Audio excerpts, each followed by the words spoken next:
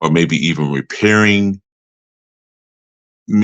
possibly some of the dysfunction in relationships that you may already have, not just intimate relationships, but relationships, period. You know, um, so it will be really important for you to tune in, all right, to what's being said.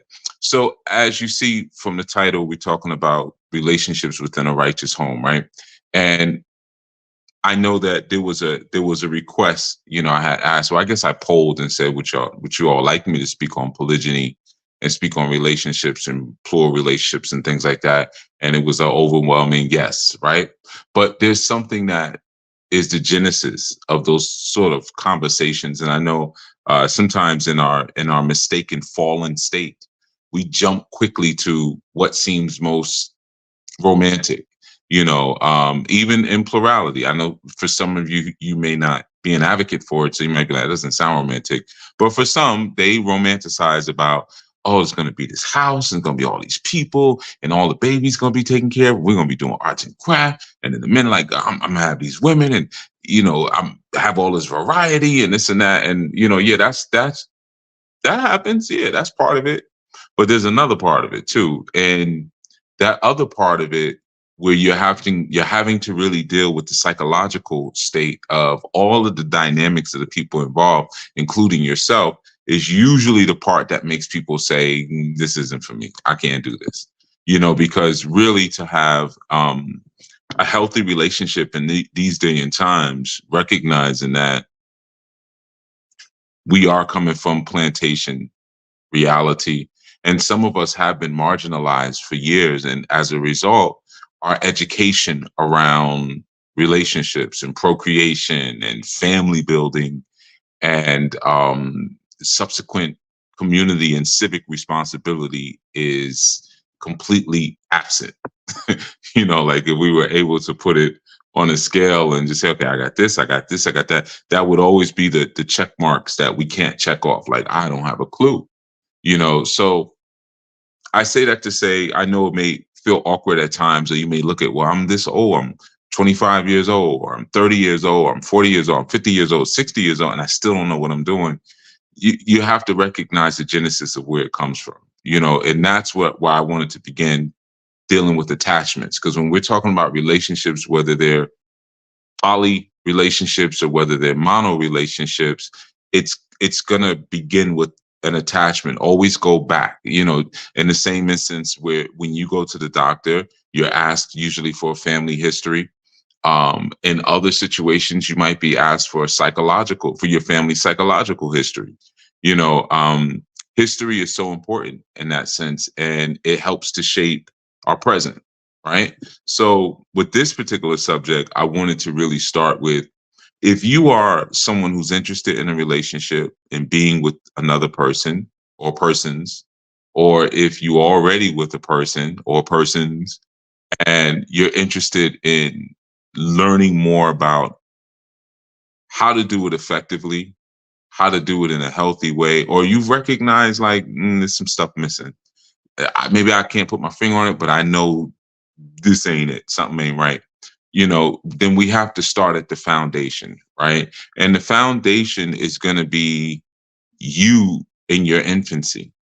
It's going to be your partner in your infancy. And I know that's difficult sometimes because we meet people and sometimes they present so well and we don't know the questions to ask. So we don't ask them, you know, we don't know how to get, like we just see them and we don't know how they got to where they're at.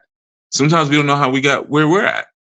Sometimes we don't take personal inventory or take a historical inventory of like, this happened, that happened, that happened. And that's why I'm so good at this. Or that's why I still struggle with this, right?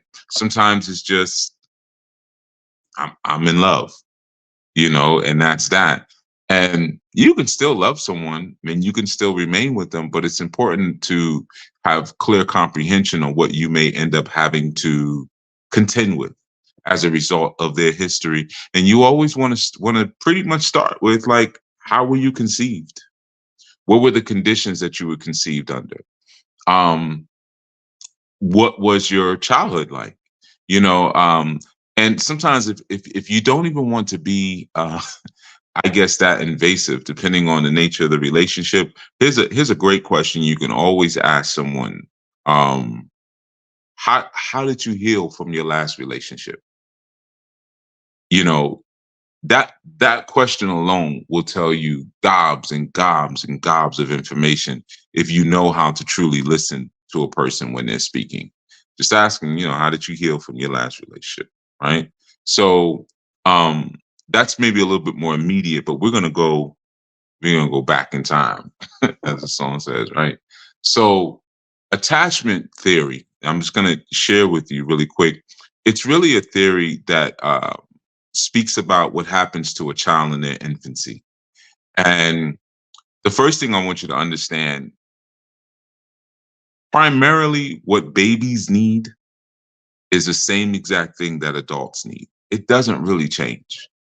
You know, it only changes in the way it looks, maybe the volume of that need or the frequency of that need. But I promise you, what adults need is the same thing that babies need, and what babies need is the same thing that adults need.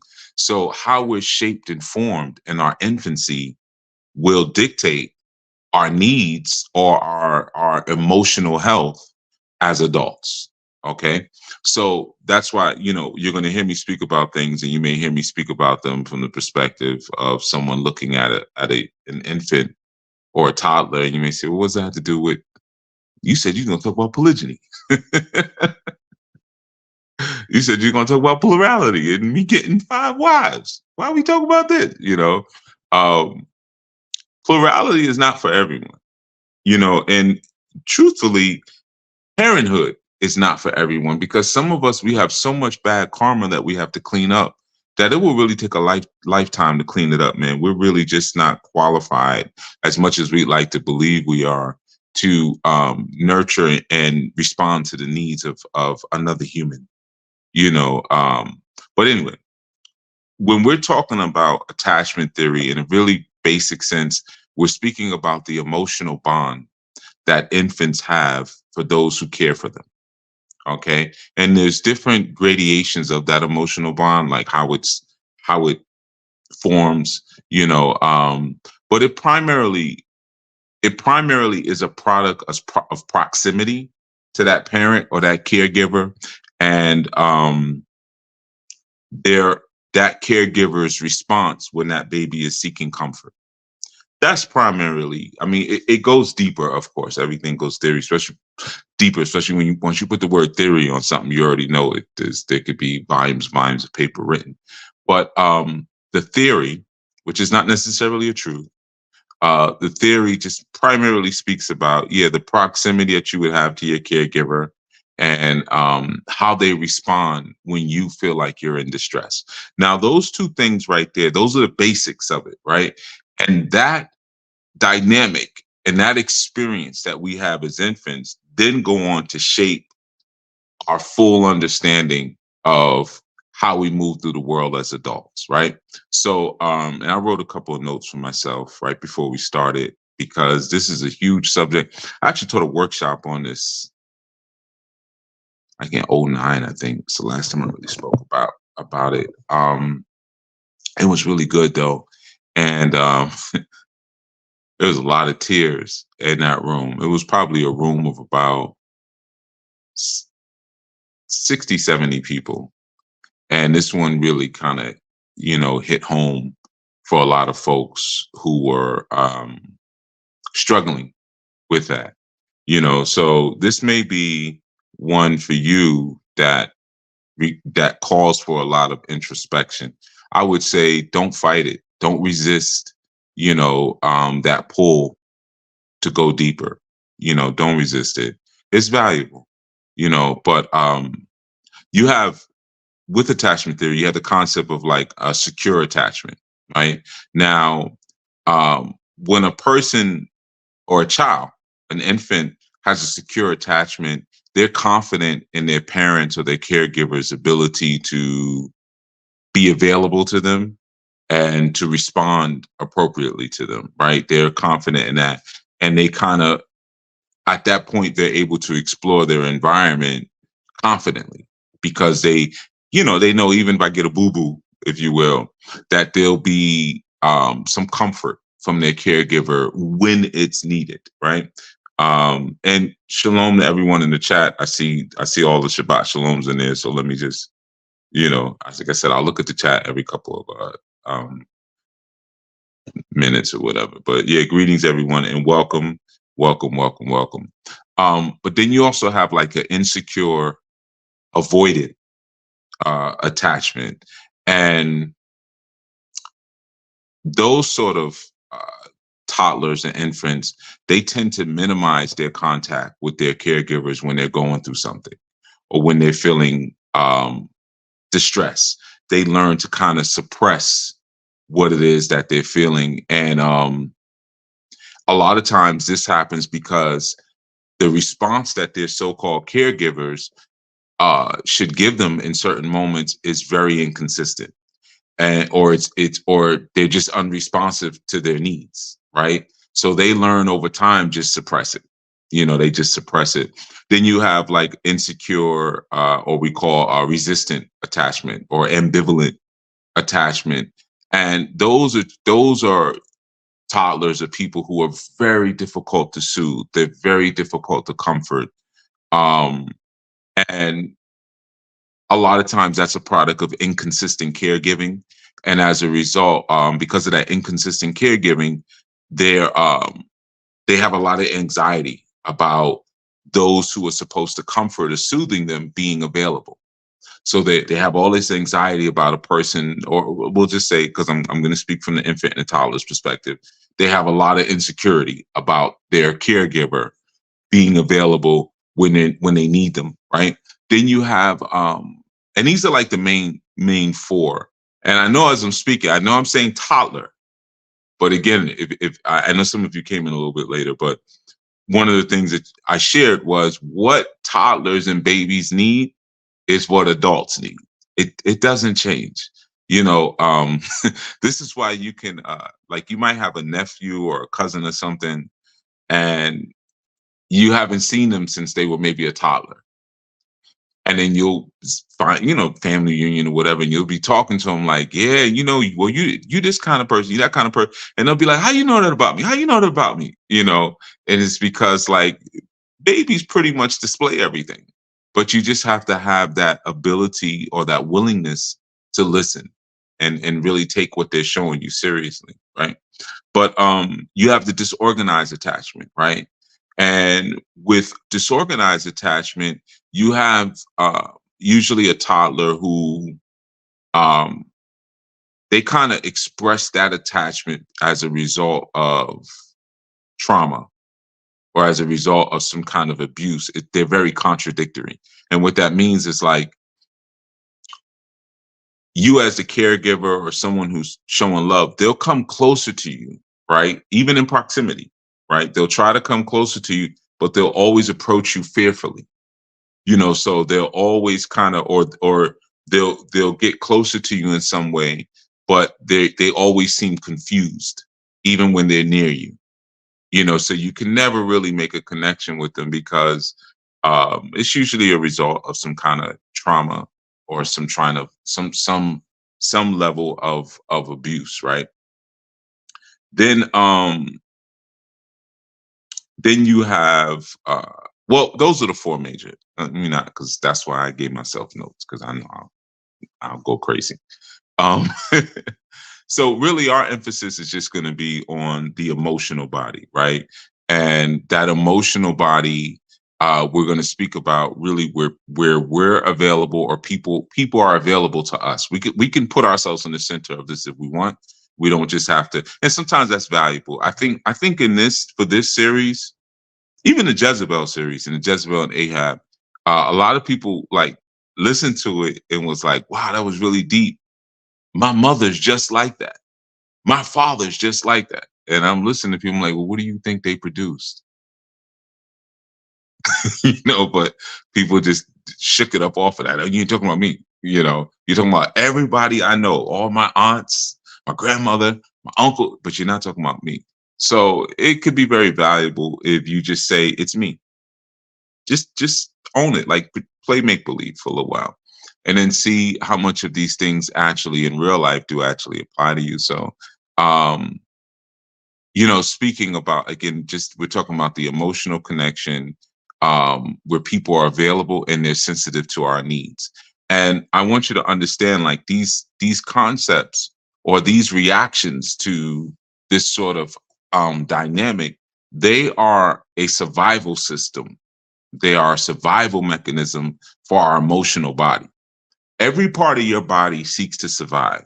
Your energetic body wants to survive. Your emotional body wants to survive. Your physical body wants to survive. Your mental body wants to survive. Your etheric body wants to survive. They all want to live.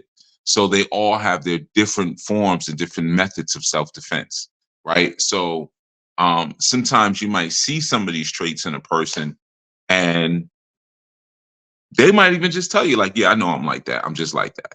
And you might not realize that, no, they're like that because their emotional body is seeking for survival. And these are the things that the emotional body did to survive.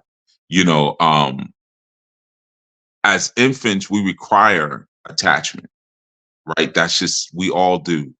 And um, when there are people who are available and sensitive to our needs, that experience helps us to grow up as to be healthy adults. When people are not available and not sensitive to our needs, then we grow to be dysfunctional or unhealthy adults. Right? It's very simple. Um, Now, if we need someone to always be available and someone to always be sensitive to our needs, or just available for us, or to always be a response, we have an issue. Okay, so it may seem like, and I know we hear it in a lot of the romanticized music. That's how I always be here for you. Even in, I guess, in cards that we send people, I'm here for you anytime you need me, 24/7. 365 days a year. I'm here. And that's just not. No one can do that. That's not realistic. That's why we create these ideas of a sky god, and the sky god is always here and always listening. Because mommy wasn't always here and listening. I was getting bullied on the school bus and no one was helping me. I was scared having to go down to the basement to flip the breaker. No one was here for me. Oh, well, yeah, though I walk the valley of shadow of death. You all okay? Well, God's always with me. All right, feel better. Right? Deeper conversation another time. Um, so if someone needs to be there all the time, if we always need someone available to be responsive and sensitive to our needs, that's a sign of a problem as adults, right? Even as children. Um, a healthy person just needs someone to be there enough, just enough. You don't need much, just enough.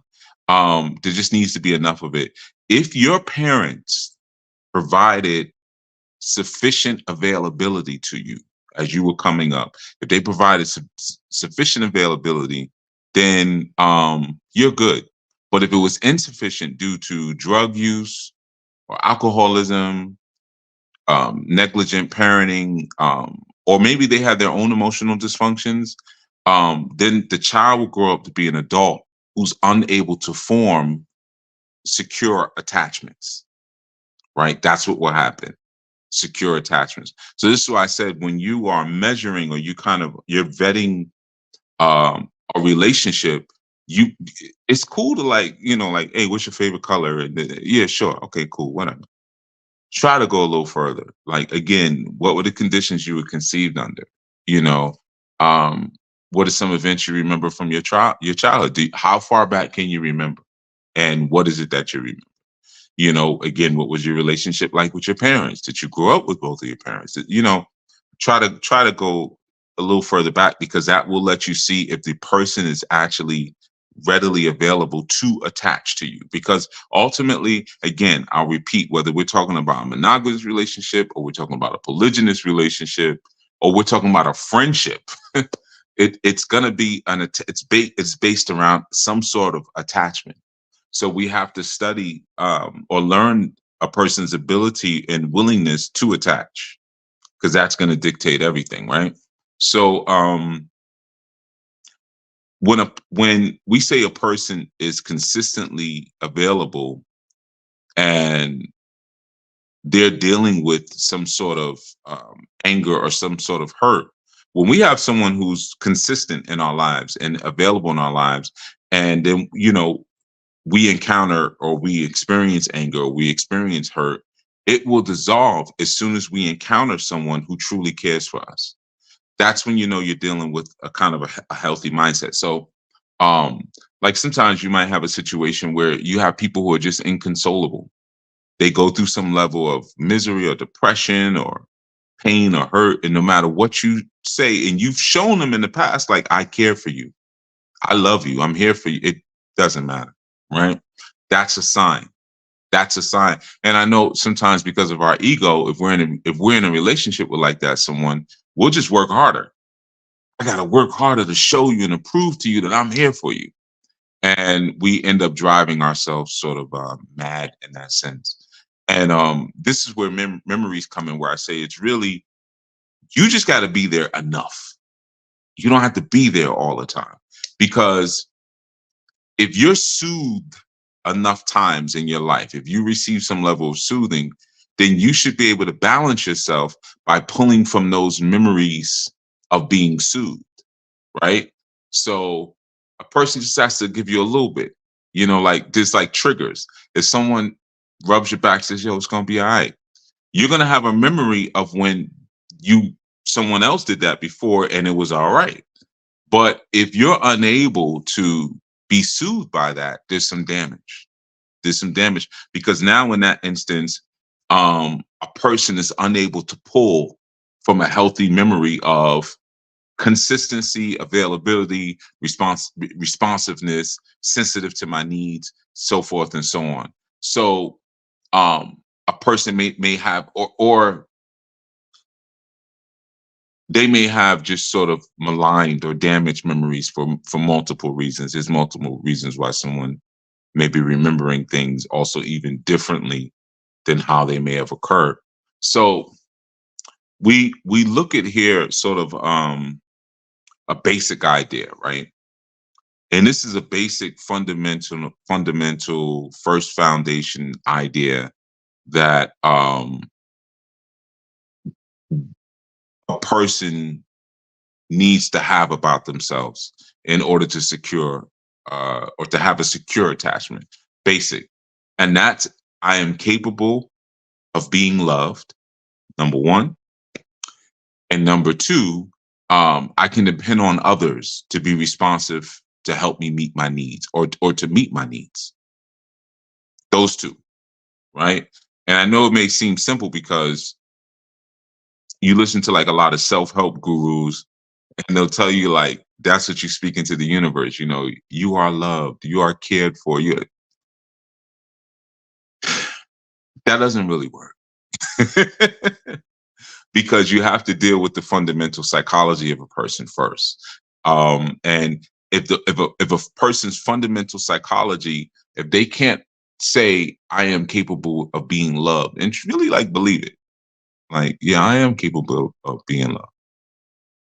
If they don't truly have that, if they can't really own that, everything falls apart after that, right? Um, they might hate themselves, so therefore they're going to be very hateful towards other people, right? But I'm capable of being loved, and I can depend on others. If those basic ideas that a person has about themselves are positive, then that will transcend into their intimate relationships and just even their friendly relationships, right? Um, Now, when you don't have that, then what you'll end up doing is securing dysfunctional attachments. So you notice this whole time that I'm speaking, I'm not saying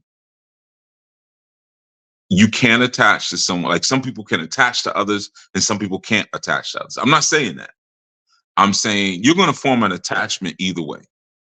Now, that attachment can either be a healthy one or it can be a dysfunctional one. Or in this case, we're going to say it can be a secure attachment or an insecure attachment, right? So when our attachment system, just look at things in terms of a system.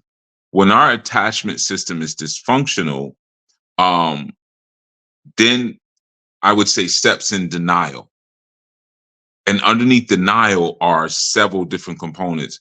And we use that as a form of self protection. We use our denial to protect ourselves, to protect that emotional body. So once denial steps in, then anger comes in. Once anger comes in, then avoidance comes in. Once avoidance comes in, then anxiety comes in. And then after anxiety comes in, then we try to gain control of ourselves, and we also try to control other people as a result, right? Um, so these are like the I don't know.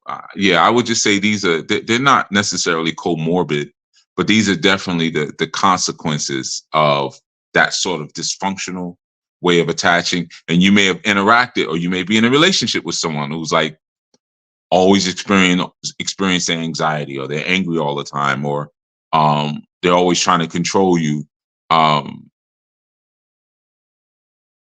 or they're avoidant. You can't have a talk with them about anything. Anytime you try to have a talk about the relationship or what's going on with them, they just kind of zone out on you, or they just start speaking in circles, which is often also a Jezebel trait too. That over talking, and not really making sense. And you're like, what the heck are you talking about? They're doing that on purpose. But this is something different, right? Um, our attachment is our emotional connection to someone who is available and who is responsive, right? So you have to look at what is the opposite of that. When we have a healthy attachment, someone is responsive to our and sensitive to our needs, and they're available. So what would be the opposite of that? The opposite, or the transverse of that, would be anxiety and avoidance, right? So availability and responsibility versus um, anxiety and avoidance. Okay. So if you have that within your relationship, you have the opposite of a healthy attachment, or you may be that person. Again, like I said, one of the valuable things to do is to put yourself at the center. Now, once you have anxiety, once you have avoidance, thought goes out the window. There's no rational thought. There's no logic. There's none of that, because the moment you are working from anxiety, you're reacting and you're not responding. Now, remember, we react with our emotions, we respond with our thoughts. Okay, so anxiety is a non responsive trait. Okay, so someone may feel, and just to understand, we all feel levels of anxiety. Like, that's just, being inside of these flesh human bodies of mud and clay. We're all going to feel some levels of anxiety, but a healthy person is going to feel low levels of anxiety, right? So when we have a secure attachment, that anxiety is low. And when we have worries or concerns or whatever, we seek out our partners, we seek out our consorts, we seek out our mates, and we talk about it. And then afterwards we feel better and we feel more secure. The issue is solved. That's a person who has a healthy, secure attachment to themselves, to the spirit, and to another person, right? So when you have a healthy, secure attachment, you'll seek out help. I mean, heck, you might be listening to this, you might be like, yo, I saw this title, like, I want to learn about that. You're seeking out, and you're trying to grow and learn. And once you receive the information, you calm down, right? The worry and everything dissolves. Now, I know um, the majority of what a lot of us, or what a lot of us experience, is not that, right? In terms of sometimes our unhealthy relationships, you could talk and talk and talk and talk till your tongue falls out of your mouth, and the person is like, yeah, but still though, but like, but yeah, I don't know, right? So now we're dealing with another area. When you have someone who is low, they have low anxiety, which is good, but they have high avoidance. That's another sort of dynamic. That sort of person becomes very dismissive, and they become very detached. So they now develop what you can call a counter dependence, and that counter dependence is like they don't have a desire to really build a real relationship, because they're damaged, you know, and that person, if it's you, you'll find yourself, you disconnect from your emotions very quickly, and you just won't deal with it. You won't seek out your partner or your consort or your mate to have a conversation with, or to seek them out for help. For help. And you're fine with that.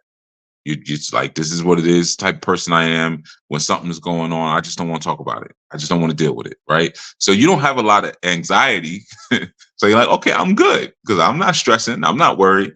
But at the same time, you have a lot of avoidance. You have a lot of avoidance. You're constantly evading the issue that needs to be addressed. And then you have people who a lot of times they have a lot of anxiety. They have a bunch of anxiety, and they don't avoid, so they're big time anxiety, low on avoidance. And those sort of people, they'll seek out help to help them with that. But what it is, that's the person who's always worried about the relationship. They're just always focused on, like, is this going to work? Is this going to work? And as a result, they can't love. They don't have the ability to love. They don't have the ability to trust. And they have no respect for their consort. They have no respect for their mate, consort, mate, same thing, but they have no respect for the person that they're with. And what happens is that their level of high anxiety, it comes off as in being very domineering, being very angry. They're like usually very critical as well. And they could be critical of you. They could be critical of other people, sometimes very critical of themselves, but there's no like self repair or anything like that, because they have all of this anxiety, but they don't avoid, right? So you have to be low anxiety, excuse me. And uh, you have to be low anxiety, I'll say. And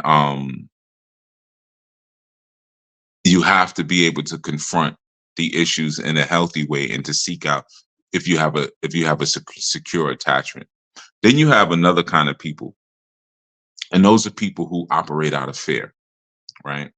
And the folks who operate out of fear, they tend to be high in anxiety, and they tend to be high in avoidance. So they're like the double whammy, if you will. And that's the person that's like uh the duck, right? The duck appears like it's smoothly going across the surface of the water, but underneath it's paddling frantically. Okay. That's a person like that who's operating out of fear, because their biggest fear and what they're most afraid of is their own vulnerability. They hate their vulnerability. That's a person that when they slip up and start opening up and speaking about their feelings or their concerns, they start crying. Or the next day after they spoke to you, and I mean, those are tears not of like, this is just an emotional thing, but they're actually angry with themselves for even being vulnerable. That's the person that after they're vulnerable with you, the next day it's just kind of awkward. It's kind of weird. You'll find that even with a person like that, after you have intercourse with them, you can feel the difference. Like, not that we're closer, not that we're cooler, not that like, okay, cool, we got that out the way. Not that, but it's more so like you can feel they start pulling away, they start distancing, because they were vulnerable in that moment. And they pretty much see being hurt as an inevitability. Like, I'm gonna get hurt. They see rejection as inevitable. So they really walk around with a spirit of rejection, right? I'm gonna get hurt. I'm gonna get rejected, and this is because they in their mindset, they don't think that they deserve to be treated well. That's how they move into the world. Like, I don't deserve to be treated well. I don't deserve to be treated right. So let me tell you how this is gonna go. right? This is the internal dialogue in their head. But the thing is that's interesting about this sort of person is that they desperately want a relationship. They want a relationship badly. Um, but they won't take the risk to truly dive into what a relationship should be because they have a fear of rejection, they have a fear of criticism, and they have a fear of looking bad, right? So now this creates like a spiral. There's a spiraling where if you're with a person like that, or if you're a person like that, there's a spiraling forward where you start to disagree more and the intensity of your disagreements begins to increase, right? Or you might spiral back, right? But the spiral back looks like more disconnection. You start to disconnect more. So what happens is it creates like it's either going to go forward towards some intense disagreements or it's going to go backwards towards disconnection. Um, and it never gets resolved. We're either going to disconnect or we're going to argue, right? So when you're looking at a poly situation or you're looking at an amorous situation, like I said, because I know again, I spoke about you want to talk about poly, you want to talk about you have to start here with the psychology of attachments and people first. And I know it's not I know it's not as fun as sexy if I all right, well, let's talk about where everybody sleeps. Let's talk about the schedule. And that's why most of the time these relationships don't work. I mean, there was a report that just came out that shared that lesbian relationships have now outpaced heterosexual relationships for divorce. The lesbian rate of divorce is now at 72%. And the things that women are citing are abuse, um, financial control, domineering, anger. These are the things that are coming up. So, 72% of them are getting divorced as they're getting married, right? Um, so, and obviously, this is not a segment for lesbians, but if you're a person who has an academic sort of mind, or you have an eye, you know how to look at things. You heard something just now, and that's two women. That should be easy. You're just like each other. So sometimes there's fundamental things that we just refuse to fix. So we run. I'm gonna go over here. I'm gonna go over there. And if the fundamentals are not dealt with and repaired, nobody's gonna want to deal with you. No one. You can blame it on men. These men, or these women, these women. All right, well, you tried that other thing, and they said that your own said the same thing about you, right? So you have to deal with the insecurities first. You have to again go back to how was this person raised? Person tell you, hey man, both my parents are drug addicts. Okay. Does that mean their parents are bad people? No. Does that mean that they're a bad person? No. But it means that you got to keep an eye out for some things because there may have been moments that they reached out for their parents for soothing and for comfort and it didn't happen. So now when you're feeling this resistance with this person, like let's say if you're a man and this is a woman and she won't open up to you or she won't be vulnerable with you, and you're looking at it, maybe because your own emotional dysfunction, you might be looking at it like, oh man, you're like this with me or whatever, and you're not realizing like, no, this person is damaged. They have damage because of their upbringing, and it started in infancy. Um, our insecurities are rough to get past. They're rough to get past in terms of really addressing them effectively. And yeah, I just saw the word ace in the group. Yeah. Um, yeah, those adolescent childhood experience, that's what ACE stands for. ACE is like it talks about the traumatic events that happen to children and how that may shape how they may perceive themselves as adults or perceive other people as adults, right? But again, like I said from the beginning, remember what babies need are what adults need. So if you speak to someone and they're like, yeah, I was raised by my grandmother, right? That's a common one. And then you ask, we usually don't ask, like, why? You're not supposed to be raised by your grandmother. You're supposed to be raised by your parents. So why was your grandmother raising you, right? And oh, because my mother was this. Okay, but you had a father, right? Where was your father? Oh, I don't know my father. I don't know. So it was just my mother, and my mother, she did the, huh. So then my mind goes to, this is when I'm vetting someone. So your mother chose someone who was not a good mate. Then your mother, whatever, man, she locked up, strung out, whatever. We could. There's a myriad of things it could be. Then I go to this. How did your grandmother raise your mother? Where's your grandfather? Oh, granddaddy. I'm seeing a pattern here. So how are you and I going to turn out? How's this going to go with you and I?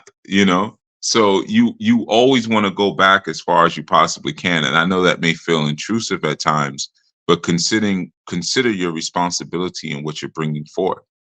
Um, in terms of your responsibility to children, you know, um, sometimes there's so much lust or there's so much love for things that are temporal that we lose what we're supposed to be focused on. 1 John 2:15, it speaks about, um, if you love the world, then the love of the Most High is not in you, right? So if you're so stuck on, well, she looks like this or he looks like this, or girl, he drives a Jeep, you know, or her BBL is popping, like if you're stuck on those sort of things, then the love of the Most High is not in you, and that's the thing that's going to change you to the point where you feel that attachment, like you start to repair that attachment or that dysfunctional attachment that you have within you, or you start to really deal with the insecurities, where sometimes your insecurities are based on relying on possessions. You have people who grew up in extreme poverty, and as a result, they're unable to form healthy connections with people. Right? They'll attach. They will marry you, and you'll be married. You'll have children and everything, but they'll never really open up to you. They'll never really be vulnerable to you. You are just another thing that they wanted to get. But it was never really about forming a healthy relationship with you, because they never really looked at, defined, or dealt with the damage that their parents did to them. It's just that simple. So before you start trying to build what's BBL, Jason asked what's BBL. He's such a good guy. he's he's Canadian. They got those in Canada. uh, BBL is a Brazilian butt lift. It's when women get those fake behinds filled with cement and glue and pencils and rule. They just stuff anything they can stuff in there to make their shape look like what they think other women will be jealous of. Okay, so yeah, this idea of the anxiety, even Matthew 6:31 through 6:31 through 34 tells you not to be anxious for tomorrow. Give no thought to what you will wear, give no thoughts to what you will eat, right? Learning how to live in the moment, to be in the moment. Anxiety is a killer. Now, you just heard some of the things I spoke about, what anxiety expresses itself as within a relationship. And I would like, for those of you who are in the chat, I know y'all talking about the BBL thing now. Okay. That's why I wasn't going to define it. I shouldn't even have read the comment. I knew I was going to get off on that. Um, I'm curious as to if any of you either identify yourself as one of those sort of types or if you've sort of been with someone like that. I'm not going to ask you if you are with someone in that way, because I don't want, to cause any problems in your home, but, or in your relationship. But like, do you consider yourself to be low anxiety where, you do have the ability to form secure attachments, and when there's an issue, you do look to your consort and say, hey, this is what I'm going through. They speak to you and you're able to just dissolve it and bring it down. Or do you consider yourself to be, or someone low anxiety but high avoidance, excuse me, where you don't look for help, you don't really form deep rooted relationships because your own damage and because your disconnection from your emotions? Or do you consider yourself to be high anxiety with low avoidance, where you have trouble trusting people or respecting people or loving people? Or have you experienced someone like that? So whether it's you or it's someone else that you've been with, or are you or someone operating out of fear, where there's a whole lot of anxiety and there's a whole lot of avoidance as a kind of this thought, this nihilistic thought in your head, where it's like, I'm gonna be hurt, I'm gonna be rejected. um I want a relationship, I really do, but I'm so afraid of looking bad, or afraid of receiving criticism. This is a big one because of multiple reasons. So I'm just looking at people. I'm looking at chat and see if either you've been with someone like that or you consider yourself to be someone like that. And of course, obviously, with the exception of the first one, where you're low anxiety, and able to secure healthy relationships, the other three, you can't form secure and healthy attachments. You know, so like, I know Safta, I just saw Hava said you're low anxiety. Low anxiety. Okay, I must admit I do operate from fear most of the time. Now, I hope y'all understand that you can be low anxiety and high avoidance. So just because you're low anxiety doesn't mean that you can form secure attachments. Okay, so we're saying low on anxiety and you are open and honest with your partner, your consort, when you have an issue, and you can speak, it could be spoken to, and the issue goes away. Not so you've been with a partner, you have an issue, and you've had this issue for 5 years or 10 years or 20 years, 30 years, you go wherever you want to go. Because for some reason it just seems like it can't be spoken or soothed or consoled out of you. It's like the baby who can't be consoled, right? So I just want to make that distinction. You may say I'm low anxiety, but are you low in anxiety but high avoidance, where you just don't deal with your emotions? You know, Zach says I would say everybody's low anxiety. And anybody said about no medium of avoidance, Zach? um okay, Menelec. No, I'll read it. I'll scroll up. You posted it above. I'll read it. Um well, you posted the scripture. I don't think you posted answer to the question. Maybe I got that wrong. So Steph Love says she operates out of fear most of the time. So that would be, kind of someone maybe who tries to look, placid on the surface, tries to look like they got it, everything is cool, whatever, leave me alone, get away, but inside, underneath, there's a lot of hurt and a lot of damage, because they just don't feel like um they can be treated well, or they may not look at themselves in a healthy sort of way. Um, I think I'm the duck, Yafe says. Okay. South Hava says I can develop secure relationships at this time. Okay. House of Yuya says I consider myself high anxiety but low on avoidance. Abba Harut says, "Me, see Zach, what you did? Nobody said there's a medium avoidance. That's Zach messing around, starting trends where we don't want the trend." Okay, Menelec says, okay, Yafe says high anxiety and high avoidance. Hmm. Menelec says, excuse me, I've suffered. Damn. He said, well, you start where you start. Damn. I've suffered from all of these at one point or another, but the most consistent has been a seesaw of low anxiety, high avoidance, and high anxiety and low avoidance. Oof. Yeah, that can be like that could be really damaging to the emotional body. That kind of seesawing. That's tough. Also, a high degree of being critical and an equally high degree of fear of being criticized. Wow. Yeah, which is almost kind of funny as much as Menelek jokes on people. You don't want to be criticized. And he's an artist too. So, everything he does is open to critique, But like again, a lot of times there's things going on underneath the surface. Jason says I may be high anxiety. I would agree. A lot less so nowadays since I knew. Okay, I'll take that too. But yeah, Jason's definitely a bundle of nerves. Um, House of Yuya, other House of Yuya says I would say fear, high anxiety, high avoidance, but I operate out of fear. I would agree. El Karar would say I'm high anxiety and high avoidance based on I don't believe I'm liked by my partner. So I get afraid like this person ain't with me or why is she around? Let's not get too butthurt when she go.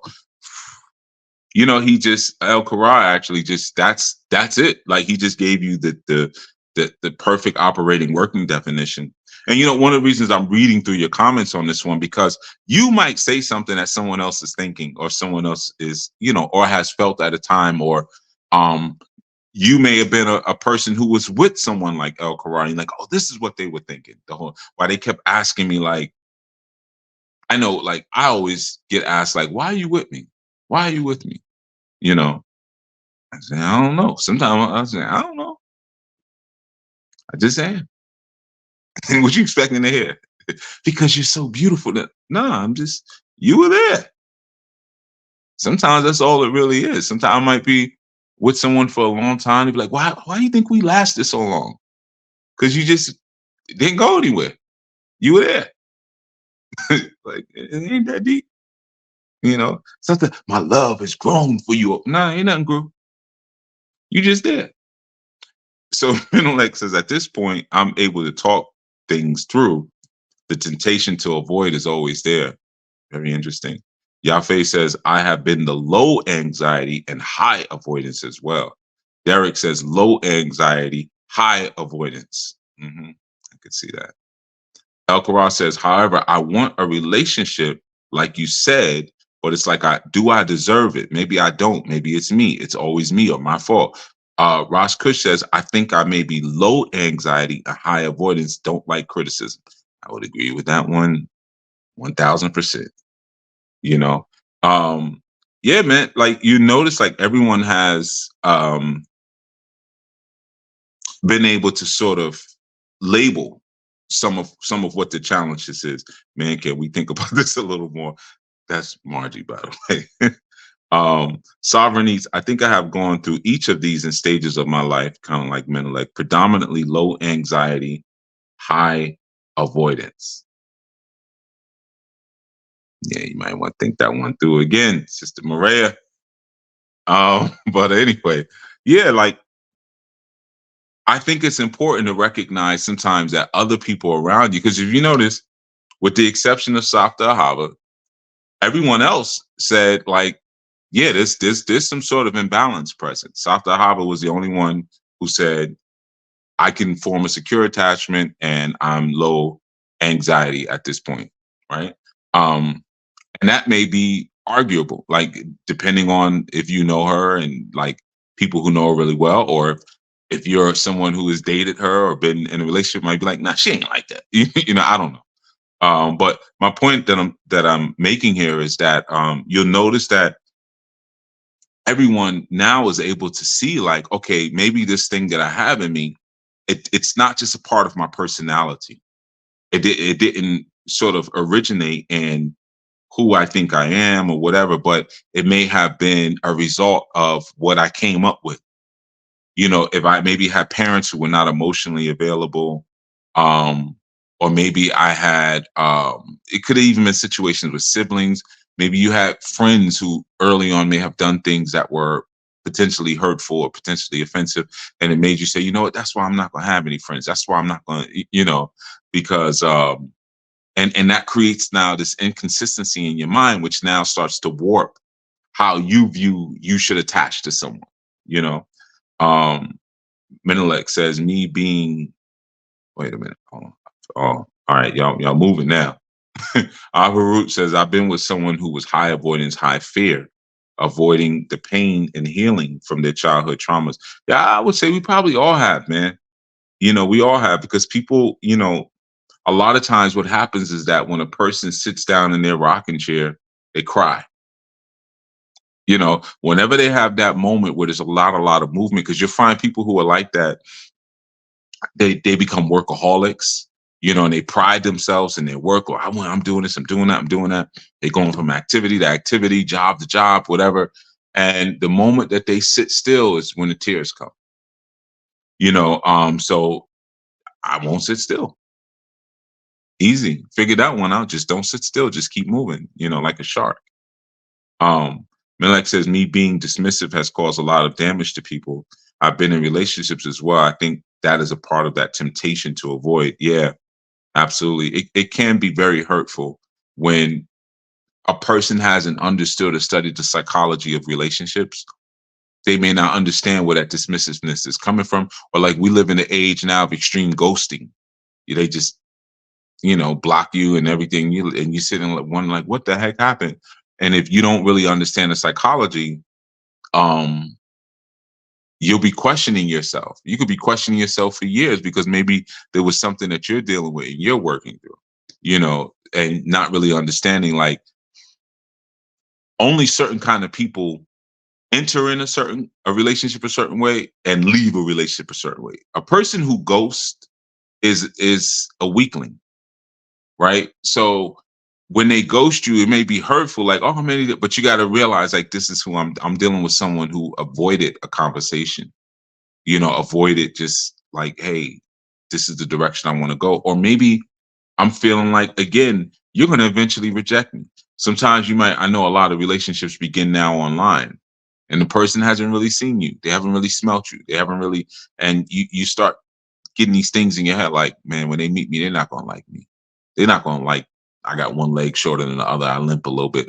They're not going to like me. So let me just ghost them now, before I feel this inevitable hurt that I know is coming, you know? Um, Zach says, I would say when it comes to relationships, I operate out of fear. I would agree. I'm thinking this person is out when it gets gangster, so I keep my distance. Yeah, sometimes they are. So after Hobbit says that's after years of getting it wrong. Um,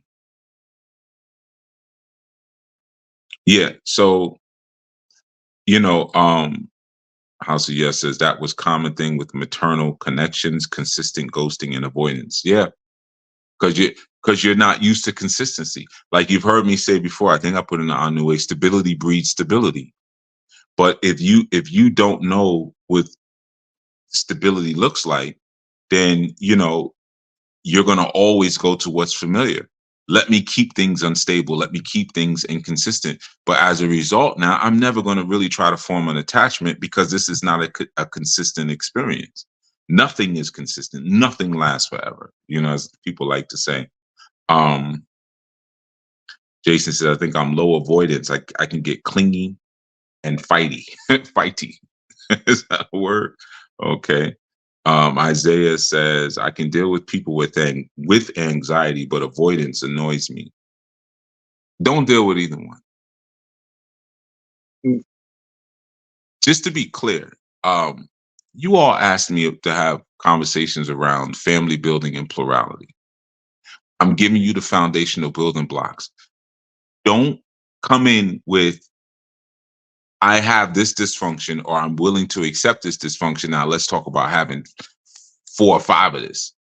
You have to deal with yourself, right? So I'm having this talk with you, not because it's interesting trivia, but so you can identify these things that may be in you and then address them. Okay. Ross Kush says, Pops worked real hard ignoring certain combos and oh, I'm sorry, the chat moved around. And situations, I think I got that from him. Sometimes it's that. Sometimes it's the workaholic piece. Um, Milek says, I've been ghosted and blocked without explanation before I showed up on their doorstep the next day, and they told me it was because of a comment made by their guy friend. Needs to say that relationship didn't last. Right. Yeah. I guess because we're in the age of ghosting now, like I don't even care. Like, that's just a headache. I can't remember the last time I've been ghosted, but I feel like I have been ghosted before.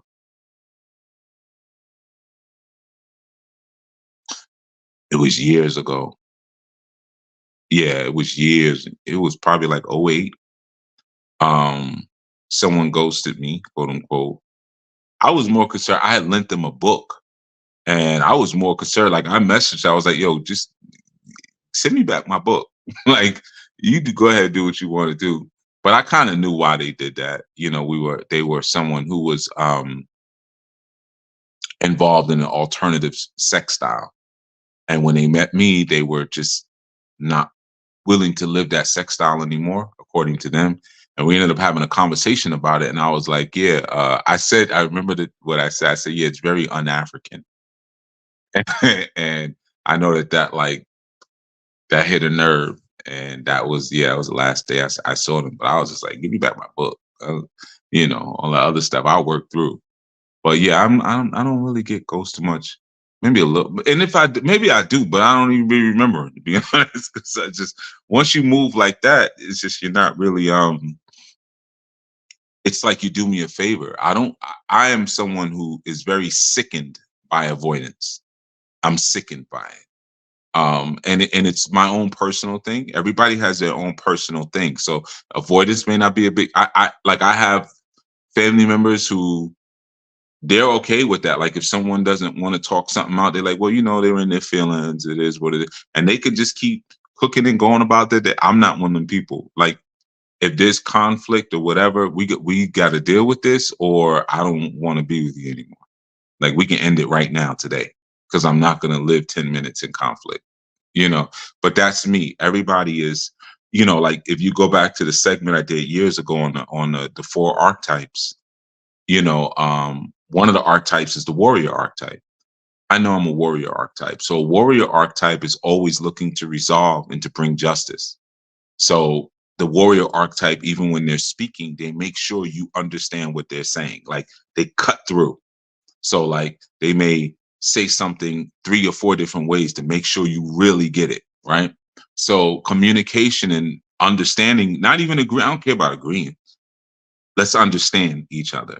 That's extremely important to me because I'm a warrior archetype, right? For someone else, it might not be that big a deal, but you have to know yourself. You have to know what may disturb you or your non-negotiables. Not communicating is a non-negotiable for me. I may keep you around even, but I'm not going to take you serious. You know. All right. So I'm gonna get ready to get out of here, but I got a couple more little comments here. Free game says, I hate that screen name so much. It says, I'm low anxiety but clingy / possessive. Mm.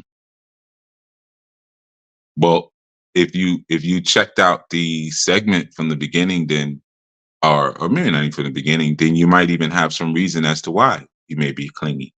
Where that came from. Millet, is funny. Give me back my Doom trilogy. Well, you know what? It actually was. I'm gonna tell you what book it was. It was Infudishi's book, Spiritual Warriors and Healers, and it had just came out, and he gave me a copy, and I was like, yeah, I was really enjoying the book, and I bought two. I feel like one he gave me and one I bought. I remember having two though. Um, and she was really trying to like coming to understand. And, part of that's what happens when you do that missionary dating. Part of it was too was like 'cause she was so beautiful. My God. So part of it is like it's that lust where it's like you're you're wanting a certain thing so bad you start to lose your reason. So it was like a thing like, well, here, you could read this book. Like, she really wanted to get to awaken her mind and get out of this lifestyle, which was a result of her being great, as they say on social media platforms, to not get flagged. I don't know what the flag is, but yeah, she had been assaulted twice actually when she was younger. So she went this other way, like, oh, this is where the power is, so I'll be this thing. And then when she met me, it was like, yeah, for me, I'm an actual man, you know. Um, so yeah, so that's that missionary dating where it's like you're interacting with someone intimately, but at the same time, you're trying to raise them to consciousness to a level where they're worthy of being dated. They're not even there yet. So you start to do stupid sort of things. And my stupid thing was I lent a book because I don't lend books out, and I lent her my book, and I got my lesson like immediately. It's like, all right, never again. But yeah, with spiritual warriors and healers. Um, all right, man. So I see y'all, y'all woo banging in the comments. Um, yeah, man. So that's basically what I wanted to cover. We're gonna start there. Like I said, this is a are there any exercises to help combat these issues? Yes, we're gonna get into that in our next segment. The first thing is to be able to name it, call it out, and see that it's an issue. That's where you start. We're going to get into that though, but I want to take it little piece at a time because y'all don't apply enough from what I be teaching. And I know a lot of times the way that works, you will when I die. When I die, I'll be an inspiration to everybody. But when you're alive, people don't listen to you. So sometimes you got to give a little bit. Like, it's almost like, because we live in this meme culture.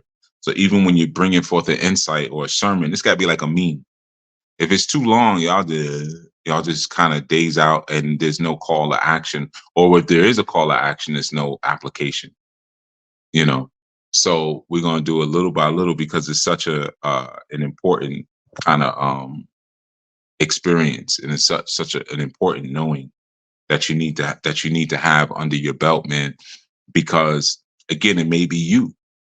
You may be the type, because I know a lot of guys like that, man, where no matter how good the woman is, it's F these blank. You put whatever you want in the blank.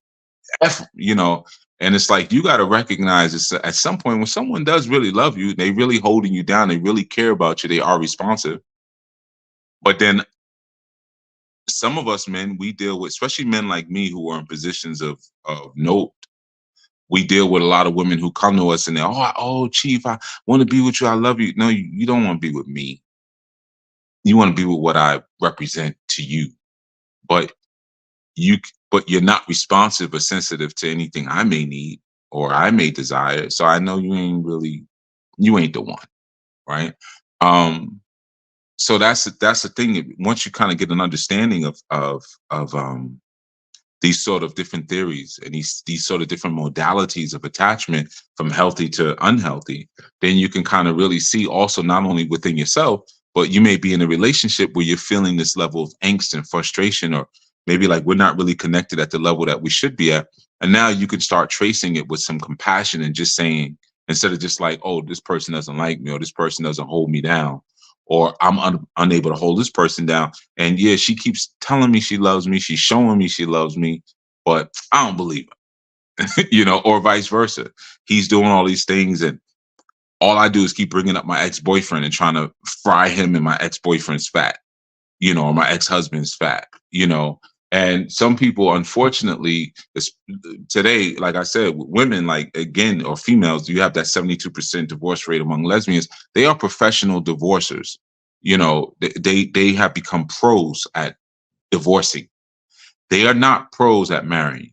They are not pros at attachment. They are not pros at connection, but they are pros at just jumping, on that carousel of staffs, jumping from this staff to that staff to that staff. You got females who say things like this: I want a husband, but until my husband comes along, I'm gonna play with this one, right? It's just a physical thing. And that's an example of that sort of sick sort of mentality. So I'm supposed to come along, I'm good husband material, and you're currently getting your back blown out, by Roscoe, and I'm supposed to want you, you know. Um, so what happens is, and that usually happens at a certain time period. I don't want to make the segment about that, but yeah, they get a certain age, mid-30s now, so they give their lives to Jesus and they want a good man, they want a good husband after that package has been opened so many times. You go into a store and you go to twist the top off that water and that little plastic doesn't break. What are you going to do? You going to drink it anyway? You already know someone messed with this. This is tainted. I can't. This is poison. This will possibly hurt me. Yeah, I'm not eating. I'm not drinking this. You, you know, or you buy an apple out of the store. You look at it on the top. It looks good. You turn it over. This bite. There's 7, 8 different bites on the bottom of the apple. This package has been opened. You know, so really being able to examine and yeah, you put it back exactly. Really being able to examine and sort of look at these things is a beginning, so we can be more accountable and more honest about where we are. Some, like I said, because of some of these anxieties and some of these inabilities to attach, we become professionals at divorce. We're constantly breaking up with people. We even feel empowered when we leave someone or we break up with someone, and not realizing it's just out of your own fear and anxiety that you bounce around like that. Or when things start to get good or things get real, I think kind of like what Zach said, when things get gangster, you're gone. The king of examples, undefeated. you know, um, and that's just a reality, man. Some people just they blow away all their value, literally, you know, but they blow away their value because they haven't addressed the psychological state of their own mindsets and of their own approach to relationships. And like I said, when living in these sort of conditions that we come up in, you do have to be a psychologist. If you want to be plural, you gotta become a psychologist. You might hear the things I'm talking about, and be like, man, that's deep. You gotta get into all that. And I've had a guy tell me that, someone who was older than me, who I kind of looked at as an older brother. And I remember him telling me years ago, he was like, yo, you just need to relax, man. Just go with the vibe. And I'm looking at him like, yo, you've been saying you want polygyny like 15 years now. Your wife ain't going for it. Or she said okay, but she ain't really feeling it. And you ain't produced nothing yet with another woman as of yet. Meanwhile, I'm wheeling and dealing. You know what I mean? I'm passing off ones that I don't want to you. Like, yeah, this sister, I don't like the way she cooks. So, you know what I mean? Y'all might get on. You can't get one, but I'm taking it too serious, right?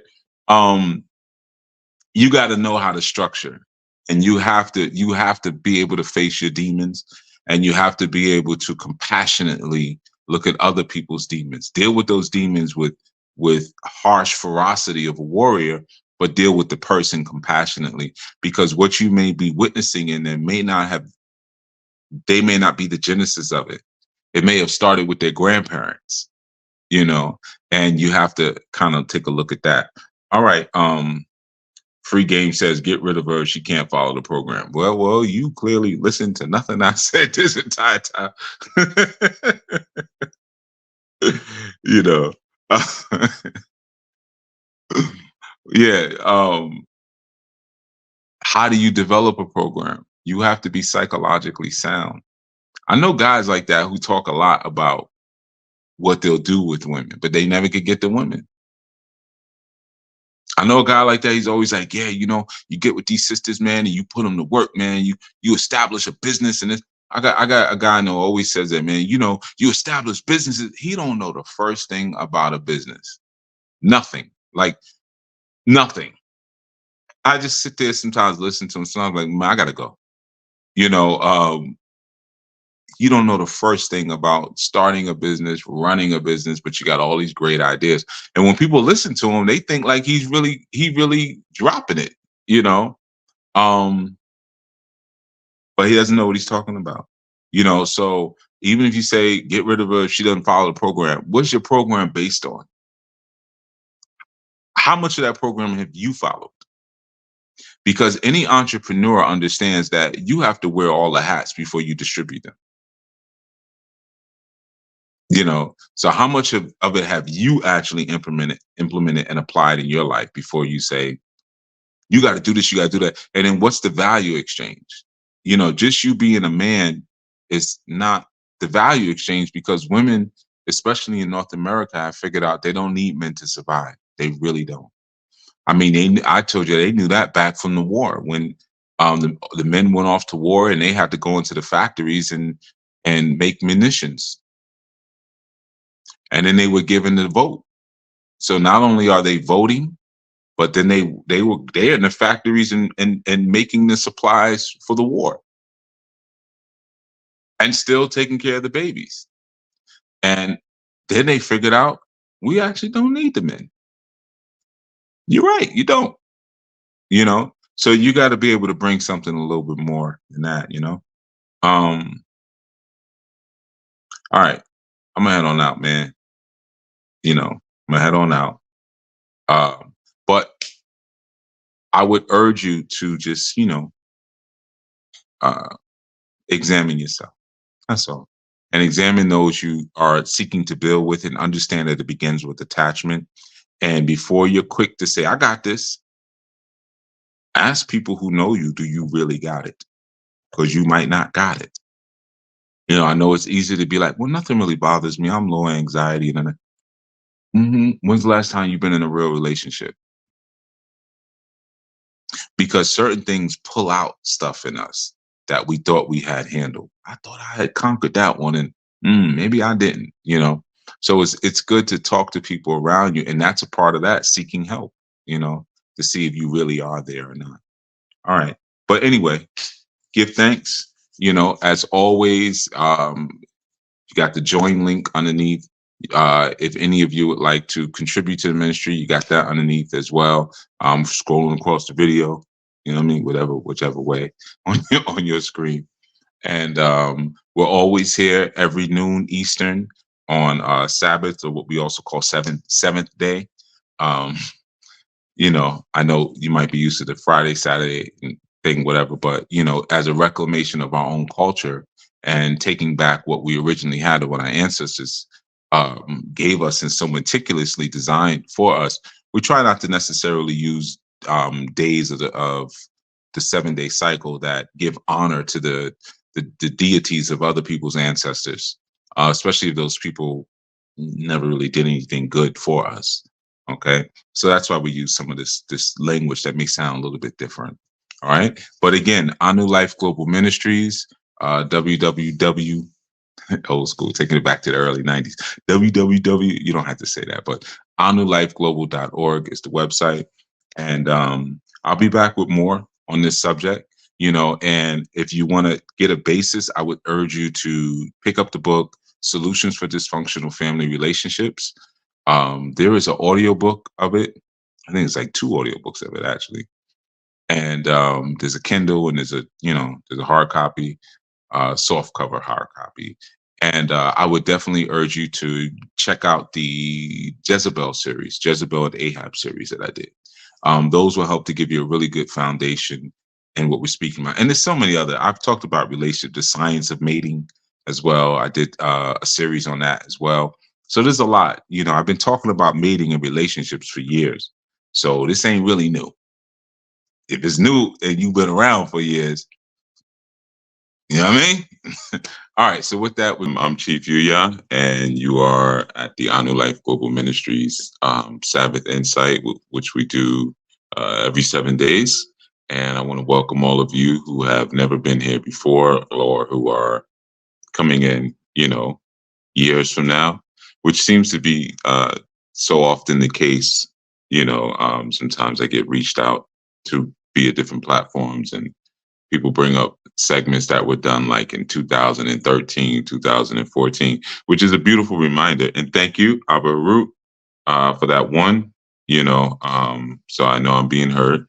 But yeah, so it's always a beautiful reminder of the long-standing consistency that we've been able to maintain. Sometimes when you get those little reminders of, how what you may have offered a decade ago is still feeding and helping folks. But anyway, so what I want to do, I want to start out with a couple of things. One, our last segment, we talked about attachments. Of course, we've been covering the science of a righteous family and building a righteous family, and I know that, like what was asked for last time is like, all right, let's get some solutions. But, before you start applying solutions, you got to know how and where you're targeting, and you have to have that properly integrated. So what I would like is if those of you who have been listening, especially in particular, I'm going to pay attention to who puts it in the chat. Those of you who call yourselves my archive, or I don't know, y'all come up with different names every year. Chat students, comment students. Okay, whatever. I'm not going to fight it anymore. Can you remember the different modalities of attachments that I spoke about in our last session? And if you do remember, please put it in the chat. All right. And I'm asking that because it's very easy to hear something and go, that makes sense, and then just jump to the next thing without really integrating it to really be able to integrate the next thing. Things happen in steps. And even in terms of what I teach various schools of learning, but it may not seem like it, but there's an order. There's a reason I start with one thing and then go to another thing. It's, you're going through different grades. It may seem like he was talking about some Greek stuff the other day. Then he was quoting the Bible after that. Then he was talking about this and he was talking about, it may feel like to you that I'm ping-ponging, but it may be somewhat of a ping-pong, but there's a ping-pong progression, even if it is that. All right, so good. So I should see at least 4. Good. So now Seems has got 4: secure, anxious, avoidant, fear-based. And feel free to provide some measure of explanation because it's valuable to people who may not have picked up on everything last session or who may be new, whatever. So if you want to pick one and even say secure, insecure, this is margin we are secure, insecure, avoidance, and secure and resistant, and disorganized attachment. Good. So if you want to even give a brief, like how you processed it, feel free. That'd be great. So, just like as we're talking about how we build a proper family, man, which is a science that has really been withheld from us because, oftentimes we're just looking at things through a Western perspective. We're smack dab in the middle of the Anglosphere, and we just kind of in a situation where it's just like, man, I'm not identifying with what's in front of me, but I do want some of this. It's like wanting a family, but you don't really know how to build a family, but the process that you see people doing, you don't really identify with it, but I still want it. Like you ever be in a have you ever been in a situation where you really wanted to be mated or you really wanted some companionship, but you knew that everything around you was not really suitable, but you just chose because it's like, man, there's a sexual survival that needs to happen. So, you go and you engage in something that you probably shouldn't engage in, but just to be able to say, I'm with someone or I'm not lonely or whatever. Oftentimes building family falls under the same sort of cycle of dysfunction where we're building in a way where it just doesn't identify with who we are biologically, emotionally, most importantly, ethnically or culturally. And as a result, it all fails. It all falls apart. I'm seeing some stuff in the chat. Good. Looking at the attachment styles that one have gotten from their relationships, from their parents, which have followed them in their adult years. Good. So if you remember, one of the things I said before we start talking about like mommy, daddy, baby, we have to start dealing with the individual. So the last session we did, I really focused on how we develop as individuals, and so that way we're clear on like, as individuals, what we receive from our parents, as was just mentioned in the chat, this is what we're bringing into the relationship or why we're behaving this way, behaving that way. And it might be stuff that's so deeply rooted because we got it from childhood. And again, often in this society, we don't really have language for it because a dysfunctional family is a highly profitable family for an oppressive system. You know, no different than the push towards legal marriage or like towards state marriage. Let me put it that way because that's let me fix that towards state marriage, right? State marriage ruins everything and it goes against the laws of creation. You know, so for instance, I'll give you an example, and we'll get to this later because I know y'all like one of the conversations and questions was talking about plurality and polygyny. I remember I had someone once, one of my consorts, her father, he's very disrespectful. And he said to me, he said, well, polygamy is illegal. It's illegal. I said, no, polygamy is not illegal. Polygamy, polygyny, polyamory, none of that is illegal by state law. Bigamy is illegal, right? So bigamy is when you have a legal, quote unquote, marriage or a state sanctioned marriage. You whether you go to the justice of peace or wherever, but when you register and you get a license by the state to marry, you can only do that once. If you do that more than once, that is illegal. You can go to jail for that. Polygyny, polygamy, polyamory is not illegal. There's nothing illegal about it. I mean, you have people, I could have 40 girlfriends. That's a form of polygamy, right? I could have 40 girlfriends that I'm sleeping with all of them. They all know about each other. I'm not doing anything illegal by the state, right? Illegal by my own law and culture. It would be illegal to maybe have 40 girlfriends and not 40 wives who are in my house. But we'll get into that. That gets into fornication and things like that, right? So sometimes we're coming from a perspective that just makes no sense. We don't understand it. We don't identify it, but we know we should have a certain thing. It's like, I know I should have wealth, but the way you're telling me I should get wealth, I don't identify with it, but I don't really know anything else. I don't have any other options. So in this instance, and I see a lot of stuff in the chat. Good. So it looks like, I don't know if y'all just pulling from your notes or if you got it off the top of the dome. I don't know. Either way, sometimes even just by retyping it, it'll sink in again. So even if you got it from your notes, at least you got something. All right. So yeah, so what I want to get into now, like we spoke about, okay, the parents. Now we're going to speak about going a little further in terms of like emotional socialization. I think the title of this segment is emotional intelligence. I don't know. I was either going to do gender socialization or emotional intelligence. So just look at it as like gender socialization / emotional intelligence. And I don't even remember what title it's, but anyway, so the first thing to understand with this, because when we spoke last time, we didn't really speak about gender. We just said these are the things that can happen within a family. And based on those things happening, this is the type of person that you can end up producing, you can end up creating, right? Because again, when you're following the laws of a very sick and diseased person, you're going to create disease and sick people. Even if you have the best of intentions, you're going to create that. And unfortunately, because of your socialization as a slave and as a worker, you don't question. You don't, especially if it's coming from certain people. If it's coming from someone who looks like me, yeah, you're going to question all day. You're going to say something like, show me the book you found it. Where'd you find it? Where's the book? Right? As if everything that I know could fit in a book, and if I can't point it out to you in a book, it's like, yeah, I knew you wouldn't talk about nothing. So that's a part of our cultural socialization where we've been made to be very dysfunctional and very, very insane in that sense. But I want to speak about now the gender part, because last time, like I said, when we're talking about high anxiety, high avoidance, low avoidance, fear-based, it doesn't really address gender, right? But the reality is it's the most important thing in all of this. Men and women, male and female, are different. And I know that's a very revolutionary statement in today's time. Yeah, it is what it is. We are made differently.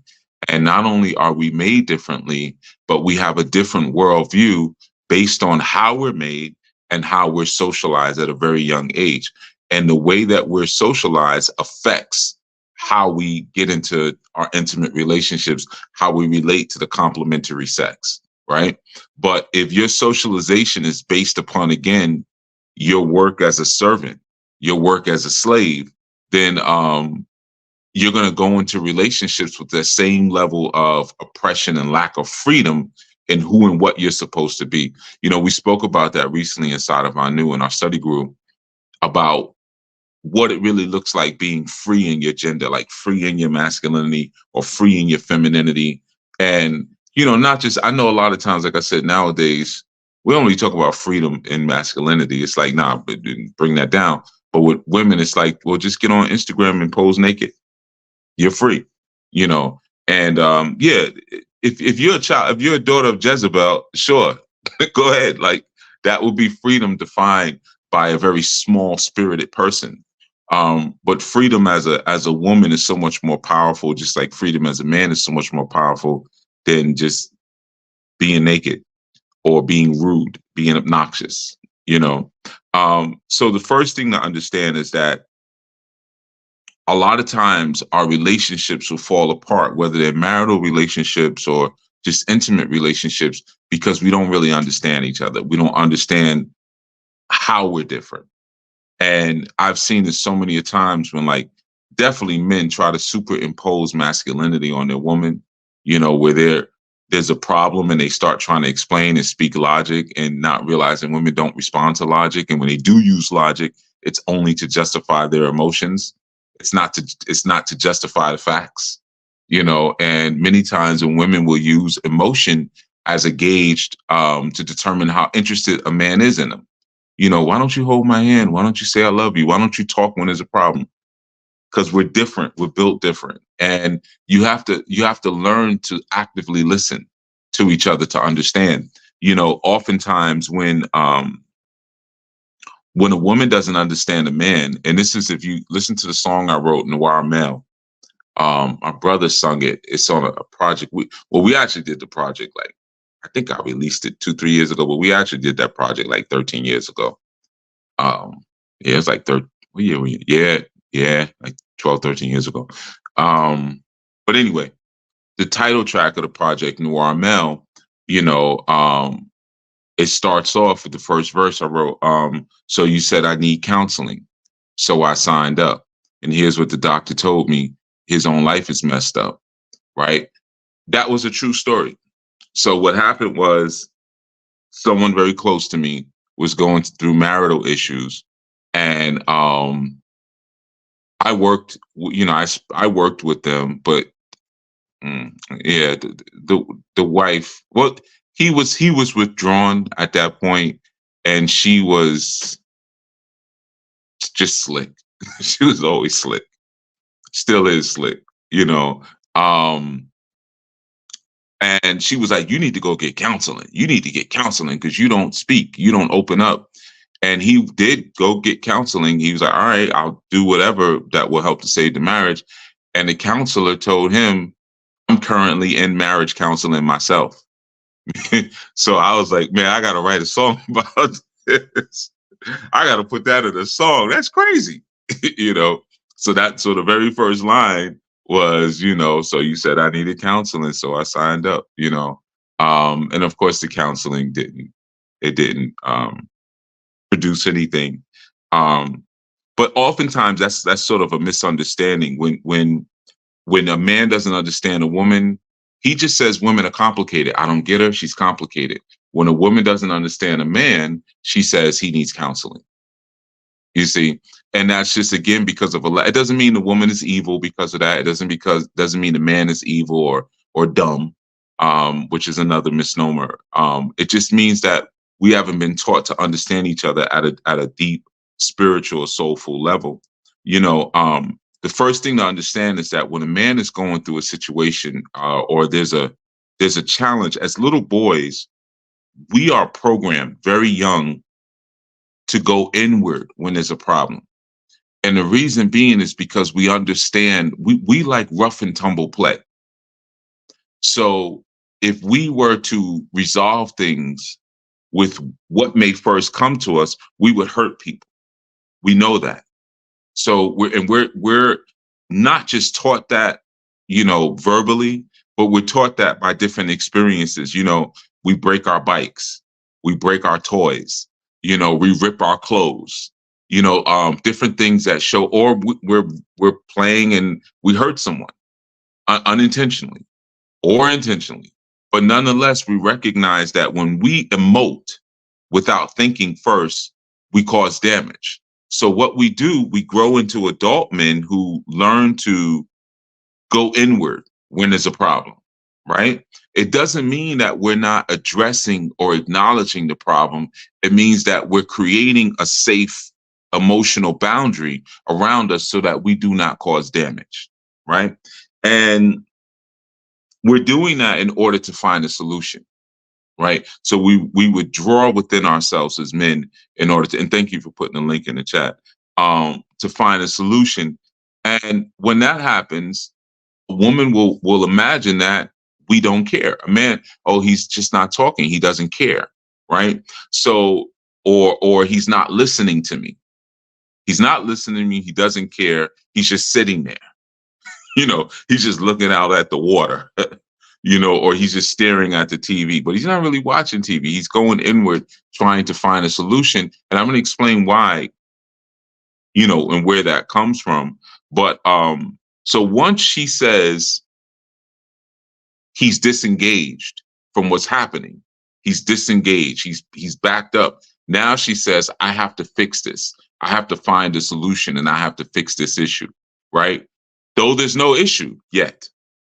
But because she hasn't been given the understanding that you're being given right now, she now looks at him as, he's disengaged. I got to fix this situation. And she doesn't understand that the way a man is wired, we're wired when we're born and we're created to make the world better. If you look in Genesis, we were created to till a garden, to cultivate a garden. The garden, the ground and everything was already there. The creator said, you go and you make what we created even better. So what's inside of a man is always to improve upon. So this is why often when a real man comes into a woman's life, he looks around at what he can fix. He gets to it, whether it's her car, if she has children already, whether it's issues with her children, issues on her job, whatever. It could be her diet, but he's wired to improve the world around him, right? So when there's a problem, a man is not going to just, whatever, unless we'll get into why sometimes that may happen. But his first instinct is I have to fix this. I have to find a solution. But I don't find a solution by immediately going outward. I find a solution by first going inward. I did a segment on that many years ago, breaking down the number 1010 and how the one is the opening of the eyes and the 0 is the closing of the eyes. When you close your eyes, you're processing through that screen that's allotted to you. And when you open them, you're then pushing a solution or a thought outward, right? So she begins to dig in to him because he's disengaged. He's not speaking. And when she does that, she actually makes the problem worse, right? Because the longer he's silent, the more she thinks that there's a wall between them. And the more she thinks there's a wall between them, then she starts to break that wall down to get him to engage.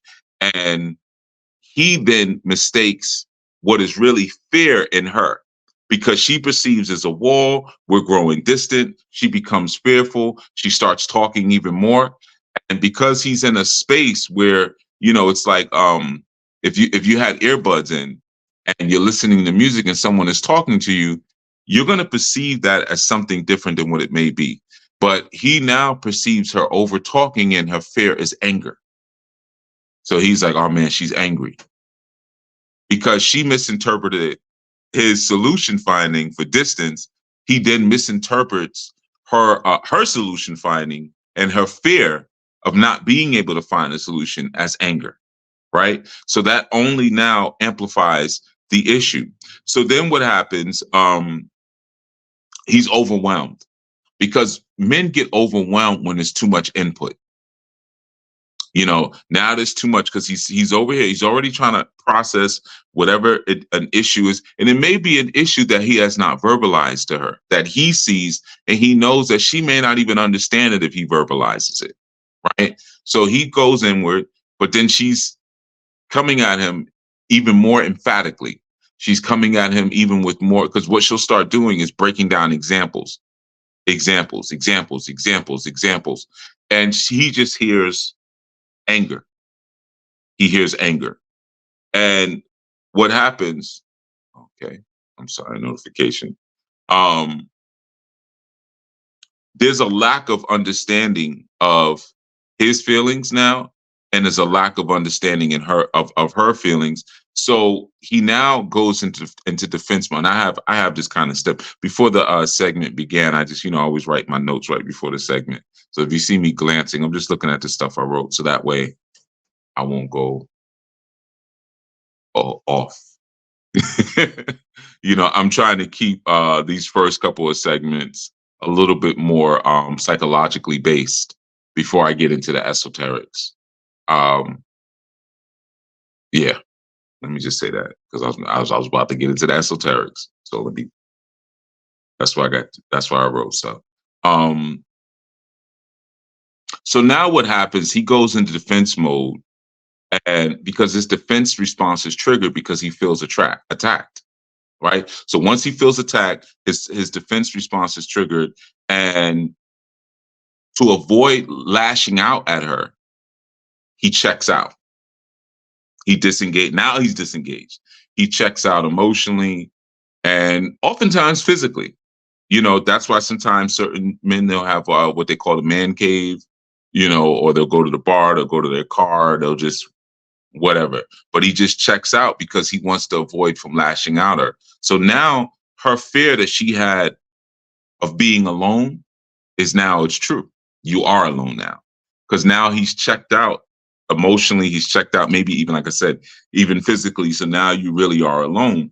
So now that behavior, it escalates an emotional chaos between the two of them, right? Because he's not present, she's full of fear, his defenses have been triggered, and what happens is that the more he withdraws to kind of self-protect himself, because that's what he's trying to do. He's trying to self-protect.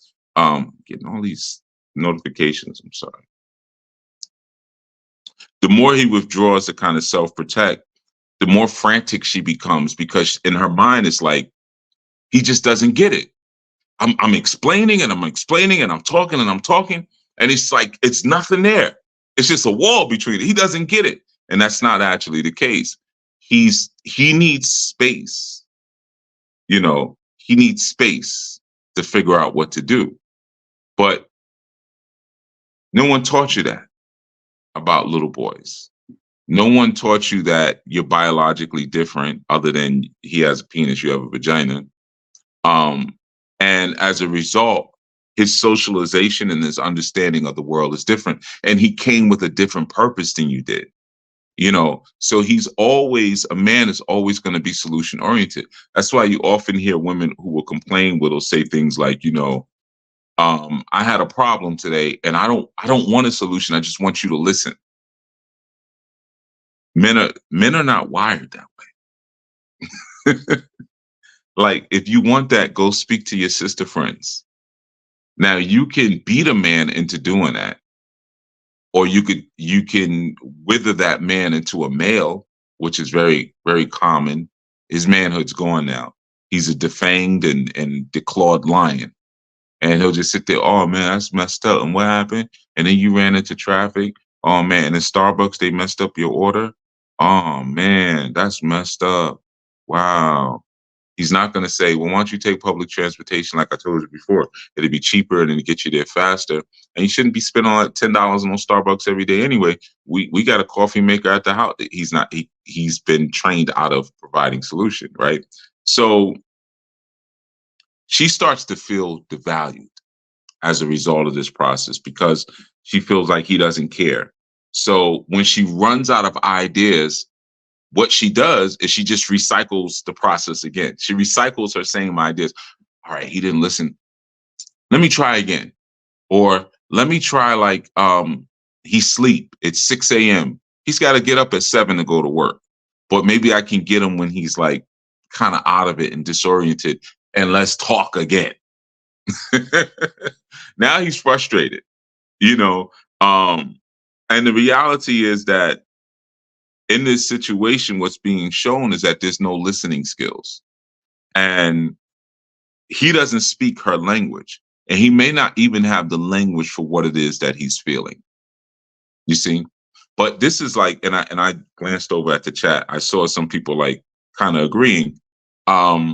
This is a common scenario that I just broke down. Like I could do a whole skit around this one. And I'm sure many of you can identify with it. There's this saying that we're told in like Western ideology that women are complicated. Women are complicated beings. And that sort of, when you say things like that, it sort of just deters people from learning and understanding and listening to each other. Because the reality is women are complicated and men are complicated. And I would argue that men are far more complicated than women. But no one would ever imagine something like that. And I'm sure someone could hear me say that and say, you know, that's misogynist, because people don't know what misogyny means. You know, it's like it's a badge of honor to be complicated. You know, like it means you're smarter. It doesn't mean you're smarter. It just means there's more moving parts. But the reality is that we're both complex beings, men and women. And, you know, that's one of the reasons why I've said to you many times, as much as you want to learn Orisha sciences and all these esoteric things, the truth is that the original family is the highest science you could ever study. Man, woman, child. That is the highest science of the universe. It's extremely complex. It's multi-layered, and whole systems of understanding were based around that alone. You know, just that alone, the divine family. You know, so one of the things to understand is that when there's a situation that's, you know, overwhelming, a man goes into a fight or flight response. He's supposed to. And what happens is that in order not to hurt the ones that he loves, typically he'll go into flight mode, you know, and that flight mode can be misunderstood, right? When you talk about the complexities, and like I said, men are usually far more complex. Women tend to hide their vulnerabilities, you know, and they hide their vulnerabilities behind anger. So sometimes you know, I notice this trope of the angry Black female, and a lot of people don't know that. Yeah, it's true. There's a such thing as that. Yeah, I mean, come on, we know that. We try to, you know, say there isn't or whatever, but yeah, come on, you know. But most of the time, it's a product of fear, and sometimes it's a fear based on what I just explained. Right? It's like a kitten or a cat. Cats do this too. When they're afraid, what do? They hiss, they arch their back, their hair stands up. So they put on this show to look ferocious. Even little kittens do it. You know, they'll hiss and they'll arch up. And what it really is that they're afraid. They're not angry, they're really afraid. And so they hide it. They hide that fear because that fear now exposes a vulnerability. They hide that vulnerability behind what looks like anger. And, you know, I'm just laughing because there's so many times I've like, oh, sit your ass down. Like, sit down. Like, oh, what you gonna do? You know? And then sometimes it's like a moment where there's a laugh or it's like, all right, okay. You know, it's like, because I know anger from fear, you know. But the thing is that men are far more internal than that. You know, men won't verbalize. So what happens is that women make assumptions about men based on their own experiences. And that's one of the biggest mistakes because again, we're different. When she's silent, usually a woman is silent because she doesn't understand something or she doesn't care to understand that thing. So she goes silent, right? Um, so what happens is that if she continues to talk when he needs silence, all she's doing is muddying the water. There's been so many times I know, and I'm sure some of the men could probably relate to this, where you may have a disagreement or an intense discussion with your loved one, and you have that moment of like, what are we even talking about? I forgot. I don't know what were we arguing about, and you gotta like wait. Okay, wait a minute. No, you said this, and then I said, okay, wait a minute. No, okay, and then you threw when you threw the glass vase across the room. That was in response to what I said about your mother. Right? Okay, right. So we were talking about your mother, right? You see what I mean? Like because the water is so muddied at this point, it's like we don't even know why we're arguing because we're not understanding when there should be silence, and what that silence means. A lot of times when he's silent, a man, he's tuning into his accelerated heart rate. You know, um, there's a lot of input coming at him. He's overwhelmed. He's slowly going into warrior mode, and he's trying not to go into warrior mode because he doesn't want to hurt people he loves. He doesn't want to lash out. So he's like, just leave me alone. Let me go on now. Go on now. Go on. And it's not that, you'll have women who will say, oh, you threatening me? I've had women say that to me before, but I'm like, look, you should stop now. It's time to stop. Stop. The problem is like, that's as turned up as I get. That's my problem. So it'd be like, oh, he ain't upset. And it's like, yeah, you don't really know me. So what's happened is that I don't want to hurt someone I love, but you're activating the warrior in me. So either I'm going to fight or I'm going to run. And some of us are not really. We don't take flight. So now we're in a quandary. Um, so once he tunes into his accelerated heart rate, now he can't hear you. Now he doesn't understand what you're saying and he can't hear you. Now he's just trying to bring himself to center while you're still probably going. Now, it's important to understand again, like I said, there's a difference between men and women. The way we need to be nurtured is different. We're not even created the same, right? When people say, "Oh, we're all the same," and all right, well, here's something. I was made out of clay, right? I was made out of clay. My woman was made out of me. So from the beginning, we're not the same. We're not even made from the same material. You see, our process isn't the same. I was created. She was made. There's a difference. See, creation, when you create something, it takes something that doesn't exist from nowhere and it brings it into existence. That's creation. When you make something, you take something that's already in existence and then you fashion it into something. That's a process. Creation can happen like this. Making is a process. So we're not the same. We were not produced in the same manner. We didn't come from the same material. You see? So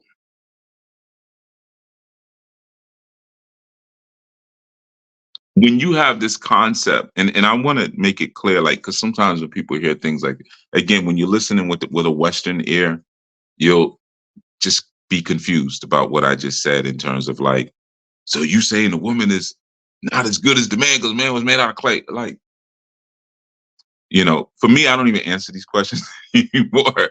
But you got to understand Ezer Connecto. Ezer Connecto. That was a term that was translated as help me in the Torah. And that means the warrior savior. That's the woman, the warrior savior. So she has a role, but her role is different than my role. And that's the first thing to understand, and I know this may seem very basic, some of the things that I'm saying, um, but it's the basic and or more so the simple things that tend to trip us up. Um, men have sperm. Men have sperm. Now, I know there was a movement years ago, they're all locked up now, but the black woman is God. They were screaming, black woman is God. And the black woman, parthogenesis, she can create life on her own without a man. She produces sperm within her body. You know, there's so many people out here, they just talk really fast, but they're not scholars. They're not learned people. And it's very easy to get fooled by them if you don't study yourself. This is why I asked the question in the beginning and said, can you put it in the chat? Let me test some of your scholarship. So she doesn't produce sperm in her body. She produced something that's more akin to semen, not sperm, right? Men have sperm. Okay. Men are bigger. We're bigger than women, by and large. Hey, you got some Nephilim women out here. So, but by and large, we're bigger than women. We're stronger than women. We have more upper body strength than women do. We have what's called hunter focus. And hunter focus is when you do one thing at a time. And that's one of the reasons why when you start barking at us while we're trying to do something, it's very difficult because we relate to others with hunter focus, one thing at a time. That's how we relate to people, right? Men are highly sensitive and action oriented.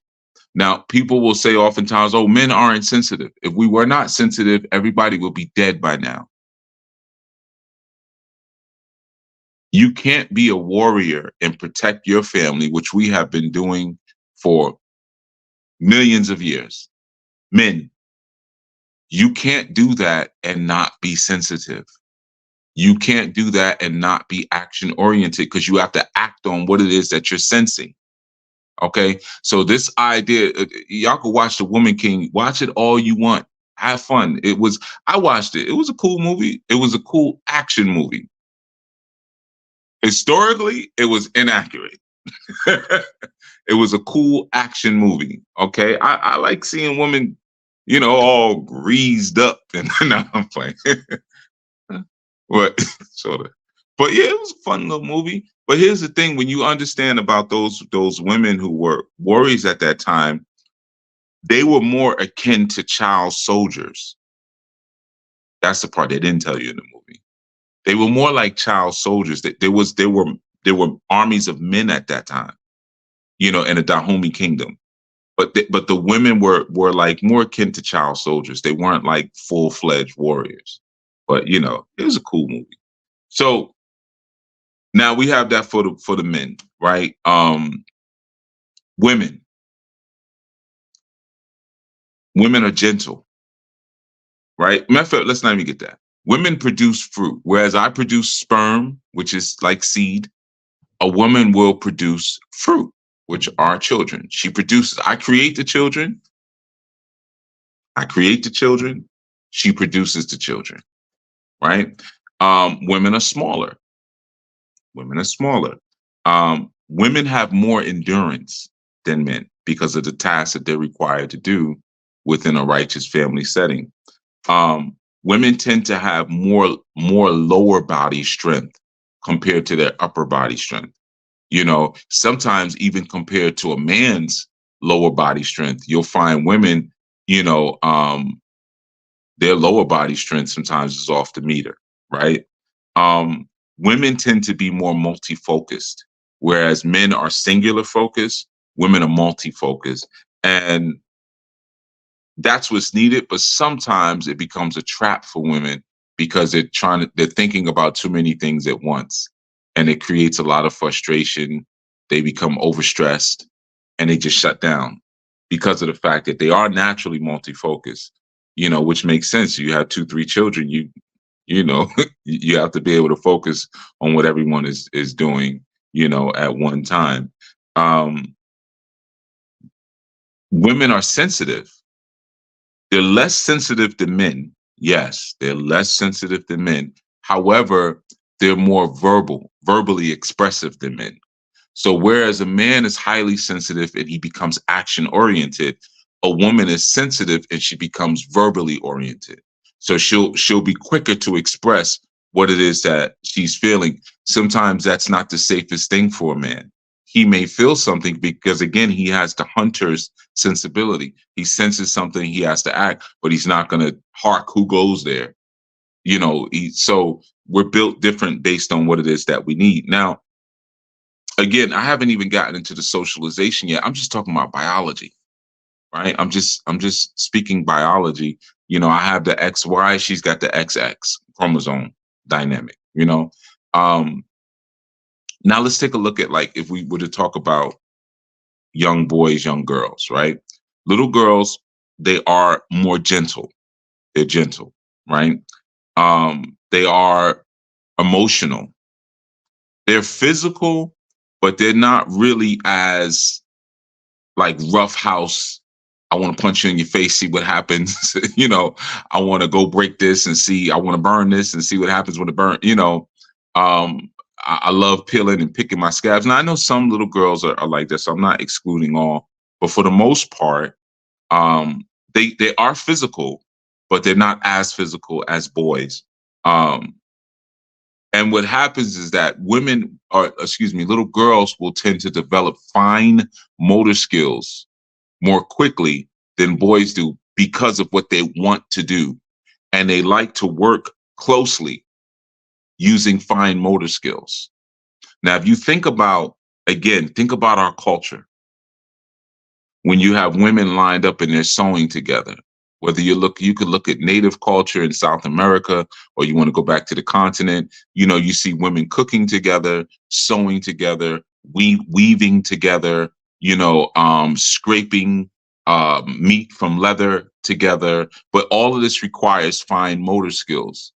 And you'll find that they like to do it together. So even little girls, when grandma's in the kitchen cooking, what do they like to do? Go grab grandma's leg and hug on grandma. And they want something to do. They're not just like, kittens and dogs waiting for something to fall off the counter that they can eat. But, they like whatever they like to do. They want to do it. Let's do it together. And I'm going to get into why that is. Little boys now, little boys are highly emotional. They're highly emotional, right? And it's very interesting because when we talk about the emotionalism of women, it's almost like a badge. But when you say, well, men are emotional, it's like a joke. I've seen men be ridiculed behind that. Like, well, men are emotional. Like, yeah, we are. It's a lie that women are more emotional than men. That's a lie. The thing is that, and research has proven this. There's been research done on this that have shown that between male infants and female infants, the male infants are far more sensitive to changes than female infants. Infants, in particular, changes with their mother. They're far more sensitive to it. They cry more than girl infants do, and they're harder to soothe than girl infants are. Okay, there's been research done on that. You can look that up. So this myth of like boys don't cry or boys shouldn't cry, like, no, that's not even our biology. That's not even our biology as infants. They also find that boys cool more and they also laugh more than female infants. Male infants, I'm saying boys, but male infants or boy infants, they laugh more and they cool more than the female ones do. And they play more. Male infants, they play more than female infants. So now, as far as physicality, though, a young male's physicality is geared more towards rough and tumble because what he's trying to do is he's trying to engage his environment. A male is like, from a very young age, they just start a tree, climb it, a desk, climb it, a countertop, climb it, a refrigerator, climb it. He's trying to see how to dominate the environment. And it's like, it's not the same, because I know some girls will be like, well, I did some of that. It's different with boys. It's a craving. It's like a vampirical, like how vampires crave for blood. Boys crave for rough and tumble play because it's a part of. It's like if you've ever owned kittens, or taken care of kittens. I don't like to say owned. You ever see how they play? They pounce on each other. They be knocking. They be running up and down, running up and down, waiting around corners for each other. They need to do that to develop. And if they don't do that, just like with young male boys, they'll wither. Their masculinity will wither on the vine. This is very important. They have to be given the dignity of risk. And I know a lot of times our children turn out very malformed emotionally and mentally, and energetically, because they're not given dignity of risk. Allow them to fail. Failure is a part of life. Falling off of stuff is a part of life, especially for a boy. A boy needs that. So that's why they crave for it. And they'll do so many things to get from under you to go get it.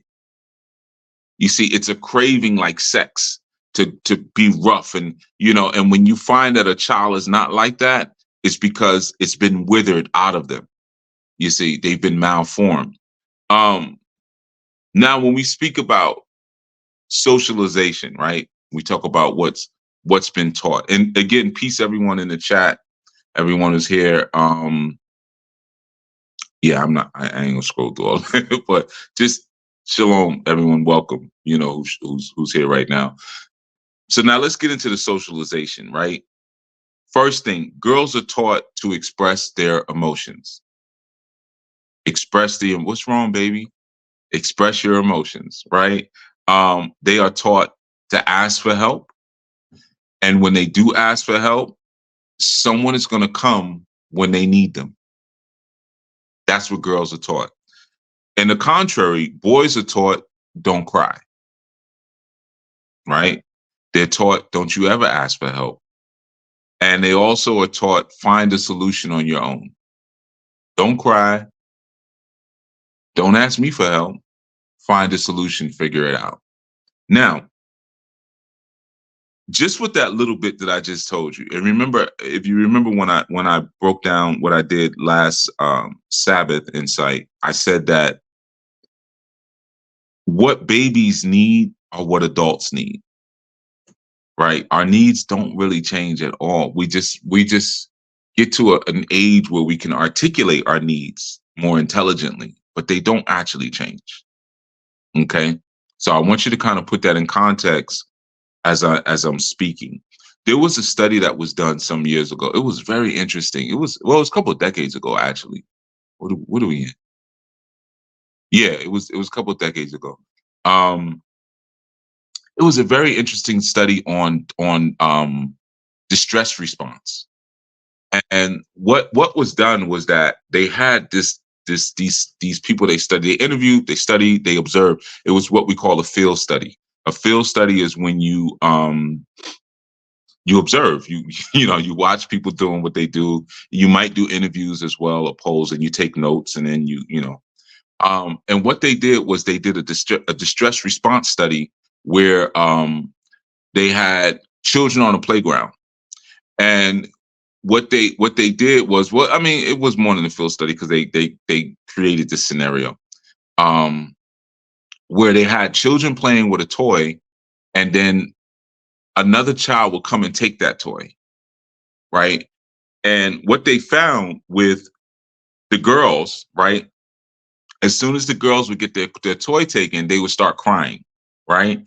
And then when they would cry, immediately the caretaker would respond to the child's crying, to the girl crying. And the caretaker would then scold the child who took the toy. They would take the toy back, give it to the child, scold the other child, and let them know that, no, this is her toy. You get your own, so forth and so on. And while at the same time soothe the crying child, right?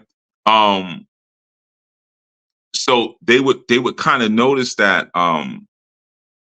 the caretakers would tend to leap into action. So the girls knew as soon as they cried, the caretaker was right there. Now, on the contrast, with boys, they found that when they did the same thing, they would have a child take the toy from the boy. The caretaker would either um, pretend not to see it, or would sort of like hold back to see what the boy was going to do first, right? And what they would kind of do is, if they would cry, if the boy cried, like ran up to the caretaker crying, the caretaker would say, "What's wrong? What happened?" That would be always the first response. "What's wrong with you?" And if the boy was crying, the caretaker would say, "Stop crying. Stop crying." So I can't understand you if you're crying. And then after the boy would explain what happened, the caretaker would say, "Okay, so now what are you going to do about what just happened? Like, what are you going, so and so took your toy. What should you do?" You see? And so now the boy learned that people are not really going to respond to my needs, whether it be my mechanical needs, this thing just happened to me, or whether it be my emotional needs. I'm not going to get a response, or at least I'm not going to get a supportive response. So I have to figure this thing out on my own. I got to figure out what I'm going to do. Whereas the girl is in a situation where it's like, if I express my emotions, I'll get help. Right. So what the boy learns from this is, big boys don't cry. Don't cry. Big boys don't cry. Right. Don't ask for help. And if you do have an issue, if you are asking for help, you have to justify why you need help. Like, the girl didn't have to justify, he took my toy. All right, let's go get it. But with the boy, it's like, what happened? And then what did you do? You have to justify what you're saying, right? Um, so the boy kind of learns that, no one's going to figure it out for you. You got to figure it out yourself. Now I'm going through the stages, right? So now let's go to women, right? So we got babies, and if you recap from our last session, we were speaking about how people are formed a certain way by their parental experiences, and some of that sometimes happens, in infancy. Like, some people, they just don't have a chance. And so now we're seeing even what happens with boys versus girls, even at the infant or the toddler stage, right? And they grow up with this is what's programmed in them from very young, right? Um, so now they become men and women, right? And as women tend to look for emotional connection, right? They've seen a value in emoting from a very young age. And women tend to try to find emotional connection through conversation. That's why they talk so damn when I'm like, well, just messing around. But so they find emotional connection through conversation, right? But what's the magic there? They have this inner idea of the magic of being together, the magic of teamwork. So it's like, women will come together and there might be an issue. They don't have a solution. They don't even have a method for finding the solution. But they feel like, if we come together and we kind of work together and talk about how we feel about what's happening, a solution is going to sort of like mystically and magically come forth. Right? Now, if you think about that, why would they think like that? Because they were socialized to, when I express what I'm feeling, him comes flying out of my caretaker to come take care of the problem, right? So this is where you get a lot of sort of also religious misunderstanding as well. If we just get together and we sing and we dance, a solution is going to raise up in our midst, right? So what happens is that when that solution doesn't raise up mystically or magically from expressing ourselves together, the woman becomes more frustrated. And now she starts to become, or let's say her anxiety increases. This is where you start to slowly come into that high anxiety person, because she starts to feel alone. She starts to feel abandoned. And the way she was raised, it now sets the stage for the problems she's going to have with every man she's going to be with going forward. You see? Now, when we look at the men from childhood suffer from, it's a condition called normative developmental trauma. And normative developmental trauma is similar to how it sounds. It means that there's this consistent feeling of or consistent notion of feeling or being emotionally abandoned. And it just becomes the norm. That level of trauma that all men or many men walk with, it's just a norm. You know, when I needed somebody, they weren't there. I was told to go figure it out. I was told big boys don't cry. Use my words. Stop crying. Use your words. Use your words. You know, and I'm traumatized as a result of that. But I grow into that, and now I have this level of trauma. That's the norm. So this is one of the reasons why I shut down when there's a problem. I go inward because I'm actually suffering from PTSD from my toddler years. But I can't tell you I'm suffering from it because I was told I have to figure these things out myself. Yeah, I got these notifications. Figure these things out. So what they did suffer with from there is what's called relational dread. Relational dread. And now, like some feminists have even coined it male relational dread, like it's only akin to men. But they don't speak about how it happens, right? So what that is like when she wants to talk and she wants to express emotions when he's in a relationship, he feels like he's in completely uncharted territory. He's terrified. So he kind of goes inward and he feels this sense of fear and a sense of dread when she texts him and says, "Hey, we need to talk." He's terrified. Some men even feel this on the job when your supervisor says, "Hey, we let's set up a meeting to talk." Da da da da. In a couple of days, he's got this dread. We got to talk. Oh God, it could be this, it could be that, because he's walking with relational dread. You know, so when she wants to talk, she doesn't see it as a problem. She sees it as a great thing because of how she was socialized. When a talk option comes forward, he's now filled with dread. He's filled with anxiety. You know, these notifications. And if you notice, like they even use that in like popular culture, like on sitcoms and stuff. Like the wife wants to talk, and it's like, oh God, here we go. What is it now? You know, it's normalized. You know, or if the man is sort of withdrawn or he's disengaged, there's these lies that come forth that men are stupid. Oh, he's stupid. He's just a big dumb beast. He's stupid. And then there's on the other side is she's crazy. So women can get together for hours upon hours and talk about how stupid men are. And men can get together for hours and hours and talk about how crazy women are. And the truth is, we just handle our emotions differently.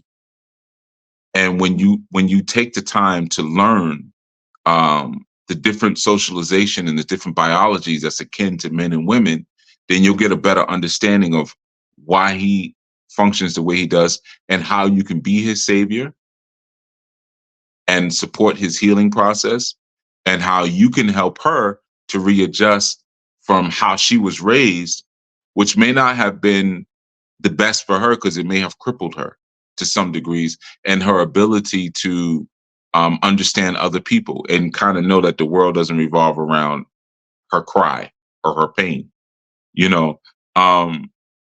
So the first thing I would say you have to sort of do is be wise. And in being wise, you look for wise. You look for wisdom, right? Once you get sort of an understanding that we didn't get it right, you know, and when I say get it right, what was given to us in our upbringing and our socialization, it wasn't right, right? So once you have an understanding of that, then now you go seek wisdom. You go see, instead of just like, oh man, women are crazy. Oh, there ain't no good men out here. seek wisdom. You know, and I would say for those of you, I'm looking at the numbers, those of you who are here now, like, you're seeking wisdom. You know, those of you who are here trying to learn. I'm not talking about magic and potions and things like that. So you're a part of that group that's seeking wisdom. So that's beautiful. I'm going to commend you for that. Understand that we have different worldviews based on our socialization. We view the world differently. I view the world as a place that there's a lot of coldness, a lot of abandonment. I go inward when there's a challenge. But I also was born to fix the world. My mate wasn't. She doesn't see it that way. You know, she sees, oh, I got a man now. I could talk about my problems. We could this, that. You know, and he's going to help me. And I feel compelled to help because of how I was born. But who's going to help me? And in order to help me, I may not express what a challenge is. So if she truly has an active and dutiful love for me, she becomes an active listener. But if we abuse each other or we neglect one another, it will only amplify our differences. Even sometimes the abuse and neglect that people deal with as children, it amplifies the difference between men and women. That's a whole nother talk, but there's a reason why there's certain people who go into alternative sex styles. There is a history of abuse, you know. But even if you don't do that, when you're abused or you're neglected, like some of the things I spoke about in our last session, when you don't have that consistency, and research has shown like the consistency of someone, like having someone who's there for you, who you can turn to and get a response and not a reaction from. Because you remember, high anxiety only elicits an emotional reaction and not a thoughtful response.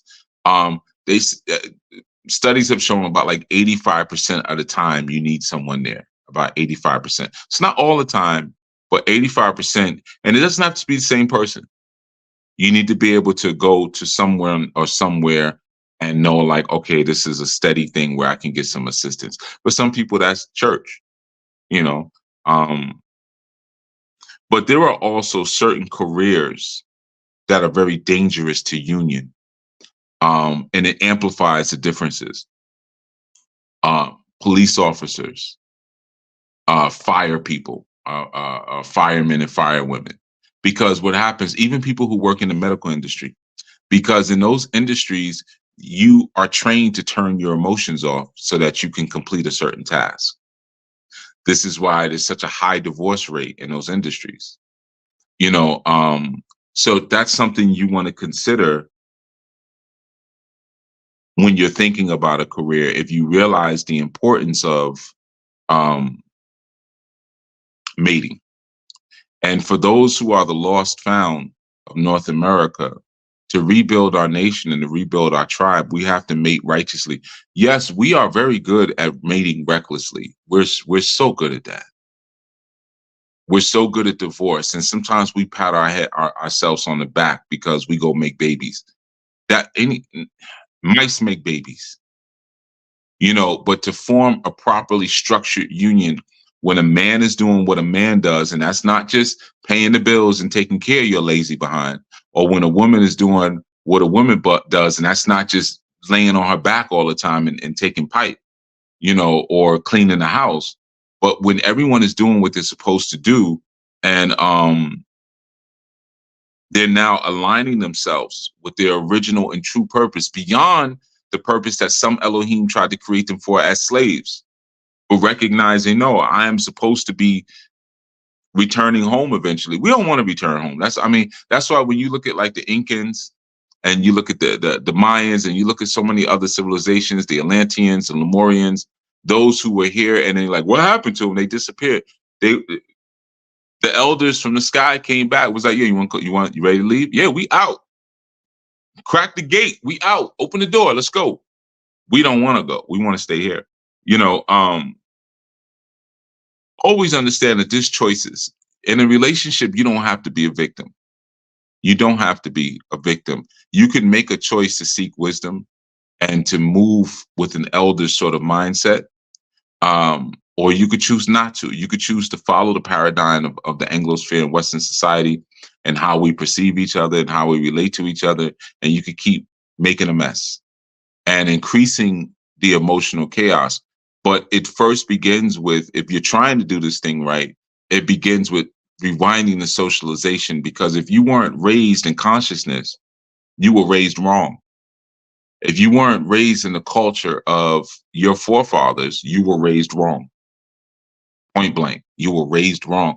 So I know a lot of times when I'm talking and people, because people don't like to study anything, they like to shut stuff down quick. They'd be like, Chief, yeah, basically what you're saying is the same stuff my grandmother said, the same stuff no, they didn't. No, they didn't. Nobody said what I'm saying. Shut up. Like, no, they did not. Stop. Because if they did, you would be different. You would be behaving differently. I know a lot of times we love to brag on our family and our elders like, well, my grandfather or my grandmother, they stayed together. Well, why are you effed up? Then that means grandma and grandpa effed up. They didn't give you what you were supposed to get, and I'm pretty sure anyone who's on this live right now, you could count back as long as you want, and I will point out the insanity of your family. That's what happens when you're born on a plantation. When do you think we first became insane? And don't forget, many of us are here in North America because we're cursed people, and we're cursed people because we violated the laws of the universe. We're here because we were doing the wrong thing. And then all of a sudden, because you think back a couple of years, 50, 60 years, and yeah, well, grandma used to have her own garden, and grandpa, he used to make his own shoes. So what? He was wearing the wrong shoes. We supposed to walk around barefoot or with leather sandals so our toes should spread out. That's how our feet are supposed to be. They're supposed to be strong. A lot of health comes from the strength of our feet. So you brag about grandpa made his own shoe. He made European shoes for African feet. Grandma was probably growing hybrid vegetables. She was probably growing the wrong thing that was not really she probably was growing a bunch of collard greens. Stuff that you shouldn't even be eating. You know what I'm saying? So, I'm not trying to disrespect anybody because I'm not using any names, so you can disrespect your own grandparents.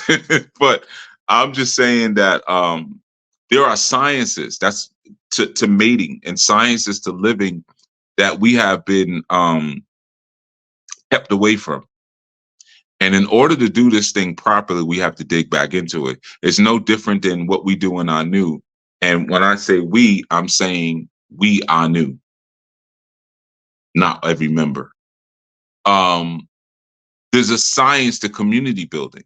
When I first started putting our new together, because I have land and I have different things, there's so many people like, oh, we need to build, we need to live on the same land together. And no, we don't. No, we don't. That don't need to happen anytime soon. We need to get to know each other. And the key and the solution to all of this is divine unity. We need to be able to pulsate on the same frequency together. And if we can't do that, we got no business living together, because what's going to happen is what always happens when people try to get together and they're not functioning with the same vibration. They get infiltrated. The leader gets taken down, whether they're doing something wrong or not, and it falls apart. So that's not the solution.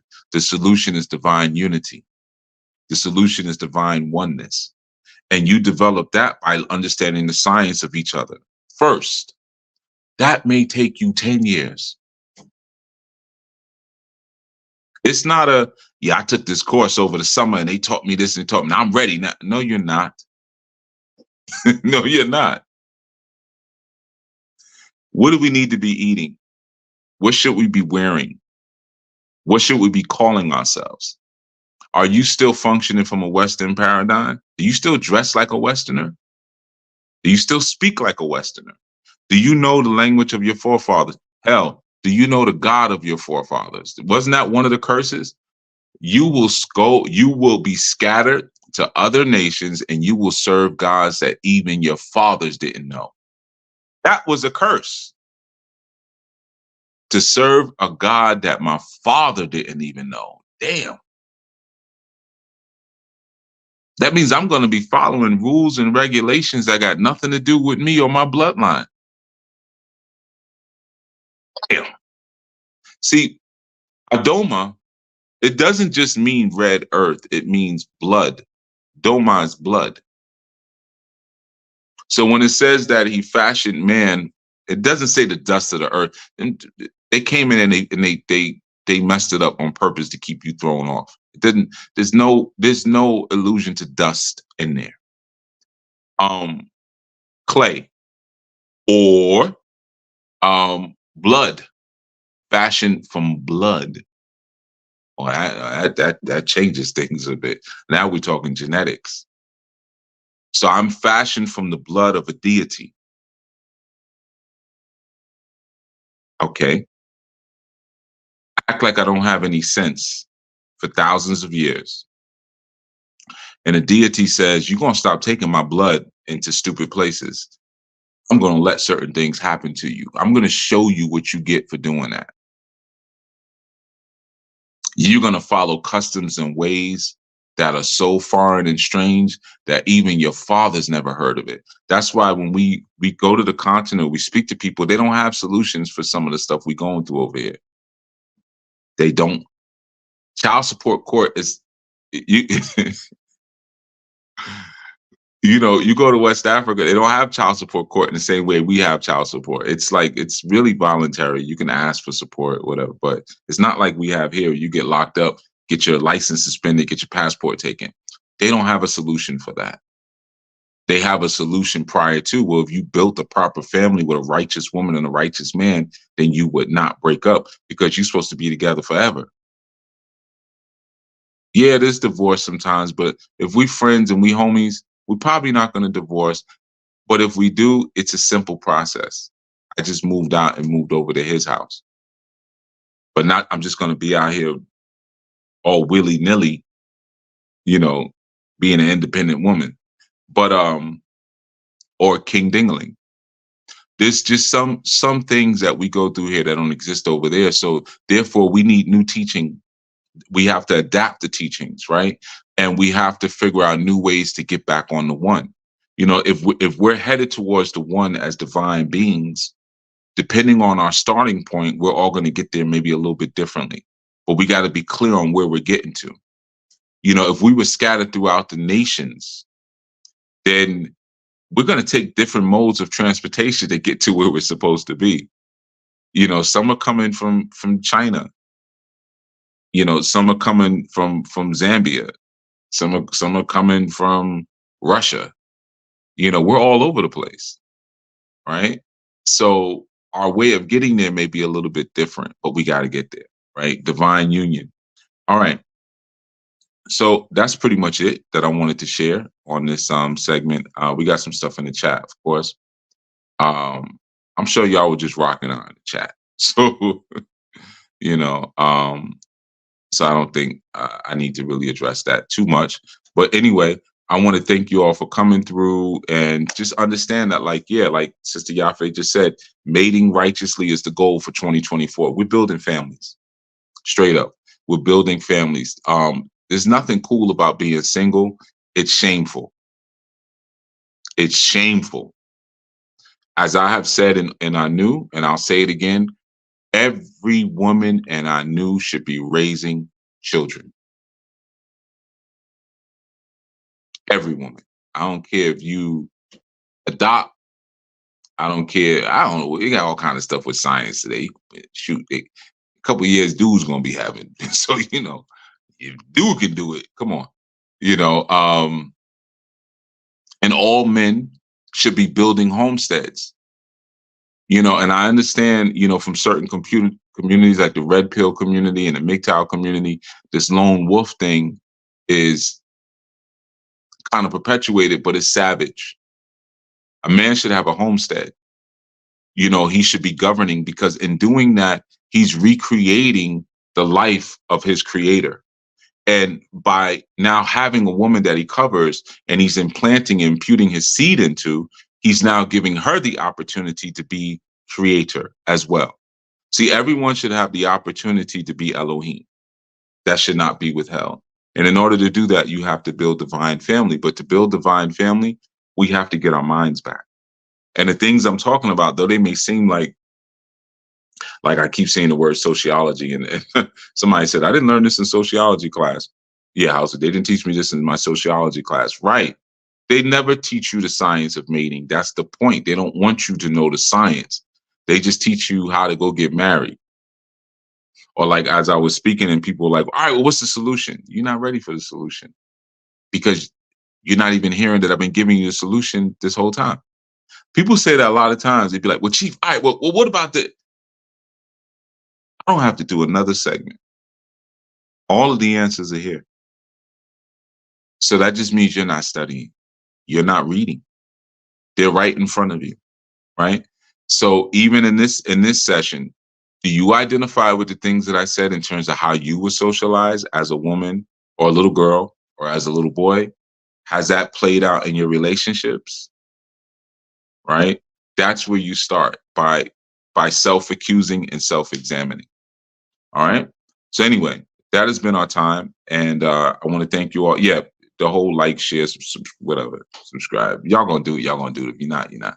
But you know, I want to thank you for riding, and we will be back next Sabbath. I'm going to continue this series.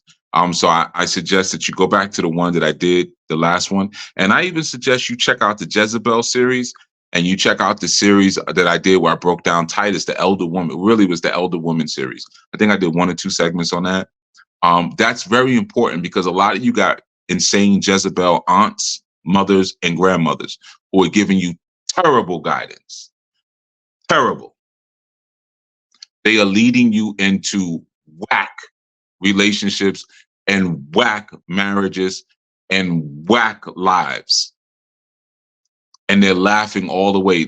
Satan is going into their bed at night, and they banging out with Satan and getting back shots from Satan. Did you do what I tell you? I did it. I did. I ruined her life. I ruined my son's life. I beat all the manhood out of him. You see. So I suggest you go back to those sessions, the Jezebel sessions. Because if you have a woman around you or a man around you who's behaving like an Ahab or a Jezebel, check them. If they won't be checked, get away from them. I don't care who they are. And if it's you, just know you're going to get thrown off a balcony and be eaten by dogs. That's all you deserve. You are the scum of the earth. Anyone who seeks to destroy or devalue or destabilize the divine family is worthy of death. I know you're not supposed to say that on YouTube, like whatever. I don't care. You know, I might get 10 less views on it. I'm probably only get 20 views on this thing. You know, so yeah, man. We have to be honest about where we're at this stage of the game. And those who are not willing to be honest about it, just understand that, you know, you will get left and you will get outed. And as a result, you will run away. They always run away when the truth confronts them, you know. But divine family, and a divine family is man, woman, child, not you and your girl or you and your dude. That ain't nothing. Y'all just friends. All right. With that, we're going to head on out. And thank you for putting those links in the chat, Master Menelek and House of Yuya. And I think Sister Yafe put some in there as well. So I appreciate that. And definitely please check out those segments because we're going to keep going in on this for a little bit. So if you don't like family, then you might want to go listen to some of the other old ones or whatever. But I'm going to get you right. I promise I'm going to get you right.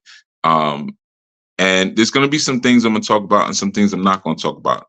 The deeper things, and, you know, because people are asking for more solutions, that's inside of Anu. All right. So the join link is in the description. Come on. All right. But just understand that being a part of Anu means being Anu. And not everybody, like many are called, but few are chosen.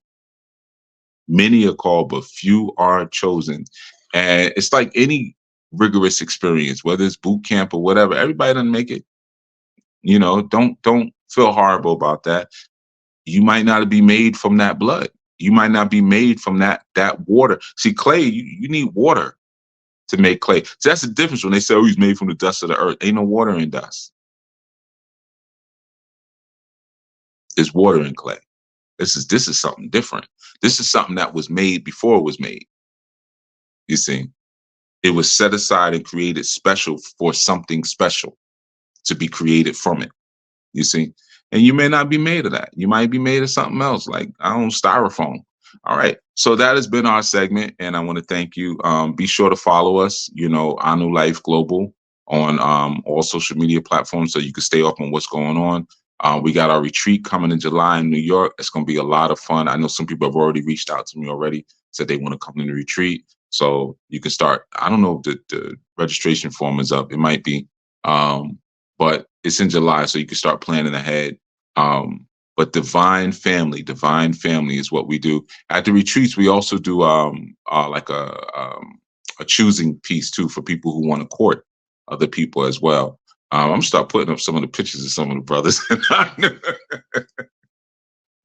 gonna start turning this into the dating game in a minute.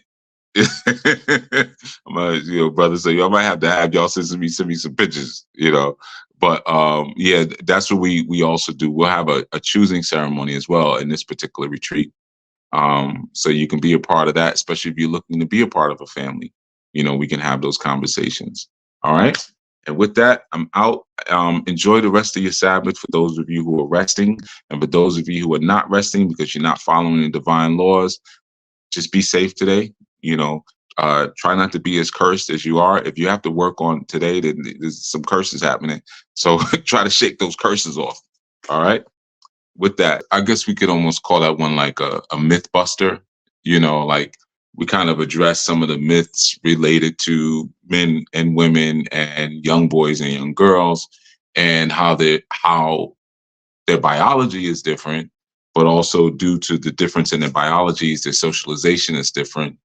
And sometimes the harm that we do, because of our own social understanding of how you raise a boy into a man or how you raise a girl into a woman, and sometimes that intel is a little off.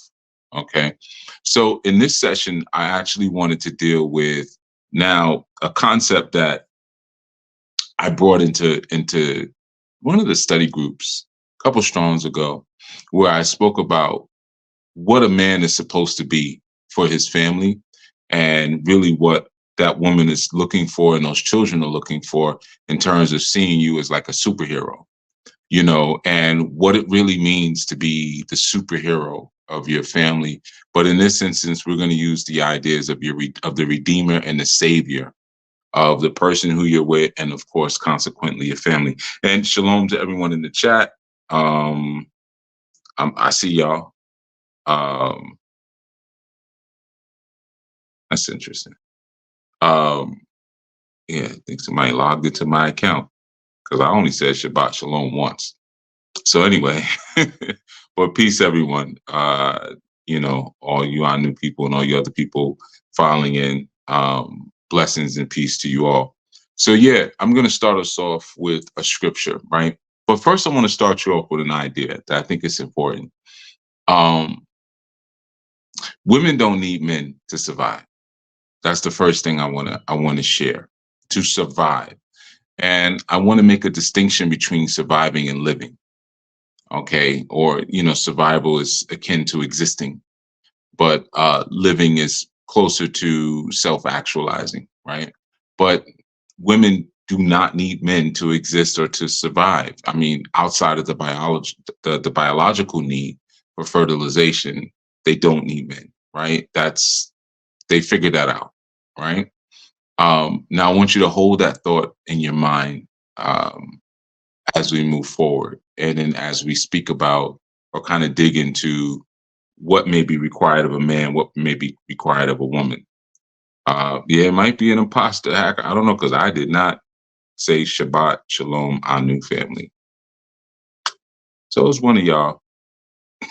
It's one of y'all women who got, I ain't fooled. It's one of y'all. Okay, but I'm sure y'all are doing it to look out for me. as we talk about family and protecting and covering each other. I know it's one of y'all. So I'm going to read a scripture. Ecclesiastes 4:7 is where I'm going to begin. I'm going to go from 4-7 to 4:12. All right. Then I returned and saw vanity under the sun. There is one alone, and there is not a second. Yea, he hath neither child nor brother, yet is there no end of all his labor. Neither is his eye satisfied with riches, neither saith he, for whom do I labor and bereave my soul of good? This is also vanity. Yea, it is a sore travail. Two are better than one because they have a good reward for their labor. For if they fall, the one will lift up his fellow. But woe unto him that is alone when he falleth, for he hath not another to help him up. Again, if two lie together, then they have heat. But how can one be warm alone? And if one prevail against him, two shall withstand, and a threefold cord is not quickly broken. All right. So I wanted to share that, right? It sets the tone. Now remember, I started off by saying women don't need men to survive. Okay. That's our entrance, especially nowadays with all the technological advances. We don't live in an agrarian society anymore. So, with the rise moving past the industrial age and now being in the information age, anyone can sit at a computer, type, make some money. Okay. So the first thing that Solomon says is, then I returned and saw vanity under the sun. Now, vanity is, by definition, is foolish acts. So doing something that doesn't actually produce anything or doesn't stand on purpose, or, it's just, you're just doing it just to be doing it. So, a vain person is considered to be a fool in old language, right? And a fool is considered to be someone who essentially wastes time and energy. Okay. So he's saying, I saw wasteful actions under the sun, right? And then he says, there is one alone and there is not a second. He's speaking about people who have that lone wolf mentality. I could do bad all by myself, essentially. And he says he hath neither child nor brother. We can say he or she, right? It's not just speaking about a man here. Yet is there no end of his or her labor. Neither is his eye or her eye satisfied with riches. This is a person who's covetous. Always want, I want some of that. I want that. I want that. I want that. I want that. But there's really no point in wanting all of that because this person doesn't even have a family or, a compound that they're feeding into. They're feeding into their own self, if you will. Right. So he says there is also vanity. Yea, it is a sore travail. Two are better than one because they have a good reward for their labor. If there's two, right? And then he says if one falls, the other one will lift them up. Now he's not only speaking about like relationships as far as between men and women, he's speaking about brotherhood as well, because this was a time where he was also addressing the attacks and the warfare on Israel. And he's saying, you can't fight this beast alone. You're going to actually need your brothers and your sisters to make this thing happen. This has to happen within the dynamic of a community, right? So then he says, if two lie together, obviously he's talking about man and woman. If two lie together, then they have heat. Well, I'm not going to say that because children can lay together. Two brothers can lay, or two sisters. But again, if two lie together, then they have heat. But how can one be warm alone? And if one prevail against him, two shall stand him. And a threefold cord is not easily broken. In that sense, he's talking about having yourself and, maybe two warriors by your side, or two women warriors by your side, two male warriors by your side, whatever it is, but that threefold cord. All right. So I want you to put that within the backdrop of my premier statement that women don't need men to survive. That was the first thing I said, the most premier statement. Women do not need men to survive, right? So in this instance, or in this passage, he's saying Yeah, you're here, but what you're doing is vanity. Trying to go it alone is vain. It's a waste of time. Um, you're not even getting the reward out of life that you're supposed to receive, and you don't even have any real protection. It's pretty much unnatural. All right. So I wanted to start us off with that and kind of get a sense of why the science of mating is important in the context of finding your savior, right? Because you can live and you can exist without having a redeemer. A redeemer is, it's like when you go and you redeem a coupon. To redeem something means to buy it back, right? So when you meet a man who is a redeemer, he buys you back. Okay, he buys you back because you may have been sold into whoredom. You may have been sold into the world's prostitution. Um, it's like Prodigy said, Illuminati want my mind, soul, and my body. Secret society is trying to keep their eye on me. That was on the Who Shot You remix. Um, you got luminous powers that exist within the world that are literally buying people. They're buying your birth certificate, they're buying your social security number, and they're making a profit off of you. So when you have a redeemer who comes into your life, he buys you back. He buys your freedom, if you will, if you want to look at it in more simpler terms. So let's start with what some of that looks like, and how you kind of get to that space. And I'm eyeing the chat a little bit. I'm gonna have to look at the chat like every couple minutes. It's distracting me a little bit, messing up my vibe, my flow rather. But y'all feel free, go back and forth in the chat, share ideas. First thing, in order to gain that level of closeness, there has to be an understanding of how each of us get close. Typically, when you talk about communication, women use communication to gain intimacy, right? And within a woman's mind, the more she speaks and the deeper the conversation, the deeper the connection she's building with you, right? And so it's like the more words, the more connection. So sometimes that's a little difficult for a man to understand because men oftentimes, especially when communicating with each other, use very short sort of statements, very curt sort of expressions. But for a woman, that's the epitome of a lack of a connection when it's not as many words, right? So she needs communication in order to feel a deep connection. Now let's look at what he needs. He needs appreciation. He needs appreciation to feel a deep connection, right? So a man, very similar, like if you look at little boys, though they may be rambunctious and difficult to handle, they crave their mother's attention. They crave their mother's attention, whether they're swimming, they're on the playground, riding their bike, something they drew in school, they run home and show their mother, like, look what I drew, And remember what I said in the very first segment that we did, what babies need is what adults need. So that craving for the attention and the adoration of their maternal figure or their woman figure does not change just because we get older, we go through puberty and we become men. Men still crave the attention of their women. They still crave the adoration of their women, men. And the attention is not because, and it's only for his woman, but it's not because he just wants to be looked at or whatever like that. But he translates that attention into appreciation. So when she shows him, because he needs appreciation, like she needs communication, he needs appreciation, right? So he translates that attention into, into appreciation. And sometimes what happens is there's a flip side where that can get a little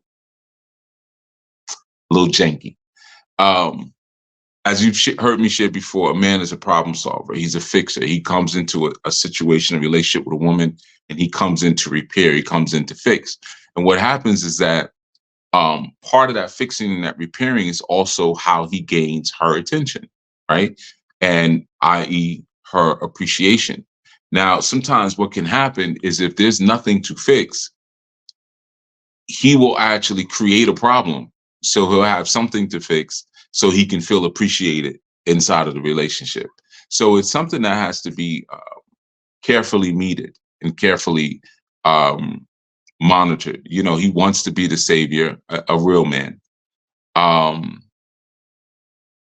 and in order to do that, he has to be one that brings resolution, brings order. But what if order already exists? Well, he might create some disorder or cite some fictitious disorder in order to gain appreciation. So it's important to make sure that the appreciation is always there um, when you want to maintain your relationship. So let me give you a little prelude, which I should have said in the beginning. This session is really dealing with, yeah, the Redeemer and the Savior, but it's going to be a lot of like how you keep your relationship, how you keep your marriage. And let me say, when I say relationship, I'm not talking about your boyfriend, girlfriend. I could care less about that. I'm not talking about none of that. I'm talking about one thing: committed union. That's it. I'm not talking about anything else but a committed union, right? A committed union meaning a woman is inside of a man's household, his household. I'm not talking about anything else. All right. Any other kind of weird thing you might try to make up, and well, what about it? Talking about one thing: a man is a master of a homestead, and a woman is inside and subordinate to the master of the homestead. That's it. In fact, let me bring back. Let me see what the numbers do now that I said master. That's like that's the phrase of death. We lost one. There it is. Every time. All right, let's see where this goes. It might be a lot of that. We might be down like 4 people. Yeah, let's just go over the IG. But so let's talk about what she needs for a second. A real woman does not want to be in charge. A real woman doesn't want to be in charge. Um, a real woman doesn't want to ask, or what doesn't want to be asked what needs to be done. That's one of the worst things you can do. You know, what should we do? To say that to a woman. Um, in that moment, she knows you're not her savior.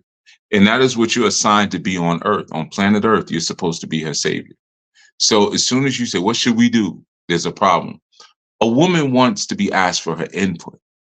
And that's something different.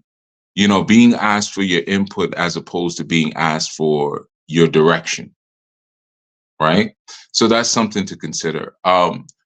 Women, very different than in the sense of what the male need for physicality. Women need to be held, and women need to be held every single day.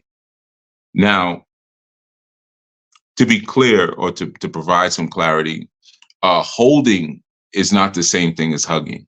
Okay. On average, a hug lasts 2 to 3 seconds. And on average, holding or hold will last about 7 to 10 seconds. Okay. So there's a big difference between holding someone and hugging someone. Okay. You know, a lot of times we might say, okay, well, every time I leave for work or I come back, I, give my lady a hug or whatever. It's not the same as holding her. And the thing about it is that it's only 10 seconds. You in and out. I know you don't want to do it, fellas. I know, but it's 10 seconds.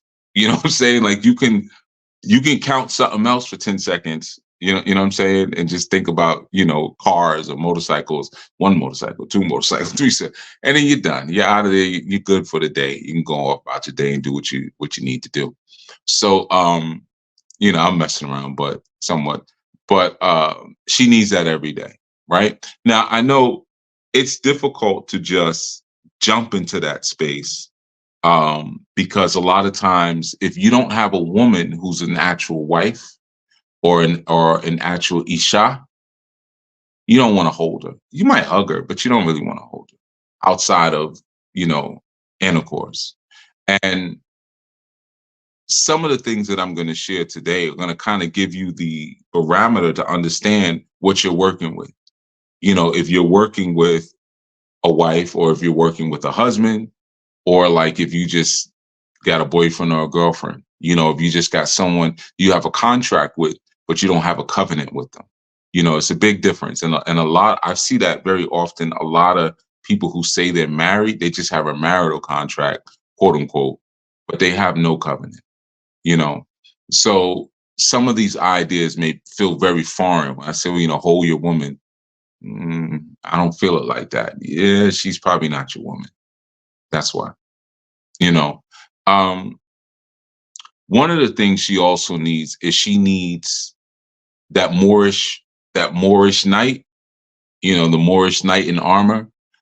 She needs him to show up in her life, right? A real woman understands that. She needs him to show up. And she she may not let you be, or yeah, she may not let you be her redeemer or her savior.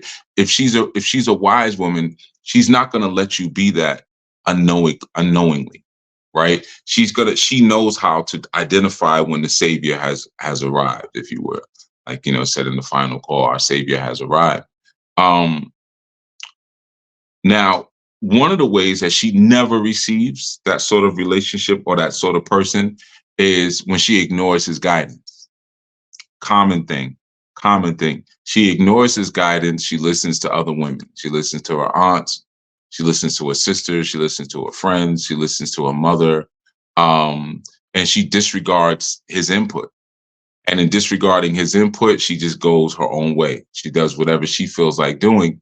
And once she does that, um, she becomes the opposite of what they both truly want to be, right? She wants to be a woman who's under a man's guidance and under a man's direction.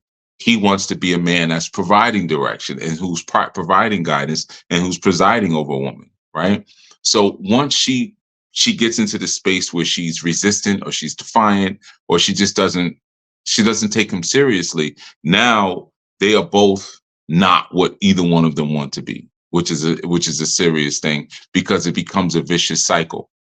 You're not what you're supposed to be. You're not what you're supposed to be, and it just feeds into each other. Um, One of the things that can cause confusion when you have a redeemer or savior in your life, the savior knows that he's there to protect his woman, and the first protection begins in the mind. It begins with the mental instructions he gives her. It could be where she parks a car. It could be which route she takes to walk to work. It could be what she wears outside. It could be even sometimes the food she may eat, or at what time she takes certain medicine, or who she spends her time with, and what kind of events she goes to. And the wise woman sees that as protection, knowing that this man is serving as a master and a savior. The foolish woman will see that as control. He's trying to control me, and she will rebel. She will revolt against what she perceives to be as control, even though that's not actually what it is.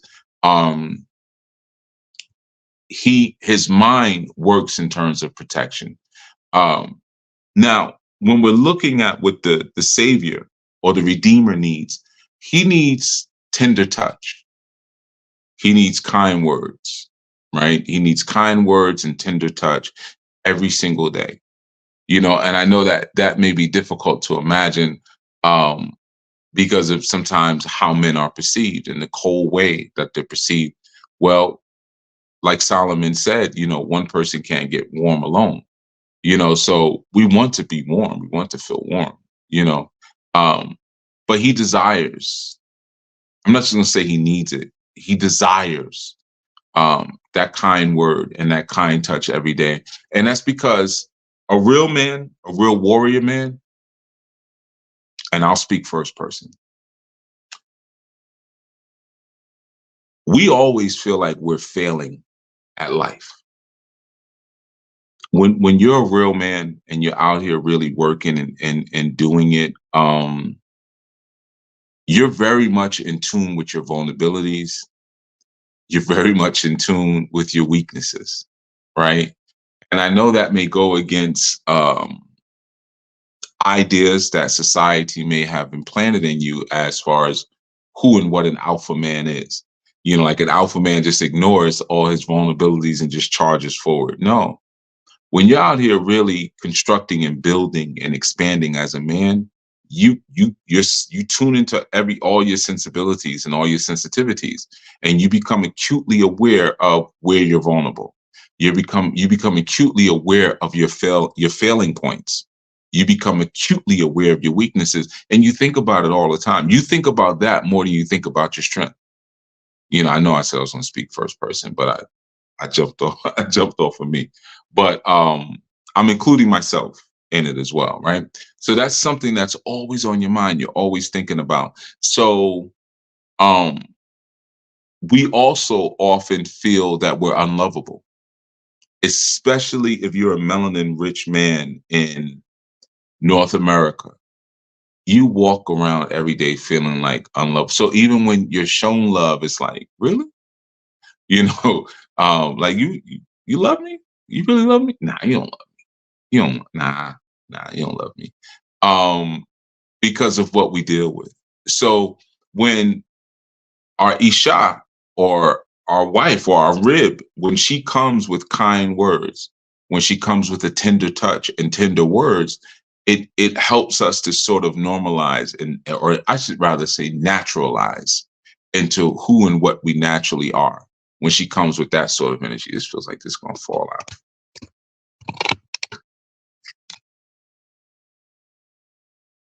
All right. Stay. Stay. So um so of course with his woman, he needs respect or he requires respect. I don't like to talk about need so much as it pertains to men, because strong men don't need anything from women. I mean, we have desires for women, but keep in mind that a desire can be way stronger than a need. It usually is, it usually is, a desire for something. But that respect shouldn't be earned. I've shared that with you before, whether it pertains to respect or whether it pertains to love. It's a very cruel thing to make someone earn. You got to earn my love. You go to hell. How about that one? You got to earn respect. Respect just ain't given. Go F yourself. Get a life. That's not the way it works. You know, so he should be respected because he is made in the image of his creator, and he's made in the image of the creator of both of you. That's why he should be respected. Okay. So if he's not made in the image of his creator and in the image of your creator, then he need not be respected. But that's the only qualifier for respect. He's made in the image of his creator. Okay. Um, and through her respect, what happens is that he feels empowered now to get more of her affection. He wants to gain more affection, once he feels that he's respected. And more affection is more attention. So what does he do for more affection or more affection is more attention, is more appreciation. So what does he do for more appreciation? He serves the role as savior even more. So the more he's respected, the more he's honored and respected. And keep in mind, I want to be very clear on something here. I know we teach how stupid men are, even though we like build ships that go into the depths of the ocean and into the stratosphere. you know, we're dumb somehow. Um, but nonetheless, we are very sensitive. So we do know when your respect is an act. We do know when your reverence is an act. We're very much in tune to that because we have to be in order to survive in the world. We go out into a space and there's certain things in our genetics where if something that comes near us that's pretending to be friendly could actually harm us or kill us, we have to be in tune. We have to have certain senses to recognize this isn't what it's pretending to be. Okay. So that respect empowers us. It empowers us to say, okay, she respects me. I'm going to do more to get her appreciation. I'm going to do more to get her attention of appreciation. And the more appreciation she gives, the more respect comes And it just that's the healthy cycle, right? So let's look at sort of a descriptive of our Redeemer or descriptive of our Savior, right? Because this is a really important thing, man, because we live in a time of imposters. You know, gym memberships are easy now. Everybody can go get muscles, right? And look like an alpha, or go get some tattoos, go get some muscles and a neck tattoo, you straight, you know. And if you don't really know what a real redeemer is and how a real redeemer and savior shows up in your life, it's very easy to get fooled. And I've seen that time and time again, man. And I think I see it so much too because I've encountered so many males who watch me and try to copy me and then bring that mess back home. And the reason I know because I get blamed for it. Oh, you've been watching cheap. Like I didn't tell him like to go act like that. The way I behave or the way I speak is not an act. This is really how I behave and speak, even when the camera's not on. In fact, I'm more raw. Obviously, if I'm speaking to you all, I'm more professional. I'm not using profanity and things like that. But there's no act here to try to appear like a strong man or like a tough man or whatever it is. So that impostering is it's really a pandemic, really. And you see that it transcends even the concepts of gender. I can imposter myself as something spiritually, culturally, and even sexually, that I'm something other than I'm not. So one of the things to understand about that redeemer is the first thing is that when he shows up in your life, he brings value that contributes to the quality of your life. And I'm not just talking about money, I'm talking about wisdom. A redeemer always comes with wisdom. And that wisdom, when applied, will improve the quality of your life. That's like one of the easiest signs and one of the first signs to know, okay, all right, might have a redeemer. Redeemer might have showed up. Now, sometimes somebody might just always come with some bread, and you're like, oh, you paid my bill, you paid my rent, you paid this, that. That doesn't really mean anything. I mean, most likely he's a trick, you know. Um, One thing about the redeemer is that he wants to see you smile. Now, I want you to understand that. I'm going to do a segment at some point, and I wrote a song when I was writing the note. I was writing the notes for this before this segment. There's a song I did. I don't know how long ago. A long time ago, but it was called "Smile," and I'm singing about I want to see you smile, right? And I said that's what I'm gonna. As I was typing up the notes, I said I'm just gonna keep listening to this. So I had it on repeat.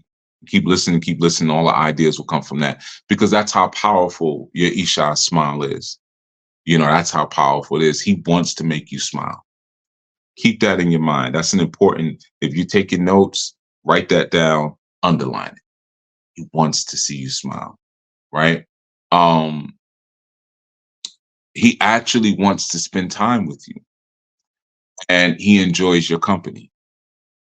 Now, mind you, I'm talking about a redeemer. Now, you can't force any man you meet to be that. Why you don't like spending time? If you have to ask that question, you ain't you ain't the one. When you have a redeemer, or you have a savior, he wants to do activities with you. He wants to spend time with you. You have shared activities. And why that's so important is because as you go into your older age, and if you have children, as you should with your Messiah, um, once the children leave the home, having shared activities with your mate is very powerful. Whether it's we both like fishing, we both like riding motorcycles, we both like serving at the local synagogue or whatever it is that you do, we both like gardening, you know. But your redeemer is going to have some shared activities with you, and that he enjoys. Um, One of the things that your redeemer or your savior wants, he wants to see you grow. He wants to see you grow and he wants to see you flourish. Okay, that's an important one. Now, you As a woman, you know the difference. I know you do. You know when a guy shows up and he just wants to rumble and tumble. That's it. And you might just want to rumble and tumble. You might just be like on some, I just want to have some fun right now. Okay. But when you're actually really looking for a redeemer and you're looking for a savior and you're looking for that superhero who comes into your life and, or you come into his life rather, and now you can start behaving like a natural adult. Um, when he shows up, he wants to see you flourish. And he knows when to step in and to step up. He's not going to step in and step up for everything because he wants to give you the dignity of risk. Some things we have to fail at. That's a part of lessons sometimes we need. He's not gonna, you know, he's not gonna be carrying all your bags for you, opening up all your doors for you, stuff like that. He's gonna respect the fact that you're an able-bodied individual and there's certain things you can do for yourself. But he knows through his wisdom when he needs to step in. He knows through his wisdom when he needs to step up, right? And of course, there's a dynamic that may exist between each couple where they know that about each other, right? Like, for instance, I have a thing where I never stop men from trying to get with any of my women. Never have since I was young. I would tell dudes if they were looking at me, yo, go. Well, we didn't say shoot your shot back then, but I don't remember what we said. Yo, go talk to her. Go try to talk to her. That's your girl, though. You keep staring at her. Go try to talk to her. Like, see, she knows how to handle you. She knows what to do.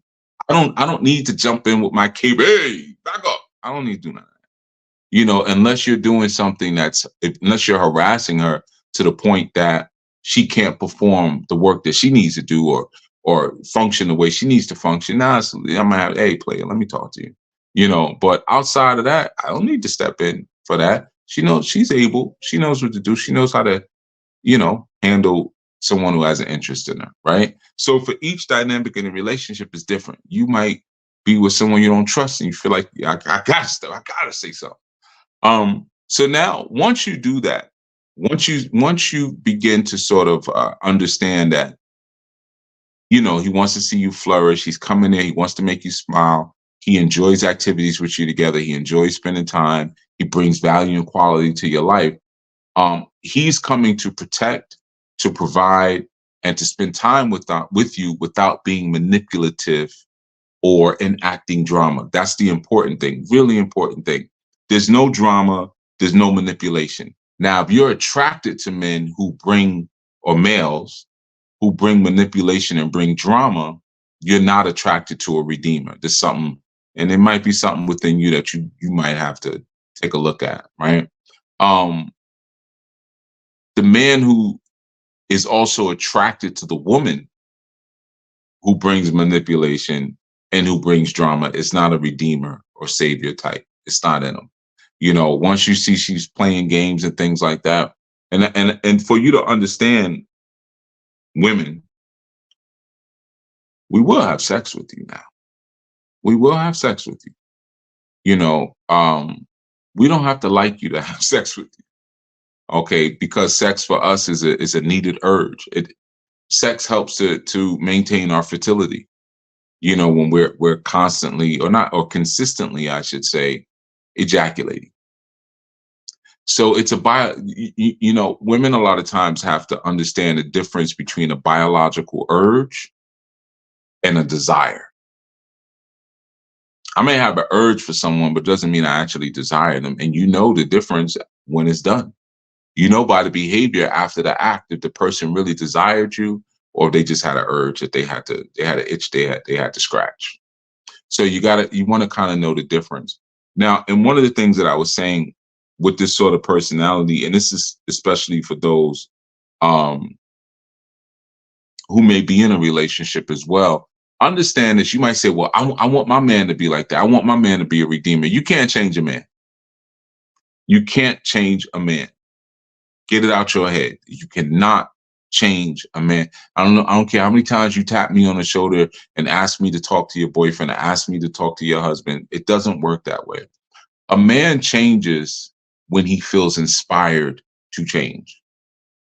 That's it. He has to feel inspired. And there has to be a natural spiritual compulsion to want to change. That's what inspiration is. Inspiration is a spirit of being spirited or being full of spirit. And what happens is that once he's inspired or in spirit, he then pursues transformation and change. I want you to pay attention to that word pursue. We're going to use it later. He pursues transformation and change once he's inspired. So let's look at the woman that he may want.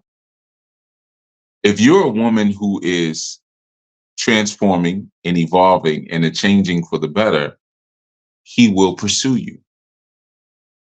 If you're a stagnated individual and you're closed-minded and you're hard-headed and you're defiant and you're unreceptive, he will not pursue you, because men are inspired to pursue change. They're inspired to pursue transformation, nothing else.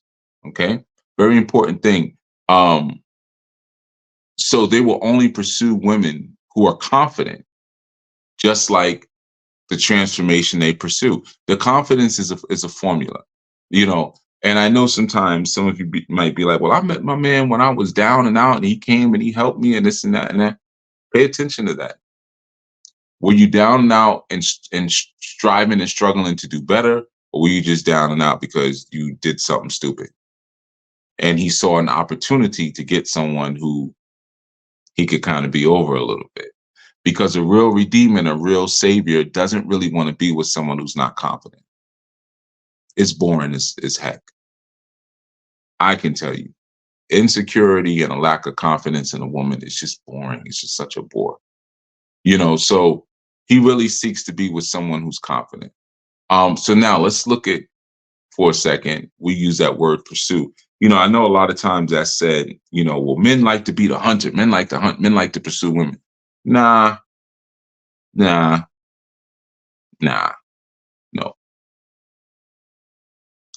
We're inspired to pursue evolution. We're inspired to pursue transformation. We're inspired to pursue growth. Real men are not inspired to pursue women. Why would you ever have to pursue a woman if you're a real man? 7 will take hold of 1 man in those days. I don't have to chase you. You're hoping that I find you, a man that findeth a wife findeth a good thing. You hoping I'm finding you. I'm not pursuing you. I keep my eyes open. I definitely always got my eyes open, you know, looking for the next one, looking for one that wants to come build and be a part of a family. And yeah, eyes always pursue. No, I'm too busy pursuing growth. I'm too busy pursuing purpose. I'm too busy pursuing the Most High Spirit and the Most High's path and the Most High's ancient ways.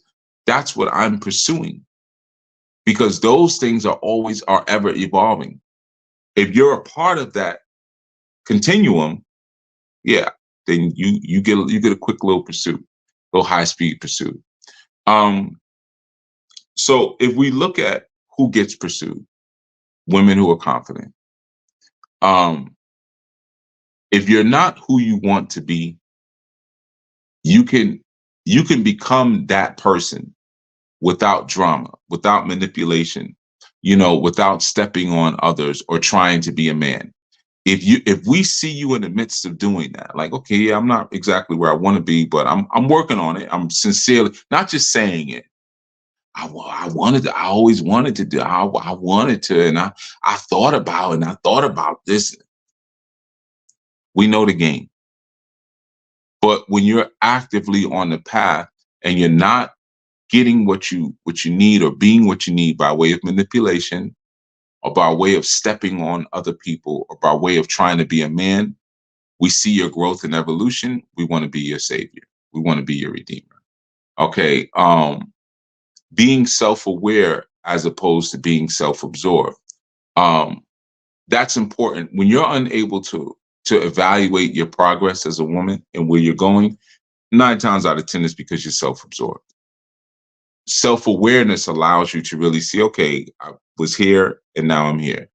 When you sometimes say things to a woman and she'll just jump up, well, nothing I do is right. She starts with all this hyperbolic statements, well, yeah, okay, well, I'll just shut up then. I'll just shut up because, clearly nothing I say makes any sense.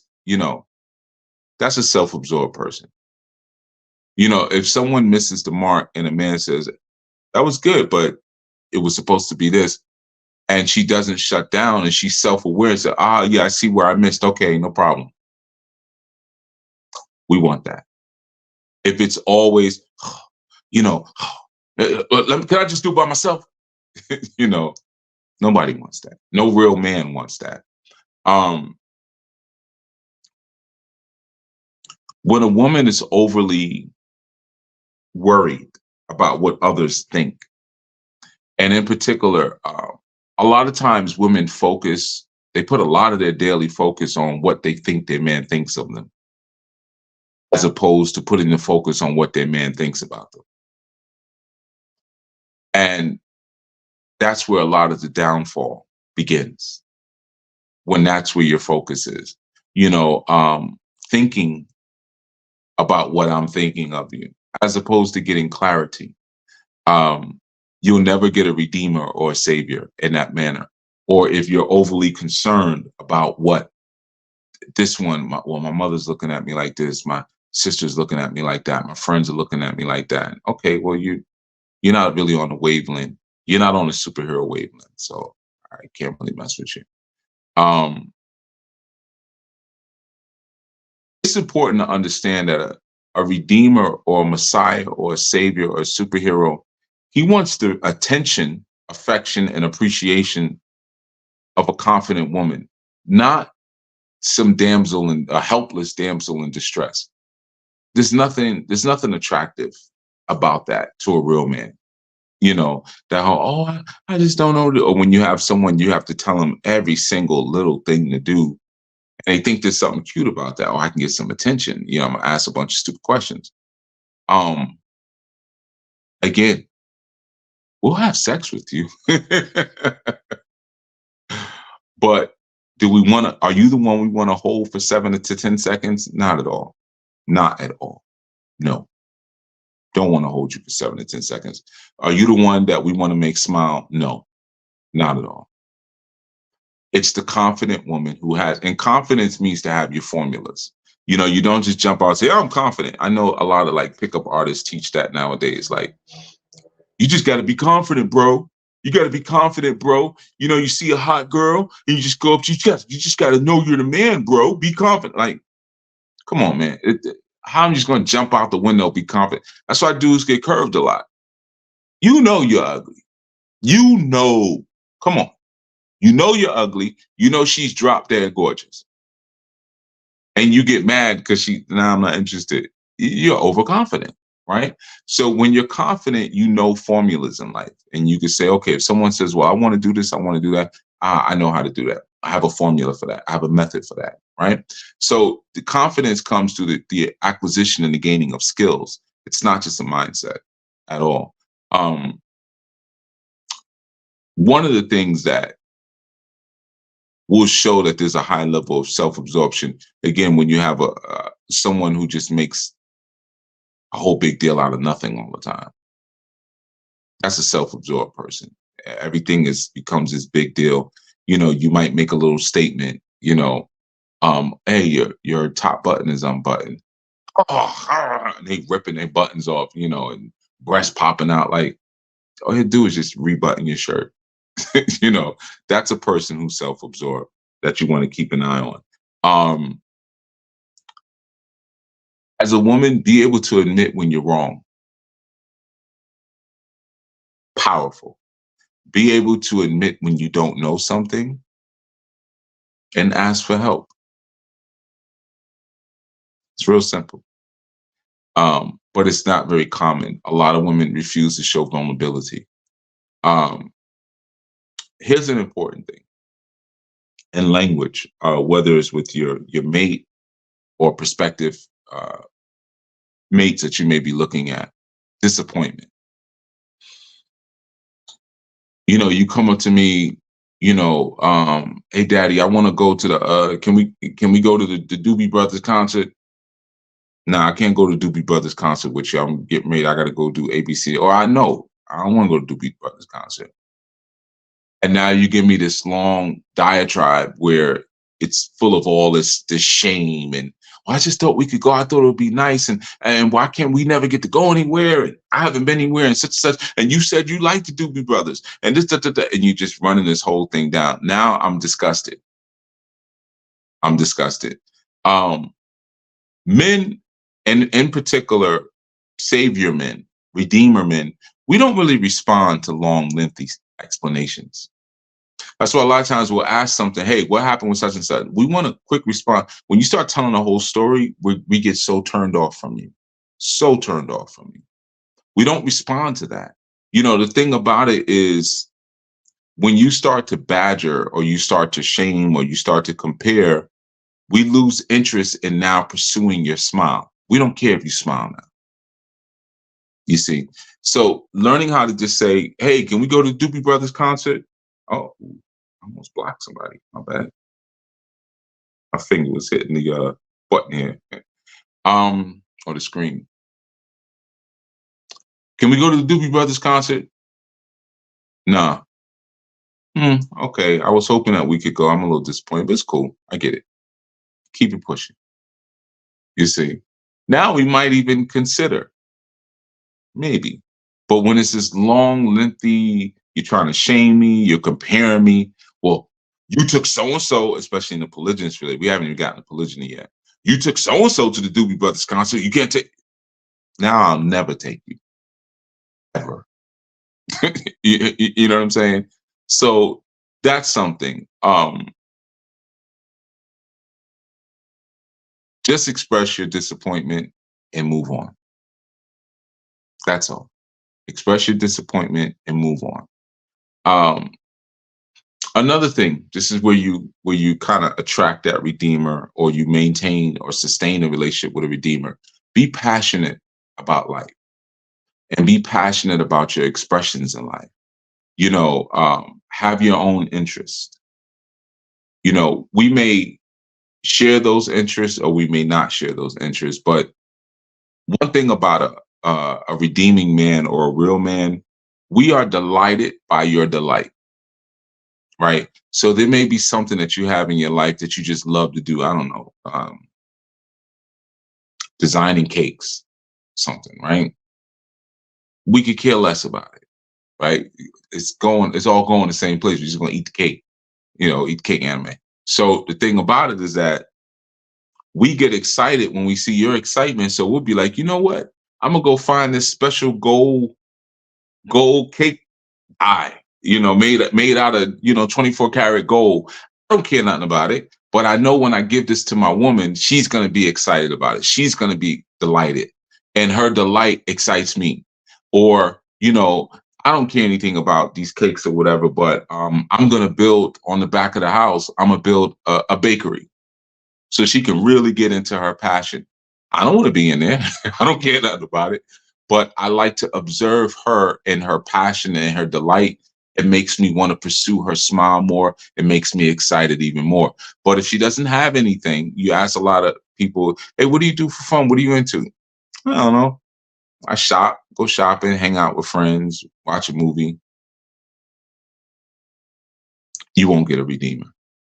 You you're boring. You're just, yeah, you're just boring. You're not interesting. Um, you have no passion, no life, inside of you. I don't care if you smile or not, you know. So when your passion is ignited, our delight is ignited. Our passion is ignited. Um, and it makes us want to be your savior even more. It makes us want to be your redeemer even more. And I'm sure some of you women have experienced that. You tell a guy what you want to do or what you're working towards, and especially if it's a trick, he'll show up with a but here I bought, so, so it's just something that's hardwired into men, you know. Um, One of the important things to understand is that the man that interacting with, or you're having this sort of messiah or saved slash, or saved hyphen savior relationship with, is that he's a person. Always remember that he's a person, he's not a project. That's really important for you to understand. Like I said, you can't change him. Don't get into these situations with people where you're trying to create this sort of divine relationship out of something that is not. It doesn't have the potential. It's not even on that way. And as a woman, understand you're not going to change a man. So once you understand that he's a person, one of the things that you'll get and you'll lock in on is the science of your appreciation, right? Um, and this is a simple thing, but it has to be sincere or it doesn't work. Tender touch, kind words. When you show your appreciation, show it by touching your man's hand, kissing him on the cheek, you know, um, and it's sort of almost like a subconscious programming in a way. The closer that man gets to becoming your redeemer or becoming your savior should be the longer you hold your hand over his hand and the longer you hold your gaze on him, right? Subconsciously, it lets him know that he's getting closer to even being more of your savior, more of your redeemer. Hold your gauge because it's a subconscious signal, and it melts a man's heart and lets him know that you're truly his Isha. If you are truly his Isha, right? So I know some women are gonna go try it now. I know someone gonna try it on me. And if I'm like, man, get out, because I mush. If you don't get away from me, you don't have my rib. I'll have sex with you though, but you don't have my rib. Okay. So when you really have a relationship with a man as your redeemer, these things you'll kind of do naturally anyway. You'll touch that. Oh, thank you so much. Kiss him on his cheek. And it's honest and it's sincere. Those of you who are like robots and have to be like, you're just gonna copy every single thing I just said, and it's gonna be obvious that it's not in you. You're just copying. It's not real. Okay. But I'm just giving you an examples, for your man, and maybe something different, maybe just touching his back. And thank you so much. I appreciate that. And could be rubbing his back and looking up at him, or down at him, depending on what the height differential is. But, being able to say, like, I really appreciate what you did, kissing him on the cheek, or, whatever it is that y'all do. Um, Now, if you're a woman who is unwed, it's pretty much the same rules, right? It's going to pretty much still be the same dynamic. Build your confidence, right? Same thing, building up your formulas, right? Build your confidence. When a man says, "Can you cook healthy food?"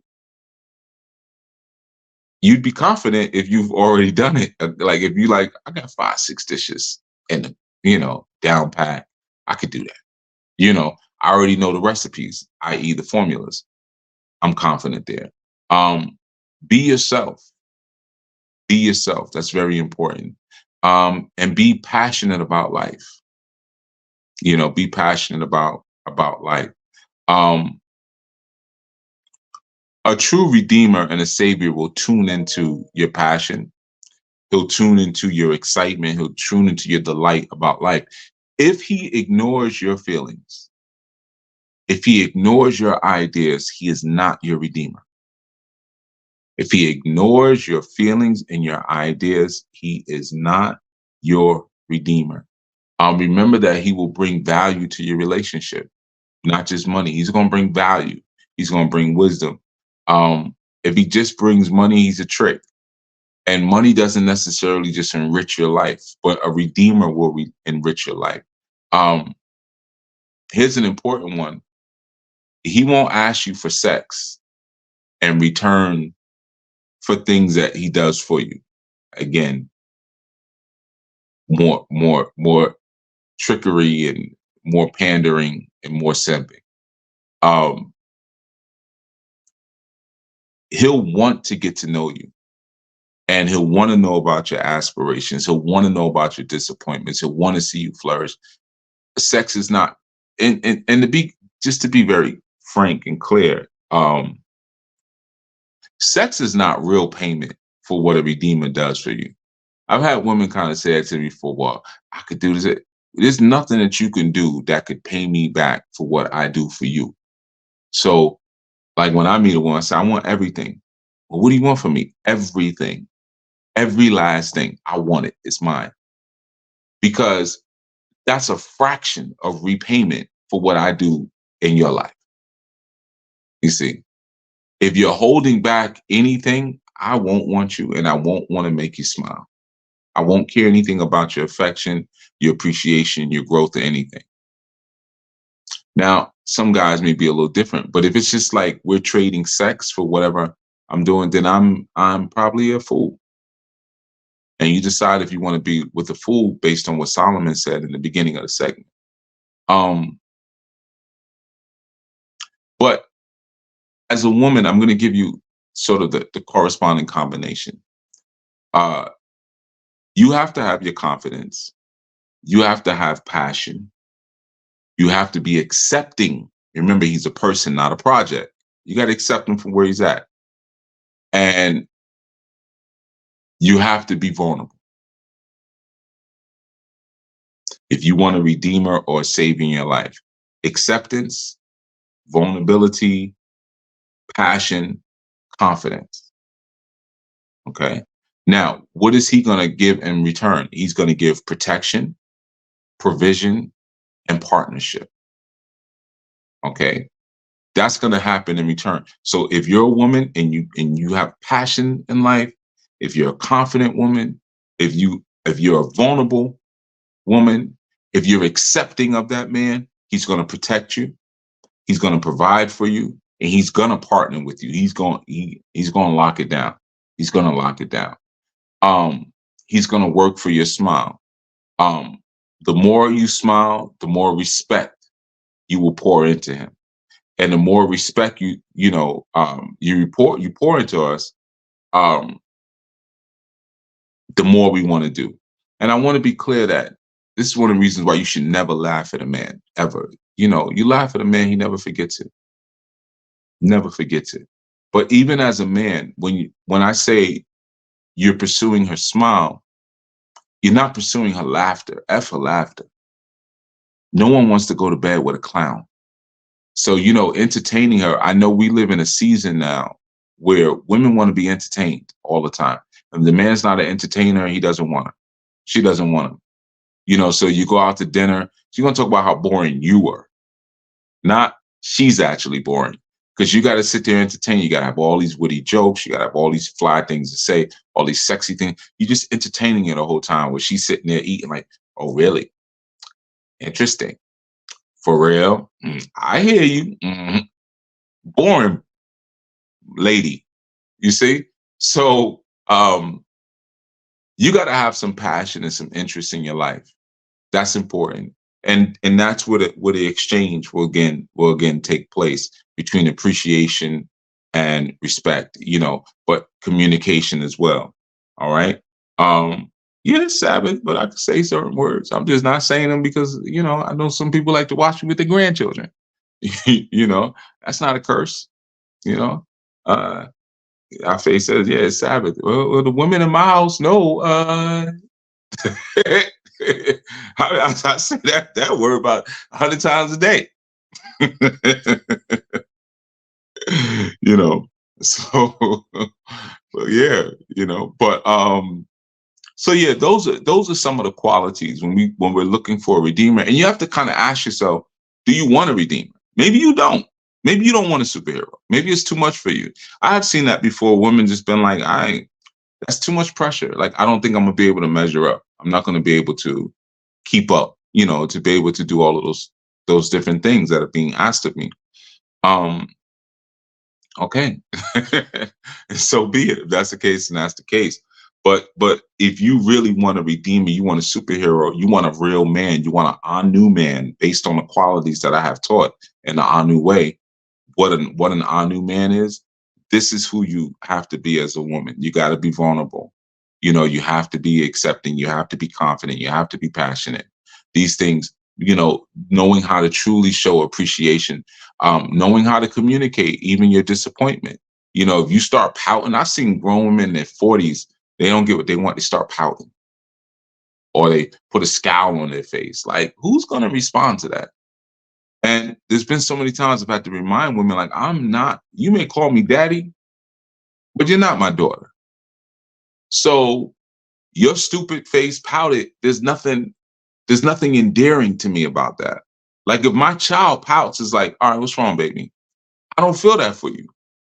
I'm like, what the F is wrong with this mother F? Like, that's all I'm thinking, or most likely saying, right?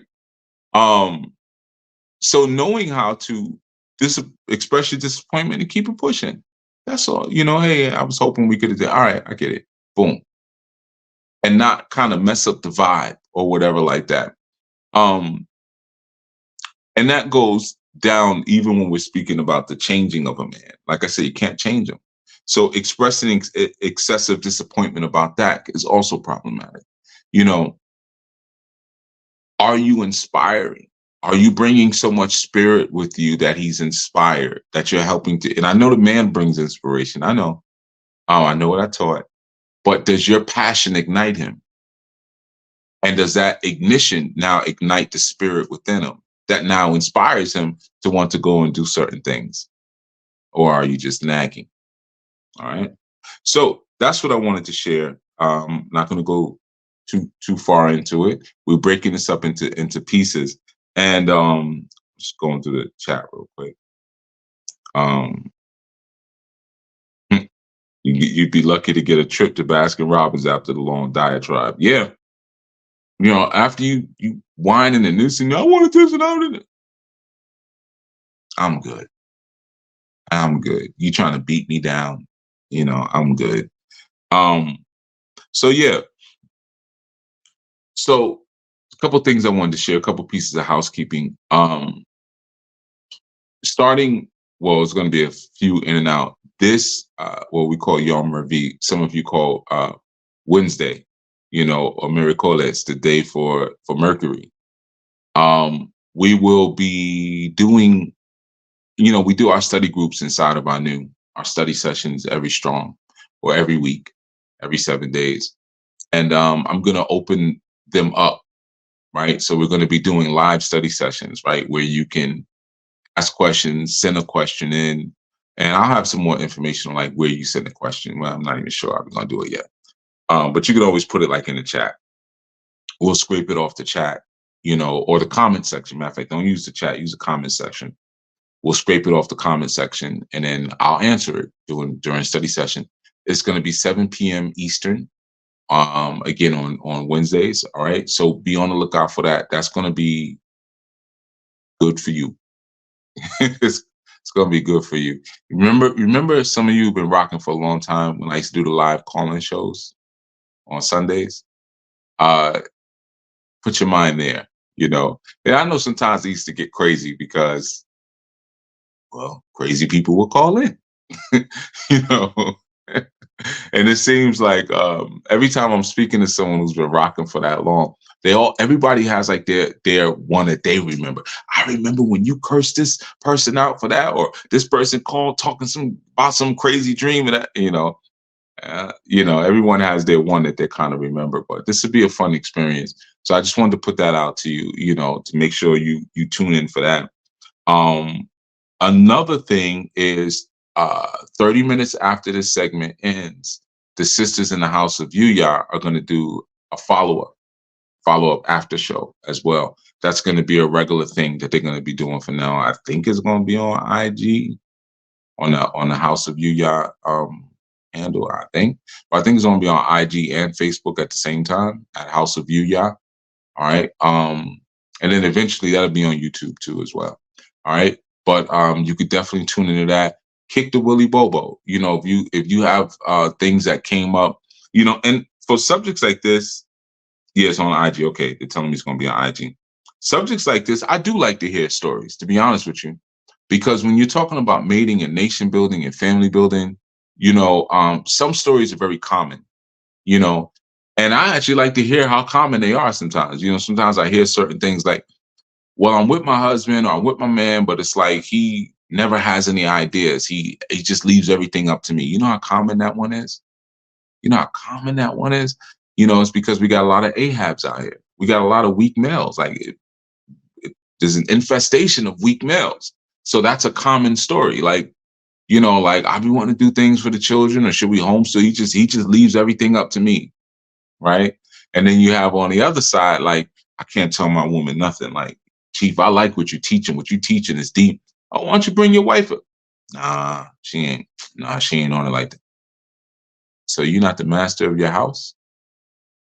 Wow. Everybody's just doing their own thing, huh? That's what it is, right? So, there's certain stories that, believe it or not, are very common, certain things I hear all the time. And it's almost like a research study for me. It helps me to see just how common certain things are. So I may speak to them a little bit more, or speak to them in a certain kind of way. But, never feel embarrassed about some of this stuff. Like, even a list I just gave you, you might say, well, man, like some of the guys might be like, I never been any of that. I never been anybody's redeemer. I never been anybody's savior. Well, you were taught not to. You were programmed and birthed to be someone's servant only, not to be anybody's redeemer, not to be anybody's savior. I mean, it was COINTELPRO that, where Hoover said we have to crush the rise of the Black Messiah. So anytime that sort of messianic or savior or redeemer energy comes forward and someone says, I'm going to free my people, they get killed, or they get discredited, or their legacy gets destroyed, as we're seeing so often in media today, and all the different things that are happening. So I can't tell you not to feel bad about it. You're going to feel what you feel. But I will say that don't think it's just you. You know, there are a lot of guys listening to what I just broke down, a lot of women who are like, man, I never really showed real appreciation, or I always just equated a man giving me sex or giving me money to affection. I didn't, or I never knew how to give proper affection. Maybe I never saw my mother really be affectionate or really be appreciative. It was always phony, you know. Um, we're all learning, so I don't want you to feel any way about that. If you do, you do. I can't really do so much, you know. Um, but anyway, so I was just glancing at the chat. So all right, so I'm gonna head out, man. Thank you for riding. Those of you who are here, be sure to tune in to everything that's coming. Next Sabbath, I'm gonna get into the science of vetting. Vetting. VETTING. I know the word you thought I said, vetting. No. However you make your money is however you make your money. You heard? But you're not gonna blame me for, you blowing your light bill. Vetting with a V. V as in vagina. VETTING. Okay. So vetting, we have to start looking at, are we asking the right questions? As it pertains to the people we wanna mate. What questions do we ask? What should we be looking for? Sometimes we get into situations where things don't work out and we say, man, I saw the red flags. Sometimes you did, but sometimes you didn't see them, or you didn't know how to respond to the red flag. You didn't know what to do with that. You didn't know what things were not going to change. Like, I saw this here and I didn't know it was always going to be here. I didn't know that was a mainstay. Like narcissism. You see someone's narcissistic and be like, narcissistic, they're not going to not be a narcissist later. Doesn't work like that. They're just narcissists. So narcissists are like poisonous spiders. It's just like whoever gets caught in the web gets caught, but anybody looking from a distance knows, stay away from that poisonous spider. Like, there's no wins there. There's nothing good that will come out of a relationship with a narcissist, So you might see that red flag in the beginning and really not know what to do, right? So we're going to get into vetting. This is going to be a good one, man. And I like to give you all tools. I'm a big tools kind of person, right? I mean, I physically have a lot of tools for different jobs, whether it's electronic repair, small engine repair, automotive repair, a lot of tools for my motorcycles. Like, I have a lot of garden tools. Like, I'm a tool guy. I like I got tool belts. I got the whole nine, And when I'm teaching, I like to do the same thing. That's where your confidence comes from. When something will come up and you have the formula, you can say, "Oh, I know what that is," and you can pull from it and whatnot. So I like to be able to offer that, to give that, So definitely the vetting, it starts the season of really handing tools. And notice we still haven't gotten to polygyny yet. We still have not spoken about polygyny yet. You see, there's so many things that need to happen. A lot of times I know people speak about like, "Yo, look at polygyny in the Bible. There's always jealousy, and I know women that." Well, what's the divorce rate looking like for monogamous relationships? Is it any better? So people will oftentimes blame the ills of a sick mind, or a misinformed or unprepared mate on the marital format. Monogamy is not a problem. Polygyny is not a problem, right? The problem exists in the dynamics and how we relate to each other, and a lack of understanding that we have about each other, and our inability to communicate some of our struggles or some of our perspectives and worldviews to each other. That's the actual problem. And ultimately, it comes down because to original people not following their original culture, but trying to mate and live like other people. And it doesn't even work for the other people. It doesn't work for your captors. So it's not going to work for you, right? You are a captive. So, you have to think about, what was I doing that worked? Is it all just because it's old doesn't mean it's good. That's sort of a sick co-opting of people have with like Eastern culture. Oh, this is 3,000 years old, so it got to be. Doesn't mean it was good. Doesn't mean it worked when people were doing it. I see people speak about that a lot when it comes to things like semen retention. That's the see, you got to hold it back, got to hold it back. You got to understand the whole system of why that was utilized, but there's no science that shows that improves the quality of anything. But people have a misconception because a lot of times they don't study, they don't have our New Life Global Ministry type experiences in their lives where there's some real teaching happening. So I've spoken to some guys who think like there's all this testosterone sitting inside of their sperm. So, I retain it, so I maintain my testosterone. That means you don't even know how testosterone works. You don't even understand how it's generated. You probably don't even understand like how your sperm is generated. I mean, it's regenerated every 60 days. So it's not just like you don't have like in your gonads like just big balls of testosterone waiting to come out, and if you release it, like, oh, my testosterone is gone. But a lot of that also has to do with social convention of like the foolishness we've been taught about how rough and tough a man should be, and how a man should express himself, and how a man should appear, and the muscularity a man should have, and things like that. And as a result, it's created some really poor pseudoscience. The same thing happens with relationships. Things that we saw on TV and stuff like that, it created a misconception of how we should relate to each other. And now we've established pseudoscience and almost false religions around us getting together in the wrong way. All right. So that's all I wanted to share, man.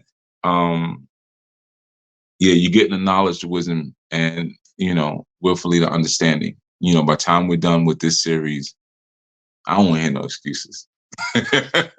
Like we said, 2024, this is the year for family. This is the year for creating family. There's no excuses. If the information is here, between solutions for dysfunctional family relationships, Noir Mail, 14 Keys, the Anu Way, what else do you need? And the series I've done previously, the information is here, man. The information is here. So if it's not happening, it might be time for some serious self introspection, But not to get off into a tangent, we're continuing on with our discussions around the science of family. And thank you for the one. I see it in the chat. I'm glancing at the chat periodically as I do, just to make sure that I'm not missing anything. So thank you for that. But yeah, we've been continuing forward with our talks around family, and more specifically science. And science, obviously, when you're looking at things from a scientific perspective, you're looking at them things that can be proven, and most importantly, things because science is really theory, but theories that can be reproduced, right? So we could just say, oh, let's look at a family. What's a family? And get a little bit of information. But when we say, well, what's the science of a family? Then whatever it is that we may see, that we may appreciate, it gives us an opportunity to recreate that because now we're looking at the different ingredients and different elements that go into creating that thing that we are appreciating. So, we've been building up to, larger talks. But if you haven't, of course, I'll say it again. If you haven't been able to experience some of the earlier segments that we did on this in this series, I would advise you to go back because everything pretty much loops together. It all loops together. And thank you for all the ones. I appreciate it in the chat. I see them. Good looking out. Yeah, everything pretty much loops together. Like you'll find very similar to like the podcast and stuff. Like once you listen to, let's say, at least, mm, I don't know, you can probably pick it up in the beginning, but even if you listen to 40 of them or 30 of them, you'll start to notice, like, wait a minute, that ties in with what he said last year, or this ties into that, that ties into that. So I tend to try to do that, to try to sort of create a poetry, if you will, out of the information, and like it's a long epic poem, so that way each one is sort of feeding off of the other, and each series and segment that we do, it allows for an opportunity for you to get a deeper understanding, on the last one, like, oh, that's it, it might highlight from a different area. So I definitely suggest you listen to them all, you know? So in this session, we're going to talk about vetting. Vetting is like now, we've talked about some of our development, like how we come into the stage of relationships. We've talked about, like, some of the pitfalls that we might have, like, or some of the ways, things that we need to be aware of when we're seeking to mate with each other based on what we came up with, what we saw as children, how we were nurtured versus how our nature actually is, so forth and so on. And now when we start looking at vetting, this is critical because now we're looking outside of ourselves, So every segment that we've pretty much been speaking about, though it may give you an opportunity to look at your counterpart and ask certain critical questions, but most of it has been like the inner work, the inner journey. And in this one, we're really focusing on, like, okay, now we're looking outside, similar to like when I spoke about on the last study group last Wednesday. And I spoke about the eclipse that's coming. Hmm, well, this, yeah, I don't want to get too deep into that, but how there's always that sunlight that's sitting behind that body or that satellite that we call the moon. That light is always there. So there's always things that we have to address at the root of our own being when we're looking to go forward and to create this divine and scientific configuration of man, woman, child slash children. You know, so the way I'm going to do this is I'm going to break it up, right? So we're going to start with women, like vetting women, and then we're going to go over to men. And the reason I'm doing that is not because it necessarily needs to be separated, but as I was sitting, I started writing some notes about an hour ago, and I was coming up with so many things. I was like, this is going to be too long, so let me just break it up. And the thing is, it's like you're going to see an overlap, like when I get to, like, how do we vet men, right? But even though I may be speaking about vetting women pay attention because these are things that you might want to check within yourself, or if you have sons or nephews or cousins or little brothers, and you might want to help them out as well. So, and the same thing goes for the men, right? So, you know, I'm going to just start now. What I'm sharing with you is in no particular order. I was just sitting in off the dome, boom, yeah, this, boom, boom, boom, boom, boom, boom, boom. It's comprehensive, but it's not, the end all be all. And it's definitely, I wouldn't say it's in order. I'll tell you I could tell you what things are probably more important than others, right? So let's start the first thing. And I mentioned this in one of the previous segments. Is she attractive to you? Right? Not necessarily attractive by social popular standards, because sometimes we're attracted to things that people just wouldn't necessarily look at, for whatever reason, what kind of drives you. But you want to look at, is this person attractive to me? And I know that may seem shallow, like, oh, we're just supposed to skip past that. Or especially as men, I think in today's times of like digital and social media dating, you're guilted out of asking for a picture. Like, there'll be a picture of her from here up, or the infamous one from the sky. She's got the camera all the way up in the air, and you see cleavage, and you see her face. We know what that is, right? But you might say, "Can I get a full body shot? Can I get a 3/4 picture?" And you get an argument. But the reality is that there's a deep need at first, to respect and understand, like, yeah, there has to be some physical chemistry. Doesn't mean you have to look perfect. And I mean, I don't look perfect. No one looks perfect. But do I feel like this is something that I can work with, or is this going to be a problem? But also that may mean that we may need to work on our taste for beauty. Just because you like something, I know that may seem like, well, you can't tell me what I like or don't like. No, no one can. But it doesn't mean that what you like or don't like is the best thing. And sometimes it's a refined sort of taste. You have to refine your taste towards beauty, just like you refine your taste towards food. Yes, McDonald's fries are hitting. Like, we all know that, until you start to eat more healthier starches, and you start to pull back from the sodium. And then you eat those fries or eat a couple, and you're like, yo, why do my feet just swell up like this? Like, I got the feet of a pregnant woman. What's going on? Or you're falling asleep and you didn't really know what MSG was until, So sometimes your taste will refine, and the same thing in people you may look at, and you'll look at the art of a person in a different sort of way than you did, when you were just kind of like making that quick impression, and you can still make a quick impression. Men generally, we know if we're attracted to a woman within 10 seconds. It's not a she grew on me or anything like that. Within 10 seconds, we know with that person, or if we cannot, so I would say that's a critical thing. Be sure on that, right? The other piece is, do you get along with her, right? And pay attention. Like, if you're interacting, if you're interacting, are we having fun? Like, right? Or am I trying to really sort of pretend? If I'm not having fun, if I'm not enjoying my space with this person, don't pretend. Like, just stop wasting time, because um what you'll want to do is you'll want to create situations that simulate real life. And and it could be in the lightest of ways. Like, it could be something as simple as like, I remember I was with a sister once. We were in the park, and I was thirsty. I think we had water or something, or she made me some roots drink, I think.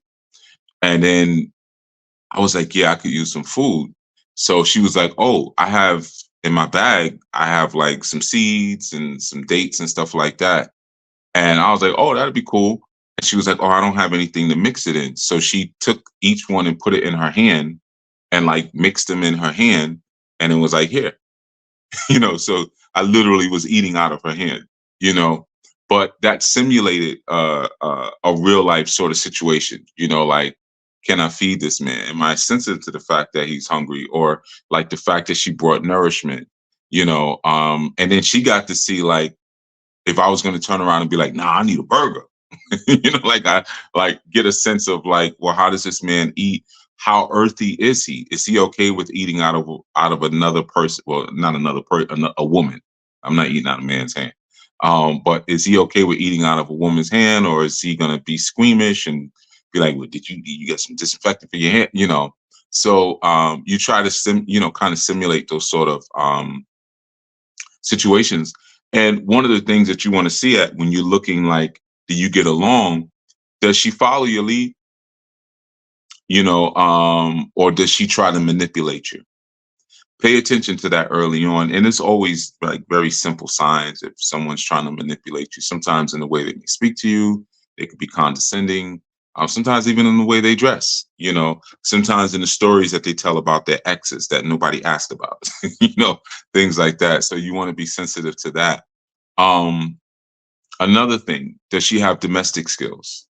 And in particular, because she might say, yeah, I pay all my bills. Or does she have domestic skills to be a consort? And you know what? For the purposes of this segment, I'll throw in the word wife. I don't really use the word wife, but I'll say it just for people listening so they can understand like um the level of seriousness of the relationship that I'm talking about, right?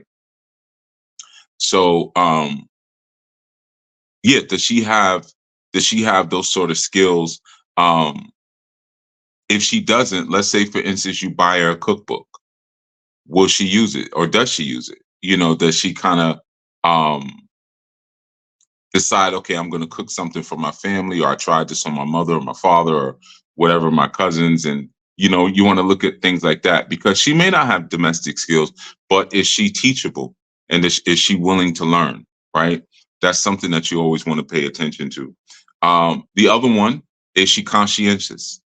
Now, having a desire to be excellent in the things that we do is important, especially as a mate, and to be clear, like some of these things are going to overlap. Like when I speak about how to vet a man, you're going to see like, well, that's what you said for them. Some things will overlap, but sometimes the nuance is slightly different.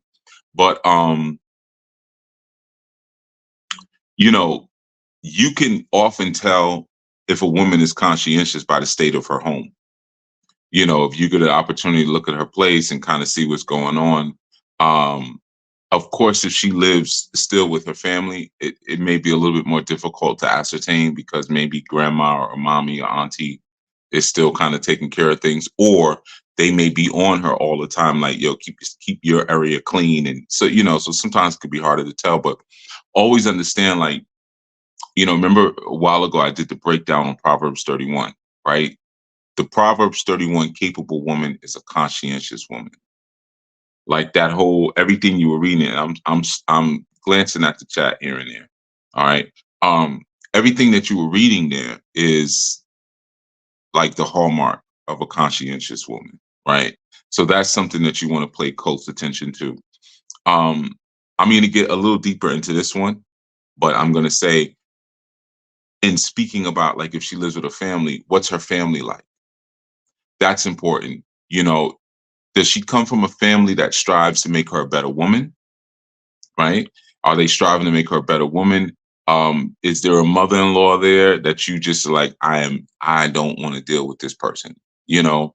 Or is there a father-in-law that you want to deal with? Um, and is she, let's say there's a horrible father-in-law, there's a horrible mother-in-law. Is she amazing enough that you're willing to deal with that? And that's some serious amazing because you have to consider that there may come a point in your journey with this person where these people who you can't stand may end up living with you and you may end up having to take care of them. And they may be even worse than they were when they maybe were younger. So these are sort of things that you want to pay attention to. You want to pay attention to how soft and feminine she is because that tells you that's one of the things that tell you what kind of mother she will make.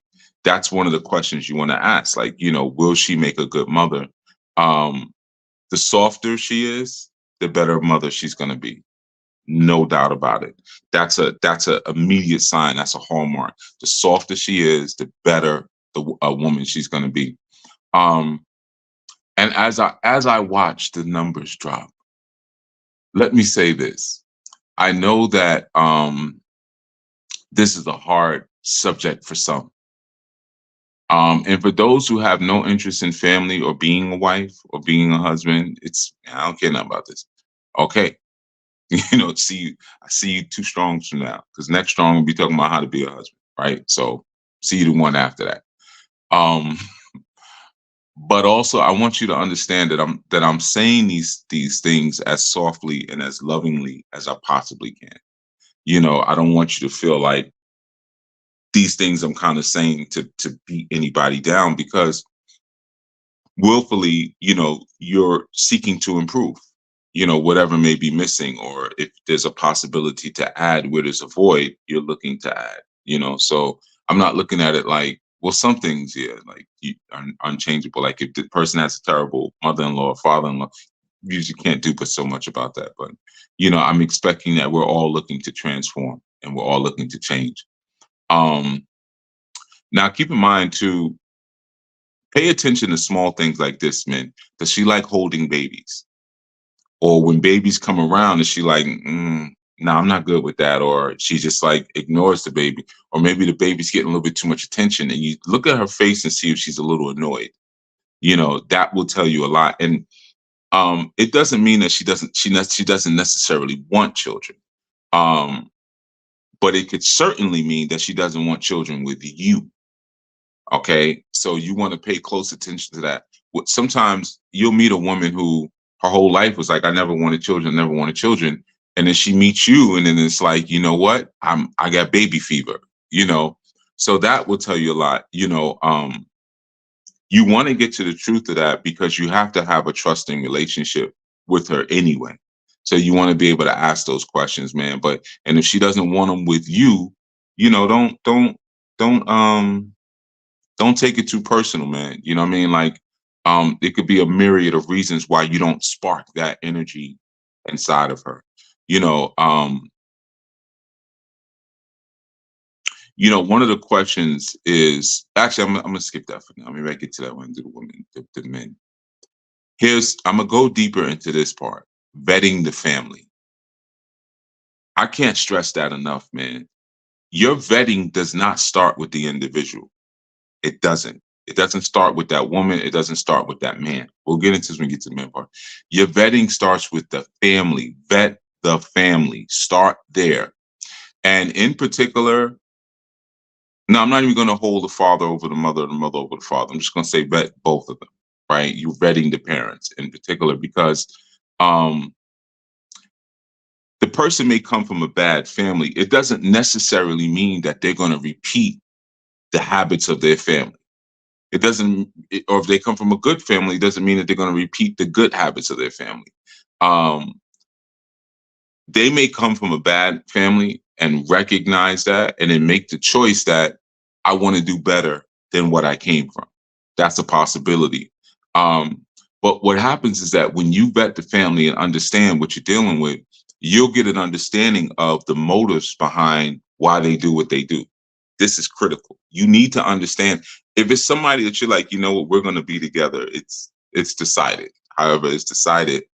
It doesn't necessarily mean because the mother was a Jezebel and the father was an Ahab that you say, "Nah, I can't do this."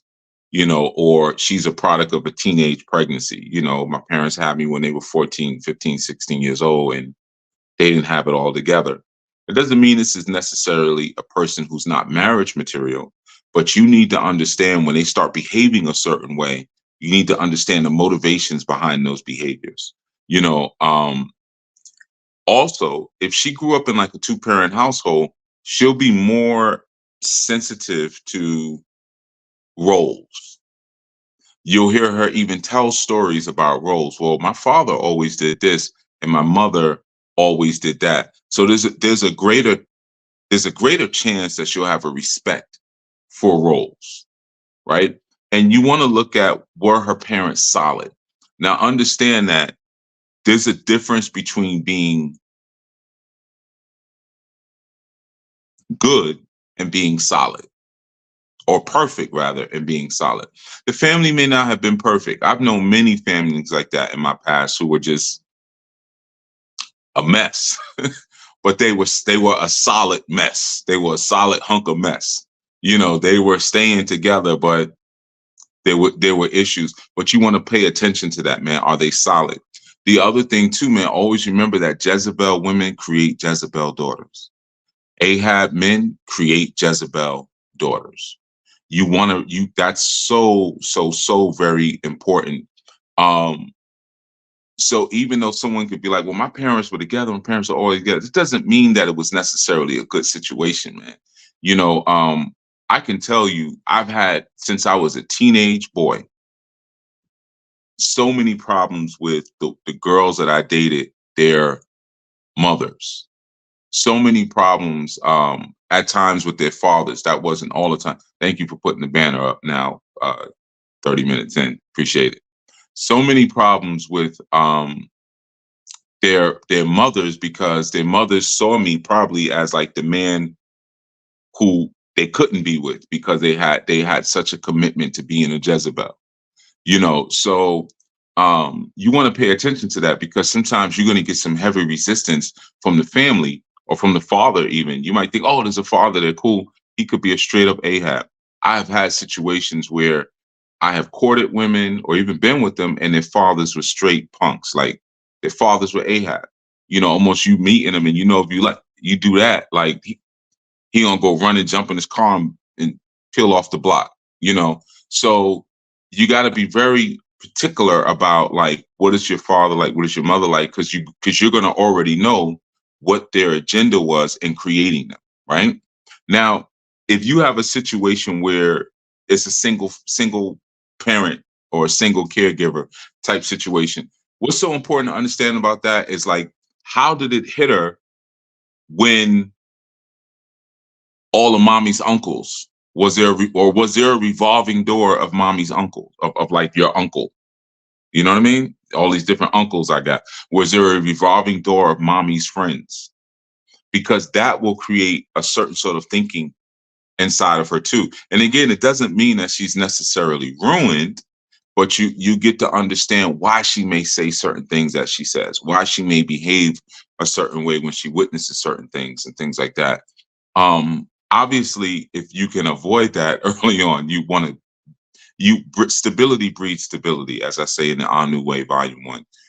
So you want to really deal with someone if that comes from a stable background because they have a desire to maintain that stability, right? So you want to keep that going. And yeah, as Zach says, would it be the same with someone if they're adopted? Yes, absolutely. Because what were their adoptive parents like? It's no different. Were their adoptive parents solid, or did they split? And then what did that look like? So it's the same thing.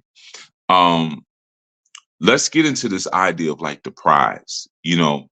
Um, a lot of times, and I came up with a lot of older brothers who definitely instilled in me that the man is the prize. We are the prize.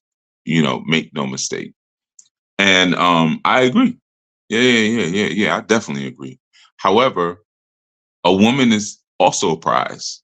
A woman is a gift. So it doesn't really have to be this thing. Woman, sit down, shut up. I'm the prize. I know it's turned into that. Everyone's competing about who the actual prize is, but um you're only, as a woman, like if a woman just walking around, you're not a prize. A man just walking around, you're not a prize just by in and of yourself. You're a prize if you're walking in the way that the Most High has directed you to walk in. That's the prize.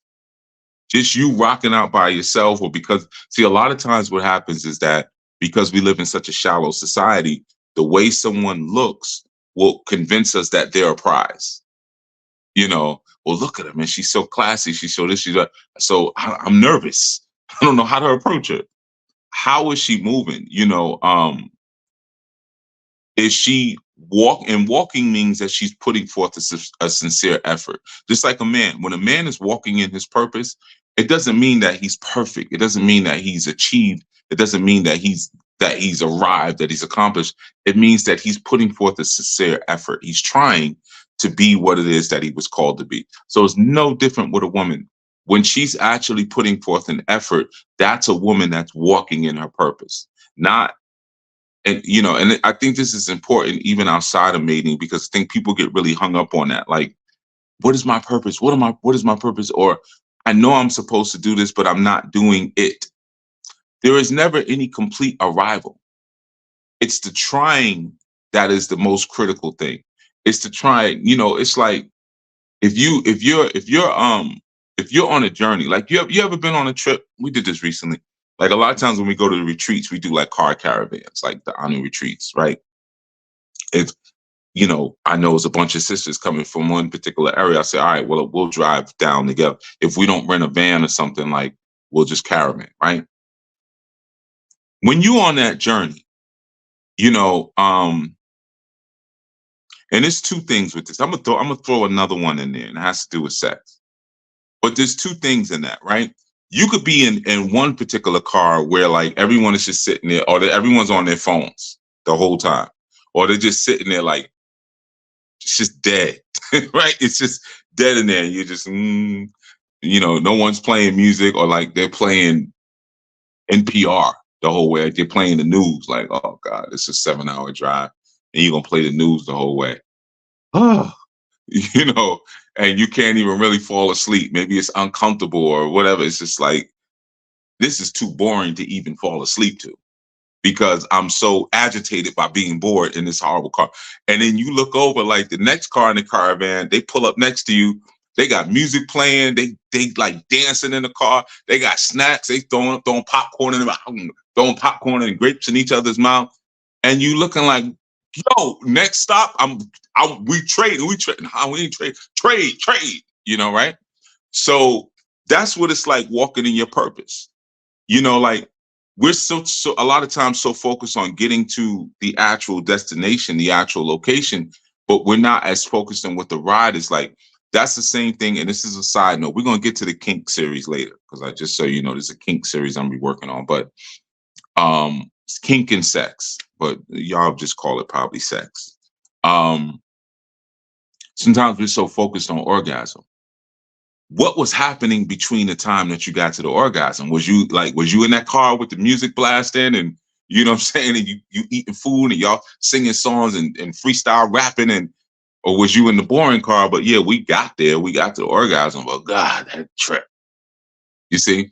So that's how you want to look at it when you're talking about a person walking in their purpose. The most valuable aspect of it is the effort. It's the trying and how they're getting to that place, right?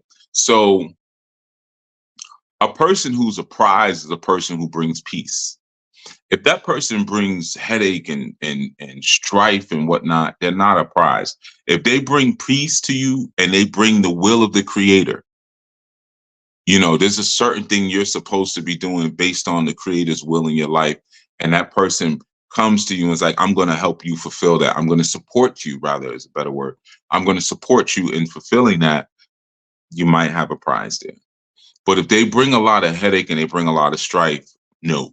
Proverbs 18:22, he that finds a good wife finds a good thing and receives the will of Lord Havea. And he that puts away a good wife puts away a good thing. Okay.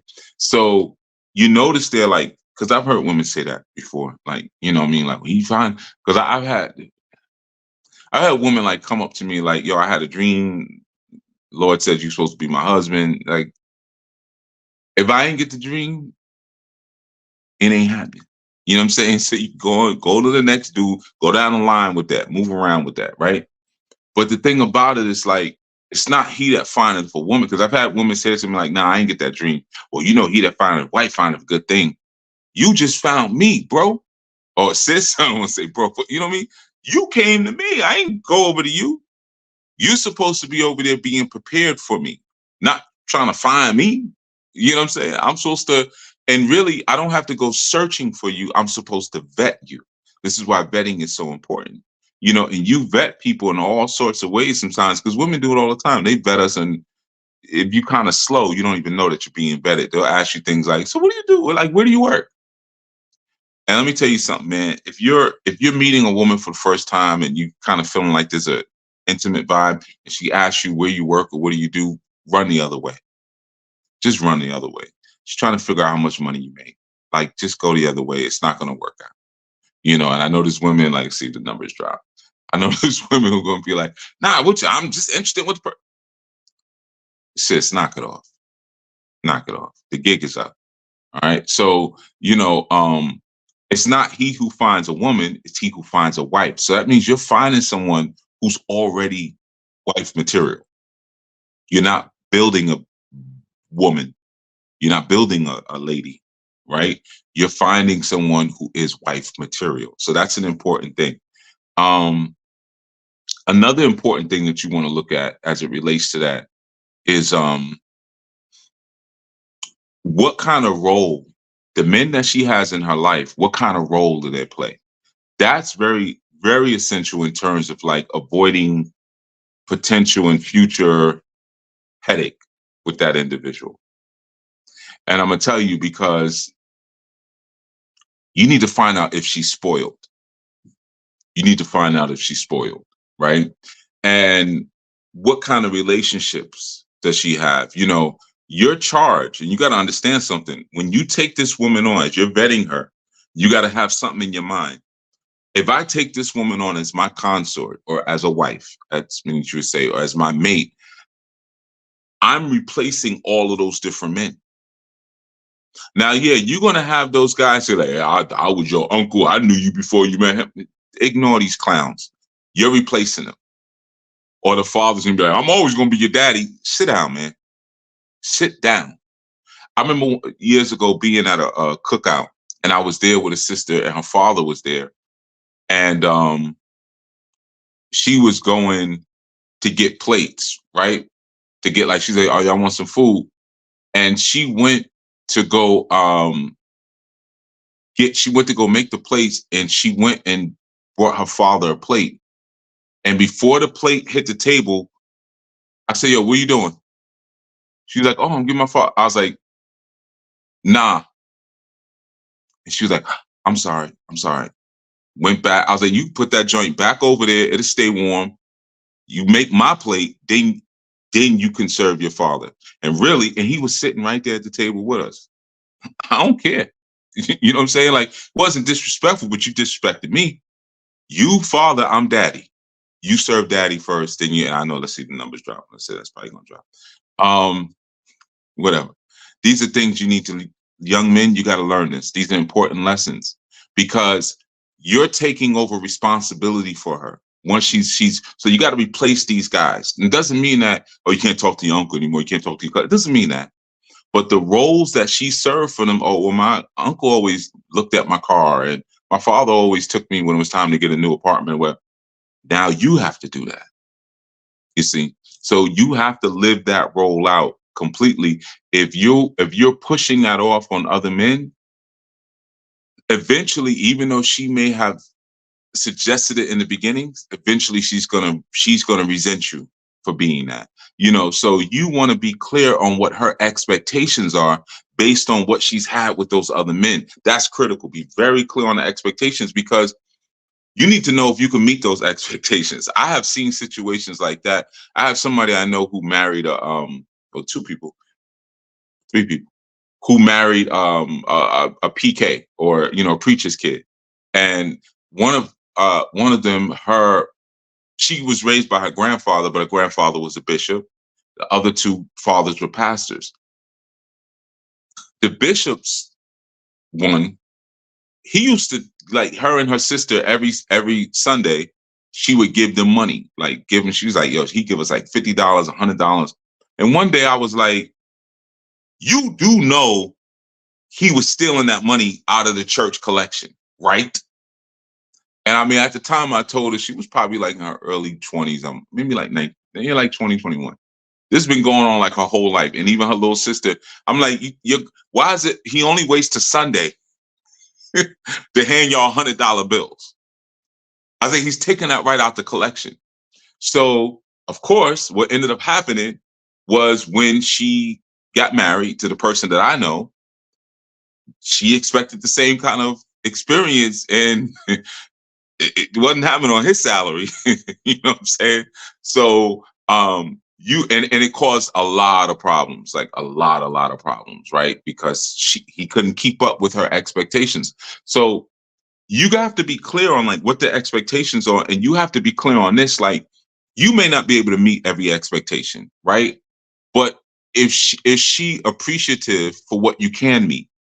And is she okay with that? Like, yeah, so and so's giving me $100 ever since I was 11, 11, 12 years old. My grandfather gave me $100 every Sunday. You maybe can't just throw $100 bills at me based on whatever our situation is, but is she appreciative of what it is that you have? That appreciation is important. Um, if she starts screaming at you what she deserves, run. If you hear that word, I deserve, run. I promise you, run. There's no negotiating, run.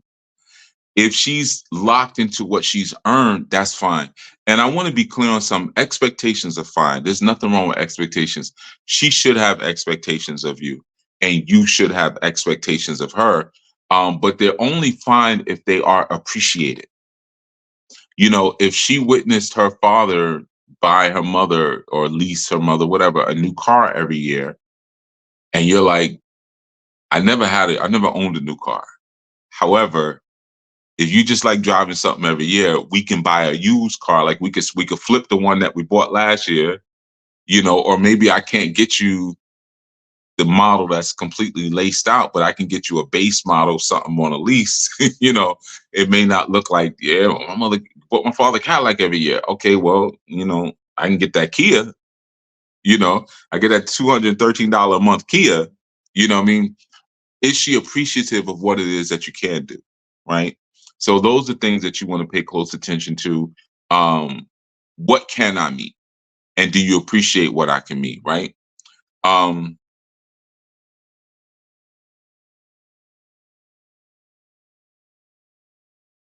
okay, cool. Just checking the chat real quick. You want to pay attention, and this goes back to he that findeth a wife. Is she a wife? Did I find a wife? Right. So that means this. Does she want to be married or does she want to be a wife? You better make the distinction as early as you possibly can. Does she want to be married or does she want to be a wife? Because when she owns that she wants to be a wife, there's a readiness to be a wife. Readiness to be to be married is not the same readiness to be a wife. I've seen so many situations. I think I spoke about this recently. Well, I've heard women like just like, yeah, I have different guys that I sleep with. I have friends or whatever, but these are not important relationships. Like they don't really mean anything to me. And I'm doing this until I find someone who I do consider is, special and that I want to settle down with and I want to really be with. And when that person comes, like, yeah, I'll definitely cut off whoever I'm laying with. Okay. Does that seem like somebody who's ready to be a wife? And I'm gonna let you make a decision if like because you may be living a swinger lifestyle, and if you're living a swinger lifestyle, you might be like, oh, that's cool, like whatever, because I have a couple that I want us to swing with, or it depends on what your culture is, what your lifestyle is. So I'm not gonna say there's a depending on what your spiritual leaning is, how that may look for you. Um, but the an important part of that is that she has to know what a wife is. She might say, I want to be a wife. I'm ready to be a wife. I'm ready to be married. Do you even know what a wife is? Or what a consort is, what a mate is? Do you actually know what that is? Has she been taught what that is? And if she has not been taught or she does not know, and she's sincere and honest and genuine and authentic about not knowing, um, is she willing to learn? Is she willing to learn what it is and understand? Like a lot of times, older women don't teach younger women this because she might be like, "Well, I grew up with my grandmothers. I was close to both my grandmothers, and maybe I knew my great grandmother and my aunts and It doesn't mean that they taught her anything. It doesn't mean that they had anything to teach. It's not always that. Well, like, oh, they did her dirty. They didn't teach her. Sometimes they didn't have it to teach. So that's an important thing. She can she can call herself a Proverbs 31 woman all day. I've heard that a million and one times. Like, but is she operating as a Proverbs 31 wife? Is she operating in that now? Or sometimes you hear women say, well, like, I'll be submissive when the right man come along. Or I'll be not submissive. I'll be feminine. Like I have to live this way. I have to be hard. Like, no, you don't.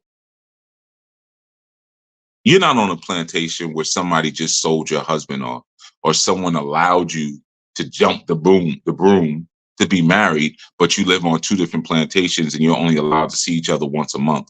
That's not your situation, right? So you don't have to be that. You're making a unilateral choice to be that thing. It is what it is, right? Um, so when I hear that, like, I'll be feminine when the right man comes along. Okay, well, I'll be masculine when the right woman comes along. How's that sound? That sound right to you? So until the right woman comes along, I'm gonna be effeminate. Now, I'm gonna be effeminate because I'm less of a threat to the white supremacist power structure if I'm effeminate. I'll get more opportunities in life. If I was effeminate, there'd be more views on my channel. There'd be more views on my channel. I get invited more places and everything if I came out and said I was effeminate. But tell you what, when a good woman comes along, then I'll be masculine. Does that sound like it makes sense to you? Right? So take accountability on the other side of that, man. Um, you have to ask yourself, is she operating as a prize or as a gift? Is this really a gift that I'm getting? Is this really a good thing, as the scripture says, that I'm getting? Is she operating as that good thing? One of the questions that you want to ask, man, is she marriage minded or is she career focused? And the thing is, you can do both. You can be career focused and marriage minded, but you have to look at which one takes precedence for her. Which one is more of a priority for her, her career or the responsibilities of her marriage, right? So that's something you want to pay attention to. Um, looking in the chat. Okay.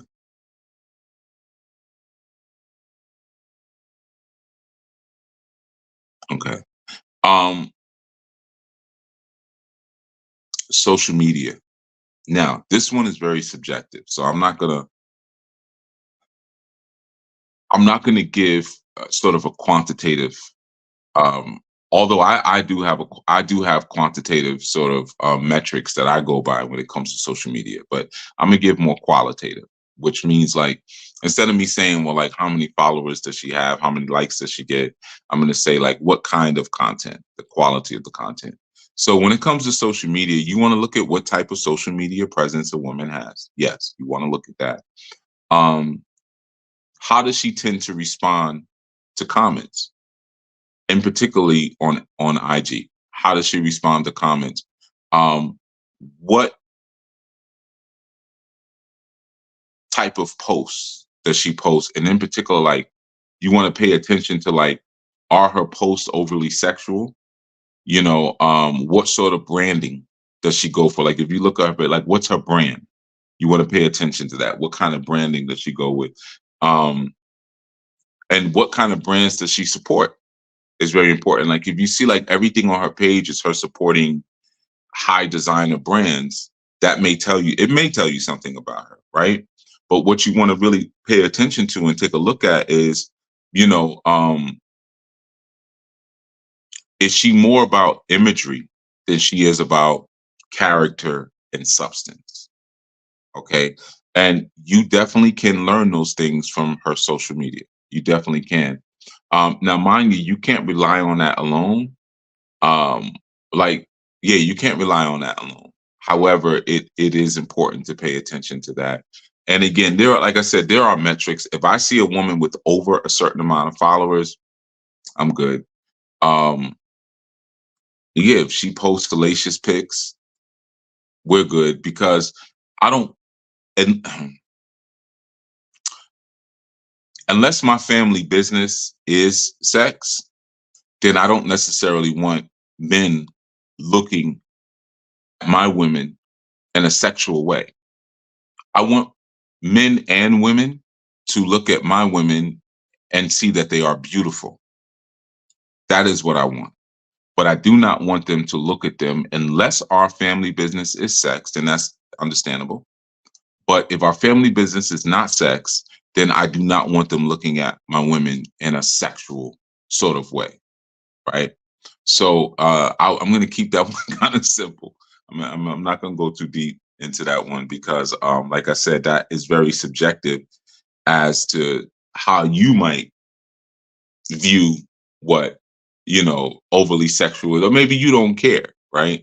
You will regret it if you don't care, but that one is can be a little tricky. All right, so now friends is an important one. What about your friends? Will they be around or will they let you down? Right, so you want to pay close attention to her friends. Are all her friends city girls? Are all her friends, or I don't care if it's all. I only need one for me to make my decision. But all her friends, hot girl summer friends, and just understand the hot girl summer female is the type of female who can't find a husband, or good men are running away from her. So she has to hot girl summer, right? So it's not anything that anyone picks initially. Men are running from those type of females. Does she surround herself with women of good character? So very important. Is she surrounded by women of good character, or she's surrounded by Sexy Red and crew, right? 1 Corinthians 15:33.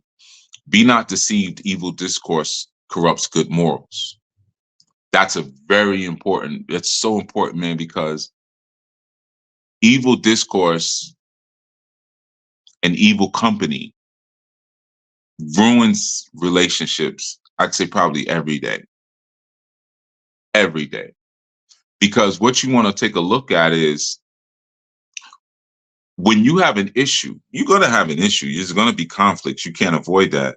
But when you have an issue with this sister and she goes to her friends, what are they going to tell her?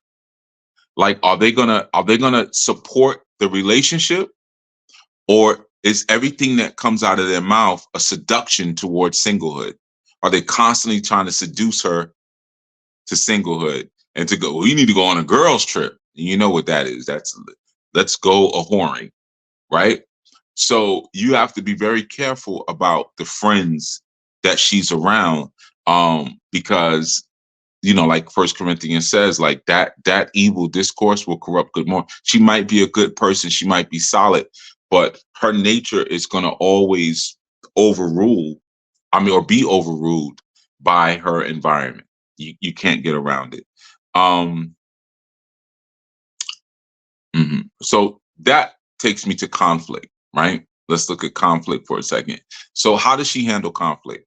So important, especially as a man, we know, because we live in a society, I'm gonna be careful with this one, but we live in a society where we have to be particularly careful when it comes to conflict, especially melanin rich men. But I think I'm not gonna say all men in North America. How does she handle conflict with you? How does she handle conflict with other people? You want to pay close attention to that. And especially when things are emotional, when it's something that's linked to emotions, how does she handle that? Right?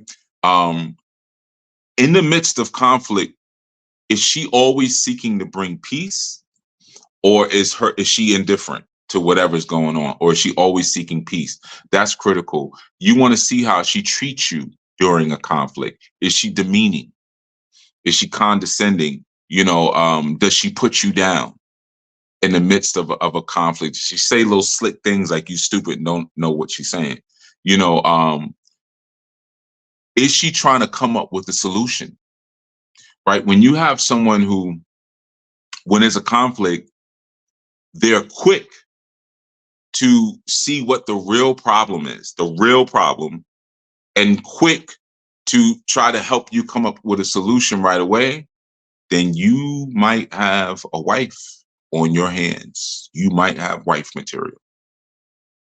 You might have wife material. I'm not going to say for sure, but that checks one of the bigger boxes on the page. That one holds more weight in our scoring, right? If there's an issue, she's going to the real problem. And then she's going to a real, if you like, all right, so what we gonna do about it? And she like, so you causing problems out here, or I'm causing problems. It could be either one of us, and you don't have any sort of wisdom. If you're talking to someone, and this is something I mentioned the other day, I don't know if it was study or on call, but if you're talking to a woman and like you can't talk, and a lot of men we know this one, right? She feels she's constantly has to finish your sentences for you. And sometimes some women have not been taught that different people have different communication styles, right? And sometimes it takes a person a little longer to develop their idea when they're speaking, so when you're jumping in, sometimes you're cutting the person off, especially if you're already maybe overwhelming the man with emotion, and he's trying to respond, and you're cutting him off because you think whatever he's going to say, either you already think you know what he's going to say, or whatever he's going to say wasn't going to be about nothing anyway, right? So what happens is, in that moment, you want to pay attention, men, because you're dealing with a very weak person. A very weak person. If every time you say it, she's like, yeah, but no, listen. If you're getting a lot of that, that's a weakling.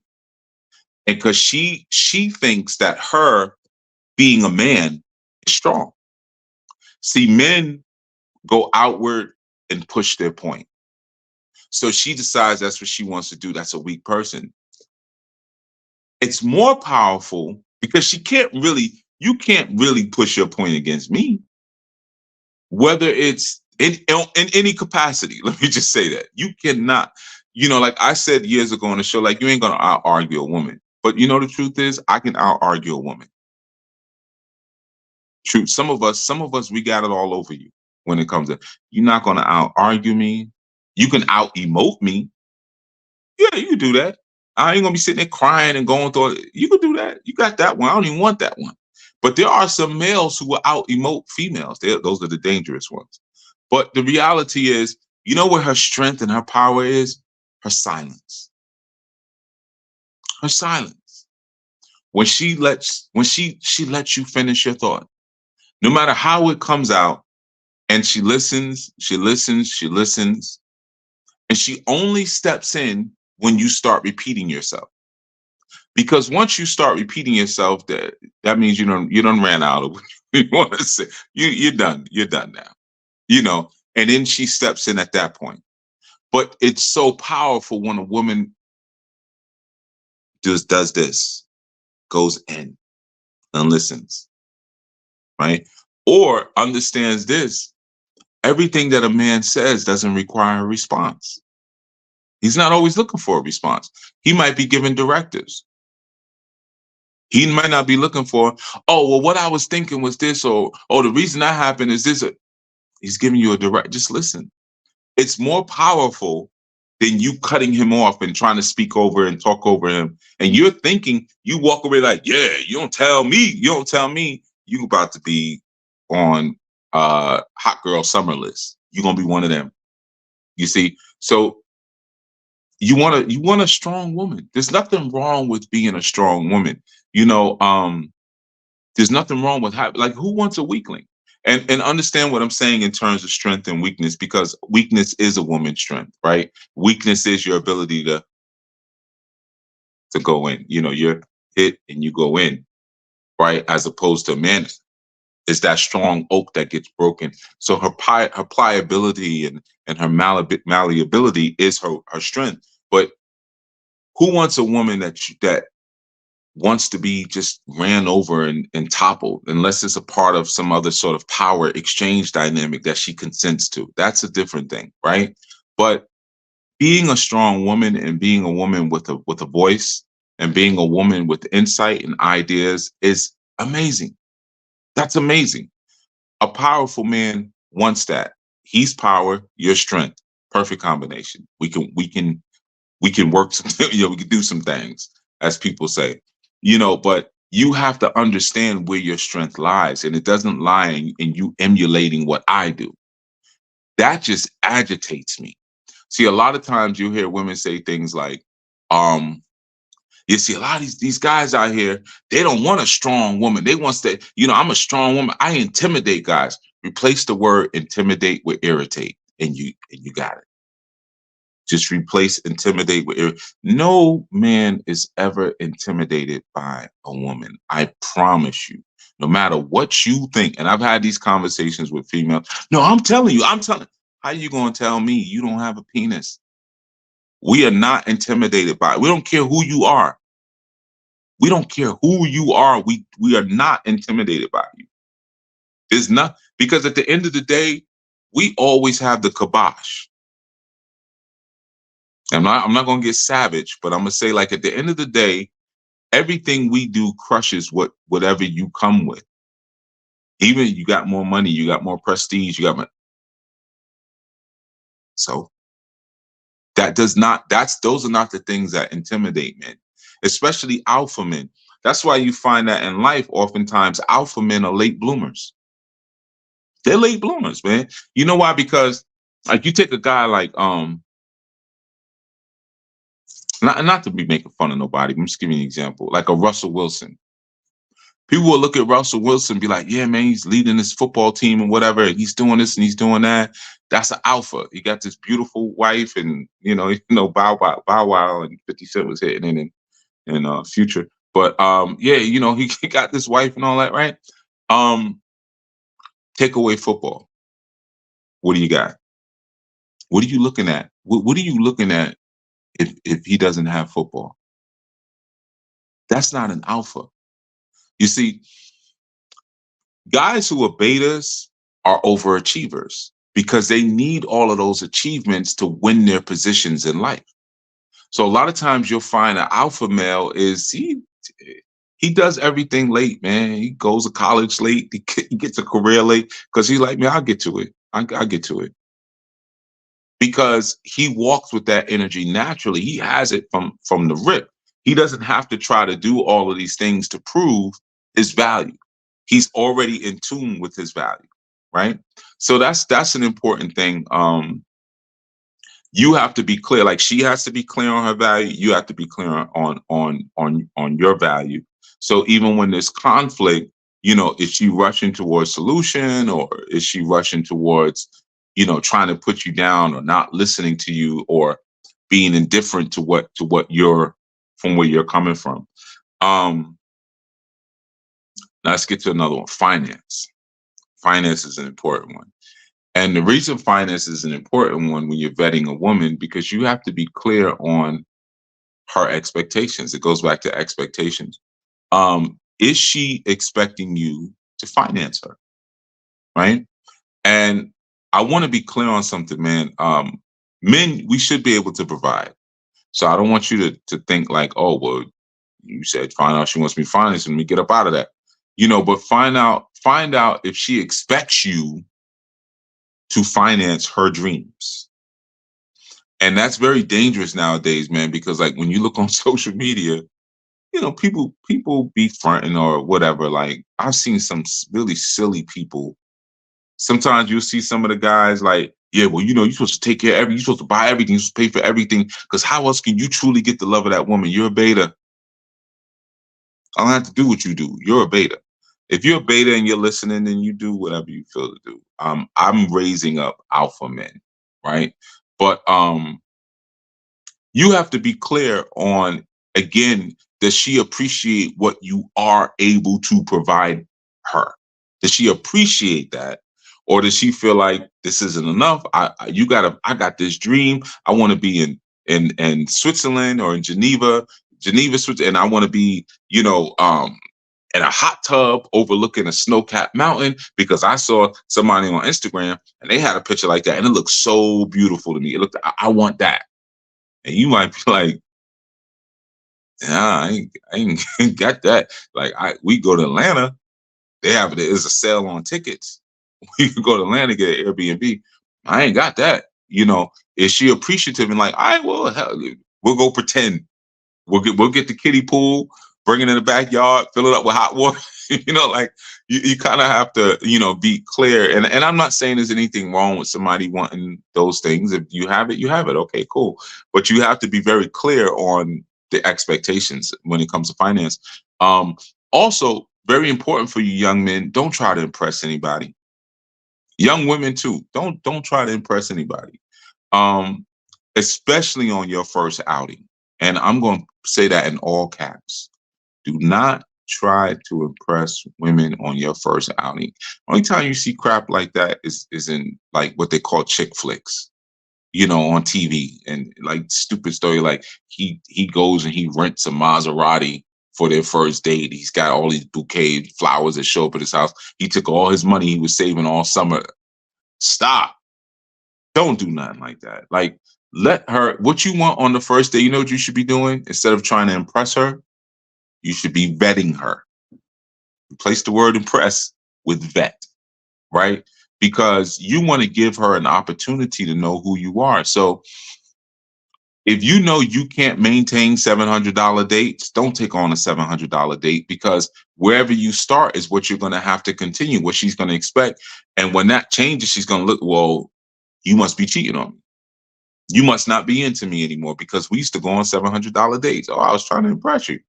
So it wasn't real. So it was fake.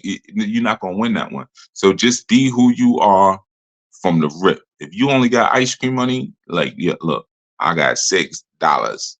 That ain't even enough nowadays for 2 cones. But tell you what we could do. We go to the supermarket, get some of that cheap $2.99 ice cream, get some waffle cones. We could make our own. We go to the park, we could make like 5, 6 cones. We could flip cones. We could sell them, you know what I mean? And then have money, extra money for you to get an Uber home, right? So, you have to be clear on like what it is that you're able to maintain, because it's better to get to know her. It's better to get her know her. And then what happens is that once you get to know her and she gets to know you, then you'll be able to give each other things that no one else can give each other.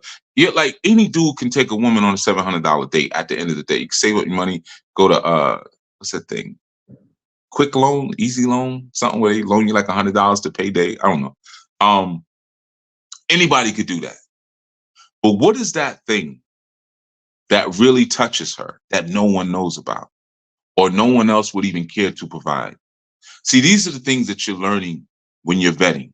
When you're vetting her and she's vetting you, there's things she's gonna do that, like, man, nobody ever did that for me. And men, you know that feeling when a woman says that to you, because we want to be her first. And sometimes we're not her first sexually, but if you're with a woman and every club you say you want to go to, or every restaurant you want to go, oh, I was there, I've been there, oh, me and my girls went there, like, you don't say it to her because you don't want to feel like a herb, but within your mind, you're like, because what we're really thinking is every club you went to, you're like, yeah, I know somebody over there, you had sex with them. Whoever got you in that club, that's somebody you having sex with. That's how we think. And we're probably right, but that's how we think. Or you're like, oh, I got a friend who works down at, you had sex with him. Oh, you want to go to this restaurant? Yeah, I can't get a reservation. Oh, I got a guy. You screwed him. So get to know each other beyond those things, so you really know what you can do that's unique, so you can have that, wow, I never did this with anybody, I never saw myself doing this, I always wanted to do this, but like, have those moments. Finance in a relationship is not a foundational key of a relationship. I don't care who you've been talking to. I know there's a lot of dudes who have different like relationship podcasts or whatever. A lot of them don't know what they're talking about. A lot of them, they go overseas and they buy girls, right? So take it from someone who really, and I really knows what he's doing when it comes to women and relationships. Listen to Unc. Finances is not a foundational aspect of a relationship. Finances is a pillar. It's a pillar to your relationship. And you have to understand something, a little masonry talk here. The difference between a pillar and a foundation, a pillar to your house can get knocked down. The house ain't gonna get knocked down. You could replace that pillar and keep pushing. But if you have an issue with your foundation, you got a serious problem. So you never want to make finances a foundational aspect of your relationship. Make it a pillar of your relationship. Okay. So you don't want to like come into the spot like, like Prince Zamunda and you got roses being thrown in front of you, and you got the fur on with the lions and all, like, if that's not, if it's you, rock out, be known for what you are. But if that's not what you are, tone it down a little bit. All right. So the other thing that makes me think about or look at is compatibility, right? So with compatibility, that's your mating. I did a segment, The Science of Mating, I think. It's old. It's on YouTube. I think I did it in like 3 or 4 parts. Um, Mating, to mate, means to match. Match does not mean you like riding bikes. I like riding bikes. You like strawberry ice cream. I like strawberry ice cream. You like oranges. I like oranges. Like, that's not what a match is. All right. That's just us being narcissistic. I only want to be with someone just like me. And that turns into something else. That's a different conversation now. Guys, man. I don't know if y'all really ready to appreciate, right? So compatibility is, do we match strengths and weaknesses? Where I'm strong, is she weak? Or vice versa? Where she's strong, am I weak? Because what happens is that when you have that give and take in your shape, you then fit together like a puzzle piece, an interlocked, strong puzzle piece. The fitting together is the match. When you're mating together, when two parts mate together, you have two machine parts and they come together. This does not come together, right? This doesn't come together. This might come together and lock if it's a hook. Okay, these work together, right? Even this. See, because we don't just want to mate. We just don't want puzzle pieces that fit. We want puzzle pieces that fit strong. There's nothing locking this in together. I think you all get the symbolism of what I'm talking about here, right? You get the symbolism. This doesn't fit strong together. This doesn't fit at all. So you want pieces that interlock, right? That's your compatibility.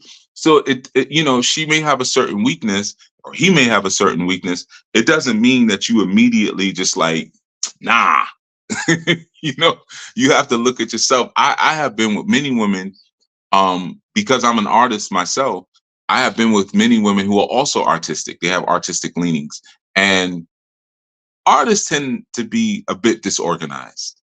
They tend to not be as strong in the logical aspects or the organizational aspects, and they may not have as much structure as you may desire. I know that coming into if I'm dealing with an artist, I already kind of know, like, yeah, her schedule's probably all over the place. She might show up late. She sincerely wants to be on time. She's not, so I know what I'm strong in those areas. So this is the things that I'm going to implement when we're going to have some structure and we're going to do this. And, what I mean? You show up late, there's going to be some repercussions and consequences. Like, okay, like we're clear because I know where I'm strong and I know where you may be weak. Just like I've said before, I hate calling customer service lines. I hate it with a passion. Right. So I usually find a woman who I'm dealing with who is good with that. There's some women, like, I'm like, what's the email? I just rather send an email. Now, customer service, but I never answer emails. But I'm like, let me try that first. I do not want to sit on the phone, especially if I sit on the phone and then you tell me you still can't help me. Yeah, it just does something to me, right? But for women, there's some women who are just like, oh, I'll call, give me the number. It's cool. What's the account number? Hey, what's up, Jody? Okay, yeah, I'm over here. Da, da, da. How's it over there in Wisconsin? Look, we got a problem over here. They're good with that. Okay, that's a weak area for me. You're strong in that area. You don't mind meeting new people and talking to people. So that ain't me, right? So that's a compatibility that you have to be like kind of sensitive to. Here's a critical one. Critical spirituality, right? Does she have a genuine relationship with her creator? Genuine, not you ask certain questions and she tells you like, well, I grew up Catholic, I grew up Christian, or my father was a Muslim. What that got to do with you? Does she have a genuine relationship? Is she seeking what the creator is, or is she just like lazily lazily accepting fairy tales about some invisible sky daddy, or is she really truly seeking the creator? Um, and here's an important thing with that. Do you find her to be, or is she seeking or striving to be, an asset to the creator? Or does she only see the creator as an asset? However she deals with the creator, she's going to deal with you as a man. Be very clear on that. Whatever her relationship is like with the Most High, that's how her relationship is going to be with you. Good women for ancient men, and we are ancient men. Good women for ancient men are always women who have giving relationships with the creator. The ones who don't, they're not for us. Just let them go. I know they may look good or they may say all the right words, and it's not going to work. I promise you. You might be, we getting together for 3 years. Okay. Let's see what happens after 5 years. Especially when you have children and you're functioning in the role of the creator. Let's see where this goes. So you want to be very sensitive to that. Is she an asset to the creator, or is she only looking for the creator to be an asset to her? Right? Is she involved? This is very important. Is she involved in a healthy spiritual community? Right? And when I say a healthy spiritual community, because I know there's 101 sister circles, most of them are garbage. I'm sorry. And I used to be if you listen to old podcasts, you hear me talking about, like, I love sisters. I used to love women's groups. I used to love, until I implemented one and I knew. Because at that time, I was never really running women's groups inside of my own organization. So it was always me looking from the outside in, and I'd be like, oh, this is awesome. I am not a fan. Because most of the time they get together, they be, rubbing on their yoni and singing to their yoni, and hey, goddess, peace, and all of this, and there's all this goddess talk and all this sage and frankincense and stuff like that. And they go home and they still put up posts like, yeah, these men ain't SHIT. Where's all that goddess energy? Why can't I have some of that? Why can't you share some of that goddess energy with me? Right? Because the reality is, when a woman doesn't bring that to a man, she starves him of the very thing that caused her to want her in the first place. You see, she's starving him. So, be clear on what kind of community is she in. She in one of those sister girl goddess communities that 99% of the time they're trash. 99% of the time they are trash. Okay. So you want to know, is she surrounded by people of good character, people of good morals, who's going to help to give her good guidance? Or is she surrounded by women who just want to turn up all the time? Oh yeah, I had a conflict with my man, with my king. Girl, I know what you need. Is she always around those? I know what you need. Listen. Or I think my man's seeing somebody else. He probably is, girl. You know what? This is what we gonna do. Hot girl summer. I got a friend and his friend. He cute, girl. He got a Jeep. You want to rock with someone who the majority of the influences that they get come from a good community. Because if not, it's gonna be, like I said, evil discourse corrupts good morals. She might be a good girl, but like, who is she getting her influence from all day? What does her community look like? A very important thing in that, and this is one that gets skipped a lot, does she love people? Does she love people? If she doesn't love people, you got a problem on your hands. You got a serious problem on your hands. A lot of people will say they do. Yeah, I love everybody. It's easy to say you love everybody who you've never met. That's easy. I could say, yeah, I love everybody. I love, me, shoot, I get along with everybody. Have you met everybody? You know what I'm saying? So, but you want to have a sense of, like, man, does she love people? Right? Or because some you meet are very hateful. Or you meet a sister sometimes and she got no friends. Like, why you got no friends? What's up with you? You realize she's not friendly. It's not just that, well, I can't meet anybody who vibes in my face. She's not friendly. She's not nice. I'm not saying that for every woman you meet who doesn't have friends. There's different reasons, but these are things you want to sort of pay attention to. But always be very clear on like where is she getting the bulk of her guidance from? Where is she getting the bulk of her guidance from? Is she always talking to her friend? Oh, I almost said this sister's name. I had a sister years ago who had this friend who was straight bonkers. Like, yeah, she was straight bonkers. I remember we were at I took him out to this Ethiopian restaurant once, and she wanted to go in the bathroom to have a menage. And this was the first time I met her. This is the first time I met her. And she was like, "Ooh, girl!" Like I'm sitting right there. I'm like, Ethiopian joints. You putting stuff on your plate. She's like, "Girl, he cute." And then she's like, "Look, we share everything." She said it just like that. And then she said, "Everything." I'm like, "All right." Yeah, I'm not even paying attention.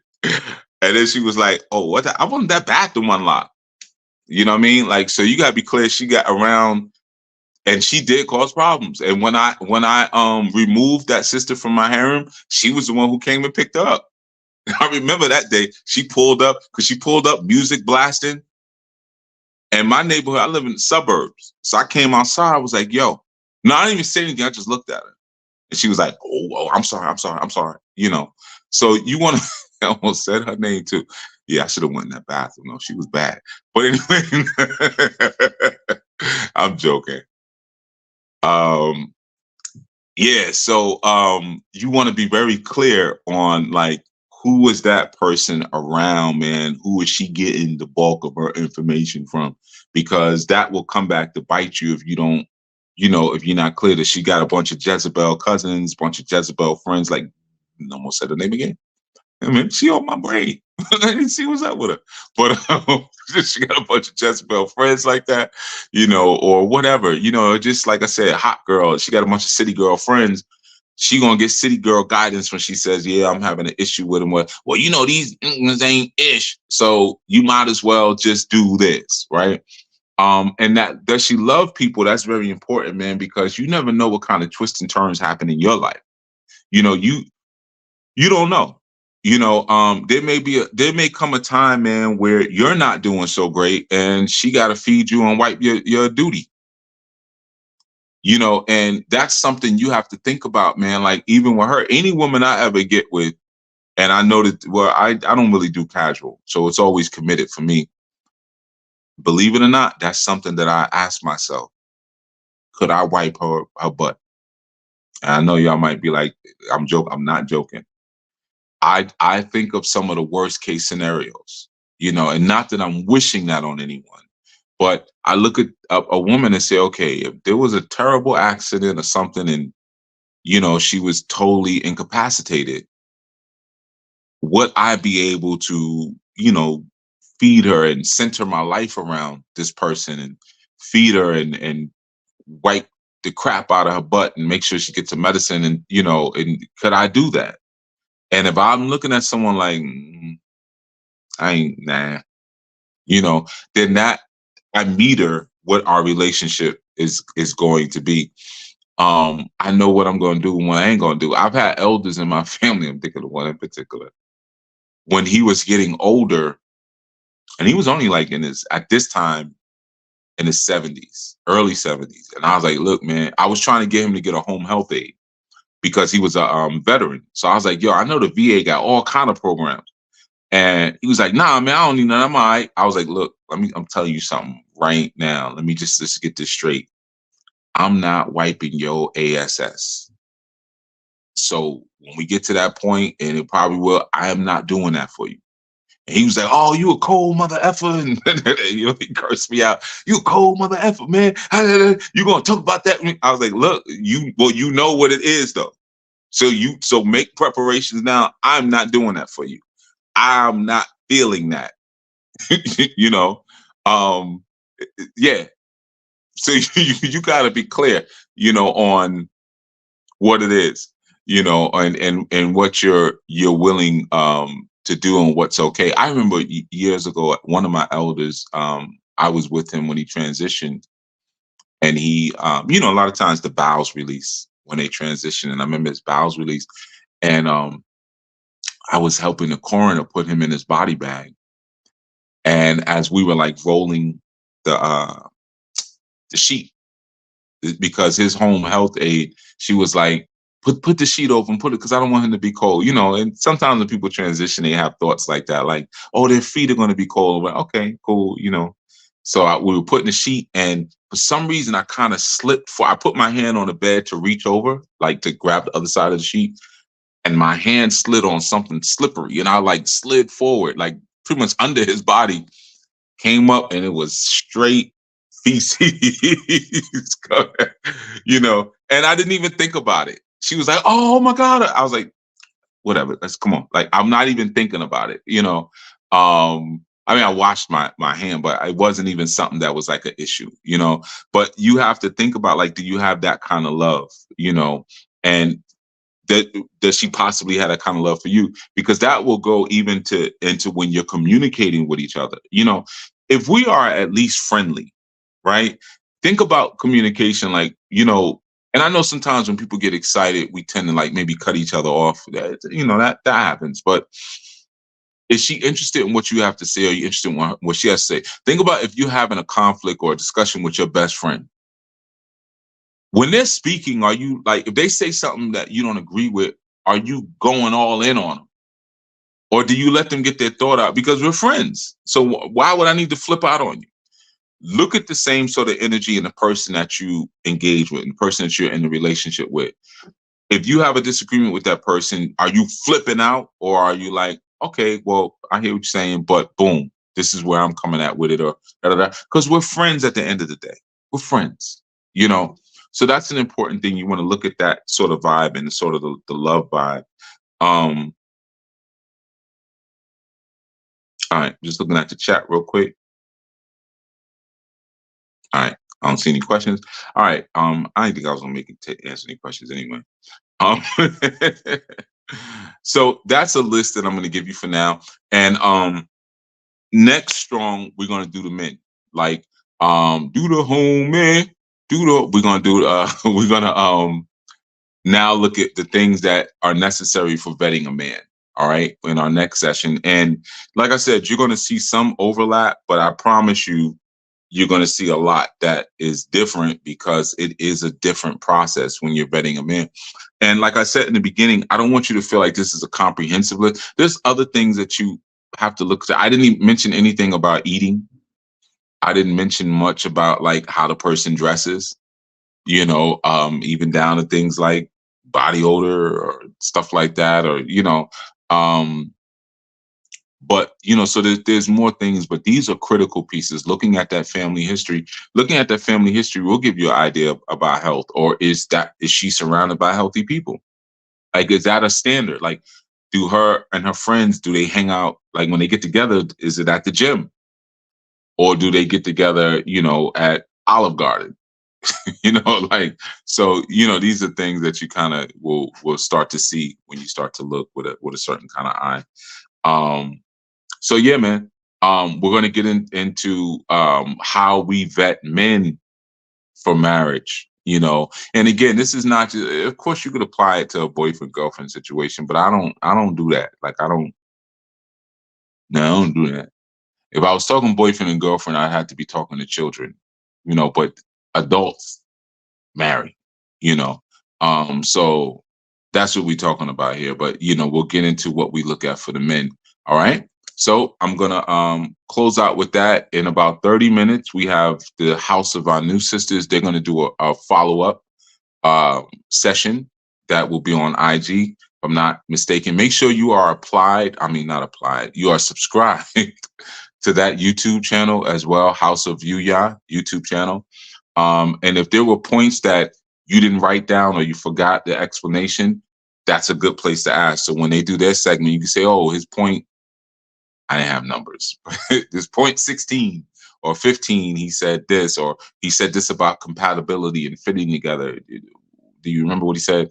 So you could tap into their notes as well. All right. And I'm glad that you all are appreciative. Steph Love and Zach and Yafe and I saw uh, other people. I'm trying to scroll up. Yeah, Menelek and yeah. I'm sorry, I'm scrolling. I don't see everything. Yeah, and Aki Yali and Jason and Nal and yeah, all that. Oh, the magic of mating. Thanks, Nal. He put it in there. It was the magic of mating. That was the series that I did a while ago. Oh, okay, House of You, I did it too. Magic of Mating, right? Yeah. So you know, you could check that one out. I think that I feel pretty good with that one. I think that was a pretty good one. You know, yeah. And I think there was like 2 or 3 parts to that too. It was pretty good. Yeah, Jaquez, you know, and all of you. If I missed anybody, you know, Ben Sadek, Mganga, Amangan, yeah, man, Ra9, everybody. You know, all right. So thank you. And we will be back next Sabbath for another Sabbath Insight. And again, we're going to still be on this vetting subject, but now we're focused on the men. This one's going to be rougher because anybody in our new, y'all know, yeah, everybody feel like, man, you always getting down on the sisters. If you were in those our new men meeting, they'll tell you, no, there's nothing in comparison. And I'm not going to embarrass anybody, anything like that, but I do hold the men to a much higher standard. Yes. You know, you want to be the boss as you are, you have to be able to, you know, carry the cross, as they say. So that one will be probably a bit more rigorous, you know. So just be prepared for it, you know. And again, I'm not calling any one particular person out. So just to be clear, I may say things like that some of you women may have heard or guys and feel like, well, he's talking about me. I'm not. I'm talking about you, but I'm not talking directly to you. You know, it's just that we all fall into some of these categories because we're all in the healing space. All right. So with that, I'm going to say peace to you all, and I'll see you over. I'll be over in the one that the sisters do on IG, House of Yuya channel. Make sure you subscribe on IG. Make sure you subscribe on YouTube, House of Yuya, and they have a lot of cool videos that come out. All right. And for those who've been asking about the retreat, I'll see you there. I'll be there. I'll be there. Yamo be there. All right. With that, shalom. So I really don't even deal with dating. So I'm sure some of these things could be used, but there'll probably be some big gaps. If you're just looking for someone to date, there'll probably be big gaps in other things that you would maybe want to research and look into, because this is primarily focused on, you know, the science of building a family, you know. So I want to get into something for a second, and that's this concept of vetting, right? And in a very simple sort of sense, vetting is critical examination, right? When you're vetting someone or you're vetting something, you're performing a critical examination to determine if that person or that situation is trustworthy. You know, if it's worth you investing your time and your energy, and most importantly, if it's credible enough for you to deposit your trust in it, right? Um, so when we're vetting someone for matehood, whether we're vetting a woman or we're vetting a man, we're scrutinizing at a very critical level. Okay. So sure, if you are just dating and just looking to have a physical experience, then you probably wouldn't necessarily have to do all of that, I would assume, um, uh, beyond a test, you know, for your own biological safety. You'd probably be good to go, right? For what you may be looking for in that sort of situation. Um,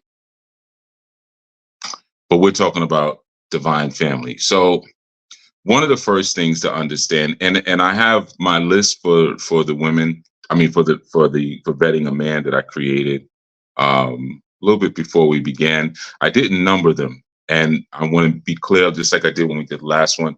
They're not in any particular order. Okay. Though some may be more important than others. But one of the critical things that I shared with you last time was the same, or some of the same points that you would find in vetting for a man are the same thing, or vetting for a woman are the same thing in vetting for a man.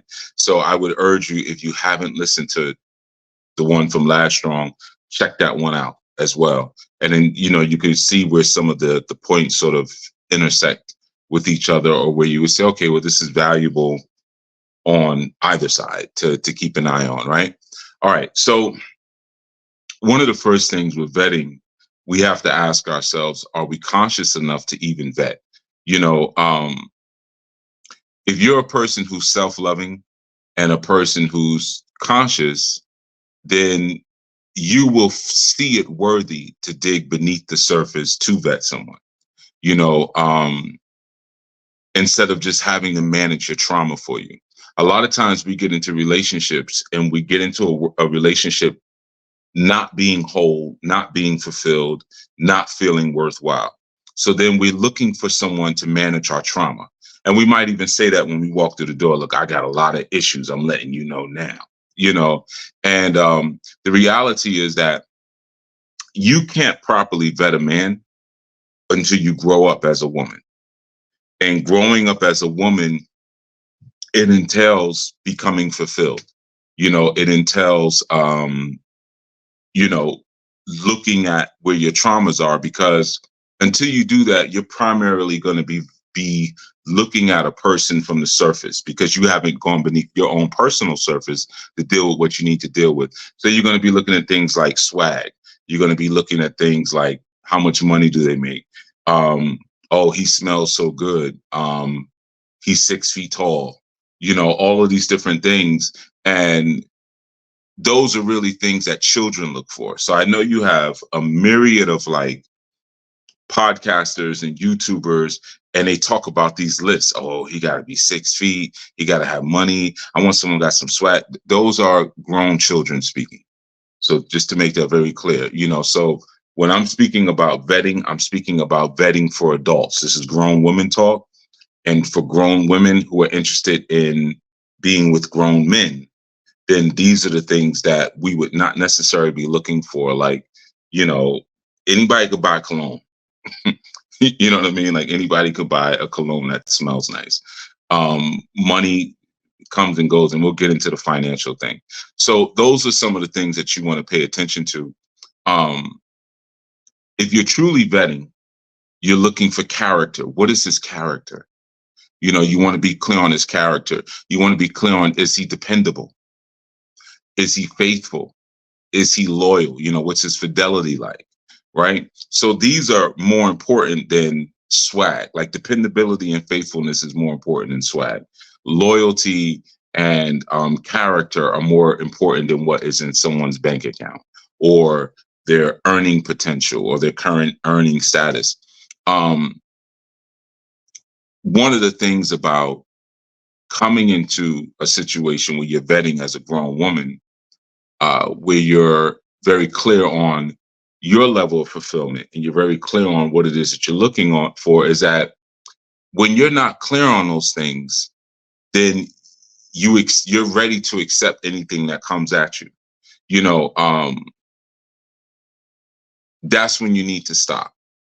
You know, when you come into a vetting process or a relationship process with a very twisted mind, because you haven't fulfilled, you haven't grown up, you haven't grown into your big girl panties, as they say, then what happens is that you don't give yourself time to grow up. You just accept whatever comes at you. Like, what, oh, swag, is this, is that, is that.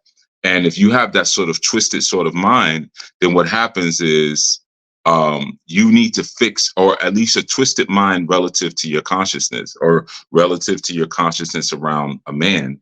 You need to fix your broken consciousness first before you can vet or prove anybody else. Because what will happen is that you'll have a twisted perception of men, right? If you haven't come into the situation where you're fulfilled and where you're whole, then you won't really be able to understand the role of a man, because you don't even understand your own role.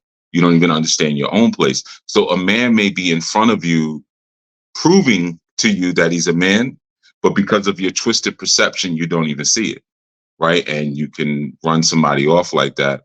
Oftentimes, when you're in a place like that where you have a twisted perception, generally what will happen is the man that you're seeking to mate with, or the man that you're seeing as someone you want to vet, you see them as very uninteresting.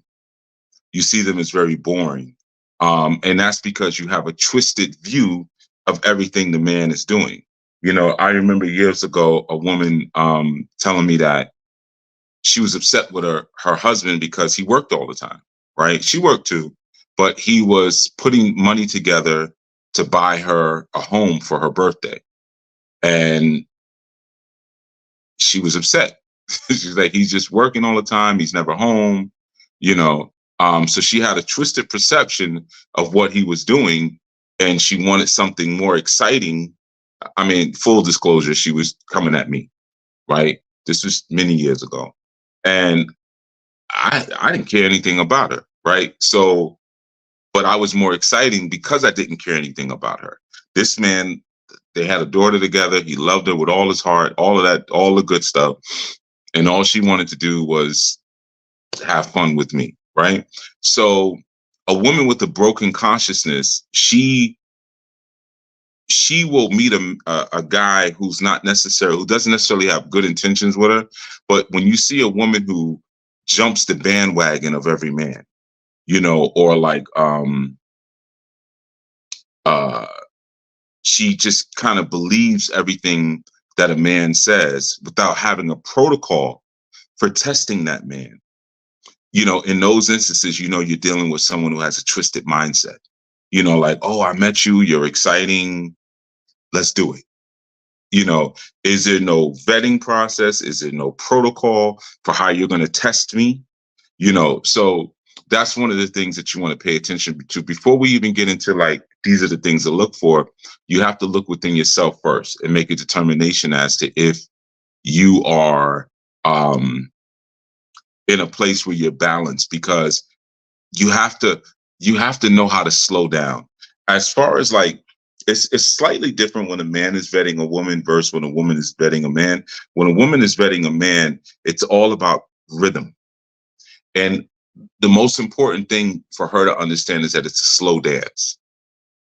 Always slow it down. Always slow it down. And I'm going to tell you why you always want to slow it down. There's so much more value in slowing it down. Just because a man shows up and he says all the right things, it doesn't mean that you should speed things up. I know that's usually the thing. Like, you'll speed things up because it just seems so perfect. This has got to be right. It's so perfect. He showed up. I was praying for a man or a lover, or I was just talking to whatever. And then he just showed up and he's just saying all the right things. So that's when you slow down.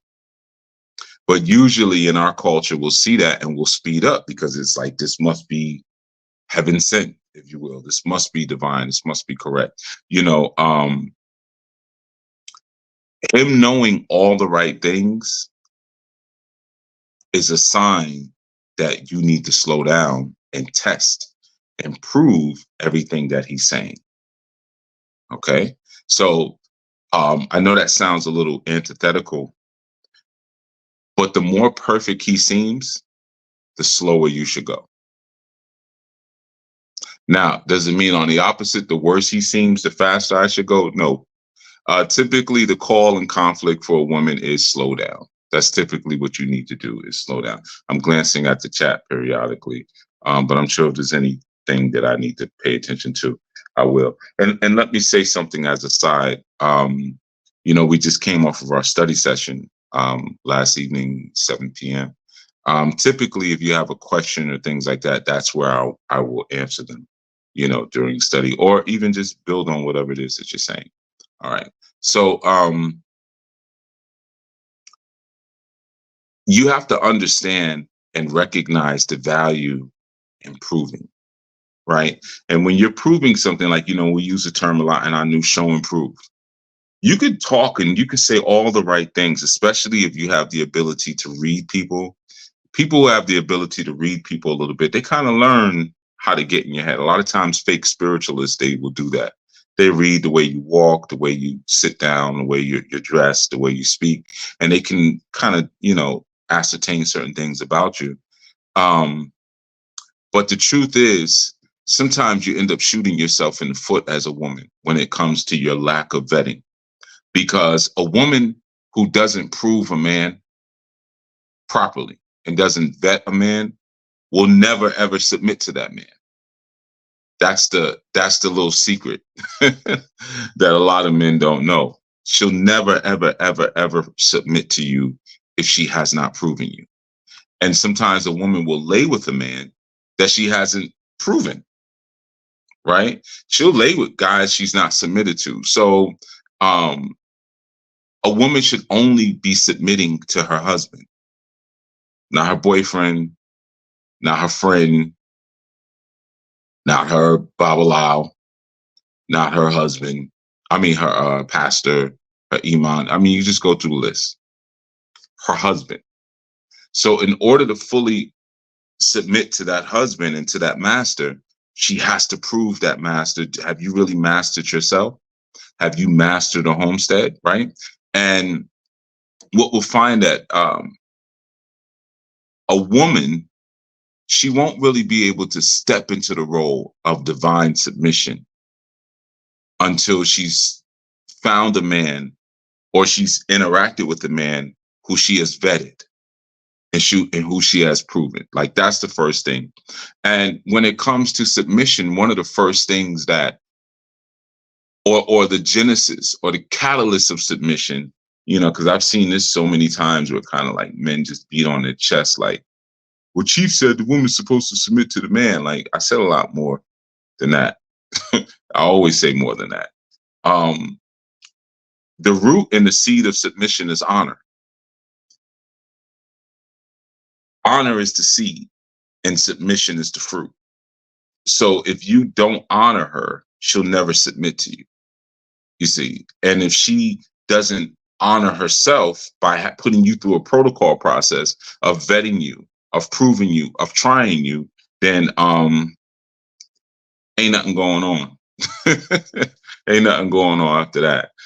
So if a woman or if a man is not properly proven first, a woman's femininity will not function completely and consistently. Her femininity won't be complete and it won't be consistent because she hasn't proven that man, right? And what happens is that femininity works at the highest level in terms of like interaction, the dynamic between a man and a woman. Femininity is at its highest level when a woman is with a man that she can trust. Okay, that's the key. Trust is everything. When she's with a man that she can trust, then she can fall back into her role and begin to blossom.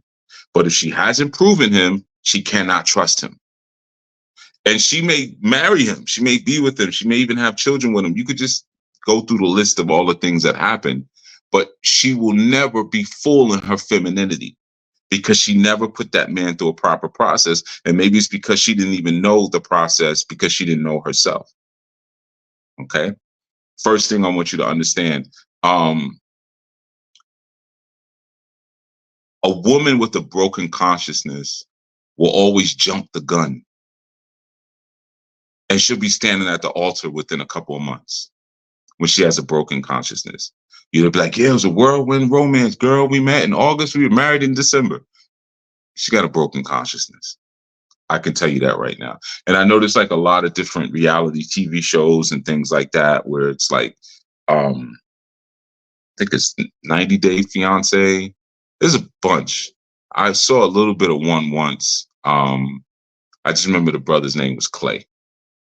And he got to the altar with the girl. What was her name? Ashley, I think. And then turned around, was like, nah, I can't do it. Like, it's humiliating. But this is just people want to be on TV too. So they get more screen time. Let's take it all the way up to the last minute, But that's a person with a broken consciousness, you see. So that's an important understanding as a woman. You're gonna be quick to run and jump, and you may not discover who you're with until after the ring is on your finger. And then it could be after children, years later, and you like, who the heck is this person? Because your consciousness was broken upon meeting them. You see, just because you had a wedding doesn't mean that you have a husband. I'm going to say it again. Just because you had a wedding, it doesn't mean that you have a husband. An unproven man equals an untrusted man. An unproven man is an untrusted man. An untrusted man is a man that you will never fully submit to. A man that you never fully submit to, you would never flower in your femininity with. You would never truly be what you were designed to be if you are with someone who you do not trust because they are unproven. Because you will never submit to that person. Okay, and I'll explain why some of that means, or why some of that is, and why it's so important that you prove a man. A great example of that is the Queen of Sheba, right? 1 Kings 10:1. 1 Kings 10:1. If you read 1 Kings 10:1, it tells you that the Queen of Sheba like heard all these amazing things about Solomon, right? And even though she heard all these amazing things about Solomon, as it pertained to the Most High, she then traveled to him to prove him with hard questions. That's what the scriptures say. She came to him to prove him with hard questions. You see? So even though, thank you, unless someone put it up. So 1 Kings 10:1, and when the Queen of Sheba heard of the fame of Solomon concerning the name of Yahuwah, she came to prove him with hard questions, right? So it's like, yeah, I hear you, or I heard about you, but I need to prove that you are what you say you are, or what I'm fantasizing that you are, or what I believe you are based on what it is that I desire and where I'm at in my life. If I do not accomplish that, then I'm moving from a broken sort of consciousness, right? When you look at 1 John 4:1, very important. I know someone's going to throw it up. 1 John 4:1, right? That's where it talks about the ability to distinguish, or you're proving spirits and trying to determine if a spirit is from the creator or if it's from somewhere else, right? So, and it talks about the many false prophets that will go out into the world, right? So there we go. Beloved, believe not every spirit, but try the spirits, whether they are of Yah, because many false prophets are going out into the world. Try the spirits, right? Now, trying is the same thing as like saying proving or vetting, right? Put it under a microscope, scrutinize it. Don't believe every spirit that comes along, but you got to figure out where the heck did you come from? Were you a blessing sent to me from my creator, or sent to me from my enemy? Right? We'll get into like what that may look like. All right. So let me get to some of my list. And all of that was your intro. This is the mindset that we have to have when we're coming into a vetting situation. Not we, because I ain't gonna be vetting no man, unless I'm vetting him for a woman that's under my care. But when you're looking at a man for the woman's perspective, this is the place you need to begin. Okay. Now, and again, these things that I'm giving you, they're not necessarily in any particular order, but they're all important, right? Self-control. The man has to have self-control. So critical. I mean, if you're dealing with a man with no self-control, you are in danger. Point blank, you're in danger. You have to test a man's self-control. Now, I know some of the men listening to this are going to kind of feel like he's crapping on us. I'm not, though. If you moving like, I've been teaching men how to be men for, I don't know, man, forever. I've been teaching men how to be men forever, since before Snoop dropped his first, since before Snoop just dropped Doggy Style. All right, so I've been doing this for a long time, right? So these are things that I have already been nurturing and into the men that are around me and that study under me and that are with me. So the things that I'm saying, it shouldn't sound foreign for the men, but I'm reiterating the important points to the women, right? You have to test a man's self-control. You got to test it. How do you test a man's self-control? You don't start some nonsense and see if he's going to punch you in your nose. No, that's not what I'm talking about. You test a man's self-control through abstinence. That's how you test a man's self-control, through abstinence. So can you hold on to your body? And I know a lot of people can't. It's like, it's like Lola Daniels, and she's got to have it. Like she just got to have it. Well, if you have no self-control, you're not ready to vet someone else. You have to be able to hold on to your body, right? And at least until that person has proven themselves as your husband, hold on to your body, right? And if he can't control his sexuality in singlehood, he's not going to be able to control his sexuality when you two are married. I promise you. If he can't control it when he's single, he can't control it when he's married. Marriage doesn't automatically like make a man like, oh, I'm getting some now, I'm good. No, we like the flesh is never satisfied. We always see something that, I wonder, that looks good. Can I have that? That's our nature until we get older and our testosterone levels drop. And then we're like, yeah, you get to a certain age where it's like, I don't want it. I just want to look at it. Walk by, okay, I'm good. But when you're younger, you looking, you pulling the car over, you jumping out. All right, cool. Yeah. And then it changes as you get older, But he's got to be able to control his sexuality, even in singlehood. And if he can't control his loins, he is not a king. If he can't control his loins, he is not a king. And the same goes for the woman. If she can't control her loins, she's not a queen. And you have to understand one of the reasons why that's so important is because no one has time to be policing each other. Right. So if you get with someone who has no self-control, and you're together now, every time his phone rings, you're going to be looking over. Or when he gets up to go to the bathroom and then he runs back in the room and grabs his phone off the table and then goes to the bathroom. You're going to constantly feel like you have to police someone. So, and also what happens is that if you conjoin yourself with someone who has no self-control, you're going to always feel this sense of anxiety. You're going to always feel this sense of like, because they don't have self-control. Like I said, I always got to police this person and I'm always feeling anxious around this person. Right. So it's a critical thing to sort of like get to that space where you have the self-control so you can watch when someone does or doesn't. You want to look at Proverbs 31:2-4. Proverbs 31:2-4. That's when King Lemuel's mother was speaking to him. And you realize one of the first things she talked about was his sexual control when she said, do not give your strength to women. This is not the way of kings. Right.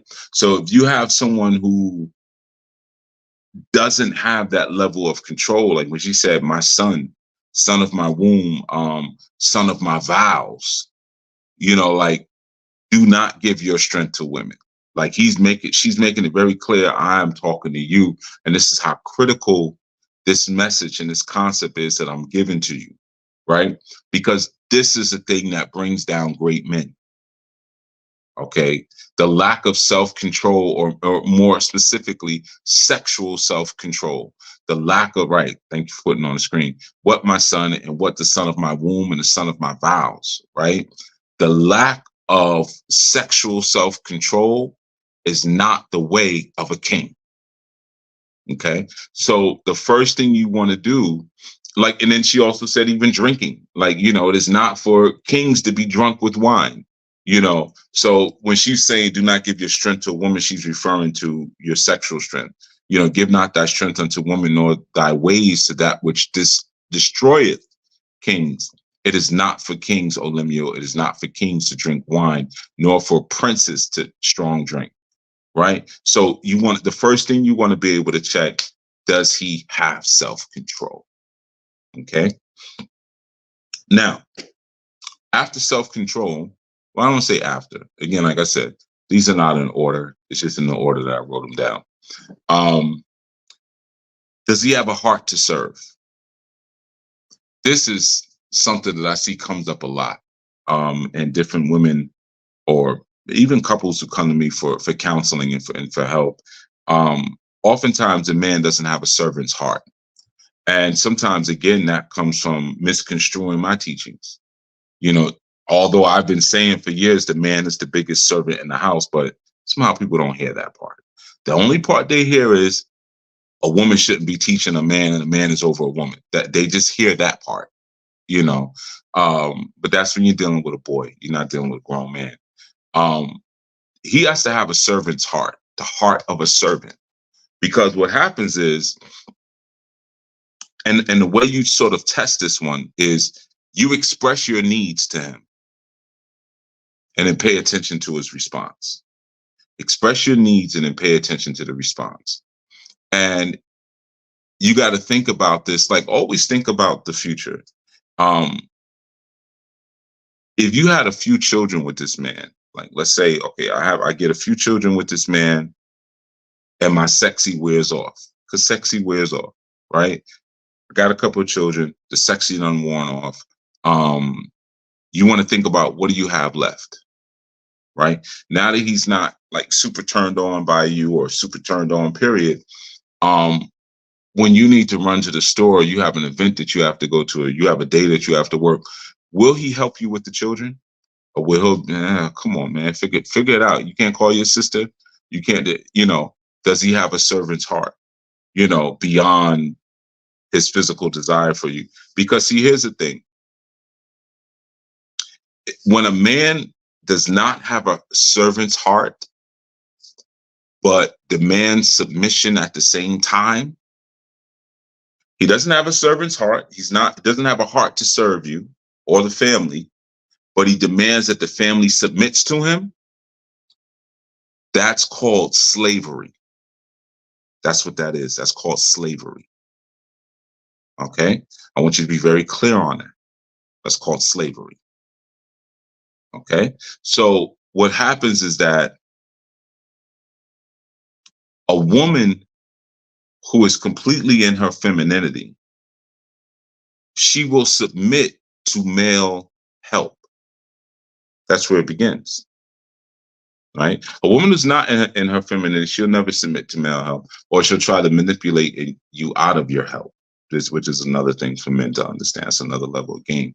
But a woman who is in her femininity, her submission is triggered by the honor and the servant's heart of the man. Okay? And when she submits, but that's not present, she's a slave. That's a slave. Okay? And again, let me be clear on some of this terminology. You can have a master-slave relationship if it's consensual, contractual, if it's sane, and if it's safe. It's the difference between, agreeing to have this sort of arrangement versus, I stupidly or ignorantly led myself into this arrangement. Because I'm not going to say she was tricked. It might not be that. She just was ignorant, So in order she will submit to help, and that within itself is an exercise in her own femininity. That's an exercise in a woman's femininity. A woman with a broken consciousness, though, however, remember I talked about the broken consciousness. A woman with a broken consciousness, she'll be turned off by a man's help. She'll be turned off by it. Those sort of women, they love vulgar men who are vulgar, who are very elusive, who are very difficult. She's more turned on by that than the one who has a servant's heart, right? The one who has a servant's heart, she'll see him as someone she can manipulate, turn him into something that he has no business being. One of the things that you want to look at when you're looking at that servant's heart, when you ask your man for help, pay attention to if he's bothered by it or if he's excited by it. Ephesians 5:24 and 25, right? Ephesians 5:24 through 25. you got to pay attention to, like, if he's excited and joyful to jump up, like if you say, yeah, I got this going on, I have this situation going on. If he's like, oh, really? Okay, boom. So let's do it like this. He's now strategizing, he's planning, and he's excited to strategize. He's excited to plan, or if he's like, oh, like, what do you want now? Another thing, like, you know, um, that shows a measure of the love that may not be there for you in particular. Thank you. Therefore, as the church is subject unto Yahushai, or the Christ, which is fine, so let the wives be to their own husbands and everything. Husbands, love your wives, even as Christ also loved the ecclesiastes, right? So there's a sense there of not just, you're jumping to come and take his slippers off when he walks through the door and give him a shoulder massage and whatever else comes next. But he's also excited to serve you as well. So you want to see, does that man who you're interested in at that level, does he have a servant's heart? Does he have a servant's heart? In the chat, I'm going to ask this question. Have you ever been in a relationship with a man where you felt that he was truly bothered by your need for him? Like, sometimes you have situations in a relationship where a man needs you and he doesn't understand that doesn't inspire your trust and faith in him. So what happens is that when you need him, he's like, what? He's like thrown off. He's like, huh? What would you need me? Or maybe he's even upset at the fact that you need him because he wants to need you all the time. I'm just curious in the chat for the sisters who are here, if you've ever had that experience or an experience similar to that,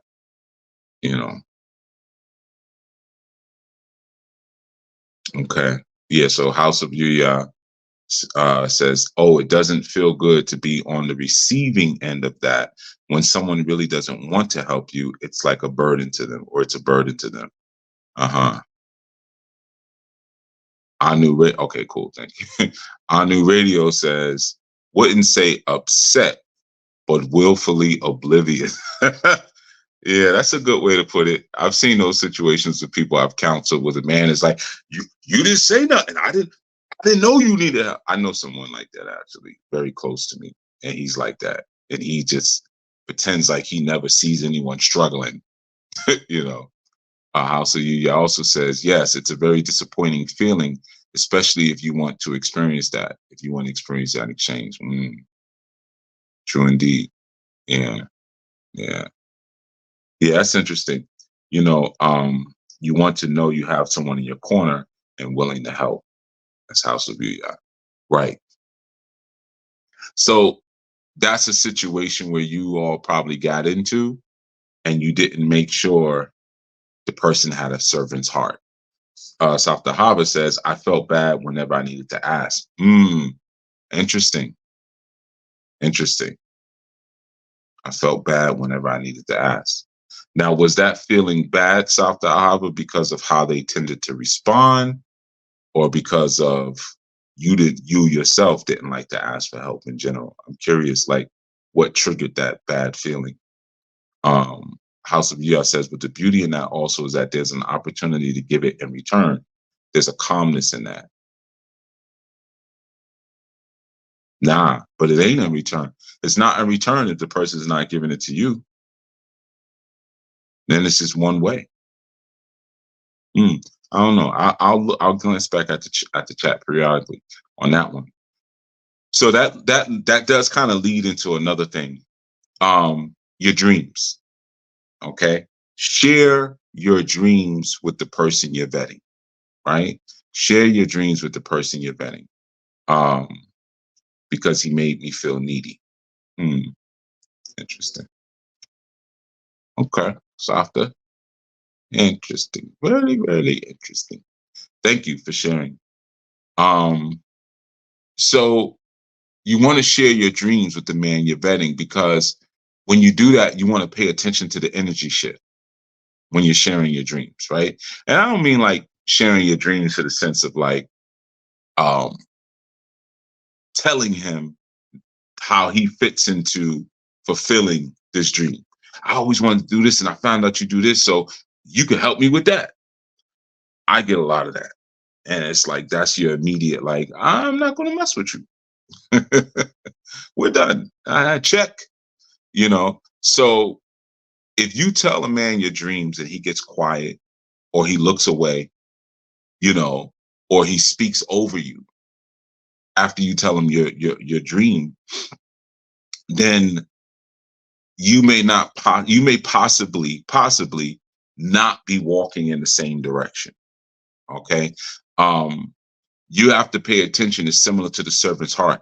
Is there a manifestation of excitement when you're telling this man your dream? Is he excited? Does he want to show up in a way, you know, inside of your life, or you're inside of his life, and share a life with you, you know, when you're telling him your dreams? And this is something that's really important for you women. Really, really important. I think this is when you guys mess up a lot. Some of you are afraid to be open and honest about the dream you have for your life because you're afraid that you're going to chase a man away. And I have to tell you, if a man is ran off by you openly and honestly disclosing the dream that you have for your life, good. The vetting process isn't a process to try to make, you know, a round pegs fit in a square hole or vice versa. That's not the point of the vetting process. The point of the vetting process is to get to know this person. So you don't want to hide your dreams from someone that you're interested in. And I've said this multiple times before. No one ever really shares great affection with a mystery. Some women are just too freaking mysterious. And that's a sign right there of sneakiness. You know, we know you're sneaky when you're super mysterious, you know, and that goes back to the Jezebel show I did. You know, sorry, I was just pulling the chat up. That goes back to the Jezebel, right? So you want to pay attention, like, um, can you really show up as the individual that you are? Can you be fully unleashed as the individual that you are? Because your individualism shouldn't run a person off that you're considering being in a relationship with. Um, the truth is, true fulfillment comes when you're able to express yourselves as an individual. That's where your fulfillment comes in. Most people you see who are not fulfilled in life, that's the issue. You ask them questions like, well, what is it you enjoy doing? Or what is it that you really want to do? Or what is your purpose? You get a lot of shoulder shrugs and I don't know. Every time. Every time. I don't know. I don't know. That's a person who's not fulfilled. Right. So when a person is not clear on who they are, again, they can't vet another person. You know, you can't vet another person. You're not clear on who you are. And sometimes, unfortunately, this is how people end up in unfulfilled marriages. You see, um, there may be things that they would want to share with their potential lover, but they feel like it's going to potentially make them uncomfortable. So they don't say them, they don't share them, or they figure I can suppress it. It's not that big a deal. Um, if you expressing yourself as a fullness, as a full individual, makes the potential candidate uncomfortable, then they're not for you. Just that simple. They're not for you. You know, and it doesn't mean something's wrong with them. Doesn't mean something's wrong with you. But there has to be that disclosure because you'll end up getting married, having children, and you'll find yourself unfulfilled because you ended up getting with a man who was not interested in seeing you in your notification, not interested in seeing you in your ultimate state. See, you know, when a man is looking to see you in your dream state, not just where you are today, but in your dream state, he wants to see you at your ultimate pinnacle. You see, and it may not look the way it looks today. Like I might meet a woman and she's very soft and delicate and her skin is everything is just squeezy and soft. And she tells me, you know, she wants to be a world-class bodybuilder. And I said, well, you're going to feel different after that. There's going to be some things on your body that, may take a different shape, but I'm used to this soft, squeezy thing, you know. Now, I may have that feeling like, I'm not feeling it. Or I may be like, okay, let's do it. I'll help you train, right?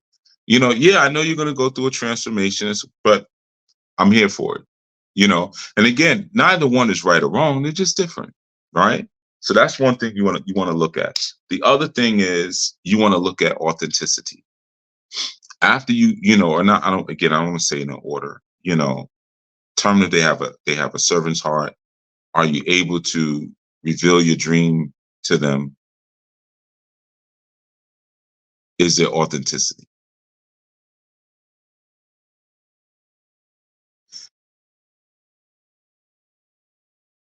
Okay, I only paused. I thought I had to sneeze. I was biting the sneeze back. I was pushing the sneeze back down.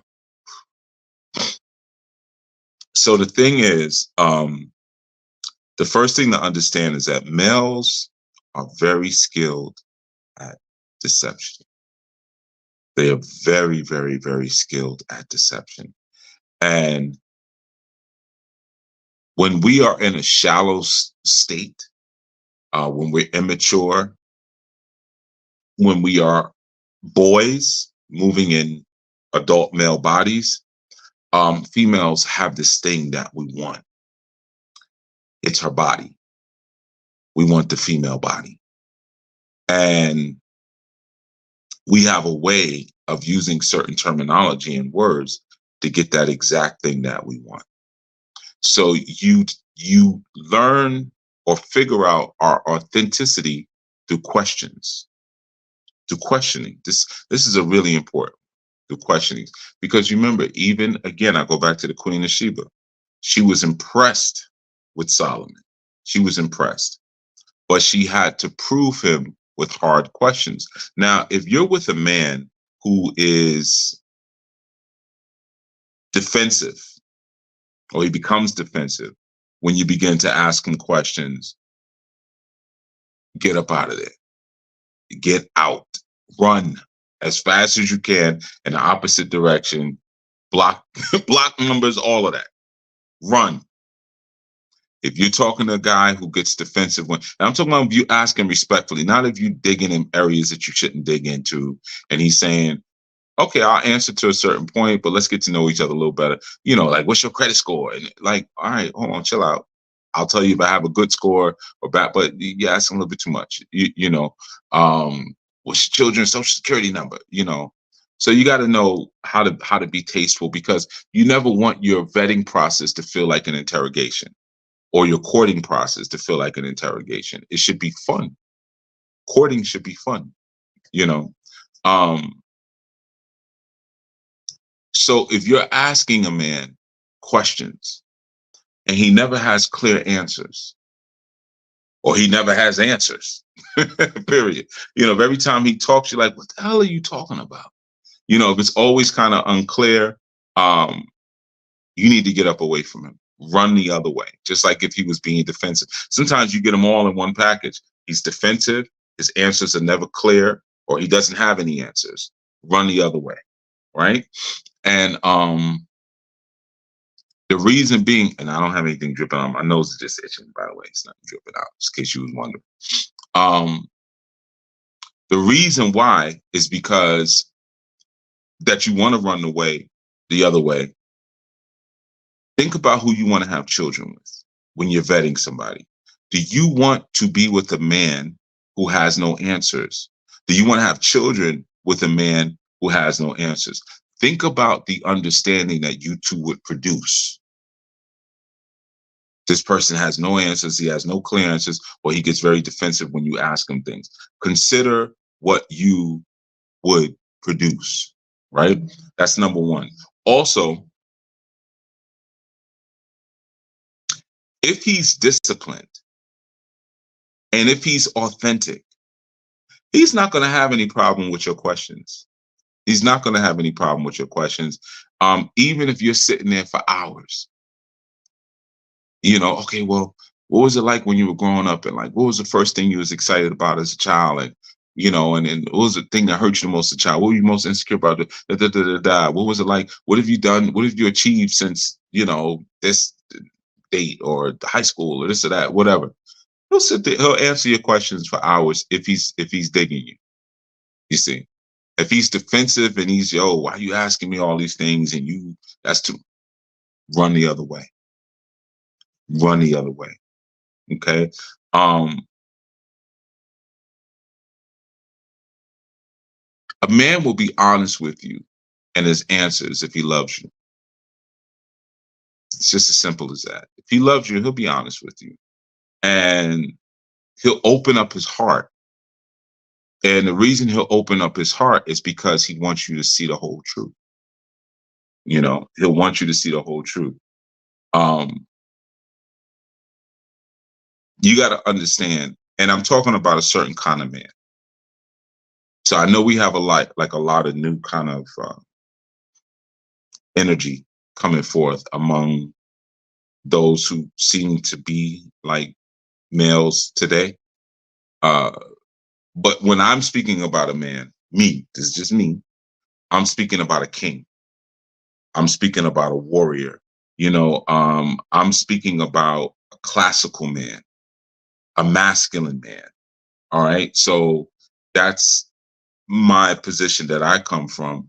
A masculine man, a classical man, a king man, he wants you to trust him. He wants you to trust him.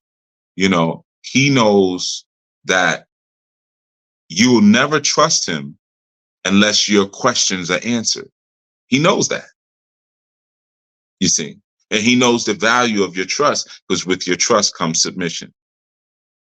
If you trust him and you don't submit to him, he's going to leave you be. Yeah, I don't want to be in this, because he's put in his work.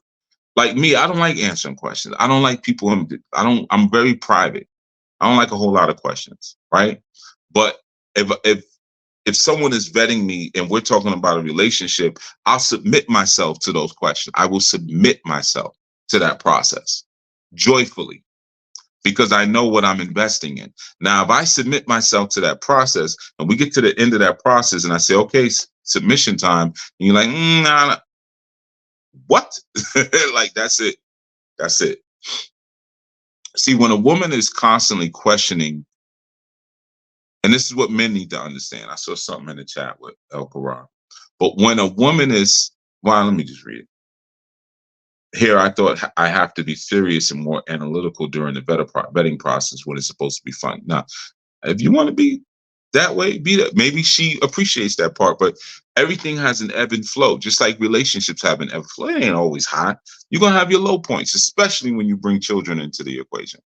So I would say, yeah, man, a family has to be the most fun place for a person, especially for a child. A child thinks about childhood memories. It should be a lot of laughter and fun, because the world is a rough place, man. So if you can't have fun in the process, then there may not be really a similar sort of spirit there. That's something else to kind of look at. But the thing about, and this is important for men to understand who may get a little bit defensive or whatever, like, why she keep asking me these questions? When a woman is asking a bunch of questions like that, she's doing that because she wants to submit. That's her whole rhyme and reason for asking all those questions. She's trying to submit to you. You see? So she's trying to arrive at this place of trust. That's what she's trying to do. She's trying to trust you. And she understands that once I arrive at this place, I can move into my natural role. I want to exist in my natural role. I want to function within my natural role. She wants to do that. But in order to do that, she has to trust you. In order to trust you, she has to know that you're authentic. To know that you're authentic, she's got to ask questions. You see? So if you cut that process, you won't get her submission. Now, you may have been in situations with women who never had any questions for you. And I'm going to tell you why they didn't have any questions for you, because they were, almost said a different word. They were females who planned on running the show. They had no questions for you. I don't have no questions for you because I don't plan on submitting to you. You see, that's the reality of it. Um, she believes she's going to run the show. She has all the answers, and her plan is to be in charge. And I don't ask you. You see, and if you've been with a lot of females like that, and that's what you're accustomed to, when one is now asking questions, you're going to feel like, okay, she's asking too much. She's in my business too much. No, this is the one who's trying to submit. You know, um, and on the woman's side, if you are interacting, this is where we get to the authenticity. If you're interacting with a man who is looking like a baller, he shows up to your house looking like a baller, ask him baller questions. That's another way you test for authenticity. Ask him baller questions. You know, you can say, hey, look, I just, I got an extra 20 grand, or I got an extra 30 grand, 10 grand. I got an extra $1,000. It depends, everybody's situation's different. And I want to know where I can put this money so that it will grow. He says, oh man, you need to, go down the street, go down Main Street and you just go into the bank, get yourself a money market account. Wrong answer. Wrong answer. So now okay, he's fronting. He ain't really no baller. He's got the look of wealth and he don't have no freaking money. If he's not saying you go down the street and I got a friend of mine here, here's his number, I'm gonna tell him you're coming. He's an investment broker, he's a financial analyst. He can help you with, show you how to organize that, where you can put your money here, boom, he's great. This is his name, this is his number. You see? So whatever that person shows up like, don't be afraid to ask them questions towards that direction. Again, if they get defensive, they front. They're front. Okay. Okay, now here's another one. You want to search that man for his capacity to rest with you.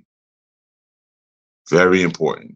You want to search that man for his capacity to rest in you. And what that means is, does he feel vulnerable enough to find rest in you? Or does he find rest in you? Right? Does he find rest in you?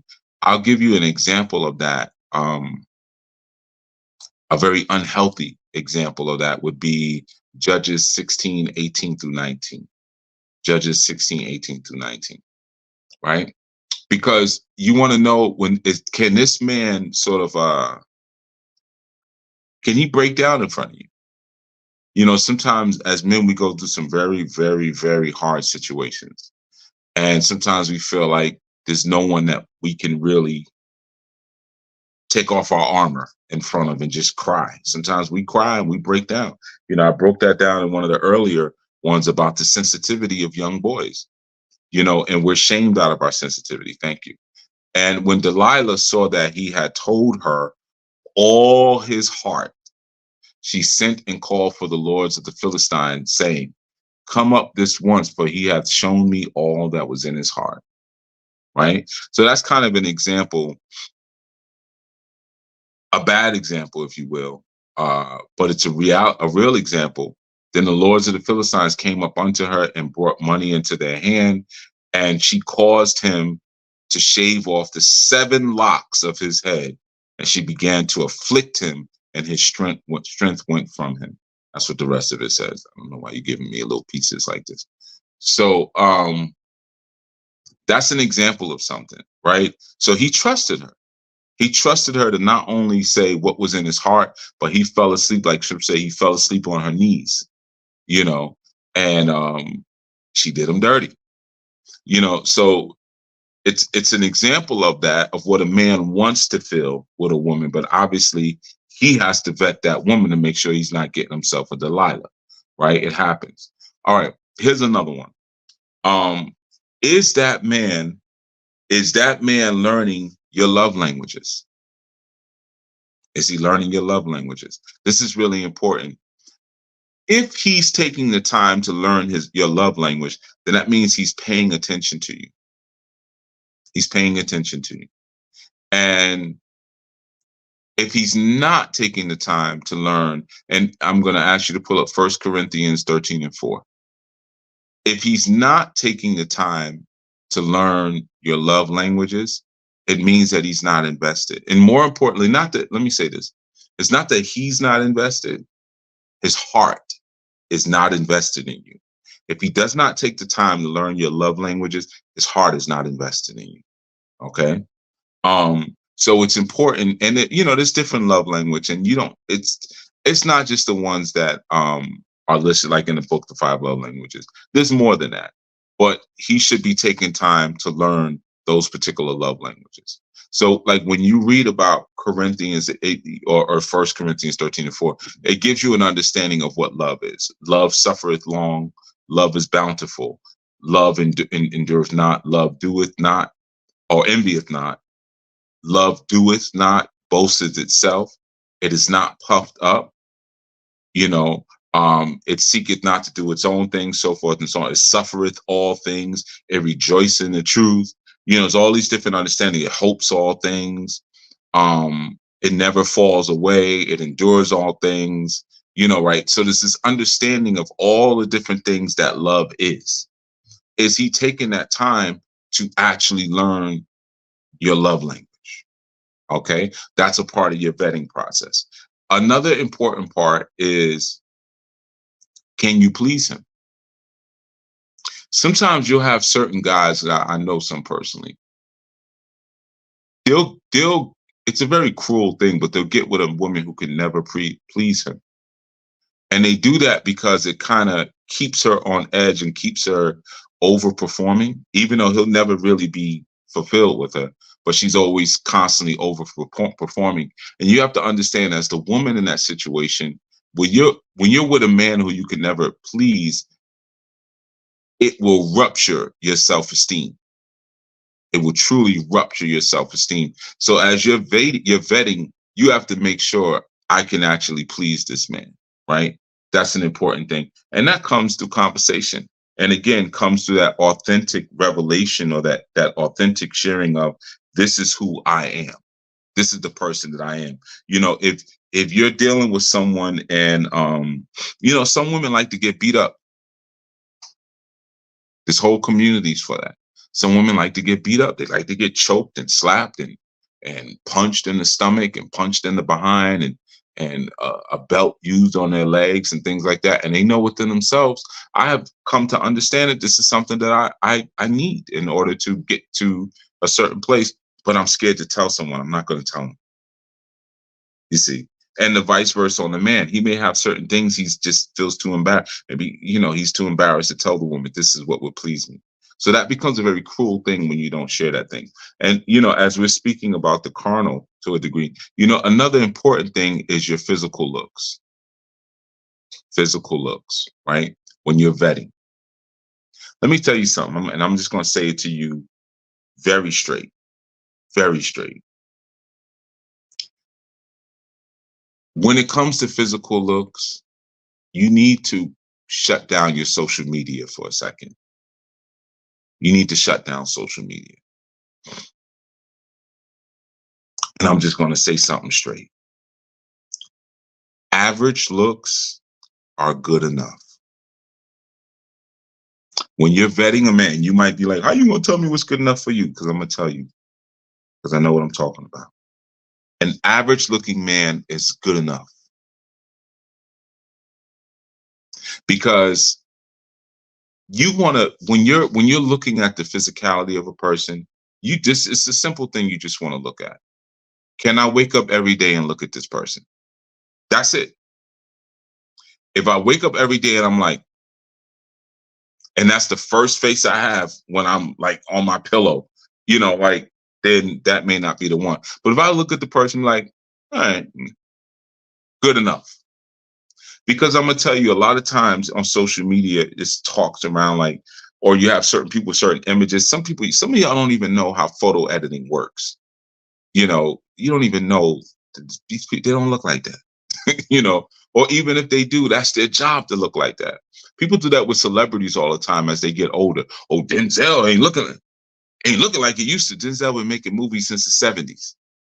You expect him still, he's an old man now. His face is going to get even droopier, and he's going to get a gut and big butt and all that. That's what happens. Same thing happened to Ozzie Davis. Everybody gets old. right? Nobody really looks like that. So the thing is, it's like, you got to realize, like, your looks or your first impression. Well, let's talk about vetting for a second. That's like your resume. Whose resume really reflects who they are? Come on. Even the language you use in your resume, you don't talk like that. You don't talk like that. If you had to verbally describe your job, you know, yeah, I worked at the front desk, and you know, I worked at the front desk. What do you say on the resume?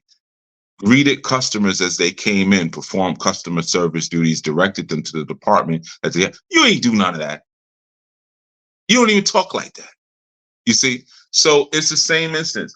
If you own, and I'm talking to you women, if you owned some type of firm or agency where you dealt with people's very sensitive financial information, social security numbers, credit card numbers, things like that. And somebody comes in off the street, they want a job with you, and they have a beautiful, shiny resume. Would you be like, oh, this resume looks great, you're hired? No, because you would know, like, you could put anything on this paper. See, this is the show and prove. When I say don't listen with your ears, listen with your eyes. So it's the same thing with physical looks. A person can show up a certain way, but how do the way they first look, or the image or whatever, is not what you should use to vet a person. Just like a resume is not what you would use to vet a person. 1 Samuel 16:7. But Yahuwah said unto Samuel, look not on his countenance or on the height of his stature, because I have rejected him. For it is not as man seeth, for man looketh on the outward appearance, but Yahuwah looketh on the heart. The heart. See, real vetting doesn't begin with the resume. It doesn't begin with the looks outside. When you're truly vetting someone, it begins beneath the surface. That vetting begins beneath the surface. That's where it all starts, right? So look at it like this, man. You might look at somebody. Let me just say it like this. A 4 through a 6 is good enough. And I know that just sounds very like straightforward, but a 4 through a 6 is fine. And I'm gonna tell you why it's fine. You're gonna be like, oh, he's a 4. So what? 4 is good enough to look. He's average.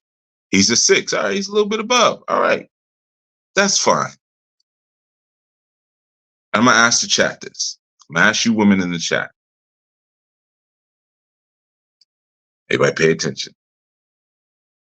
And you could just throw up a number 1 if it's for yes.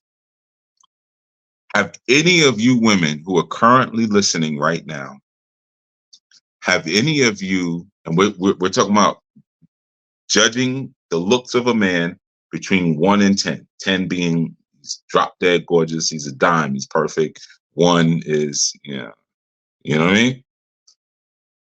Have any of you ever been damaged by a narcissistic 10? And I'll even help you. I'll go as low as 8. Between an 8 and a 10. Have any of you ever been damaged by a narcissistic 8 through 10? It already started. I said 1 if it's yes. I didn't add just 1 if it's yes. Follow directions. If the answer is yes, just put a 1 in the chat. We already got 1. You see. So a lot of times you'll turn down that 4, or you'll turn down that 5. Like, I want somebody who's, we got another 1. You see, I want somebody that's this and this, that, and this, that. And they're a narcissist. Because a lot of times, unfortunately, and I'm not downing people who are beautiful or whatever, but a lot of times that's what comes along with that. You see? And the truth is that 4 or that 5 or that 6, that's like, okay, they're pretty cool. Like I can deal with this. A lot of times they may have a beauty in their heart that grows because we got another 1. Look at that. We got 3 1s already. You see, these women were able to pull a 10. They were able to pull someone who looked like a deity, the most beautiful man, but he was a narcissist and he damaged them. And I'm sure there was fours in the club that night, dancing and looking like fours do. Maybe fours don't be that bad. Heck, I might be a four. So they might just been dancing looking like me, right? And now I want that 10. And the 10 did some damage to you. Oh, it says low as it. You're right. I did say 8 to 10. My bad. 8 to 10. Well, you pull the 8. You pull the 8 to a 10, right? You know, it's still an accomplishment. You know, and you had some challenges there, right? You had some challenges, you know.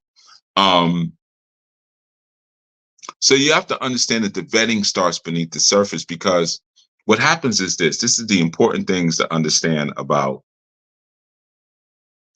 that physical beauty. Every year, that number gets lower. Doesn't matter where you started at. Every year, the number gets lower. Okay. That's why, like, I could say Denzel Washington, Harry Belafonte, Sidney Poitier, you know, these men who were heartthrobs back in the days, but I could say it to a young woman today and she'd be like, huh? Because to her, they all look like Morgan Freeman. To her, they're like, what? I can't see it. Right. Because that number gets lower every year. I used to be a 10. Now I'm a 9.7. This year I'm a 9.5. I'm a 9. It's going to go lower and lower and lower and lower. But what happens is that the inner beauty, the inner stud, quote unquote, is supposed to become more beautiful as you get older. So you may get with that 4, get with that 5. You're like, hey, look, all right. But what happens is that they may have an inner beauty about them because they're not narcissists, and that grows. So now 20 years into the relationship, 30 years in, you're with this amazing, beautiful person because the natural process of the inner getting larger while the outer gets smaller occurred. As opposed to when you're dealing with a narcissist, the outer ego gets bigger and the inner spirit gets even smaller. They become even nastier and uglier as they get older. Okay. So I know that like may feel very direct, but with physical looks, women, get off of social media. I know you want to do it with the freaking natural neon green eyes and the locks with the dyed blonde tips, and he poses like that in the picture. You know, I know, yeah, he's sexy and he's got the abs and he ain't got hair on his chest. Everything is perfectly shaved and manicured. I got you. And you know what? He might be a wonderful person. He might be. I'm not gonna say that he's a jerk just because he looks better than me. I'm not gonna say that, right? But what I am gonna say is that when you make that your target, or I have at times heard some of the craziest things. Craziest things, man. I remember years ago when I was a trainer in a gym, like this is many, many, many years ago. I was a trainer at Jack LaLanne's. That's how long ago it is, because most of you probably never heard of Bally's, Jack LaLanne. First it was Jack LaLanne's, then it was Bally's, then they joined together. It was Bally's, Jack LaLanne's. Now neither one of them exists anymore. I would get women coming in 300 pounds, telling me that they like slim guys. I like guys who are slim and cut up because they can get in between. I had several women say that to me, you know, because when they're small like that, they can get in between. Yeah, I guess, like, because everything is stuck together. Like, you so damn big, you know? But this is the crazy mind. You know, you're 150 pounds, 160 pounds overweight, and you want a guy who's slim and cut up, who takes care of himself, who eats right, and who works out, and he's supposed to want you for some strange, perverted, fetishized, most likely reason. And I know a lot of women may get offended by that, but I don't, hey, whatever, man. See, that's the thing about when you reveal your truth. You see, my true personality is always going to come forth. I'm a red pill thinking man. That's just what it is. So you're not going to meet me and I'm going to sit there and listen to a bunch of your nonsense. Then we're going to go out and then you get to know me. And then I say some red pill stuff and you be like, you a freaking misogynist. I'm not a misogynist, but it's going to seem like that if I sat here and listened to your nonsense and then jumped out the woods later. So I'm going to tell you from the very beginning, like, nah, this is where I'm at. This is what it is. You know? So when it comes to that physicality, man, just go for average. You know, just go for average. Now, let's look at lifestyle for a second. When you're dealing with the right man, his lifestyle will put you at ease. That's an important one. His lifestyle will put you at ease because there's a consistency with his lifestyle. So you're not always in a place where you're anxious and you're upset.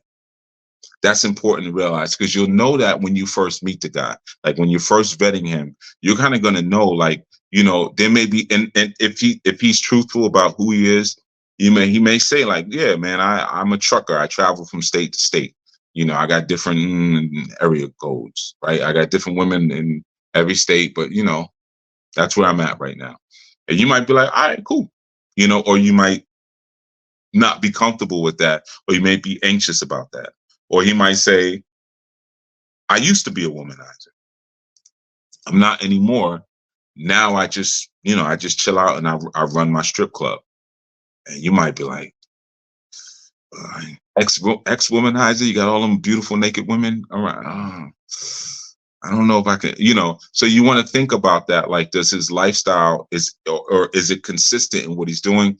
Or is it like every year we're doing something different? Every couple of months, it's like, and it's not because we're progressing, but because he's just doing everything on the fly. You know, we're constantly moving all over the place. We're constantly maybe changing our names all the time. We're changing the way we eat all the time. And it's not an elevation. It's just like, oh, no, we're going to do it like this now. Oh, no, we're going to do it like that now. And now I have all this anxiety all the time. Yeah, I can't relax. The lifestyle doesn't put me at rest. So that's something that you want to do. Another piece in that is support. Support. Does the person that you're trying to vet, do they have the capacity to support you? Or do they just want to be curated? And what that means is like, when you're going through a challenge, when you're going through an issue, can you break down with them? Do you feel safe enough to be like, I don't know what to do. I need help. Can you break down? Or is the relationship generally one-sided where it's like you're helping them, but you know they're not going to help you. They're not interested in helping you, or they cannot help you. Right? So you want to know the difference, and you got to be very clear as a woman. Remember, I'm talking to the ladies. I'm talking to the women. Can this man support me, or is he expected from me? Is he a cat, or is he a dog? You know, cats they just lick their paws, and like if you call them, they're like, you better put that food out. Like, put some more food out. Like, they're not interested in doing anything for you. You know, and certain relationships are like that, and they work for a certain reason. I'm not going to get into that on this platform, because that's, if I was talking about more ism, then that would be there. So, but let's talk about a divine family, divine righteous family. Does he have the capacity to support you? Can he hold you up if you fall, or if you spin out of control? Does he have the capacity for that, or is it not in him? Okay. Now we're gonna get into something, and I'm gonna try to. Damn, man, I got a lot here a lot of little notes I wrote down. I'm gonna try to move through them quickly. If y'all are still with me, if y'all still hanging in there. So one of the things you want to consider as well is intellectualism. Intellectualism is so important. Now I'm talking to you women, right? With dudes is a little different. We kind of don't really care that much, to be honest with you. And it's not because there's something wrong with us, but we know our job. Our job is to be the head of the family. So I do the thing, like I tell women, I do the thinking for both of us. Like, you just do what I tell you to do. I got to thinking. I know some going to listen and be like, what? Yeah, that's what it is over here. But you ain't got to come over here. Go over there. There's 6 billion people on the planet.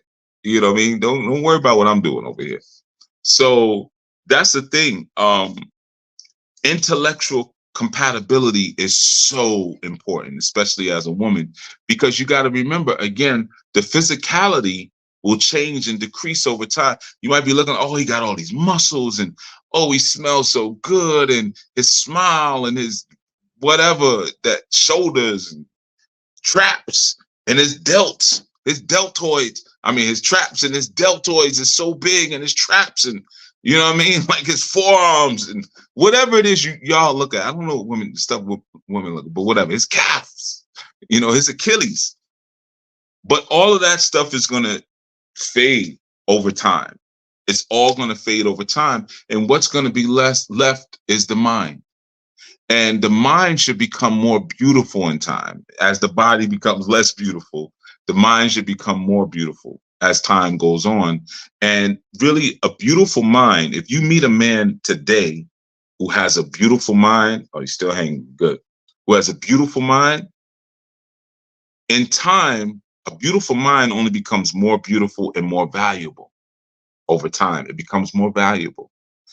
So the conversations that you would have with a man who has a beautiful mind, it feels like poetry. It feels like someone's scribing and crafting a poem, and you're right in the middle of it, because you're learning so much, and the information and the experience is so profound that it almost feels like the person is speaking poetry to you. That's when you're dealing with someone who has a beautiful mind. A man must be a thinker.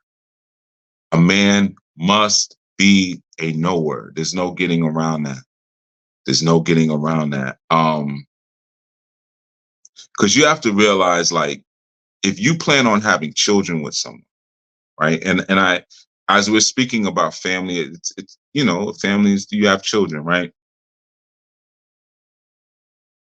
You have to be with someone who has a plan for the future, someone who's a thinker, someone who you might meet a guy and he's 30 years old, or he's 40 or whatever. And he's saying, okay, when I'm 50, 20 years from now, or I'm 70, 20 years from now, or I'm 90, whatever it is. Or you meet a guy who's 25, when I'm 45 years old, but he's got to be someone who plans for the future, because you can't have children and have a successful raising experience with those children if you're not with a man who is not a thinker, who uses foresight.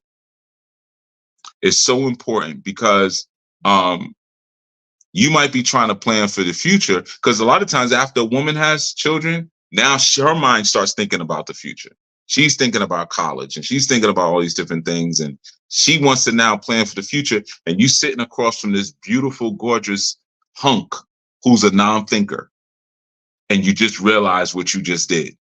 Like, oh my God, I stepped in it. I really stepped in it. This big, beautiful dummy. He has no ability to plan, or no capacity to plan for the future. So you need more, as you're vetting, you need more than a sexual beast. You need an intellectual beast. You need a man who's an intellectual beast. This is where you learn to pay attention to your conversation. Like, what kind of data and information is shared in your conversations? Is it all just very surface, where it's just like, I always wonder that. Like, sometimes I see two knuckleheads get together. It's like, what do y'all talk about? Like, if you're dating should be about data. What am I learning from this person to kind of see, like, okay, do they have the capacity to carry me through the ups and downs and support this family and support us, and, plan for the future? So you should be asking questions like, what is your vision? What is your vision? You should be asking questions like, what is your philosophy on marriage? How do you see union, spiritual union? I'm using words like marriage just to show the seriousness of the term, but I don't really rock with the term that much. But what is your philosophy around that? What do you want in a wife? What do you want in a wife? Here's a great one to ask a man. What have you learned in life so far? Do start giggling and jumping under the table like, I mean, I don't know. I learned a lot of things. He ain't it. He ain't it. A man should be sober minded. You ask him, what have you learned in life so far? And he come out, okay, well, I guess I learned certain things in stages. At this age, I learned this, that. This is what I'm learning right now. Whatever, however you answer it. You want to understand if there's a mutual pursuit of vision. Mutual pursuit of vision. And let me explain also this because I have to take you out of Babylon in terms of this kind of thinking. Um, so many women they are foolishly subjecting themselves to a number in terms of what a man makes. Everybody keeps throwing this, well, 6 figures. He got to make at least 6 figures. What if he makes $99,000 a year? That's not 6 figures. So you'll not deal with him for the man who makes 100,000 because he can say, I got a 6-figure salary. Right? There's so much foolishness in that would be a whole nother segment. But let me just share this. His vision, if you didn't get nothing else, you better get this one. His vision and his grind are more important than his salary. His vision and his grind are more important than his salary. He might be making $28,000 a year or $24,000 a year, renting a room somewhere. What is his vision and what is his grind? Because you should be thinking about the future, not about just what's happening right now. And I know so many people say, well, he ain't ready for a wife. Okay. Well, when he is ready, he won't want you. I can promise you that. He will not want you. So what you want to look at, does his grind match your grind? Not does his salary. See, this is the low order Babylonian thinking. I make $115,000 a year. I want a man who at least makes that plus. Stupid. That's dumb. I have met so many women in my lifetime who were well over, well into the 6 figures in terms of their income, or didn't know how to triple that or to double it. Didn't have any sort of entrepreneurial business acumen. They just picked a good major, came from a good family, and lucked up on a couple of good licks. And now you got this job, and you're good because it's a high paying job. It doesn't mean that you have any sort of great grind or prowess about you. It doesn't mean that, So you want to see, does this grind match yours? Now, if you went through a grind and you got yourself to that place where you're making some good money, okay, cool. You went through the grind. You stepped in a couple of good spots, but also understand something. As a woman, especially as a melanin rich woman, you are not a threat at all to the white power system. You're not a threat. That's just what it is. You're not a threat. Okay. I know you don't want to hear that, and you want to be told that you are, and things are just as hard for you as they are for the men, and they're not. I was watching something recently where a woman was talking about war, and she was saying that when her husband went to war, that she was there with the babies, and she didn't know, like, any day she could have received a call that said, like, you're dead or something happened to you, and she was stuck at home with the babies. So and there were other women like sympathizing with her, like, so it's like, I know about war, I know about the military.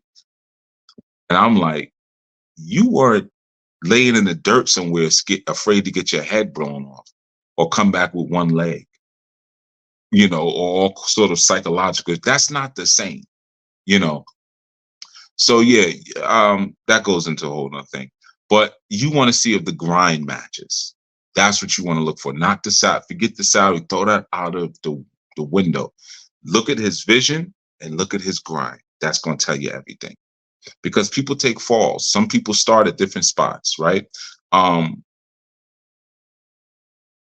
are you excited by his vision? When he shares his vision with you, is it something that excites you? If not, then he might not be the one for you. Another thing to look at and understand that if he has no vision, he's not going to be able to keep your interest. If he has no vision, you might get with a guy, again, he's a beautiful, gorgeous hunk, but he has no vision. You're going to have sex a few times and you're going to enjoy it because you got this beautiful, gorgeous hunk on top of you pounding away. But you're going to lose interest because he has no vision for his life.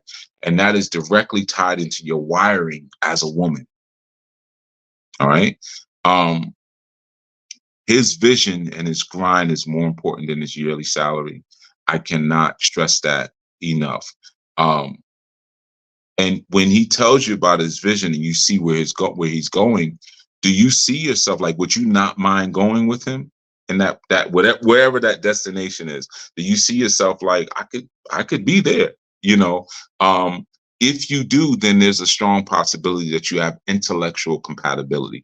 Intellectual compatibility is not just we're as smart as each other, you know, we have the same IQ. It doesn't mean that.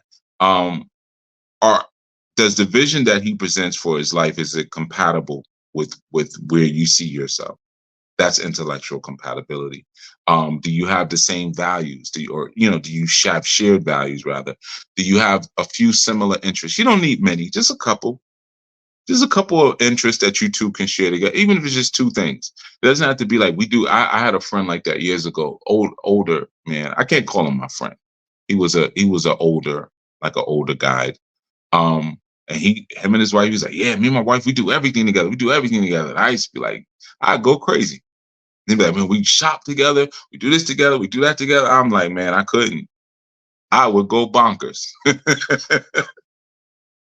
you know, but I just need a couple of things. One or two things, that's good with me. You know what I mean? Maybe we both like Western movies, or we both like rock climbing. All right, cool. After that,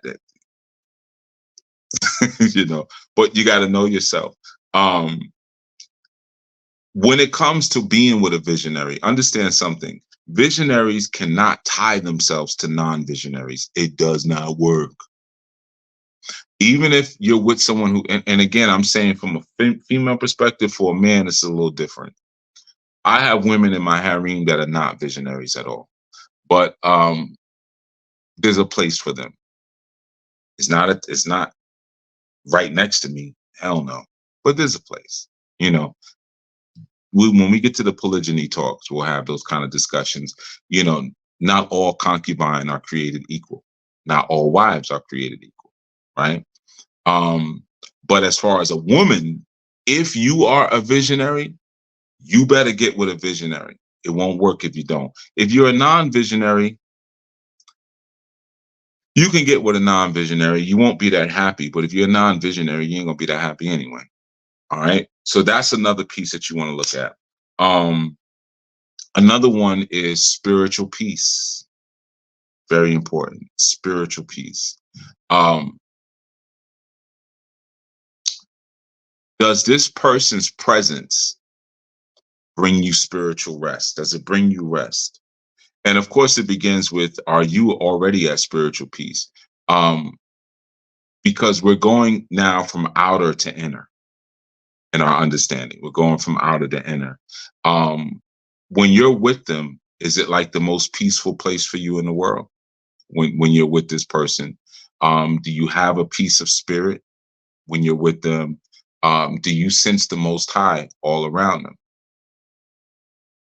Genesis 2, 24 through 25. Genesis 2, 24 through 25. All right. It's really important that you think about like a person's presence. Sometimes you're around a certain person and they have a presence where it's just like you don't feel comfortable, or things that you enjoy doing, you don't like doing it around them. You know, even though y'all cool, there's no beef. It's just like maybe they're like a vibe killer. Therefore shall a man leave his father and mother and shall cleave unto his wife, and they shall become one flesh. And they were both naked, the man and his wife, and they were not ashamed. What is that nakedness? The nakedness is the vulnerability. Like even though we're looking at a story like when they did something they wasn't supposed to do, quote unquote, um, they were vulnerable and exposed to each other and they weren't ashamed. That goes down back to what I said earlier. Can you cry in front of this person? You know, and still feel peace? Can you, if you cry in front of that person afterwards, are you like, you know, or sometimes you have this I've had this experience with women who've had a lot of sexual partners and I've had sex with them, and afterwards you could feel they're more distant. They don't know how to behave after sex. And I don't mean like the moment right after, you know, I mean like a day or two later or 2 days later, you can feel energetically this happening, you see, because they're not at peace with being exposed. They're not at peace with being vulnerable in that sense. So the first thing to understand is that only the creator provides spiritual peace. Spiritual peace comes from the creator. And when you are with a man as a woman, you're vetting this man and you feel a sense of peace when you're with this man, spiritual peace, that is the approval from the Most High. That's a sign. You got to pay attention to that. Remember, spirits don't talk. It's all signs and symbols. When you with that man and your spirit, like, that's the Most High saying, yep, thumbs up. Okay. If you don't have that, you better move on. Move on. Move on. You're like CC Pennison. You know, keep on walking. I ain't talking to you anymore. All right. Um, One of the first things to understand when it comes to vetting, you got to know what a man's intentions are. When a man is hollering at you, he's in your inbox, he's, hey, sister, this, that. 99.9% of the time, I'm going to tell you what he wants. Sex. Sex. Men generally want sex or sexual favors. So when you're vetting a man, now there's certain other kind of men on this planet that are a little different. That, you know, 0.1%, right? They exist. You're looking at one. So what happens is that when a man is coming at you with that, he's looking, he's like, oh, you got a little fat booty there. Hey, what's going on? Hey, you got some nice chunky boobs there. Hey, what's going on? Hey, you got a cute little face. Whatever it is, right? When you put that man, when you establish a protocol, or there's a vetting process, or there's a courting process, what then occurs is that it slows things up. It slows things up, and it allows you to see if you're interacting with someone who's like-minded, right? It slows things up in a way where it lets that man see if anything else exists with you beyond sex. Right? He could move beyond his urge, or he could walk away and be like, nah, it's just taking too long. Okay, well, it is what it is. And always remember, the process shouldn't feel like an interview. It feels like an interview. You're doing something wrong. And one of the ways that you make it easy for yourself is, like I said, you find people or get yourself around people who are like-minded. So it makes your vetting far more easier if you're around men who are already walking in their purpose and you're walking in your purpose. And remember, like I said before, walking in your purpose doesn't mean that you've mastered your purpose. It means that you're trying. You know, like, I'm authentically and sincerely trying to get this thing that I'm calling my purpose. I'm trying to get it right. That's what it means to walk in your purpose. Doesn't mean that you got it. All right. So that's the important thing I want you to understand. Now let's move to another one. Children. Having offspring. And let me just say the thing about being around your A-alikes. Random meetups make your vetting much harder. If you're around your A-alikes, your vetting process is already started. It's already started. If I go into a space where it's a bunch of creatives, particularly audio creatives, music creatives, but it could be other creative photographers, actresses, freaking painters, whatever the hell, right? Sculptors. That's one level, right? And then let's say it's a bunch of creatives who happen to also be into warrior arts, martial arts, but they also happen to also be into the ancient ways, you know, ancient scriptural ways. And then they also this also may be a munch, let's say, right? It's a munch, so that's the actual setting of the gown. And for those of you who don't know what a munch in the BDSM or kink community is like when people get together and they just share information, or sometimes you might be looking for a play partner, but they, you know, so I got all those different things that are a part of my core. I got my music, I got my fighting, I got my spirituality, I got my kink, right? So now let's say, and there's other things I'm into, but let's just say that, right? Those are like, I would say, part of my core. So I have those things right there from the rip. So my vetting of the women I would meet in that environment, the vetting already started the moment I walked through the door. You see, because I know if you're here, and I mean, what I've never been to an event that has all those things, so this is all imaginary, right? But let's just say, if you're here, then I already know, like, okay, we checked off some boxes already. I already have a sense of how you think and how you operate in on certain things because of the communities that you're a part of, right? So it's the same thing with a man. So when you're meeting and when you're in your purpose, now sure, you could meet someone when you're at the laundromat or you're at the supermarket or whatever, you know, at the pool hall, but it makes it a little harder to your vetting. It makes your vetting work harder because you have to start from the beginning as opposed to if you're dealing with an ALI. All right, now let's go back to offspring. Get to know a man's family if you want to have children with him, and get to know his history. Um, and even within the family situation, you want to look at how he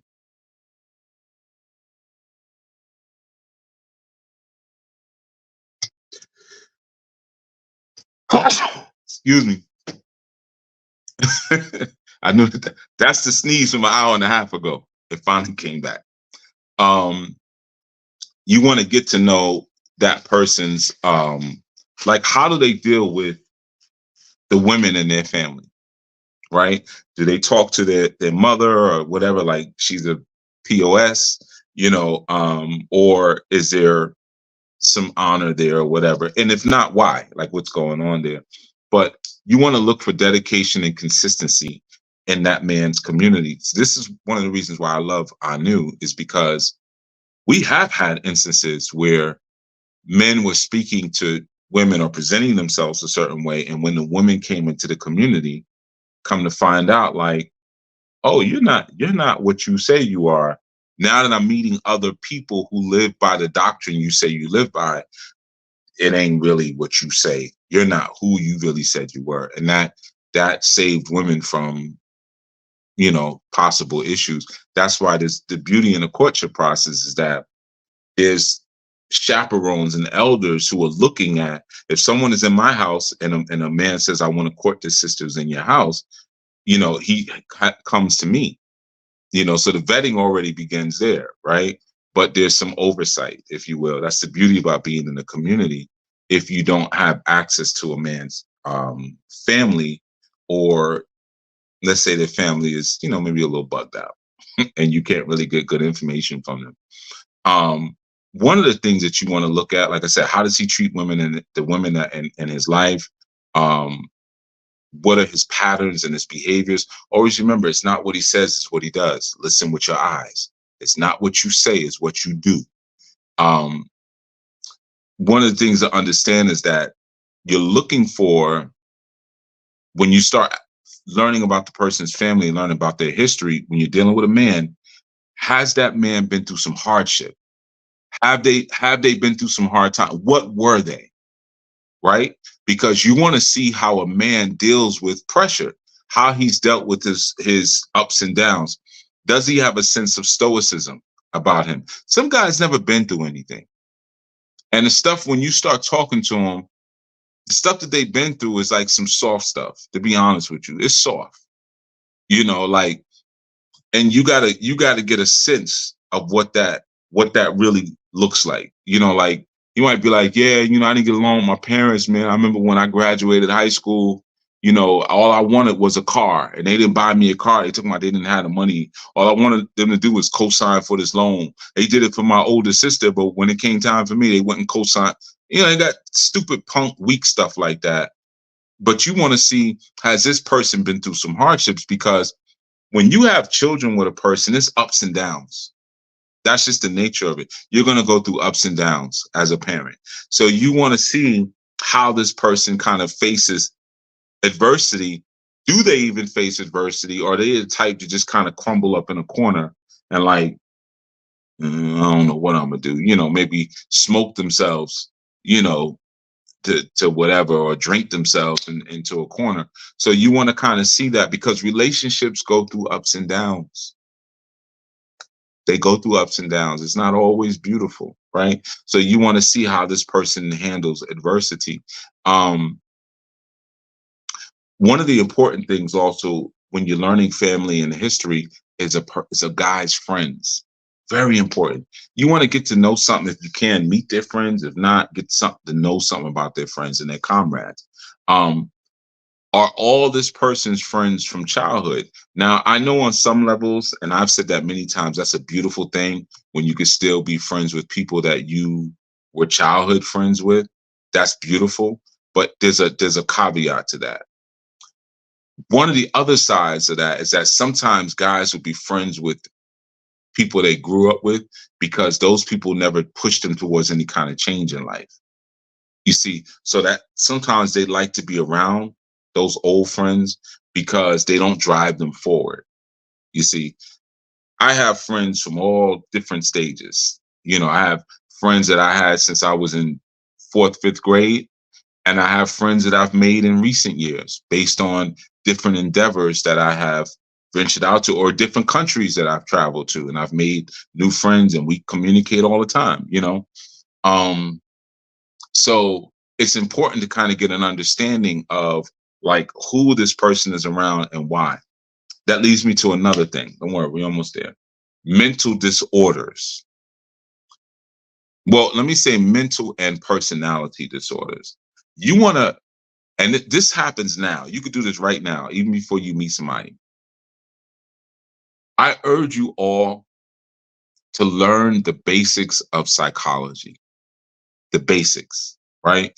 And you want to learn something about the effects of a traumatic childhood. You want to learn something about different barriers that people may have. Um, Learn about, common personality disorders.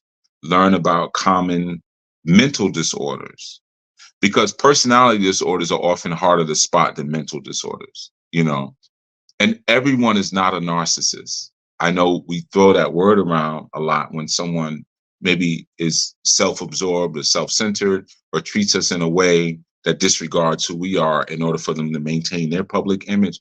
It doesn't necessarily mean that they're a narcissist. And a lot of times people will throw these words around because they don't actually know what they mean. So I would urge you, get an understanding of what those terms mean and just basic aspects of psychology, so you can spot things when you meet a person. And I'm not saying you're not going to have the ability to diagnose them, but it may help you to lead in certain questions. Or again, if someone has had a traumatic childhood and you start to understand, well, here's some of the effects of a traumatic childhood, you can show maybe a certain level of empathy, or decide if you even want to deal with that. If they tell you, yeah, I had a traumatic childhood, you know, and really understand what the seriousness of that may mean. Um, the last piece I'm going to look at is financial. Um, you want to get a sense from that man as to what his long-term financial goals are.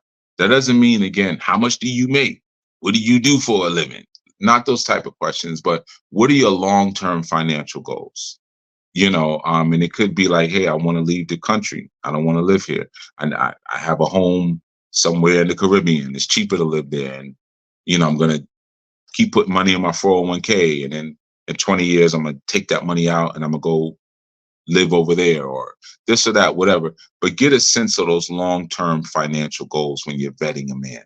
These are things that you should be looking into, because the financial goals will help you to also get a sense of that man's vision.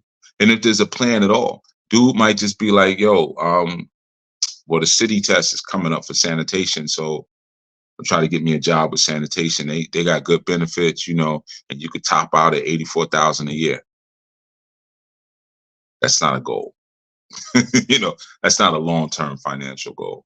So you want to get a sense as to if you're even speaking to someone who thinks in terms of long-term finances, long-term family goals, right? And these are just some of the things that you want to take a look at. Again, especially if you're planning on having children with people, you don't want to be in a situation where, especially as a woman, again, you're not able to unleash completely in your feminine role because you didn't vet properly. And because you didn't vet properly, I got trust issues. That's your fault. You got trust issues. You got trust issues because you didn't make sure that you were with someone who honored you. When you gave your dream and said, well, I want to do this, and they were like, oh, that's cool. Were they really honoring you and getting excited and showing how they can show up in that space and how that may align with their intellectual vision that they share with you? Or were they just like looking around or looking at your thighs while you were talking, right? So now you end up in a situation where you don't trust the person because you didn't properly vet them. That's on you. That's on you. you know um so the vetting process, I would say, for women is it's similar in some capacities, but because there's a difference in roles, what you're looking for is a bit different. I wouldn't necessarily ask a woman, I'm trying to think what questions I wouldn't ask. um Even financial goals, I ask things about financial status. How much debt do you have? What's your credit score? Yeah, but as far as your financial goals, it's not really that big a deal unless your goals are like, okay, I have a sick parent and I want to pay off their mortgage or something like that. Then that's significant. But outside of that, you're going to be absorbed under my goals. My financial goals. So I'm not really. I want to see what I'm absorbing into my house. So I'm going to more so ask about current status. Whereas on the female side, she should be asking more so about what's plan for the future, but also, like, again, testing that man in the sense, hey, I got an extra $3,000. What should I do with it? You know, some thoughts just came to my head, but asking questions in terms of that. All right, so that's pretty much everything that I was going to cover as far as vetting a man. I know it was a lot, but you can always hit that rewind button and and listen to some of the other aspects of it. But I see going across the screen of some of the different points, right? These are the different things that we went over. And remember, vetting always begins, as far as with you as a woman, as a woman who has a healed and whole consciousness. If you don't have that, you are going to ask questions from a nasty, cynical space. You're going to be disrespectful. When a man is showing and proving to you that he is a husband, you're going to misinterpret it and you're going to chase him off. Okay. And you're going to jump into something that you shouldn't jump into because you don't even have the inner patience to go through a protocol process. All right. So that has definitely been our information. I want to thank you all for tuning in. Again, remember, every 6th day or Friday at 7 p.m. Study session that I share. You can come with your questions. You can come with your comments. And I think on this one coming up, I'm going to put up a link where you could just jump in and talk if you feel like it. You know what I mean? If you have something intelligent to share. If not, then, if you being disrespectful, then what's going to have to happen. Yes, the House of Yuya will be going live. The Sisters in the House of Yuya will be going live 30 minutes from now. So if there's anything that you missed, any point, or you want clarification, jump over to that IG live. And I will be there too. So if you're in the chat and you ask a question, I probably won't answer it, but I'll make a note of it. I'm gonna see how you all can answer each other's stuff. But the IG account is House of Yuya. House of Yuya. Make sure you're subscribed to that one, and definitely the YouTube channel as well. They're new channels, so there's still content, but there's a lot of shows on them already. But we're putting content on. But make sure you subscribe on YouTube, House of Yuya. Subscribe on IG, House of Yuya. I think we're on TikTok too, I believe. But yeah, they'll be doing a segment, let's say about 2:30 around then, Eastern, 2:30 Eastern, and they're going to be going over and sharing their insights as women.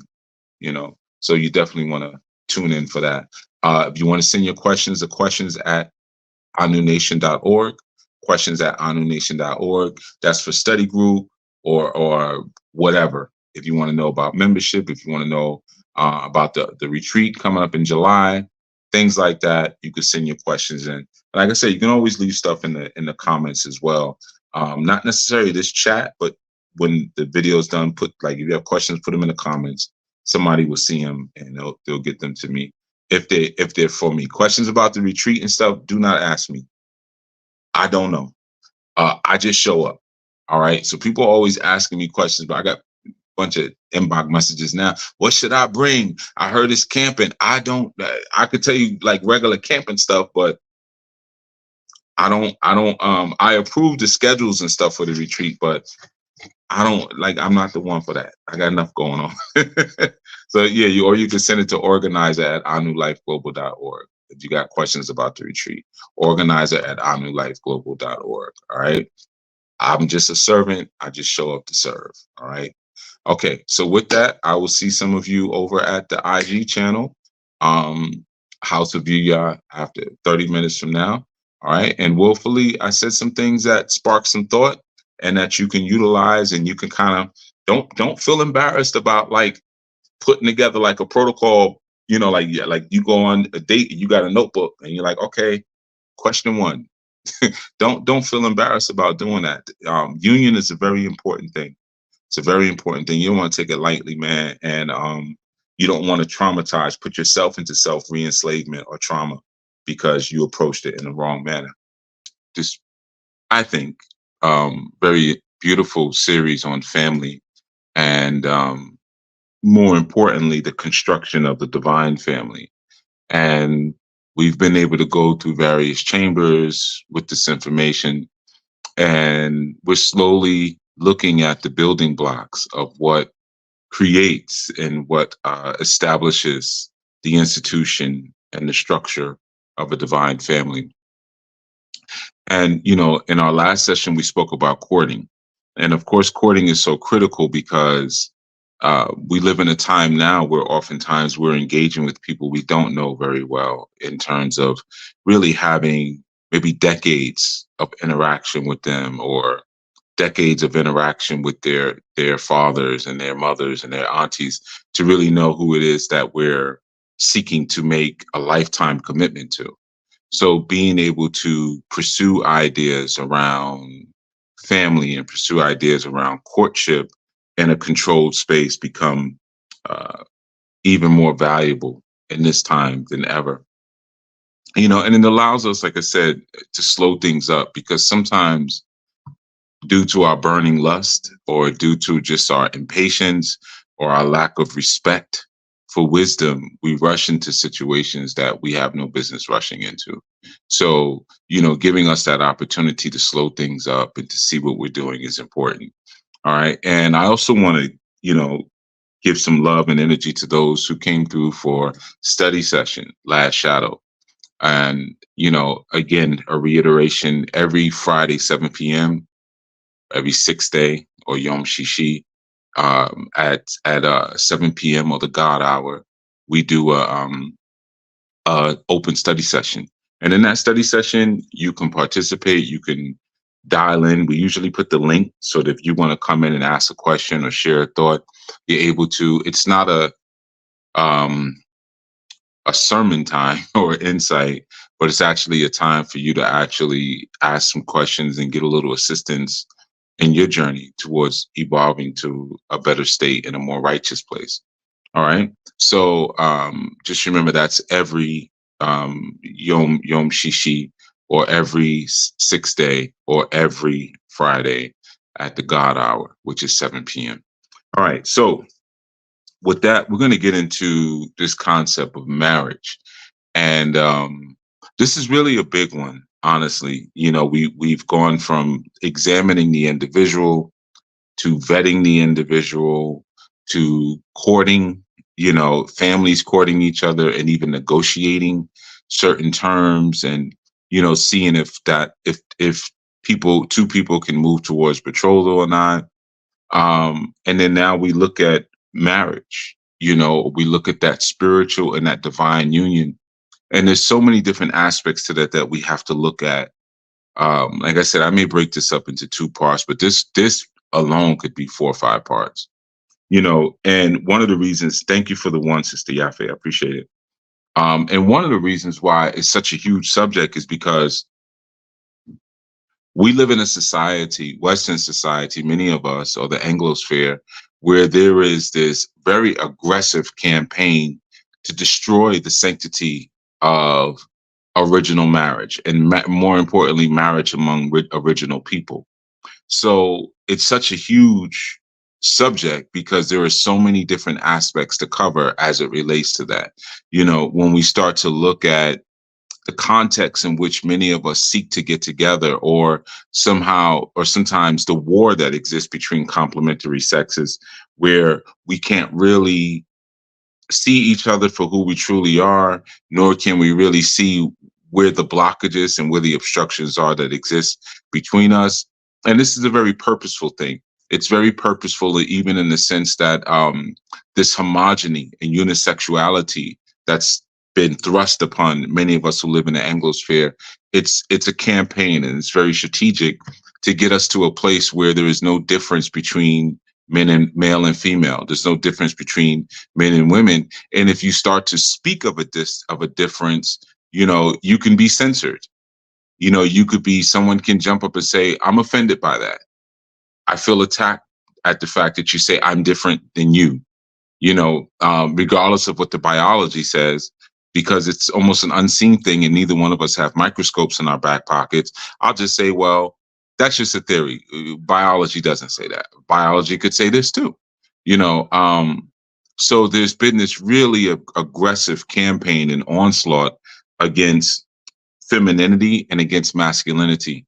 And these are some of the things that keep individuals from actually conjoining into this institution that we call marriage. Because, as a people who are in captivity, sometimes we don't realize that our social influences are not coming from our own root, but are actually coming from our oppressors. They're giving you a story, they're giving you an image, they're giving you an idea of what you should go down and what you should be and what a marriage should look like, even though it doesn't work, it's never worked, and it is designed to fail. But people will rail and fight against that, And this is one of the reasons why even in this series that we're doing, I didn't jump out the gate, even though the original conversation was about polygyny, however long ago before we started this.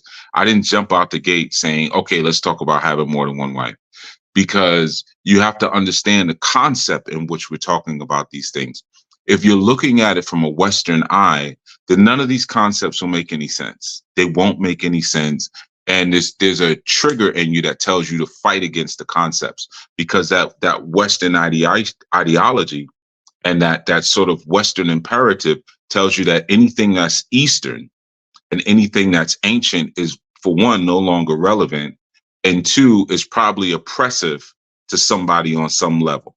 And if you don't realize that that's actually part of the game, then you'll never be able to get to the point where you can start talking about marriage. You'll never get there until you can clean and deprogram that Western thinking from your mind. Until then, the concepts won't make any sense whatsoever. They won't make any sense. And part of that is we have to understand how we got together as man and woman in a historical context, right? So sometimes when you may read or hear things, and people will say things like, well, we did this back in Africa. Who's we? What part of Africa? Was it the right thing to do? Were those things influenced by another person? Or were they intrinsic to our design and nature and to our culture? Because our culture is going to define how it is that we move, right? But if you can think about this, and I'm going to ask this question, I'm going to allow you to explore, I'm going to ask you to explore it in the chat a little bit. If I were to, let's say if we were to say, okay, we're going to raise goats so that we'll have goat goat meat to eat and goat milk to drink and goat skin to wear clothing, so forth and so on. And what we decide to do is we take those goats and we lodge them, or we house them at the edge of town at the city dump. Okay, so they are living in complete sewage. Those goats, they are living in complete sewage. What do you think is going to happen to those goats? Okay, I'm asking that question for the chat. What's going to happen to those goats? And what I mean by that is, what is going to be the quality of that goat meat? What do you think the quality of that goat milk will be? What do you think the quality of the goat skins that we may use for our drums or use for our clothing? What do you think the quality of those things will be after we have these goats living in complete and total sewage? Okay, so I'm going to ask you that question again. Feel free to answer that question within the chat space. Okay, Jaquez Potts says contamination. So Jaquez, which is the right answer, says that I'm assuming all parts, the meat, the milk, and the skins will be contaminated because they are living in human sewage. Sister Maria says it will be defiled. Garbage in, garbage out. Very good reference on the end. Garbage in, garbage out. So if we, Saftahava says they will reflect their environment. Very good. I'm like every answer is right there. Like y'all all hitting the hammer on the nail. All garbage. Exactly. All garbage. Right. That goes back to the garbage in, garbage out. Continuous illness.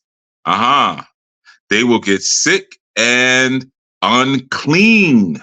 House of Yuya says uncleanliness, unholiness.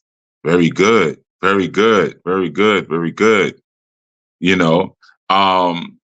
So what we have is we have an understanding that if we have goats that are, being raised or reared, and we place them in an entire contaminated environment, we're going to get contamination. We're going to get defilement.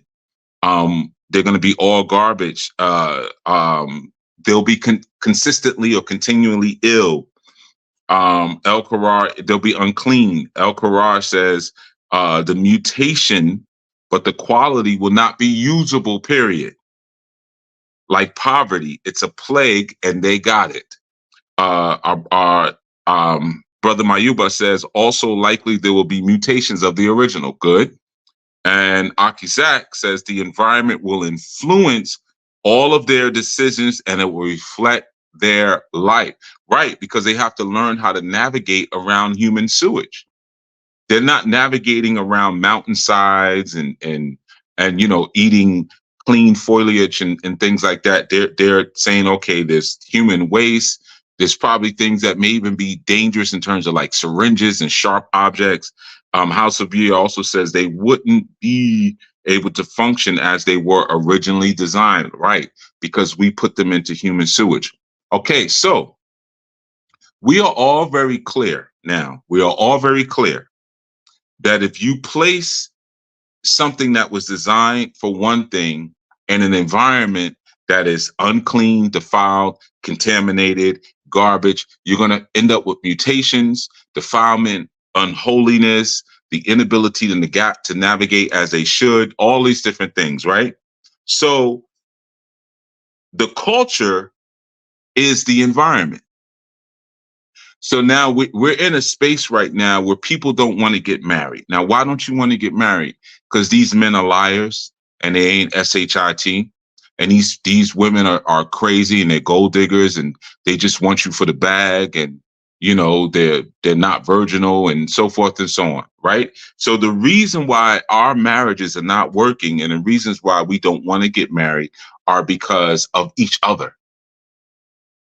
See, that's the Western mind. That's the trick. That's the trick that that they tricked you into.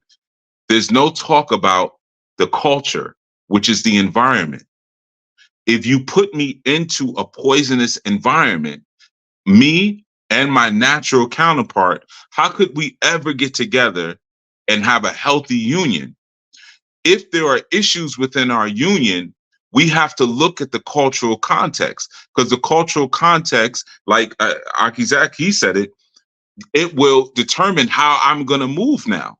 So if my environment is poisonous, I'm always moving in reaction to the poison that's around me. So even if I get into a relationship or I get into a marriage, I am still navigating through poison, but not navigating with peace because I'm not in a peaceful environment.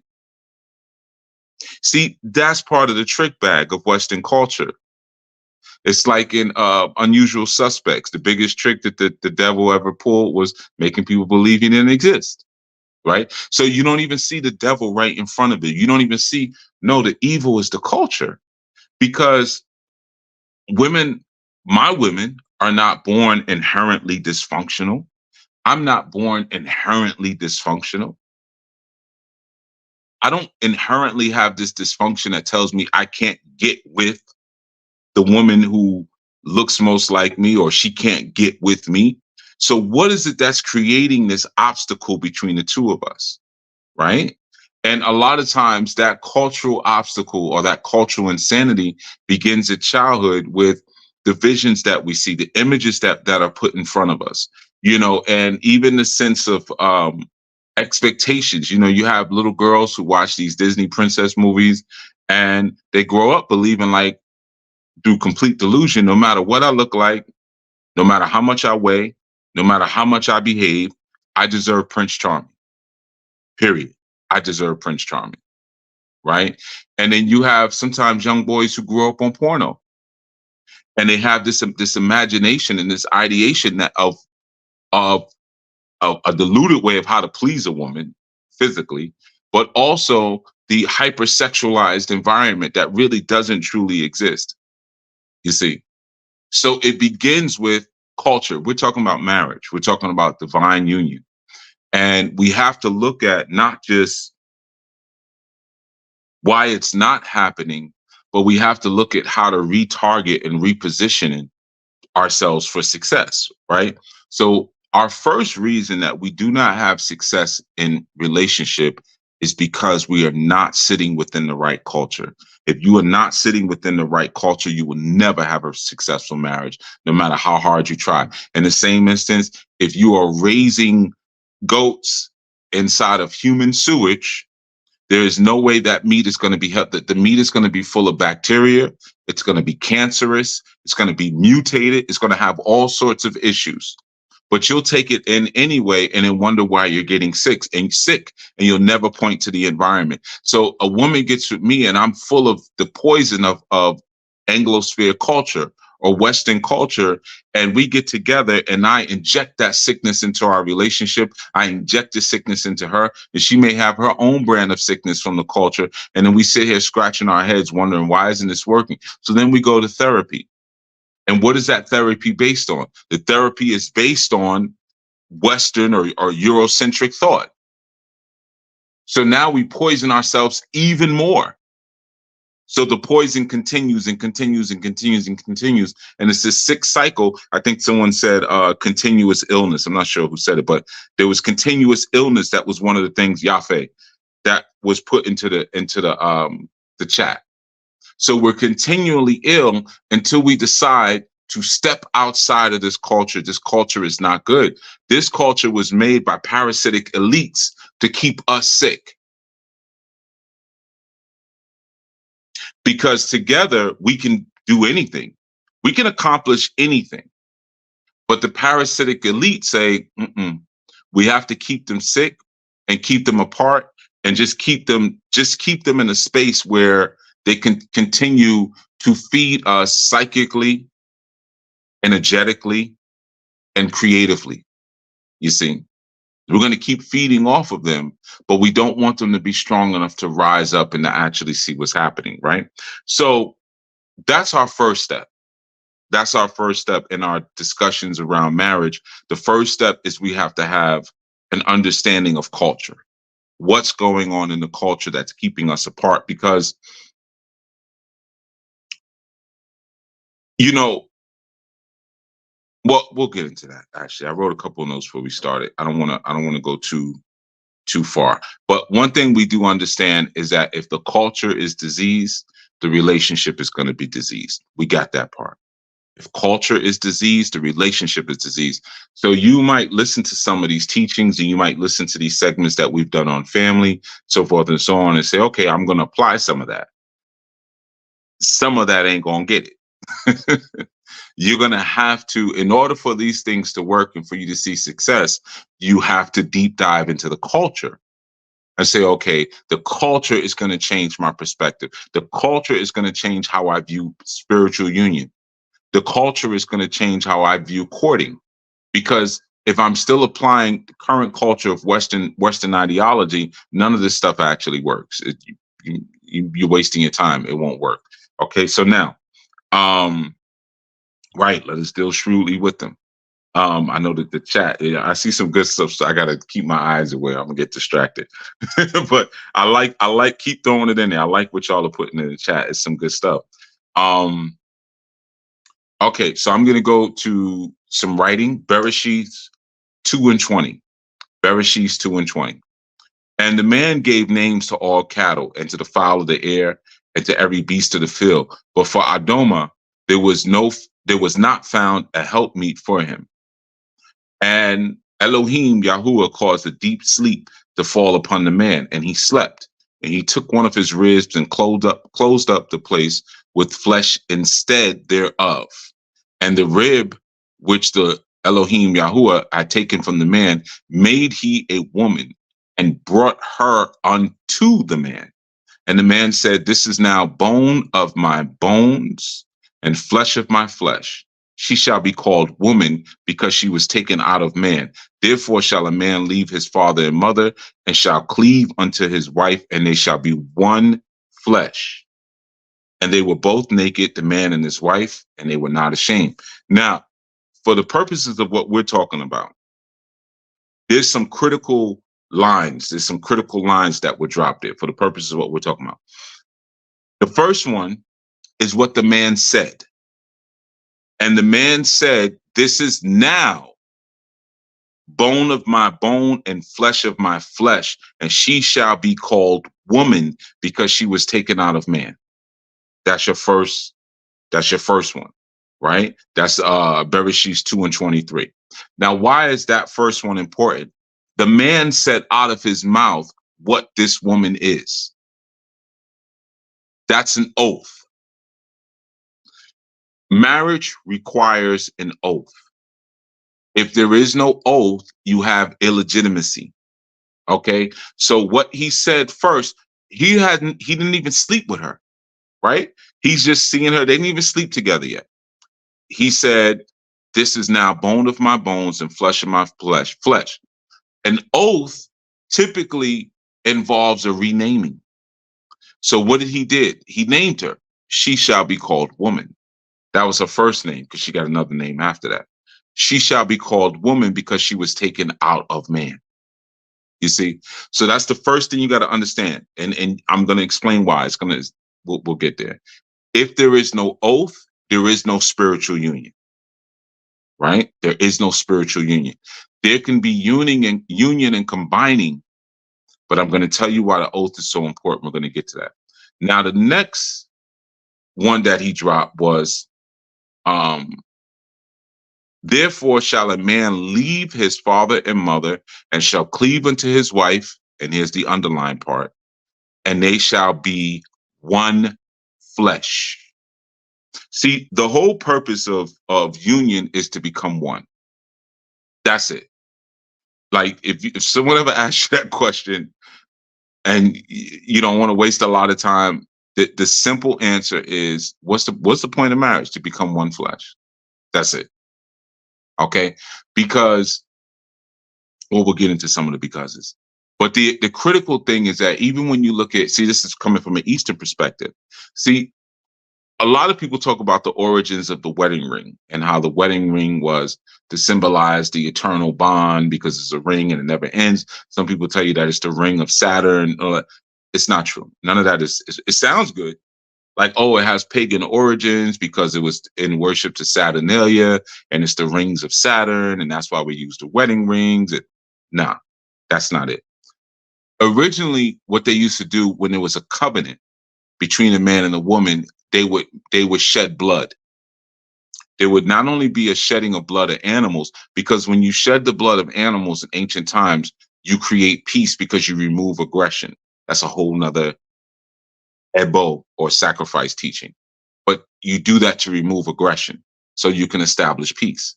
But they would cut the fingers of the man and woman who were joining, and they would have them lock hands so that their blood would run together. So they will become, he said it here, this is now bone of my bones and flesh of my flesh. So now we become one. Our blood runs into each other. And the way they would cut the person is that it would leave a scar. So now when you would look at this person, you would see this is a scar. This is the sacrifice that they went through in order to become one with the other. They have changed their appearance through this scar that's on their finger now. That's where it came from. And then in later times, it became less less raw. And they're like, well, we'll just put these rings here to symbolize where the scar would have been. Okay. So the first thing I want you to understand is that we're talking about a covenant. And, I've heard people talk about marriage, a couple people in particular, um, and they say like, oh, we have a marriage contract. Or like I've heard people talk about, well, marriage is business, family is business, so therefore it should all be done by contract. I'm going to explain to you the difference. Our forebearers, as original people, we established our relationships based on covenant, right? And this is where we the East meets West, if you will, in a sense. We know that the native populations, or the First Nation people that lived in this place called Turtle Island, that we call North and South America, that they were actually Eastern people. Okay, they were actually Eastern people. So when the European invaders first came to this land, they sought to establish what with them? Treaties and covenants, because they operated by way of treaty and covenant. That's the way their culture was. Their culture was covenant and treaty. So they would say, oh, you want to live in this particular area that we live right now? Okay, no problem. We'll move over here. You can stay over there. And what we'll do is we'll shake on it. We'll talk about it, oath, and then we'll shake on it. We'll shake hands. You see, that was a covenant. The European, like, that ain't my call. Yeah, sure, whatever. Ha, ha, ha. I'm going to kill you once all my guns come over on the boat. So they broke all the treaties. They broke all the covenants, because for the European, that wasn't their culture. You see, that wasn't their culture. And why would they establish covenants? Covenants were always established to establish peace. They were always created to establish peace. You see? So for them to shake on it was a very, very divine thing. And it was rooted in peace, because the right hand was considered to be your weapon hand. That's your weapon hand. So if I take my right hand and I shake hands with you and I make a covenant with you, I have now let you know that I am establishing peace. You see, that's why a lot of times in the ancient times you had terms like the bokor, or the left hand magician, and they were not to be trusted, or like it said, ochosi, in our Yoruba, ochosi is a left hand sorcerer, because he uses his arrows and he shoots way off in the dark where you can't see, right? So the concept there is that if someone is working from their left hand, they may strike you with their right hand, because this is the weapon hand. So if I take my weapon hand and I shake your hand and I make a covenant, we are supposed to have peace according to my culture. But if I don't know your culture, I might have a problem, right? So the first thing to understand about a covenant, covenants were very detailed in ancient times. They were created with a lot of detail. So there was no ambiguity about what you were getting ready to get into. And I want you to understand like where that comes from. I know today we do a marriage contract. And you might say, okay, well, that's pretty much the same thing. And people will tell you it's the same thing. Be very careful. Because again, if you're living out Western culture, you will think it's the same thing. A contract is for transactions. You use a contract to transact. Okay. That's the first thing. Whereas a covenant is to establish a relationship.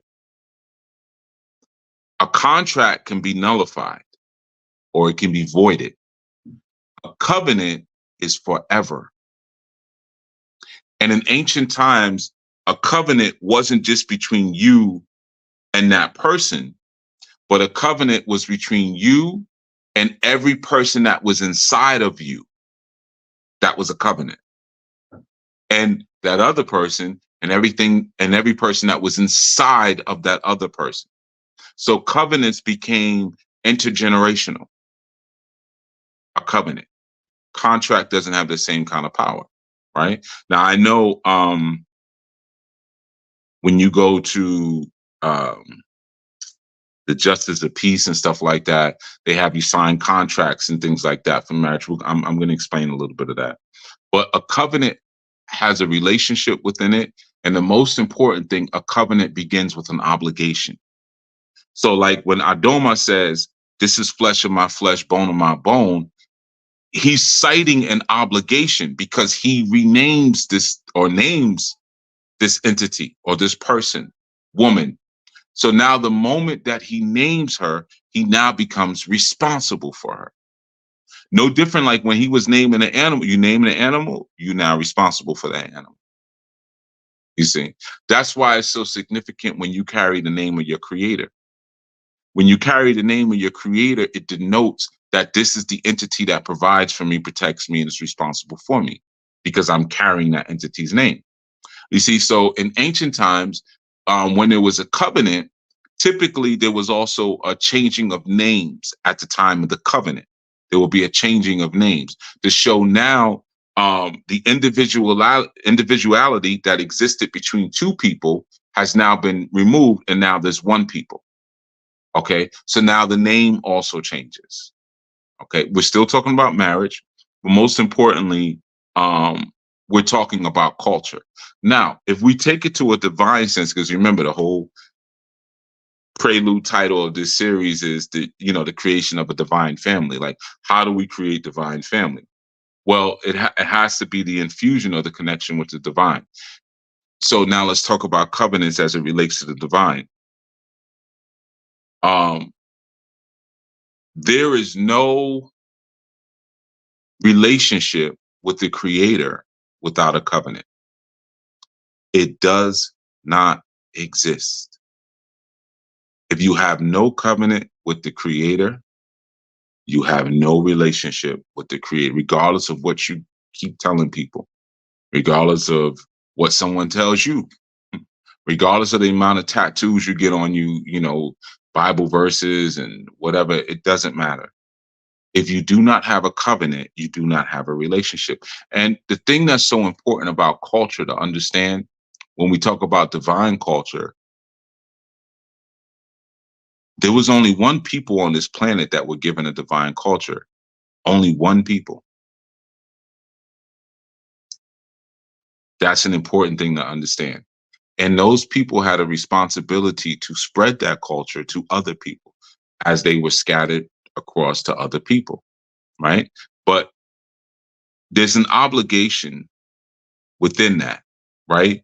And within a covenant exists an opportunity for a relationship. So let's say if I make a covenant with someone and I say, within this covenant, we are going to meet every 2 days and we're going to have dinner together and we're going to tell each other how our day was and we're going to talk, whatever it is, right?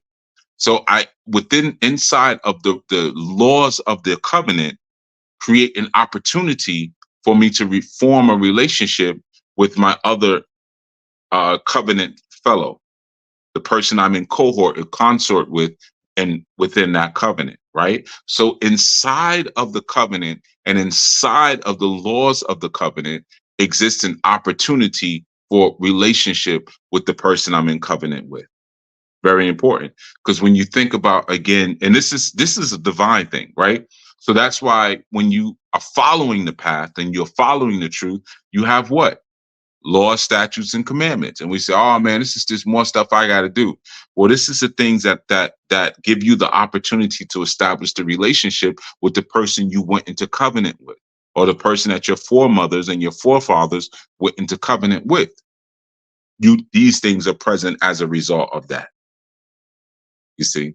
So if you're not establishing or you're not walking in the ways of the laws of that covenant, then you don't establish a relationship with the person or the entity or the Elohim that you're in covenant with. You see? So if we look at some of the sort of aspects that existed in a covenant, typically, I saw someone put in the chat, blood covenant. There usually is a shedding of blood. There is an oath, right? Which is very important. Sometimes you even have what's called a covenant meal. Now, when you read Matthew 26 and 26, Matthew 26 and 26, you get an example of a covenant meal, which establishes an oath and a covenant that removes individuality and makes multiple people or two people into one people. And that is, while they were eating, Yahushua took bread, and when he had given thanks, he broke it and gave it to his disciples, saying, "Take and eat, this is my body." Then he took a cup, and when he had given thanks, he gave it to them, saying, "Drink from it, all of you." You see? So that was a covenant meal that was happening in that moment. One of the important things to understand also with the name change, because, again, you have to understand it from Eastern culture. If you're reading scripture or you're coming into this understanding from a Western perspective, it's off. Everything is going to be off. So people will say, like, well, and I've heard people say this, in the Bible, they practice cannibalism. You telling me to eat this bread and that's your bones, and drink this wine, that's your blood. Because you're coming at it from a Western perspective and you're purporting yourself to have an Afrocentric theology, but you really don't. Because you don't understand that this is how people in the East, in Africa, this is how people in the East created their covenants and created their family bonds. There was a meal, there was a ceremony, there'd be sacrifice of animals, there'd be an oath. There's a covenant that now combines two families together forever. You see, that's quote unquote African. So when you read it in Matthews and you're like, oh, see, that's some European. That's not European. You just don't study anything. That's the thing. You can't understand this stuff without studying. And I know people try every way around the process of studying. They try everything they could possibly do without studying and cross-checking. And most importantly, when you're studying any text, you got to study the history, because you got to look at, because again, if you're looking at the culture of an ancient righteous people, you don't just look at what those people wrote down. You look at their historical culture, because their culture is going to be defined by their covenant. So their culture itself tells you something about their original contract, even if it wasn't written down or somebody removed it and took it out. Because don't forget, most of these texts that you're getting have been tampered with. So the way you have a testimony of what happened before, look at the people, look at what they do. You see, look at how they greet each other. Look at look at the jewelry that they wear. This gives you an idea of the covenant culture that was handed to them before. You see? And the same thing in modern times. We can tell who people are in covenant with just by the way they speak and dress. We get a sense just by what they defend. There are people right now who will listen to this and they'll defend Western thought. Okay, I see who you in covenant with, no problem. So when you receive the name of your covenant partner, again, we're talking about this from an Eastern perspective. I know in the West, we do hyphenated names. Women get married, they want to hyphenate their name, which means they want to keep the name of their father. They don't respect the new man who comes in, who's supposed to be their new father, because now they become one flesh. They don't, now I don't want to be one flesh with you. I still want to be departed and hyphenated flesh, right? But typically, when you enter into a covenant, you take on the name of your covenant partner. And the reason you do that is because by taking on that name, you are now empowered by that covenant partner. So if I'm with a woman and she takes on the name Asan Anu, we enter into covenant. She is now Asan Anu. Now she receives some of the authority and the power of Asan Anu, not to mention the protection of Asan Anu. If she wants to be, I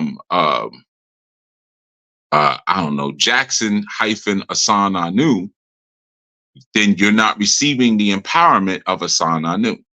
You see, so typically where there's a covenant, there is a changing of names because two things are becoming one thing. We're still talking about divine marriage. We're still talking about the cultural context that brings forth the best marriage.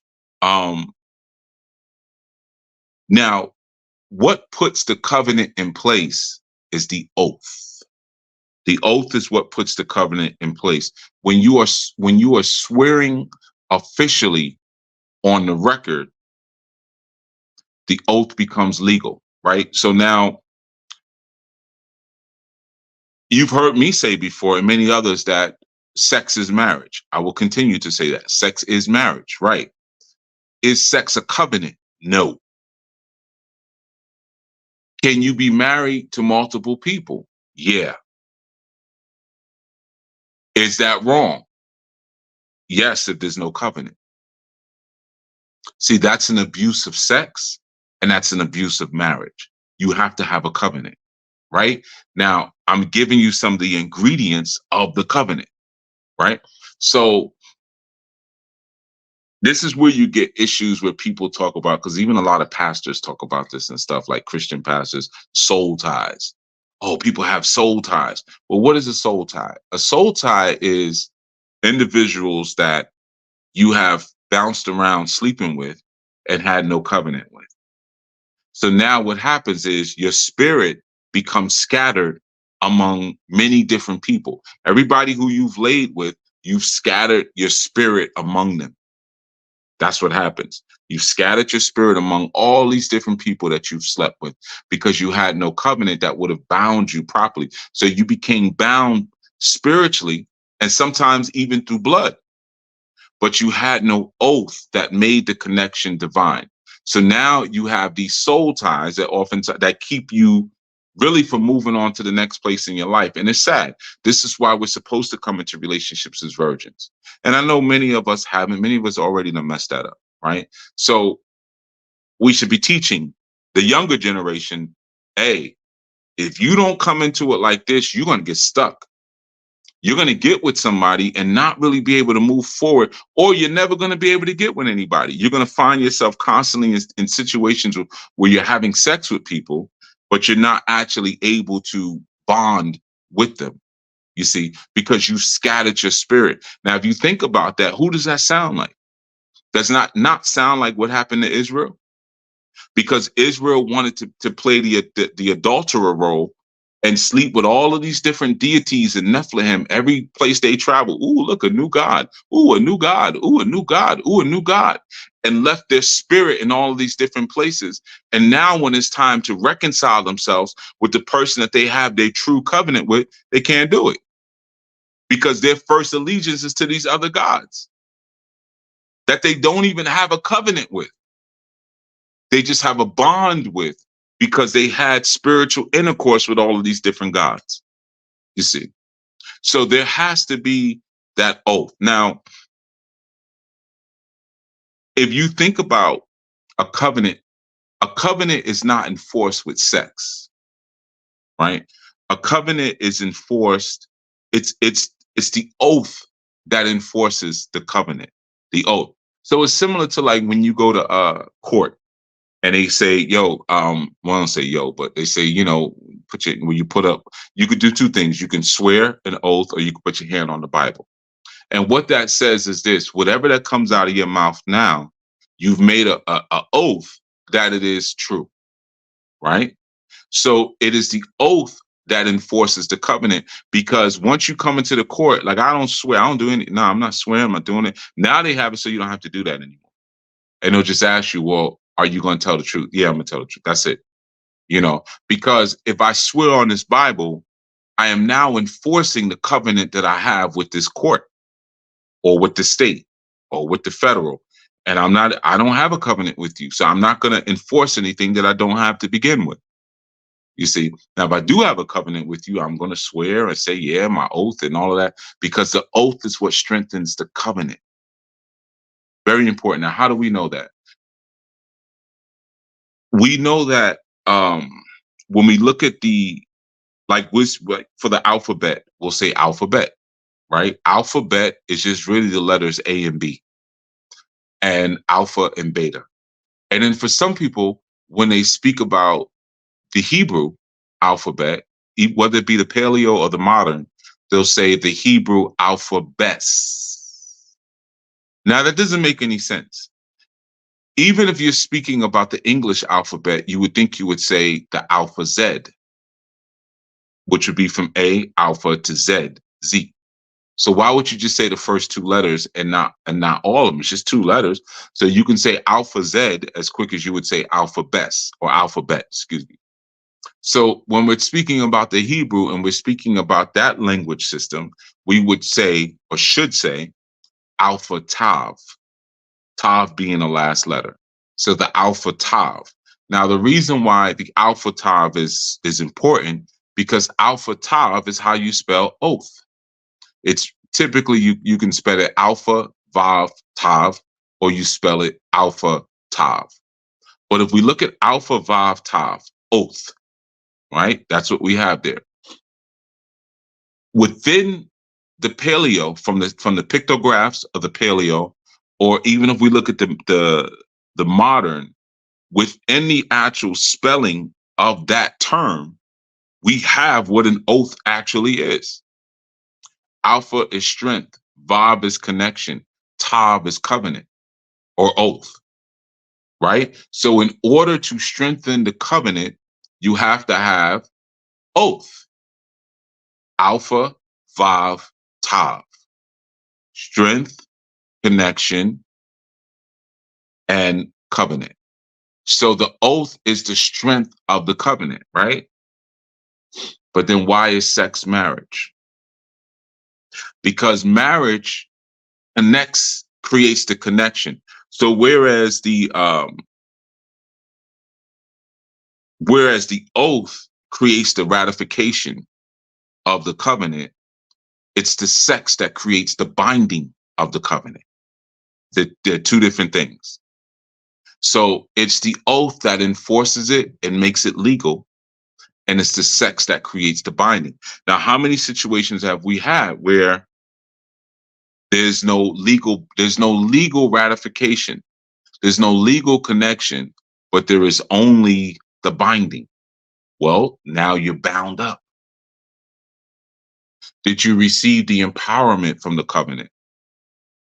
Was there an oath? And remember, a covenant is detailed. You think a contract is detailed. A covenant is far more detailed as far as what's given to you, because it's for life. And it goes throughout your generations, you see. So when you get into a proper marriage and there's a proper covenant, this is the reason why the families will go through the courtship process together, because there's a covenant that's about to be formed here that's going to last forever. So we have to make sure we are very clear on the terms of what this covenant is. And if we're living the same culture, those terms are not extremely complicated. If we're living the same culture, the terms are not extremely complicated because we already know how we join together. But when you're looking at it from a Western perspective, this is where everything goes off the rails. So when people marry in a Western perspective, we do have a contract. Like people say, well, no, you just have a marriage license. But there's often another kind of contract that's introduced. It's called a prenuptial. They'll call it a prenuptial agreement, but it's a prenuptial contract, right? And what is that? Why are we using a prenuptial contract? Because I don't trust you.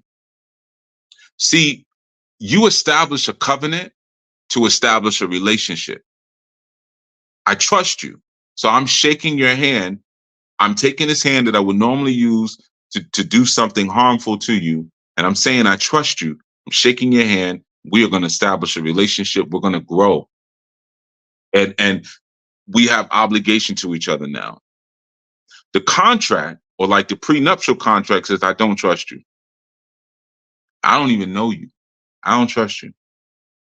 So let's sign this contract here. Now, the thing about it, which makes it, so important when we're going from the Eastern perspective or the Western perspective, a covenant is something that affects us forever. As we see, those of us who have violated the covenant, we see the curses in our life, because within a covenant, what you'll find within a covenant agreement are the blessings that come from the covenant. But what will always be recorded is the curses that come from violating the covenant. Whereas with a contract, we sign contracts all day, every day, right? We don't care if we break it. Yeah, I contracted, I will pay you this money, but I ain't got it. I'm late. So you get it when I get it, or not at all. The story, right? You don't trust me. I don't trust you. It's just a transaction. It's very cold. It's very sterile. Don't really care about what I'm doing here. You see, but where the contract exists, now there's an implication towards family.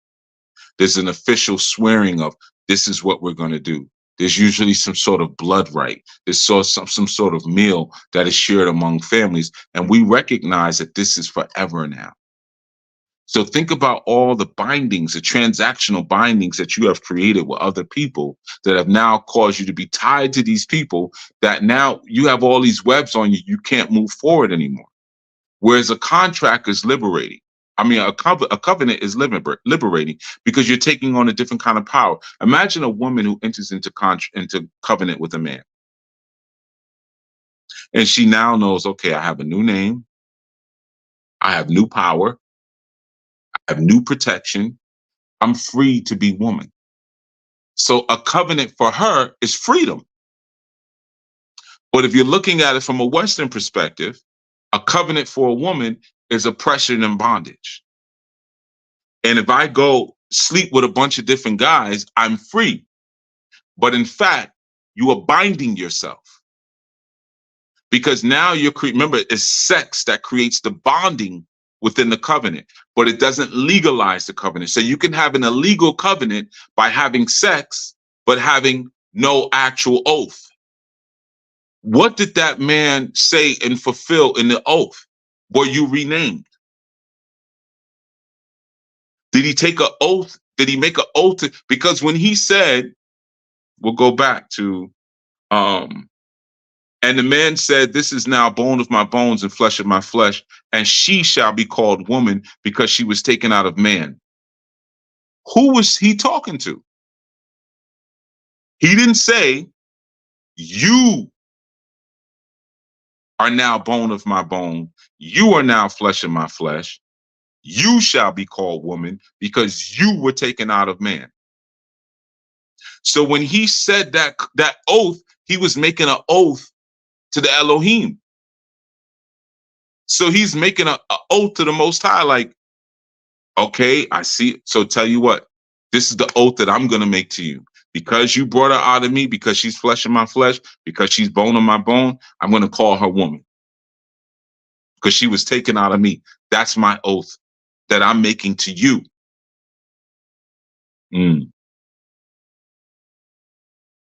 Now, what binds those two together? Sex. You see. So there's an important sort of understanding of that we have to have of ancient times, and the detailedness of how we did things. And, I know, again, when you can compare it with Western ideology, when you talk about marriage, it's sometimes it's a contract, it's sex, and then you're done. And like I said, sex is marriage in the sense that it's binding, but without the oath, it's not legal marriage. And legal marriage, I'm not saying for anyone who's taking just jumping in, I'm not saying legal marriage is marriage that's done by the state. In fact, marriage that's done by the state is illegal marriage. That's illegal.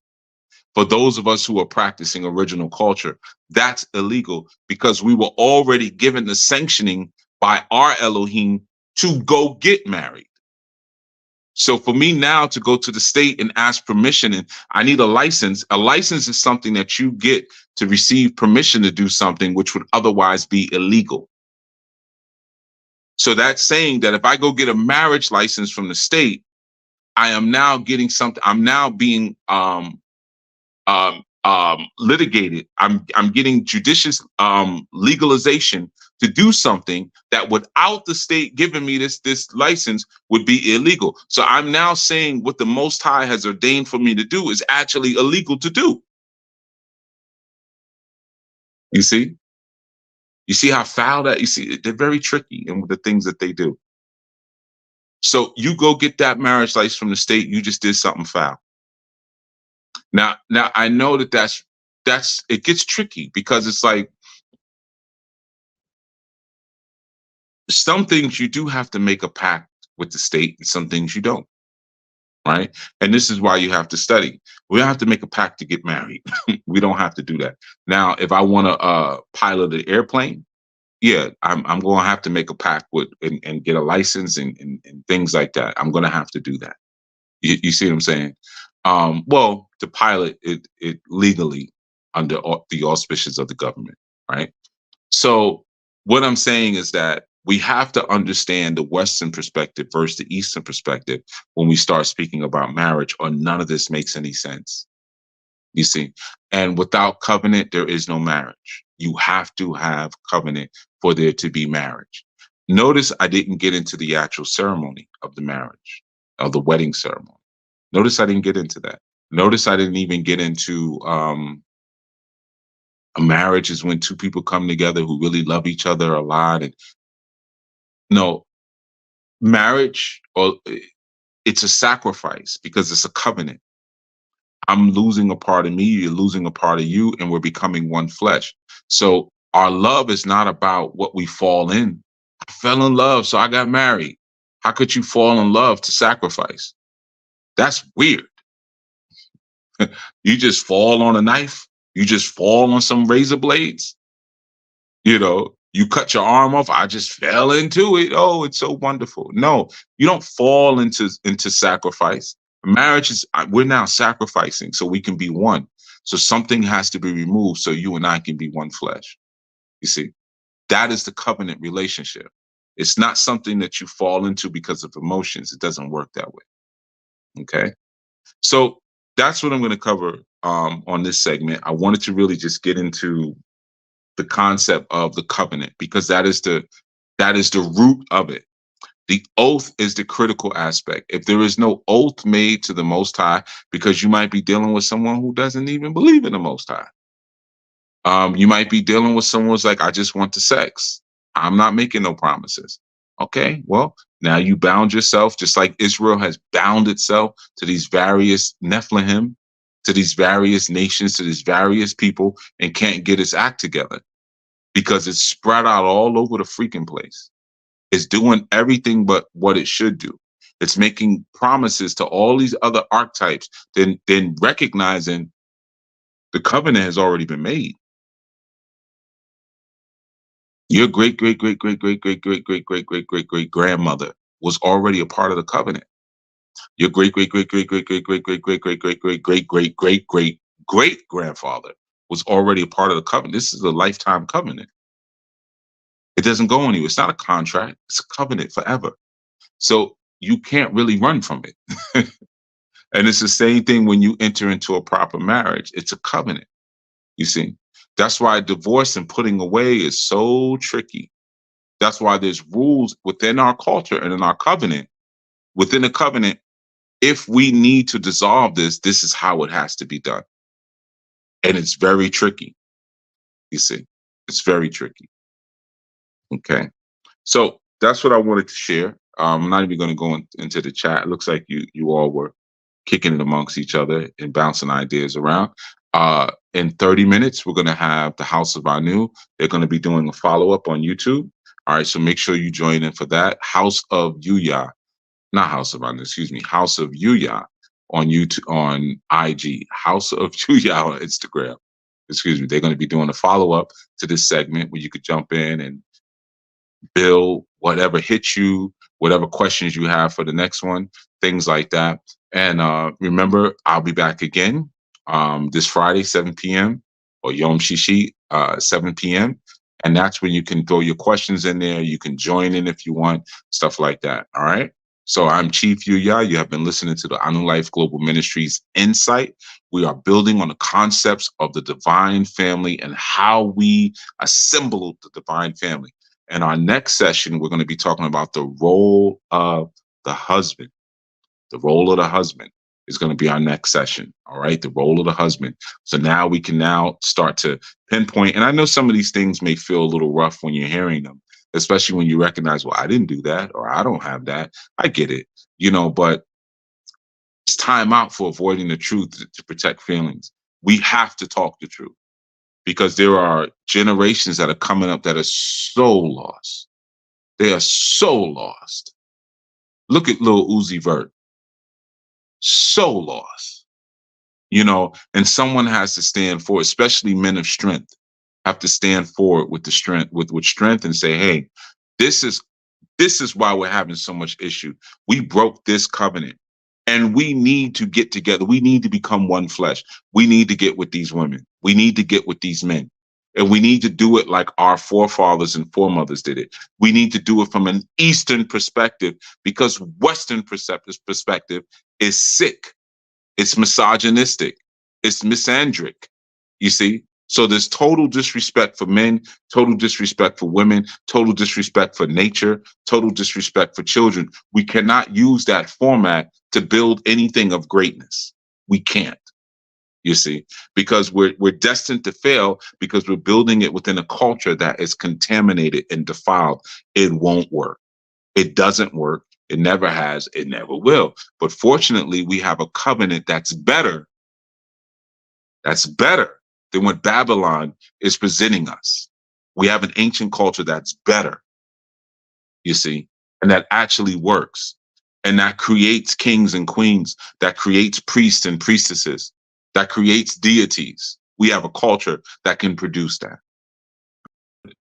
Thank you. Welcome, everyone. And that was just a test to see if y'all were paying attention.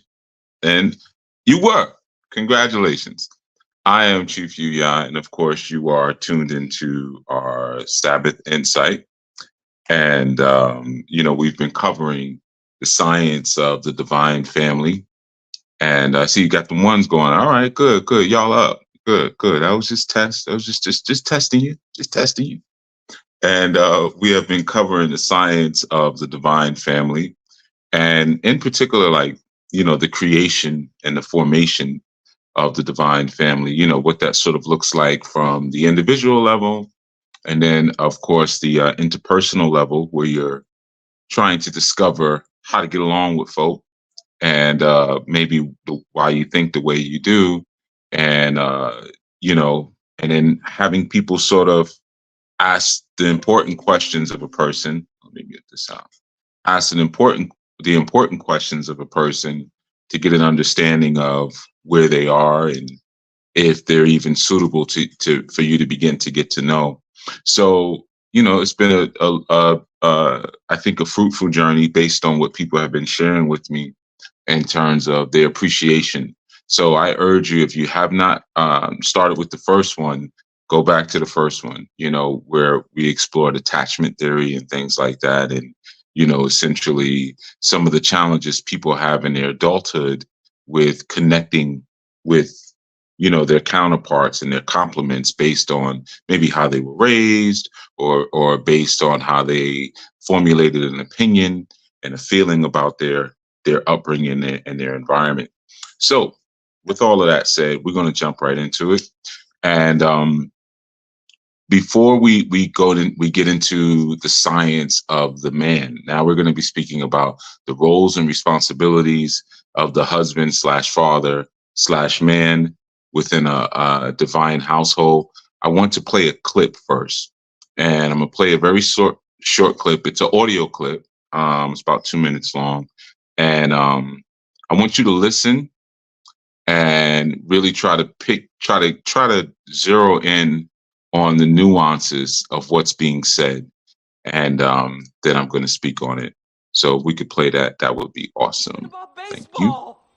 We're talking about you going off and laying up with another woman and bringing it home to me. That's what we're talking about. We're not talking about no baseball. You're not listening to me. I'm trying to explain it to you the best way I know how.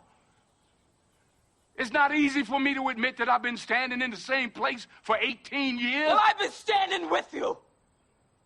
I've been right here with you, Troy. I got a life, too. I gave 18 years of my life to stand in the same spot as you. Don't you think I ever wanted other things? Don't you think I had dreams and hopes? What about my life? What about me? Don't you think it ever crossed my mind to want to know other men, that I wanted to lay up somewhere and forget about my responsibilities, that I wanted someone to make me laugh so I could feel good? You're not the only one who's got wants and needs, but I held on to you, Troy. I took all my feelings, my wants and needs and dreams, and I buried them inside you. I planted a seed and watched and prayed over. I planted myself inside you and waited to bloom. It didn't take me no 18 years to realize the soil was hard and rocky and it was never gonna bloom. But I held on to you, Troy. I held you tighter. You was my husband. I owed you everything I had, every part of me I could find to give you. And upstairs in that bedroom with the darkness falling in on me, I gave everything I had to try and erase the doubt that you wasn't the finest man in the world, and wherever you was going, I was going to be there with you because you was my husband. Because that's the only way I was going to survive as your wife. You're always talking about what you give and what you don't have to give. But you take too, Troy. You take and don't even know nobody's giving. You say I take and don't give. Troy, you you say hurt me. I take and don't Troy, give. you hurt my arm. Let give go. You everything I got. Don't you tell that lie Troy, on me. Don't you tell that lie on me. Troy, you hurt me. Troy, Troy. All right. That's strike two. You stay away from around me, boy. Don't you strike out. You living with a full count.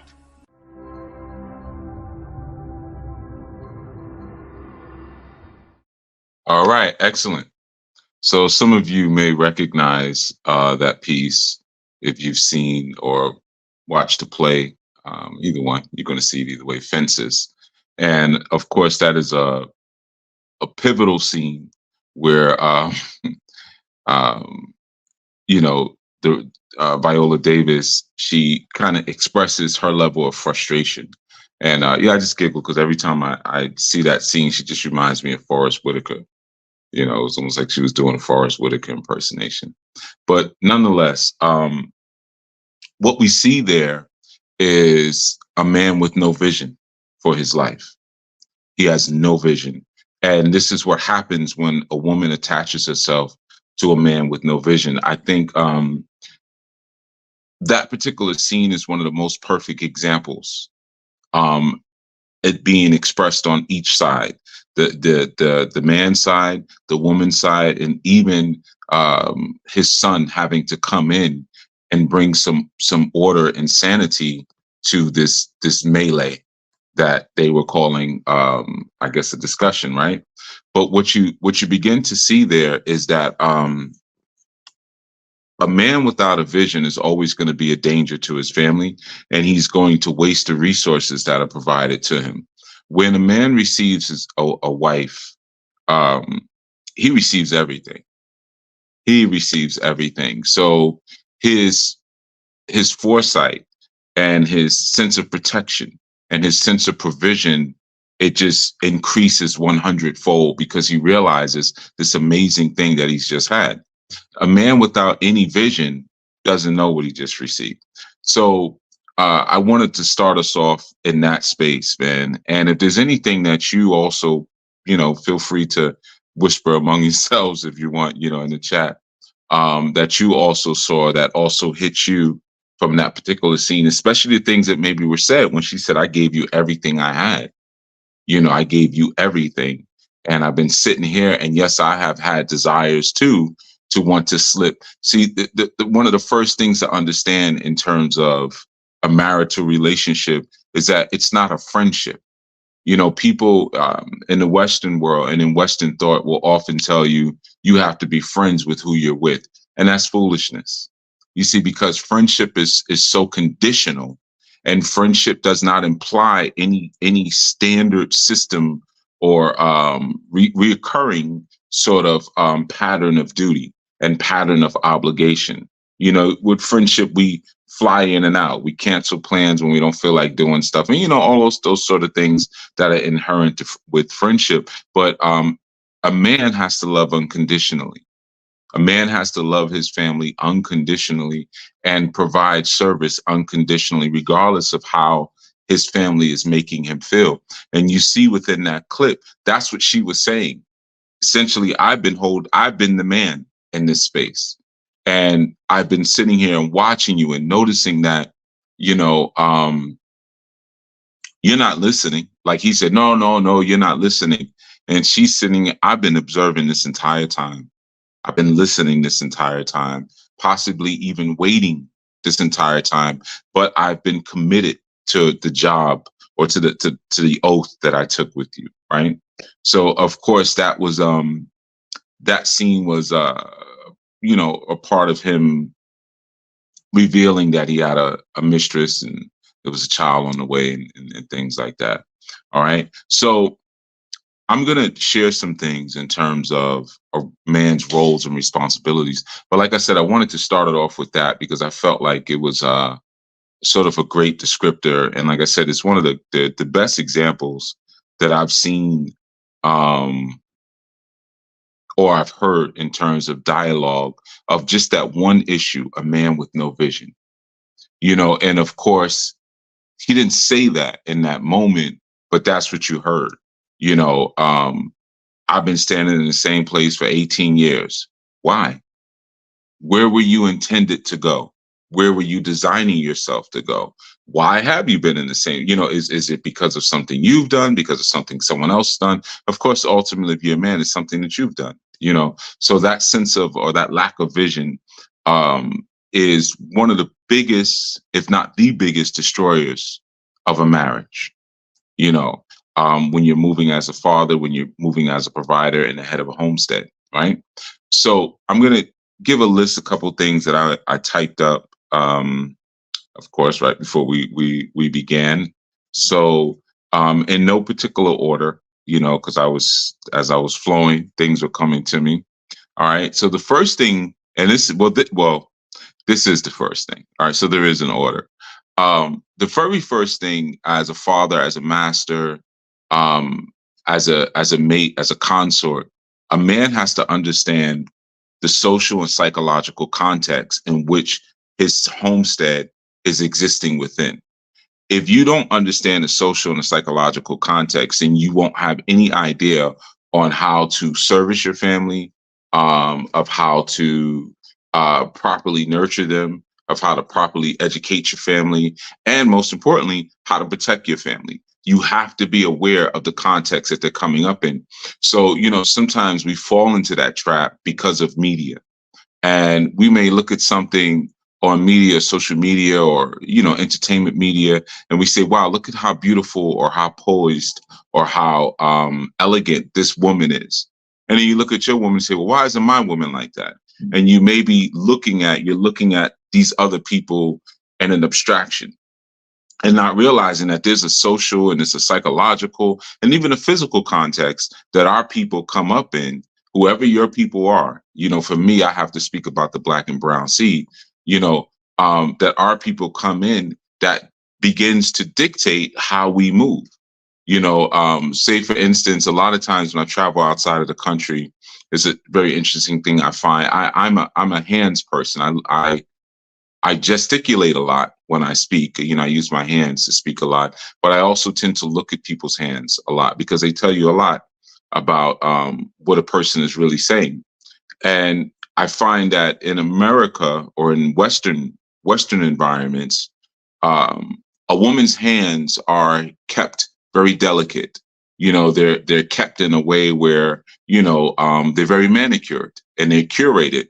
But when you go outside where women are doing more things with their hands, if you were to just only see a person's hands, you might not be able to tell the difference between a man's hands and a woman's hands, because they're both doing the sort of work that, you know, widens the fingers and makes the tips more callous and the palms more callous and so forth and so on, because of the type of work that they do. So if you were to look at a Western woman and then look at yours, if you're outside of the West, and say, well, why don't your hands look like hers?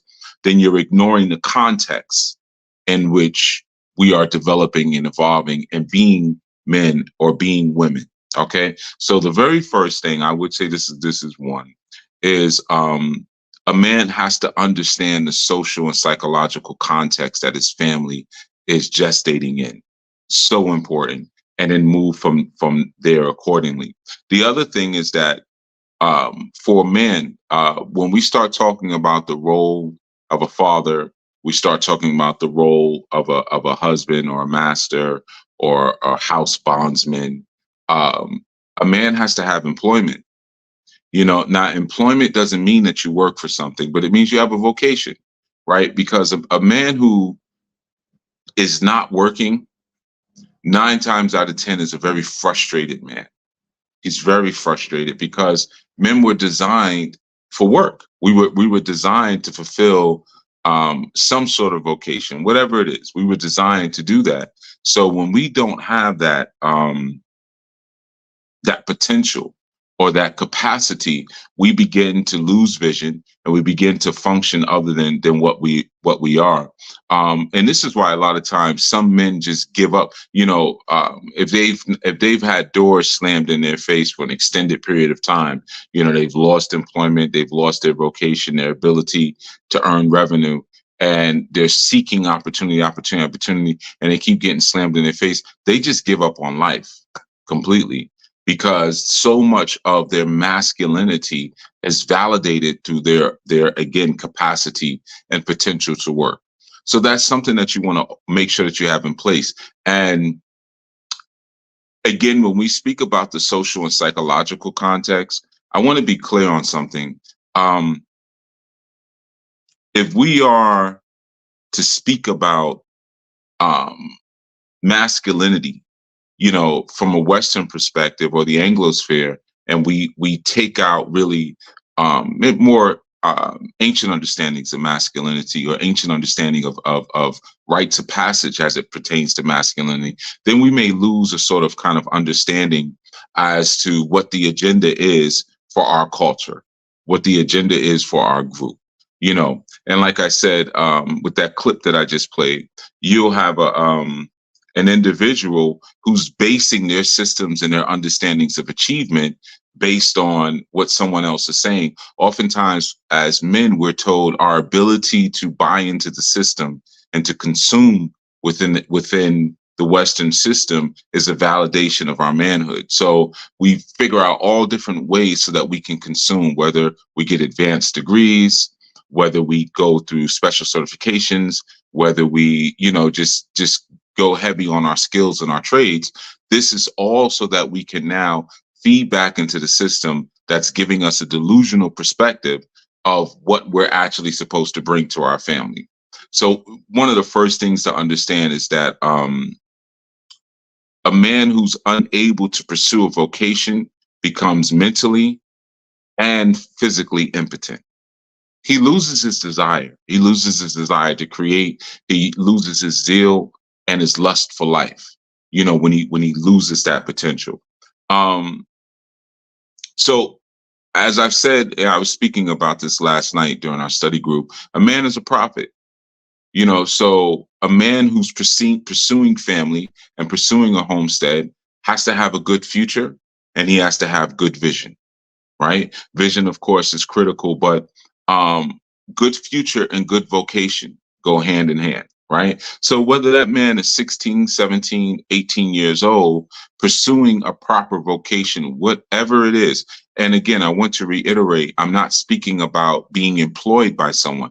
If that is the case, and so be it, there's nothing wrong with that.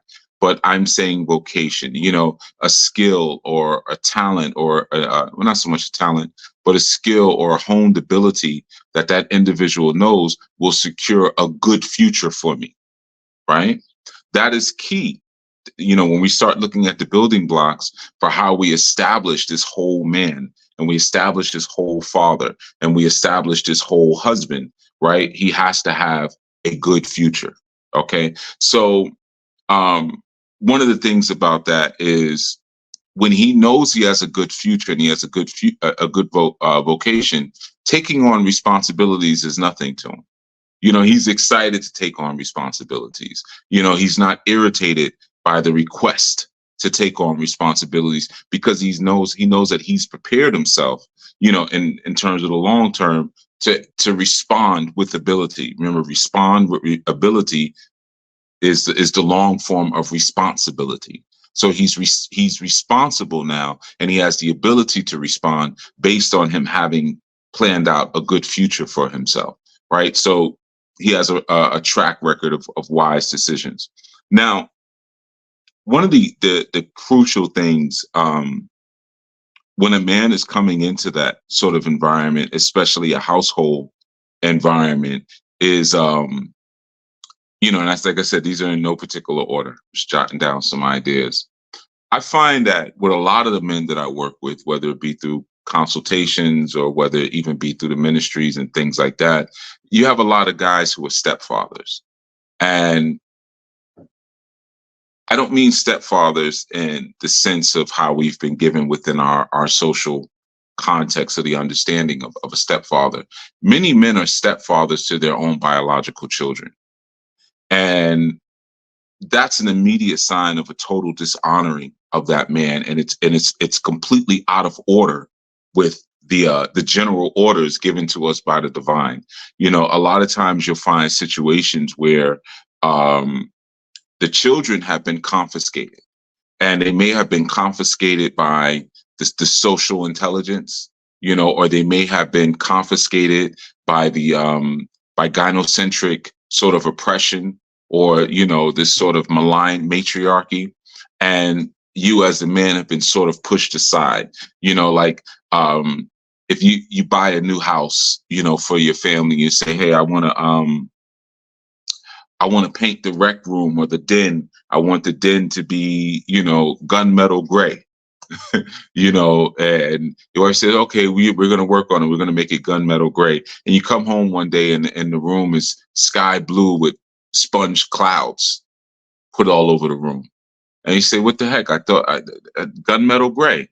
Yeah, I know you said that, but the children, they really were excited about us doing this cloud project and putting clouds all over the wall. So, we decided to do that. You're a stepfather. You see? So one of the things is that you have to protect your position and the natural order. And I'm going to get into that a little bit, why that's so critical. But if you find yourself sort of being ran over by your wife or ran over by your children, you are outside of the natural order. And that is the primary agenda of the adversary against the original family, is to disrupt the natural order. There's a natural hierarchy. And I know there's many people who are triggered by that because they're foolish. So next point. The man is the receptor of divine light. He is the receptor of divine light. So what that means is that the creator is never going to talk to you and your wife at the same time.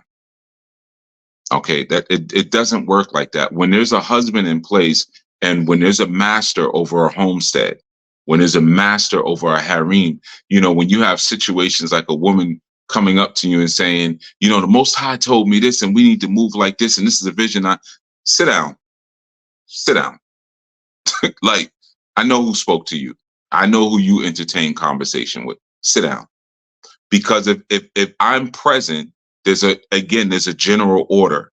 There's a hierarchy. It's going to come through me if I'm present, right? The man is always going to be the receptor. And again, I know many people will be triggered by that idea, because you have people who are the unisexualist, and it's like, well, God speaks to me too. Right. Okay. If I'm not present, sure, that's possible. So it's important to understand when a husband is in place, a true husband a true master of the household, then there's divine communication that's happening, and it's going to happen with you. So that means because it's happening with you, you have to now move on that, right? Instead of waiting, well, the creator told me this, I was praying or I was meditating or whatever it is that you do.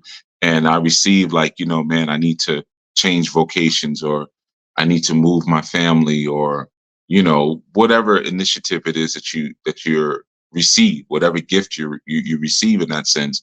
And you're like, you know what, but I'm going to wait until my woman affirms it. Or maybe I might share it with my woman and see how she feels about it. When we get into our polygyny talks, you're going to hear a little bit more of that, because that's always hilarious to me when I hear guys say that, like, yeah, I spoke about it with my queen, man. She's with it. Okay. No one dictates what I do with my staff, period. Again, if either you're master of the household or you're not. But again, we haven't gotten into the polygyny pieces. We're taking it bit by bit. We've gotten to our communication methods. We got into our vetting process, our courting process. We're going step by step, and we're just looking at some of the basic roles and responsibilities of the men. And this is also for those coming in now. And one of the reasons why I want to say that as well is because, our families never exist within this homogenous monolith. It just doesn't work like that. So, there's various roles and responsibilities that are intrinsic to our masculine nature, but it's going to differ from family to family because each family is different. Each family moves different. A family that lives in Chicago may not necessarily function the same way as a family that lives in Grenada, Mississippi, or Tuscaloosa, or wherever, or Albuquerque, New Mexico.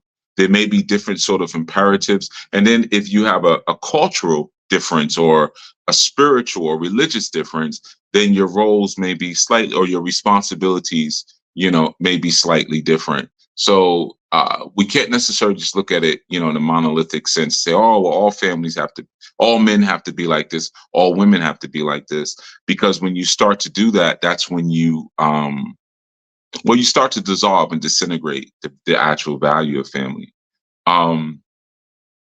So another piece is, like I said, a man is thinking towards a future. And most times women are thinking in regards to immediate comfort.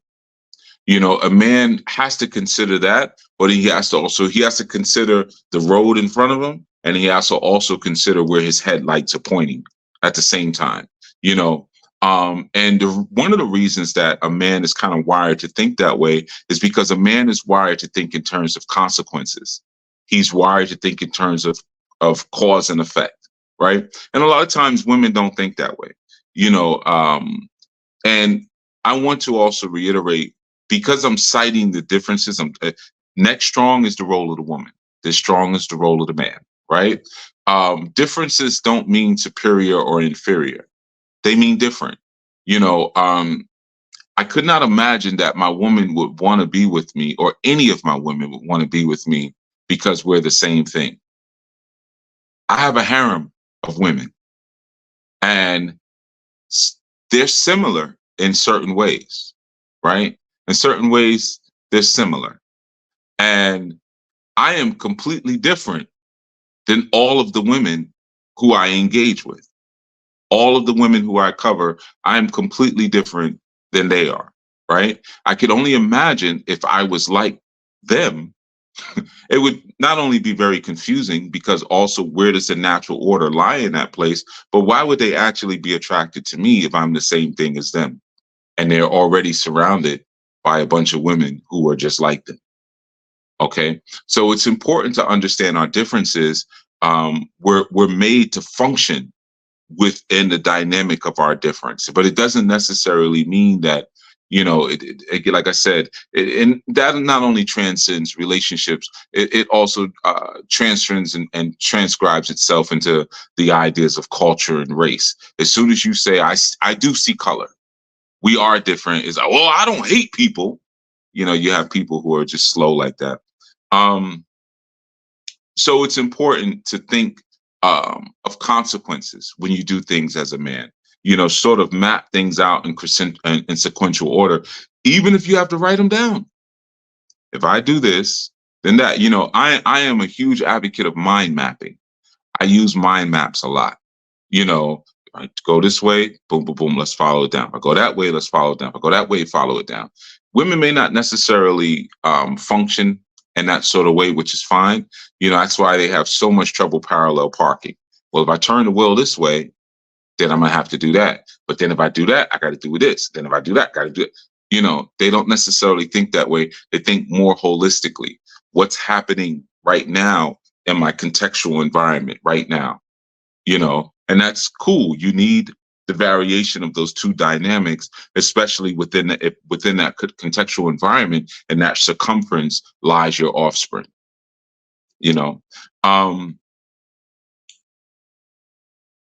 There's an important thing with that. I guess when I speak about the differences and I speak about the distinctions and sort of not falling into those traps of better or worse or inferior or superior. As a man, the best thing that you can provide and the highest honor that you can bestow on a woman is to name her Isha, or to name her wife. That is the highest honor that you can provide.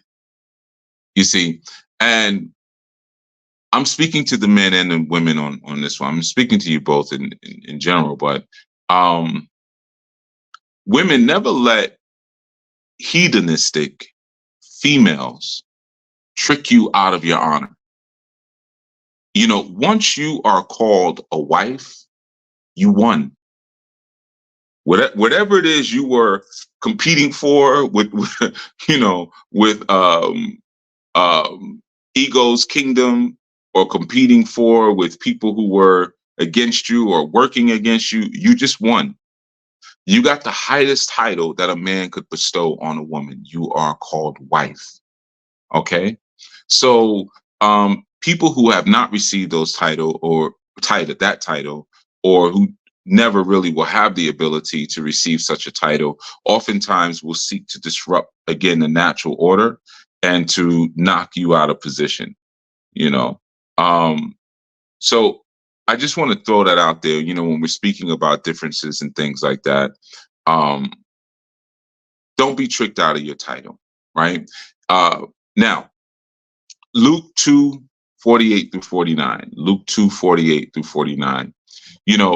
When we speak about the value and the mission of a man is not about his mama's business. He's about his father's business. A man is about his father's business. He's not about his children's business. He's not about his supervisor's business. He's not about his woman's business. He's about his father's business. See, notice in that passage, when Yahushua was gone for 3 days, and his mother was like, "Where's he at?" And when they found him in the temple listening, see, that's a key component of masculinity, of manhood. You can, as a man, you can quickly identify those who are not interested in being men when they overtalk and don't listen. That's one of the key things when the old heads or the elders, they say, "Look, boy, let me tell you something," and you tune in. That's a sign that you're ready to move forward in terms of your journey and your path towards masculinity. But if you can't listen, "Oh my God," and you're doing that when elders are speaking, yeah, I know there was no father in the house. So in that moment with Yahushua, he's like, "Yo, why are you even asking me what I'm doing?" If you read it, he's like, I'm about my father's business. What are you even asking me that for? He's talking to his mother, right? So you see the seriousness of a man being about his father's business, and I'm going to get into one of the reasons that is.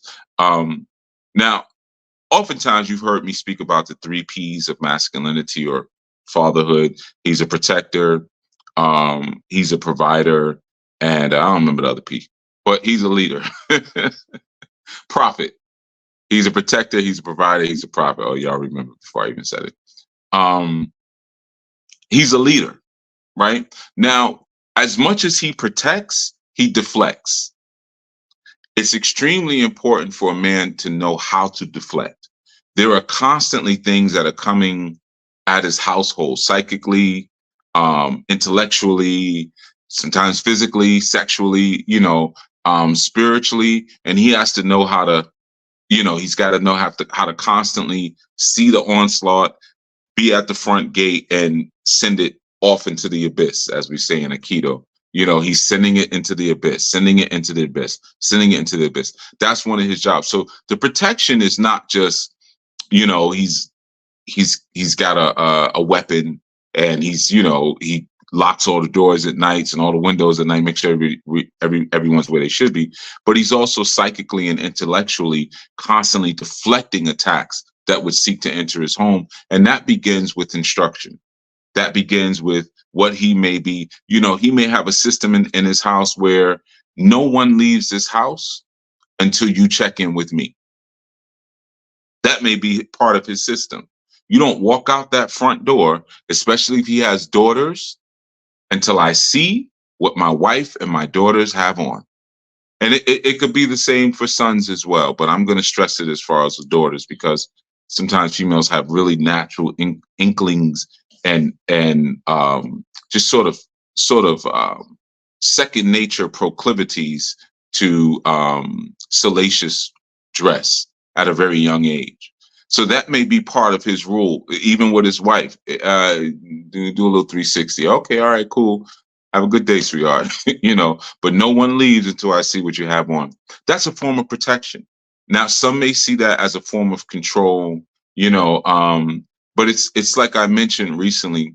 If you understand anything about pearls, a pearl only hardens when you take it out of its shell. When you take it out of the enclosure of the clam, it then hardens, or the oyster, it then hardens, right?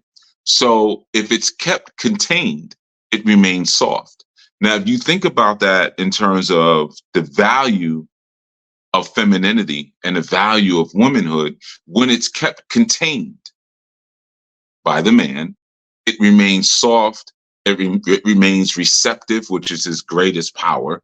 It remains pliable. Right? Once you take it out from under that covering, it becomes hard, but now it becomes a commodity for the world. You see? Oh, we looking at the magnifying glass. Oh, we're going to sell her. We're going to use her. You see? So it's an important thing to understand that the idea of the protector. The provider is a nourisher. So provisions don't just mean he pays my bills and he did, I know there's a lot of talk on social media right now around that subject. Like, a man shouldn't ask a woman to pay for anything. I'm sorry, I laugh because these are such stupid conversations had by poor people. Only poor people talk have conversations around things like that. That's and when I say poor, I'm saying an impoverished mentality.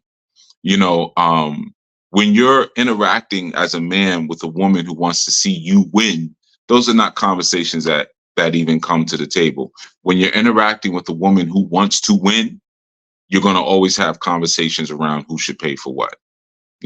She doesn't necessarily want to be with a winner. She wants to win. A sane, righteous, divine woman wants to be with a winner. And like you saw in the clip that I played earlier, or you heard in the clip that I played earlier, she said, I gave you everything. I've been standing here with you for 18 years. So it's not about what do you bring to the table and this, that. It's not about that. Or you have this ridiculous checklist that a man has to fulfill in order for you to jump and move. And most likely because you've already expended your value. Because why would you have a checklist as senseless as some people can be these days? This is where we get into the vetting process that I spoke about in earlier segments when, the father has a checklist, and that checklist begins with what the father is. If I've established a certain program and a certain understanding within my daughter, and a man comes knocking, I have to first make sure that he's not going to diminish her provisions. He's not going to diminish anything. This is the same thing in the Quran where it says, 4 is permissible as long as you do not diminish. It also says that in Torah as well. Diminish doesn't mean that I have a sister over here and she's in a $600,000 house. So now, when it says I have to treat them equally, so now the next sister, I have to get her a $600,000 house. It doesn't mean that. See, when it speaks about that the man is the maintainer of the woman, it means that what you have, I will not diminish. If you meet a sister, she's in a $100,000 house, and this one's in a $600,000 house. You don't have to get this one a $600,000 house, but you don't take this one who's in a $100,000 house and put her in a $25,000 house. You see, that would be diminishing, or that would be not maintaining. You see, that's an important lesson that a lot of men need to dig into a little bit more, because I have heard on several occasions people try to use that as a defense towards, well, if I am going to join in a polygynous relationship, I want what she's got. And that's not what either one of those books said. So being a leader or being a prophet, that's pretty self-explanatory. There's a hierarchy and there's an order of things. You have to maintain the chain of command for your house. The chain of command is everything. And within any functional corporate organization or corporate body or fellowship body, there's always a chain of command. And once the chain of command is broken, someone's in trouble. Someone's going to get in trouble if they break the chain of command. Even as lawless and as reckless as we often observe the criminal justice system in America being, there's still a chain of command. There's still a chain of command. This is why when things happen, reports have to be written. You see, and reports have to be written immediately. So that way, if you try to come back and lie later, no, this is what you wrote that night or that day.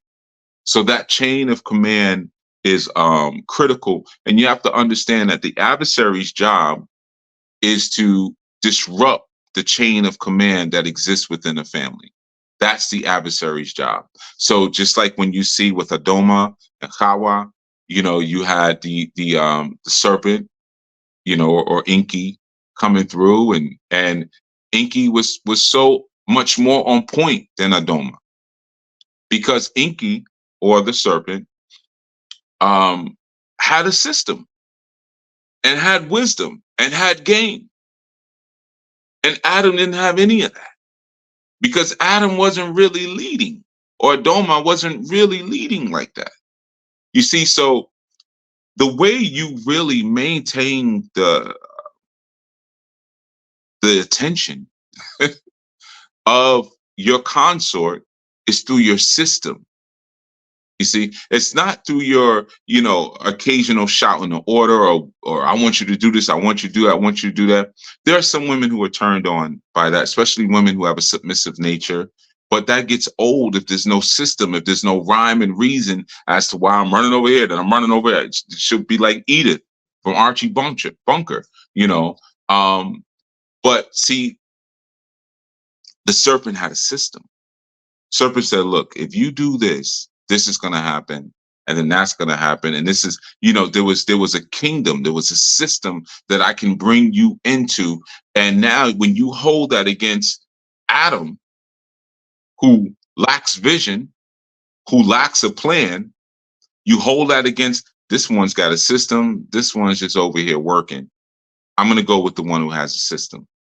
So your value of leadership is not just your ability or the amount of testosterone in your voice or your ability to say, hey, come on, we're going over here.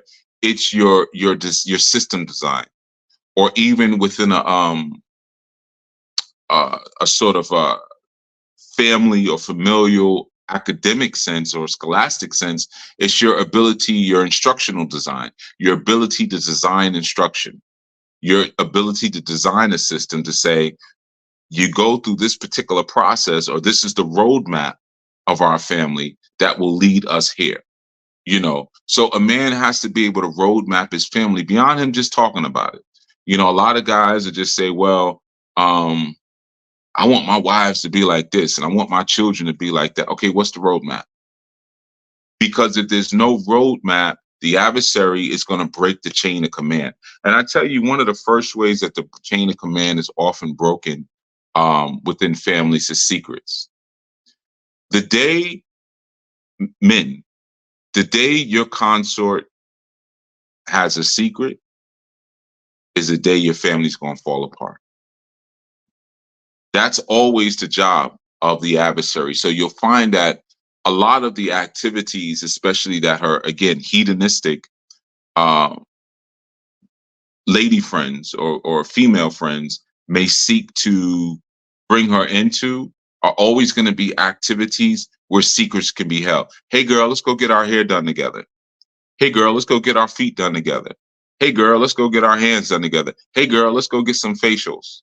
Right? There's always going to be these environments where now we can spill the tea, as they say.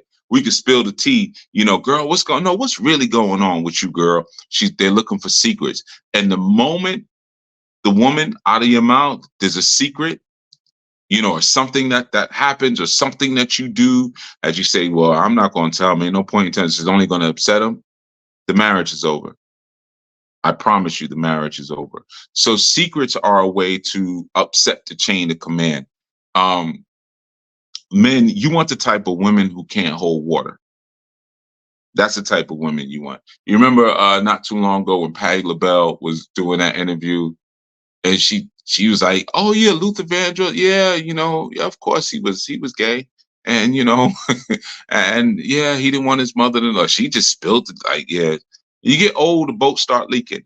Quincy Jones talking about Marlon Brando. Oh, Marlon used to screw every guy he could get his hands on. Yeah, he loved to be screwed. The water's leaking. That's the type of woman you want. You want a woman who can't hold water. To be honest with you, the moment she starts holding water, she starts holding secrets, it's a wrap. Because now she's usurping your position.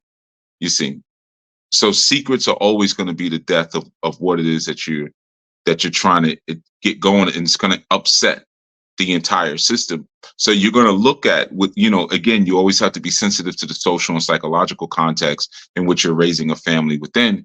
The social and psychological context is always encouraging women to have secrets.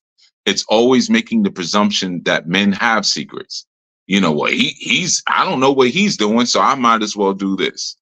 Or I might as well have my own secrets because I don't know what he does when he leaves here.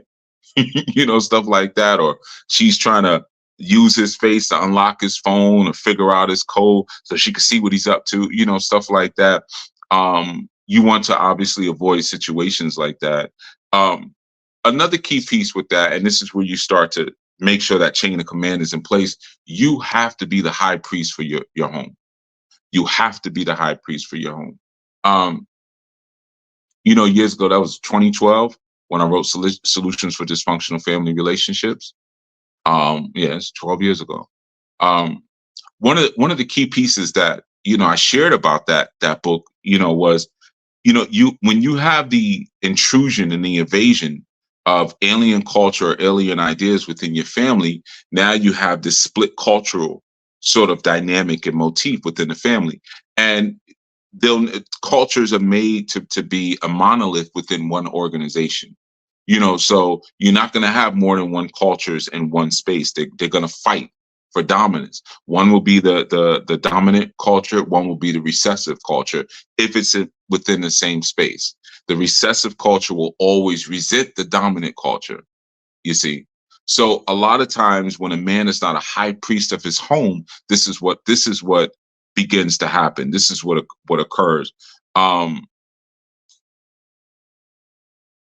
You have to kind of think about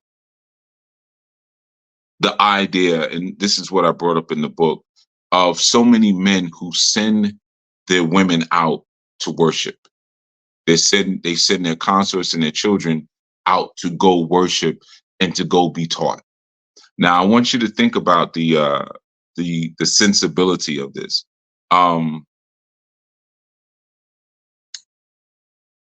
when we know that scripture tells us that if a woman has questions, she should ask her own husband when she's home for clarity, right? So if she's worshiping in one space and you're worshiping in another space and she has questions, who does she ask? She can't ask you because you're not serving as high priest as your home, where you two are within the same system where you could say, okay, well, this is what that means, that is what that means. Let's say, for instance, if the woman is a Jehovah Witness and the man practices Buddhism, and then she comes home with a question. Well, why would I ask him? He doesn't know anything about what we do. So now, right within that system and that space right there, there's going to be a division. There's going to be a break and a chain of command. So a man has to be the high priest of his home. A family has to worship and serve whatever your system is, whatever your religion is. You have to do that together.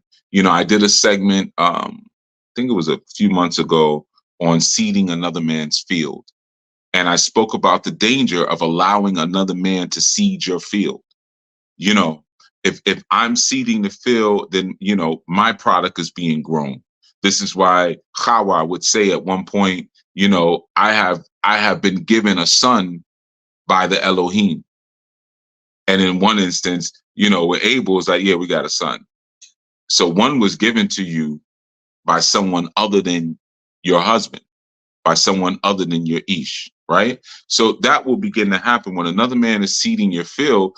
A woman is designed to hold a man's seed. That's even anatomically.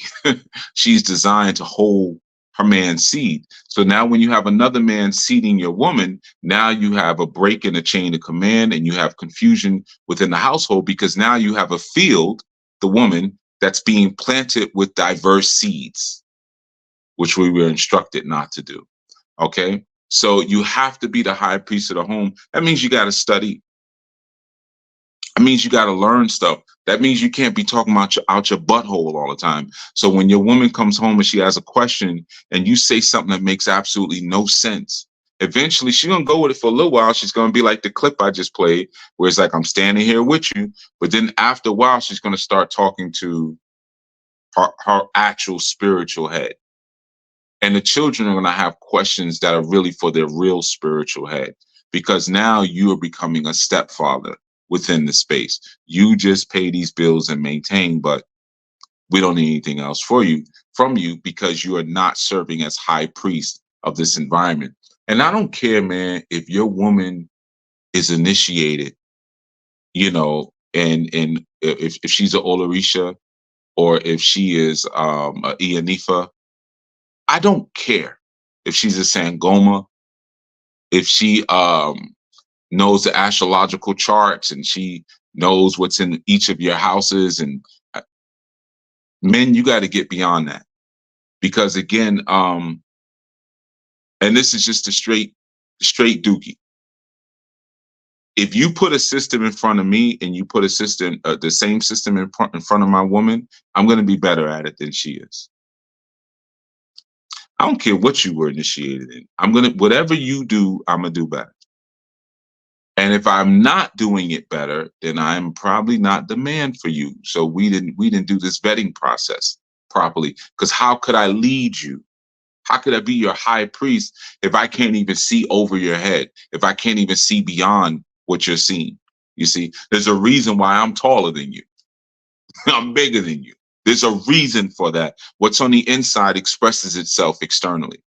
I wouldn't get with Brittany Reiner or Rena or Griner if she was heterosexual. That woman is what, 6'8"? Voice deeper than mine? That ain't gonna work.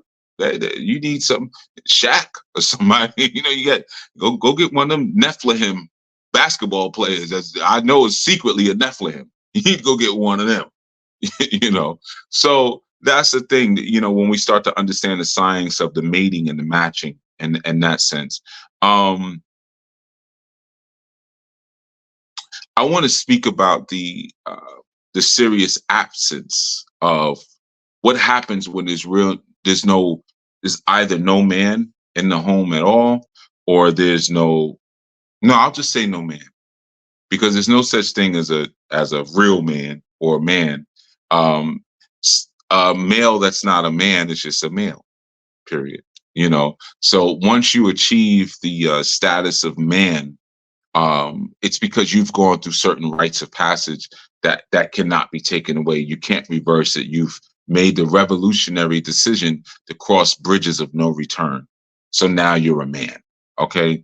When there's no man in the house, even if there's a male physically present, then what happens is that your daughters will end up marrying individuals, males, who they can run all over. This is just what happens every single time. There's no getting around it. That's what's going to happen. Right. And I counsel so many people. I've had so many women come to me and say, I wish my man was more like you. I see the way you take charge and you do this and do that. No, you picked him because you wanted somebody you could run over. And 9 times out of 10, the woman admits it. Yeah, I did. So what are you talking about? Don't come to me lying. You start the conversation off lying. You don't wish your man was more like me. You like the way your man is, and then you like to come to me to get guidance. This is one of the reasons I stopped doing consultations.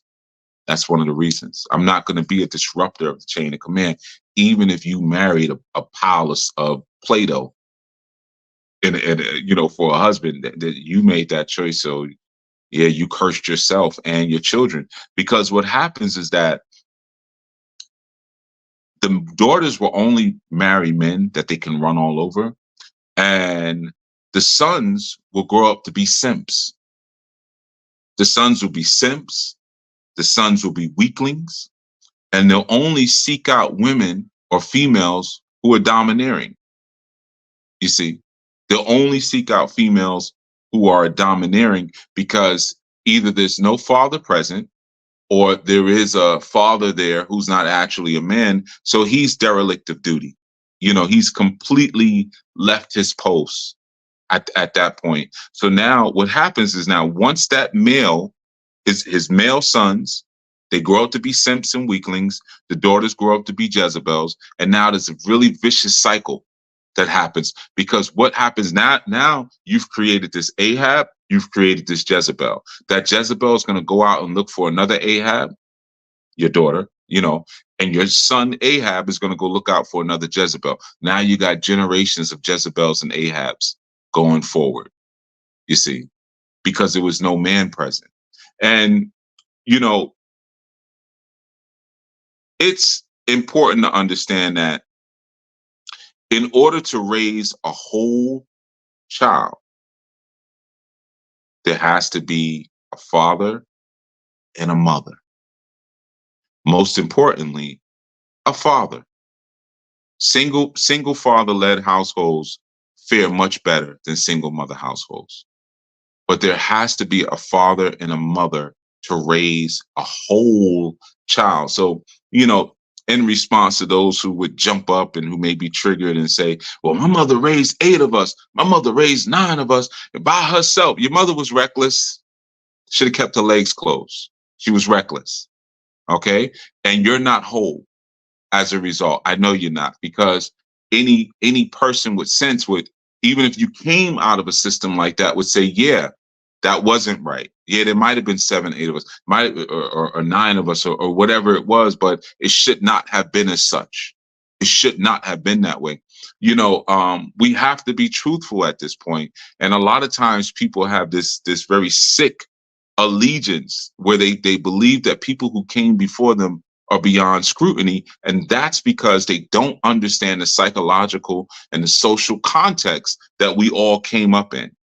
If we all came up in this sort of maligned and sort of oppressed and plantation-based social structure, then how could you ever imagine that what those who came before you did was correct? It was still within the same sick structure that you came up in. So like I've often said, when you count back, well, my grandmother used to do this and my granddaddy used to do this. Yeah, they were insane. Well, but your great granddaddy was insane. Because if your great granddaddy was not insane and your granddaddy wasn't insane and your daddy wasn't insane, then your life would reflect sanity and stability at this point.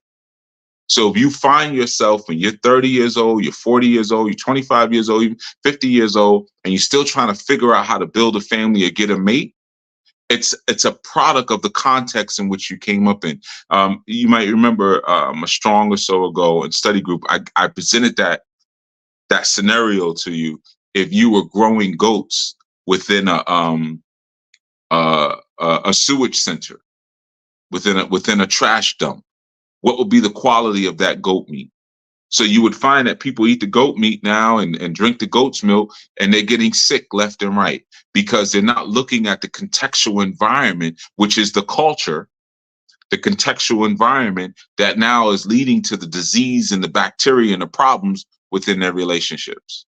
They're just looking, oh, well, we did this before. We did that before. When I was young, things was much better. When you were young, things were horrible. I hear old heads all the time talking about the 90s, man. The 90s was way better. Oh, you mean when we were going through the AIDS epidemic? That was way better? Oh, what about crack? That was way better? Oh, you mean Desert Storm? When we thought we were about to be ended, that was better? How was that better?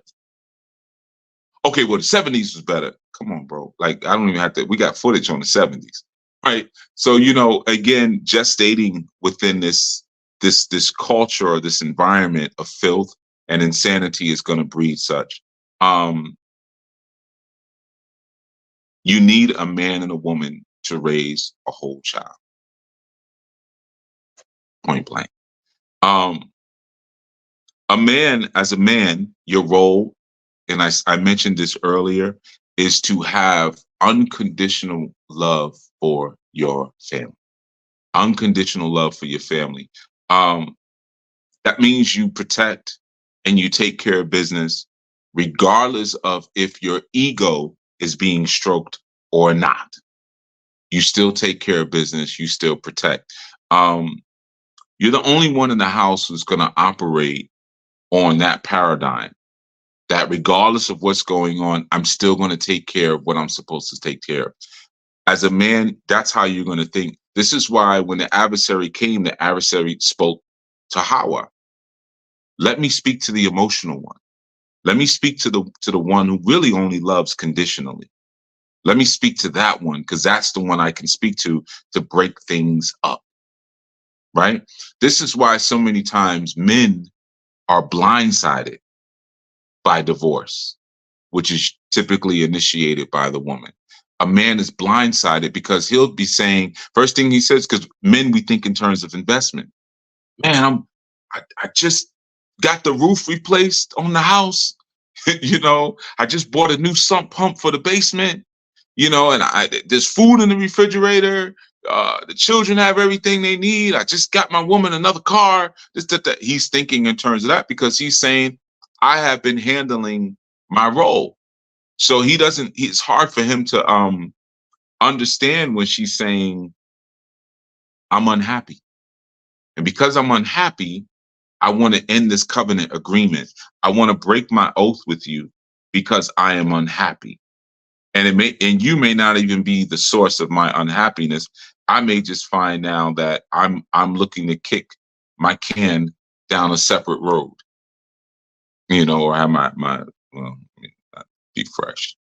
I'm looking to go down a separate road, right? So oftentimes a man is blindsided based on the way that a man thinks. You saw that even in that film, in that play Fences, when he's like, well, don't you have a roof over your head? Don't you have food? Don't you have this or that?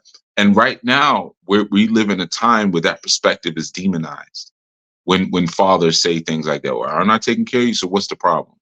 You see, that's demonized now. Oh, because you should spend time and you should tell your children you love. Yeah, that's what your mother's there for. I have other things I have to handle. I'm not going to be here changing diapers and holding your hand. And I may be able to come in and do that once in a while, but my role is different. And like I said, we live in a society where, in particular, feminists who are only agents of Satan are looking to unisexualize every single experience. So a father has to have unconditional love, regardless of if the ego stroking is happening or not, right? He's the only one who is really going to work from that perspective that's not emotionally based. A father has to train his daughters to be wives. Train your daughters to be wives. There's so many times I've spoken to women and they tell me about how their father, um, oh, my father taught me how to change oil and to change a tire. And cute. That's real cute because you probably still ain't going. I'm not getting in no car. I just know you change a tire. I'm good. you know. Um, or my father told me to make sure I get this and get that, so I never have to depend on a man. Your father was an Ahab. He was a weakling. He was a sucker. Okay, your father was a sucker. And most likely his mother was a Jezebel and his father was an Ahab. So he trained you to be a disruptor and to be a toxic agent to the natural order of the Almighty, which I share in I think in the Anu way. It's Yah, it's the creator. Then it goes from the creator to the senior man. Then it goes from the senior man to the junior man. Then it goes to the elder woman. Then it goes to the junior woman. Then it goes to the children. That's the hierarchical order of command. You see. Well, you said the junior man is over. Yeah, yeah. So your son oftentimes may end up becoming your covering. You see, so you should be raising him with the idea of covering. You should be raising your daughter with the idea of wife, not boss, bitch. You see, you just did a humongous disservice to your child, to your daughter. One of the things that to understand is that as a father and as a man, when a father is not present, a female is never respected because it's very clear, or there's an understanding of that males have that when a father is present, if he violates or causes trauma or tampers with that female, that he's gonna, it's gonna ensue some sort of wrath or retribution from that father who's in place. So there's pause. Even in regular dating scenarios, I remember myself as a young man, when females would invite me to their home. I'm speaking super young, teenage. If they have brothers, I'm good. I ain't going over there because I don't even want your brothers to see my face in case I'm thinking about doing something that's less than honorable, loving and leaving, stuff, situations like that. I don't want them to know who I am. Or, oh, my father's home. I don't meet your father. So right there, that filtered me out. Like, oh, you don't have good intentions. You just, yeah, you want to kind of sneak in through the side door, that type of situation. So when you have situations when females are reckless enough to leave their homesteads, and not in a sense where they're being harmed or they're being divorced, or even put away, which is not necessarily a good thing. But if they're divorced, then put away. Put away, then divorced. But if a female decides on her own because the society told her, yeah, you could do that, even though we don't see examples of that in scripture. Yeah, just divorce them. The children are doomed. If you take those children with you, they're doomed. Everyone's not going to have a Hagar, Ishmael experience. Everyone's not getting that. Because once you remove children from under their covering, they are doomed. There's no other way to put it. They're doomed. Okay, so you may say, oh, but they're in a good school, and they're doomed. Again, a lot of times the female mind doesn't think sequentially. What does this look like 20 years from now? What does this look like 30 years from now? 40 years from now? What am I creating? What pattern am I creating? What way of thinking am I establishing in what I'm doing? right? Um, so this is why we say in our culture, within our new, leave the children with the father. If you decide you want to go out and do what you want to do, leave the children where their protection is. Leave them where their protection is. How many young children get tampered with by step relatives, whether it be step brothers, step sisters, step uncles? And, sometimes once you leave, you got 5 million uncles coming in and out the house, or stepfathers, or step whatever. You are not a protector. You don't have the mind of a protector. You don't have the mind of protector. I don't care how many Taibo classes you've been taking. I don't care if you got a knife in your pocketbook. I don't care if you got a 38 stub nose in your pocketbook. You are not a protector. You don't even think like a protector. Leave the children where protection is. Just because you have a disagreement doesn't mean that that individual doesn't still have the ability to properly keep their children safe. So that's something that a man has to always be in tune with. And that may be a discussion that you have when you join together. That may be a part of your marriage covenant that you write up. If this thing goes south and I have to put you away and I have to give you a get or a writ of divorce, children are here with me, you see, which allows both of us to start over properly. If that has to be the case.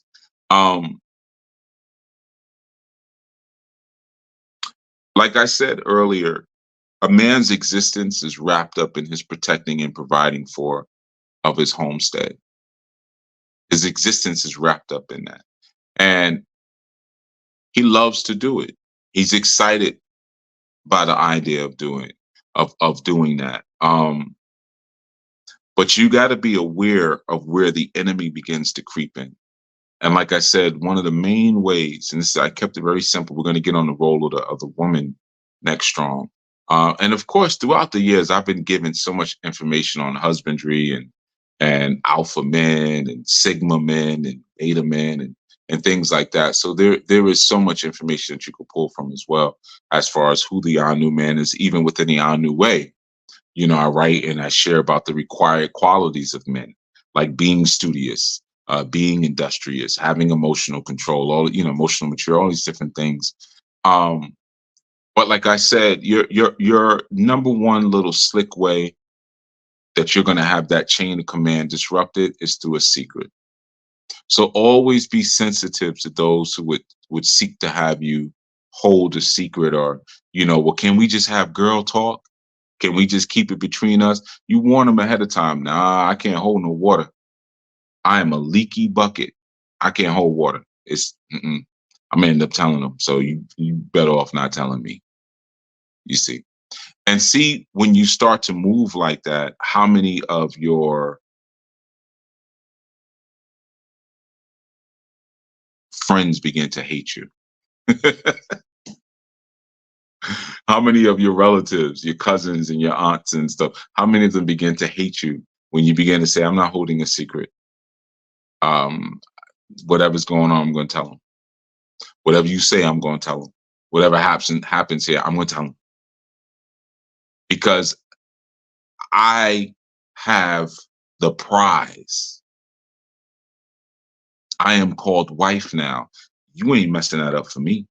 I'm not listening to you. I just got the highest honor that a man can bestow on a woman. Why the heck would I mess that up to hold your little funky secret? Or for your little funky pomegranate piece of fruit from the tree reference, right? Why would I do that?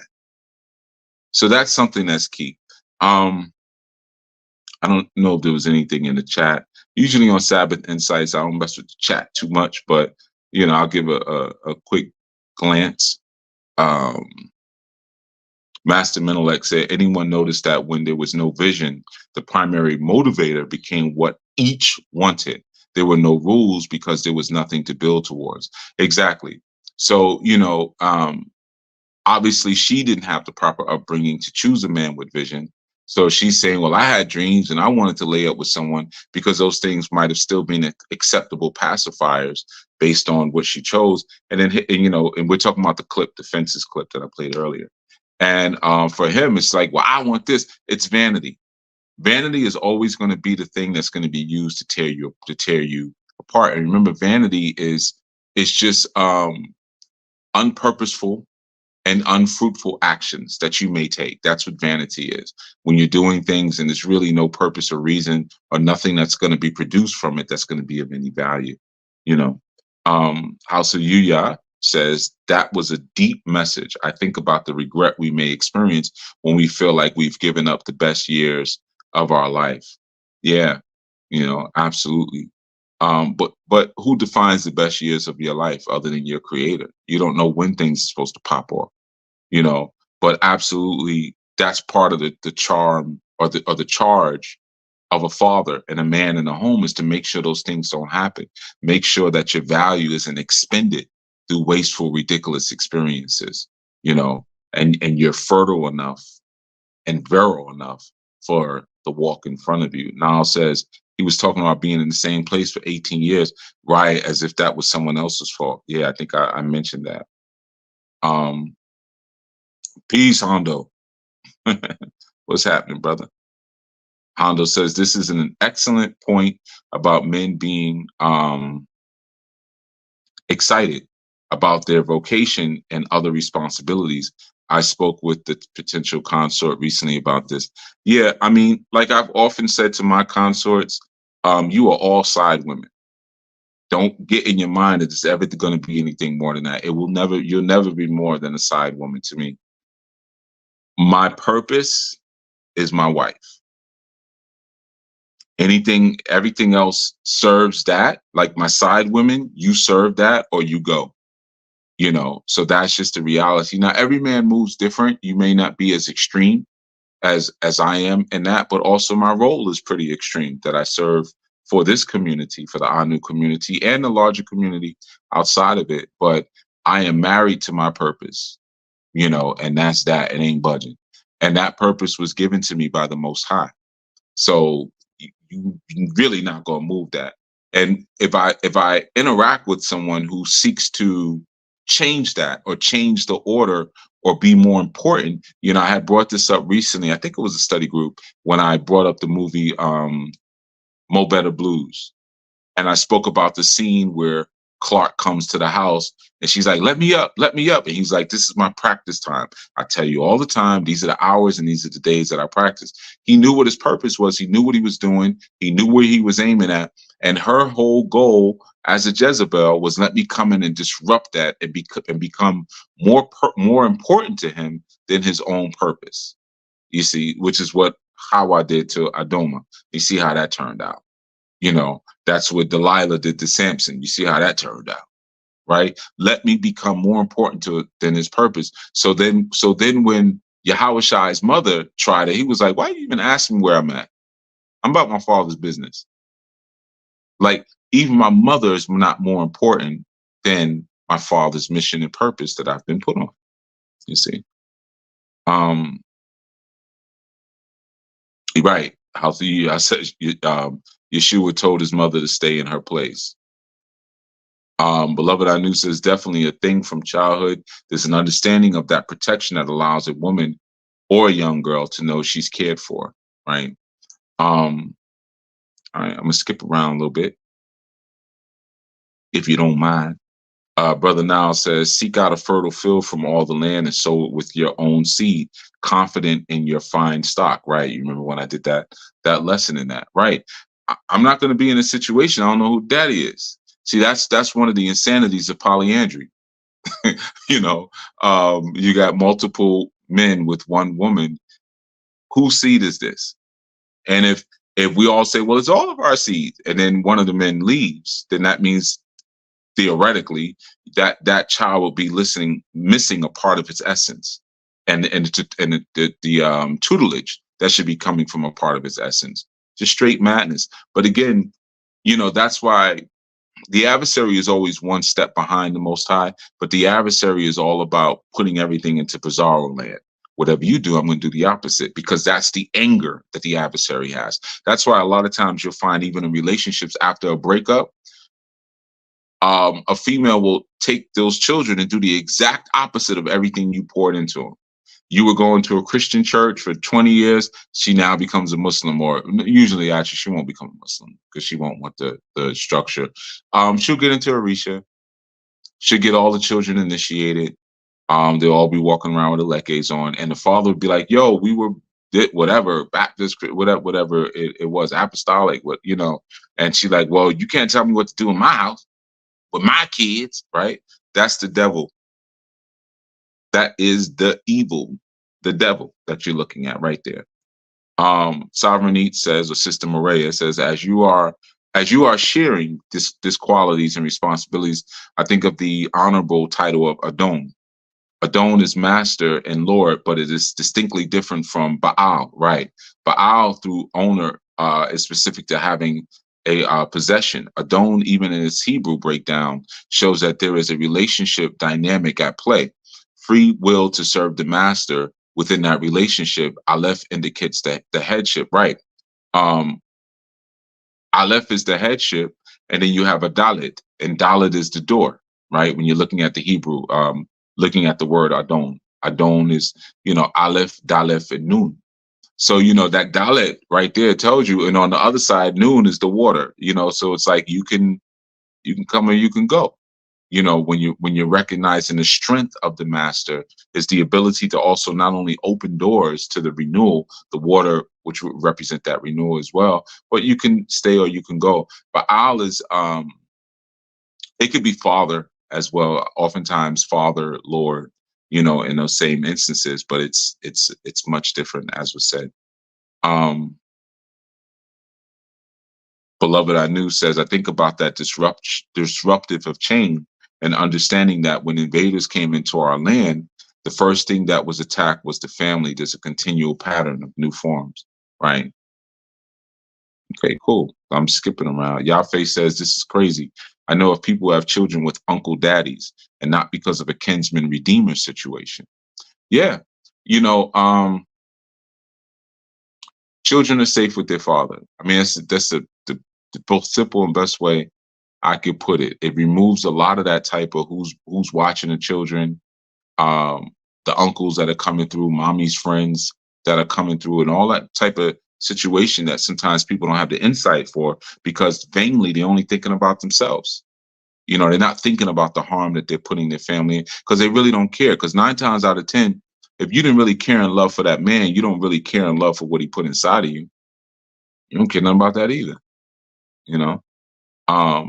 Our new radio says, or Sister Yamina, can an Ahab man still be a protector, and does he still have the light from Yah? I ask because some females may use that to say, well, I have to take charge. Nah, an Ahab man is not a protector. An Ahab man is as much of a protector as the brat is to her wife, if you want to look at it that way. Anybody can have a firearm, or a knife or a home alarm system, but an Ahab protection begins with the mentality that's shared. So an Ahab male does not have the mentality of masculine protection. He doesn't have that to give forth, so he wouldn't be that. Now, a female saying, well, I had to step up. You plan to step up. See, that's the only sequence you had in your whole life. I'm going to get with this weak dude so I could do whatever I feel like doing, so I can then follow the tradition of my aunts and my mothers and my grandmothers and all of that. I have no sympathy for females who, well, he won't do this, he won't do that. You spread your legs to him and you probably still sleep with him. How could you sleep with a guy who's not being a man? Something's weird about you. You might as well just go and be gay if you're going to do that. You see? At least then there wouldn't be any children coming forth that have to now be, confused by this very weird dynamic of you being with this weak male. So there's no we got no love for Ahabs. We got no love for Jezebels. There's no love. And they can create this very confusing sort of images and these very confusing sort of illusions of protection. If I'm not spiritually protected, I'm not protected. If I'm not spiritually protected, if I'm not washed and nourished with Torah or with the teachings and the lessons of the Elohim and the creators of the whole cosmos, I ain't protected. You see, I don't care how big and tough you are. That has nothing to do with it, especially when we live in such a militaristic society. Like, everybody got access to people you can call real quick and they'll show up and provide physical protection. You ain't saying nothing with that. But if I'm not spiritually covered, that means I have no spiritual authority. So now when spiritual attacks come, remember the father, Ahab is not an author. He's not a father, you see, because that connection comes through following the proper culture, following the laws, statutes, and commandments. He doesn't do that. So therefore he loses divine authority. Author, authority, father, pater, pata, Peter, same word, right? So he doesn't have his authority because he's not following the script. So if you don't have the authority and I say something in your name, it has no power behind it. I'm in trouble. That means I'm open to any sort of attack. So nah, screw him. Screw Ahab, you know. Master Melech says the light of Yah will always call out and correct wickedness. Jezebel seek to control others, but refuse to control themselves. A man will require self-control and accountability from his woman. So no, that's why these females pick Ahab men, right? Because they never had to take control. They wanted control from the beginning. Exactly. Well, Master Melech said what I said, more succinctly. But exactly, they want the control from the beginning, so they look for an Ahab. It's what I mentioned earlier. When there's no real man present, then the daughters are not trained to be wives. They're trained to be controllers of a house. I can't even say a home. And they look for males who will not get in their way, but will provide sperm. Will provide sperm and financial resources. And you can see it a mile away. I can't tell you how many Jezebel women, because they don't always come loud and crazy. Remember that Jezebel wore makeup all the time. They come masked with a smile, you see. And a real man has to have foresight and has to even know, like, even within the courting process, I know how to establish things where I can call that out quick. I've had women who've stepped forward who didn't want to work. And you wouldn't have known that till after you had a child with them, and now it's like, all right, well, it's time to get back to work. Child's old enough now. I think I want to stay home a little longer. What you want to do? I got your baby now.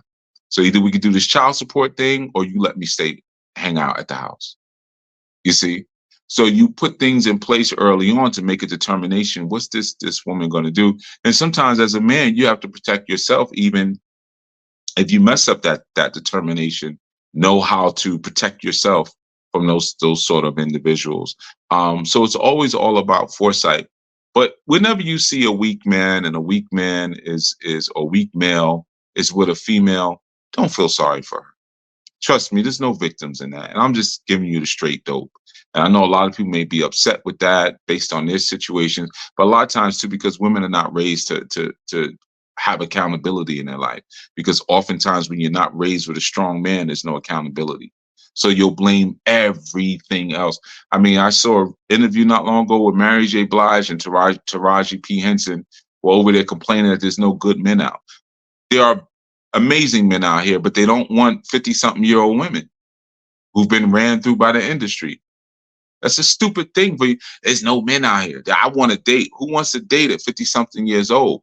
At 50-something years old, you want to age with someone. You want to enjoy life with someone. You're probably already doing it, but nobody wants to date hop with you. You're too old now. You ruined it. You blew your opportunities. You see, that's the insanity that we come up in. So instead of saying, man, I really blew it, Taraji P. Henson came into the acting game with a child already. She was already a single mother. What 50-year-old man in his right mind wants to take that on? When he knows at 50 he can go get with a 30-year-old or 25-year-old. Why would he want somebody's headache? You see, so that's a part of the accountability, and that's why men have to raise their daughters to be wives and not these monsters that we see who society will always put in front of us as examples. Oh, look at this one. Look at that one. Look at that one. But years ago it was Tyra Banks. Where's her husband? Hell, Oprah ain't even allowed to get married. That will never be put in front of you, you see.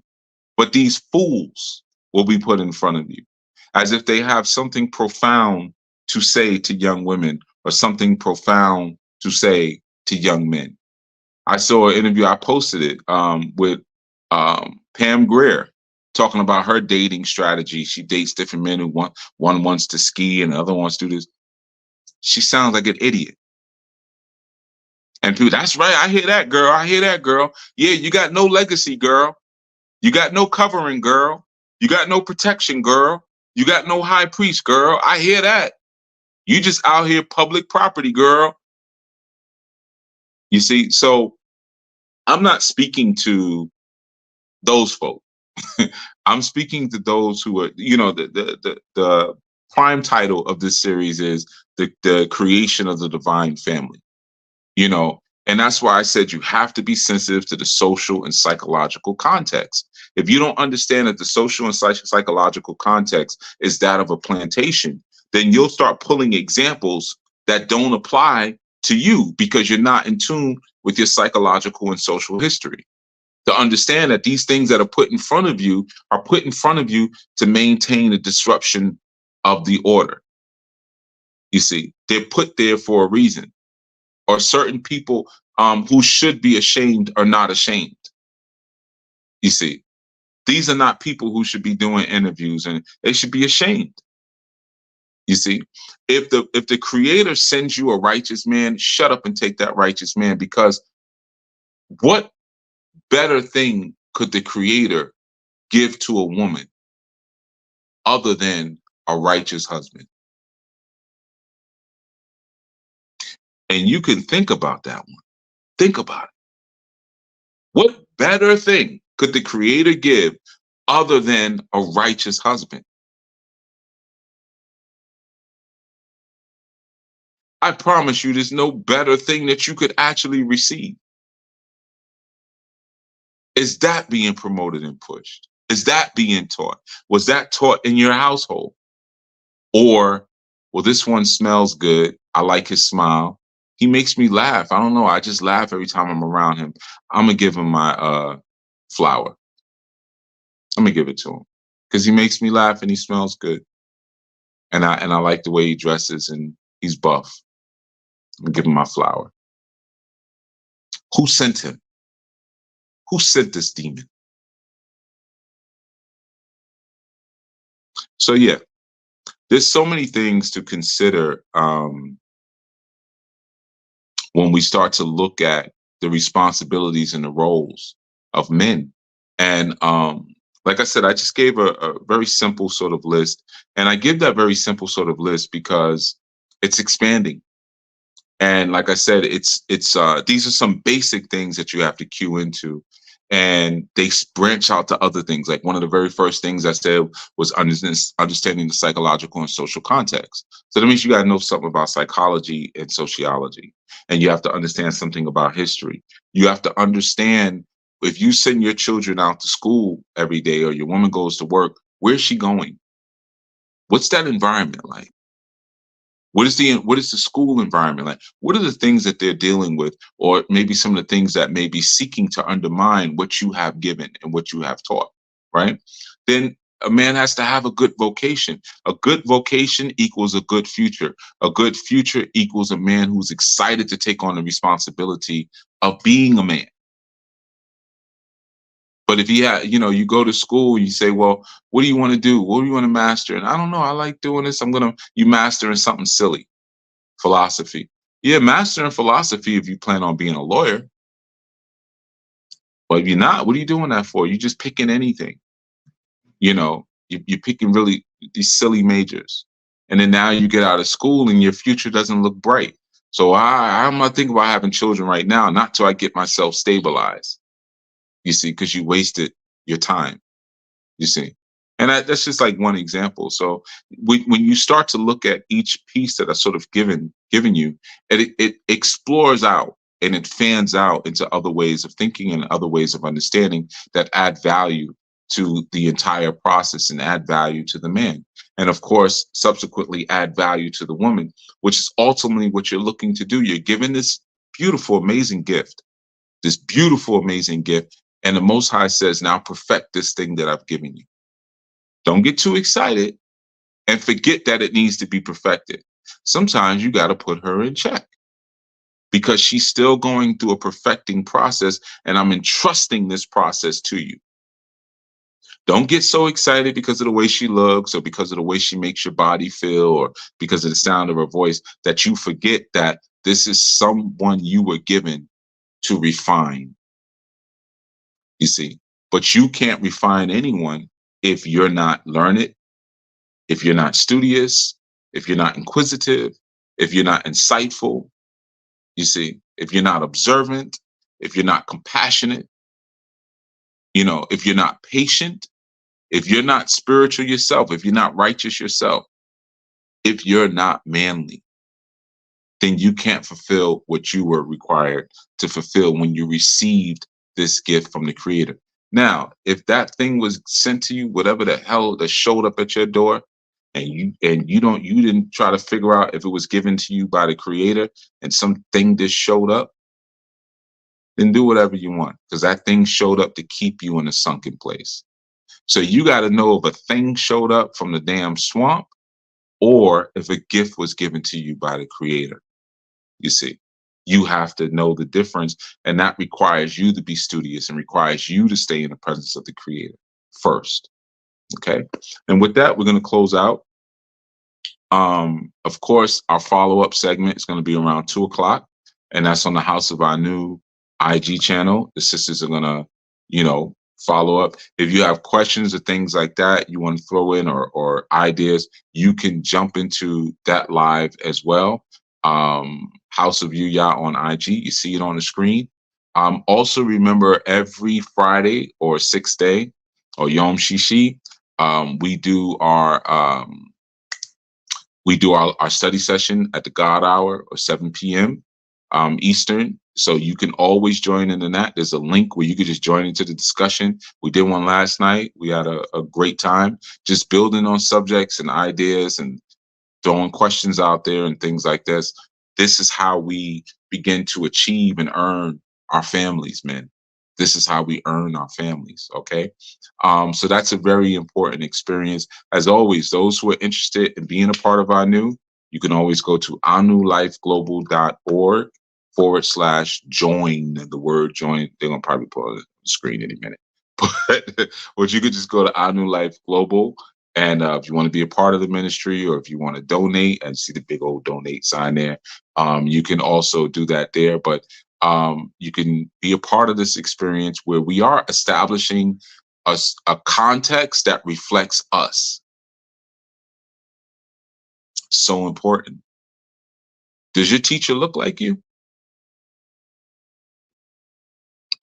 Ladies, does your physician look like you? Brothers, does your primary care physician, does he look like you? As I said, does he look like you?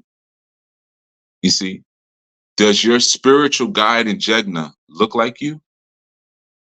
These are important things when you start looking at fixing and redeeming the context of what we've come up in and what has sort of created this roadblock towards us reclaiming and redeeming who we are, as original people. Black, brown, and yellow seed, and I'm not excluding Caucasians as well. I want to make that very clear. Sometimes there's some confusion around that with our new because of the people that some people see around. We have been scattered throughout the nations, and this goes beyond the construct of race.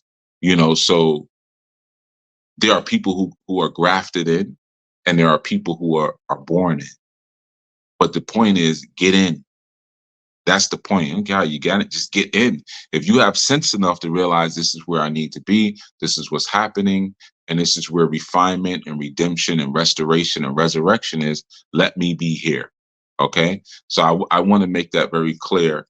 Even though I may speak about many issues, I'm concerned about my people but I'm more concerned about my family, and sometimes they're not one and the same. You know, I'm being heard, and in this strong, we're dealing with the role of the woman, and the spirit led me a little differently than I anticipated, which is why it's sometimes good not to have certain expectations. When I did the role of the man, I pretty much did point by point, you know, and that's not necessarily how I'm being instructed to teach the role of the woman.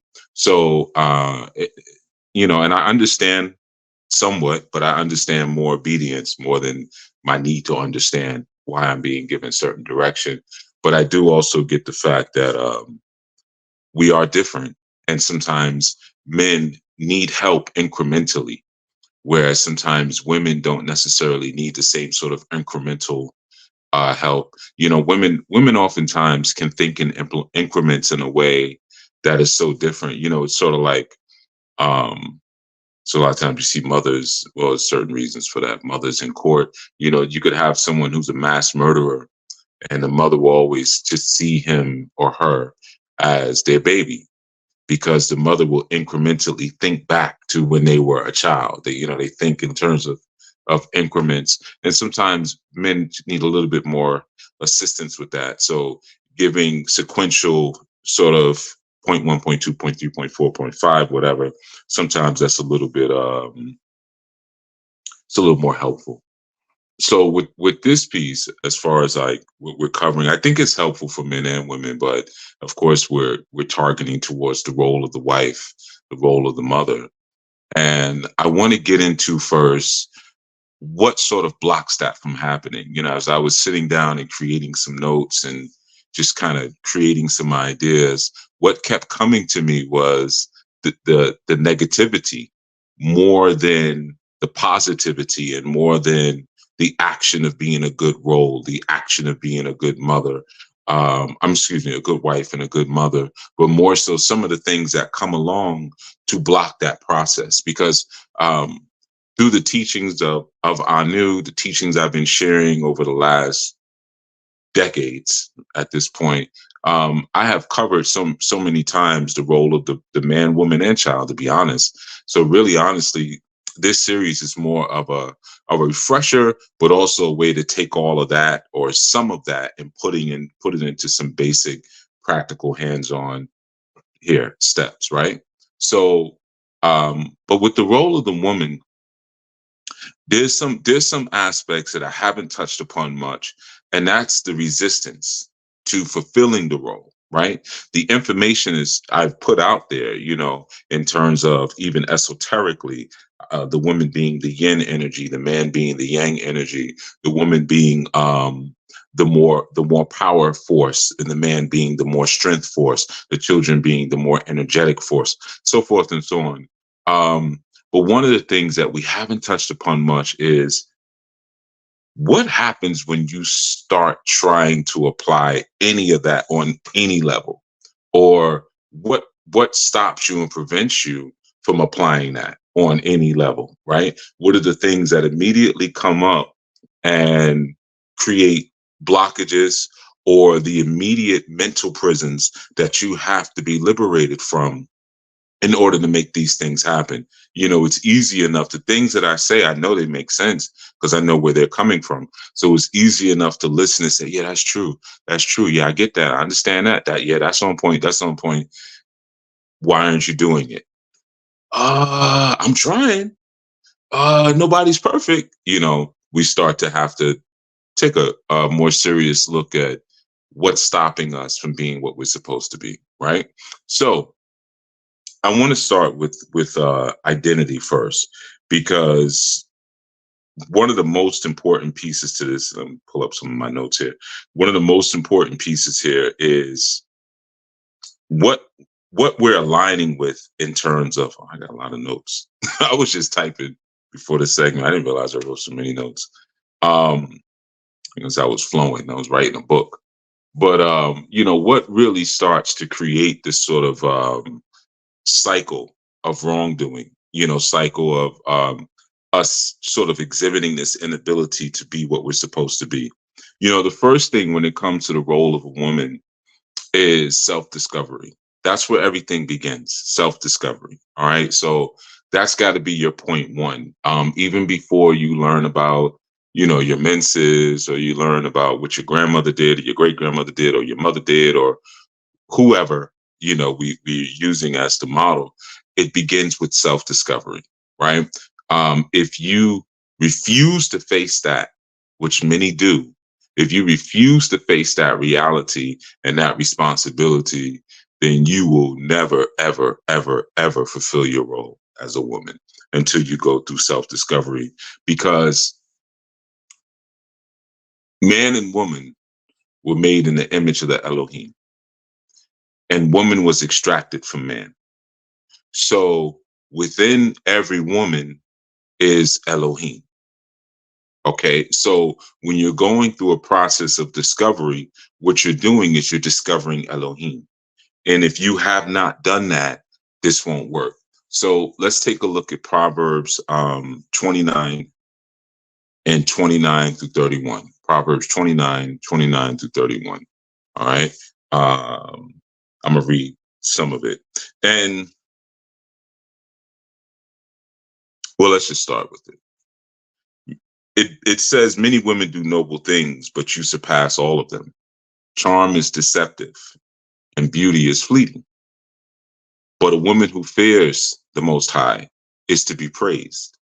Honor her for all that her hands have done, and let her works bring her praise at the city gate. Okay, so that right there is the basis of it all, right? If we can understand that little blurb right there, we can really understand how to maximize your womanhood, how to maximize who you are as a woman, because that's what we're speaking about. We're not speaking about doing anything halfway or doing anything half-hearted or doing anything out of fear, or even out of ignorance, but maximizing who and what you are, right? So that's where it begins with, breaking down and understanding that Proverbs 29 through 31. Proverbs 29 through 31. Okay.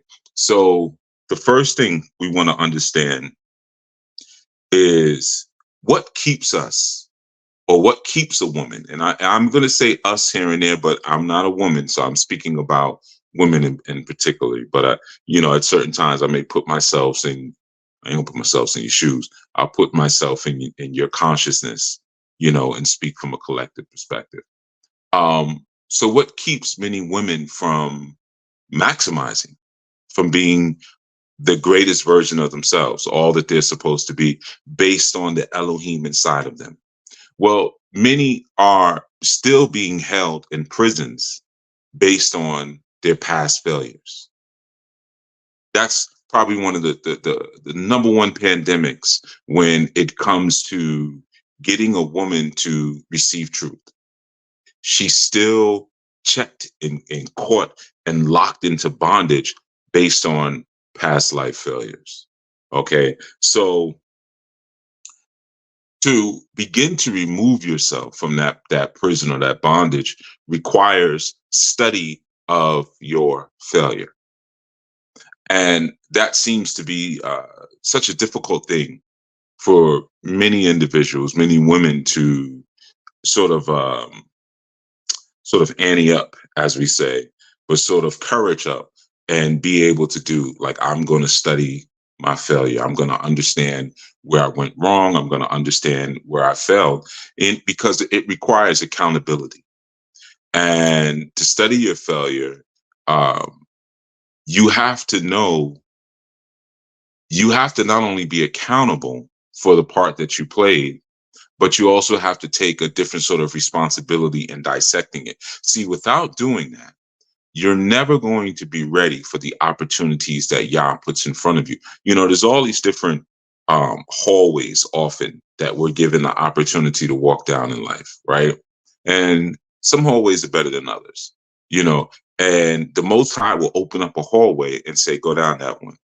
And if we're still in a place where we're in bondage to past failures because we haven't looked at the failure, we haven't looked at it from a place of accountability and a place of maturity, then we'll never be ready to walk down that hallway. So as opportunities to be mother present, as opportunities to be wife present themselves by the creator, I'm going to make a distinction. Just because you're a wife doesn't mean that you're a wife because the Most High established that. It's really not that hard to find some bum to marry, or some simp. That's not, the Most High doesn't send simps and bums. Okay. So when that divine opportunity comes to create divine family, a lot of times, because past life failures have not been studied, there's a fear, and I'll get into some of the negative self-talk that comes along. Because what happens is that a negative history, or an injurious history, or hurtful in history, or an unpleasant history, it produces an inner voice.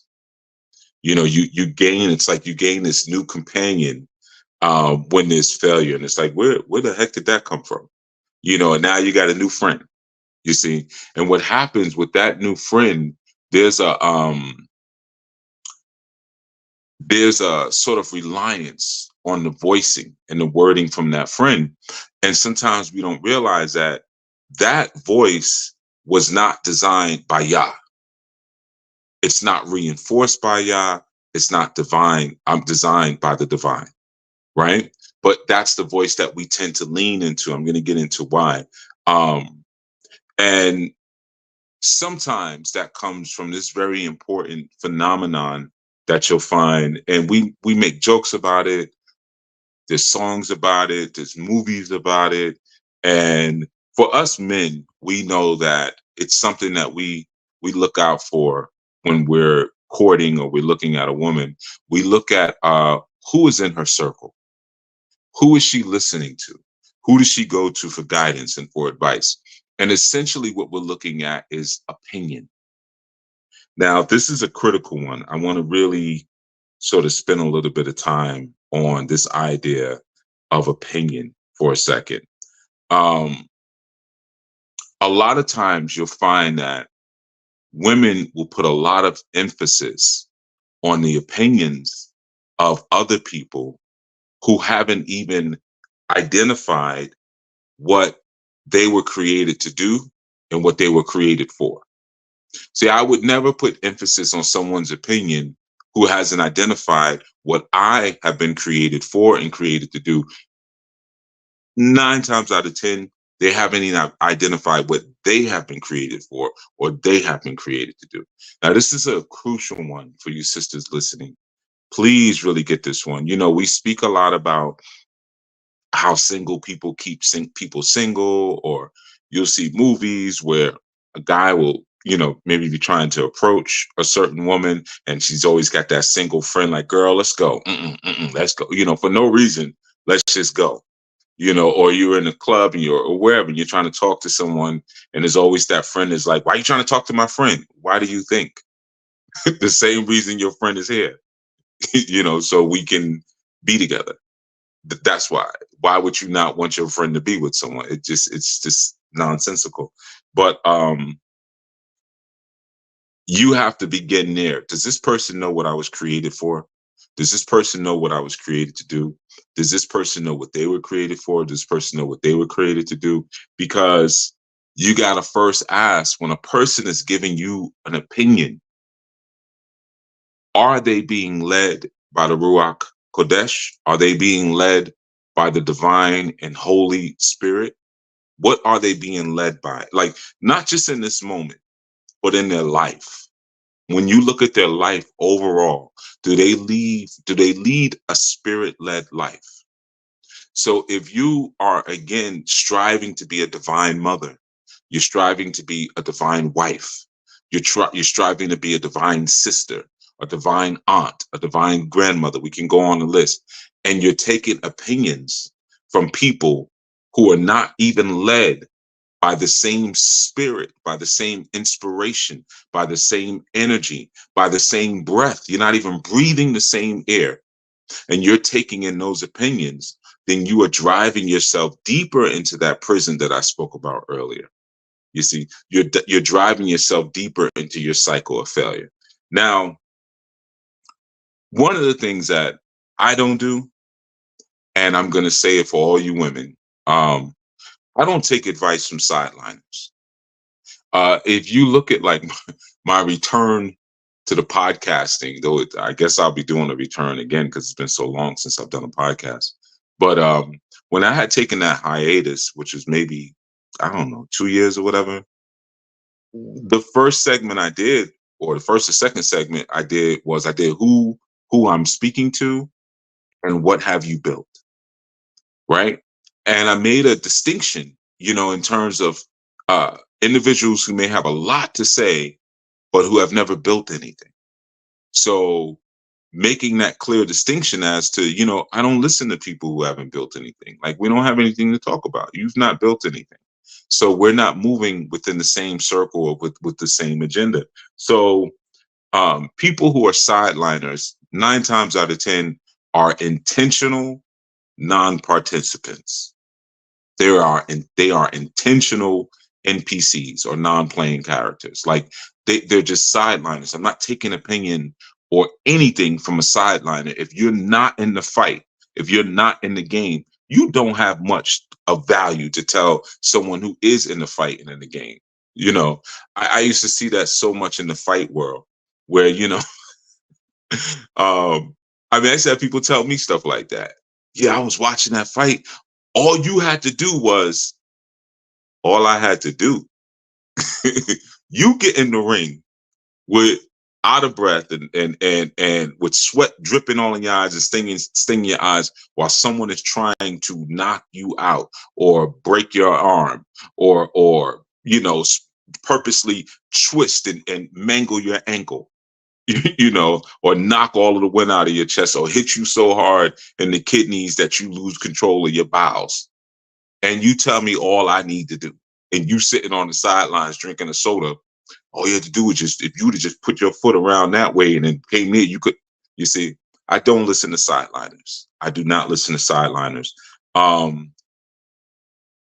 The first thing you sort of have to think about when you look at opinions is ask yourself, woman, do you see yourself dwelling within the boundaries of someone else's opinions?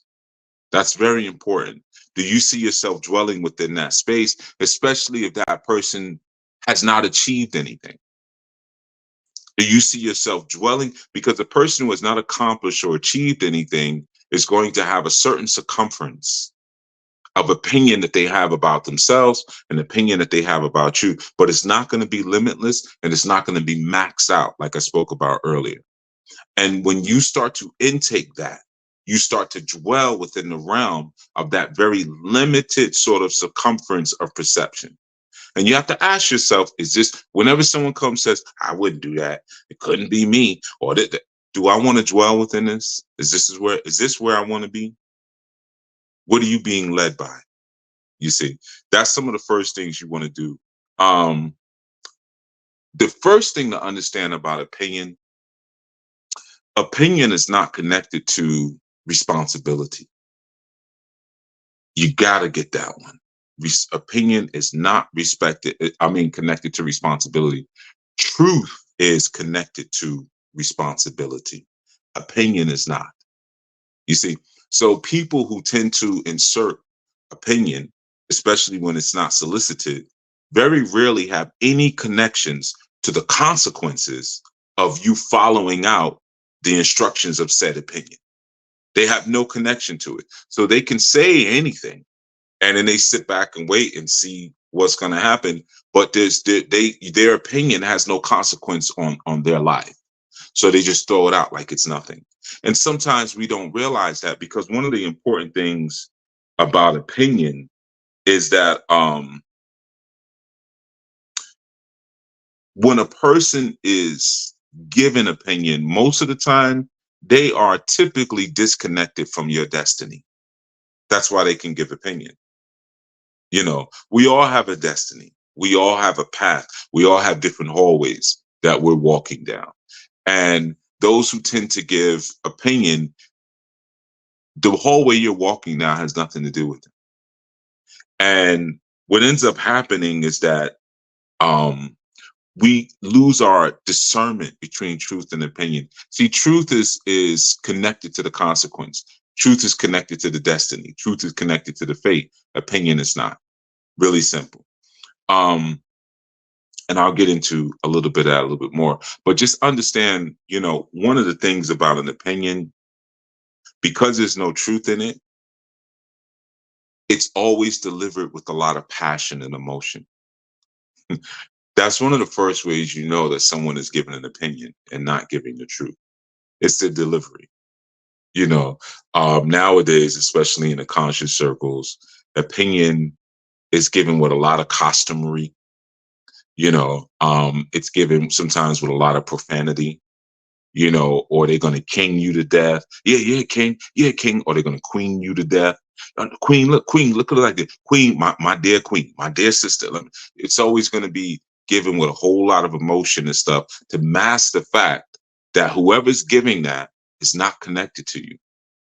They're not connected to the consequences of what they're telling you to do. You see? So when we get back into identity,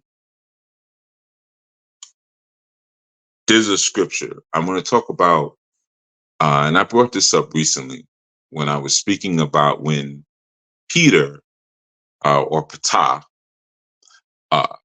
made the decision or made the declaration that the Most High or the Father or the Lord, or what some may call Yahushai, was the actual Mashiach or the actual Messiah. And it reads, when Yahushua came to the region of Caesarea Philippi, he asked his disciples, "Who do people say the Son of Man is?" And they replied, "Some say John the Baptist, others say Elijah, and still others Jeremiah or one of the prophets. But what about you?" He asked. "Who do you say I am?" Simeon Ptah answered, "You are the Messiah, the Son of the living Yah." Now, what does that have to do with you being a woman? Okay, remember we talked about opinions. See, Yahushai didn't internalize the opinions of other people. That's the first thing. He didn't care about what the streets are talking. He didn't care about what the streets had to say. He said, who do people say I am? Who do you say I am? See, he didn't internalize that. See, I want you to understand how important that is. The streets are always going to speak, especially when they have no connection to what they're speaking about. It's like you have all of these exposés going on right now.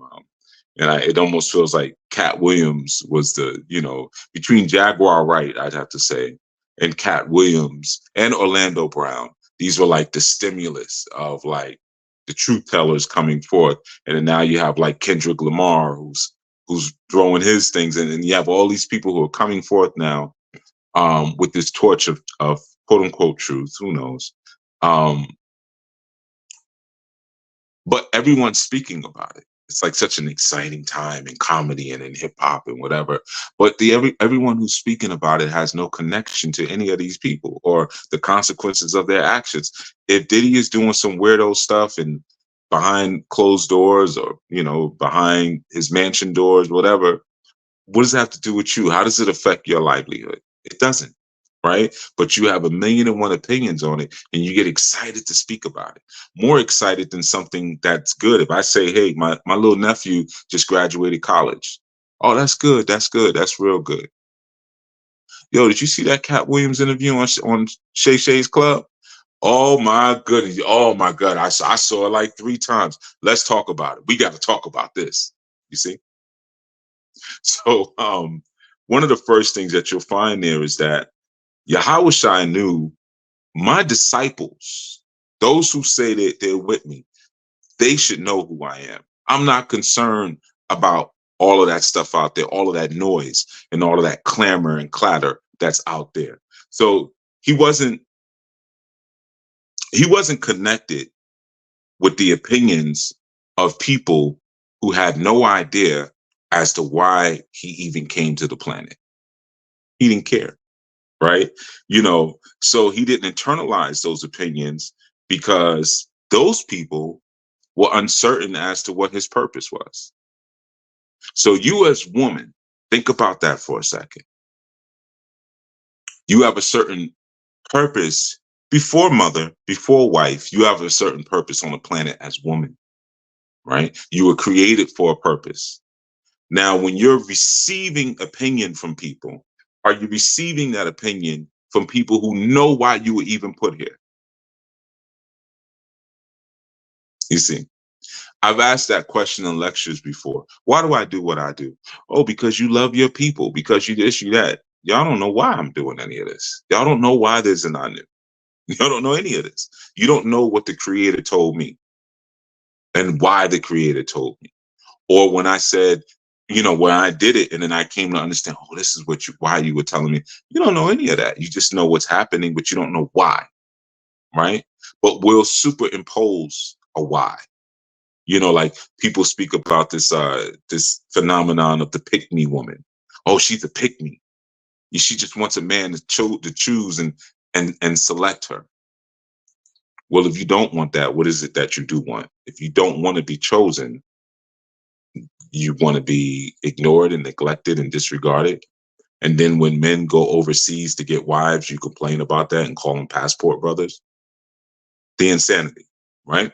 So when we read verse 17, Yahushua says, "Blessed are you, Simeon, son of Yonah, for this was not revealed to you by flesh and blood, but by my Yah in heaven, or my Baba in heaven. And I tell you that you are Ptah." And on, this is when, because it was two names, Simeon or Simon Peter. Now he separates it. You are Ptah, Peter, Petra. And on this rock, I will build my ecclesiastical. And the gates of Hades, or Sheol, or hell, will not overcome it.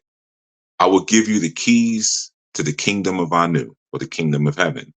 Whatever you bind on earth and whatever you loose on earth will be loosed in heaven. Then he ordered his disciples not to tell anyone that he was the Messiah. See, here's how it works, woman. What Ptah or Peter or Petra knew about Christos, or the Christ, he knew about himself. See, it's discovering that Elohim within that now gave him his understanding of his own identity now. See, because so when he said, oh, you're the Christ, then the Elohim speaks back and says, and you're Peter. Simon or Simeon, that name means shaky. It means unstable and shaky. Remember, his name was Simon. And he says, you're not Simon. You're actually Peter. You're not unstable and shaky. You're actually solid. And I'm going to build this ecclesiasticus. Yeah, the dude who's going to cut off the guard's ear. The dude who's going to deny me. Yeah, that dude. You're stable. You're actually the rock. You see? So he's revealing his identity to him once Simeon, or we'll say Simeon at the time, knew what his connection and relationship to the creator is. See, that's why I said your role as mother, as wife, as woman, it doesn't begin with learning how to cook and clean and how to sew and wear pretty clothes and, nurture and soothe a man and nurture and soothe your children. It doesn't begin there. It begins actually at the moment that you begin your self-discovery process. That's where it begins. And identifying your El, identifying the spirit that brought you forth, and removing the noise of the opinions of the street. Yeah, they're saying it. Yeah, they're saying I'm stupid. My husband, came in and said, yo, could you iron my shirt? And even though I was in the middle of cooking dinner or cooking breakfast, I turned all the burners off, grabbed the shirt and started ironing. I didn't say, well, can you wait till I'm done? Yeah, I'll do it when I'm finished with this. I dropped everything and served him. And one of my friends saw that and said I was crazy to do that. You know, well, the children there, they're hungry. The baby's got to eat, and you dropped everything. They sitting there hungry, and you went and go iron this man's shirt. Now, when we get to polygyny, a real woman, a real friend would say, I'll make the food for the babies while you go iron your man's shirt. But that's a whole nother conversation, right? So that's the opinion of the streets. Your friend is not connected to your destiny. Your friend doesn't know why you're doing that. Your friend doesn't know why you have identified your Lord. See, your friend will say, well, he's just a man. I mean, there could be a whole lot of other derogatory words that are imposed on that individual. I don't do all that. See, when I meet dudes, I just, see, that's what the streets are saying. That's opinion. But you as women say, I know who he is and what he is. And because I know who and what he is, I know who and what I am. And if I was going by the valuation of the opinions that you're provided for me, I would never know what I am. I would be lost in misidentification of myself as a woman. I may not even ever achieve womanhood because I am complying to your opinions that have nothing to do with my spiritual purpose and reality as to why I came forth. Okay. So like I said, when you look at Ptah or you look at Peter or Petra, his relationship with his Lord was not swayed by the opinions of others. It didn't sway anything. And that's when we get into opinion or truth. See, in that moment, Ptah spoke truth. You see, and that's when we start to liberate out of the prisons and the bonds of our negative history. See, if your truth is not your truth, you know, people say, well, speak your truth, whatever. If your truth, quote unquote, is not the truth of the creator, if it's not the truth of Yah, then it's only one thing. It's a prison. That's it. It's nothing else. It's not, well, it's still good advice, or it's a prison. It's either the creator's truth or it's prison. That's it. Now, understand when I'm saying that, I'm not speaking about a religion. I'm not even speaking about a book.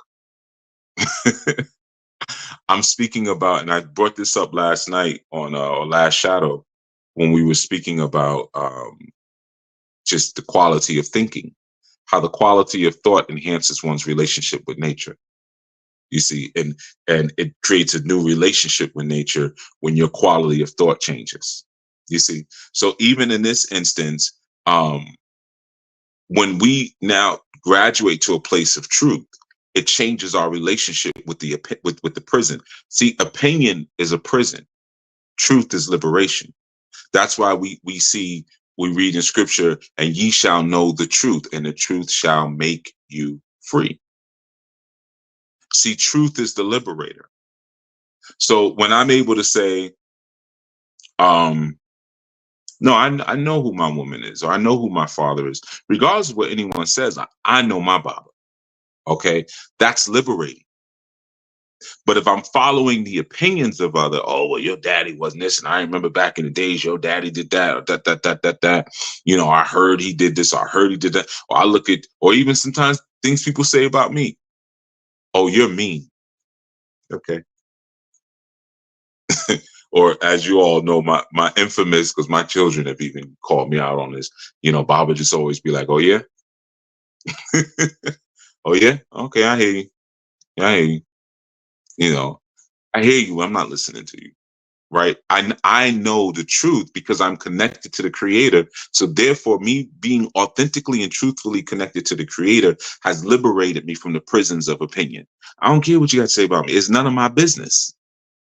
I don't care what you have to say about my life.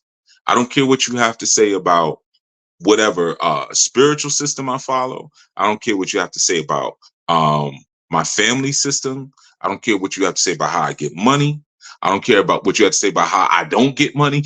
I don't care about anything that you have to say. Nothing. I don't care anything about your opinion because I've been liberated by my connection and my relationship to my L.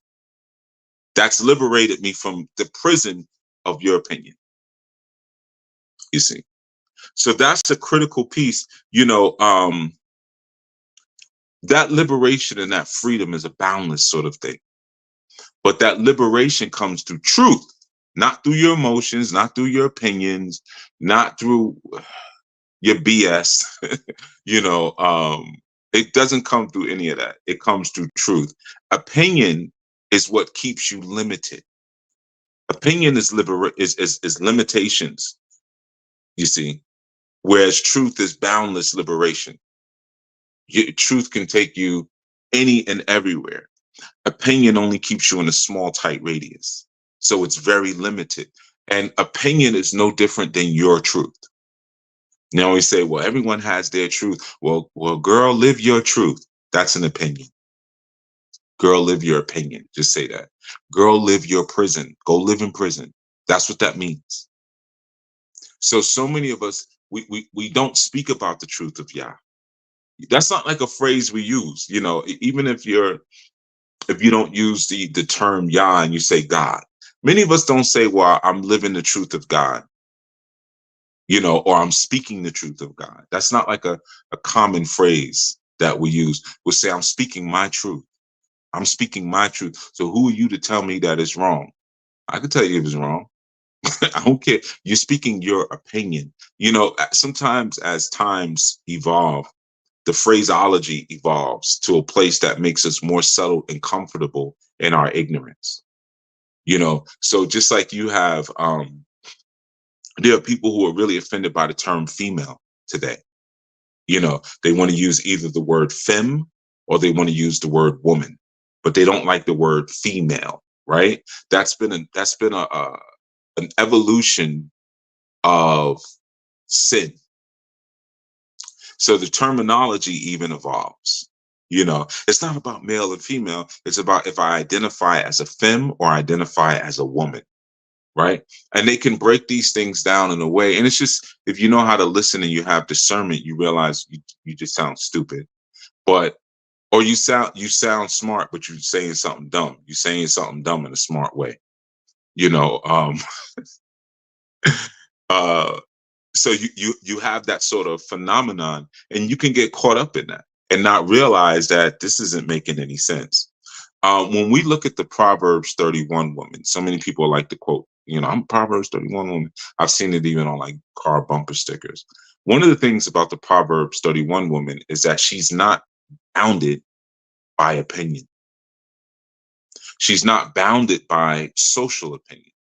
She liberates because she's productive. You see, she liberates because she's productive and she has the right cause for her productivity. You have plenty of women who are out here getting the bag and they're hard workers. What's the cause for you getting the bag? What's the cause for your productivity? Why are you doing that? You see, so there has to be a combination of not only doing, but the right reason for doing. They have to both exist together. And that's what brings that liberation. A lot of times, due to social perception, we become limited. Like I've heard like women ask questions of me, and not bad questions, but just trying to understand like certain things that are perceived as like men's work versus women's work, right? And a lot of those things are limited opinions based on social perception. Like I've said it many times, why can't women do carpentry? Women can do carpentry. Women can do, I know women who do masonry work, feminine women who do mason. They know how to make concrete bricks, yard work, anything. Like you can, I don't want to say anything, but there's many things that women can do, and they may not do them in the same way that men do them based on them being the weaker vessel. Now, what does the weaker vessel mean? When scripture is talking about that, it's not speaking about superiority versus inferiority. It's speaking about she is physically weaker. She's smaller. She has less lung capacity. She overheats more quickly. It's just obvious. But of course, we live in a society now where it's like, says who? Okay. If anybody saw the post I put on social media recently when the guy beat the mess out of it was a martial arts tournament, and there was a female who identified as a male, and he was forced to have to compete with her. So some might have said, and I was really, I'm going to be honest. I'm going to be very honest on this one. I was actually surprised at the responses, and I'm not often surprised, so it's always like a treat. I was waiting for this is disgusting. Why would you post something like this? And he's beating her up. A real man would have, done that gently or let her win. Not one person said that. And the main people who commented on that clip were women. And they all were like, good for her. I mean, I was so tickled at the comments. I was like, whoa, like y'all see it too. Y'all see it. You see how ridiculous this is. And and obviously the women who follow me are not typically society's women. So that, if it was posted somewhere else, there may be different sort of responses. But it was all like, yeah, she had no business getting in the match. Oh, you want to fight like a man, and you're gonna get beat like a man. Like, these are all the comments that were coming through.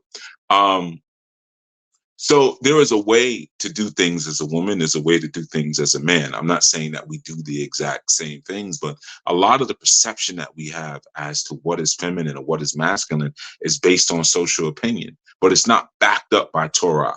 It's not backed up by scripture. Yes, there are certain things that are inherent to the women are going to give physical nourishment. They have breasts that have milk that has milk that comes out of it. Certain things are very obvious. Women are going to receive, and they're built and designed to hold the seed of men. I'm not built and designed to hold seed of women. That's not what I do. Some things are very obvious, but I can paint a picture, and my woman can paint a picture, and my child can paint a picture. We can all paint. We can all do art, which is a very feminine thing, but we can all sing, we can all paint, we can all dance, we can all do these things, right? But in the same instance, if my woman goes out and says, me and the boys are going to build a tree house, okay.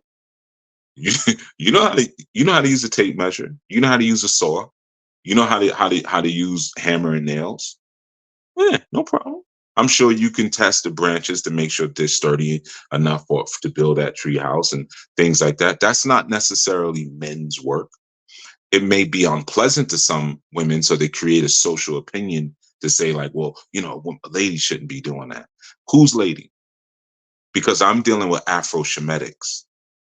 I'm not dealing with, this is not a knock against European people, but the Eurocentric perspective is not my perspective. Now, maybe for their women, that's not something, culturally that they've been able to prove, or we don't do that. Okay, cool. My women build huts. The men typically do the framing, and the women do the adobe work in many parts of West Africa. For those, adobe is like, a lot of people don't do it anymore, but typically you'll see the women there, and several women could have babies on their back, and they're slinging that adobe onto that frame that the men built. Now, if you think about the science of that, just like in farming, most of the times the men do the plowing and the stump removal and things like that, and it's the women who do the seeding and the weeding, right? So we could say, oh, farming is men's work. What part?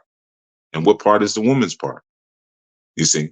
So when you look at the Proverbs 31 woman, she's plugged into her inner maximized capacity. Now, why is she plugged into her inner maximized capacity?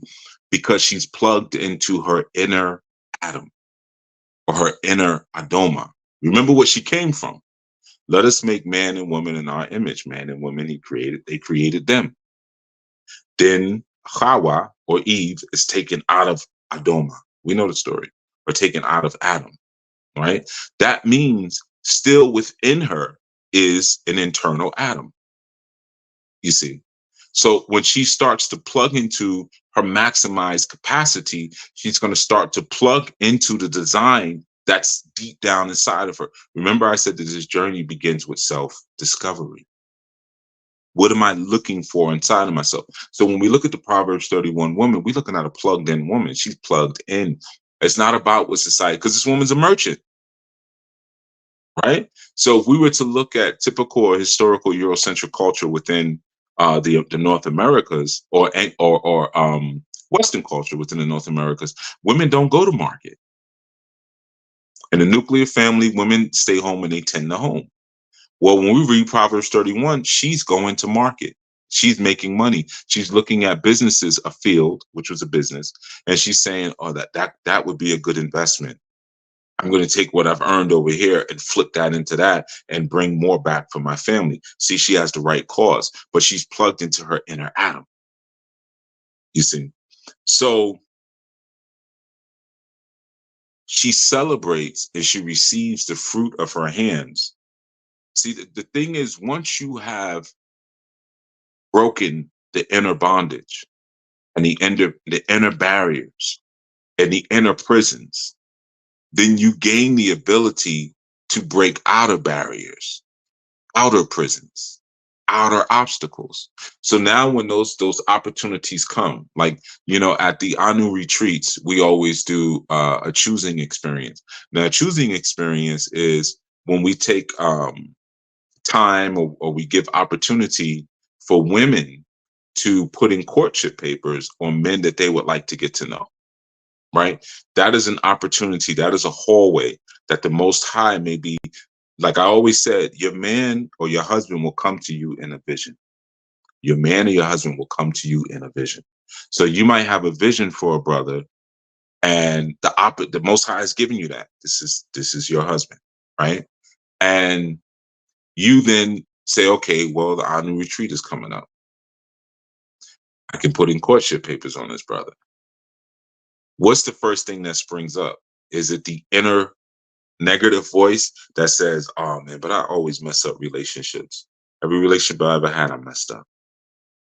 Or he's not gonna like me. Why would he be attracted to me? Or whatever it is. I got to clear up my skin. My skin is like, oh, I got so much acne or whatever. Like I need to go on that skin routine, and then I put in those courtship papers. But when you're plugged into your inner Max, your inner Adam, your inner Elohim, those sort of ideas don't even come up. You see, you move forward towards the opportunity. She sees a field, she considereth it, and then she buys it. You see, those outer barriers are now wiped away and broken down because you've dealt with the inner barriers. You dealt with maybe even the inner pastime failures and all of those different things. When I speak about the roles a bit, or I speak about, I'll say, like I said, the whole science of men's work, women's work, and I'm not speaking about roles per se. Yes, the moon is the lesser light, but it has its time and its domain for authority. You see, so they work hand in hand, the moon and the sun. When the sun is over here, the moon is over there. When the moon is over there, the sun is over there, right? So they work hand in hand, just like a man and a woman. But sometimes people get mixed up in this, like, if it's different, then you must be implying inferiority. That's another trick bag of a very sick, demonic culture. We don't celebrate our differences. We purport that everything is the same. So if it's the same, then it all must be equal, knowing that it's not. Knowing that it's not. Friendships are not even based around that. I have friends who are good at things that I'm not good at, and I'm good at things that they're not good at, and that makes us great friends. You see, I mean, when I was younger, much younger, and we'd be out at different places that young men would be out, I was always the one to call the girls over. Yo, you see them, you call them, call them. I have a voice that projects. So, we're in New York City and this car is going by and they're on the other side of the block. And I say, hey, yo, they coming. They can hear me. Whereas my one of my friends maybe his voice doesn't carry the same way, or maybe it doesn't startle you, like, what the hell, girl, what was that? It doesn't startle you in the same way. So I was good at that, right? But I'm not good at small talk. So once they would come across the street, whole time I'd go lean up against a building or something, let my men's take over from there. Right? You know, um, so even in friendships, not just in relationships between men and women, even in friendships, even in business, there is an understanding of different spheres that we may operate in and how we get those two to work together, or three to work together, four, or however many your body is, your corporate body. Um, and that leads to understanding about, when you talk about roles of women, the parenting aspect, right? Um, Mother, man, such a distinct and amazing responsibility that I see done incorrectly a lot. I'll just say that. I'll keep it very vague. A lot. Um, and I mean, if you're not mothering right, it was because you were not mothered right. And because, again, like I said the other day on studies, because there's a raggedy father in there and who did not check and put his woman into the proper space to do her job. And sometimes the proper space is the proper mental space. You get a rebellious woman who was raised by a horrible mother and a whack father, and then you just impregnate her. See, a lot of times our order is so thrown off. Sometimes we start relationships with pregnancy. We start there, and then we look for other stuff later. You see, and then when we don't find the other stuff, now we hate that person. We hate them. And we never take accountability in the failure for how we disrespected the hierarchy of things. You see, so one of the key roles and jobs of a parent is to guide the proper identity of the child. It goes back to identity. So as a mother, and I shared stories about that, even in my own upbringing, my identity was always put in front of me, right? I had uncles to this day. My uncle still calls me Killer. He always called me Killer, right? He either called me Killer or he called me Champ, but most time he calls me Killer.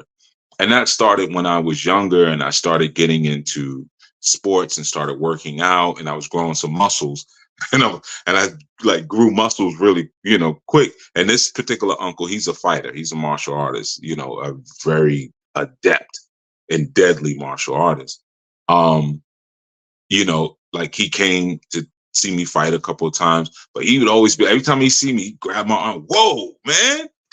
You're like, you Killer, you getting big. He would always call me Killer.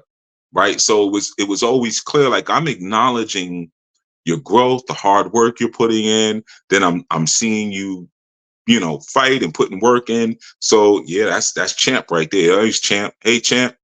And that brings you to a certain place, right?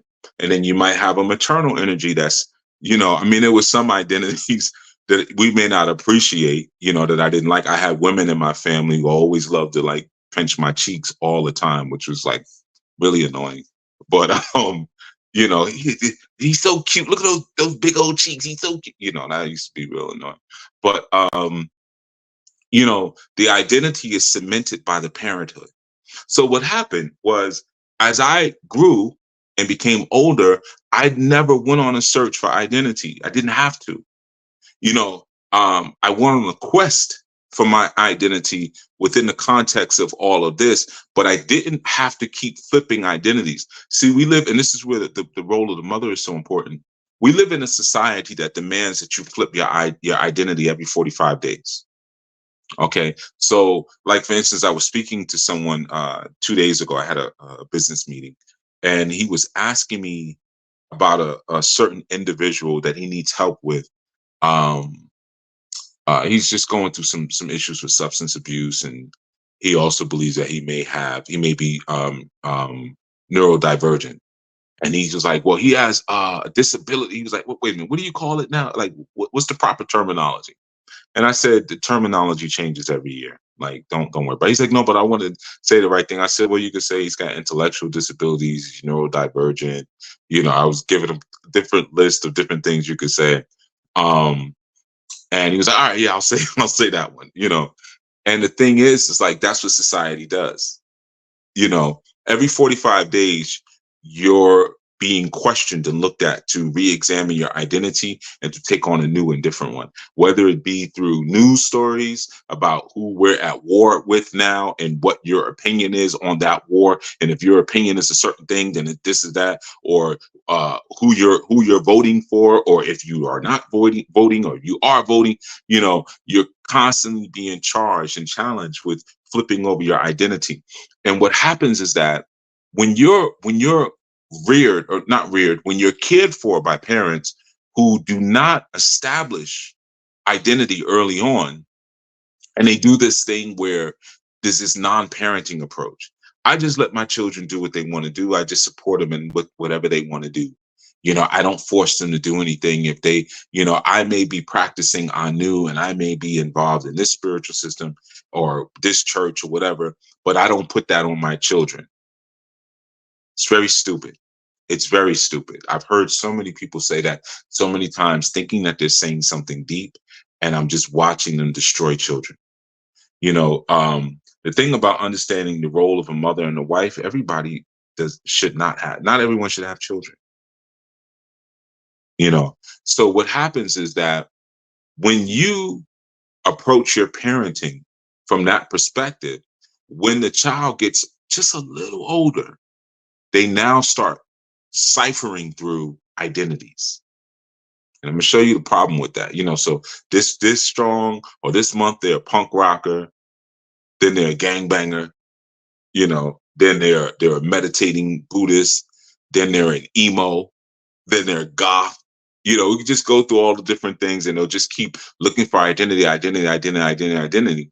And what happens is that we lose sight of this. As we get older, we need investors, right? We need people to invest in who we are. If you're in a relationship, you need investors. This is why when you're a mother, your children always want to show you what they're doing.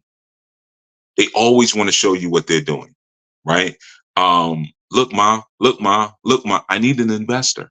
But what happens is that when you take the hands-off parenting approach, when it comes to identity and infusing that, and really imputing that into your children as a mother, when they grow older, they'll still be ciphering through identities. But what happens is that eventually you have to take a hands-off approach. And everyone around them will take a hands-off approach. Now, why is that? Because all these identities are wearing me out. I can't keep up with you. Every other month, it's a different thing that you are, or a different thing that you're getting ready to go do, and you feel so passionate about this one. Well, I was going to school for this, but I decided I'm not going to go to school for that because school's a waste of time. I'm just going to go do this. I was going to do that, but I realized that industry doesn't have any, so I'm going to go do it. So eventually people pull away. You see, and you're now raising those sort of people who, they're so damaged, because what happens is that as children cipher through these different identities, they incur damage along the way. Each time you go through an identity, you take a hit of damage. You see, so now imagine you have this approach as a mother where you're not imputing a divine identity into your children. And now around 12, 13 years old, middle school, they want to explore now. They start exploring different things that they could be and whatnot. But now, as they're going, let's say each school year we'll keep it simple. Each school year, they go through a different identity. Now they have 6 identities that they've rifled through, and 6 traumatic moments of pain going into the next identity. They have all of this before the age of 18. You see? And then we have college or whatever else they're going to go through. So now you have someone who's 24, 25 years old who is damaged and can't seem to put a footing on identity and natural voicing. So they're phony. They're constantly doing things to try to get people to invest in them and invest in who you are. And once people realize, oh, you're just doing something different every couple months, there's no investment. So they can't properly pair bond with people because mama, I'm gonna put it on the women because we're talking the role of women. Mama didn't help them to establish the strong foundations of a divine Yah-led identity early on. You see, so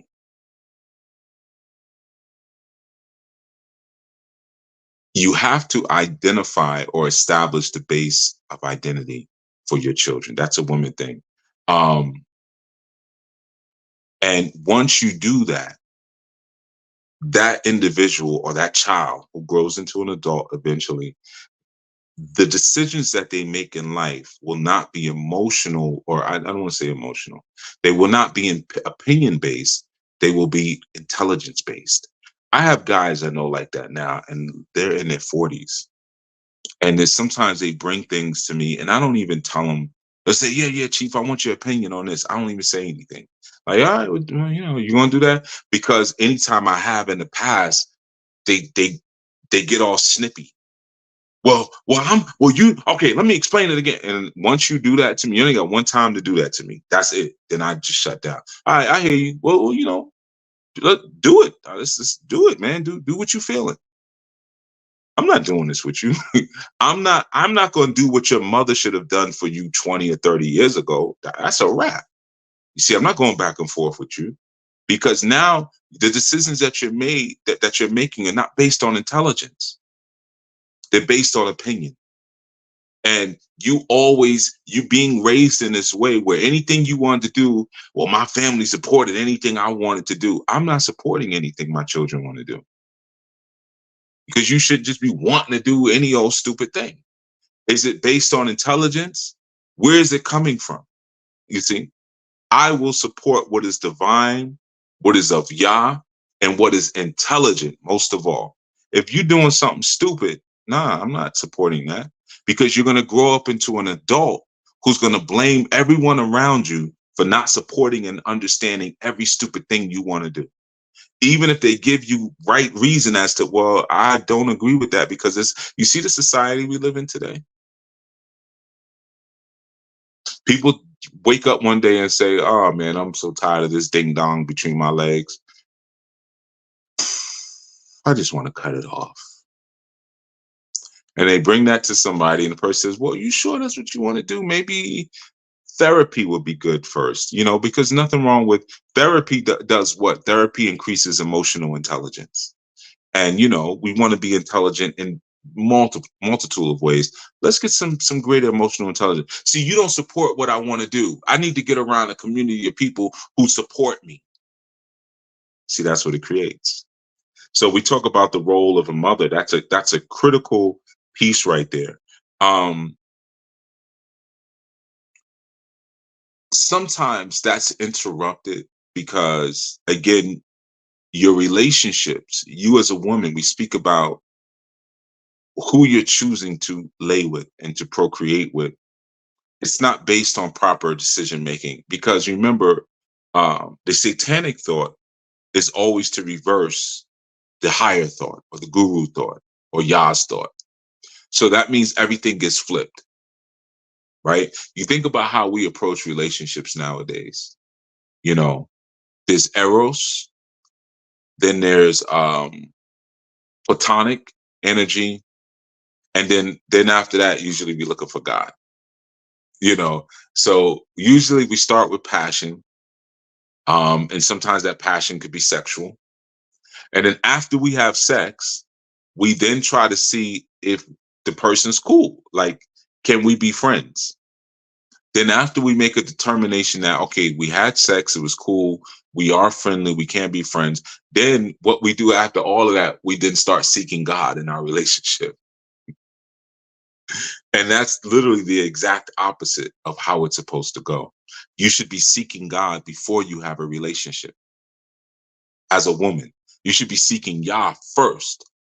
People come to me all the time, women, I want a mate, I want a man. Okay, are you following the law, statutes, and commandments? All of them? Okay.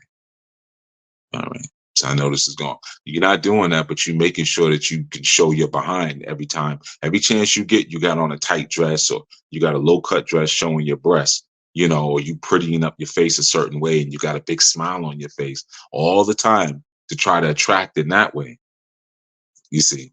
But you're not seeking the most high. So you're not led. Your decision making isn't spiritually intelligent. And then after the end, when everything is failing and you find yourself married or pregnant by a loser, what are you going to do then? You're going to seek Yah. So there's an order that we oftentimes violate. And you find that in the Garden of God, or the Garden of Eden, the Garden of Eden. I think that whole situation was just a test to see who your Yah really is.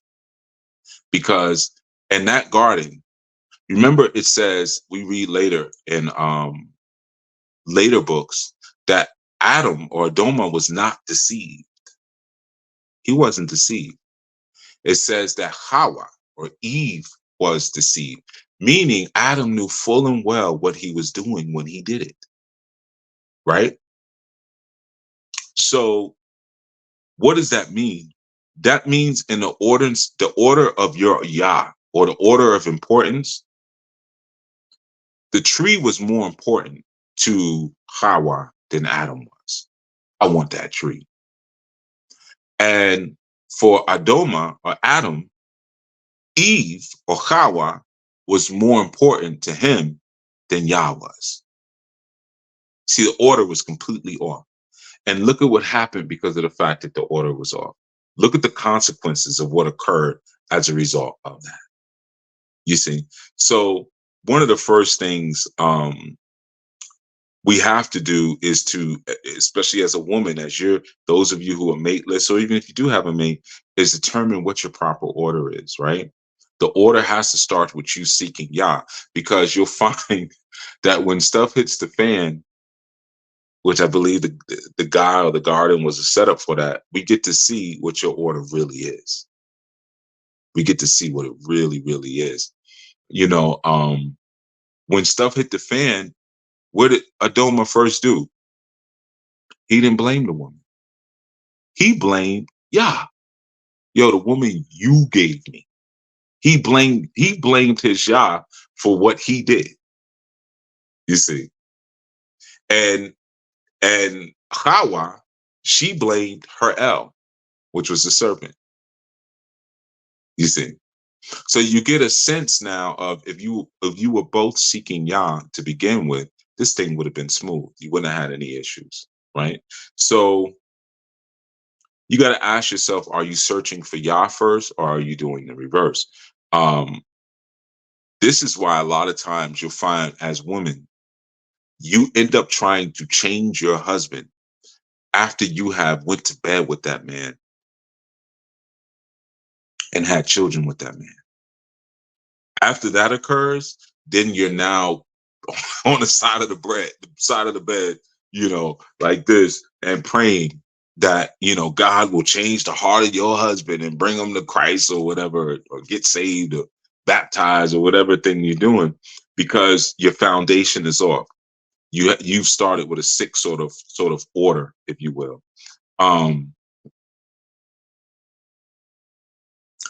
You have to understand something so very important. Why we seek Yah first, because we're proving things. We're proving things in ourselves, and we're proving things in the people around us. A lot of times we're using certain terminology, and because we have no follow through, we look for no follow through. We use words like love, friends, care, and those words often are not supported with proper follow through. They're just words. We don't follow through on anything. And often this is because we have a very me sort of pursuit. So instead of pursuing Yah, we're pursuing me.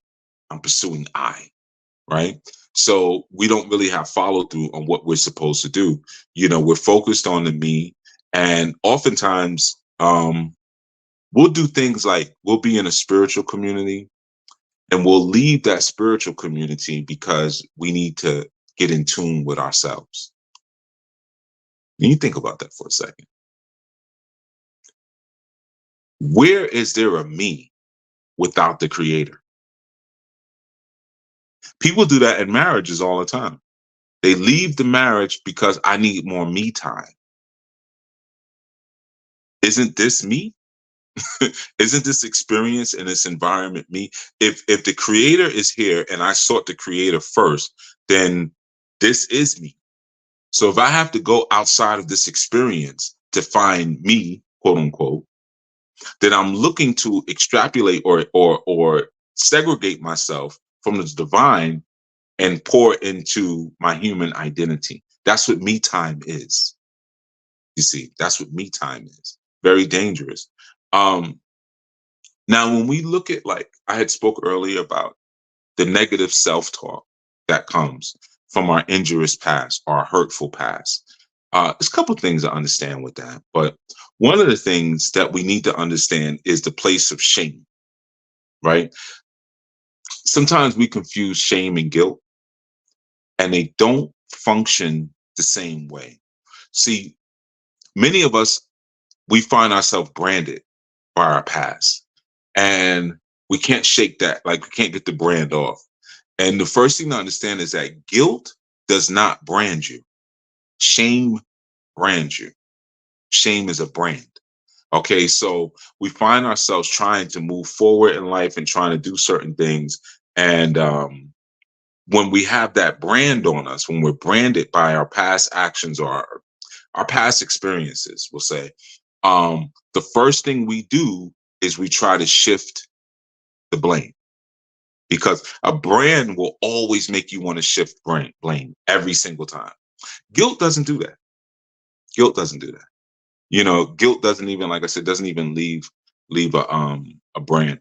And it doesn't mean that shame is bad. Shame is actually good. We need shame. Shame is a good thing, and I'll break that down another way, because that is part of a woman's personality, to be shamefaced.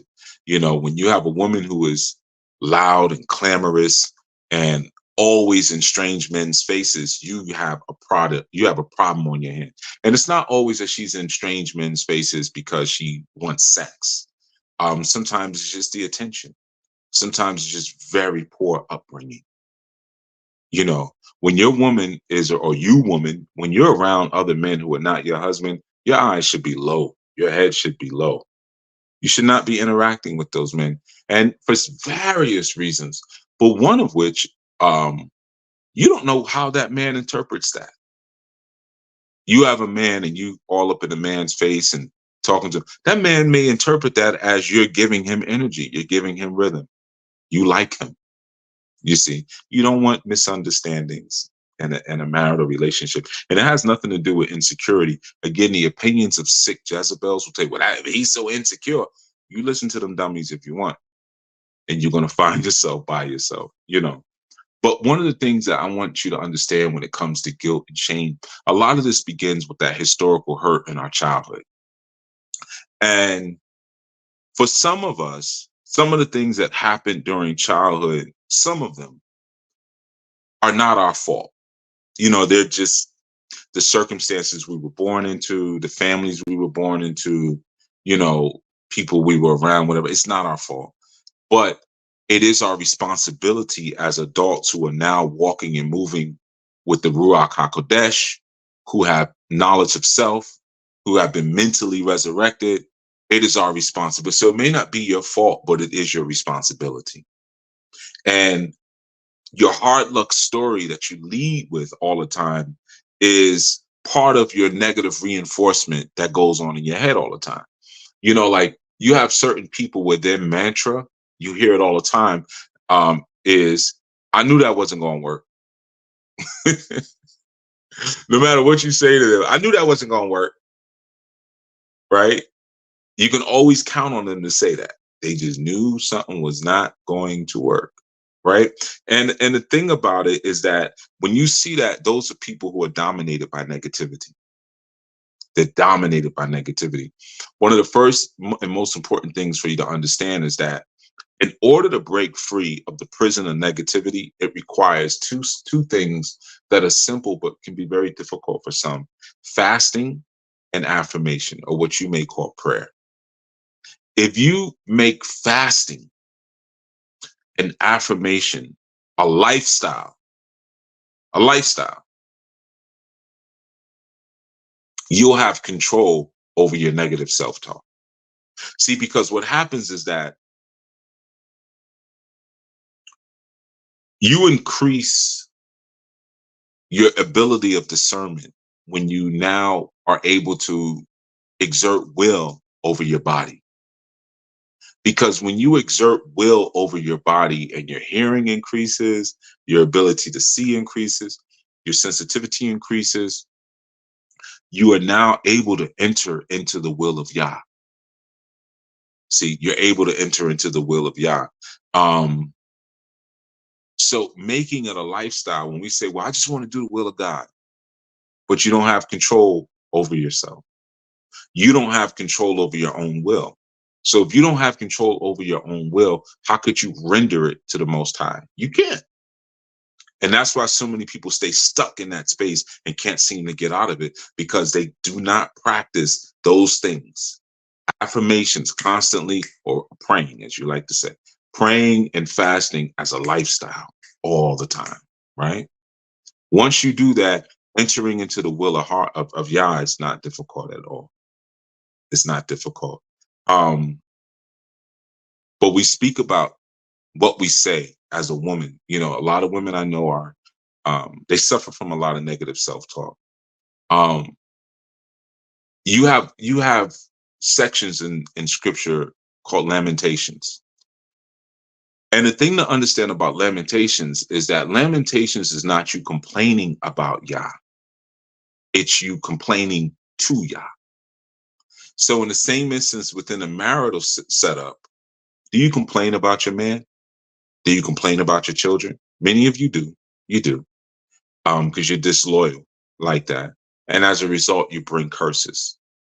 There's a difference between doing that and complaining to your man, or even complaining to your children, you know, right? There's a stark difference.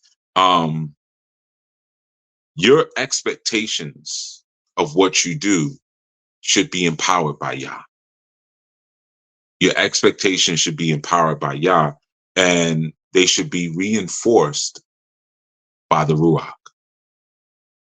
Okay, so you got to be careful with your words. Many of us, or many women, tend to talk themselves out of opportunities habitually because they don't understand the responsibility of sound. Sound has a responsibility. The responsibility of sound is that once it's put out, it has to create form. That's what it has to do. If a sound goes out, it creates a form. Even a bird chirping creates a form. It creates a shape. You see, everything that makes a sound creates a form. And if you don't understand the habitual responsibility of sound, you won't realize a lot of times how you speak yourself out of that great hallway that the Most High is sending you down, and your eyes not gonna work, or the negative self-talk kind of steps in. And that's because we oftentimes are so used to disappointment. So because we're used to disappointment, our first talk is negative. And then the negative goes out, creates a negative shape. And that negative shape puts a brick wall over the hallway we were getting ready to walk down. I knew I wasn't going to be able to walk down this. Yeah, you just built a wall. You just built a lock on the door that was wide open. It wasn't locked before. You built that by what you say. We speak about the role of a woman and what you're speaking into your family. Or if you're complaining about your family, you're complaining about your man, what shape are you creating? You see? So when you think about opportunities, one of the cool stories to like kind of take a look at that is the story of Esther. And we read about in that story how like she hadn't been called by the king in a long time. And when she was called, she saw herself succeeding in the circumstances that surrounded the opportunity. She saw herself. So she doesn't speak herself out of the opportunity, but rather speaks herself into the opportunity. You see, this is so critical for our sisters because, like I said, going through a list of what a woman's supposed to do is woman's supposed to do, woman's supposed to do. We might get to that, but we've done that already, to be honest with you. Why are you not there? Why are you not there? Like, I have seen women, even in I knew, who have been terrified at the idea of being women. And when you start having conversations around that, you can see it, they shut down, they get quiet. I've said it many times before. Every woman in I knew should be raising children. Every woman should be raising children. Whether you have the potential to bring forth biological children or not, your nieces and nephews do not count. Those are not your children. Your nieces and nephews do not count. Those are not your children. I ain't gonna say it 3 times. Okay? Every woman should be raising children just like every man should be covering women and children. This is part of what we were designed and made for, that brings out the greatest identity and truth of who we are. You know, and I know what society says. I know what society says. Oh, you're telling me I'm not a real woman if I'm not talking to you. Don't worry about it. I ain't telling y'all nothing other than wake up. Only word I have for society, for people who are not in I knew, is wake up. That's it. Wake up. Live truth. Everything else is for people who are in the community. You see, this is not a thing where you can dip and dive, jump in and out, and I'm going to apply some of this. I'm going to apply what I'm comfortable with, and the rest I'm going to leave alone because that's too much. It doesn't work that way. I'm sorry, it doesn't work that way. It's like you as a woman having children and saying you got 4 children, I'm going to raise 2 and leave the other 2 to their own devices. And then you call yourself a good mother because you did a good job with the other 2. It doesn't work that way. You embrace and take this thing on fully and completely, and you sell yourself out for it, or you don't do it. It doesn't work where I'm going to try a little sprinkle of this and a little sprinkle of that and a little sprinkle of that. See, that's you who have not been able to form identity. So you're afraid to render yourself to an evolving identity. This is who I am. You go to my social media, what's the hashtag? I New Man. That's what I am. I'm an Anu man.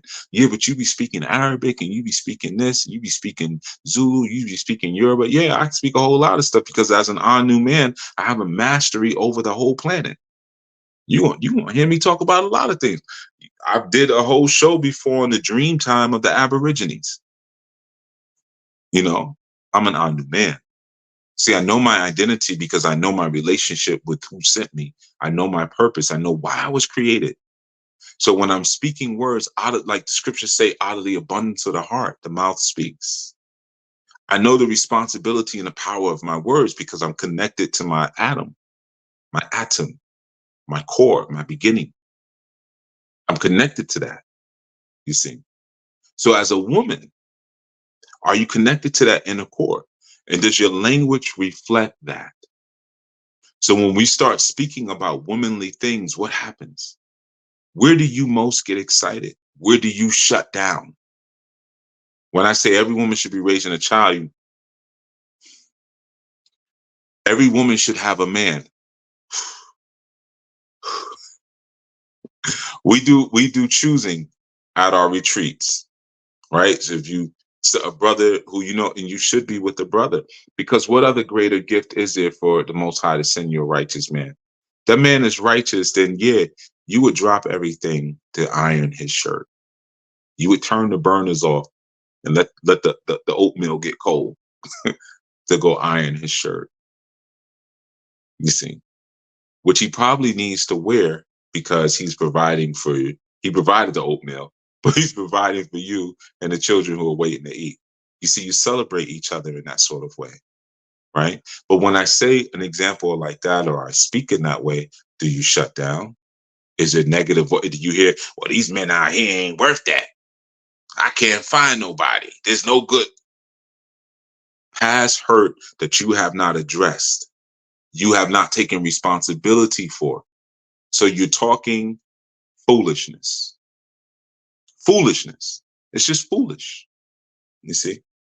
All right, I'm gonna glance the chat and then we're out. Greetings to everyone, by the way, who came in. And for those of you who are still here and haven't left, I know for some this may have been like that new word we like to say all the time, triggering. It was triggering. Truth should trigger. Should trigger you. It should at times even make you feel uncomfortable. It's not. This is not an affirming ministry. Our New Life Global Ministries is not going to tell you it's your season. It's not. Esther, when you read the story of Esther, like she had to wait for her season. Yeah, the king ain't called in a minute. Yeah, it ain't your season, it ain't your time yet. Wait. You see, I'm not going to tell you this is your season for wealth. This is your season for prosperity, and that there are people around you who don't want to see you. I don't know who the hell is around you. You might be surrounded by people who love, but you're a knucklehead and you don't listen. I don't know. You know, I ain't gonna lie to you. I ain't gonna tell you this might be your season for suffering. Why don't preachers ever say that? This is your season for hardship. This is your season for suffering. I don't know how long it's gonna last. It might last for 10 years. You see, why is everything always gonna get better? You don't know if it's gonna get better. It may be getting ready to get worse. So maybe you're going through it hard right now. It's rough right now, but you better get tough because it's about to get worse. How about that one? Yeah, it may feel like it's bad right now, but you ain't seen nothing yet. So get ready while you still can. How about that one? Nah, don't do that one. Don't do that one. They gonna leave. They gonna leave. They gonna leave before offering if you tell them that. But anyway, I'm just going through the chat and I'm just greeting everyone. El Karar, Sovereignties, Yafe, Jaquez, House of Yuya, of course. Now, Derek, Okikola, Obileye, Brother Kelvante, Lahana, everybody. Peace to all of you. All right. So I will that this message was helpful to you, sisters. I may do a part 2 because, like I said, I didn't give a list of a woman should be submissive, a woman should be obedient. I mean, come on. I mean, if you've heard it already, and if you're not doing it by now, you don't want to do it. Can't nobody force you to do anything. You don't want to do it. But let's really start getting into the factors that surround your failure. Because I know some of you really want to be maxed out women. Like you want to be those great women that these stories speak of, but every time you seem to kind of go out there and try, it's like you just keep screwing it up, and you don't know why you keep screwing it up. And like I said, you have to face your failures with accountability. If you don't, then you'll be walking around with misguided shame, and you'll be constantly shifting blame to other people. And that means when that good brother comes, you can't do it. When you might have that good brother already. When those good children come, you can't walk down the opportunity of being a great mother. You can't walk down that hallway. You don't have it in you because you're still stuck in the prison and in the bondage of your negative talk based on the opinions that you've taken in from people who are not aligned and connected to your destiny. See, that's the difference when you have a man. The women who are under me, who preside under me, I am connected to their destiny. And that's why I tell women all the time, don't ask me for advice because I do not give it. I don't give advice. I give instruction. So if I tell you something and you don't do it, don't ask me anything ever again. Leave me alone. Because I am tied to your destiny. So whatever comes out of my mouth is not going to be truth. I mean, it's going to be truth. It's not going to be opinion for you to sit here and say, that kind of makes sense. Yeah, I get it. What are you thinking for? I already thought for you. Now you just go do. I already thought. There's nothing to think about. You see? And if you don't have that sort of sensibility and that sort of thinking, then you're not truly mine. And I am not truly yours. You see? So with that, thank you all. In about another half an hour, the sisters of the House of Yuya, of course, will be doing their follow-up message. They'll be on IG soon. They'll be on YouTube doing them, but for now they'll be on IG. If you're not subscribed to the House of Yuya channel on YouTube, please do so. We're trying to get the subscriptions up, so they can go live. They need a certain amount of subscriptions to be able to go live on YouTube. It's a brand new channel, so it's not much content yet. But they'll be on IG very soon. Please come with your comments, questions, and you can join the conversation too with them. Remember, every Friday or 6 days, 7 p.m., we do study together. Last night was a real cool study, man. We had a good voyage, fantastic voyage, through the annals of information and wisdom and just sharing and family, just camaraderie, just building together, man. So that was beautiful. And for those who were putting things in the chat and I was like, nope, that's not a real brick. That's not a real brick. Come back better in 6 days. Let humility guide you, not ego. I know sometimes when people, they shut down when I say, no, I'm a teacher. I'm a teacher. I'm not a motivational speaker. Motivational speakers, what they do is they affirm everything you already want to do. You can do it. You got it. You got it. You got it. That's not me. I'm not even, that's not, any of my ministry. It's not me. But an instructor and a coach and a teacher will correct you so you can come back stronger and better.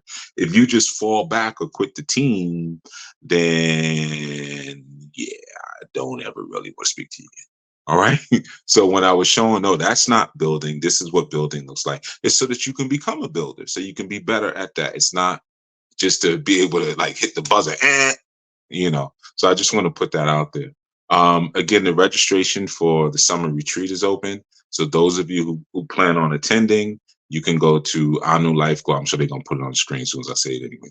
But you can go to anulifeglobal.org, and you'll see the item right there for retreats. And you can sign up for that. Again, that's in July 4th through the 8th, through July 8th. I knew it.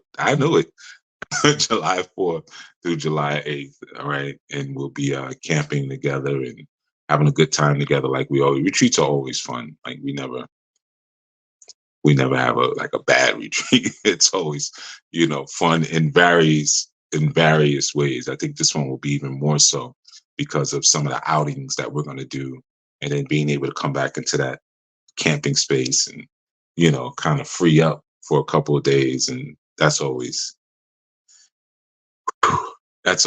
It's always needed. It's always needed and always fun. All right. And yeah, if you have any questions that you want to cover on our study groups, you can always send them to questions@newnation.org, or you can put them in social media and tag the post with Anu Quest. Anu Quest. All right. That's especially, let me just throw this out there real quick. A lot of times you guys send me videos. I don't mean to be a jerk. Yeah, this may come off a little jerky. I don't watch them. Sometimes I don't really be having time like that. Like I'm not on social media like that, to be honest with you. You see the posts come up, but I'm going to keep it 100 with you. All of my posts are pre-scheduled. Let me just be honest with you. I'm not sitting there like on IG like, oh, this is funny. Let me send this or that. I schedule my posts like sometimes a month in advance. So I'm not really on it like that, and I just don't be watching random videos that people send in my inbox. Like especially sometimes y'all send videos and don't even say this is why I'm sending this video, or Chief, this might be interesting to check out. I don't have time like that, and I get a lot of things like that. I guess maybe they're group videos. I don't even know. I don't even look at them. But if you see a concept or something is said and you're curious about it or want to comment on it, you can always post it and then put our new quest as a tag. Then I'll see it, or one of my team will see it, and they'll make sure it goes in the queue for questions. That's a better way to kind of approach that, because like I said, I'm not really on those platforms like you think. They can be so distracting, man.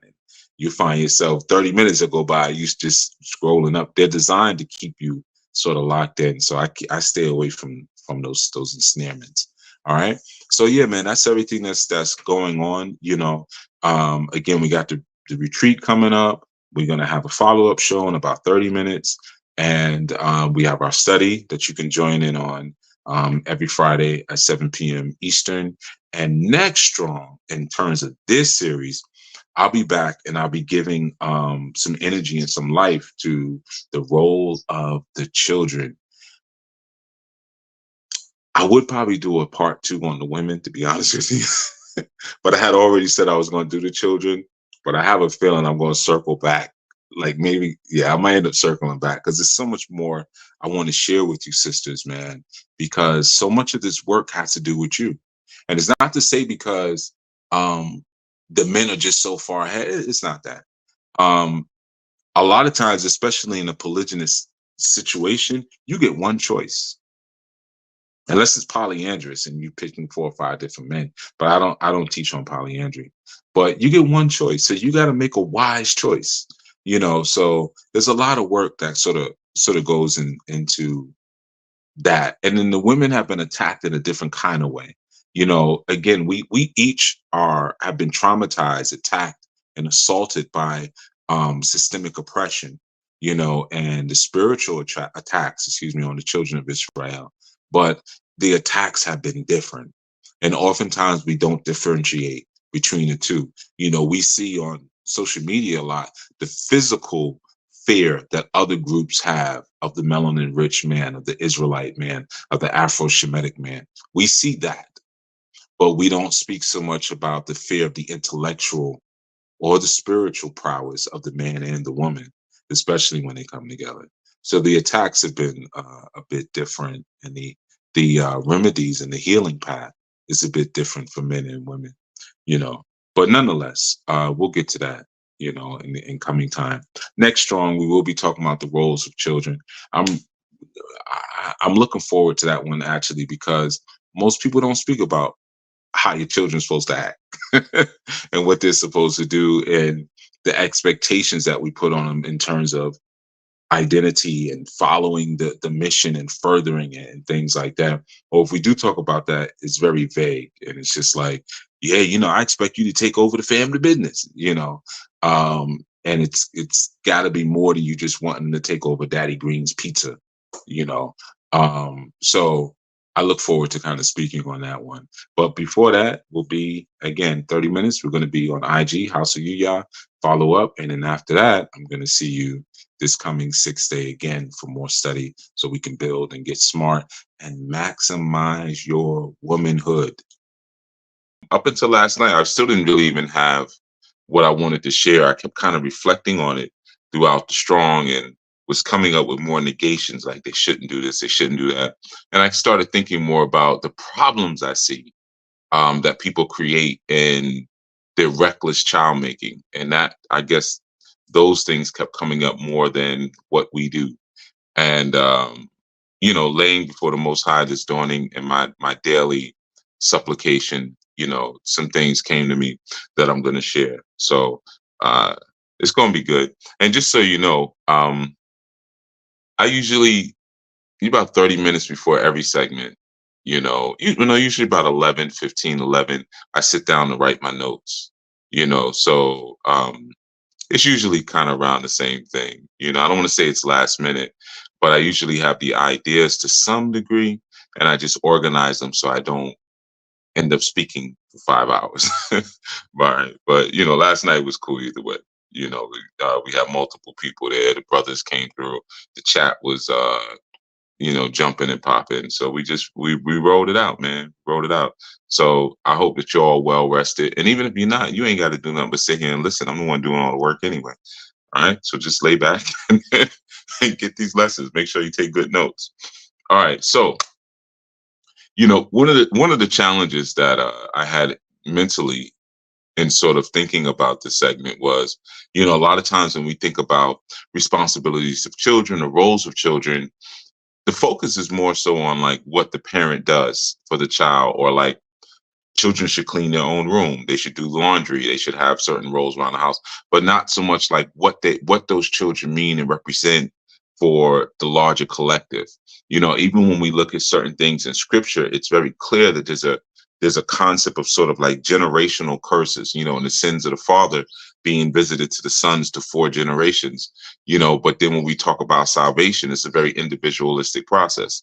So it's like I can accept and walk in the reality of salvation by myself, but I can be, and my generation can be cursed by Adoma generation, or my father's generation, right? So it gets a little tricky when you're thinking about things like that.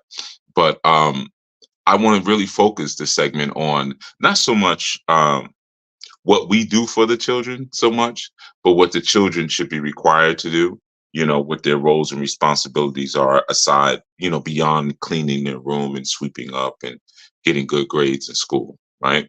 So the first thing I want to speak about is the understanding that children represent hope. Okay, because sometimes when you're under the curses and you're under a diluted reality, you don't even realize why you do certain things, right? So it's like a lot of times, even when we send children to school, we send them to school for the sake of going to school. We don't know why we send them to school. We don't know why they learn what they learn. Just, well, that's what you do. You're supposed to go to school. So it's just like the same thing in having children. We just have children because, well, I'm 30 now, and I should be thinking about a family and having some children running around and what, just for the sake of having them. But we don't really know what they're supposed to be in the space, what they're supposed to represent in the cipher of our homes and our families. So children are the representation of hope. Okay, they are that next grab going forward, that next exertion going forward into a newer and better reality. The other aspect that's really important is that children keep the memories of our ancestors alive. So one of the things that we're supposed to do in having children is we are supposed to teach them about their ancestors. That's supposed to be a regular sort of experience, even prior to teaching them about whatever your religion may be, because they have to first understand their positioning of who they are. Just like if you meet an individual, or let's say if someone wants to court your child, you may ask the question like, who's their family? Who's their people? Right? So you want to get an understanding of the context in which this person was created in first. So understanding their ancestors is very important. And in that, they maintain and keep the memory alive of their ancestors. So, they represent hope. They bring hope into the family, because they're new seeds. And keep in mind, I'm speaking about within the confines of a family. And a family has a man present, has a woman present, or women present, and has children present. That is a family. Outside of that, it's not a family. Okay. So I know that some people may sort of see things a little differently, and you're entitled to see things however you want to see them. I am not the final word on anything that happens outside of my own home. In my own home, I am the final word. My word is law, and that's the end of it. But outside of that, you're welcome to have any sort of idea that you want to have, regardless of how wrong it may be. Okay. So I'm speaking that sense. I'm not speaking about people who went and had children recklessly, divorced recklessly, destroyed homes recklessly. I'm not giving any sort of advice or energy to that. Can you apply some of this guidance? Sure. Will it work completely? No, it doesn't work. Certain things do not work without the stability of the tripod of an actual family where you have knowledge, wisdom, and understanding. Knowledge being the man, wisdom being the woman, understanding being the children. And without the balancing triplicity of that pyramidal structure, the greatest wisdom in the universe does not work for you, because it's based to go through certain. It's designed to go through certain portals. You see, it's designed. If you take this triangle and you invert it and you put it upside down, you have something that we all know that everybody comes and travels through. So if you don't have this thing, you can't give birth to a child. Period. You know, that's what women have. So it's in the same instance, the balancing agent of certain components being present in a family are what actually activate the graces and the wisdom and the formulas of the universe. Now, I know that may take people a certain way, but I can only tell you the truth. Okay. So, like I said, they keep the memories of our ancestors alive. They keep hope alive, you know, and also um, their education, their responsibility and their role is to be educated for the advancement of their clan, right? And I think that's one of the most important things when we start to think about children and think about seeds. And, like I said, sometimes we send them to school for school's sake. They just send them to school. And we don't realize that the education that they may receive works and functions within a certain social system. And if you're educating them within that social system, that whatever they're learning and whatever they're gaining is to advance and support said social system, right? So, I mean, it makes perfect sense. They're receiving training to work a particular job, and their job is to be civic individuals within inside of a social caste. So, one of the responsibilities of the divine child, remember, we're talking about divine family, not just any old picnic, but the divine child's responsibility is to be educated for the advancement of their clan, for the advancement of their own social system. Okay. So things that they may discover and learn should be effective towards their own social system. Sometimes you'll find in school, because everything is politically based. So even within inside of a school, there's a political agenda down from the lunch that you're served, to the books that you're required to read, the way that you're introduced to math and sciences, so forth and so on. The standardized, quote unquote, standardized testing and the metrics that are considered standard. Well, by this age, they should have this. By that age, they should have that. By that age, they should have that. And what a lot of times that excludes is parent learning.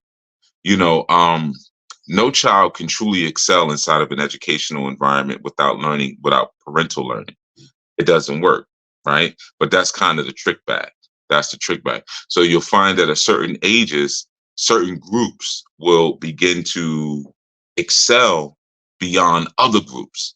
And they're excelling beyond other groups because they haven't received parental learning. They haven't received proper parental, preparation.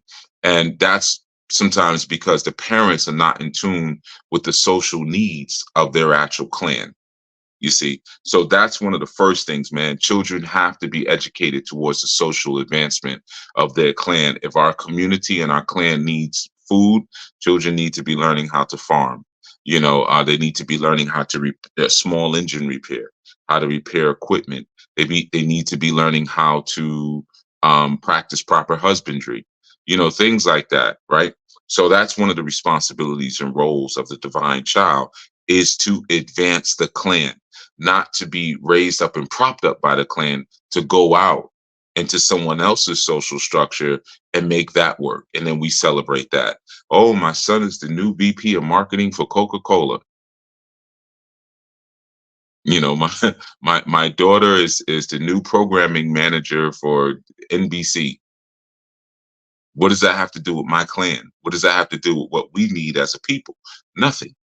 You see, so that is one of the realities. One of the work that they have to continue in is the work in continuing to identify with their culture. That is a role and a responsibility of children.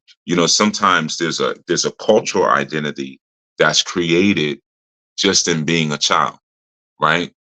I can remember plenty of times being out places and maybe having a picnic or something with the children and they're eating a certain thing. And it would always be some nosy jackass coming along pointing, what's that? Well, that's interesting. What are you guys eating?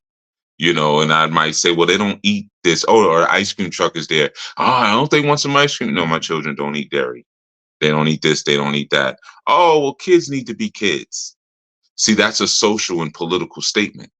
You see, because who's to say because their mother has whipped up some sorbet or taken some durian fruit and made some pudding and they love it, that they're not being children because they're eating a durian fruit, or they're eating homemade sorbet or maybe even homemade ice cream, that does not have any dairy in it and does not have any refined sugar in it. So to be a child now, it means that there's a social implication that you have to be poisoned by processed foods, and that's being a child. So again, all of these things are political. We have to understand. So one of the responsibilities of a child is to identify with their culture. Okay, to be able to and re-identify and reclaim whatever their culture is and to carry that forward. It's not something that kicks in. Sometimes, unfortunately, parents give the basis of what they consider to be child raising from a generic social perspective. So it's like, we'll give you everything that society says. And then after you get that down pat, then I'll start to infuse droplets and trickles of what our culture may be. By then, your child holds the social standard in America that would be Eurocentric or um, the ideology of the Anglosphere. They hold that as the root standard and they judge everything by that. So now when you as a parent come along, you say, well, let's go to the park and drum, or let's go meet with Baba so-and-so or Mama so-and-so. They're doing a dance class. They're already rolling their eyes because they don't see that as the root standard. They see what you've given them first as the root standard, which is the kids will be kids ideology. So one of the roles and responsibilities of children early on is to re-identify and reclaim the culture of their people, right? That's not something you wait until they're 25, 30 years old, and then you take them up to the attic and you start, showing them pictures of when you was a Black Panther. They have to do that very young through songs, through dance, through chant, all sorts of things like that. That's a responsibility of children. Um, Another key thing, and this fits into um, that previous execution, is words. Children have to be extremely and particularly responsible to learn for learning words. And unfortunately, especially when it comes to the melanin dominant child, that doesn't happen in time. That doesn't happen in time. And as a result, they tend to fall behind in education when it comes to linguistics. One of the important things to recognize is that words shape our thoughts. And a lot of times we're unable to properly organize our minds because we're unable to properly place words to what it is that's going on through our heads. So we think a lot of times words are just what's spoken out of our mouth. Now, sure, what's spoken out of our mouth creates reality. Worlds are created through words. Worlds are created through words, right? But even internally, the language that we speak to ourselves and the ability that we have to define what's going on inside begins to organize what's going on inside. And when we lack the linguistic skills, when we lack the words to properly express what the heck is going on, then we lose the ability to translate concepts. That's why a lot of times people struggle with math. They struggle with math because they don't have the ability to use words to translate a mathematical concept into a logical concept. You need words to be able to do that, right? So one of the roles and responsibilities of children is to be full of words, to always be reading, to always be listening, actively listening, to always be writing, to be speaking, and to explore the different textures and varieties of words that they may have available to them. That is a keen role and responsibility. And you notice I said early on that parental learning is necessary. None of this works without parent learning, right? Schools do not properly prepare children to use words.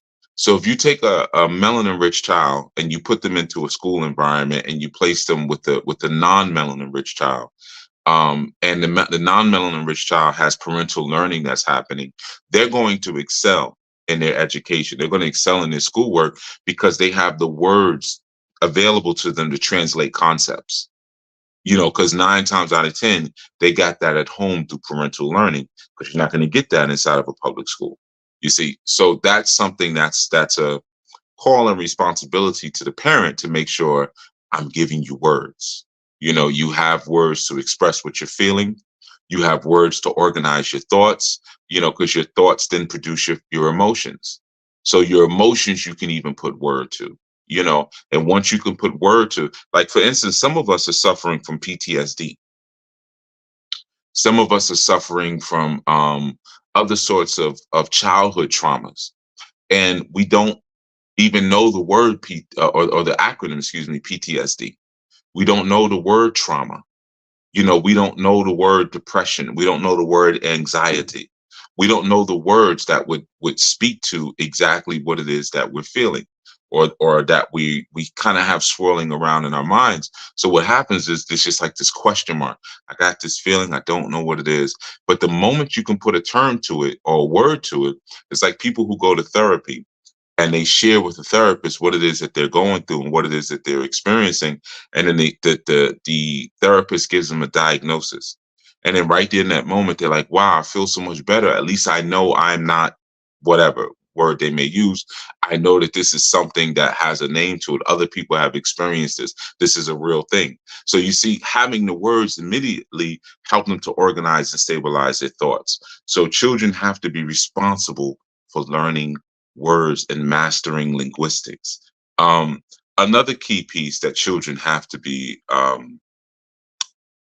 responsible for, or part of when we look at their role, is thinking. They have to develop thinking skills, because without thinking skills, children don't have the ability to process the system that they may have to interact and engage with, because they don't have the thinking skills to do it. You know, there's a matrix that is very odd. We know about the matrix now. We know that, there's a holographic grid, or holographic reality that many of us may find ourselves in the midst of, trapped inside of, escaping from, or to some degree having to go in and out of and interact with. And when children have proper thinking skills, they're able to see when this matrix and this grid is present, and they can work through and around it, right? So having thinking skills is critical, and that comes in so many different forms and fashions when you make critical thinking a regular part of a child's experience. And that has to extend beyond seeing a child do something that you consider to be nonsensical and just saying to them, like, does that make sense to you? Why would you do that? You see, over scolding a child will cause a child to, or will create a very angry human. Especially when you're scolding them, when it as it pertains to thinking. When you scold a child as it pertains, and sometimes that's grades. A child goes to school and they don't get the grade in a particular course that you feel they should have gotten, and you scold them as a result of it, and you don't realize that that actually is what turns children off from education. You're creating fear around education when it comes to that child. So, encouraging thinking skills in different ways and different forms of intelligence are extremely important. That's a part of not only the role of the parent, but the role of the child. Another key piece in that is social skills. We live in a time now where, man, a lot of adults just don't have personalities. Like, they don't have personalities, man. They don't know how to actively listen and focus. When you don't teach a child social skills, they don't develop focus, because active listening is a product, or active listening leads to focus. You see, active listening leads to focus. And you notice nowadays with a lot of children, um, we have all of these hyper attention deficit disorders that come forth. There's like a new one every year, where people find themselves being on some sort of imagined or created and contrived spectrum, because they can't do something at the speed and at the pace and the rate that they're told they need to do it, right? But that comes from parents who never taught social skills to their children. When you do not teach social skills, then the child loses the ability to actively listen. When a child loses the ability to actively listen, the child loses the ability to focus. And of course, we know from an educational perspective, that leads to all sorts of issues, right? When a child cannot focus, you'll have certain people who will then suggest that they be medicated, because the parent didn't take out the time, because maybe the parent also doesn't have any social skills.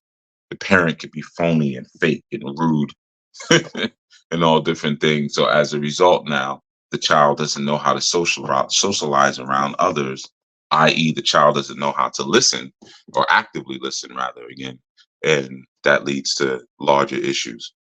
Um, I want to sort of put an emphasis on the importance of children, and especially for those who are raising children and it's seeking to raise divine beings. Some people, and let me say this, only a divine man can raise a divine family. You don't just end up, yeah, your children may be cute, they may be smart, they may be funny and witty and stuff like that, but they may not be divinely, spiritually in tune to the higher power in the right way if you ain't. You see, a man raises a family like a woman raises a child. You see, so there's certain things, like I said, it's a formula that goes along with it. If you're a foul person with no self-control, with no discipline, um, who's just constantly playing slick games or whatever, and you think that you're gonna put your children around good people, and then those good people are gonna rub off on your children, and now you're gonna have something that you didn't work for. It doesn't work that way. And I'm speaking from experience. I've had so many people who have dropped their children off in programs that I ran and just thought, well, okay, I'm going to still be a dirtbag over here, but my children are going to get this influence from Brother Haru or Chief Yuya, or whatever I was in that space. And I'm going to now end up with this divine child. And sometimes people don't realize that even in those circumstances, you end up losing those children, because as they begin to grow and evolve and develop in the truth that they're learning, they begin to look at you differently and realize, like, you are a whole clown. You are a whole freaking clown. So it's important to understand, there's a formula, again, that exists within all of this. But I want to speak about the importance there of that. Exodus 13:2, right? Exodus 13:2 speaks about the importance of uh, the firstborn male child and what that firstborn male child is responsible for in terms of what they represent for the family. Now, of course, when we read about that, there was thing I knew was going to pop up. One to me, sanctify one to me.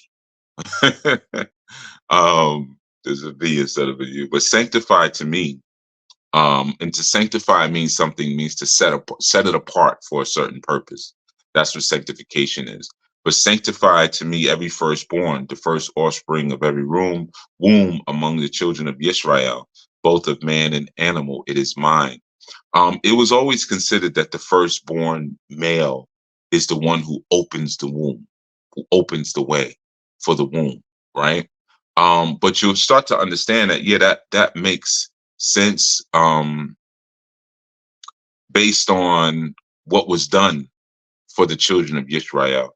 I think I said 13:2. If we look at 13:12 as well, it speaks about who shall be set apart and dedicated to Yahuwah. The firstborn males of the livestock shall be Yahuwah's, right? So now with that, right, we take a look at that. We're speaking about a time when the Most High led the children of Israel out of Mitzrayim. And there was something that was happening in Mitzrayim where it's like, we're going to kill all the firstborn males. So the Most High was like, I'm going to protect and keep you from that reality. So now going forward, and for every child going forward, the firstborn is mine. But what that means is now, see, that was the beginning of the dismantling of the Levite order, of the Levitical order, because now that firstborn child will be the priest of the family. That firstborn, when you sanctify and set that firstborn to the side, male, who opens the womb, you now have, it's like the Nazirite vow, you now have created a priest for the family who's been sanctified and made holy for me, you see. So you don't necessarily have to go through your cousins over there all the time, the Levites, to get certain things done, right? So you start to see the importance of the child in terms of, um, I'll say, the high spiritual work for the family, in particular, that firstborn male is extremely important in that, right? So now we again we understand the importance of it. I want to jump over to Exodus 20. No, I said Exodus 20 and 12. Exodus 20 and 12. Um, you know, this is a term that we've heard a lot. A lot of times, parents try to throw it in your face, even if they don't really know what it means, because they feel like, again, this is the clown card, where sometimes you have parents who don't live righteously, but when it's convenient to them, they'll try to throw scripture in your face or something like that. The Bible says, honor your parent, like, which, that's another thing that can backfire. It's like the thing I spoke about earlier, when you have a father or a husband who's a clown, who seeks to, that goes into when I did the lesson on another man seeding your field.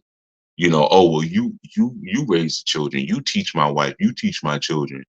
And then eventually the wife and children look at him like, you're a clown. And I pray that the Most High gets me out of this situation. Right. So it's the same thing with parents. When we say honor thy father and thy mother so that thy days will be long, a lot of times we look at it like, or parents will throw it back at you like, that means to obey and listen to what I say. It doesn't mean that. That's not what honor means. And in any context, that's not what honor means. Honor means to work towards the highest good of a person. That's what honor means, right? So if you have a parent, let's say, who has some sort of addiction, or is low vibrational, or is a low quality, low value person, but they have one or two things that they do right. When you honor them, you focus on those one or two things that they do right, and you fuel and you feed that. That's what it means to honor. I'm honoring the best in you. But it doesn't mean that I'm necessarily going to listen to everything you say, because in certain cultures, the work that people do is often dictated by their parental choices, right? Um, Rather than their preferences. And that's great. That's a part of an honoring too, right? That's one of the first things. So like, if my father was a great blacksmith for the community, or a great metal worker for the community, and provided this wonderful service to the community, me becoming a blacksmith would be me honoring my father. I'm looking at this great good that he has done, and my choices and preferences are dictated by his choices and preferences. Okay? If my father was the biggest drug dealer in my community and helped to destroy the community, I would not honor my father by following along that evil path that would destroy my people. That's not honoring him, right? But let's say if he's like a lot of the drug dealers in New Jack City, and every Thanksgiving he gives out turkeys, even though he's poisoning and destroying the community. Well, then I would give out turkeys, right? So I'm going to honor what I may consider to be good, but the things that are dishonorable, I have to rely on salvation for that. Now, when we speak about the hereditary aspects that come from parent to child, that's an important thing, right? When we look at the responsibility of the child, um, the only thing you really truly inherit from your parents, aside from the gold and the land they put up for you, but the most important inheritance that you get from your parents is mind.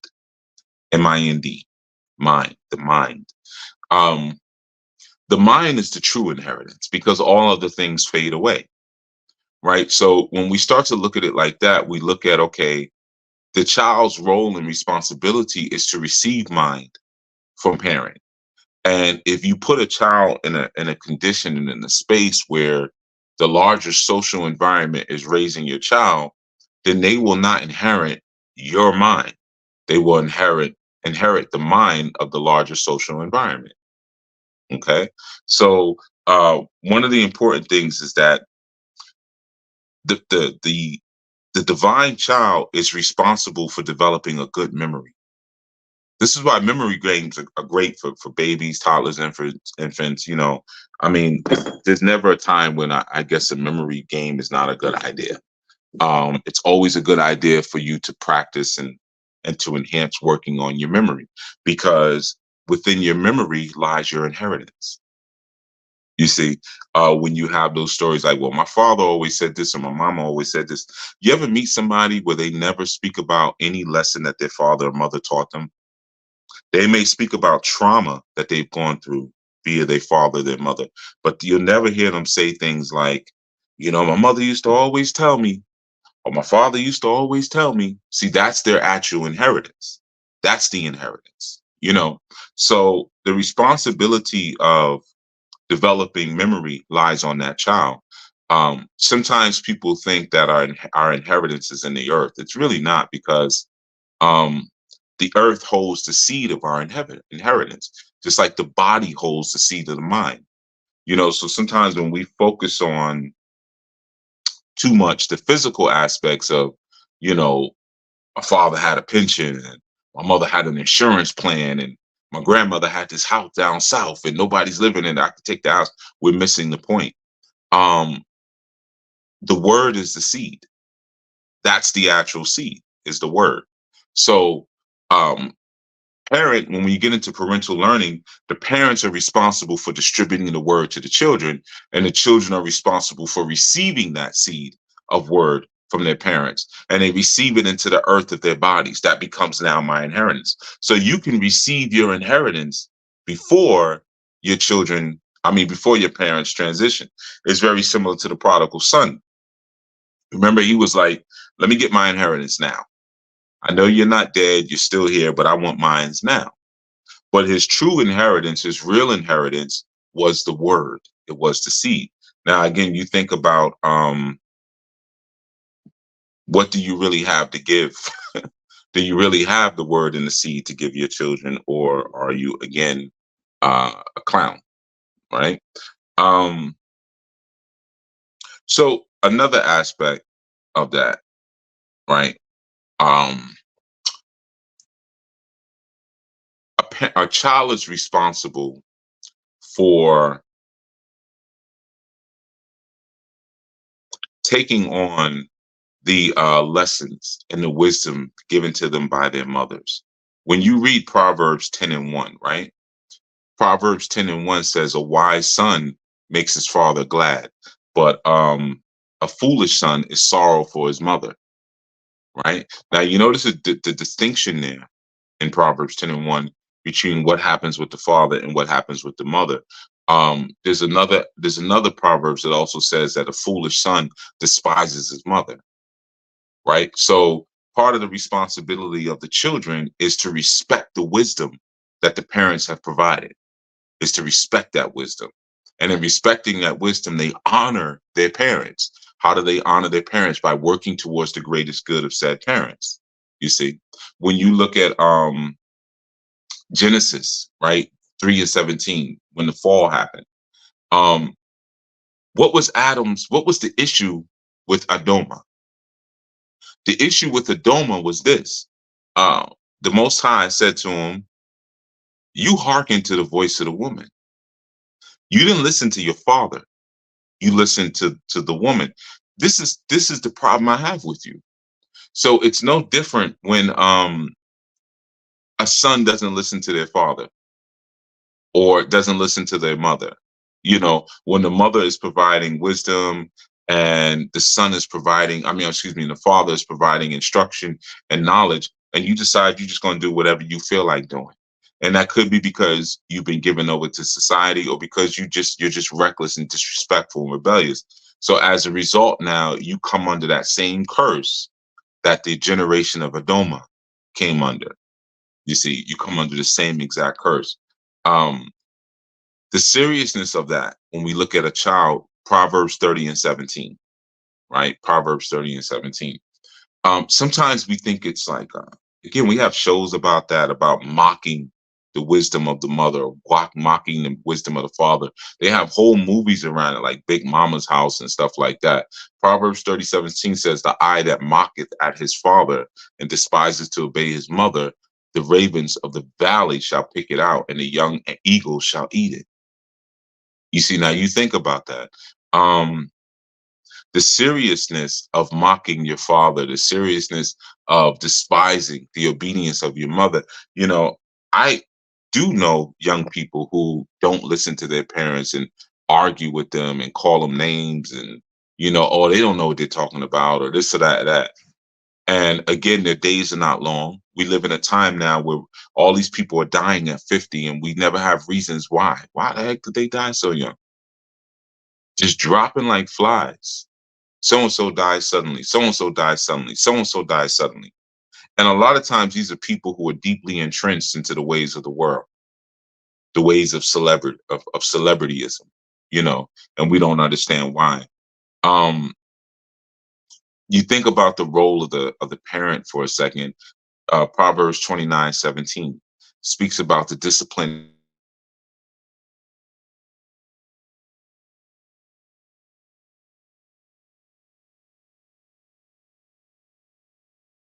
Oh, okay, there you go. I'm blacked out for a second. If you discipline the son, he'll be your rest and he'll be your delight, right? That's something that we learn in Proverbs. But again, that's where parental learning comes in. When you have parents, it's just kind of like, well, I let them make their own decisions. I let them do their own thing. I let them do whatever. It's like it's their world. I'm just a squirrel trying to get a nut type of situation and type of reality. When you have that sort of issue, then the children actually become a curse. I've been around children. Like I don't like being around unruly, undisciplined children. I can't really stand it, to be honest, because I know the spiritual curse that they represent. When we come into a time, you read Isaiah 31:12. Isaiah 3:12. Isaiah 3:12, when it talks about a time will come when women will be your authority and children will rule over you, right? So we understand that, right? Automatically, that's a curse. That's just not a normal part of life. As for my people, children are their oppressors, and women rule over them. O my people, they which lead the causes thee to err, and destroy the way of thy paths. You see? So when you have these realities, man, where you're ruled over by your children are bratty, your children are spoiled, they get whatever they want, they start crying and stomping and kicking or throwing tantrums or pouting and slamming doors, and you're like, all right, whatever. That's called a curse. That's not just, oh, you know how kids are. Kids no, that's called a curse, right?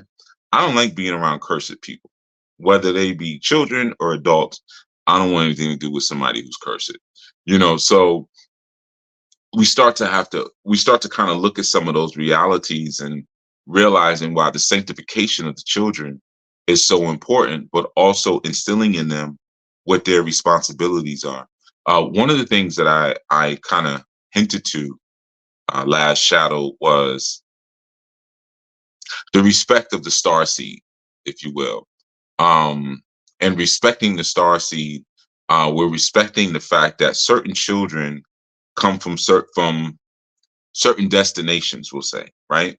And when we say destinations, we're speaking about cosmic destinations, right? So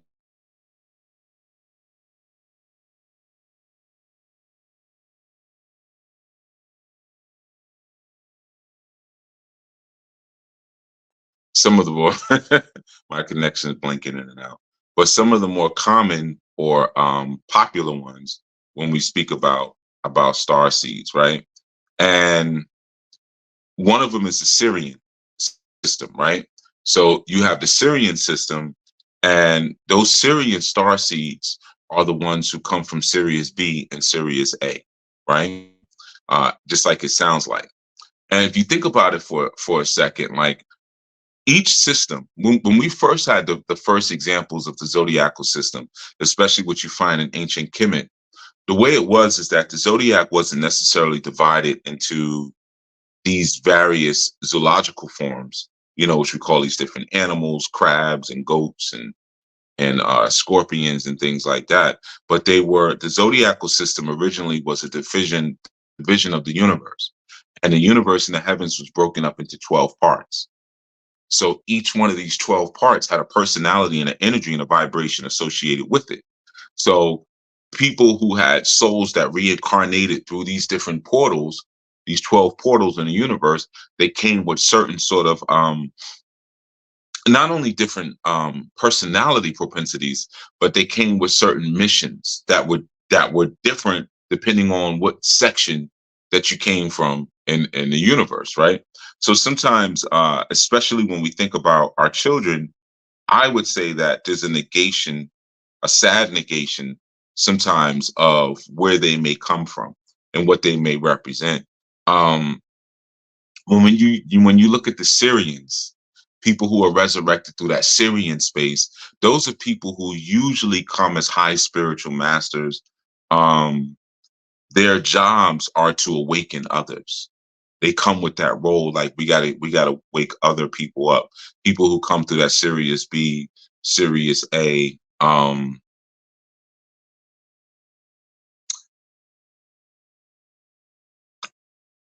In this, you start to understand the age of your children, right? And I'm trying to say this in a way where it's most understandable, but um, everyone comes at a different age, even though they may be babies. And the people who come from that Sirius A or that Sirius B space are usually the people who represent the Earth's ancestors. That's why when you have in certain systems on the continent, like again the Dogon system, you know, very old people, they will tell you directly that no, we come from the Sirius star system. But these are old people, so the ancestors of the Earth typically may reincarnate as Syrian children, right? Um, the other one that's very common, I think I did a segment on this years ago, was the Palladians, right? So you have the Palladian energy, and that's a cluster I spoke about recently, named as the Seven Sisters. I think I might have put it in a blog. Yeah, I think it was a blog post. It was a blog post, um, or a social media post rather. But the Seven Sisters, right? And when you're looking at the Palladian system, um, the Palladians are usually people who are archivists. And what that means is, as an archivist, these are people who hold records for the planet. They hold documents for the planet and sort of kind of like the griots of the universe, right?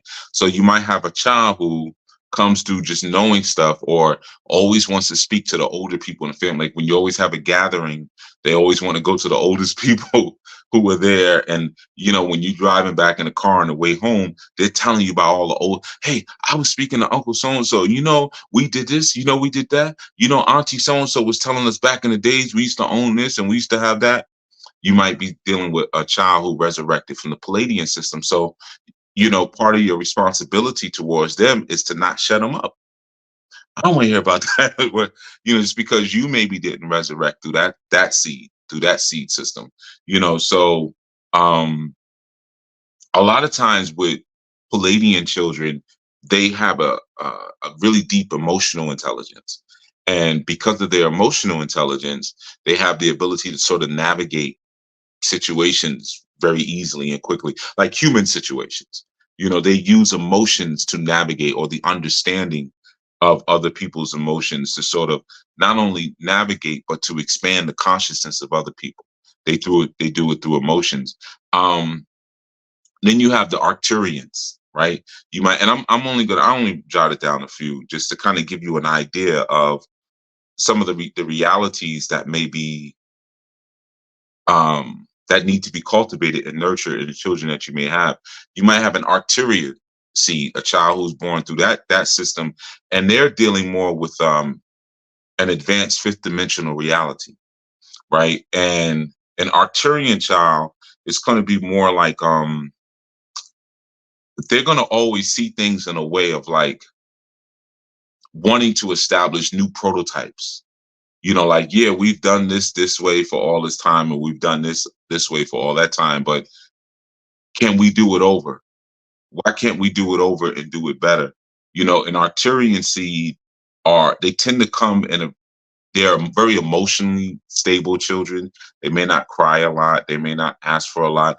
And they tend to be very mentally advanced, right? But they're looking to bring things through like an energetic architecture where things now can come down to like how they prototypically should be. They're striving for a certain level of perfection. And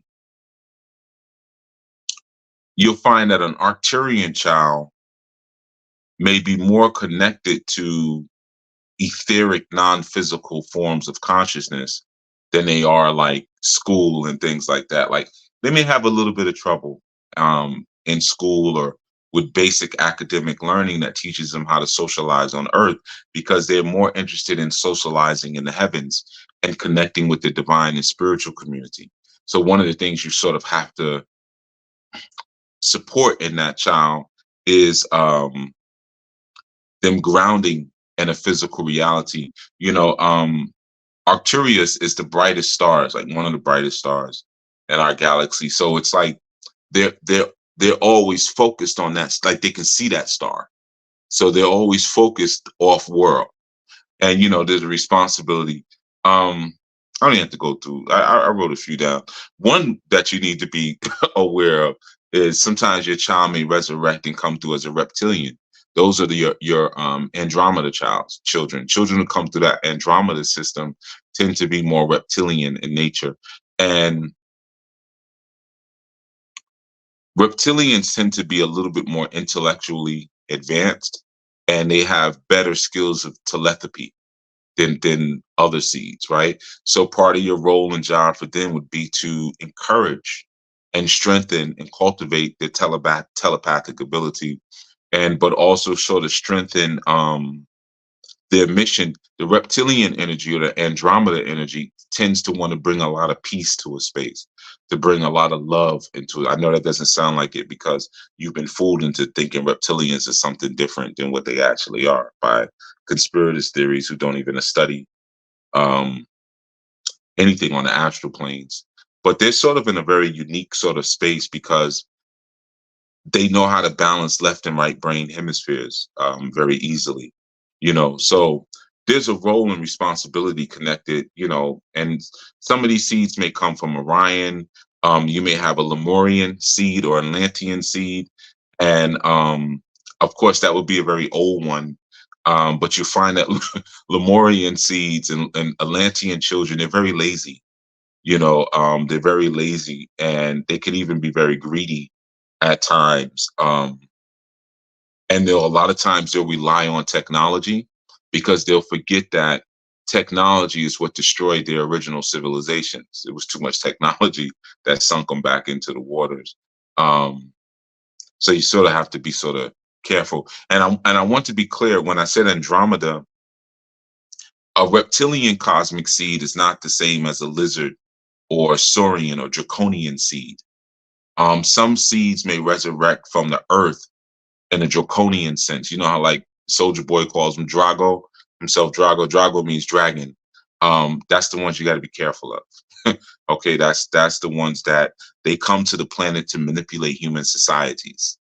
Okay, that's your saurians, that's your draconians, that's your lizards, people who we would call shapeshifters and things like that. So it's important to understand the difference and the different responsibilities and roles that your seed may come to the planet with.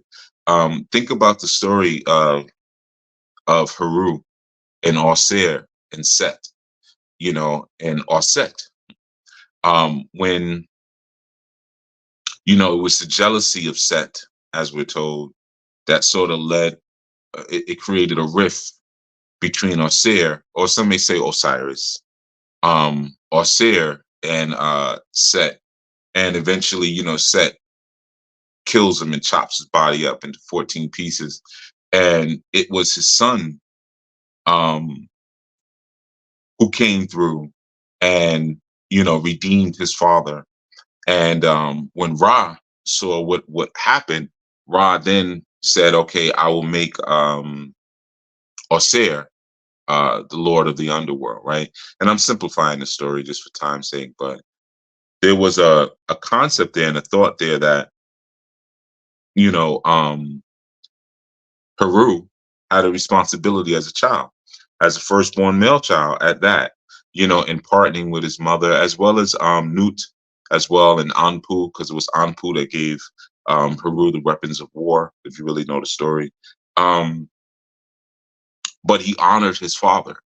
He honored his father when he was able to defeat his uncle Set, and he was able to do that by again pulling on the greatest aspects of who and what his father Osir is, right? So that's something I just kind of want to give to you. I was going to actually share with you a story. I'm going to share it. Yeah, I'm going to share it. Okay.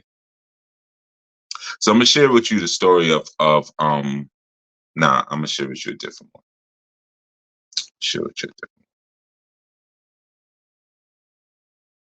one. Now I think I'm going to give you I think I'm going to give you the Tanzanian story.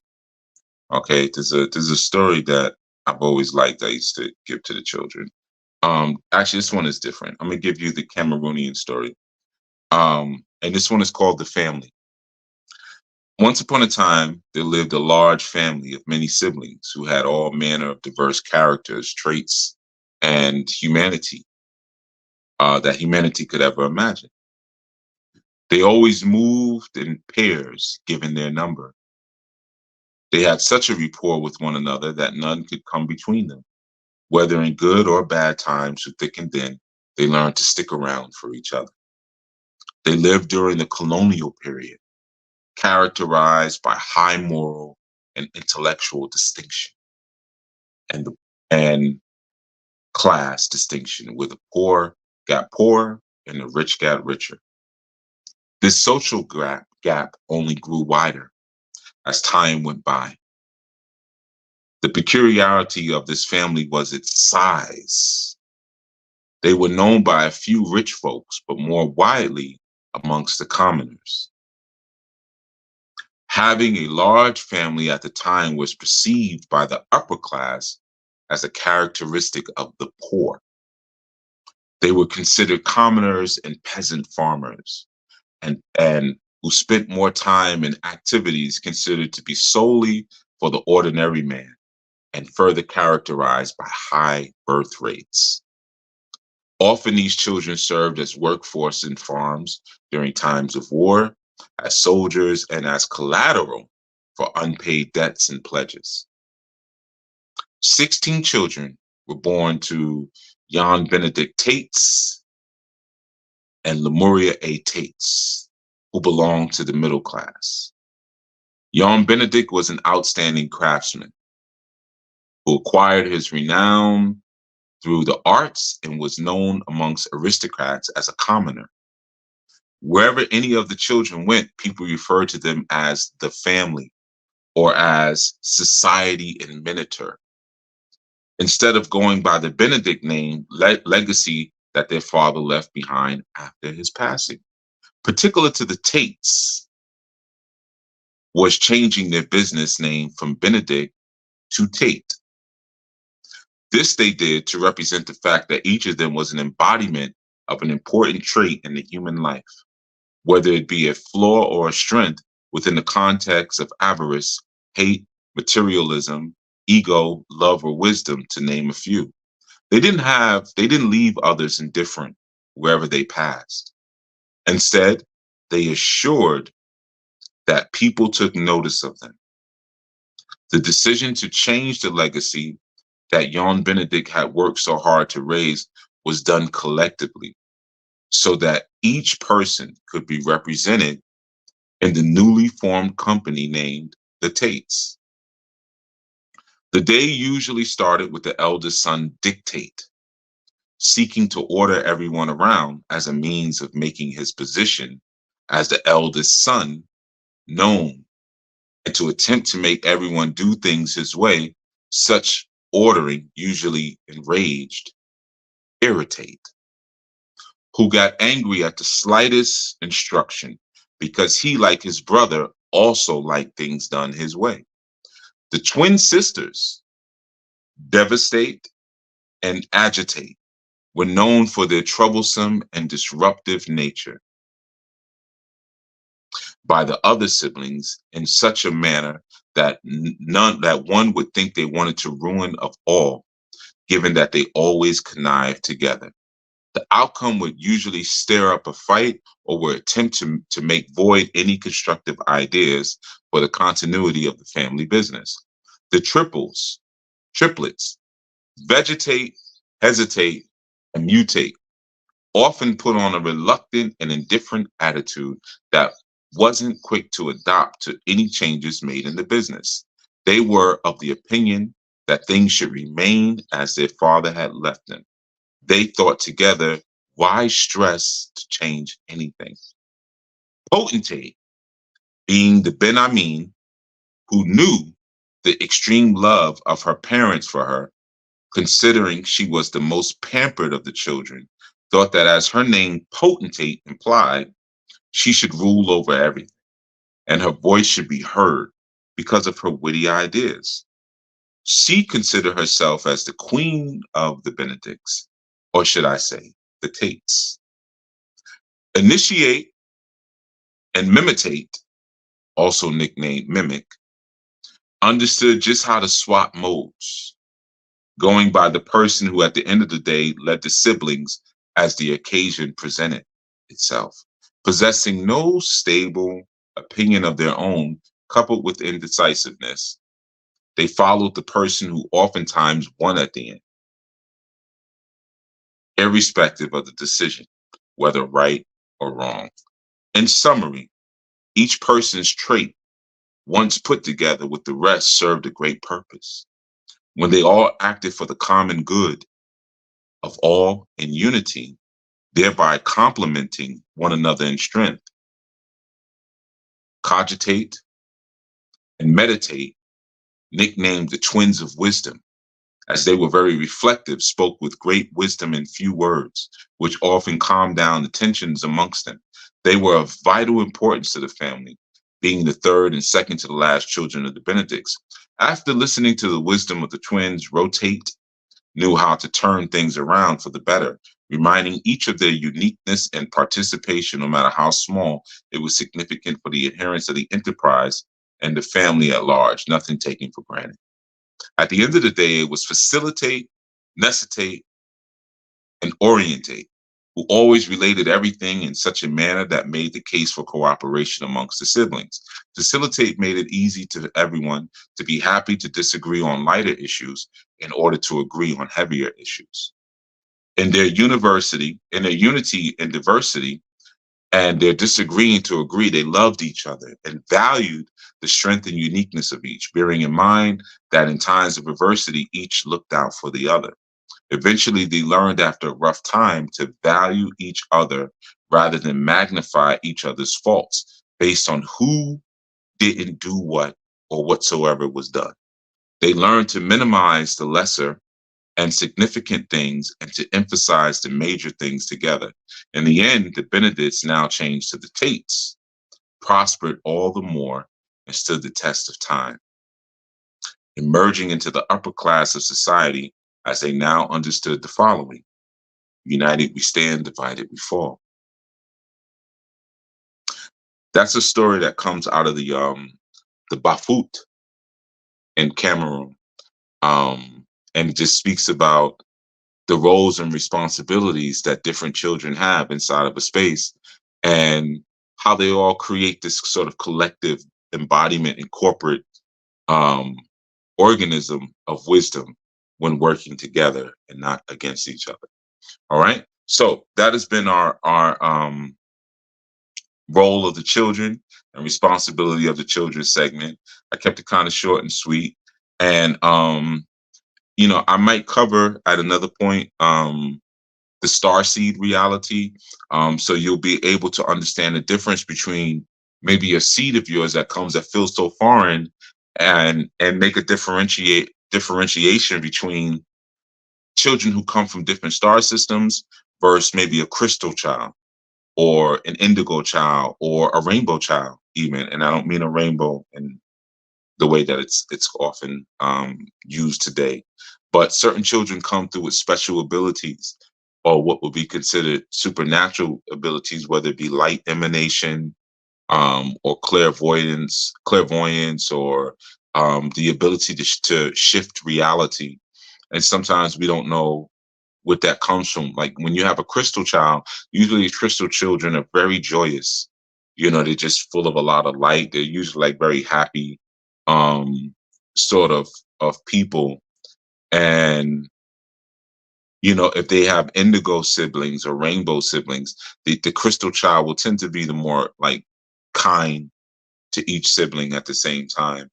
Um, Sometimes rainbow children get misdiagnosed with autism because people don't really understand the purpose and the role of a rainbow child. So um, rainbow children usually come as healing souls. So in order to heal, you have to properly detach from the world. And their detachment from the world, which is an exercise really in spiritual advancement, is often seen as an inability to interact with humans in a way that is considered functional and correct. You know, so it's important, in order to really know the role and the responsibility of your child, you need to know what your child actually is and where they actually come from. But start with the basics that I gave you in the beginning, in terms of your children they bring back the energy of the ancestors. They bring hope into the family. Teach your children to think. Teach your children to actively listen. Then you won't have issues when they go to school, and if you have to put them in school, hopefully you don't. But I understand everybody's situation is different. Not everyone can afford to homeschool. Or I should say, not everyone has the financial resources to homeschool. Um, but when you really start to invest in your children in a different sort of way, you start to see the importance of their critical thinking. You see the importance of their ability to learn words. When they learn words, you'll have less reactive sort of explosions inside of the house, because they can put what they're feeling and what they're going through, into words. And this can start at a very young age. Children 2, 3, 4 years old should be reading. They should be reading. You don't have to wait till they're 6 and 7 years old to learn. 3 years old, reading, identifying signs and symbols, and getting their linguistic skills up so they can properly exercise self advocacy through proper language, through proper words. So you know, you can develop the light worker energy inside of a child if you know how to raise their consciousness by teaching them how to spread kindness, teaching them how to spread goodness, um, teaching them the mission of your culture, teaching them the mission of your society. They'll become adults who work solely for light. They'll work solely for good as well. Because light and good are not always the same. Um, Yeah, so we'll get into that at some point, but I will. I'm looking at the chat. I'm glancing while I'm speaking at the chat. And you're all very welcome. I'm glad you like the story as well, Brother Mayuba. But you're all very welcome for what was, given to me to give to you. And I want to put something real quick there, because I have an Orion child. Orion children are very rough because they're obsessed with science and they're obsessed with research. And a lot of times they lack understanding in their heart. And that's something you have to work with them with. They are very detail oriented and they ask a lot of questions, and um, Orion children come to help us to improve our understanding of science. Like, my Ryan child always want to show me things like outside, and like fun facts about science that, maybe I would have stepped over, or literally stepped over. Sometimes cutting the grass, I running outside, Baba, Baba, Baba. Oh, hold on. They would see things and like, let me just get this, or, don't cut this down. And, my youth, like this particular youth, never liked me to cut the grass ever. Don't cut the grass, Baba. You know how much stuff you're cutting down, and this type of plant and that type of plant, and I have seen Orion children really get a bad rap a lot of times because of their them being sticklers for details. But Orion children are usually in direct correlation with Andromeda children. You know, they have very particular and very special aspirations in life, and you know, they learn their sort of spiritual mission from humanoids. You know, like some groups of children, they come down with a mission. I came to do this, and then some come down ready to be populated with certain ideas and thoughts, and they'll look around and see what the issue is, and they'll go to work, right? So with an Orion child, you have to be more expressive. Like you can't be afraid. Like I used to get criticism a lot because I would expose this child to things that were considered to be like, like they don't need to see that. Like, yeah, we're going to watch slave movies together. We're going to watch documentaries together. You're going to see what's really going on and learn about different tragedies around the world. And they were able to process that because of the sort of way their heart works, but then go into action like, well, we need to do this and we need to do that, So it's important to understand where your children come from as well in order to understand the roles and responsibilities that they come to the planet with. All right. So with that being said, as you know, within a half an hour usually of the segments, House of Yuya goes live with whatever the heck they picked up from what it was that I was sharing. And I see Master Menelik has a question. That's a great opportunity to share in the House of Yuya video that they're going to do. They're going to go live in about 30 minutes on IG. Soon we'll be going live on that channel. I don't know why you put up on screen. You got asked that again in IG.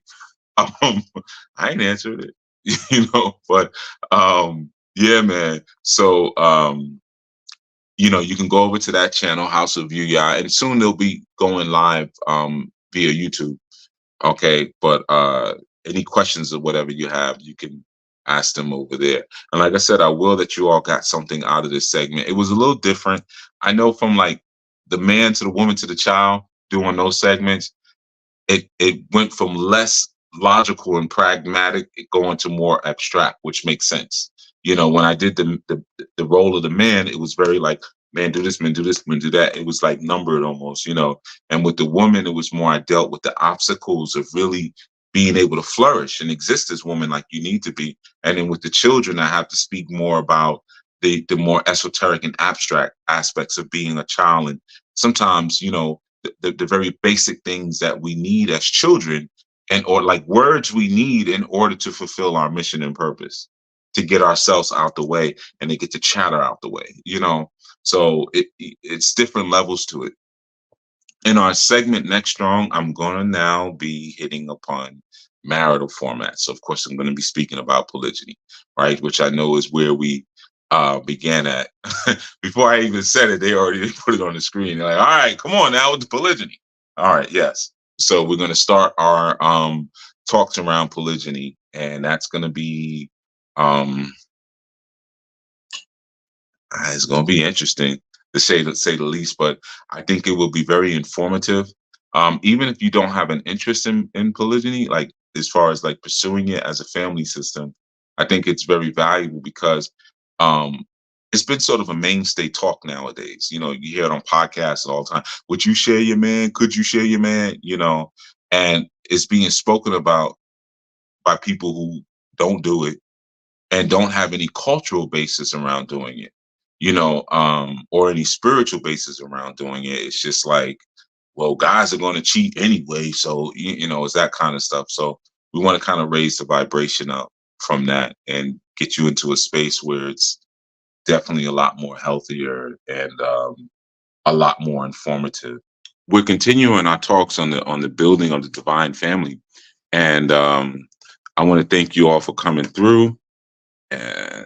And the last session we spoke about characteristics of, or more so not characteristics, but the role of the husband, the role of the wife, and then I spoke about the role of the children, which I know is a little bit different though, because sometimes We just speak about what we're supposed to do for children, and not so much the responsibility and the onus that's put on them as being members of this corporate entity that we call our family, you know, and the priority that should be sometimes placed on, the development that a child goes through in doing. But, in this session, we're going to be speaking about polygyny. And I know this, like, for me, it's sort of it's a beautiful time, but then I see also this some problematic things sometimes when you start talking about plural family and plural relationships.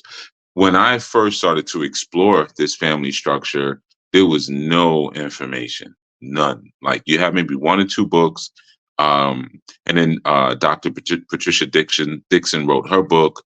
We want for our sisters what we want for ourselves. Um, Shake 'em and Shake 'em, or Rotten Nephim, he had a book on Afrocentric relationships, but it didn't really touch on polygyny, not much really. Um, and then the rest of the information that you would get was like from the Mormon community, for the most part. There might have been a few documentaries you could get, here and there, like on the Wadabi people and stuff like that, but it wasn't much information. And now when you go online, man, it's like every podcast. Would you share your man? Could you share your man? Are men naturally polygamous? It's like all these different talks around it. And I think that's great. Me coming from a space where um, you would scramble just for the little bit of information. You could, oh, they're doing a documentary on this, oh, they mentioned it here, or this, or you find a book that spoke about it. And I have a lot of texts, again, from the Amish community or about the Amish community, from the Mormon community and different other groups, but not necessarily a whole lot back then that highlighted, how we do it. So it's like I said, it's sort of a bittersweet thing. I love the fact that there's so much information, or so many people at least having a conversation now. It's not as taboo as it once was, but at the same time, there's a lot of people having a conversation that do not know what they're talking about, have never engaged in it, and unfortunately are looking at it from a very Western perspective. So you lose a lot of the nuances, the details, and the specifics along the way as to how you actually explore this very beautiful form of corporate embodiment of a family. So, I'm happy to have this conversation. I never really did, not even really, I never did a segment on polygyny. I've done segments with other people where we've spoken about polygyny, but it was really their thing. And I was just kind of like, Chief, can we have a talk about this? But for the most part, when I usually get invitations to have those talks, I turn them down, because I don't want to be the polygyny guy. And in truth, there's so many things that are far more important to me than polygyny, far more important, and I see that people are coming in now. So I want to greet everyone again. Of course, I am Chief Yuya, and this is the Anu Life Global Ministries, which is a component of Anu Nation. And we are speaking about the construction of the divine family. And of course, if you don't know, we get together every seventh day, Saturday, Sabbath, Sabado, and we speak about what the Creator is looking for us to do and to be in order to maximize the fullness of our godhood. So in this particular series, we've been covering family, right? The divine family. And it began with not necessarily speaking about, okay, you got a family, what do you do? Let's go. But we began speaking about the individual, because again, a healed individual coming forth is the vital nucleic component of a family.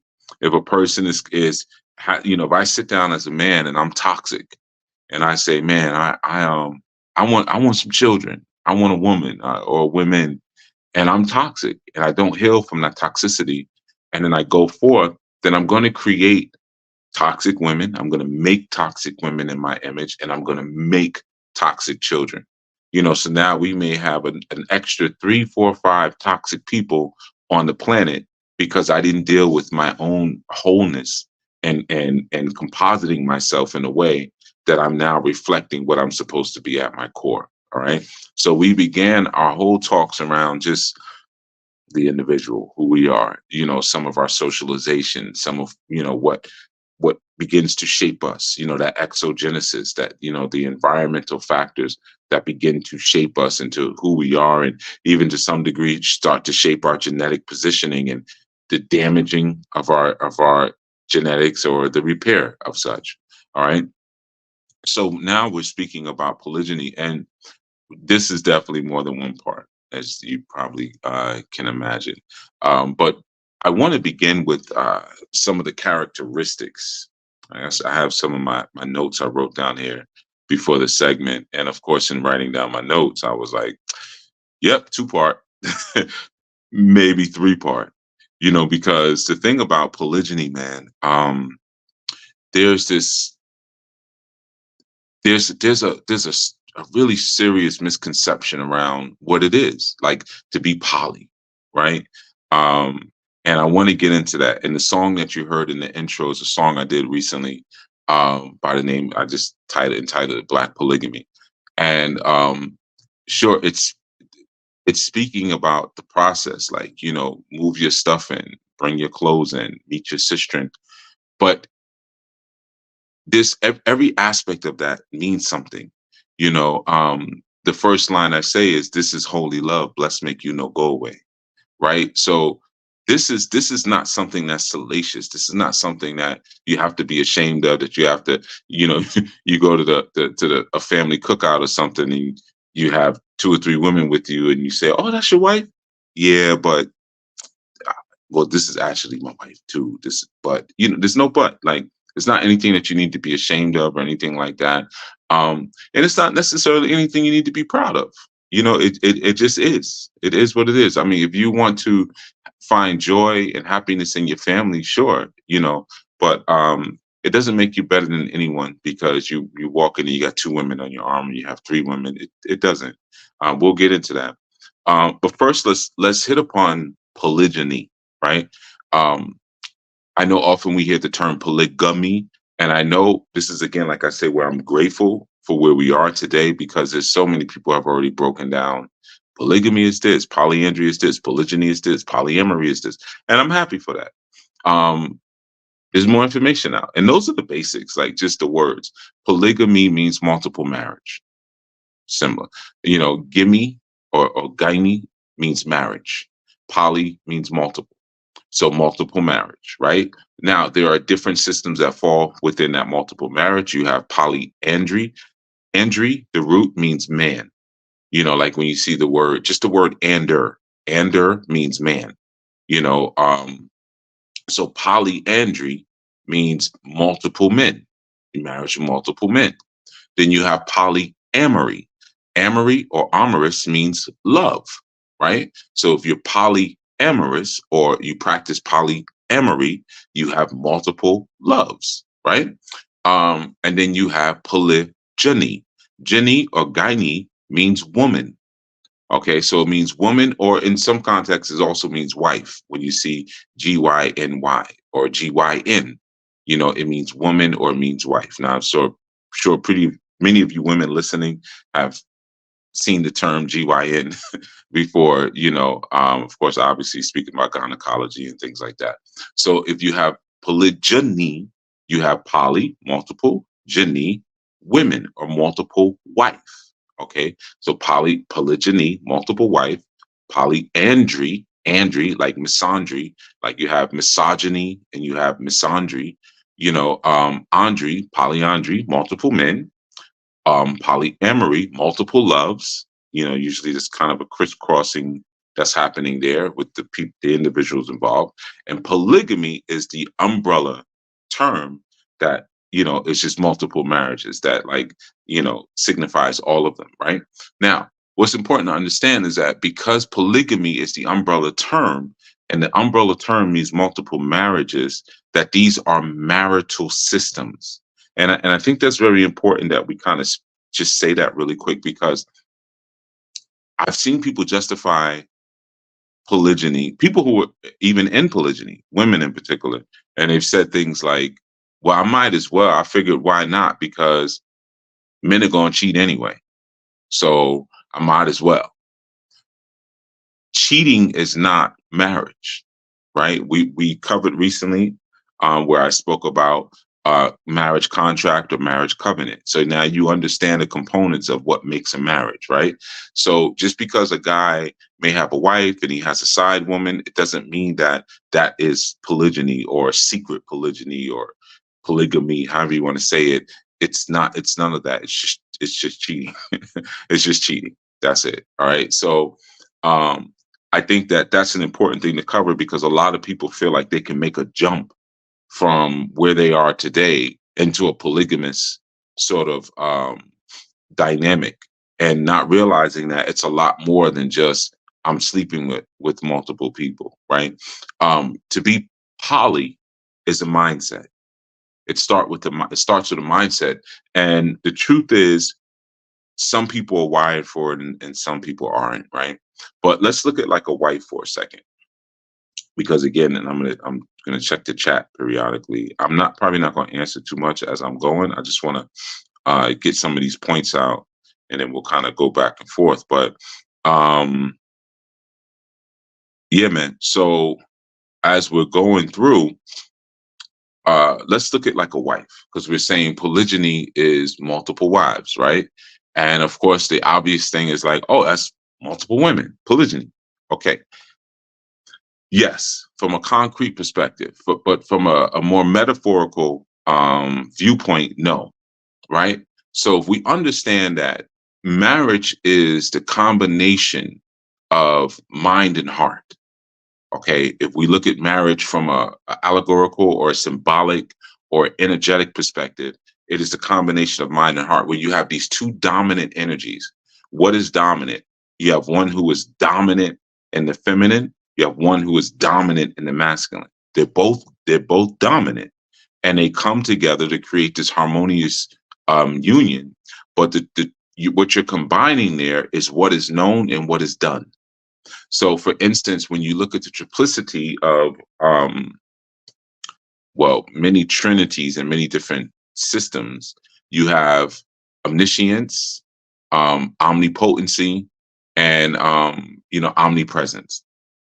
But in this, we're just looking at omnipotency and omniscience. So omniscience means to be all knowing, right? And omnipotency means to be all powerful. So your omniscience is your knowing. That's the masculine. That's the man. That's the mind. Okay. And your omnipotency is the woman. That's the doer. That's the power, or what we say, the Ruach HaKodesh. That's the one that actually makes it happen. But, that force, that feminine force makes things happen based on the direction of the knower. Okay. This is marriage. This is the esoteric and energetic vibration of a marriage, right? So when we look at poly or polygyny, we're looking at a knower who has multiple doers. Okay, a knower who has multiple doers. That's polygyny. Okay. For instance, if you have polyandry, you would have a doer who has multiple knowers. Okay, a doer with multiple knowers, right? So in polygyny, we have a knower, we have a man, and this man gathers into himself, or however it happens, multiple portals of omnipotency, right? So now that means that polygyny can and does exist really outside of a relationship. When a man is polygenic minded, that functions before he even has a woman, right? So you'll find that a person who is sort of comprehending and initiating in that sort of mindset, they understand the fallacy, we'll say, of starting with a woman and then calling it poly, right? So I could just be out and there's two women who are interested in me and I'm interested in them, and we say, hey, we're going to be together. Now I could say I'm polygamous or I'm polygynous. No, it doesn't mean that. Am I a knower? Are these women doers? If not, then I just have a couple of girlfriends, right? So a man who's polygynous, they're hardwired for polygyny, right? And what that means is that you'll find often that type of person will be a serial entrepreneur. That type of person may be a program director, an advocate. That sort of person will consistently find themselves in arenas or in sort of spheres where they're managing the energies of multiple people who are getting jobs done. This person could even be like an operational manager, where they have to have the circumspection to see the larger picture of what's going on and see all of these different people who are getting it done and to manage that. Okay, now, does that mean if you don't have that, you can't be poly? Yes, it does mean that. This is where you get into a lot of carnage and calamity when it comes to poly relationships, and not just poly, honestly, mono relationships. When you have a guy who steps forward and says, I just want women or I want access to multiple women, but they have never managed anything in their life successfully. And they certainly have never managed multiple things in their life successfully. So poly starts with the mindset, and some of us are hardwired. For instance, I am hardwired for polygyny, right? I'm not hardwired for monogamy. That doesn't mean that the monogamous man is any less than what I am. We're just wired differently, right? So when you're looking at a monogamous sort of situation, this is a person, male or female, who has a drive, right? They have a drive for intimacy, and they drive and they push themselves to gain intimacy because it's not good for anyone to be alone, right? And then what happens is that once they achieve that, once they find that intimacy, that drive goes away. They settle into what they have, they cultivate and they work what they have. The drive is no longer there to find someone, quote unquote, right? A polygynous person is not like that. A polygynous person who's hardwired for polygyny, they have that same drive for intimacy, that same drive for companionship. And once they achieve that, the drive does not go away. In fact, in some instances, the drive may even open up even more now, right? So you can liken that to someone who's a serial entrepreneur. A serial entrepreneur is someone, I'm just glancing at the chat periodically. And again, welcome everyone who's coming in, and always those who come in later too. I always mean to say that too, like later, like maybe a year from now, or 2 years from now, 5 years from now, you find this. Thank you for coming through too. All right, to like the unborn and unseen supporters and watchers as well. So anyway, all right, and again, peace to everyone in the chat as always.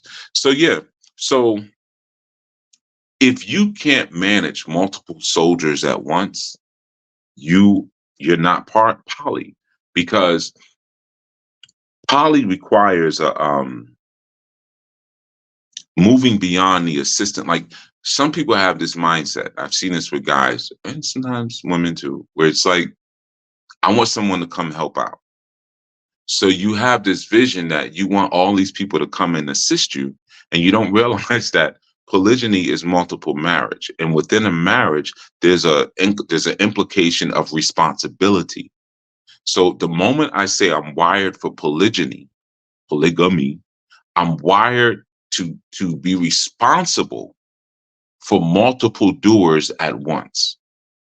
So this is critical when you have sort of sometimes people who run into polygyny because they may meet someone like me, and like I said, even though I'm not like the poster boy or the poster man for polygyny, you never see any images of any of my women. You don't know who my women are. Don't assume because someone is in the house of Yuya that they're actually my intimate partner, right? Because I'm a polygynous man. So I manage multiple women. I manage multiple people who I'm not necessarily intimate with, right? Because I'm poly-minded. So I'm always going to be doing that. Just like I have multiple businesses, right? Because I'm poly-minded, So what you'll find a lot of times is people have this desire to have assistance. Well, I want somebody to come help do this. I want someone to help do that. And that's the opposite of what poly actually is. There's a selfishness that's kind of inherent in that. There's work that goes into directing people, right? Um, and it's sort of a natural mindset of a poly person to be responsible for multiple people, to direct multiple people, to guide multiple people, and in particular, people who are doers. So a polygynous individual may not want to direct multiple bosses, multiple knowers. And it's not because of intimidation or anything, it's just the way they're wired. A polygynous person may want to manage and reside over multiple doers. They may be at that level, right? So it's just a different way of thinking. Now, I want to speak to something really quick on a side note. When I'm talking about mono-minded versus polygynous minded, sometimes you may find yourself in a relationship with someone who is poly-minded and you're mono-minded, or you're poly-minded and the person is mono-minded. And a question may kind of come up in the mind of a mono-minded person, and that's, why am I not enough? You know, and it's so important to understand that a person who is truly polygynous is wired that way. And you may have certain feelings of inadequacy, but their wiring has nothing to do with you. They don't look at you like, oh, you're not enough, I need to go get another one. When someone's speaking that sort of language, they're not. They're not naturally polygynous. They're not naturally polygynous. I want to make that very clear to you.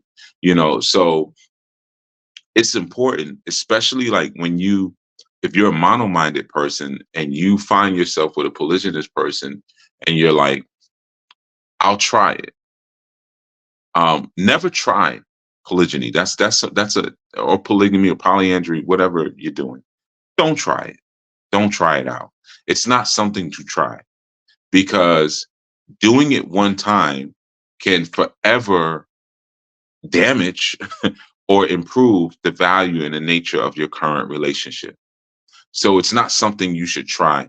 And I knew we have the covering initiative, and within the covering initiative, every man or most men are responsible for covering a woman. So no woman is in Anu who does not have a man who is responsible for her, right? That's the most trying that we're going to do in terms of like, well, let's see how you can guide someone. Let's see how you can care for someone and be responsible. And we found, and I knew that, there's been a lot of guys who've come and gone who could care less about another person. They're just selfish. They never did anything for the women they were covering. They didn't give them any guidance, didn't give them any help, barely even spoke to them. And that revealed something in them, you see.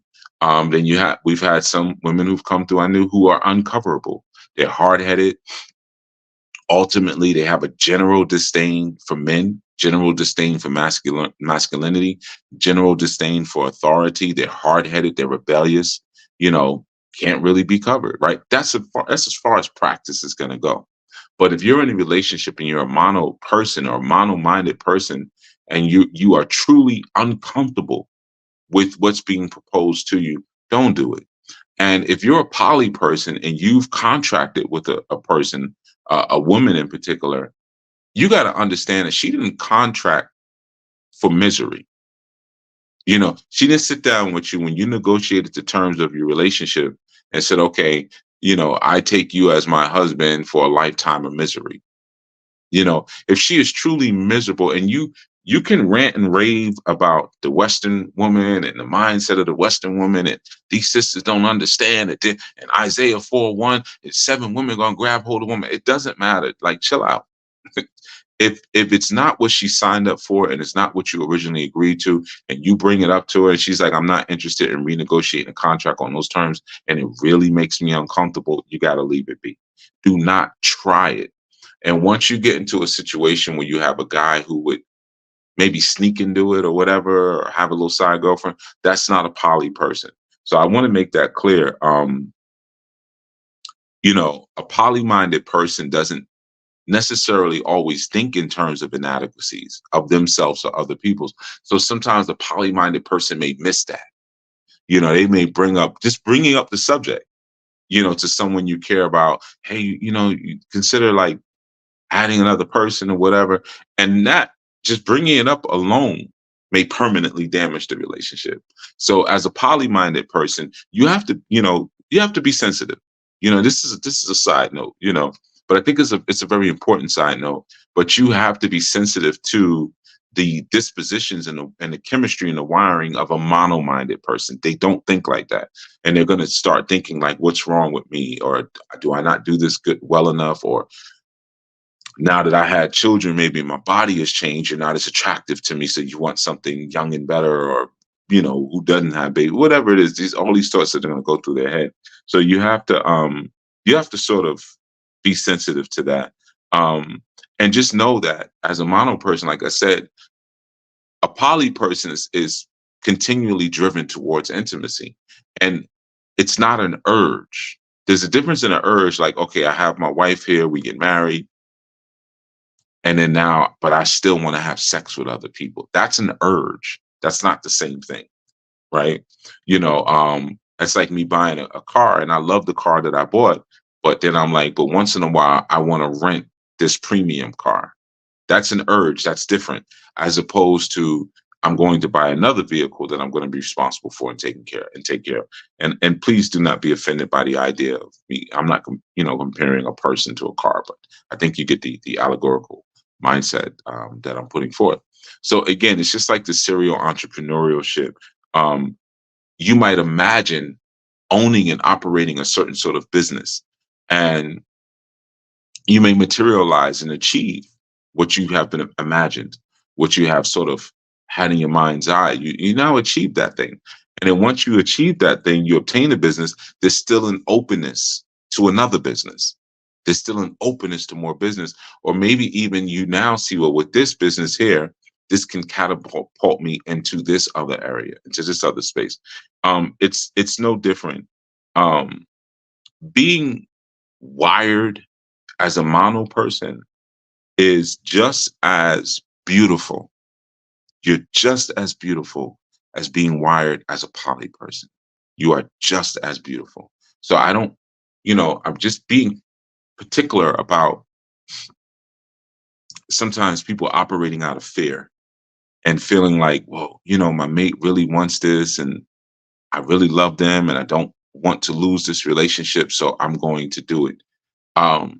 Your wiring is different. And if you say, well, no, I find the person I love and I, I I only need, that's all I need. I needed one person. I just want to cultivate that. That's beautiful.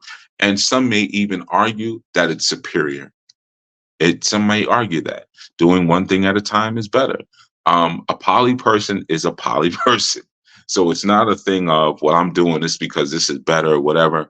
A poly person is just that way. I got multiple businesses. I got multiple vehicles. I got multiple plots of land. I have this whole portfolio that I have to manage, multiple children, multiple women, and I'm managing all these things at once. Why? That's just what I do. They go on a job and they're always taking on special projects. The supervisors, you always do you have time to do that? Yeah, I got time. I'll make time, because their mind works that way. If I just do one thing, I'm gonna go crazy.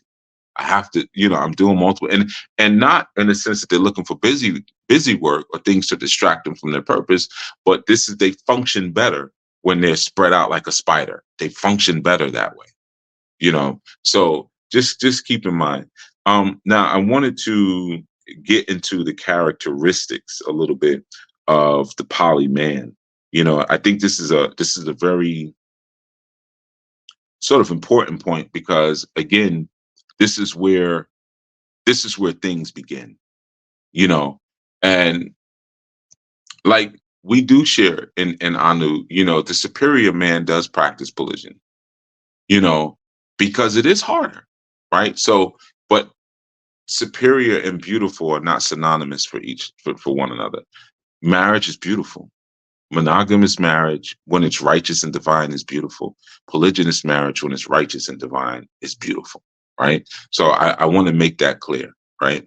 But polygyny is harder. Polygyny, to have a polyrhythmic mind, or a polyactive mind, that is harder than a mono mind. It just is what it is. Even when you have a CPU that can process more instructions and it can multitask, or what we call multi-thread, that's a more powerful machine than one that's single threaded or can only perform one task at a time. Sometimes on your phone can only do one or two things at a time before it breaks down. And you have phones that have more memory, more CPU power, and it can do multiple things at once, right? But they're both great devices. Sometimes you might be like, well, I don't want to do all that stuff. I just need to make a phone call. I don't need all that extra stuff. That's cool too. That's beautiful. All right. So I want to make that point clear. Now let's talk about a little bit the characteristics, man, because good googly moogly, man. This is where it all falls apart. Every time I see it fall apart, it's the dude. Polygynous relationships only break apart from the inside. They only break apart from the inside, just like mono marriages for the most part, but it's the inside. And I'm telling you, it's only two things that destroy a polygynous relationship. It's the guy or / and it's the additional woman that comes in. That's it. People a lot of times think like it's the original wife and she gets jealous. Nah, it's never her. It's never her. I'm telling you. As a man who has been in this lifestyle for decades. Decades. I'm not new to this. I didn't just read a book last strong. I didn't just watch a podcast or something like that and said, oh, that would be nice. I've been doing this for a very long time. And I've been doing it successfully for a very long time. I'm telling you, there's only two things. It's the guy or it's the subsequent sister that you end up pulling in. That's what always brings the house down. It always implodes from the inside because you're going to have people who are going to put you under scrutiny. You're going to have family members. I mean, I've heard everything, man. I've had women I dealt with, their families running criminal background checks on me, say I was brainwashing their daughter and all. Like I've had every ignorant and horrible thing thrown at me, in terms of poly. It doesn't really affect me because especially for me, I'm an introverted person. So when I find out your mother doesn't like me or your father doesn't like me or your aunties or your uncles don't like me, that like, you don't even realize like that's perfect because that's one less person I have to go meet. That's one less barbecue or dinner, or we're having a dinner for my grandmother's 90th. Okay, yeah, I guess I have to go to stuff like that, right? But when you tell me, well, my family's not feeling you, perfect. That's great. That's great because I didn't want to have to meet another person anyway, So that's always like a blessing for me. Like you ain't gotta like me, because I really don't want to make new friends anyway. But everyone is different. If you're the more outgoing type, you may feel a little bit different about that. But I'm going to focus on the characteristics of the man a little bit because, like I said, that's where things begin to lose their footing often. The first thing to understand is stability. If a man cannot maintain a stable, committed, loving relationship with one woman, he cannot do it with multiple women. And I know that sounds basic. I know it does, but I see a lot of guys who do not have a stable, loving relationship with their woman. And they say, well, I'm going to add another. Well, how does your wife feel about it? Well, she ain't really with it, but I mean, it's not up to her. This, and we'll get into that aspect a little bit. But if you can't maintain with one, forget it. So a poly-minded man goes through the chambers and the pathway of being mono-minded. And then there's like an expansion. There's an evolving out a lot of times to being a poly-minded person. But you have to ask yourself, and man, you have to honestly ask yourself, are you a proper husband based on the conduct that you show towards your current wife? And I know everyone could raise their hand like, ooh, me, yeah, I am. Let's be honest. Be honest really in your conduct. Are you a proper husband to your current wife? And if not, you're not ready. You're not even ready for monogamy, to be honest with you, but you're not ready. So that's one of the first things to look at. Understand that marriage is a binding contract. a binding covenant. I didn't mean to say contract. It's a binding covenant. Now, what does that mean? The binding is crucial because it speaks about the ongoing responsibility. I have met so many guys that are not in their wives or children's corner. This is not in their corner. And women know that. They know when someone does not have their back. The woman goes through something. Oh, my college loan, my school loan, it came up and they're gonna garnish my paycheck or something. Or this happens, or my credit is messed up because of this loan. And she tells the man, and he's like, okay. And there's nothing. And she's like, I gotta figure this out myself.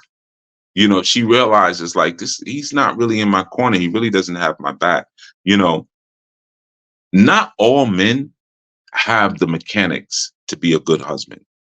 And that's an important thing to sort of look at when you're thinking about the characteristics of a poly man. When you are understanding it's a binding covenant, the bind is not just the sexual practices and the sexual energy, but it's the responsibility that we have for each other. That's what binds this covenant. It's the oath, it's the sex, but it's the ongoing duty and responsibility that we show towards one another, which is what signifies what this bind, or this binding covenant is. A lot of times, and this is a very real thing, man, I want you all to really pay attention and think about. A lot of times guys don't have the mechanics to maintain that binding contract because they are too damaged.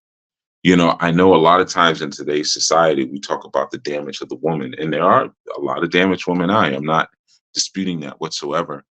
But there are a lot of guys out here who have been damaged at a fundamental level because of prior incurred damage. So they don't have the mechanics anymore to be a husband, let alone a husband to multiple people. They just don't have it anymore. And 9.5 times out of 10, that man will not admit his level of damage. He will never admit that I don't have the mechanics to be anyone's husband. He's not going to admit that. So if you as a man are truly approaching this with a sober mindset, the first thing that you have to think about in your mind is what's fair. You have to be fair to all parties involved. And if you know you do not have the capacity because of your damage to show love, the capacity to be responsible, the capacity to communicate, the capacity to listen, the capacity to cover properly because you've been damaged, then you have to be fair to all parties involved and not just kind of focus on, well, I want to do this because I want it. Some guys out here are casualties. That's just the truth of it. Some women out here are casualties, but some guys out here, they have been damaged to the point that they're not coming back. It's it. They're not coming back, and they're really just casualties to what's going on out here. So you have to be fair to all parties involved, right? Now, another aspect is progression. We do not walk into flight, right? So to be a single man out here one day and then to wake up tomorrow to jump up and just say, I want 3 wives. I had a dream. I should have 3 wives, or I want 2 wives, or I want 4 wives. You just wake up one day and that's where you're at. That's unrealistic and that's unhealthy. There is a natural progression. And even though for some people, polygyny comes very natural, like I was a person, polygyny, I always had more than one girlfriend. Always, like high school, I don't even tell you the number, but I had a lot of girlfriends and they knew about each other. And it was just my thing. When I was in elementary school, always had more than one girl who liked me, and it was like, all right, well, we could all play together, like not play like that, but you get what I'm saying. So it's something that came very natural to me. It seemed very normal. Monogamy was like a confusing mystery to some degree to me,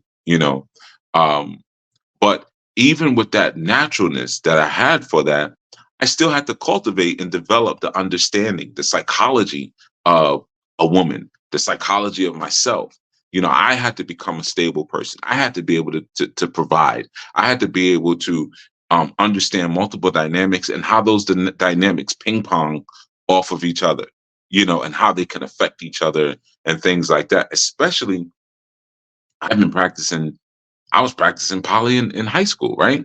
So my brain isn't even finished developing, and neither is these young ladies, and they're still volatile and they're still immature. And I'll beat her. I had situations like that happen. And I had to learn those things and learn what not to do. And well, we not going to walk down this hallway because so and so's class is there. We're going to walk all the way around the long way by the art department, and I'll walk you class that way because there'll be less problems like that. Things like that. But you learn. So even though something may come naturally, I'm talking about as a teenager, something may come naturally. You have to take the time because you may still have the potential to be poly, right? Even if it's not in you, but you will only truly know that when you begin to cultivate those skills and abilities. Another point I want to make is that, a poly man has to provide for the emotional, intimate, and financial needs of the women that he's dealing with. And there's an important part with that. Or let me say, the wife that he's tending to. That's an important part. There's sort of it kind of goes back to that sense of follow through. Some guys don't have any sense of follow through, and they're not sensitive to the emotional dependency that their partner may have on them. And sometimes where they have both, they may be sensitive to their emotional dependency. Like, I need to talk to you about this. I had a hard day at work, or my relative said this to me. What do you think that means, and how you feel about that? But when it comes on the other side, she might say, yeah, I was at work today and my supervisor said something crazy to me. I don't know what to do, or I'm struggling at work and I don't know what to do. And he's just like, okay, goes back to sleep. And he never comes back and follows through, like, okay, this is what we're going to do. She starts to feel like, well, man, I'm not being provided for. I'm just out here drifting, and I'm, I'm not a part of a team. I'm not on a team. And that happens both ways. Sometimes as a man, you feel the same way. You bring things up and you're met with like a blank stare. Like, hello, I'm talking to you. And you realize that, okay, this woman is not on my team. Like, we may be together, whatever, but this is really not a teammate, And I would say for a woman, that's more detrimental in terms of her wholeness, because she really has a serious sort of dependency on the emotional stability that her man can bring to her. So that's one thing that's got to be, you have to really tune into in terms of the characteristics of a poly man. He has follow through. When he says he's going to do something, he does it, and he doesn't necessarily tell you that he's working on it or whatever. He sees a need and he takes care of it. There's so many times women in my harem, there's things that I do and they're like, what made you do that? Or like, yeah, I guess you could call them surprises. Like, I'll do certain things and they'll be surprised. Like, whoa, I wasn't expecting that. But they don't realize, like, I wake up every day thinking about the needs of the women who are under me and the children. So I don't wake up like, yeah, I'm gonna text you that, hey, I'm working on this right now for you because you mentioned that you needed this. So I'm working on this, that. But I just wake up like that's just an everyday for me. I'm on Amazon a lot. I'm on Amazon a lot. Hey, this one said, I may have a consort who travels a lot. And she's like, I haven't been able to make it to the gym and this and that. I'm on Amazon, maybe I'll get her some bands, some workout bands. She could work out in the hotel room. Bands are light. They don't set off anything when you go through the TSA checkpoints and airports because they're made of rubber. They're easy to put in your suitcase, boom. Yeah, it doesn't give you the same kind of workout as if you were using weights or whatever because of the tension when it gets, light or whatever. I'm not going to do a band breakdown, but it's better than nothing. So yeah, she could carry these bands. So I wake up thinking I'm on Amazon, boom. So now the bands show up at the house and it's like, what made you buy me bands? Like, where did this come from? Thank you, but what? You know, I was thinking about you and thinking about your needs and things like that. And yeah, but I mentioned that like 2 strongs ago.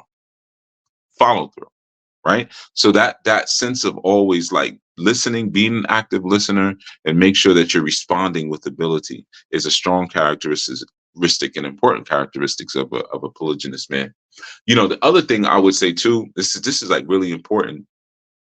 I've seen this with a lot of polygynous men. It's sort of a very interesting phenomenon.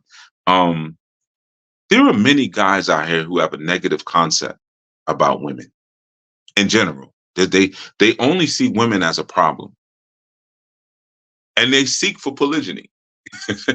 You know, and not true polygyny. You know, but they don't really see women as a blessing or see women as a good thing.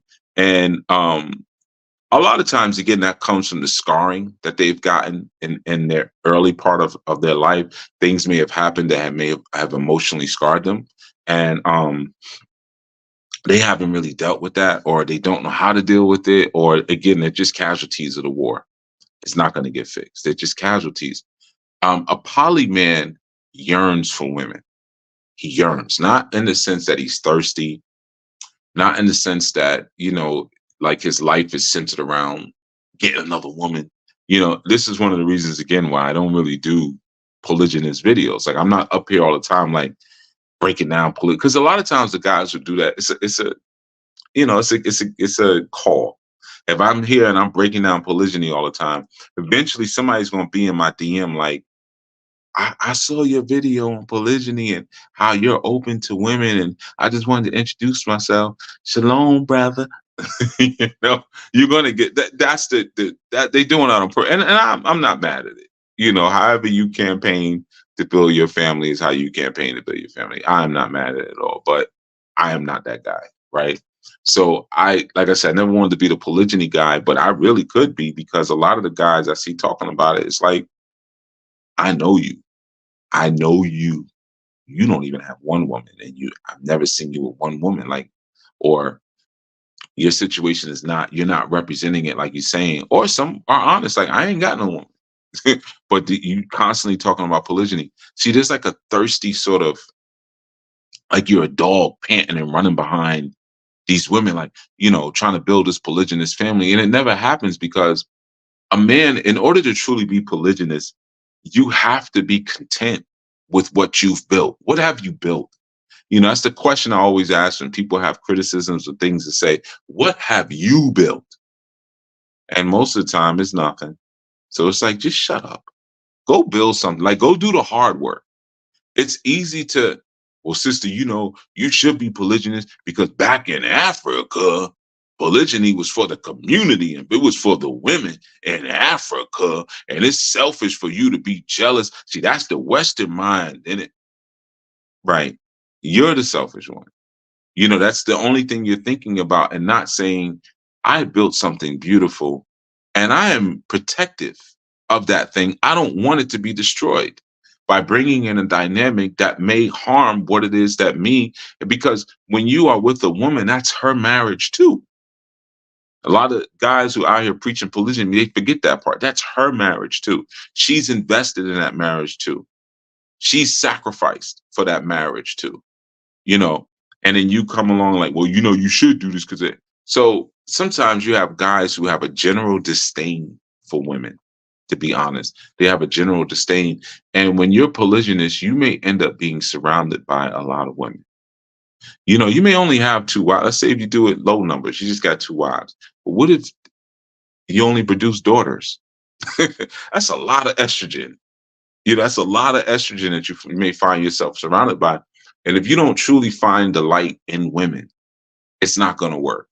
You know, and I don't mean delight in terms of what they can do for you physically, but sometimes it's the small things. It's the little quirky, goofy things they do sometimes where you find delight in it. You know, it could be the way that they wash dishes sometimes, you know, like, you know, that's different than how I do it, how they fold up the dish rag and make sure it dries off properly. And you just ball it up and throw it in the sink. I want to go eat, you know, and not, I'm just saying, you know, just little things like that that you may look at and say, yeah, this is cool. And a minded man, and even a monogamous minded man, but more so a minded man, he becomes like an artist in the things that he begins to appreciate about women that a lot of times he'll leave unspoken, because the average person wouldn't even understand it. But these are the things that are wired into his nature that allow him to enjoy women. It's like when we talk about types, and I've said this multiple times, I don't have a type for women. I like women. So I go by the vibe. But the vibe is cool. It's cool, and you know, she's.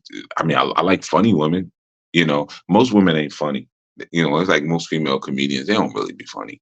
But once in a while, you get you get somebody that's actually funny. You get a Tashina Arnold, where it's like, she's actually funny. She's not a stand-up comedian, but you get what I'm saying. But a woman, who's funny, that may be a thing or whatever. But when you have a type and you sort of box yourself in like that, you sometimes can lose appreciation for the other aspects that you may not, you may miss. And again, a polygynous man, he yearns for that energy, for that feminine energy. He loves it. He basks in it. And for me, I'm an observer. Like, I'm not all y'all surround me and rub on Baba. Oh, feminine energy, rub Baba. It's not that type of situation. Sometimes it's just watching them do something. Like, I might be watching from the window and they're outside, playing in the yard or doing yoga together, and I'm just watching them fall or laugh at each other and stuff like that. That's enjoyable. That's pleasurable to me. So that's an important thing that you want to think about. Also, a poly man has to be family first. He has to be family centric, family first, because he has to understand that the family is his premier business. And a lot of times you'll find that what I find with a lot of guys who claim polygyny, they're me first, they're I first. It's, well, these sisters got to do this and these sisters got to do that. And that's all they really talk about. They don't realize that once you get into a poly relationship, there is no more you. There is no more I or me if it's truly poly. You walking with that sister, she like, this my husband. You her husband. This my daddy. This my baba. Right? There is no more I or you. That dissolves, because now you are a part of this unit.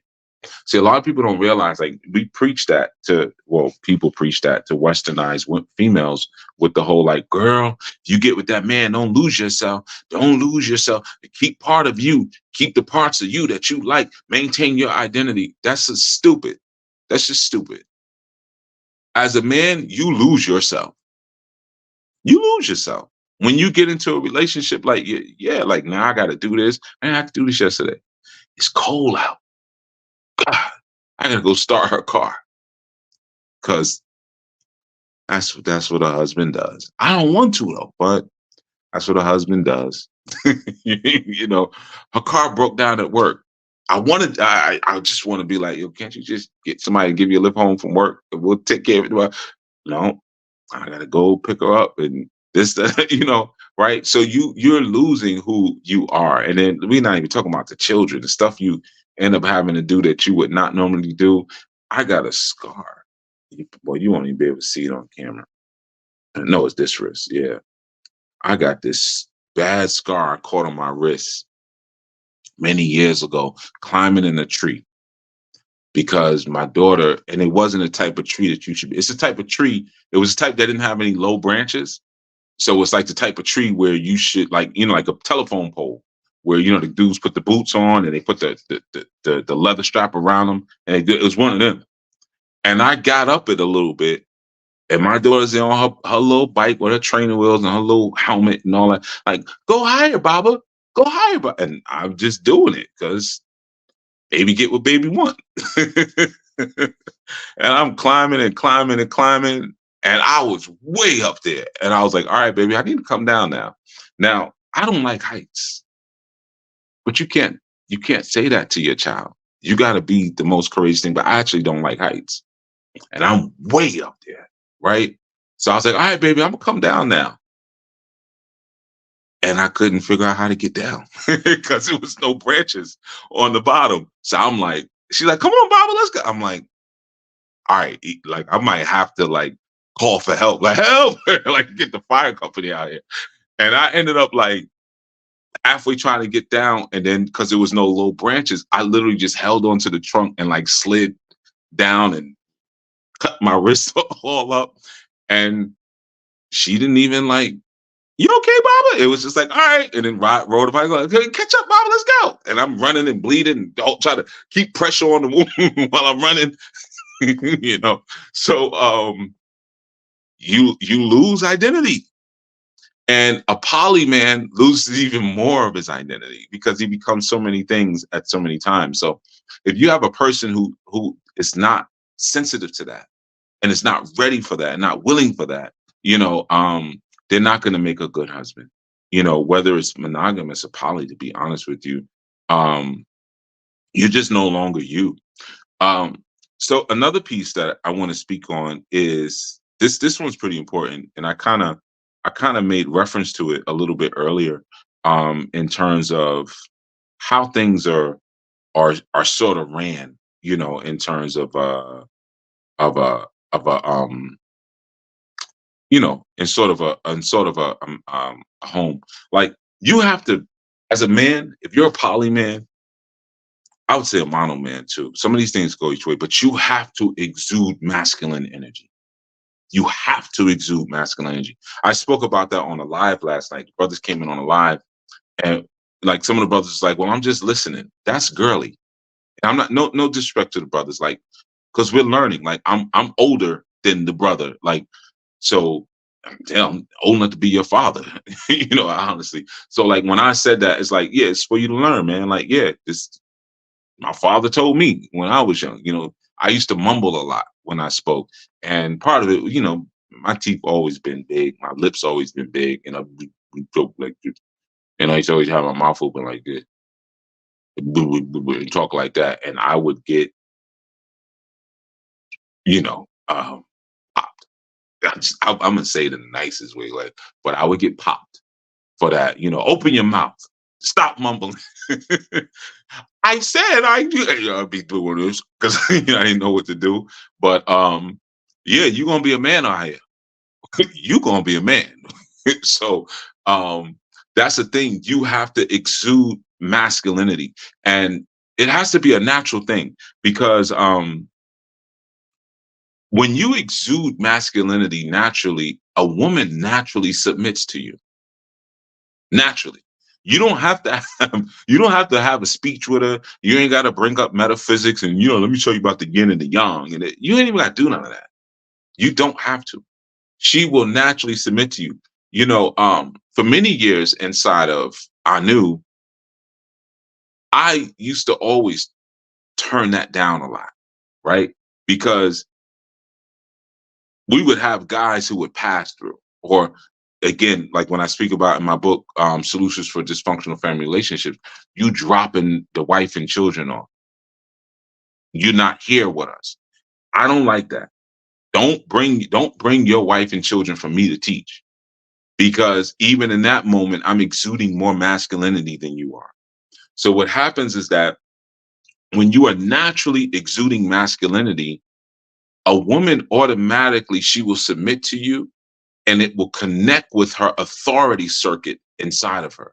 She will automatically want to come under your authority, right? So if you're in a relationship and you're a guy and you're not very masculine, you're selfish, you're lazy, you know, you just run your mouth all the damn time, you know, and don't actually build anything, but just talk about this person, that person, and, you know, you don't really do anything, you know, and you're filthy and you're wicked.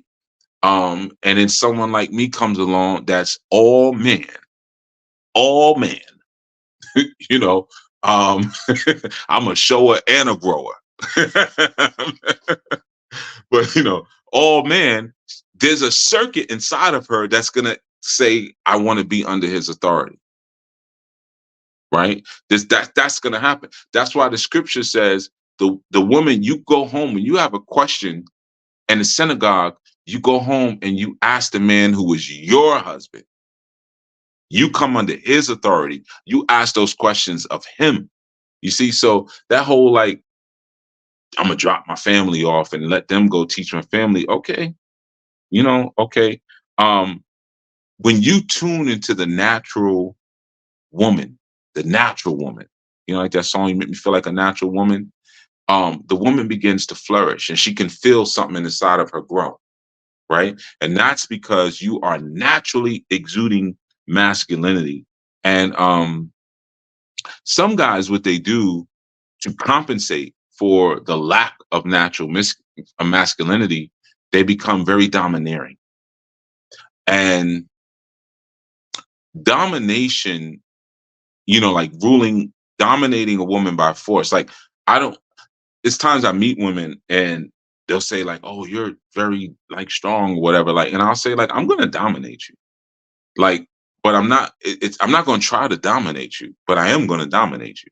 Right. It's just going to naturally happen. I don't have to say, "Well, look, you need to listen to me because I'm the man and the man is the light and the woman is the darkness and the this and that. And I'm the positive part of the battery and you're the negative part of the battery and you're omnipotency, but I'm all knowing. So the power has to follow the knowledge and the consciousness. So it's not unconscious destruction." Yeah, I've done podcasts teaching all of that, but I didn't teach that for you to throw back in a woman's face and try to make her do. You're gonna dominate her naturally if you're just moving like a man's supposed to move, right?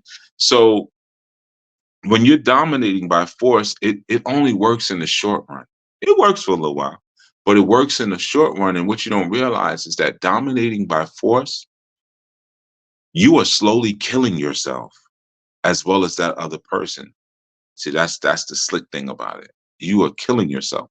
When you're dominating naturally because you are naturally being a man, it plugs into that circuit that allows her to naturally be a woman, and it just flows. I can tell you, as far as even in polygyny, I've had so many instances where women who were currently or previously had same-sex relationships and approached me. And I remember asking a woman about it because I used to get approached for that. I still do. And I would be like, "What you want out of me? You don't look like you want me. You look like you trying to do something else." And they would like tell me it's because I feel like a woman around you. I didn't feel like that before. I didn't feel like that with my father. I didn't feel like that with my brothers or whatever. But I feel safe with you. Like I can relax and be something else that I've never been. So, and that's not something I go out every day where it's like I spray pheromones on my skin and it's like, "All right, on three, be a man." It's not that type of thing. I just be my natural self, right? I'm just my natural self. And I was naturally born a man. So I just naturally be that. Done. You don't have to overcomplicate it. And sure, you can listen to people who give information around like manhood and masculinity stuff. And I mean, that's encouraging. And I think men need that periodically to like not go insane. But some of us just naturally are that way, you know, and just like some of us are naturally poly. And yeah, there are times where I have to make sure that the man within me is being protected and not being compromised to the point that now I'm throwing her off balance. I'm throwing her and she's like, "Man, I can't be as soft as I want to be. This dude is acting weird." Now it's unfair. And then that trickles down to the children as well. So you don't want to be unfair in that sense. Um, There's another point with that, man, that I'm gonna highlight, and it kind of is associated or related to what I just said. Um, as a poly man, you have to have this love in you to want to see your women happy, and that has to exist beyond your desires for happiness. You have to want to see that woman happy or those women happy. And I'm not saying well, happy wife, happy life. I'm not saying that. But what I'm saying is that um a miserable woman inside of a home, especially a poly home, is gonna wreak havoc inside of that home. She is gonna bring forth all sorts of carnage. She is an abomination to nature in the context of a family. Okay. So you have to have this desire to want to see those around you happy. Like one of the biggest tricks I'll tell you for poly is humor. I don't mean you got to be a clown or anything like that, but a family should be fun and humorous. Like you should be able to laugh and joke and stuff like that with each other. Not necessarily on each other all the time, but you should be able to laugh and joke and have fun and have family jokes and things like that. When you're coming home from school or from work, or if we say, hey, we're going to go take a trip and we're going to go berry picking or we're going to go apple picking or we're just going to go hiking as a family, you should know we about to have fun because that's just what we do. We have fun, so that's important, especially in poly, because a lot of times that may take the edge off of other things. A lot of times people think, you notice I haven't mentioned anything about sex. A lot of times people think with poly, it's like, all right, so what kind of pills do I take to keep my stamina up? Like, what's a good pill? Gas station joints, like the little pink pills or the blue pill. Like, there is so much that exists outside of the sexual part, and I tell you what's more important than good sex is good humor. That's more important. Being able to laugh, being able to joke, knowing that like, yo, our family is lit. Like it's lit. Like when we get together, it's a party, you know, and we get together every day. So we literally every day we partying, we bugging out, having fun, just doing whatever and learning together. But even when we learning together, it's lit. We having fun. That's like if you can maintain that within your household, find someone who understands your sense of humor. Find people who have a sense of humor, and understand your humor. And y'all all may be corny. It's okay. Like it's the corny family. We find corny stuff funny. You know what I'm saying? Like I could look at I think a great example of that is Master Menelik and Akoti Yamina. They are both hilarious. They are some funny freaking people. And they are stand-up level funny. They're stand-up comedy level funny. But they are so dry and soft-spoken that it's a refined, they're like a dry wine. It's a refined sort of humor. They'll have you in stitches, but you got to listen to what they say, especially Yamina, because she whispers her joke, but when you hear it, it's hilarious. But it's all whispered, and and Menelek, he'll say something, and he'll say it quick because he's got that quick wit. He'll say something quick. You'd be like, "What did you just say?" But their humor actually matches. I don't know about anything else. They swag match or whatever. I don't, they compatible. But I know they both got the same kind of funny, and that's important. Does your humor match? And if you can maintain that within a home, and that sometimes means as a man too, because sometimes life is rough out there and you don't feel like it. But you gotta feel like it. And again, I didn't speak about the sexual part, but that's a part of it too. Honestly, like you so stressed out from work, you can't get that soldier to do what it needs to do. Like that's problematic. So that's an aspect. I would also say another important point is intelligence. Men in polygynous relationships have to be intelligent. You have to be able to make intelligent decisions in mating. And most importantly, you have to have proper discipline. Discipline. If you got a guy who has no self-control, who has no emotional maturity, no emotional control, is always flying off the handle, who makes poor decisions, they will not make a good husband. They will not make a good polygynous head. They will not. You have to be intelligent because what happens, I got a relationship with a woman. We got a couple of children. Things are beautiful. We built something wonderful. I see sister over there. My man tells me, nah, you don't mess with her, yo. She's trouble. She's crazy. She's this, she's that. But she got a big booty, though. She got a big booty, though. Yeah, all right, hold on, bro. I just want to see something real quick. Stupid. So through your poor decision making and your lack of intelligence and your lack of discipline, your lack of control, you're about to ruin the lives of multiple other people because you're not intelligent enough to make the proper decisions as it relates to mating. So a polygynous man has to have self-control, has to be sexually disciplined, has to be disciplined in general to even have follow through, and has to have a track record of making good decisions. Because, like I said, a poly relationship is always destroyed from the inside. It's never destroyed from the outside. It's never like, yeah, my mama showed up to the house and was like, I gotta leave. And it's never that. It's never that. It's always, like I said, most time, honestly, it's because the guy is selfish. And sometimes that was his cause for wanting polygyny to begin with. He was selfish. And that now through his selfishness, he makes decisions based off of that selfishness. This woman don't like children. She don't like my wife. She don't like my family. See, because a woman who you add on to your family has to love your family more than she loves you. If you're adding on another, she gotta love your family. She gotta love the idea of being in this family. She gotta love the children, love you. She gotta love this family, right?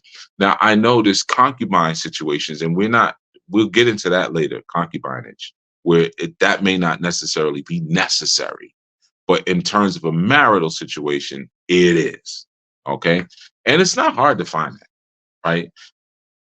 There are other things that I listed that are much harder to find than finding a woman who just loves your family. If your family's lit and it's fun and everyone's intelligent and it's healthy and you're living decently, like what is there not to love? That's not really going to be that difficult, you know. But yeah, the breaks will always come from that guy or that extra woman.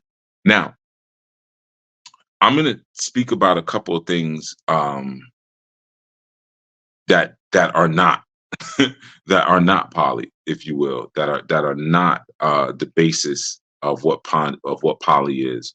Um, a poly person doesn't cheat. A polygynous man does not cheat. A polygynous man does not cheat. Um, I've always been in shock when I've had women imply things like that to me. Like, I know you like so and so over there. If I like her, I'll go get her. I ain't got nothing to hide with you. You know what this was when you signed up. I let you know from the very beginning. In fact, when you signed up, you probably met 2 or 3 of my other women. I have no reason to cheat.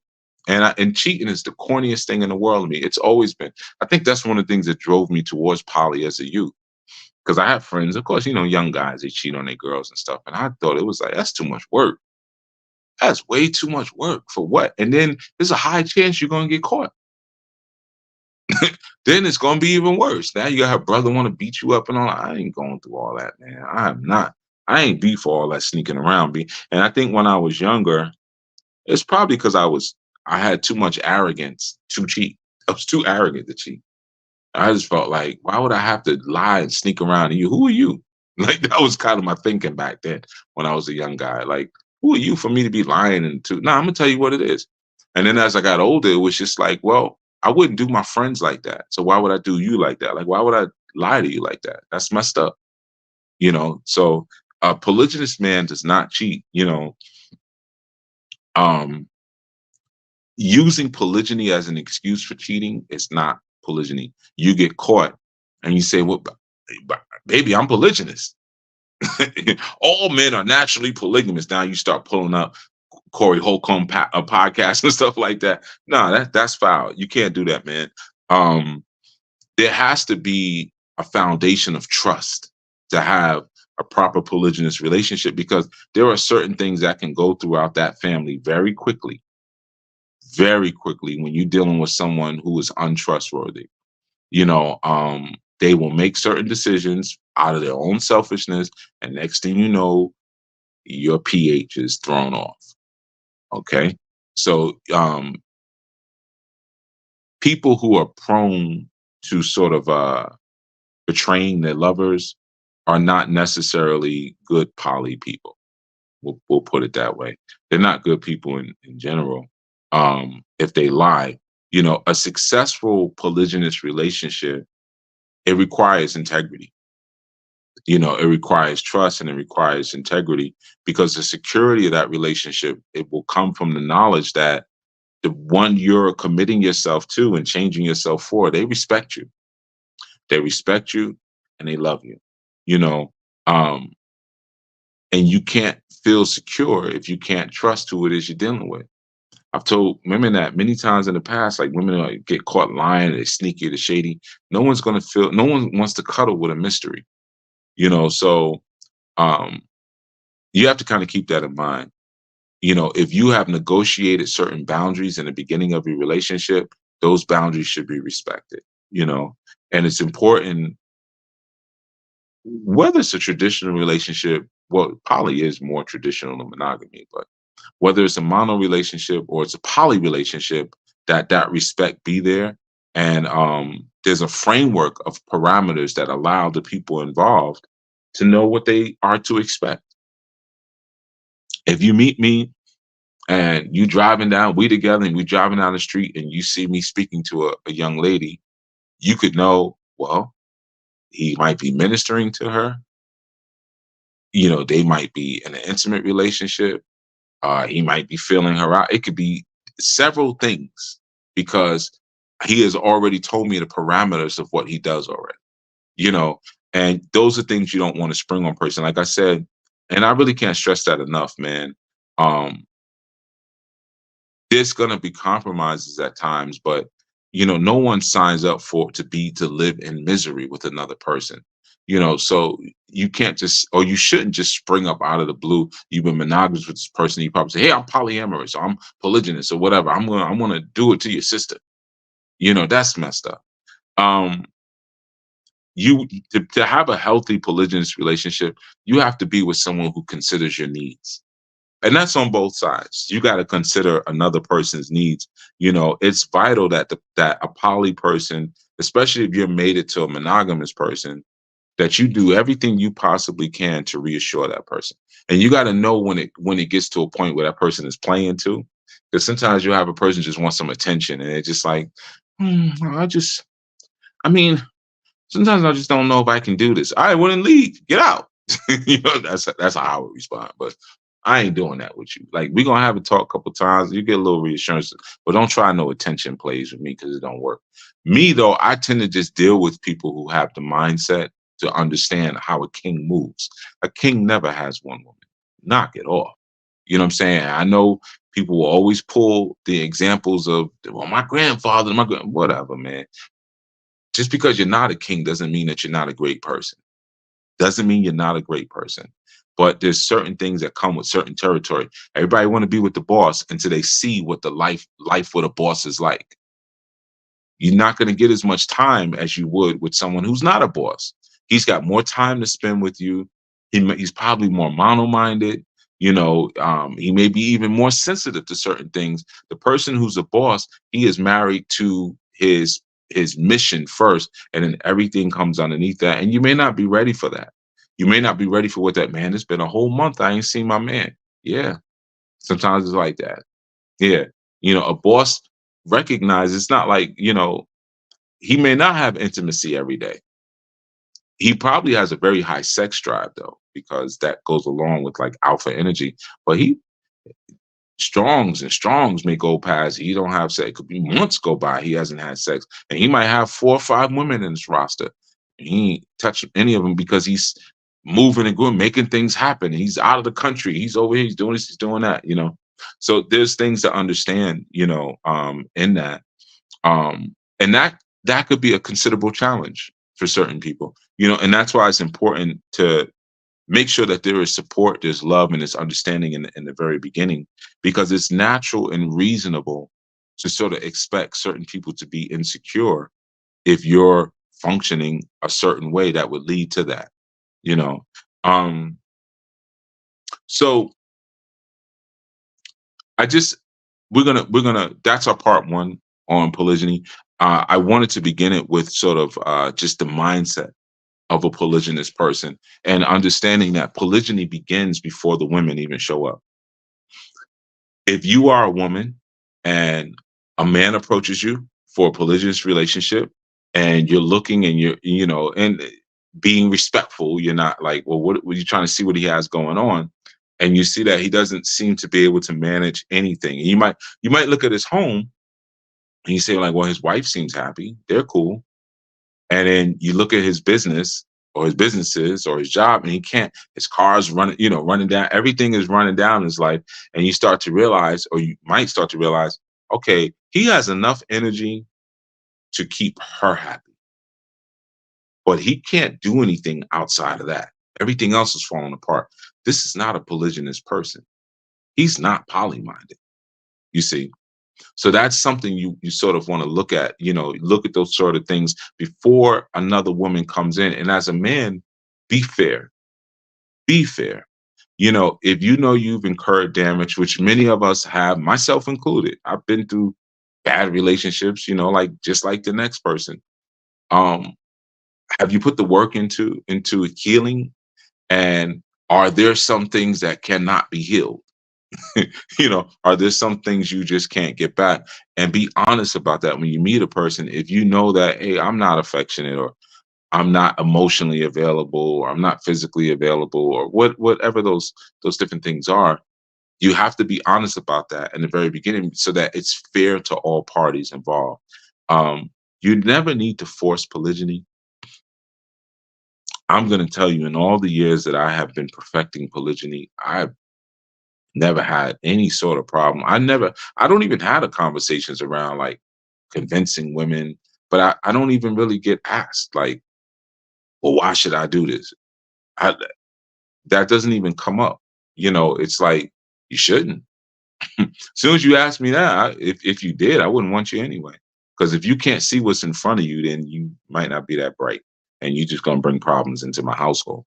But you don't have to get into the space where you're constantly defending your position or you arguing with women. You can't get a woman by arguing with her. Don't watch these podcasts where you looking at guys and this couple guys and this women sitting all around the round table and they're embarrassing these females and calling them all sorts of names and things like that and debating with them and think that after you finish the debate that now she's going to want to cuddle up next to you. You don't get women by arguing, so that's an important kind of aspect to kind of keep in mind, man. It's whack.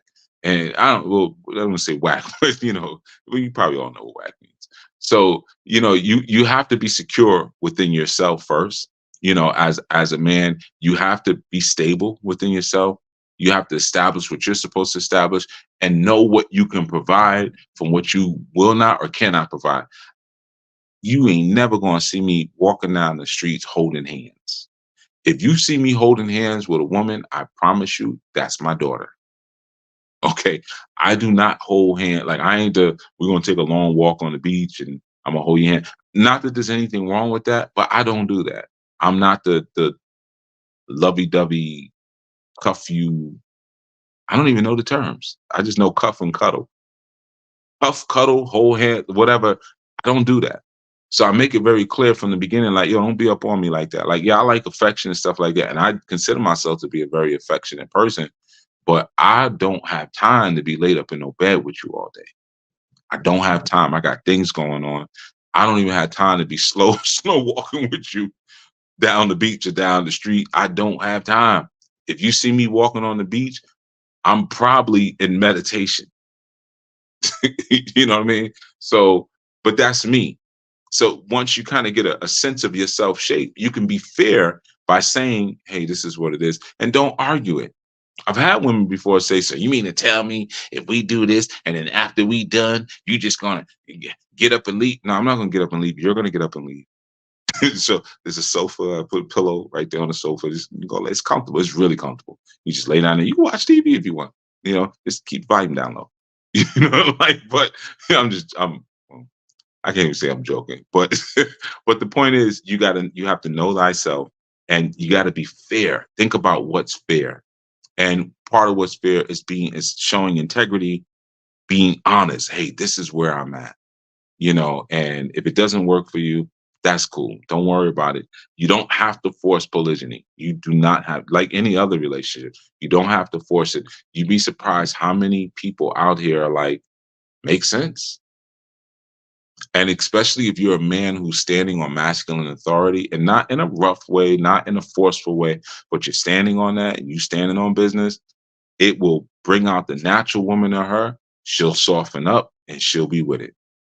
But if you have to force that, or if you're a selfish dude, or if you're disorganized, or you have no follow through, or if you're too lazy to invest in proper scholarship to learn anything, so therefore, whenever your woman has a problem, the advice you're giving her sucks, you know, and she's constantly dealing with that from you, you're not going to be able to make this work. You're not, I promise you, you're not going to be able to make it work. All of those different things are necessary for a healthy polygynous relationship. Like I said, the man has to be intelligent. He has to be disciplined. He has to have a yearning for women and femininity beyond freakathons and what we can do in the bed together. You know, he's got to have even a yearning for even more than that. We didn't even get to the children part, right? Um, but these are some of the characteristics that make that. And he's got to be honest. You get caught in a lie, you lose your credibility, it's over. Like I said, that's now that relationship is a casualty.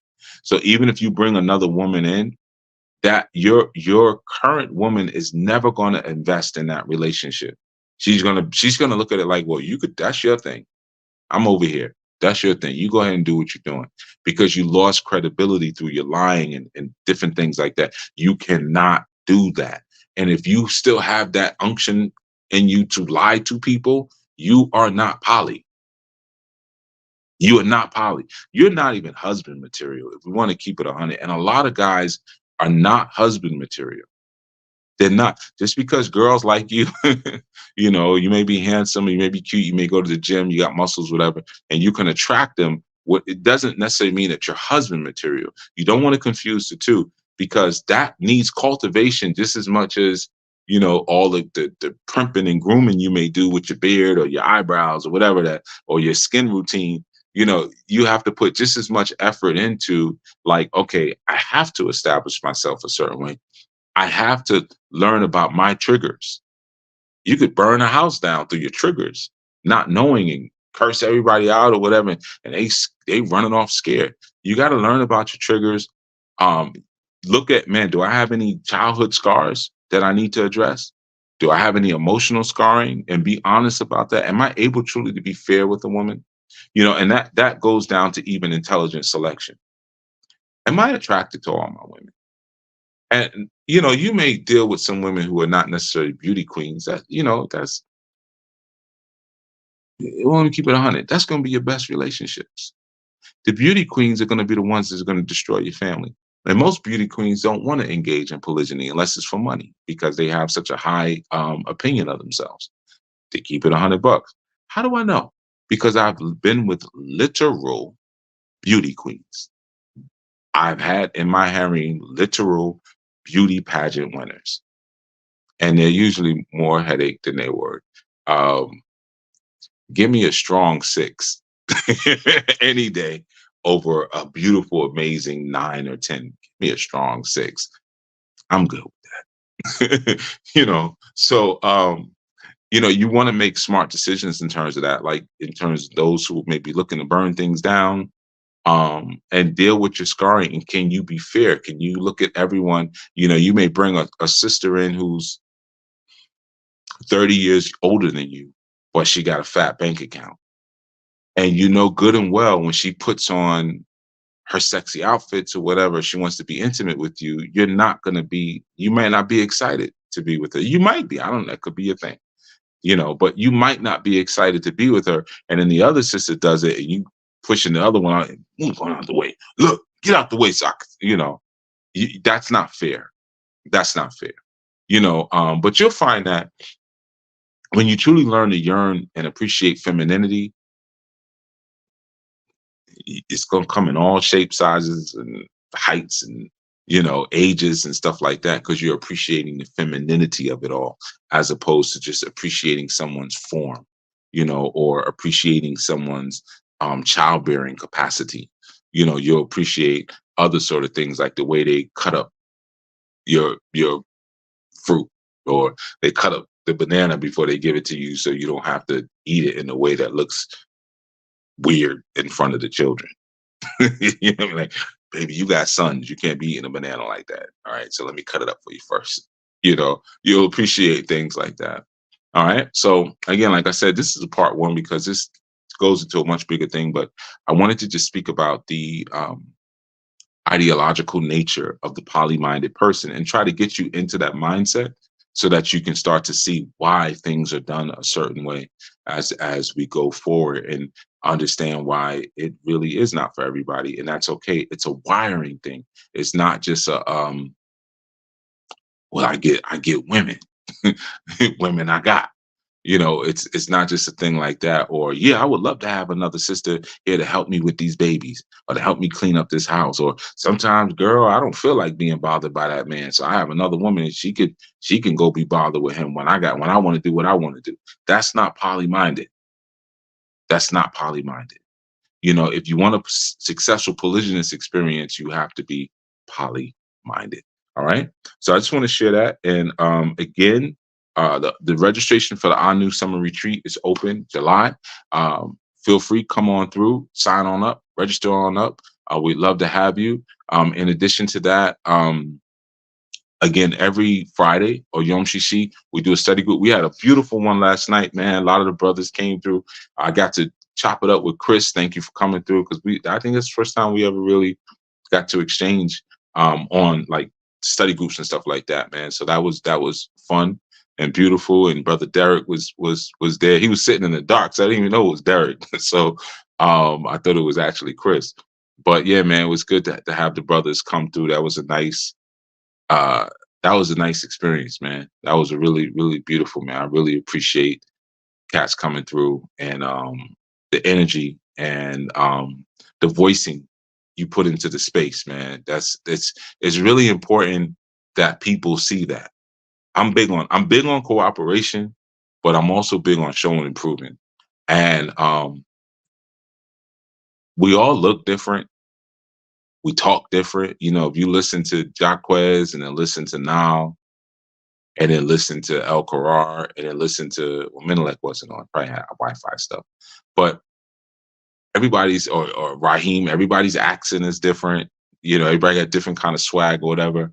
But there's a love. There's not a like we're not at each other's throats and trying to embarrass each other or outshine each other or whatever, or arguing with each other because we may have a difference of ideology or anything like that. So the showing and proving that cooperation and that unity is important to me because I do know there are people who really feed off of that. I know because they contact me, let me know, you know, and to be able to see like, yeah, we can get along. We can get along. It doesn't always have to be war and battle. Some people, they don't know how to humble themselves to ask a question to learn. The only way that they know how to get into your space when they feel like they can't get close to you is to try to fight you, is to go to war with you. And, like don't throw rocks at the chrome. The bottom line is it's like some people just you're not that important. You're gonna be standing there with your spear and I'm just gonna walk past you. So to be able to see an environment where people are able to get cool and able to get close and share ideas and laugh with each other, but at the same time learn and be stumped on there, like, oh, I didn't think about that. Oh, I'm gonna get back to you. So you're seeing a lot of things at one time happen. You're seeing masculinity, you're seeing authority, you're seeing scholarship, you're seeing humility, you're seeing care, because sometimes a brother may say something like, what the heck you just said? That ain't make no damn sense. And you can see it in people's eyes, but they're like, yeah, brother. So you see that level of care and concern for each other at the same time. So, man, it's always beautiful for me to see that. So, yeah, man, I just want to thank y'all for coming through on this one. And I know this is not the most popular kind of subject, but a lot of y'all keep talking about you want more women. Or a lot of you women like, we looking for another woman for the house. Well, you better do inventory on the house first and make sure that your man is ready for that and he's not going to blow it up to pieces because he's emotionally scarred and he just wants extra women because he doesn't want to be intimate with you. Some guys think that if I have 5 women, I never really have to be intimate. I just got to give a little bit of myself to each one. So no one ever really gets to know me or get to see how damaged I am. All right. So with that, thank you. I will see you all on Yom Sleep. Remember, the women, the House of Anu, they're going to do a live. Usually it takes about 30 minutes or so. They go on IG. Make sure if you're not subscribed to them on YouTube, House of Yuya channel, that you subscribe over there as well. And I see the appreciations in the chat, man. I appreciate y'all. You're more than welcome. Everybody who came through and willfully you learned something, man. Put that in the comments, not in the chat. You know I don't usually ask you to comment anything. Like once in a while I will. But this is actually a subject that's pretty broad. So you know what I would love if you could do once like in the comment section, not the chat section, but in the comment section, if there's anything that stuck out to you, share it with me, and I'll go back and I'll check. I'll look, and if there's anything that like you want to know about specifically as it relates to plurality, polygyny, you know, things like that, or just overall polygamy, put those in the comments because this is such a big subject. And the thing is, sometimes when you have done something for a long time, you like I don't remember what was hard about polygyny because I've been doing it for so long. Like I don't remember when I first approached it, like what aspects were like, how am I going to do this, or how does this work? I remember there were, I mean, I'm a man, so this, there's certain things that I would think like, where they gonna sleep? We all gonna sleep together. We gonna sleep in beds. You have those kind of thoughts like that, sure, but things like even legal paperwork. I thought about like, okay, how do I make sure everyone is covered and protected if something happens to me? How will people get access to my information? Sometimes simple things like that. Or you might be with someone and their family hates you. Okay, cool. But do you have their family's contact information if something happens? Sometimes it's stuff like that. So any kind of question or comment, whatever, please just leave it, man. Or what, like I said, what stuck out to you the most? What gave you like, maybe a moment of pause, or even what questions you may have. That would be great if you don't mind. That would be great. All right, with that, I'm signing out. I'll see you all in about 30 minutes on the House of Yuya page. And after that, I'll see you this Friday at 7 p.m. where we'll be dropping more of this information and building some more. All right, everyone. See you next time for part 2. Shalom. Peace. Welcome, greetings, and welcome, everyone. I'm Chief Yuya, and of course, you are tuned into the Sabbath Insights that we do every Sabbath, or every 7th day, or every Saturday at noon Eastern here on the Anu Life Global Ministries channel.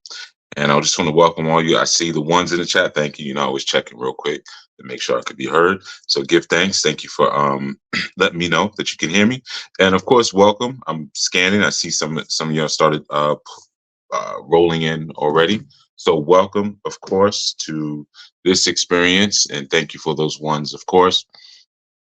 So as you know, we've been doing this series on the divine family and speaking about the individual, speaking about the child, speaking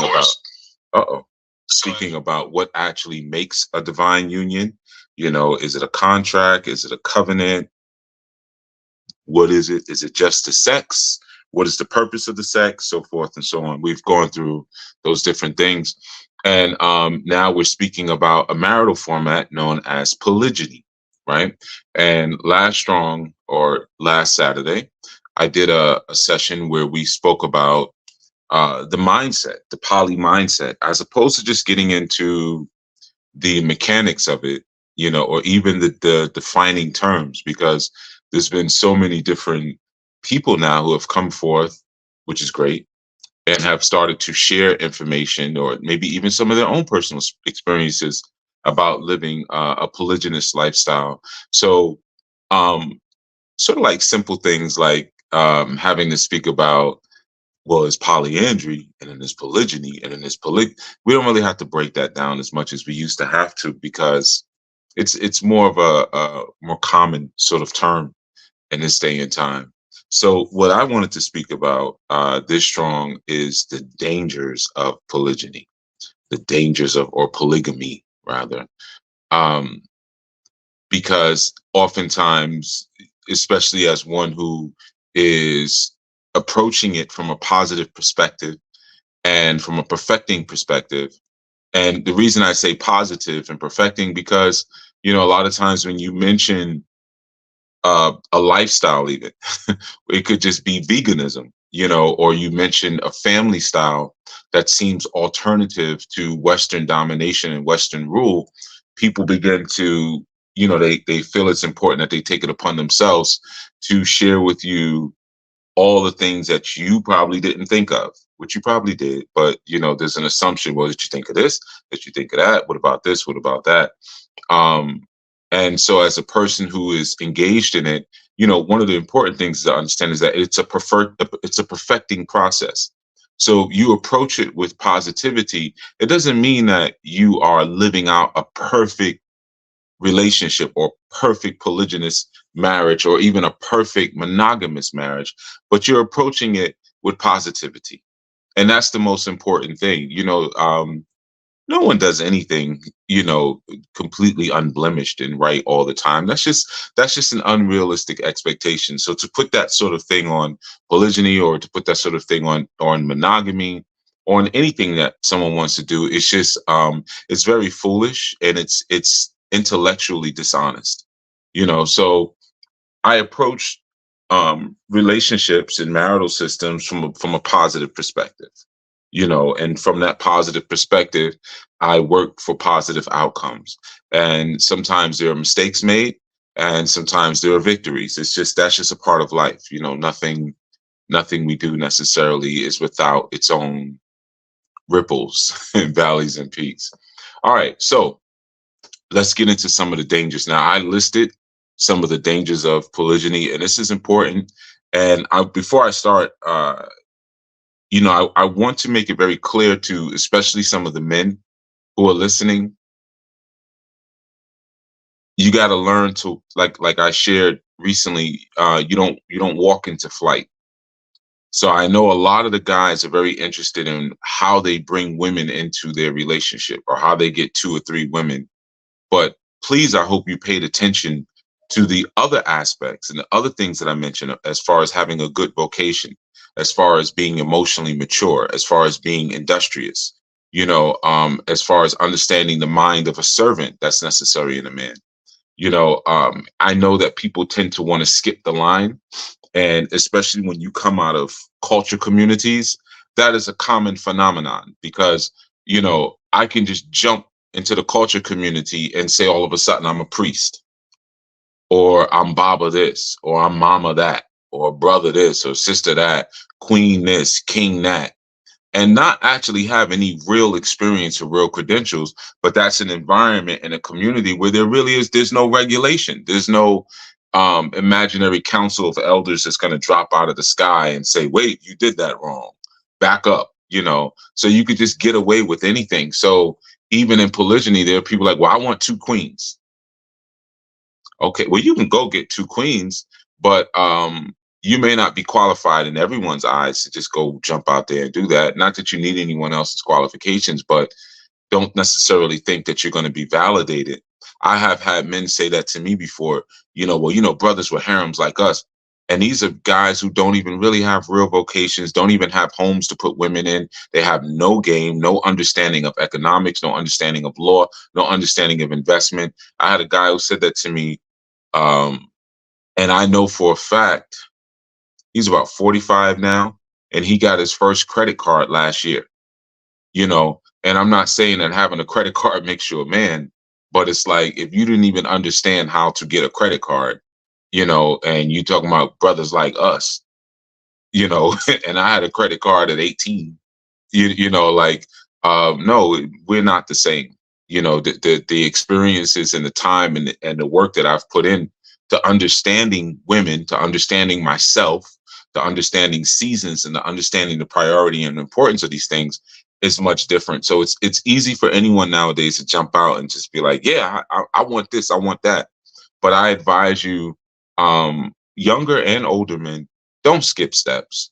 I promise you, if you skip steps, you're going to regret it later, because you may be able to pull in a woman or two that you really enjoy, but I promise you, you're going to lose that woman.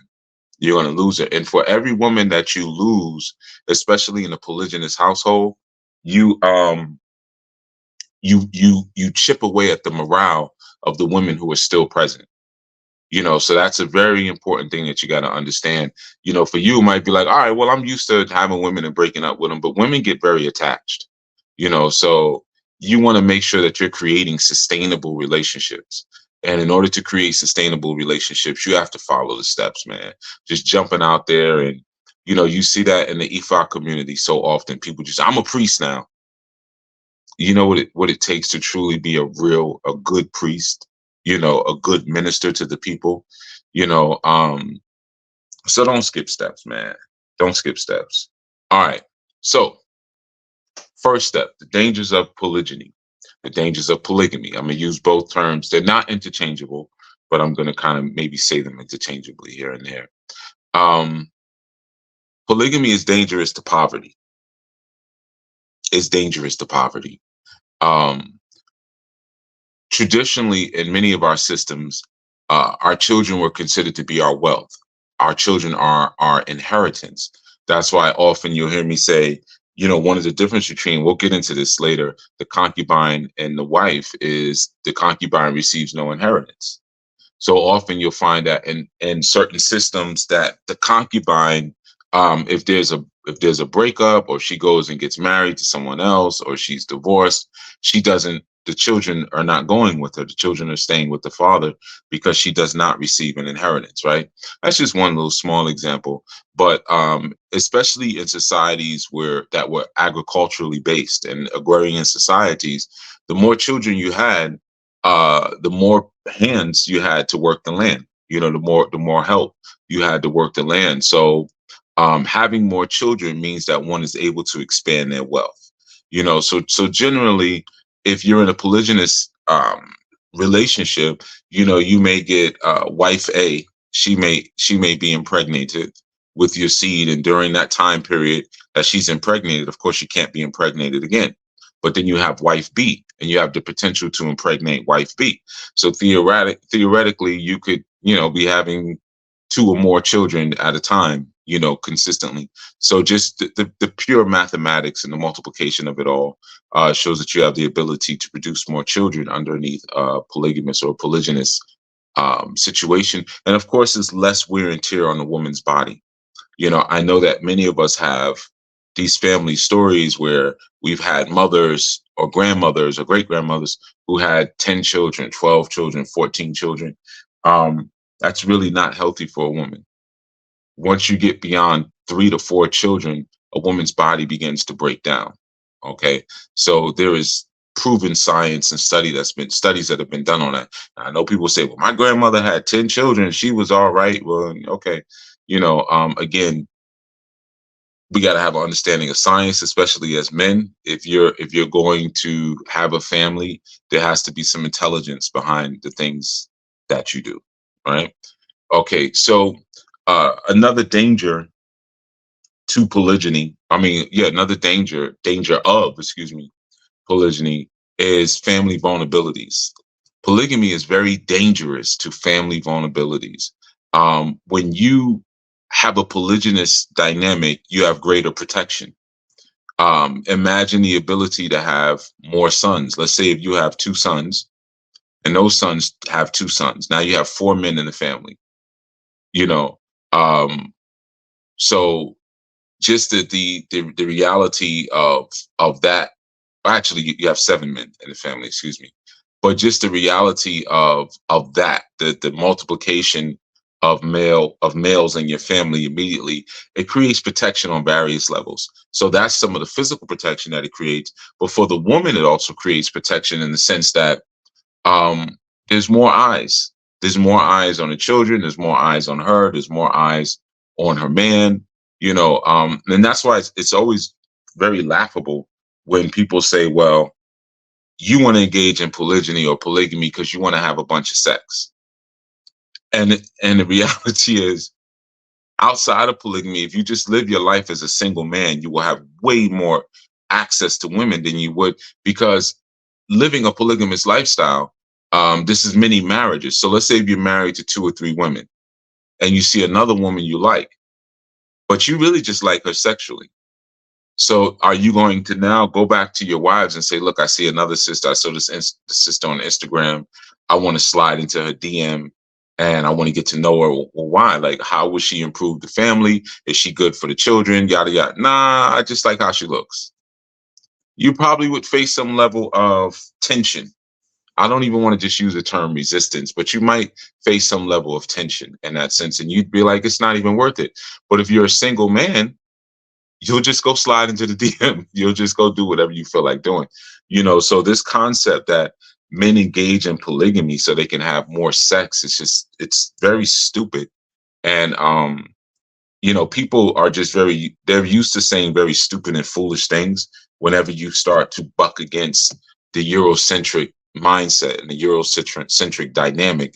They're programmed to say very stupid things, and for some of us, like myself, I don't have back and forths anymore. Well, I don't think I ever did, actually. But I might have had a couple of discussions around polygyny, maybe years, and it had to have been at least 30, 25 years ago. I can't even remember. Either I live like my ancestors or I don't, but I'm not going to debate that. And if you feel that that's something that you want to debate, then you're a slave. I'm not going to debate the culture of a slave maker. I'm not going to do that. I'm only going to live what I was born to live. And if you got an issue with that, then you're a sucker. And I don't really like being around suckers anyway. So I have been in those situations before. I know with like women I've been with where they had challenges like, well, how am I going to introduce this to my parents? And I've always been like, I don't have anything to defend. Your parents have something to defend. If your parents are melanin rich and they're not living their root culture and they're living slave and plantation culture, then they have some explaining to do. I don't have any explaining to do. Well, I have to explain why I want to be free.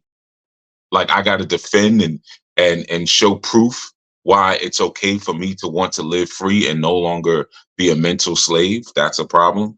So yeah, there's greater protection mentally, and when you start to remove the sort of the grip and the hold that Eurocentric thinking has over you, people will buck. Okay, so another thing that polygamy is dangerous to is sexual boredom.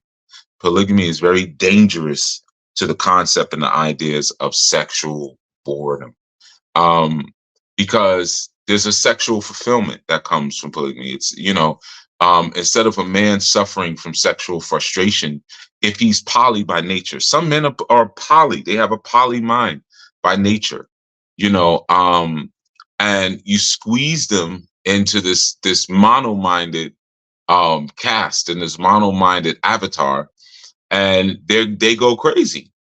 They are frustrated, they're irritated, they're angry, and it doesn't necessarily mean that they're going to go out and do something illicit, but they may just not be their best self. I can tell you for myself personally, I am happier when I have more than one woman. And not to say that I don't enjoy one woman, not to say that there's anything wrong in monogamy, but for me, it's not a desirable system. And the best of me comes out when I am with more than one. I am more affectionate when I'm with more than one. My libido is higher when I'm with more than one. I have more sexual energy and more of a sense of sexual survival. So what ends up happening is that when I'm with more than one, the relationship I have with just one enhances. It's not just that, okay, you have more than one, so both of them in the room, you're frisky with 2 or 3 or 4. No, it's even the one-on-ones that I end up having become enhanced because I'm now walking and functioning more in my natural matrix, as opposed to trying to pretend that I want all of my sexual energy and force and vigor to be shared with just one individual, which I don't enjoy it. And Yeah, it's nothing but frustrating. So, um, polygamy is dangerous when it comes to sexual boredom because it can lift the oppressive yoke of sexual boredom for a poly-minded person. Now, if you're a mono-minded person, it's probably no big deal. If you're a mono-minded person, you have one person that you with, you're good to go, and great for you. I don't. Again, there's nothing wrong with that. I think that that's great. It's great to know yourself. It's really great to know yourself. And this goes to another point above. Polygamy is dangerous to child scarcity. Polygamy is dangerous when it comes to child scarcity. Bottom line is that you'll have more children. You'll have a larger family with more children. Bottom line, and polygamy is dangerous to that sort of concept. Um, and related to that, polygamy is also dangerous to the liberation of women. And polygyny is very dangerous when it comes to the liberation of women.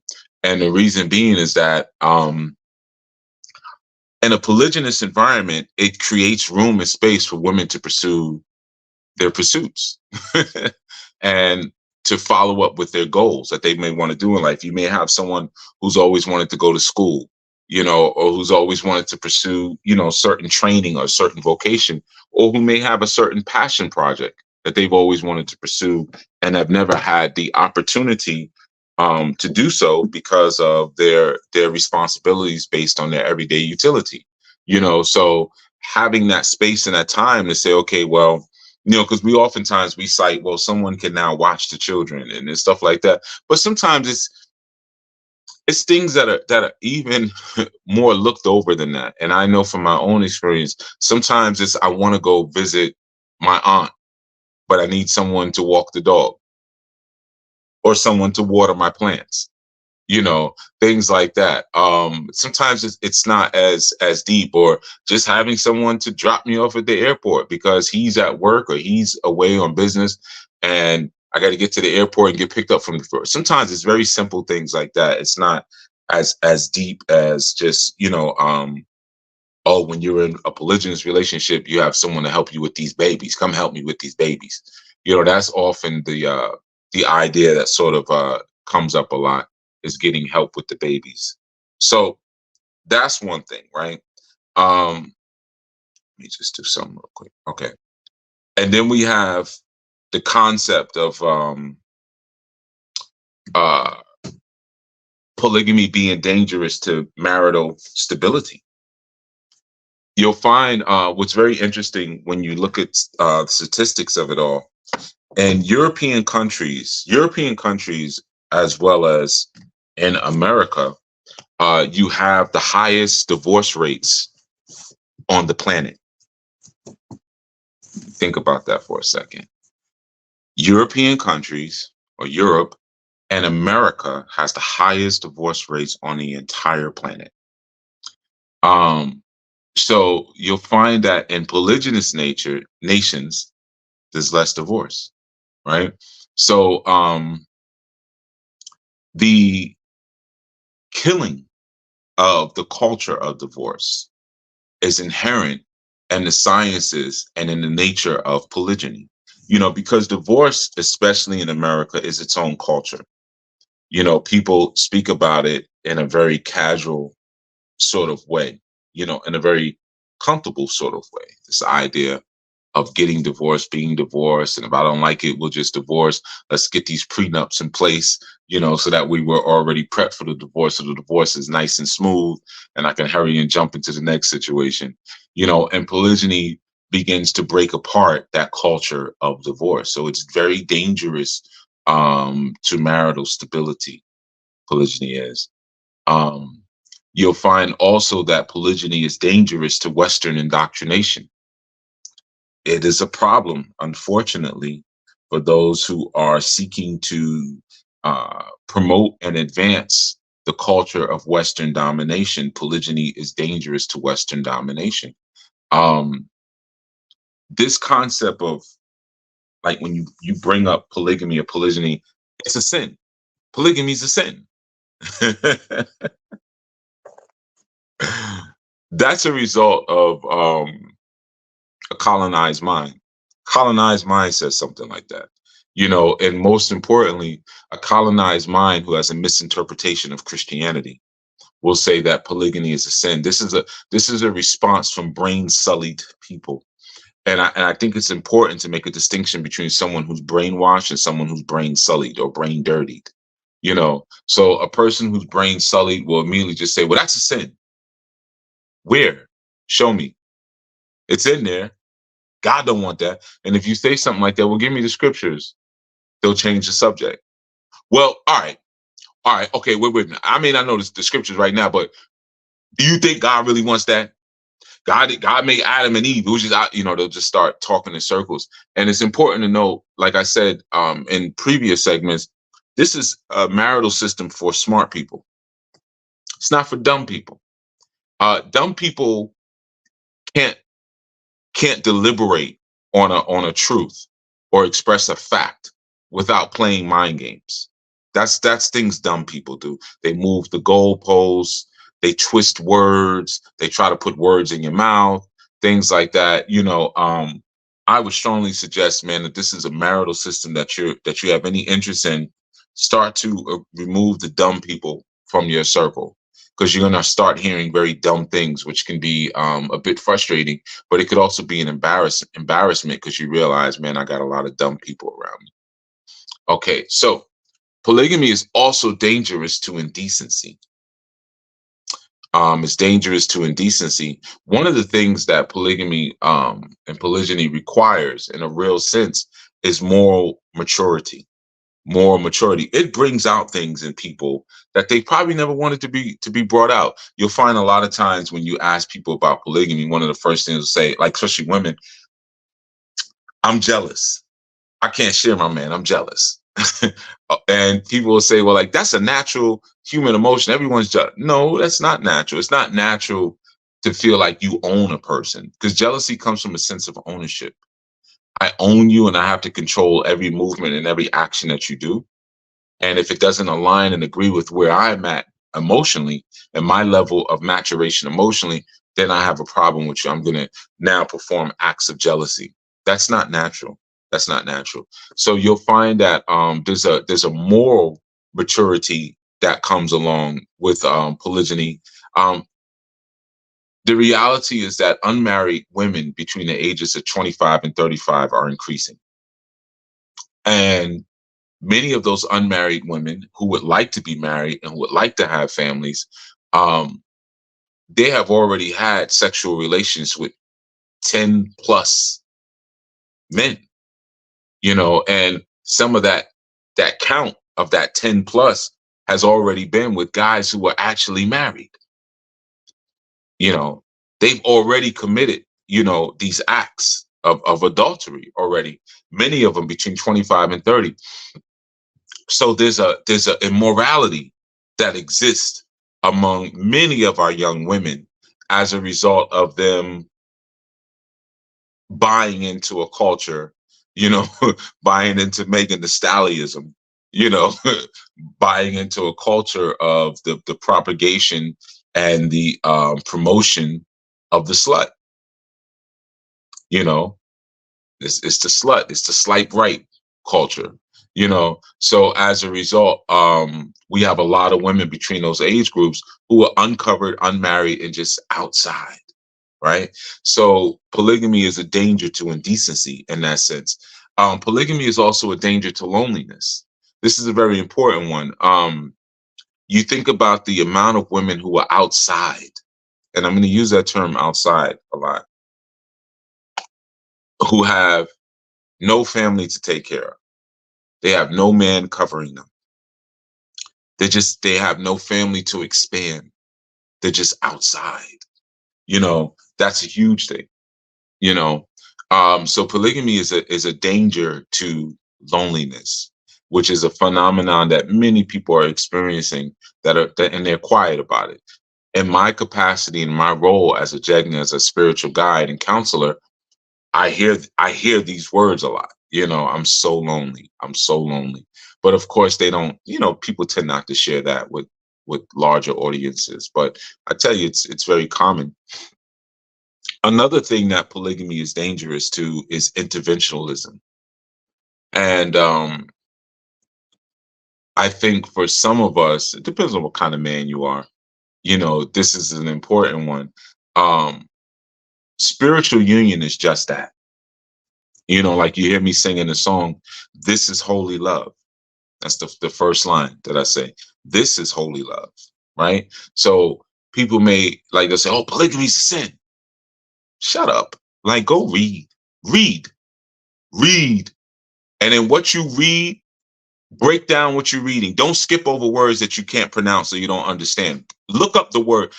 Read a book and have a dictionary next to you. Then come back and talk. Like, shut up. So just getting to a point where it's just like, shut the F up. There's too many stupid people out here with a voice, you know. But this whole thing is that it's holy love. This is holy. So, a spiritual union is a holy covenant. Number one, a spiritual union is a holy covenant. So plural marriage is the way of my Anu elders and my Anu forefathers and foremothers. Plural marriage is the way of my Israelite forefathers and foremothers. It's the way, right? So I've had dumb fathers say that to me before. Well, it's illegal. It's not illegal, you stupid idiot. Look it up.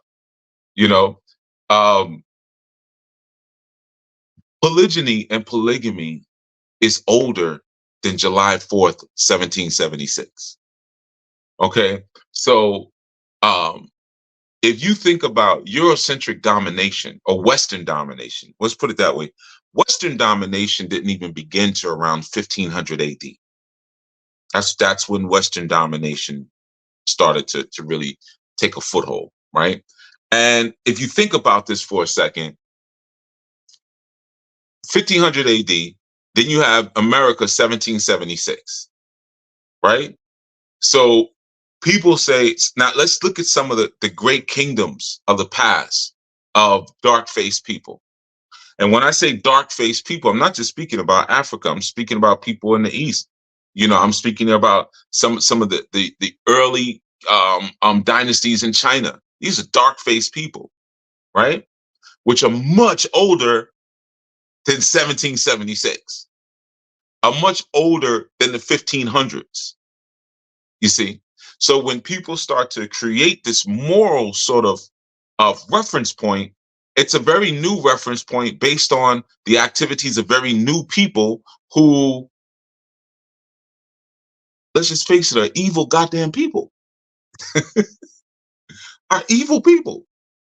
And this is the reference point that you're using. You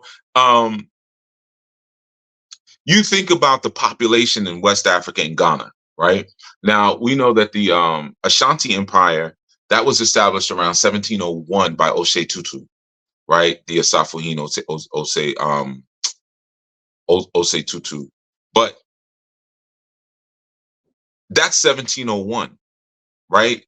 But it was around the 10th and 12th century that region that we know as Ghana, they began to populate and to create their kingdoms around there, then their nations around that area. That's 10th, 12th century. Western domination is the 1500s. America is the late 1700s. Just the Ashanti Empire alone is 1700, right? So again, the reference point, it's this interventionalism where, people come in and they intervene into the cultures and the mores and the concepts of certain cultural groups or certain ethnic groups and feel that, like whatever they're doing, well, we got to put a stop to this.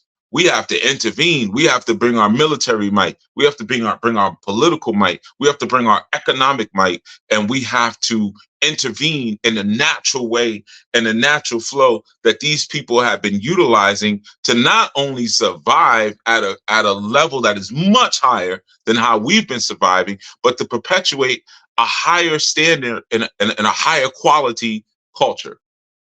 So polygamy is dangerous to interventionalism because interventionalism also speaks about the concepts of things like marriage licenses, something that the Most High has already granted you and said, yes, do that thing, go do that thing, right? And has even given you instructions for how to craft your covenants and how to craft your oaths. And here comes these goofballs. Hold on, wait a minute. You need to get a marriage license. No, I don't. I don't have to get a marriage license. You know, like I said, I had a father say that to me once. Well, you know, it's illegal. I said, no, bigamy is illegal. Polygamy is not illegal. Bigamy is illegal. That's when you get more than one state marriage license. That's illegal. But I wouldn't get any state marriage. Why would I need to be licensed or allowed to do something by an entity that has nothing to do with me and this other person, or even the pact that my creator has already made with me? Because if I were to do that, I am now disregarding my creator. I'm saying the license that the creator has given me is not enough. I need to get the government to give me a real license.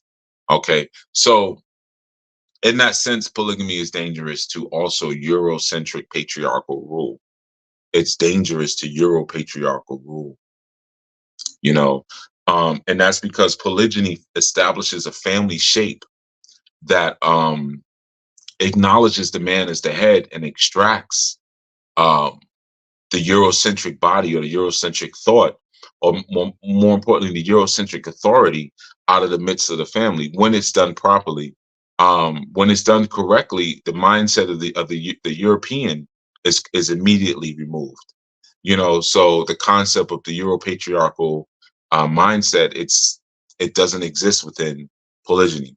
And patriarchal just means father rules, or the father is the highest, or the man is the highest within a space. And there's nothing wrong with that. But then if you are melanin rich, or if you're an indigenous person, and you know the Euro man is the highest authority in your household, then you've fallen you've fallen into the trap.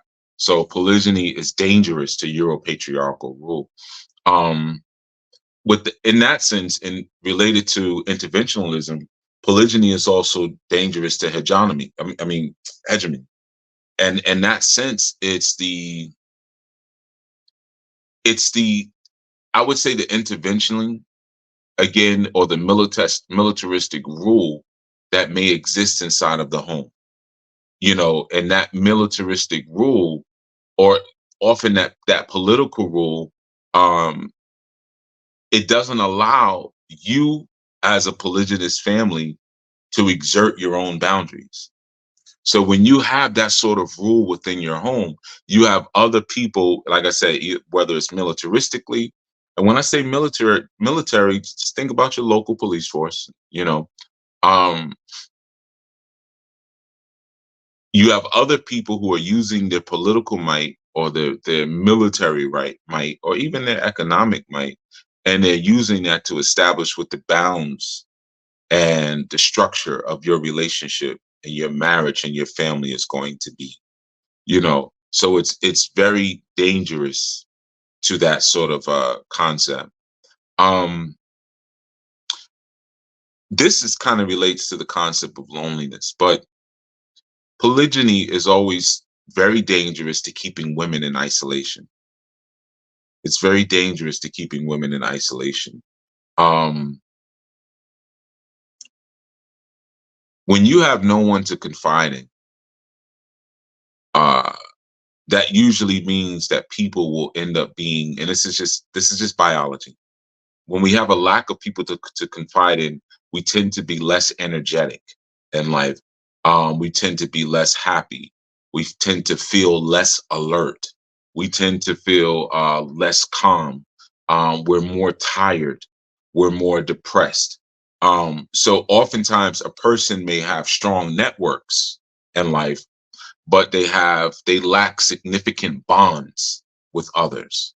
Okay. So this is something that is repaired by polygyny, that sense of significant bonds. You may have, especially as a woman, You may have women in a polygynous household who are your sister. They may not be your biological sister, but there's a sisterhood that's formed. So there's a significant bond over the mission of the family, over the mission of what it is that we're all here to do. We're all bonding over that. So this goes beyond just like I said, the strong networks, which may be career based, which may be, based around relatives or your community. But in this sense, when you're able to establish those sort of bonds, it removes women from isolation, giving them more energy, bringing them more joy in their life, removing depression. We could go on down the list. So polygamy and polygyny is dangerous to that. Polygyny is also dangerous to single motherhood. It's also dangerous. It's a danger to single motherhood, and that one is almost self-explanatory, you know. But when you have a system, see that's and I shared this before. That's how the serpent got Eve. He had a system. Adam had no system. So when you have a system, your ways of joining together and even your ways of divorce or breaking up are systematized. You don't just do these things of your own because of your own emotional impulse. Get out. Well, you get out. I'm out of here. You don't have that sort of reality. And also, yeah, there may be times where, let's say, a woman is widowed and a widow still has children that she's raising, and a man is kind and he decides to bring her into his family as an act of grace. So polygyny allows space for that type of experience, but also it takes some of that sexual frustration and all the things that I mentioned earlier, and frustration after the marriage, where there tends to be less instances of divorce. And that's why it's always foolish to try to use monogamy as a yardstick, as a reference point. When people say, like, well, can you afford two wives? You cannot compare Western monogamy to Eastern polygyny. They are miles and miles away. Like I've shared before, even when you look at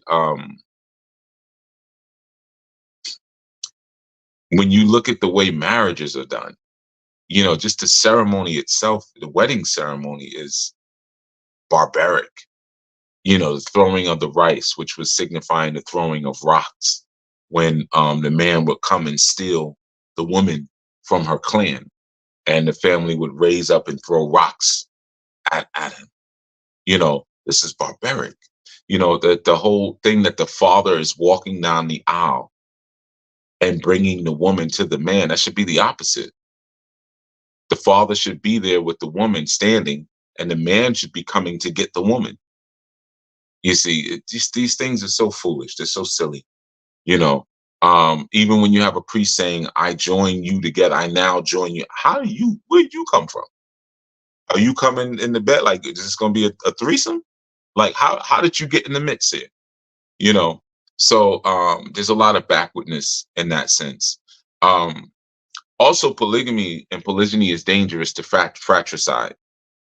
And fratricide, if you're not familiar, I'm glancing over at the chat periodically, so I see Pastor Menelek put some definition in there. So, but fratricide, we find out a lot in young Nubian men. It's very common. And Western relationships incubate. They really do incubate a sense of fratricide. And that's the conflict that occurs between a person and their family, or sometimes even a larger corporate family body. So a lot of times you have people who they go to war with their families. They go to war, and sometimes there's a lack of, especially when you have single motherhood. A lot of times those young men who are inside of that insanity of single motherhood, it is insane. They rebel. They go off. They go crazy. They don't want any parts of that.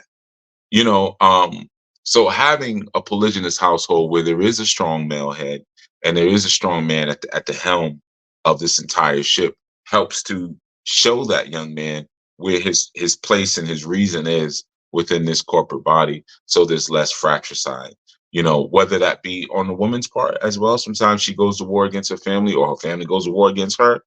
and vice versa. All right. So polygyny is also dangerous to mental slavery. If you're someone who really wants to maintain the strongholds and the bounds of mental slavery, polygyny is a problem, man. We got to do something about this polygyny. Um, there's a parasitical relationship that exists between larger governmental bodies and what we call citizens. And enslavement to all governmental bodies is much easier when our numbers are low and we haven't done any team building. Team building is the whole point when we talk about polygyny. Team building is the whole point, right? Team building, it's family building, which leads to clan building, which leads to community building, which leads to nation building, right? But it begins with team building. And there's a mental slavery that exists when you become a slave to government agencies. And polygyny begins to remove you from that. Of course, it begins to do things like defeat the welfare state, because now you're able to pull resources at a level exponentially that you may not have before, even if no one's really making that much. Let's say if you as the man, you're making 65,000 or 70,000 a year, 65, it doesn't have to be much, but let's just say your lady is working part-time and she's making $24,000 a year, right? So you're at 65, she's at 24, we'll make it 25. Right there, you got $90,000 a year. Then you bring on another sister. She's working part-time too, right? She's making $30,000 a year. Now you're $125,000 a year household, So now that changes the dynamics on how you may want to exist, because you also have more creativity within the household. You have more help. You're not saying, okay, we're not paying for daycare. We might not even be paying for things like private school, depending on the education levels of the women involved. We may not even be paying for things like midwives. So you're able to now exponentially grow the family wealth, which now extracts you from the claws and the grips of certain governmental agencies. And truth, when polygyny is practiced properly, you will remove yourself from all governmental agencies when practiced properly. When practiced properly. When practiced properly. Did I say when practiced properly? I just say it, right? Okay. One of the other key things with polygyny is that it's dangerous, so very dangerous. Polygyny is dangerous to female competition. So if you're someone who is a fan of the competitiveness that can exist between females, then again, you have to do something to dismantle, discredit, and dissolve this institution known as polygyny. It's that female or that competitiveness between women that causes them to degrade themselves. They do things that are degrading out of a sense of competition. And of course, because female accountability is on an all-time low, when you point it out to them and say, well, we did it for the men. We got BBLs for the men. We got fake boobs for the men. We wear these long, crazy, stupid looking eyelashes for the men. We wear these disgusting, stanky weaves and wigs for the men. No, you don't. No, you don't. Knock it off. You're competing with other women. No man has ever sat back and said, I want my woman to wear a wig, or I want my woman to have fake hair. Like, no, nobody says that, or I want my woman to have no heterosexual man. I want my woman to go get a BBL. It doesn't even, no, we don't think like that. You're competing with other women, and I've known many women who have gotten those things done. And a lot of the women I've known have gotten those things done. They're sex workers. So they work in an industry where they are competing literally against other women, whether they're dancers in a club, or they're working in film, they're looking to compete. So they have to create this sort of image that is not necessarily feminine, but in their mind makes them stand out amongst the sea of other women, which of course it does, but maybe not necessarily in a good way. But that degrading See, a lot of times, and this is really, really important, especially for you women who are listening and are going to listen. This is extremely important, what I'm getting ready to say right now. It's that win-lose mentality that makes you undesirable. A lot of times in a polygynous arrangement, um, you'll have one sister who thinks that ridiculing another sister or belittling another sister or outshining another sister um, is a success. That's a success on her part. If she can make herself quote unquote look good and make the other women look bad or the other woman look bad, then she's winning. But the reality is, um, if she's so obsessed with winning, if she is so obsessed with winning, um, the man will soon see that the unit as a whole is not winning. And once the man sees that the unit as a whole is not winning based on her behavior, right?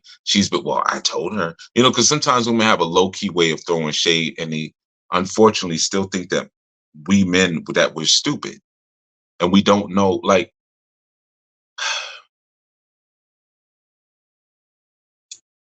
ladies, we're smarter than you. We're smarter than you.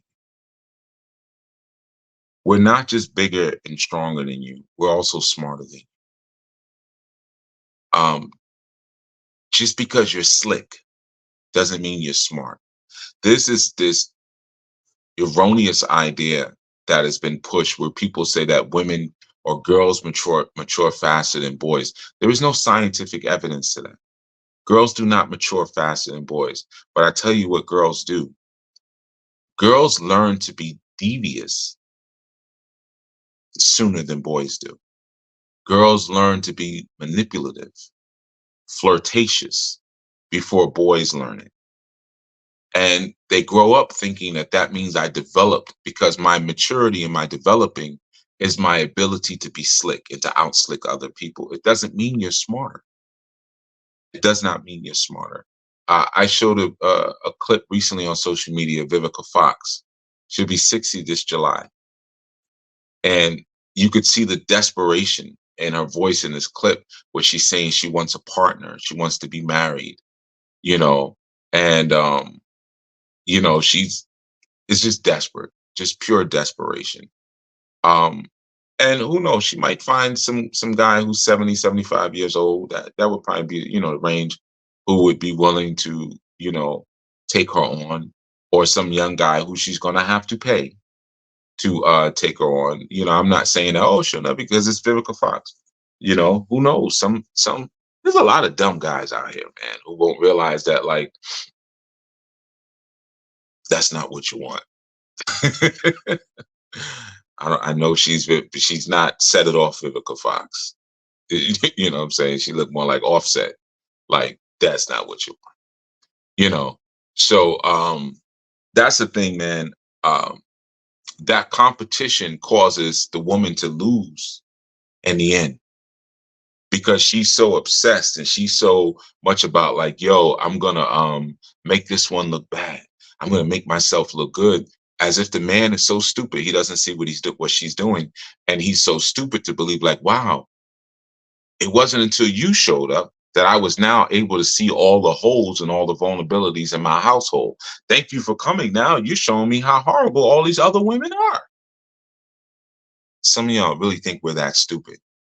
What we're looking at it and saying is, you're pointing out these issues with other women. You're low key shading them. You're trying to outshine. It was more peaceful before you showed up. I got to get you out of here. Or even if I don't get you out of here, I got to isolate you from the rest of my family. You see, this is how concubines stay concubines and never graduate to being a wife. A lot of times it's because of that female competition. And I can tell you on so many levels, I have had that on so many different levels. I can not tell you, the younger one coming in thinking that she's hot stuff and she's going to outshine all of the older sisters. Or I've had the sister with the crazy body who likes to walk around and like around the house in tights all the time, and she knows no one can really see her body like that, and she thinks like that's gonna allow her to get away with stuff with me that it's not, you know.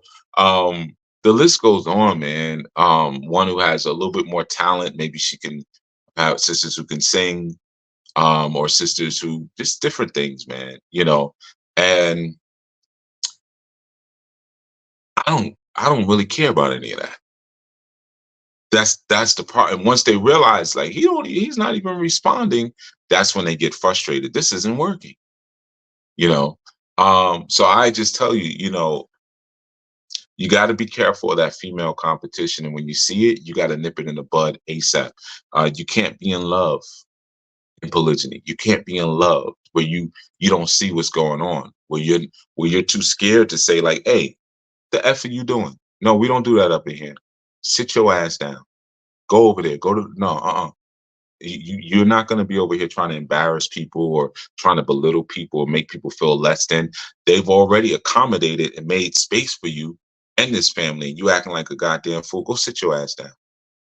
You can't be afraid to say that. Now you're going to say it however you say it. I got my own way of speaking, and that's that. And I like the way I speak. so I'm going to keep it where it's at. But you have to be willing to nip it in the bud. When you see that sense of female competition come forth in that sense. There's so many other things. I made a whole long list I'm looking at here of all the things that polygamy is dangerous to, like feudalistic practices of landlords and slumlords, for instance. Having a polygynous environment now says, you know what? Like I said, we can quickly amass resources, and we can do, if we have a man who actually knows how to manage resources, because I know a lot of guys would be like, oh, well, Chief said all the money comes to the man. Chief said all the money comes to the man. What are you going to do with the money, man? Do you know anything about it? I don't know about investing. I'm learning. You know anything about money management? A little bit, but I'm learning. Then, man, get the money back. Get them women their money. Don't touch that damn money. If you don't know what you're doing with it, you're going to lose all of it. Put the money back.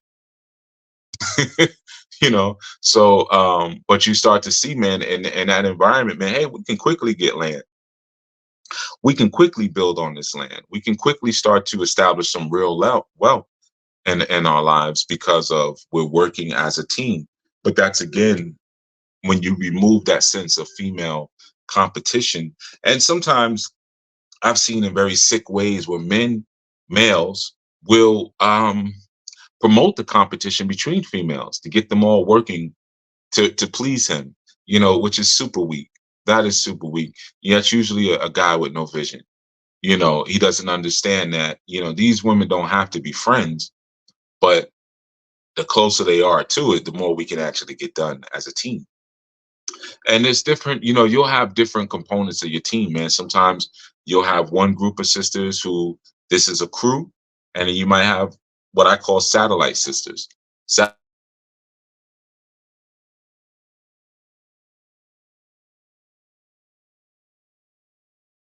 Uh-oh.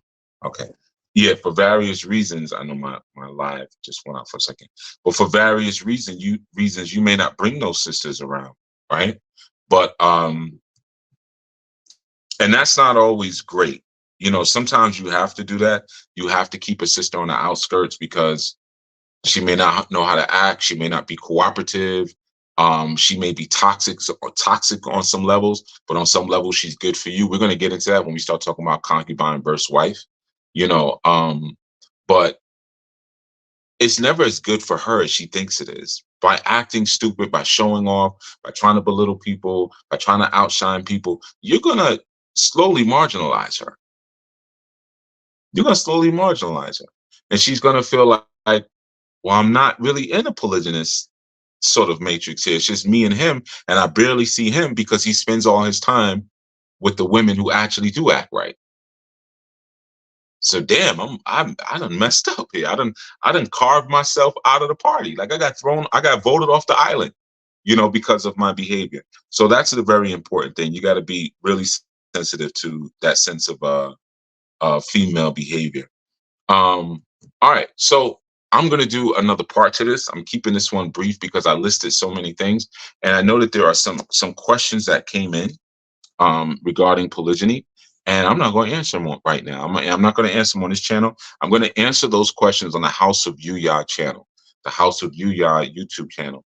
So if you want to hear your questions answered, make sure you are subscribed over there and tuned in so I can answer your questions for you. There was about 5 or so questions that came in. I'm going to go through all of them. And I just want to reiterate something before I answer those questions. Do you have your house in order? Yes, it is super easy to get women. That is the easy part. But it sucks when you lose them. And it sucks when you lose them because because you were, that's not how you spell boredom. It sucks when you lose them because you were not doing the due diligence, because you weren't going through the proper steps.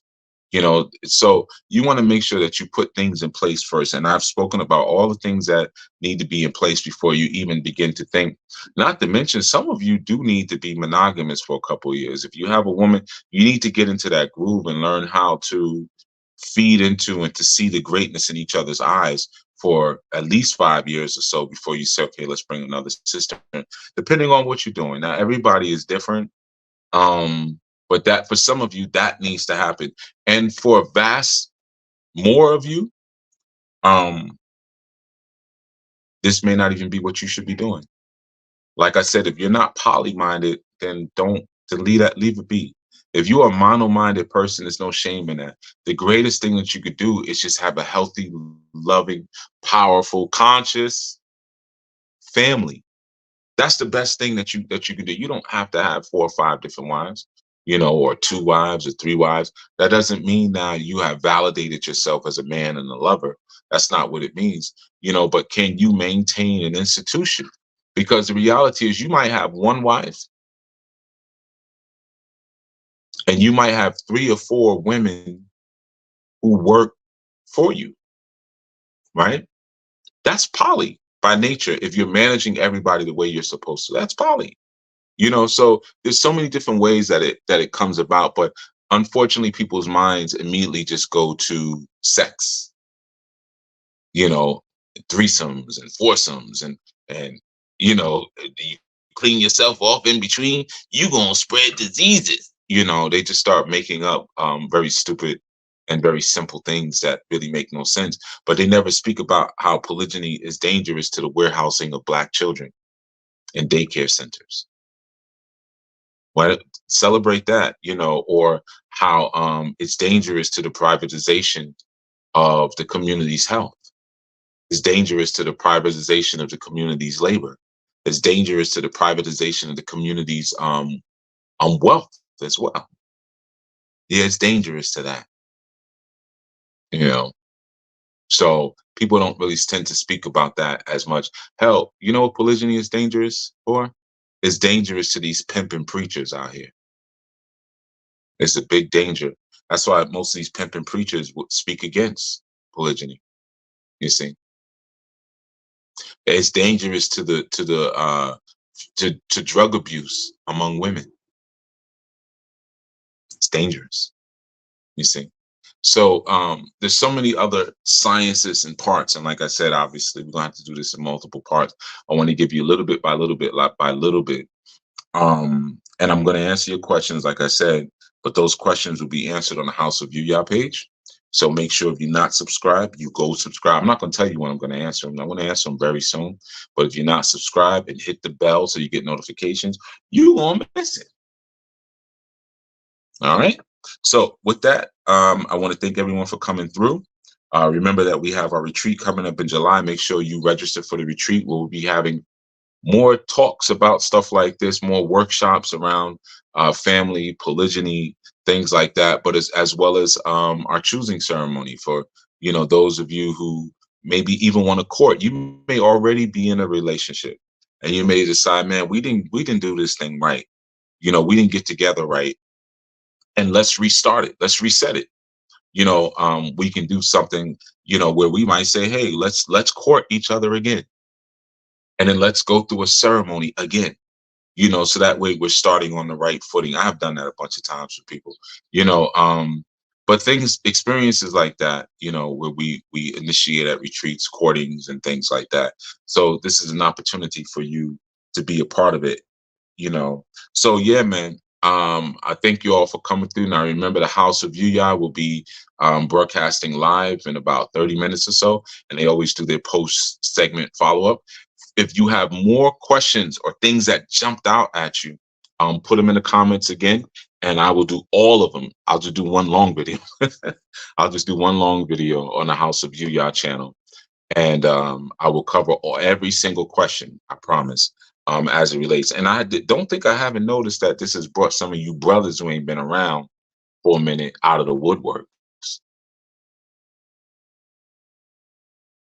I talk about business building and it ain't quiet. Talk about, hey, polygyny, having more than one wife. Hey, brother, I ain't even seen you in a long time. Where you been? Now all of a sudden y'all show up.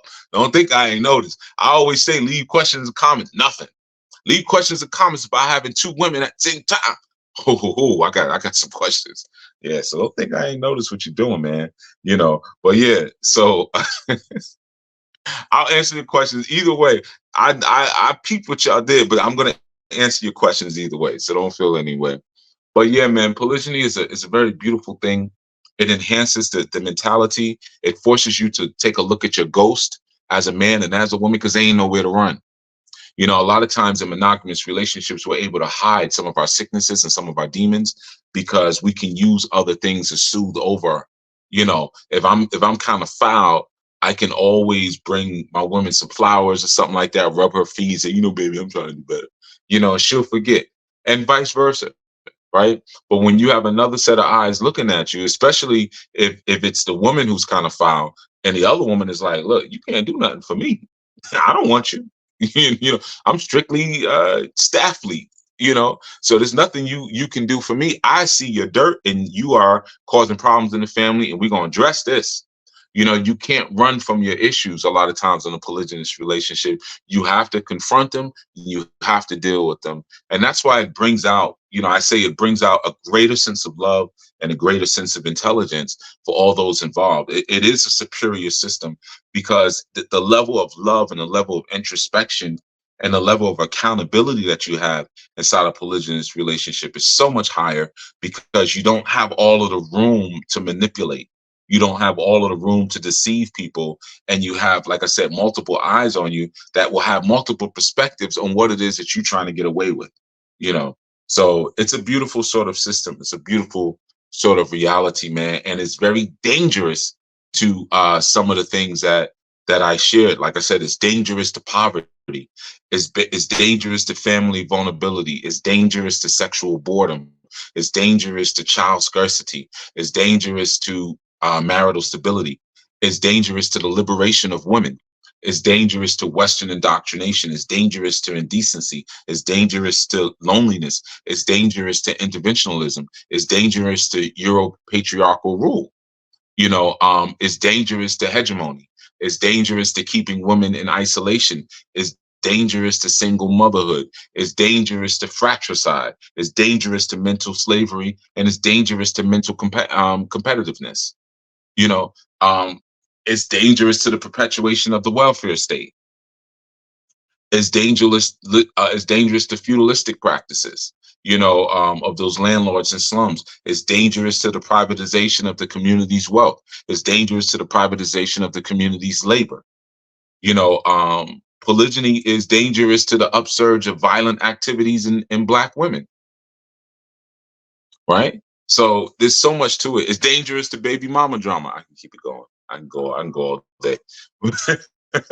So it's dangerous to many different things. It's dangerous to adultery, right? It's dangerous to prostitution, right? I keep going. But anyway, so those are some of the things we wanted to just take a look at. And of course, we're going to continue with more parts, but I want to, like I said, give it to you in steps, man. So you could start to put together this sort of machine, this sort of machine of yourself, really, but also of like the components that are necessary and your family, and make intelligent decisions. Because after all this, you may decide, one woman is cool. Oh, yeah, let me just rock out with one.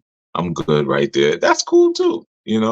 Like I said, marriage is just beautiful, man. It's all beautiful. It's all good.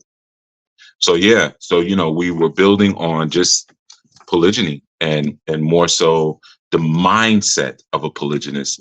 Like I was sharing, there is a lot more information out now regarding polygyny, which is something that I'm pleased about. Some of it is erroneous, much of it is theoretical, but some of the basics are at least covered. And I mean theoretical in the sense that you have a lot of people who are speaking about it, but who are not actually practicing it. Um, and they're advocating for it or maybe looking for it or things like that. There are a lot of different groups online, like on Facebook. I know there's a lot of groups around polygyny and polygamy and poly and things like that. So I think there's more intelligent conversations being had about it now. So that's always a beautiful thing. But I wanted to really deal with the polygynous mindset because it begins, like I said, before you're dealing with other people. Polygyny is how you approach the world. It's the way you manage and sort of coordinate the dynamics in your life, whether they are other women or whether they are friends, whether they are businesses, or maybe even just the items in your home that you've chosen to be a steward over. So we really dealt with the cognition of the polygynist, which is prime. And many people don't have that cognition. Some people they hear polygyny or they hear the idea of like, oh, more help in the house or more women or this big giant family where it's just going to be fun and interesting, or it's even exotic to a degree, but it may not really be in their blood. And there's nothing wrong with that. As I shared before, marriage is beautiful. So whether it's monogamous or polygynous, it's beautiful when you have people who can come together and they can establish a working order between them and decide that, hey, we're going to, build something together. That's beautiful in whatever form. So be grateful for what you got. In the words of the beautiful R&B soul song, be grateful for what you got, man. If you have one wife and one husband, that's wonderful. If you have two wives, but I want five, be grateful for the two, and build something beautiful from there. All right, so this one is going to be probably I got to go back and listen to that again one. As I shared yesterday, that I was going to be dealing with some tips and little inside things like that from myself. I have been in this family style for a few decades and off and on to some degree. When I was very, very young, uh, um, high school age, and even before that, I always had more than one girlfriend that knew about one another. I was never too big on cheating because it just seemed like it took too much effort. It wasn't really worth the juice wasn't worth the squeeze, when it came to cheating for me. And I always felt it was easier just to say, this girl passes me a note and says, I like you. And this girl passes me a note and says, I like you. And I actually do like both of them. Then I'm just going to tell them both at recess, you can both be my girlfriend. So that was kind of my early understanding of it. Just, why not? What's the problem? And obviously your understanding expands as you become a man, as you mature, and you put the scholarship into what it is that you're doing. I wouldn't necessarily classify that as polygynous, but it was clear from a very young age that I was wired for poly, not just because of how I related to women, but because of how I related to the world. I always wanted my own business. I started my own business at 8. By 11, I had employees. I had a landscaping business at 11, and we would also do demo work. Like we would tear down people's sheds and stuff like that. If they wanted their shed torn down, they had like an old shed in their backyard, or regular just raking leaves, cutting grass, shoveling snow. But I had shout out to my two childhood friends, Bobby and Alan. And Bobby had a ride-on mower that we used to use, and my friend Alan, and they worked for me. And I would go out and knock on people's doors and say, "Hey, would you like me to do your yard? And I can do this and I can do that." I would negotiate the money. This is at 11 years old, and then we would schedule a time and a date, and I'd come back and we do the yard, right? So I had that. I also used to build and repair skateboards. I was a big skateboarder when I was young, believe it or not. I was really, really into skateboarding, guys like Tony Hawk and Mark Gonzalez and, all these different skaters I looked up to. So I used to actually build skateboards, and repair trucks and replace ball bearings and things like that. I also had a bike repair service. I was very, very, very heavy into BMX biking, and at one point had some sponsorship as well. I was actually pretty good at it, and I thought that that's what I was probably going to do when I grew up. If not that, be a race motorcycles. But these were things that I was doing. I also had a paper route as well, which that didn't turn out very well. I just started. I got tired of it. The money I wasn't making as much as I was doing with doing other things. And then I got tired of like dogs chasing me. So I started throwing the papers in the woods, and then I got caught. The papers were in the woods, and that was a whole big thing. I didn't really get in trouble though, but it was something that was talked about for many, many years. The boy was throwing the papers in the woods. He didn't want to go down that street down there because the dogs was chasing him. I was like, this ain't for me. And the money ain't really saying nothing. And then I also had another business that I'm not going to speak about because it wasn't something that a little boy should have been doing, But let's just say I was bringing joy and relaxation to the neighborhood. I was providing a product that allowed people to relax, But I say this to say, I know this is not a segment about business, but I'm saying the poly mind. So at a very young age, and this is all before the age of 13, between the ages of 8 and 12, I had all of this going and was making pretty good coin. Average week, I was probably doing about between, I think, $275 to $300. At that time, that was a lot of money. There was people's parents who didn't make $350 a week, So that was between like 8 and 12. And so the what I'm essentially speaking about is the mindset of someone who says, I can do more than one thing at once. And not that I can just do it. I may be more comfortable doing multiple things, having multiple franchises. I'm not really good with just doing one thing. So as a youth, I never had I always wanted to work in fast food. To this day, sometimes I kind of fantasize about it because it seems super hard. Sometimes, like, you would go to McDonald's and Wendy's, and you just see everybody back there running back and forth. Number 3, number 4, number 5. And it just looks super complicated to me. And I always wondered, like, what would it be like? Like, could I survive in a fast food restaurant, or if you want to call it a restaurant? But I never worked fast food. I mean, the most normal young person job I ever had was the paper route. And I bombed on that because I was throwing the papers away.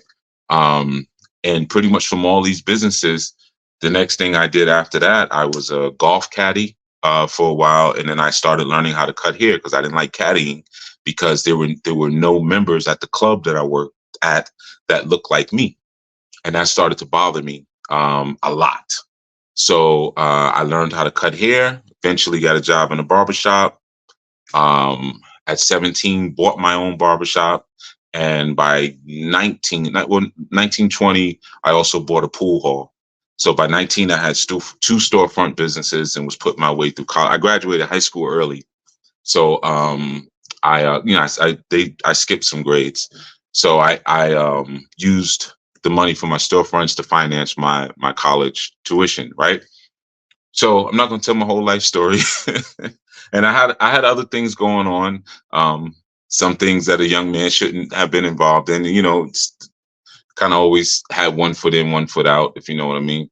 But nonetheless, had multiple things going and had a lot of girls and then a lot of women. I had this rule in high school: I can't have less than 10 girlfriends. believe it or not. I know that sounds insane, but if I had less than 10, if something happened, I fell out with one, I would start feeling like weird, like insecure. So I would do something. I would go campaign, get another girlfriend. I go to the mall and get another leather jacket, or I go get another piece of jewelry, something that's going to catch somebody's eye so we can have a conversation. Now I'm back at 10 again.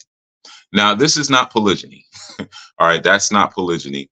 But just giving some examples, because there may be some other people listening who might say, man, I kind of had some similar things like that. I had some similar experiences, and you may also be poly. And, like I said, it doesn't begin when you meet, when you get two girlfriends, or, you're married and then you're like, man, I think I can get another one. It doesn't begin there. It begins with the mindset that you have at a young age, because throughout all these things that I'm mentioning, I was still an avid musician. I was still gigging and doing shows and being in the studio and all these different things from a very young age. So I had that as well. The only thing I didn't really have a mastery over was school. I was a terrible student, terrible student, frustrated many of my teachers because I would test so high, and I would actually be recommended consistently to skip grades, consistently. But then I would get into these special honor classes, skip grades, and then wouldn't do any homework, because I just felt that homework was unfair and it was a ridiculous farce. So I just wouldn't do it. But then it would come time for test taking or even reports and things, and I would just kill it. So, but that I wasn't a star student up until maybe my 10th grade, I think, because somebody said something in the honors class that I didn't like. Someone said something that I felt was, he basically said, I don't belong. He said, you don't even belong here. And I didn't like that. So I was like, all right. And then from then I was a straight A student and graduated high school with like I think it was a 3.93 GPA, somewhere around that. But so anyway, poly, right? You got a whole bunch of things going on at once. And sometimes you have people who have a lot of things going on at once, but they can't balance it. They don't know where to begin. It's like, man, it's too much. I'm overwhelmed. I need to simplify my life. Whereas a poly-minded person is the opposite. Like if things are simple and there's one thing happening, they become very antsy and they become very unfocused. So they actually need this sort of spreading out of multiple things happening in order to maintain focus, or in some senses to keep them anchored. It's just a certain kind of mindset. And it doesn't even imply that everything that you do, you're going to do perfectly. Like I said, I wasn't necessarily a good student until I decided to be a good student. But I wasn't interested, man. I wanted to play music. So I was like, I'm not. Why would I come home and do homework when I had albums to study?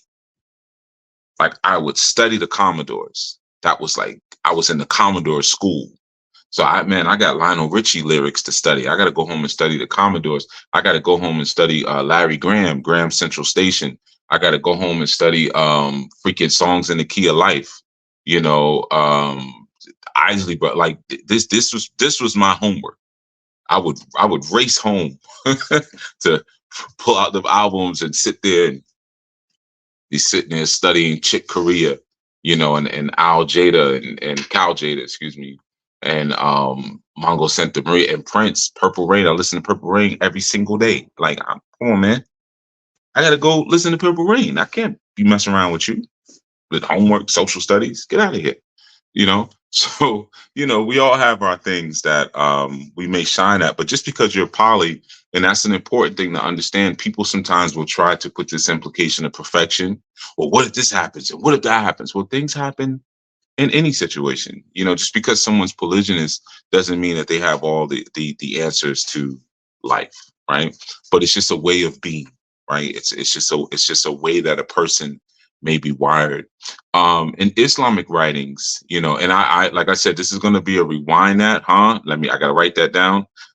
I'm going to give you a lot of scriptural reference, but one of the things that popped it off And for the sisters in the back end who would like, I didn't give you all the scriptures ahead of time. It was just too many. As I was just thinking, I was just writing stuff down and like, boom, I'm giving them, throw, give them this, give them that. And I didn't send them to y'all ahead of time. So don't worry about posting them on the screen. If you catch some, you catch some. If you don't worry about it. You know, in Islamic writings, there's a saying that says the signs of the hour include the scarcity of knowledge, the manifestation of ignorance, the display of adultery, the abundance of women, and the decrease of men to the extent that 50 women will be to one man. Okay, now I know that sounds very similar to Isaiah 4:1, but it does not come out of the Bible. It's coming out of your Islamic studies. So you start to see that there's a solution that has been provided for us by the Creator, you know, and when you're living a poly lifestyle, a lot of times detractors will start to speak to it in terms of selfishness and unnecessary and unnecessary, a lack of it being necessary, you know. And the truth is, we are living in times where when people come to you with those sort of ideas and those sort of thoughts, it's okay to say, okay, well, there's a solution that has been put in place. You can share some of the things that are happening in the world and say, okay, do you happen to have a solution for these things, right? Because our Creator has provided us a solution. So the first thing I want to deal with is the idea of the woman. You know, in polygyny, it is one man, multiple women, right? We covered that in, might have been last strong, might have been the one where I talked about polygyny for the first time. Woman, right? As we're told right in the very beginning in Genesis, we're given the term help meet or helpmate, as sometimes you see. But in the Hebrew, it would be Ezer Connecto. Ezer Connecto. And Ezer comes from the root Azer. Ezer comes from Azer or Azar. And Azar means a protector. Right? So in that sense of a protector, it's not just a companion or a helper, but Ezer means to surround, to completely surround, right? And then you have the term mate or meet, you know. So help is Ezer, like, you know, it's help meet. Help is Ezer, and meet or mate is Connecto. And Connecto means counterpart or equal to. Okay, so the first sort of responsibility that was put to the woman was to completely surround and protect this man in an equal fashion. You know, meaning you are suitable to surround this man, right? And that was given to a generation of women for a generation of men. You know, remember when we're speaking about Adoma and we're speaking about Hawa, or commonly known as Adam and Eve, we're not speaking about two people. We're speaking about generations, right?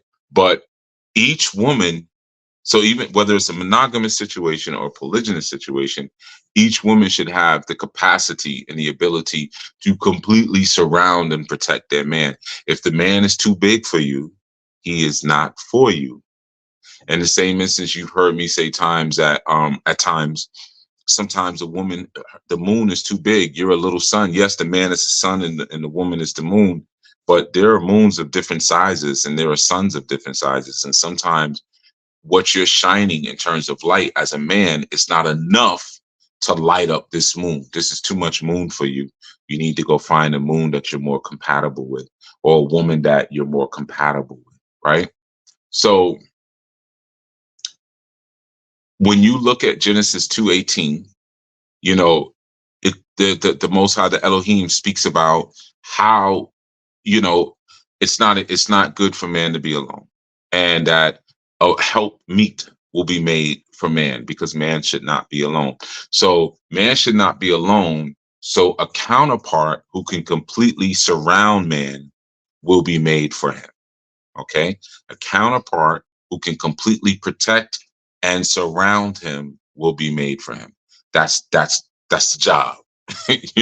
That's the job listing. Now, let's talk about the first thing here. How to be a helpmeet. How do you be a helpmeet? The first thing to understand is that your first role or your first achievement in being a helpmeet is reading and studying the law of the Most High. That's the very first thing, and I know a lot of times people are looking for ways around that. Well, just tell me, should I learn how to cook? Should I learn how to sew? Read and study the laws of the Most High, because the whole entire foundation of your relationship is based on that. That is the foundational part of your relationship, the laws of the Most High. So the very first way that you can be help me is to read and study the laws of the Most High, and to be honest.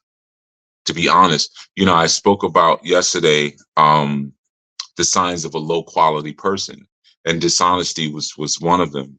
When you are a woman who is dishonest, and if you are dishonest, you are not fit to be anyone's mate. You are not. It doesn't even matter if you have a mate right now. It's not your mate. You could be with someone. Mate means to match. You could be with someone and it not be your match. There is no match for a dishonest woman, as there is no match for a dishonest man, other than triple stage darkness. All right. So you have to be able to communicate often to be a good helpmeet. And you have to be able to communicate openly and honestly, and never leave any room for assumption. Never leave any room for dishonesty or misunderstanding. Leave no room for misunderstanding. Leave no room for assumptions, because that only leads to arguments. And I know sometimes you have certain women who are purposely vague. One of the things that I tell the women that I preside over, do not kill me with pronouns. If something is going on or I ask a question and you say, well, there's some things that I was thinking about that I could say, but, I didn't want to really cause more problems. And there were certain people who said things that, I felt the way, but I should have shared that. You're going to get cursed out. If you speak to me like that, you're going to get cursed out. If you're unwilling to be open in your communication, and you're unwilling to be clear in what you're saying, and you're purposely being vague, you are seeking to manipulate me. You are seeking to keep me in the dark. My job is to know what's going on in my household. And if you are purposely trying to keep me out of the know, then you are an enemy to my household, and I have to treat you as such. Okay, so open and honest communication without a whole lot of ambiguous sort of statements is important in being a helpmeet, if you want to start with that. Another key piece for sisters: keep yourself clean at all times. Keep yourself clean and presentable. Your man should never have to tell you, go brush your hair. Go pluck those whiskers, or baby, you got a little bit of, funk happening, and it's a little too early in the day, he shouldn't have to tell you anything like that, because that's a reflection of how you're also going to keep the home organized.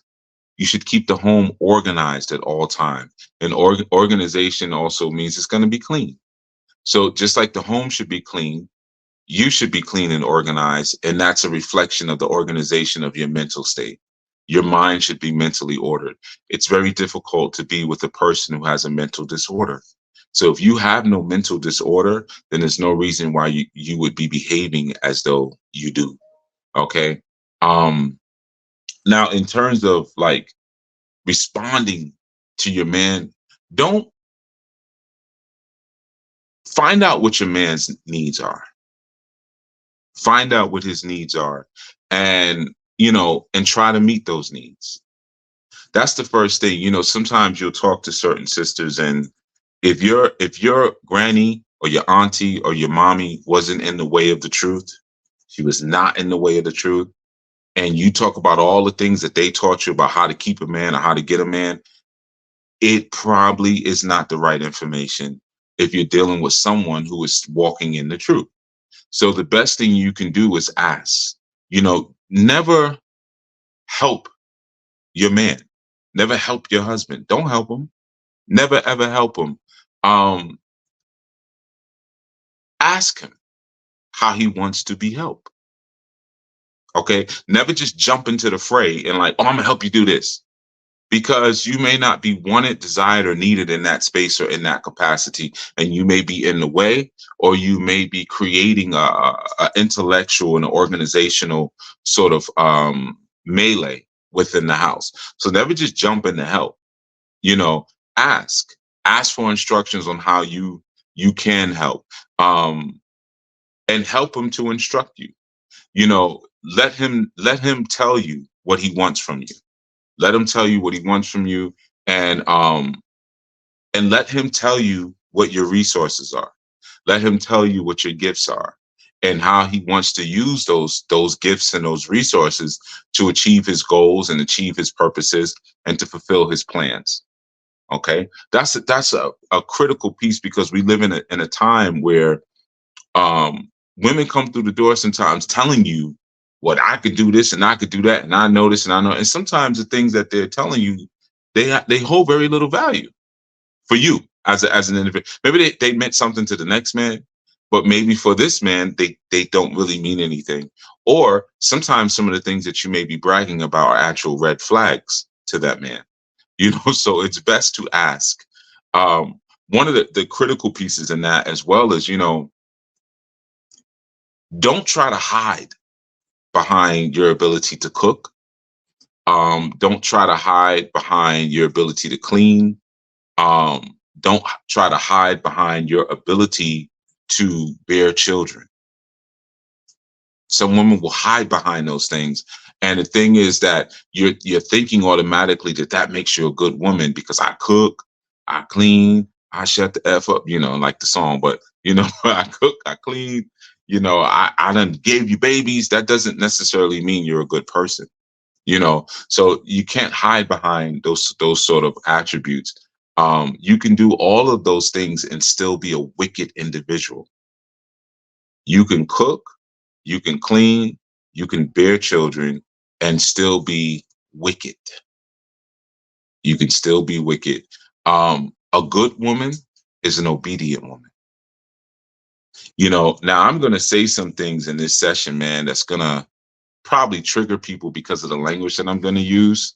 I don't care, but I'm just going to say it. Sometimes I say those things because I want you to know that I know, right? And I'm giving an example of how men move. I'm not going to be ever restrained by anyone's ignorance or by anyone's agenda, because then that makes me the beta. I'm not doing that. That's why I don't smoke weed. I'm too alpha and too strong to smoke weed. I would never have anything that I need. I don't even need a woman. So, there's things that I'm going to say that may make you say, I don't want to hear this, or what's he talking about? Or that sounds too harsh. I don't need you.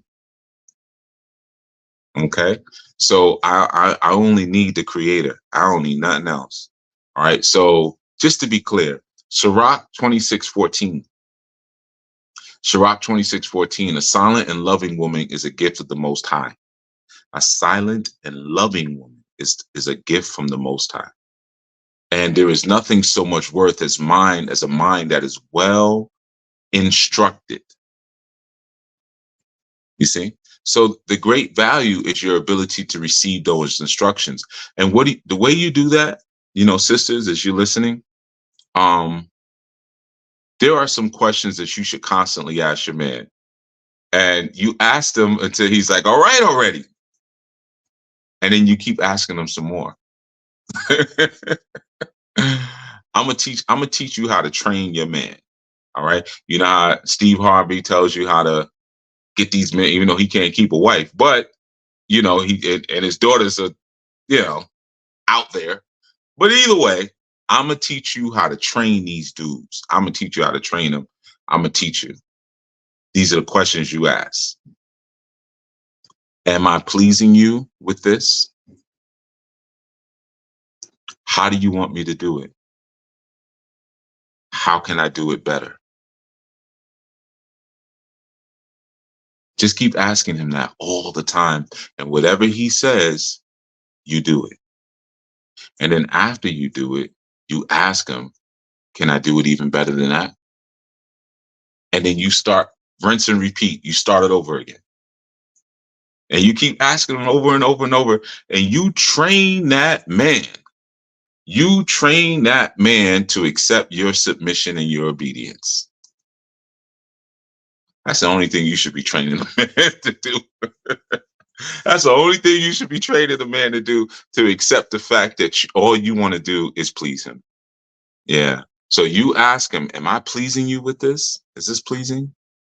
How do you want me to do it? Can I do it better? Just keep asking those questions over until he's like, all right, you already asked me that. Yeah, I'm sorry, master. I'm sorry. But I'm gonna ask you again. And I'm gonna keep performing, and I'm gonna keep applying, and I'm gonna keep performing, keep applying. And you know what? If you do that until the day you die, you will have the most beautiful relationship. Yeah, submit, obedience. Like I said, there's gonna be some words. It's gonna be like, oh man, I can't watch this with my wife. We gotta turn this off. Okay. A woman is to submit, man. The condition of being um submissive, there's a humility that goes along with that. There's a meekness that goes along with that. There's a yielding that goes along with that. There's an understanding of discipline. There's an understanding of order that goes along with that. And Colossians 3:18. I'm saying the scriptures a little early in case the sisters in the back end want to. But like I said before, I'm going to just say it again. If you do not post all the scriptures I give, don't worry about it. You will not be punished. That's the sound bite. I knew it. You can tell. Look at him. And his eye. I turn the eyes. But anyway, yeah. Colossians 3:18. Wives, submit to your husbands as it is fitting in the Most High. Right. So Ephesians 5:22 through 24. Ephesians 5:22 to 24. Wives, submit to your own husbands as to the Most High, for the husband is the head of the wife, even as Christ is the head of the church, his body, or the ecclesiasticus, his body, and him as himself, its savior. Now, as the ecclesiasticus submits to Christ, so also wives should submit in everything to their husbands. 1 Timothy 2:11. Let a woman learn in silence with all subjection. Okay, so this concept of submission is it's in our teachings, right? It's in our teachings. And again, like I said, who are you getting your guidance from, man? If you're getting your guidance from Babylonian jackals, and American werewolves, if that's who's giving you your guidance, then what's going to happen is that as soon as you face a conflict with your head and your master, she's going to tell you everything that's antithetical to the teachings of the kingdom of the creator. She's going to tell you teachings that are in alignment with that of the satanic mindset. So what I may say, if it shocks you or if it hits you in a certain kind of way or it offends you, you might want to look and see who your daddy actually is, because your daddy may not be Yahuwah. Your daddy may be something else. Okay. And you might need to go read his book, now, and I know some people struggle with that because your mother was a no good Jezebel and your father was a weak ass Ahab. I know some of you struggle with it because you'd rather be in control than not be in control. I want to do this. I want to do this because you're an emotional child. I know. So how do you be submissive? First thing is this: you don't let the man be a man. You don't allow your husband to lead. It doesn't work that way. You can't let me be anything. I'm going to be it. Now, if I be it and you decide you want to get in the way of it, you're going to get ran over because I'm going to be it. Okay. So it's fruitful for you, but you can't say, okay, you know what? I'm going to let you be the man. Go ahead. I wasn't letting you be the man. There was some other man who was being the man, but now I'm gonna allow you to let your testicles and your penis now fall because they were coiled up inside of you. Let the testicles fall. You could be the man. No. If I was not a man, I would not be able to get a wife. Only men become husbands. So I was a man before I met you. Okay. So the first thing in learning how to be submissive, you have to get out of that mind frame that you are letting the man, like as if you have the control and the dominance. You got to be humble and you got to be ready to serve as you are instructed, even when you don't agree. Ephesians 5:33. Nevertheless, let every one of you in particular so love his wife even as himself. And as the wife see that she reverence her husband, reverence her husband. You see, that means she will always treat her husband like her ruler, like her head. That's submitting and that's obeying. Okay, as long as he is not commanding her to transgress the laws of the Most High. Okay, Genesis 3:16. Unto the woman he said, I will greatly multiply thy sorrow and thy conception. In sorrow thou shalt bring forth children, and thy desire shall be to thy husband. He shall rule over thee. Hebrews 13:17. I told you, you're not going to catch all these scriptures. I was sitting here writing a lot of good notes. Hebrews 13:17. Obey them that have the rule over you and submit yourselves, for they watch for your souls, as they that must give account. They may do it with joy and not with grief, for that is unprofitable for you. In obeying and submitting to your husband, do not sin against the Most High, because the Most High comes first. Matthew 10:28. And fear not them which kill the body, but are not able to kill the soul, but rather fear the Most High, which is able to destroy both soul and body in hell. The Most High comes first, not your auntie, not your mama, not your grandmama, not all of the horrible advice you're getting from Iyanla Vanzant and whomever else does not have a clue as to what they're speaking about. Proverbs 1:7, the fear of the Most High is the beginning of knowledge, but fools despise wisdom and instruction. Okay. 1 Timothy 2:12. But I suffer not a woman to teach, nor to usurp authority over the man, but to be in silence. Now, let's get into usurp, what that means, right? Usurp means to seize or to take hold of a position by force or without a legal right to do so. Without a legal right to do so. You are going against the law when you're seeking to seize someone else's position, or you're looking like when you say, oh, this one tried to usurp the throne, right? They had no legal right to that space, so they had to do it through force or through illegalities. Many men deal with this, man, when they get their children kidnapped by the state and handed over to a foolish female who decided she wanted to put the children on the auction block so she could get a check. Sometimes the check is attention and sympathy, because now the community has to hear this. It takes a village, right? It doesn't take a village to raise a child. It doesn't take a village to raise a child. It takes a mother and a father to raise a child. Nobody else is necessary. Everybody else can stay out of their business. It just takes a mother and father. It doesn't take a village. Okay. So in those instances, a lot of times power or certain rights are delegated, or certain authorization is given to someone, but is given to that person and enforced sometimes by governmental bodies that are not a part of your spiritual government or your cultural government. It's given to a person illegally, right? This is tantamount to espionage. really. Um, so you do have disobedience. You have disobedient wives. How do you deal with a disobedient wife? Now, this is a poly talk.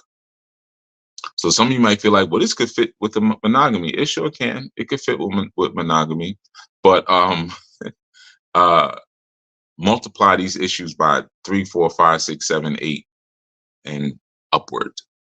Right? So as a man, again, you have to build your life on the foundations of Torah. You have to stand on that. And you cannot bend and budge from that. I don't care how pretty she is. I don't care how sexy her walk is. She looked like Jane Kennedy. She got a body like Buffy the Body. Or it does not matter. You have to stand on the foundation of the laws, right? Ecclesiasticus 25:25. Give the water no passage, neither a wicked woman liberty to gad abroad. If she go not as thou wouldest have her, cut her off from thy flesh, and give her a bill of divorce, and let her go. A disobedient wife is to be sent away. She is not to be tolerated. You know, she's a bad example for the people. Let her go. You know, give the water no passage. What's the water? Emotions. I don't care who initiated you into Oshun. Mama Ocean. You don't get the F out my face. You will get no passage. There ain't no water flowing over here. You will get no passage. You will be allowed to go nowhere. You will get this bill of divorce, and you can go on get. You can't be afraid as a man to take the L, man. Sometimes you take the L. I know you love her. I know you do, man. You know, I know her cooking was good, and you know, she was the prettiest girl that you ever met. You know, I'll never get a woman that's pretty again. You might not. Sometimes it goes down like that. You might not get someone that pretty again, you know, or who cooks that well again, or, you know, it's just magical like that. You know, I had a consort years ago, man, beautiful sister. We were together for a long time, and she fell prey to the foolishness of her older sisters and her mother, who were all single Jezebels. And it's almost like, man, you've just fulfilling the prophecy of your family. And I was always battling them the whole time we were together. It was always like every month, every 2 months or so, they'd spring up. Or when she would go visit, she would come back and like, I mean, there was times she came back with like makeup on. I'm like, what the F are you doing? Oh, my sister put my, or she come back and her locks are styled differently, like it's some corny Babylonian style, like, you know, like, what is this? You know, oh, my sister, we went to the thing. And it was like every couple of months I'm battling with this. And I started to realize, like, yeah, man, this is a problem. But mind you, super spiritual, as deep into nature as I was. We'd sleep outside sometimes in the woods, no blanket, no sleeping bag. You know, one of the stuff I like to do, but she'd be right there with me. Every time we'd be out in the field, it's just always so interesting. Butterflies would always land on her all the time. So you looking at like, man, this is a special sister, man. Freaking butterflies is landing on her. I had to get rid of her. She was so damn wicked because she was always locked in and tied into that Jezebel influence, and she created a lot of calamity and problems inside of the household as a result of it. And writing that bill of divorce was not easy because it was like, damn, man, I'm never going to find a woman that I relate to as well as I relate to her. Like we into all the same stuff, like exactly. But she got to go. She got to go. It was fun. She got to go. Yeah, this was a good. We were together for a long time. I'm not talking about no 2 or 3 years. We were together for a long time. You got to go, right? So you got to be clear on when that needs to happen. Keep in mind, first off, man, a wife is a husband's possession. A wife is a husband's possession. You can't forget that part. So when you're speaking about building a polygynous household, you have to think about the responsibility of possessing something. What comes along with that? It's not just, people look at the fun, and like I said, man, she and I had at times a very beautiful relationship, but she was causing problems for the other women who were in my possession because of her level of disobedience and her level of her lack of loyalty to what it was that we were doing, because it was always my mother said this, my sister said this, and that created too many problems, and I had to be loyal to the overall organism and mechanism called the House of Yuya, not just to this one person who I was enjoying an experience with that no one else was enjoying. Because I mean, we had our relationship. When you're in polygyny, and I think I saw that in the chat. Someone asked that question. I think it was South Ahava asked something about how does a woman get her mind into poly. I know I don't usually answer questions when I'm doing insights, but is there a female version of the poly mindset, such as being possessive or different characteristics that taught by the man? I don't know. But a woman is monogamous. A woman who is living Bible, who is living scripture and Torah, is monogamous. Women are not polygynous. If you are living by Torah, it's only polygyny in the world of poly. All right. Now, if you are polyandrous, one woman, multiple men, or polyamorous, which is a free for all battle royale, sure, whatever, but that is not Torah. I'm speaking for his Israelites in the house. I'm speaking for the Anubians in the house. Okay, we are polygynous. That's it. That's it. Okay, and I think that's a very respectful way for me to put it. But like I said, a wife is a woman. A wife is a man's possession. She doesn't own herself. She goes from her father's house to her husband's house. That's how that works. And the moment she goes from her father's house to her husband's house, a transaction has just occurred. There's a transaction that happens there. There's bride price, there's dowry. They're not the same thing. But it is a transactional experience. And, in some cultures, she is purchased by the husband and he becomes her new owner. Like I said, there may be some language that's a little triggering if you don't understand, but I'm speaking from an ancient Eastern perspective.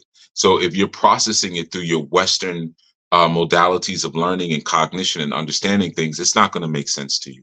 It's not going to make any sense to you. And it's only going to offend you because you were taught to be offended by anything that brings you back to your sane self and brings your culture back to the forefront. You were taught to be offended by your own culture. When the woman is now under her man's authority and under his possession, and the father has given her away, he also sold her to the new covering. Now that new husband is owner, he's protector, he's master, he's guide, he's lead, etc. Exodus 2017, right? Exodus 2017, thou shalt not covet thy neighbor's house. Thou shalt not covet thy neighbor's wife, nor his manservant, nor his maidservant, nor his ox, nor his ass, nor anything that is thy neighbor's. Now, who would your neighbor be? It would be a fellow Israelite. You shouldn't be lusting after Israel. Lust is not a problem. If you understand lust in context, like where it says, well, if you lust and you have committed adultery, yeah, if the woman is married. The woman's not married, I lust at, I'm all right, I'm good. Everything's still good. If she is my woman, and I mean, my women want me to lust after them. They don't want to walk by and I'm like, I got to smash that tonight. They don't want me to have that sort of reaction. They want me to be like, ooh, that's mine. I can have that, So lust in context, it's nothing wrong with it. When you understand what lust is. Ecclesiasticus 26:1, right? Ecclesiasticus 26:1, blessed is the man that hath a virtuous wife. for the number of his days shall be doubled. Ecclesiasticus 26:3. A good wife is a good portion, which shall be given in the portion of them that fear the Most High. Ecclesiasticus 36:24. He that getteth a wife begetteth a possession, a help like unto himself, and a pillar of rest. So this idea of like, you say the word submission and like you find that in a lot of like media outlets. When a man uses the word submission, he immediately has to qualify. He'll say, well, look, submission, and I don't mean, abusing nobody. You gotta sit. You always have to be afraid of the jackals that's about to jump on you. That's not being a man. So even in polygyny, man, and I'm giving these concepts to you because here in Babylon, if you are going to perfect polygyny and approach it from a positive perspective, and not just polygyny, being a man of culture, being a rootsman of culture, there's a good chance that your woman's family is not going to like you. There's a good chance because they are programmed to not like you. They are programmed to disrespect you. So you have to be able to stand. And sometimes, believe it or not, you're going to come against Christians. Heck, let's back it up. Sometimes you're going to come against even people who say that they're Hebrews. And you have to be able to prove where you're standing, right? So I love when, the Christians like, well, you ain't supposed to do it. All right, cool. I ain't supposed to do it, but let's go to the book. They never want to go to the book, though, because like, you don't want to do that. Because once you hit them with 2 or 3 scriptures, they realize like, oh, okay. Then they start backing up because it's like, you don't study, because if you actually studied, you wouldn't even be saying what you're saying to me. I have spoken to some Christians who've been like, yeah, it's in the book, it's permissible. Yeah. Next, yeah, I don't do it or whatever, but no, yeah, it's nothing wrong with it. So some know and some don't know, but you want to be able to have that standing. You never want to debate or convince anybody about what you're doing as a man. I don't care what it is. I don't even care if it's the flavor of icy you order. Like, I want rainbow. You want rainbow? You sure you want rainbow? I want rainbow. You know what I mean? And you ain't got to say no chomo after nothing. I'm going to get what I'm going to get, right? 25:12-8. And I give thee thy master's house and thy master's wives into thy bosom. And I gave thee, the house of Israel and the land of Judah.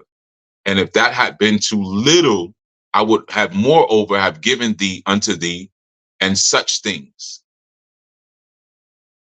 So the Most High is against polygyny, but he said to David, I gave you I gave you your master's wives. Why didn't he break up the band? Get rid of all these wives. It's not because it's not an issue. It's no matter how you want to chop it out, it's not outlawed in scripture. It is not. And monogamy is not prescribed in the scriptures as the only marital form. Now, if you want to debate that with people, I'll give you the scriptures, and I'm going to give them to you before we're going. I don't debate it. I don't have the desire to debate it. I like to speak to people who are learning. I don't like to speak to dumb people who speak about things out of emotion or out of social programming.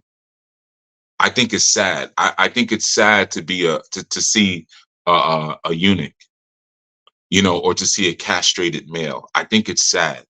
So when someone comes again, and I'm not going to debate and argue with women, so there's nothing that's going to happen there, right?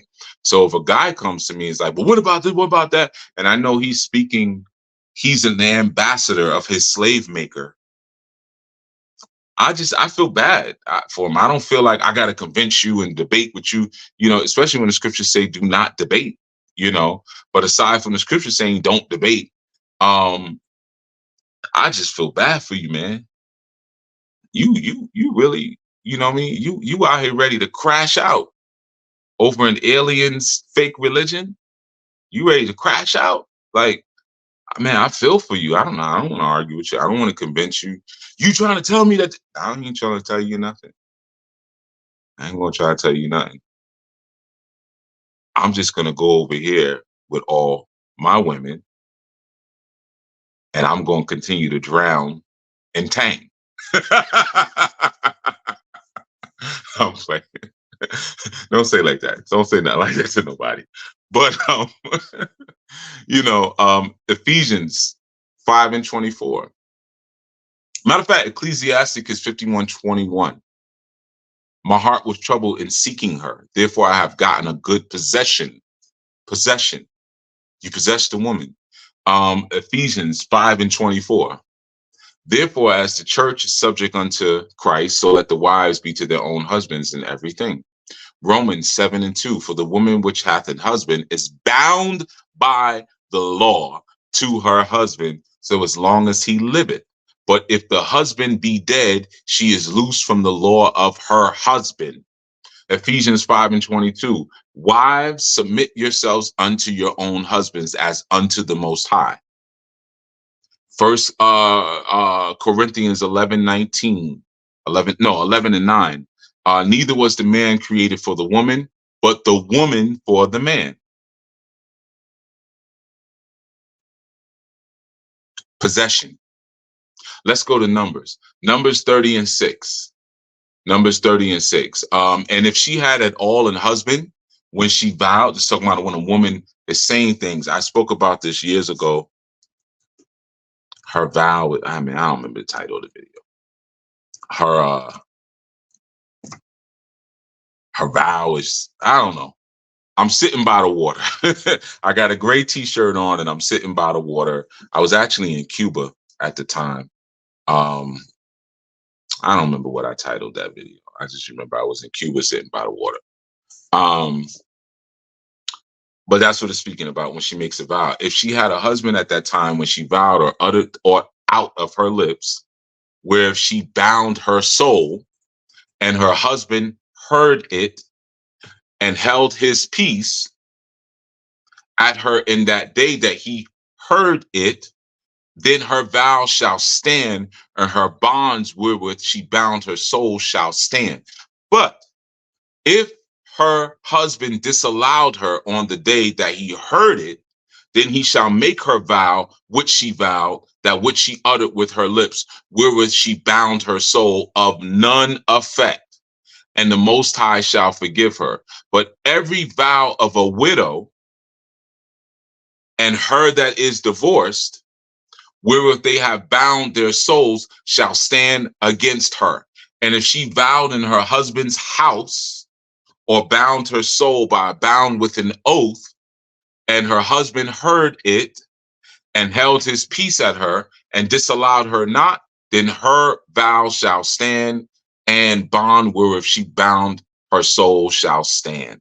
But if her husband hath utterly made them void on the day he heard them, then whatsoever proceedeth out of her lips concerning her vows or concerning the bonds of her soul shall not stand.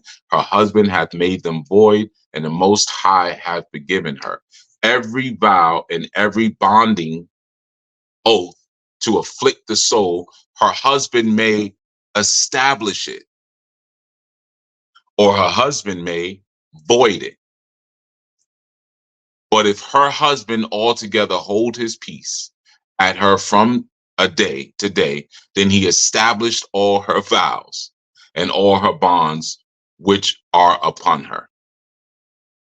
He confirmeth them, because he held his peace at her in the day that he heard them. There are the statutes which the Most High commanded Moses between a man and his wife, between the father and his daughter, being yet in her youth and in her father's house. Right? So that tells you right there, he is even, I think the video was, her word is your bond. Now that I'm thinking about it, her word is your bond. But either way, there's an idea there that is teaching you about this man is now responsible for even what comes out of this woman's mouth. And what comes out of this woman's mouth, he can either void it and say, or he can establish it and make it real and standing. Okay. So We speak about the sense of possession there, but we speak about the sense of obedience there that is present or needs to be present within a polygynous structure. John 14:15. If you love me, you'll keep my commandments, right? Because remember, she's subject to the man like she would be to the Most High. John 4:23. But the hour cometh, and now is, when the true worshipers shall worship the Father in spirit and in truth, for the Father seeketh such to worship him. 1 John 5:2. By this we know that we love the children of Yah, when we love Yah and keep his commandments. That we are, and 1 John 5:3. For this is the love of Yah, that we keep his commandments, and his commandments are not grievous. Sometimes you'll be in a polygynous situation, you're trying to make it work, man. You're trying to make it work, but you refuse to own the fact that this woman is grieved, or man, is grieved by the very ideas of living out a Torah lifestyle. They want nothing to do with your culture. They'll do a little bit of it, and they're always constantly trying to negotiate. You always have to check their clothes before they leave the house. They're always pretending that they don't know something is showing, or they're always pretending that they don't know that they should not go into this place that's inappropriate, or listen to this music that's inappropriate, or watch a film that's inappropriate. And then when you bring it up to them, it's like, oh, what now? That is not the one you establish a household with. Leave her. Do not establish a household with her. If you have a man like that, he's really barely a man, but he is not. Remember what I told you in the very beginning, the foundation of a healthy relationship and a polygynous relationship is Torah. That's where it begins. That's the foundation. If he's not standing on Torah and living that out, it's not going to work. So I say that also for all of you brothers and sisters who are listening, because y'all know me. And y'all listened to me. You're like, oh, yeah, I know, Chief. Yeah, you got some good information. Yeah, good advice, whatever, whoopty-whoopty-woo. I take a little bit of that and a little bit of this, and I do my own thing. Go right ahead. I mean, I'm not fire and brimstone about anything, especially, I'm just not, man, because one day I'll be quoting scriptures, Torah scriptures. Next thing I'll be quoting the Quran. Then I'll be quoting something from Confucius, so obviously it's clear that I study across different planes, and I teach across different planes, but you may not be qualified to do that, but I'm just going to leave it there. Everybody is not as far ahead as they think they are. And I didn't, and you're talking to someone who's got 30 years in, 34 years, carry the one, 34 years in. Really more than that, honestly, actually 34 years in teaching the people, but longer than that as far as studying. So sometimes we live in this quick microwave society where it's like, if I say something like, oh, you could do this. Yeah, well, that's what I do, Chief. I do like you. Not if I've been teaching longer than you've been born. Then I promise you, we're not doing the same thing. I promise you. And if I don't tell you that, it's just because I'm being nice, but you should tell yourself, and you need to tell yourself to shut up. Tell yourself, shut up, chill out, fall back, shorty. Tell yourself that. All right. 1 John 2:3. And hereby we do know that we know him if we keep his commandments. 1 John 2:4. He that saith, I know him, and keepeth not his commandments is a liar, and the truth is not in him. But whoso keepeth his word, in him verily is the love of Yah perfected. Hereby we know that we are in him. He that saith he abideth in him ought himself also to walk even as he walked. 1 John 4:19. We love him because he loved us first. If a man say, I love Yah, and hateth his brother, he's a liar. Okay. So we see now the importance of a man or a woman being what they say they are. You cannot build polygyny on lies. You cannot build polygynies on an illusion of a personality, pretending to be righteous, pretending to be conscious, pretending to be cultured, but then you're still disobedient to what has been placed before you. It will not work. Your polygynous relationship will fall apart. You know, a lot of times brothers ask like, well, Chief, where do you find these women? How do you get these women? I don't find nothing. And I know the scripture says, you know, a man who find, I don't go looking anywhere. I'm a magnet. Now, why am I a magnet? Because I'm radiating. Like I said, if you say you are following these commandments, then you will walk like him. You will walk like him. How do you think people respond when a savior or the Messiah is walking down the street? He ain't got to walk down the street handing out cards. Hey, you know, I'm Messiah, Messiah. You know, I'm gonna call me, give me a call. I'm Messiah. Yeah, that's my social media right there. Messiah. You know, like he doesn't have to do that. You just live it and walk it, and they will come because they're looking for you. They were born looking for you because they were born and created and made for you. But if you're not walking in that truth, you're not. And you know, again, a devilish person. There are devils out here. There's devils. There's devils. There's devils. Male and female. There's devils, and all they have in them is schemes. And I spoke about that in, I think, seeding another man's field. I think I talk about it in there. You know, but when you know, there's some guys and there's some gals. They just full of game. That's it. They have nothing else. The best game you can have is the foundations of Torah. That's the best game you can play. I promise you. Because that's the only one you can really sustain. All the other ones it's like magic. It's all temporary. It's all temporary. Real game is setting goals, giving guidance, attention. You know what game? GAME. Guidance, attention, motivation, education. That's what game is. Anybody tells you any different, well, you don't know the game. You don't know the game. Negro, if you can give guidance, attention, motivation, and education, you're giving your woman game. And if you do that, you will have a harem.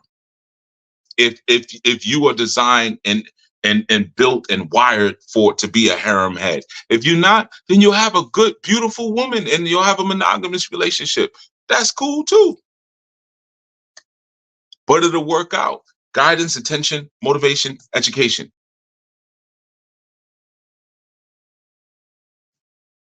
Now, sometimes we got issues regarding emotional healing that needs to happen. And, you know, and I spoke about it. I'm not going to go back over this so much because I spoke about that in one of them. All right.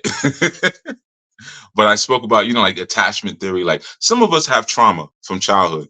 And, you know, we need to work through that before we start talking about polygyny and having children inside of this environment where you may be attacked by people. People may look at it like, what the heck are y'all doing? And have things to say to you or have things to say to your children. You know, you have to be strong enough to stand on the truth. And the first step, there are steps to emotional healing that you have to go through. First step, number one step, you got to peel back that onion. You got to peel back that, you got to peel the layers, man. You got to peel the layers of that onion to get to the core of where your pain is, where your problem is, where your rebellion is, where your depression is. You got to ask yourself a hard question. Why do I feel like this? And you got to be quiet for a second to listen to the answer, right? And because your mind will jump to my ex. You know, you'll start there. My daddy was never around. He's a rolling stone, so snake in the grass. You know, or my mother never encouraged me, man. I told her she never gave me encouragement, man. She never no hugs. You know, like, nah, man. Why do I feel like this? And wait, right? Then you have to ask a question after that. Is the way I feel in alignment with scripture? Now, when you ask that question, you probably going to say no. And then what's going to come a millisecond later after that no is but. And I've told you all before, I will say it again for the newcomers, but is always to fall into the root chakra. It takes you right into the ass of things, right? Now you just talking SHIT because you in the butt. So this is the truth, but truth But is it in alignment with scripture? No, truth. But now it's time to talk SHIT. If it's not in alignment with scripture, you need to ask yourself, why do I think the way I think? And wait, why do I think this way? Is that thinking according and alignment with scripture? Be careful of that but, right? That's step one. That's just step one. You got to ask those questions, right? Then you have to be able to accept that the healing for your situation is in scripture. That's a hard one because you have so many people who engage in lazy scholarship. So they'll say, well, I already read the Bible. Wasn't nothing in there for me. Negro, you didn't read it. Shut up. Stop lying. You didn't read it. You lying. And reading something, I mean, when I was a child and I used to read, I used to like in the bathroom, I used to read like the labels on the bottles and stuff in the bathroom. I don't know why, but I just thought the labels were interesting because they had all these big words that I didn't know. I don't remember any of those words. I don't remember any of those labels. I don't remember what's in Listerine, you know. But I say, I read Listerine bottle. I know all about Listerine. No, I don't. I don't remember. You know, I don't remember. You know, so you got to accept, man, that that's where the healing is. The healing is inside of those scriptures, man, and that's a humbling thing to accept. You know, the word of the Most High is perfect. People say, man, I read scriptures, man. There's a lot of contradictions in the scriptures. Okay, break it apart, figure it out, man. Damn, figure that joint out. You know, don't be so lazy all the time. You know, figure it out. So that's one of the things that you have to be able to do. You got to accept that, hey, man, the answers are in the scriptures. Let's go to Matthew 5:48. Accept that we must be perfect. Accept that the law is perfect. Psalms 19:7. Accept that the law is not done away with. Matthews 5:17. Accept that the Most High did not change. Those are scriptures you need to write down. Those are important scriptures. I'm not even gonna go through all of them, but that's the gist of those scriptures. You see, if you want to be polygynous, you got to do this stuff. If you want to be successfully polygynous, you have to do this stuff, whether you're a man or a woman. You have to get to your emotional healing. You have to. There's no way around it because you can cause a lot of damage as a man. A lot of damage. Not only to your woman, I mean, that's bad, but she chose to be with you. You know, so she might live out her choice. There could be children that come forth. And then there could be others. Sometimes, a lot of times, people look at polygynous relationships or couples who are open to polygyny. If you're a good-looking couple, and you know you got some good-looking children, and people will look from the outside and be like, "Man, this looks like a perfect situation. I want to be a part of, and whatnot." And they may not realize there's some broken people up in here. If they don't know how to recognize that, and it just causes a world of pain, right? So now, step 3. You got to find the specific scriptures in Torah that teach you how to behave in your situation. See, when a person says like, yo, man, I read the book.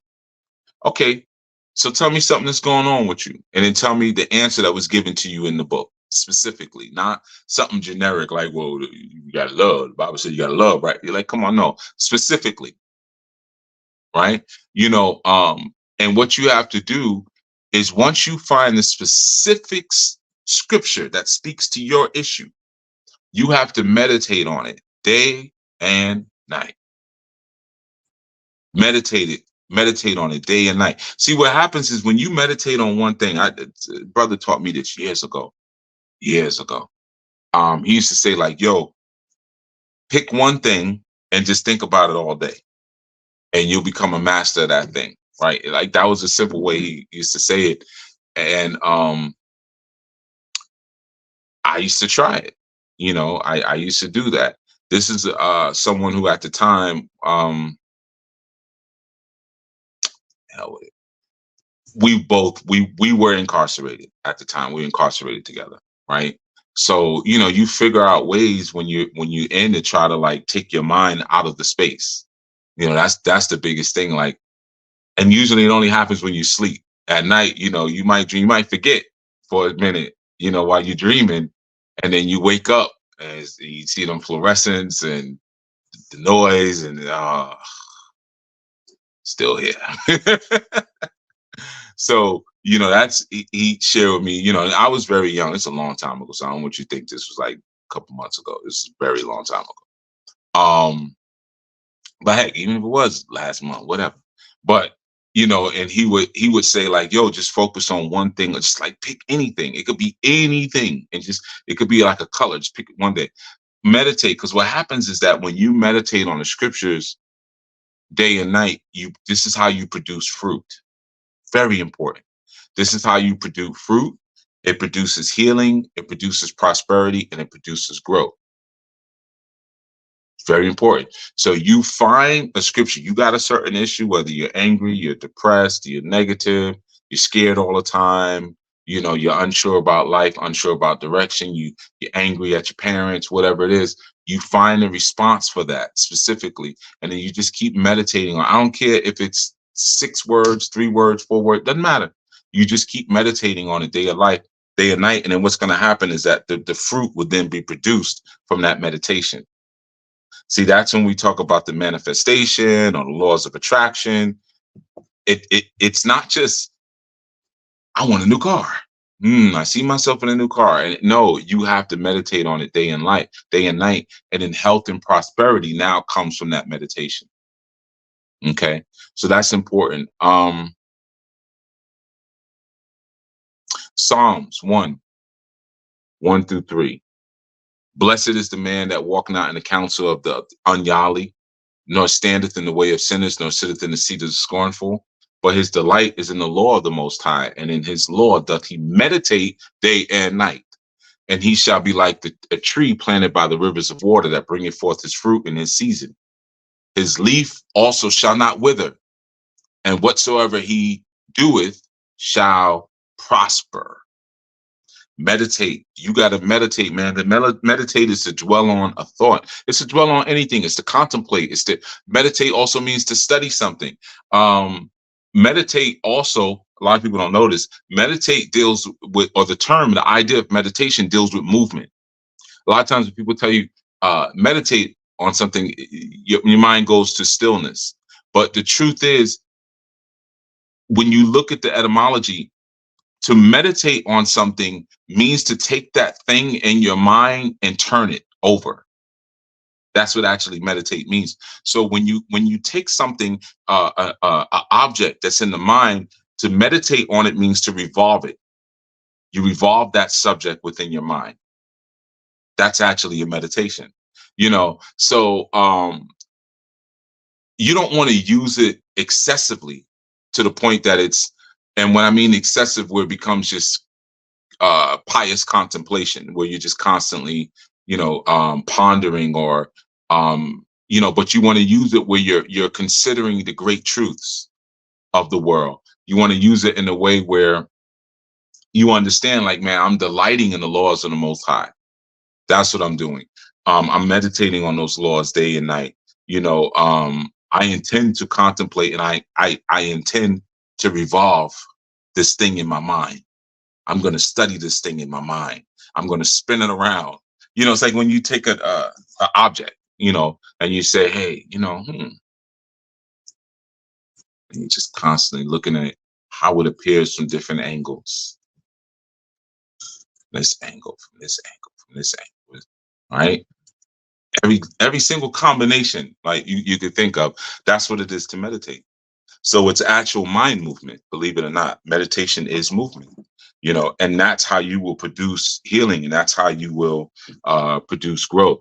Step 4, You have to dismantle the lies of the satanic mind and accept that the scriptures and the arguments back up that scripture. So this is when you're studying to show thyself approved, but you're able to prove the truth. Scriptures are the tree. Your scriptures are the tree, and your arguments are the roots. The arguments back up the tree, or the tree backs up the roots back up the tree, and the arguments back up the scripture. So when you're accepting the scriptures, you're meditating on them, you're dwelling on them, and most importantly, how are you showing you're accepting them? You're living by them. That's the key. You're living by them, and that shows the acceptance. Once you do that, then you start to bear fruit. It's just that simple. You start to bear fruit. And then you continue accepting. So now when the lies of the satanic energy starts to come before you, or they try to return to your mind, what you immediately do is you fight back with scripture. That's the same thing Christ would do. The adversary would say something, he'd be like, well, it is written. Well, it is written. It is written, right? You can see that in Matthew 4:1-11, or when we talk about putting on the spiritual armor of God in Ephesians 6:11, I think through like 17. Okay. So those are ways that you sort of gird yourself and you prepare yourself and you sort of create that foundation. You got to go through that 4-step healing process. I think I gave you 4 steps. You got to go through that 4-step healing process where first, you're asking yourself, like, I'm peeling the layers back. Why do I feel like this? Why do I think like this? Is what I feel in alignment with scripture? Is what I think in alignment of scripture? Then I have to accept that the scriptures are the word of Most High. They're giving me the truth. I got to be perfect. The law is perfect. So therefore I got to be perfect. My creator is perfect, and then I got to understand that there are ones that will speak to my behavior, and I got to meditate on those ones, or speak to my solutions, or tell me how I'm supposed to respond in this situation. I got to meditate on those things. Then I got to break down the lies. I got to understand what's trying to kill me, just like I understand what's trying to heal me. Right now, let's speak about marriage for a second. There are Babylonian rules of marriage, but if you're walking in the truth, they're null and void. They don't apply to you. Okay, so that's an important thing to understand, because a lot of times when you're speaking about a polygynous relationship, again, people will start to speak about, well, what about this or what about that? Or my grandfather, grandmother. I don't care nothing about your grandfather, or grandmother. I don't care. And the picture looks great. I might even repost it on my social media. And look, they're 80 and 90 and 100 years old. They still, yeah, it's cool. But that's about it. It's just a picture in a frame. I am not interested in the morals and the traditions of the world. I have no interest. Once I recognize, or I become an Iber or a Hebrew, or I recognize my nationality is Israelite, I recognize I'm Anu. If I am an Anu, then my marriage is governed now by the rules and the regulations of the teachings of my culture. That's it. So the rules of Babylon are not in effect for me. They are not in effect for me. Even if those rules may benefit me in some way that I think, they're not my rules. Ephesians 5:22, wives, submit yourselves unto your own husbands as unto the Most High, for the husband is the head of the wife, even as Christ is the head of the ecclesiasticus, and he is the savior of the body. Therefore, as the church is subject, or the ecclesiasticus is subject unto Christ, so let the wives be unto their own husbands in everything. Husbands, love your wives, even as Christ also loved the ecclesiasticus and gave himself for it, that he might sanctify and cleanse it with the washing of water by the word, that he might present it to himself a glorious ecclesiasticus, not having a spot nor wrinkle or any such thing, but that it should be holy and without blemish. So ought men to love their wives as their own bodies. He that loveth his wife loveth himself. For no man ever hateth his own flesh, but nourished and cherished it, even as the Most High the church. For we are members of his body, of his flesh, and of his bones. For this cause shall a man leave his father and mother, and shall be joined into his wife, and they two shall become one flesh. This is a great mystery, but I speak concerning Christ and the Ecclesiasticus. Nevertheless, let every one of you in particular so love his wife even as himself, and the wife see that she reverences her husband. That's your whole formula right there. You don't need the world to give you a book and an instruction manual on how you are supposed to purport yourself within a spiritual union. You got your full instructional right there. You recognize that it's a spiritual formula that's mirrored in the heavens. I'll give you a very, very simple example. When a man comes home and his family doesn't care that he came home, he doesn't like coming home anymore. If he walks through the door, he's not greeted. There's no smiles. His wife is on the phone with a friend, and she might look over in his direction and, give him one of those, or, and keep talking or whatever it is.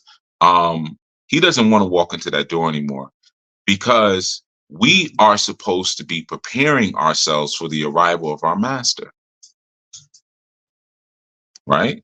I am preparing myself to meet my master. I'm preparing myself. So if I am the master of my household, then my woman should be preparing herself for my arrival. So when I come home, the offerings should be there, the food should be there. She should look presentable. I'm not saying she's got to be all, glammed out, but she should look presentable. The food should be there. There should at least be a smile on her face. At least there should be a greeting, because she's preparing to meet the master when the master is not in her physical presence.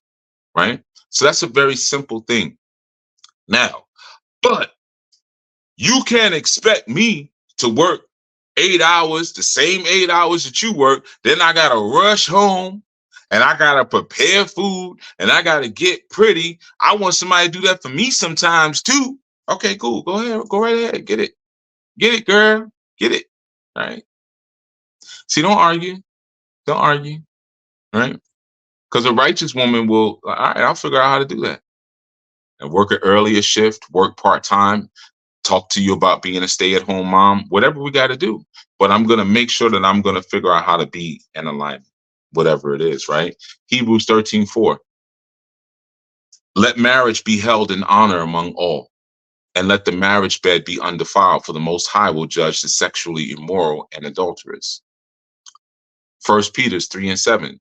Likewise, ye husbands, dwell with them according to knowledge.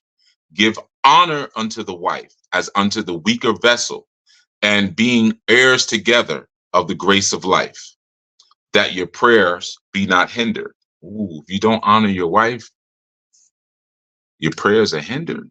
Whoa, you messing with my pipeline. You're messing with the plug now. If you do not honor your wife and honor her as the weaker vessel. What do you mean I'm the weaker vessel? It's like what I just said. You the weaker vessel. You smaller, physically weaker. You ain't as smart as me. You just going on and on. You the weaker vessel. But there's some things that women, no, you're the weaker vessel. Chill out. And you know you are. The only way you'll get me to say you're not is if you manipulate me into saying you're not. If you're a man, just say it and stand on it. You know it's the truth. Come on. Because if you don't honor her as the weaker vessel, then you will not properly protect her. That's messed up. And there's a lot of guys who do that. Oh, she'll be all right. She good. She can handle that. Or they, a lot of times you see boys who are babied and girls who are just shoved out there. That's the opposite. You're supposed to be more protective of the girl, knowing that she's the weaker vessel, and you're supposed to shove the boys out there because he's a stronger vessel and he will recover quicker and learn his lessons that way. You see? So there's a concept there that we sort of look at, and we see even in like 1 Corinthians 7:3, the husband shall give to his wife her conjugal rights, and likewise the wife to her husband. So we're talking polygyny now, right? Because we always have this conversation around like, can you afford 2 women or 3 women or 4 women? Okay, so let's say if you get to the point where you say, yeah, I can buy them, because that's what you asking me, right?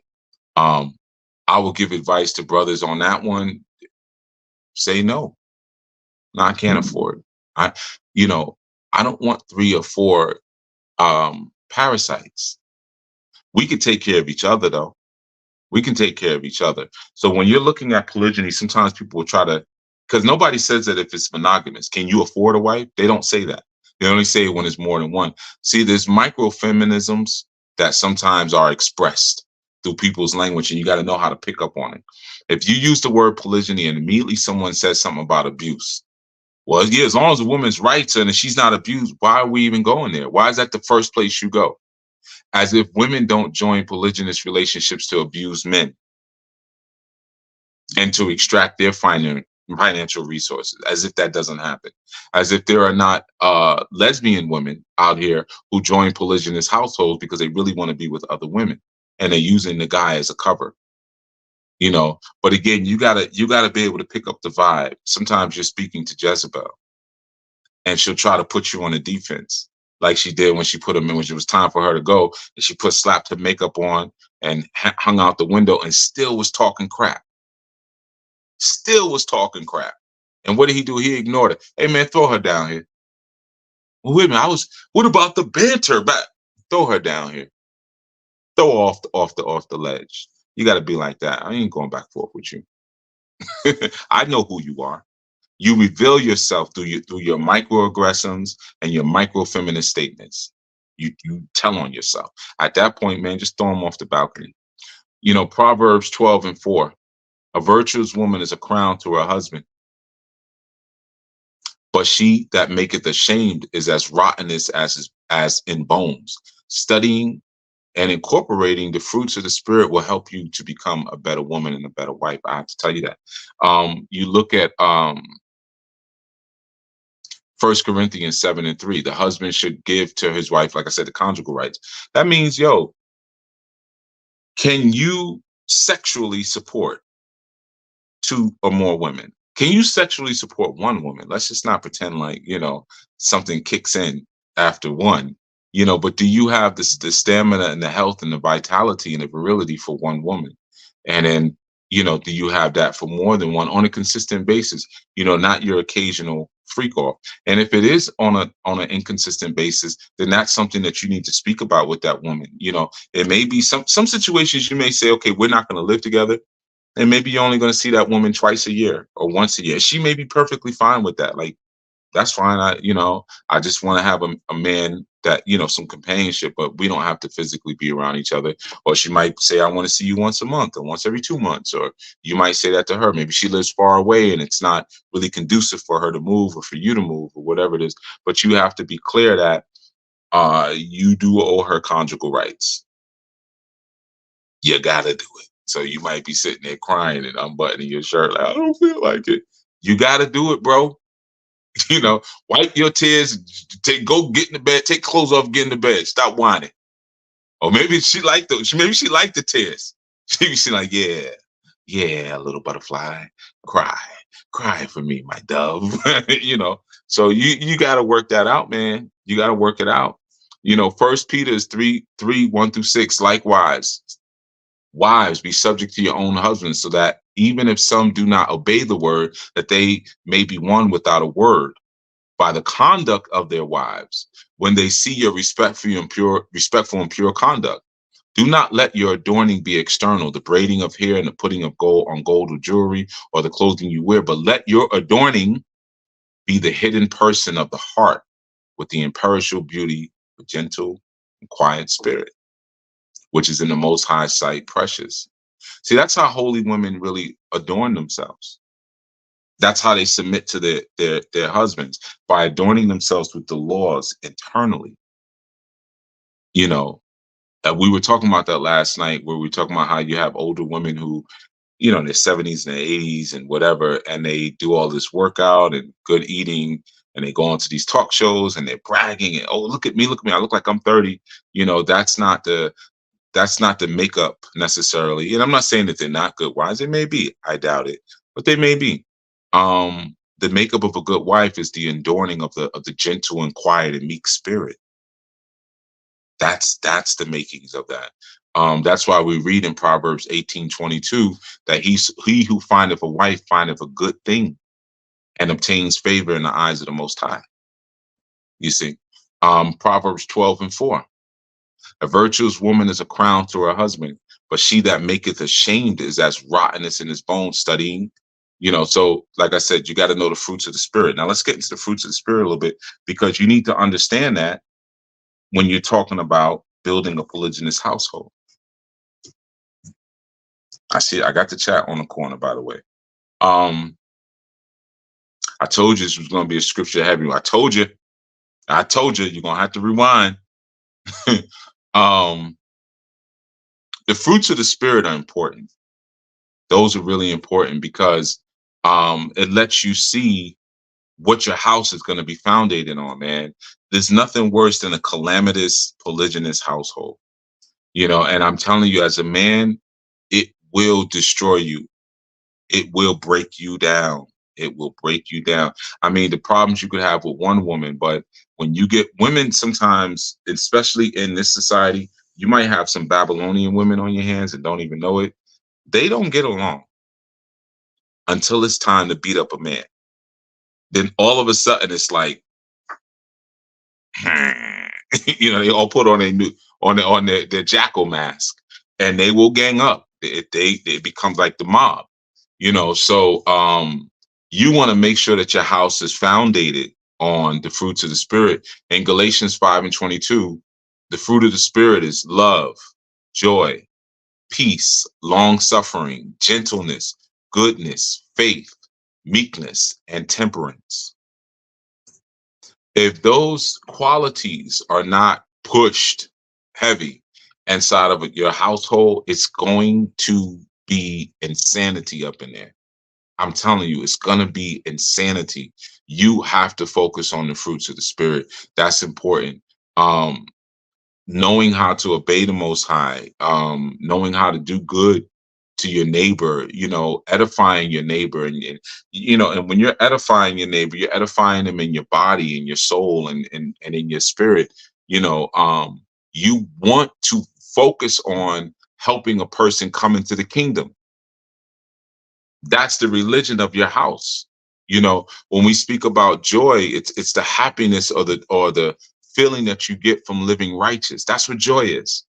It's the happiness that you receive from living a righteous life. Peace.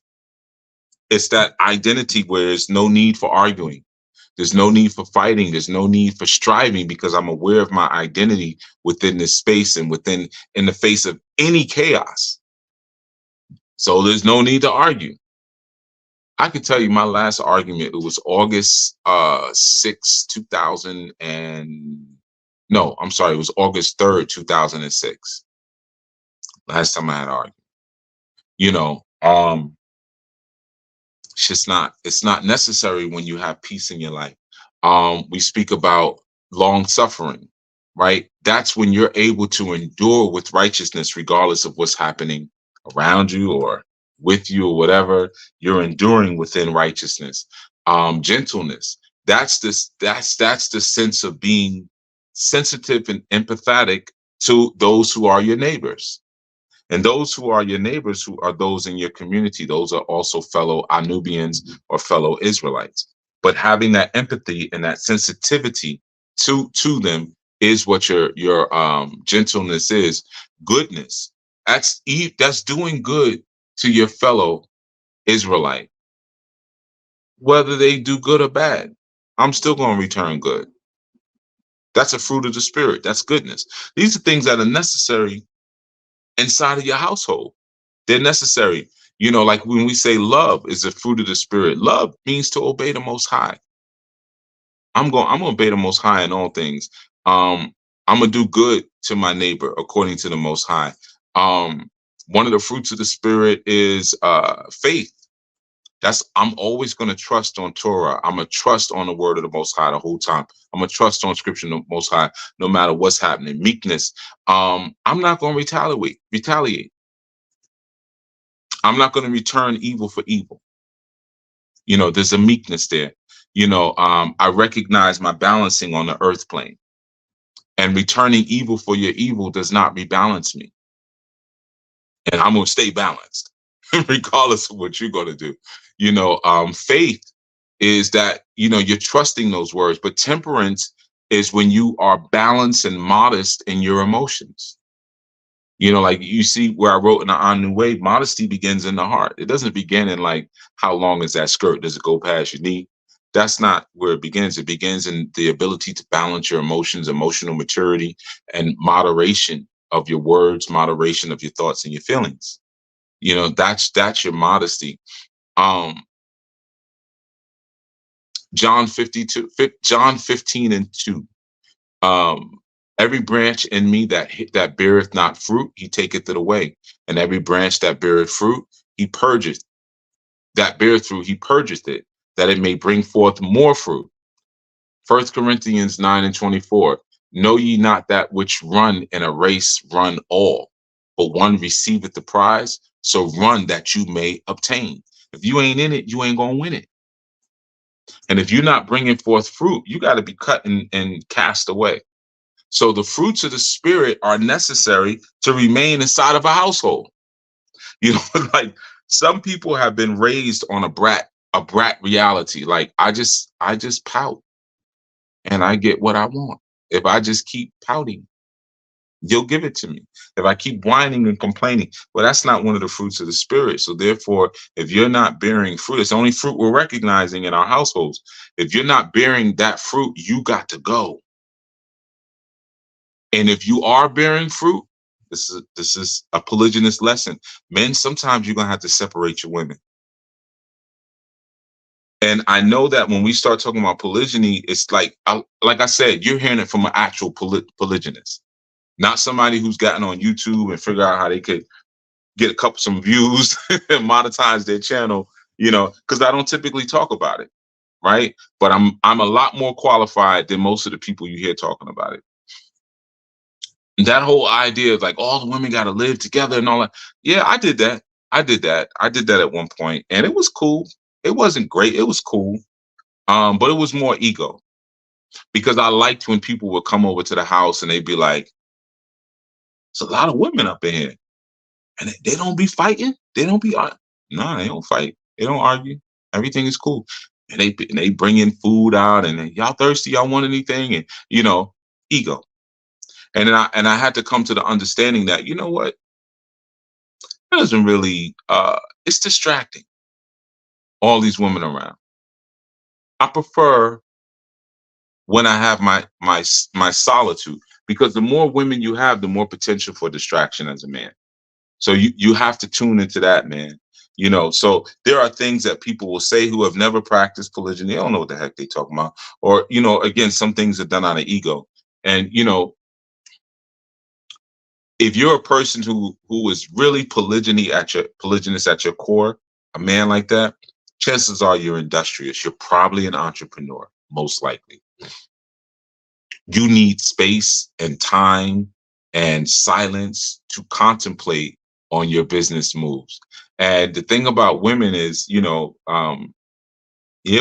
them, but they wake up different every day. And that can be really disruptive. Some days they just wake up, got an attitude. What's wrong with you? I don't know. I just feel off. Oh God. I don't want to wake up next to that. Some days they just super happy. They're like manic. Some days I got a pain. What's wrong with you? My side hurts. What happened? I don't know. It just hurts. It's very distracting. You know, so if you're a man who's actually industrious in building things, you might have to um, separate. But as the scripture talks about, the ones that bear fruit, you're going to have to put them into a crew. This is the fruit gang. They're bearing fruit, and the other ones you might have to exile, or you might have to give extra work and find out what's going on. But you don't want the non-bearing women. You don't want the non-bearing women consorting with the fruit-bearing women. That's a important, tip I'm gonna give you. And that's where concubinage comes in. You may have a sister that's not bearing those fruits. She needs to be isolated, but maybe you have, a healthy relationship with her on some levels, and you say, okay, well, cool. Well, we can do that over here, but you can't come over here in the orchard where things are actually growing. But we can go kick it sometimes, and that's that. And she may say, well, I want to be a part. You can't be, because you're not bearing fruit, period. And don't take promises. Promises ain't fruit. Well, I'm gonna work on it. Well, you do that. But until then, you will have to rest on the outside of the kingdom in this cabin. You know, do not run your house on promises, because women be lying. They lie they tail off. They learn to lie at a young age because they are the weaker vessel. I gotta use manipulation to get through life. I can't use my brawn like you. So I learned to lie, manipulate, use bewilderment and all sorts of things, and I learned how to use makeup and prop things up a certain kind of way and all of that, because I have to learn how to navigate around these giants known as men who could crush me at any moment.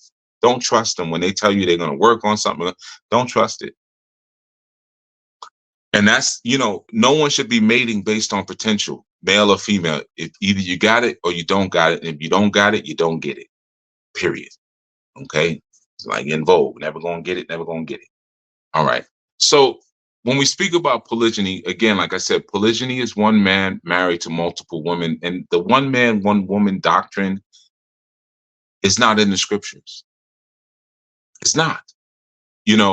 Um, Exodus 21, 10, and 11. The Most High tells you right there that if a man takes another wife, this is how he's supposed to do it. Exodus 21 and 10 through 11 doesn't say, don't take another wife, or if a man takes another wife, he's committed a sin.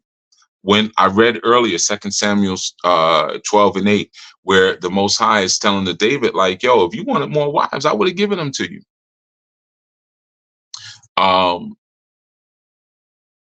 David, Abraham, Musa, or Moses, they all have multiple wives. The law never said that multiple wives is a sin. Period. So I'm giving you the answers also for like Christians who may want to, pop some yin yang. Like I said, I don't have the conversations. I'm not debating my culture with anybody, and I don't expect anyone else to debate their culture. But if you find yourself in that position because your uncle or your aunt came in the room, praying over you and throwing anointing oil on you because you in sin, well, you can talk about it. Apostle Peter never said, they're coming from that testament, Peter never said it was a sin. Paul never said it was a sin. But Matthew 5, 4 and 8, 5:48, the law of the Most High is perfect. So if the Most High is telling you this is how you do it, and the law of the Most High is perfect, Psalms 19 and 7, that'll let you know if the Most High is okay with it, then we got to be okay with it. It's a legal biblical choice. I'm going to give you some scriptures. I'm going to run down real quick, just so you have them. You ain't going to be able to catch all of them. So I'm going to have them so they're on the recording.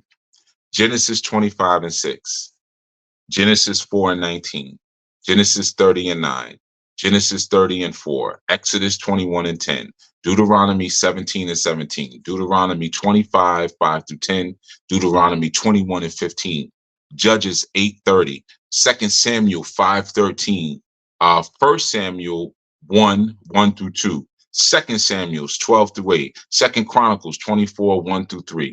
Second Chronicles 24 and 3.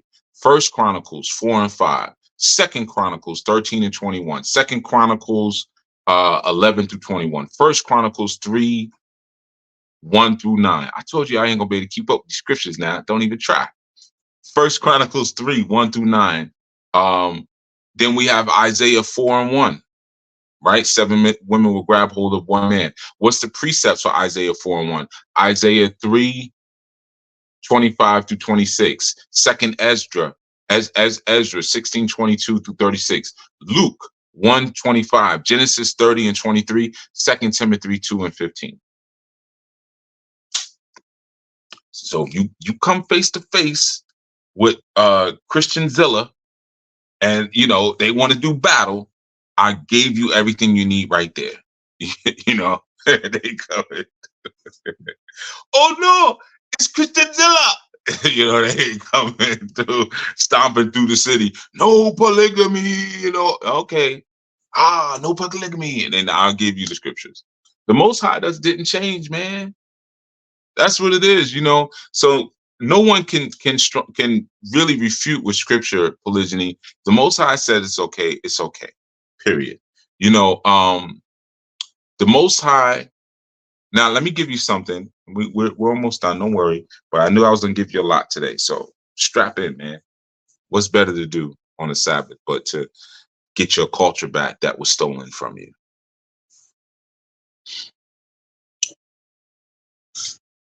The Most High does not want a man, and I want to be clear on this, especially in a polygynous environment, but any environment. Sometimes men be beating their chest a little bit too much because they listen to a couple of videos of mine and they're like, well, Chief say the man is the boss and the woman shouldn't be teaching the man. So shut up, do what I say. No, I didn't say it like that. Don't be taking it out of context. Because I also told you should be having your own business and you should be investing in land and gold and food stock. Well, did you do that yet? So the Most High wants a woman to cry out for it, not for her husband. The Most High doesn't want a woman to idolize her husband. Men were not supposed to be idolized. If a woman idolizes her husband, she's guilty of idolatry. We are not allowed to be idol worshipers. That woman has to build a relationship with Yah first. And most importantly, Yah must be her master. Yah must be her self-esteem. The creator has to be her satisfaction. So a woman has to learn to complete herself in the Most High first. That's really important because especially in a polygynous arrangement, like I've said before, the biggest enemy to it is not the families or whatever. They're going to say what they're going to say, but it's insecurities. So if she doesn't find her security in Yah first, you're in trouble. That's where her satisfaction has to come from. She's got to build her self-esteem there. She has to complete herself in the Most High. And this is why you read Leviticus 15, 19 through 28. In that scripture, it speaks about a time when a woman separates from her man. It's usually about 12 to 14 days a month, right? And she separates for about, between 33 and 66 days after she gives birth to a child, right? So typically after maybe 35, 40 or so, we'll say after about 45, 50, a woman will usually go through about 35 to 40 years of a menstrual cycle. So around 45, 50 or so, she might start to experience menopause, which, marks the end of her virility. There's no more menses now, right? But the thing about it is, like, why is she separated? When we read those scriptures in Leviticus 15, 19 to 28, why is she separated from her man during those days? Well, those are the days that she gets to rely on and call out to the Most High. So if you see the Most High gives her 35 years for us to have our time together. 35 years. It's just me and you, baby. Ain't nobody gonna touch you like that. You know, you're leaking all over the place, but you can kick it with me, you know. And that's a time to learn that lesson of not idolizing the husband. She gets 35 years to learn that lesson. You know, 35 years of being separated from her husband for, you know, for like half the month, basically. If you think about it, like half the month she's not with her husband. Um, and during that time, the Most High wants her to build a relationship with the Most High, with Yah. Um, that's an important thing, you know, instead of idolizing a man or idolizing her husband, you know, which is one and the same. Um, this is where a woman learns to be silent, and she learns that she doesn't fight with her mouth, you see, which makes her a more desirable wife. So what happens is during those times, instead of fighting with her mouth, she learns how to go to the Most High. She learns how to go to the Creator and find peace and find happiness with the Creator. And the Most High wants to teach her that, and takes 35 years to teach her that. That's how important that lesson is. You see, so that's something that has to be accepted. We have different roles, and we have different ways that the Creator works with us and speaks to us. It's different. I don't have a time of separation, right? And I know we in a time now where guys are saying that they experience, I guess, immenses, or I don't even know what they saying, but I mean, I know what they're saying. I just don't understand it. But I have heard guys, you know, from Transylvania, like say, yeah, I get cramps and everything, and I'm just like, is there egg moving through you? 'Cause I don't know. Like, are you ovulating? You know, are you finding that you're stickier? And where's it stickier at? Like, where's it more viscous at? If you're, I don't know, man. I don't know. I just be playing the guitar and like studying stuff. I'm a simple guy. So we can't compare a man to a woman, and we can't compare a woman to a man. Um, I, as a man, I have a staff, and I have testicles, and I have millions of seeds every day. A woman has a vagina and a womb, and she has one seed per month. Our perspective on life is different. You know, I can have more than one wife, more than one woman, because I'm built differently. She can have one man only because she's built differently. And there's nothing wrong with that. And there's nothing unfair about that. You know, there's a satanic mentality where there's a lie that tells a woman that she's supposed to be unhappy with the laws and the statutes and the commandments of RL. So Satan whispers all the time, that's not fair. That's not fair. That's not right. Where's the equality in that? That's wrong. Something's not right. Something's not right. So you constantly, sometimes you'll meet individuals, women who are constantly sort of, they have that energy.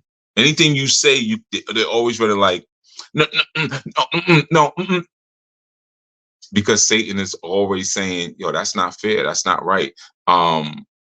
It's not perfect. It's not fair. It's unequal. It's wrong. Something's not right here. So, you know, that satanic brain, remember the satanic brain is the left and right hemisphere. It's not this one. It's not the first eye. It's saying, you know, I'm going to work through your ego, and I'm going to make you be unhappy about what has been instituted by the Creator, by your Creator, in fact, you know, and um, you got to understand that every woman that joins a family is unique, and it's not going to be replaced, and fulfills something that the family needs in her own special way. You don't necessarily want to look at equality, like, I want the same thing this one has. I want the same experience. You know, we want to look at equity where, you know, I'm getting what I need to fulfill my purpose, and she's getting what she needs, he's getting what he needs. And they may not all equate to the same thing, and that's fine. We're different sort of vessels. You know, each woman adds something unique, just like a company. You know, when you hire people, each employee adds a special thing that the employee needs. And you got to understand that as a wife inside of a family, inside of a house, you add more than an outsider. You add. Um, uh, uh, we look at Philippians 2 and 3. Let nothing be done through strife or vainglory, but in lowliness of mind, let each esteem each other better than themselves. You know, 2:14, do all things without murmuring and disputing. You see?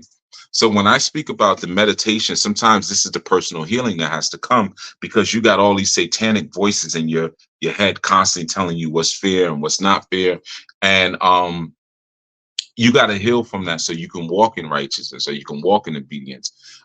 Envy and jealousy, those are your enemies, man. Envy and jealousy. What is envy? Envy is when we are focused on materialism. Materialism is a product of the satanic thought. It's where you get satiation or satisfaction or set or Satan or Santa, right? These are all concepts of materialism. When you think of Santa, what do you think? Give me the gift, give me the gifts, right? So these are satanic concepts. What fuels that is the concept of envy, right? So envy is when you have a feeling of like mortification or discontent because what you see someone else has, you see it as a superior. Maybe there's a superior excellence. You know, I'm driving around in a Jetta and you're driving around in an Audi. You know what you have, though they're very similar. They're made by the same company, by the way. But I'm seeing what you have is superior, and I'm comparing my reputation or my happiness to another person's. But it's focused on the materialism, whereas jealousy is focused on the personal affection, love, and attention.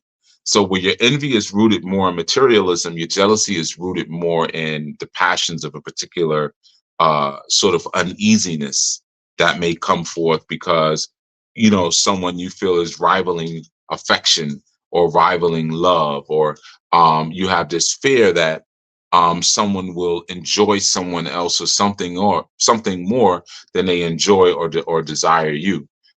In that, we look at Proverbs 14:30. A sound heart is the life of the flesh, but envy is the rottenness of the bones. You see, so it's important to know the difference. Job 5:2. For wrath killeth the foolish man, and envy slayeth the silly one. 1 Corinthians 3:3, for ye are yet carnal.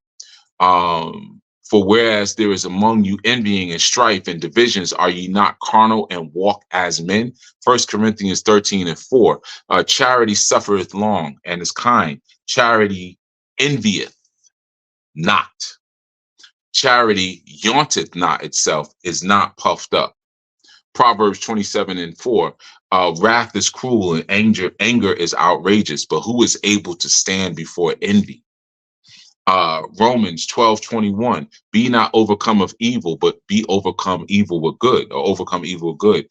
Galatians 5:22, but the fruit of the Spirit is love, joy, peace, long suffering, gentleness, goodness, and faith, meekness, temperate. Against such there is no law.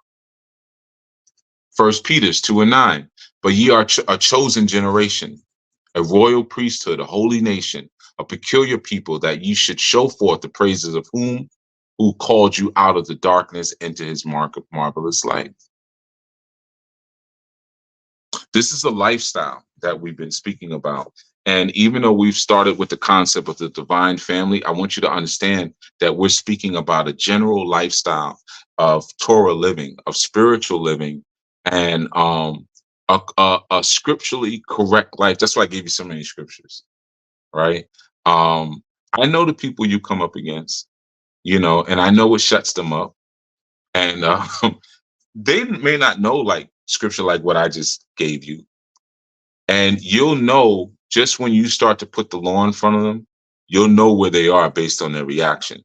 If their response is now, yeah, I hear all that, but think about this. Well, I ain't nothing to think about. I already just gave you what? What are you doing now? Why are you trying to take me out of that way of thinking and bring me into another space? You're not really a Christian, are you? You're not. Right. So I know what you're coming up against, and you have to affirm and meditate to keep yourself separated, to keep yourself holy, and follow that law, whether you're following or living a monogamous or a polygynous lifestyle. It doesn't really matter. Proverbs 7:1, my son, keep my words and lay up my commandments with thee. There's so many polygynous relationships throughout scripture. Yaqub had a polygynous relationship. He was married to Rachel, uh, Leah, Bilhah, and Zilpah. And from that came the 12 sons of Israel, came from those four wives, right? We look at Sarah, and when she offered her handmaiden, Hagar, to Abraham, Sarah went beyond what was necessary. And there's different ways to look like that. But we're supposed to do the exact same thing when it comes to pleasing the Most High. Go beyond. I see polygyny as beyond monogamy. I'll be honest with you. I see the ability to take several women and to cover them, knowing good and well we're in a time where they probably would not be covered by a good man. If they're out here and they don't have that, I see being that and doing that as pleasing. I do. And if I'm speaking to the sisters, you keep in mind that the children that you bring forth are the possession of that man. You have to choose wisely. That man is a seed bearer, and you are carrying and nourishing his children. They're his. So these systems they've been our tradition for many, many, many, many, many, many, many, many years. And this Babylonian way of being is very new, and it's the opposite.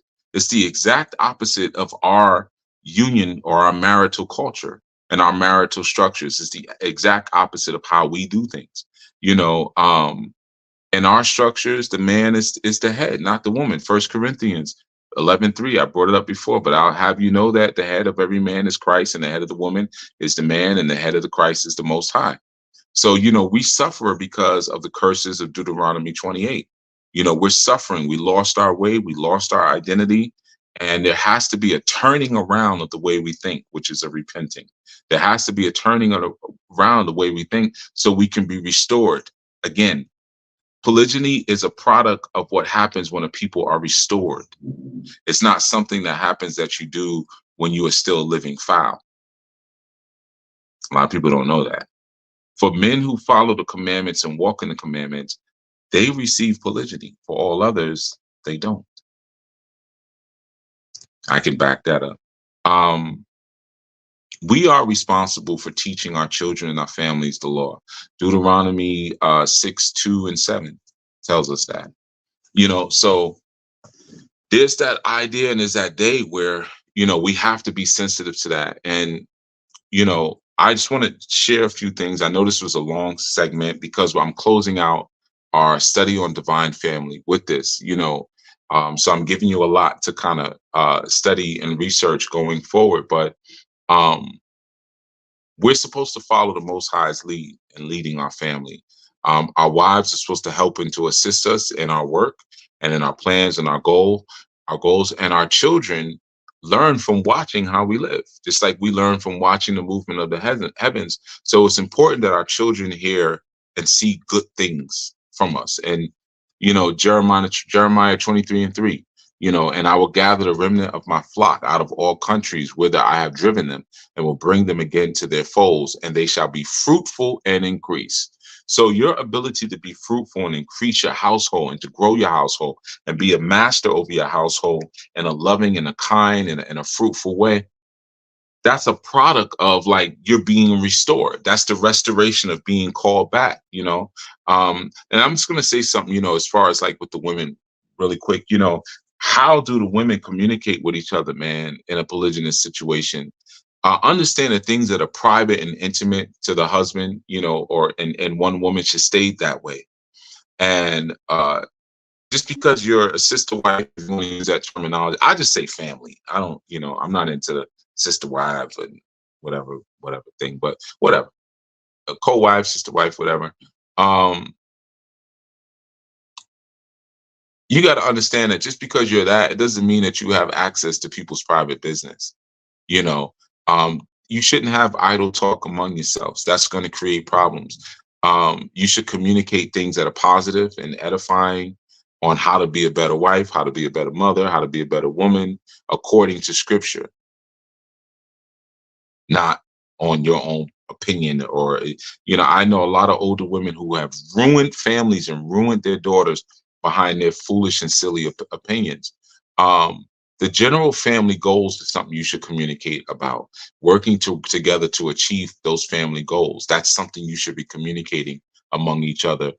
You should be communicating how you organize your time, and how you make sure that quality time is had between the husband and each woman, and so that it's in understanding fair cases. It doesn't always mean that it's going to be equal, like I shared with you before, but nevertheless, that time between your co-wife and that husband, it should be respected. And as a man, when you see that women want to help establish that and want to help maintain that, you probably going to have a pretty successful household. When women just don't care, you're not going to have a successful polygamous household. When you talk about first, second, third wives and stuff like that, you can run things how you want, but I will share this. First wife, and not first wife in terms of authority, but just whoever's there first, she does have a role, and it's a unique role to always show a positive representation and a positive example to the sisters who come after her. She was the first to be instructed by her husband, and probably instructed the most, and probably instructed the longest out of all of them. So she probably does know best, most likely. The first wife probably does know best. And she should lead through positive example. She should lead through humbleness and maturity. Sometimes guys will go out and try to get another wife because their first wife is not a very good wife. And in that instance, you need to be a little wiser as a man. And that's where sometimes you might have to keep people separated. If your first wife is not really a good wife, but she hasn't done anything that would warrant a divorce, and you decide you're going to take on a second wife, which is very, very tricky, because I would ask, is she not a good wife because you're not a good man? It may be on you. A second wife, polygyny is not a way to hide behind your own frailties and failures as a man. It doesn't work that way. But if it's something that's unavoidable and you are and have done everything that you can do, it would probably be best to keep them separate. If she's not going to function in the role as the senior wife, which is really the Titus 2:3-8, Titus 2:3-8 role, where we speak about older women likewise are to be reverent in behavior, not slanderers or slaves to much wine. They are to teach what is good, and so train the young woman to love their husbands and children, and to be self-controlled, pure, working at home, kind, submissive to their own husbands, that the word of the Most High may not be reviled. 1 Timothy 5:14. So I would have younger widows marry, bear children, manage their households, and give the adversary no occasion for slander. Now, I know there's single sisters listening. I know. How do you determine if that man is good for marriage?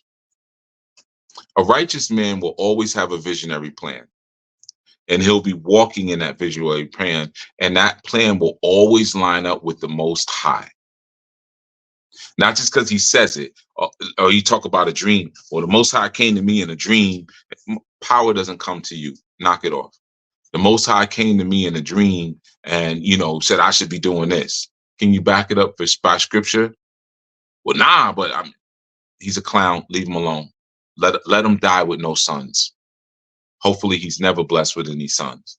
A righteous man will have a visionary plan. That plan lines up to the Most High. He's walking in it. And to walk in something means he's trying. He may not be perfect at it. He's trying. That means the woman's mind, your mind, sister, has to be lined up to the Most High already. Your mind has to be lined up to the Most High, so that you can both be submitting to the laws of the Most High, if you are to ever find a righteous husband. If you are not lined up and submitting to those laws, you will not find a righteous husband. It will not work. I don't care what you do or how many courtship papers you put in. The wife should only disagree with her husband if he is leading her into sin away from the Most High. So you have to discern really wisely. Ecclesiasticus 6:7. Ecclesiasticus 6:7. If thou wouldest get a friend, prove him first, and be not hasty to credit him. Well, he said he was going to do, or he looked like he tried, or he did. Prove him. Ecclesiasticus 37:12. But be continually with the Most High, man, who thou knowest to keep the commandments of the Most High, whose mind is according to thy mind, and will sorrow with thee if thou shalt miscarry. Ecclesiasticus 25:8. Well is him that dwelleth with the wife of understanding. 25:1. This is important. In three things I was beautified and stood up beautiful, both before the Most High and men. The unity of the brethren, the love of neighbors, a man and a wife that agree together. These are things that you have to keep in mind, and you got to study everything that I said. And you might be like, man, you said a lot, Chief, man. I'm trying to figure it out. Yeah, well, if you are unwilling to dig and figure it out, you are not worthy of a wife. And you certainly are not worthy of polygyny. Women, you got to look at lazy men. You see guys who you see and I knew you like. Okay. Do you see them on the study sessions on Fridays?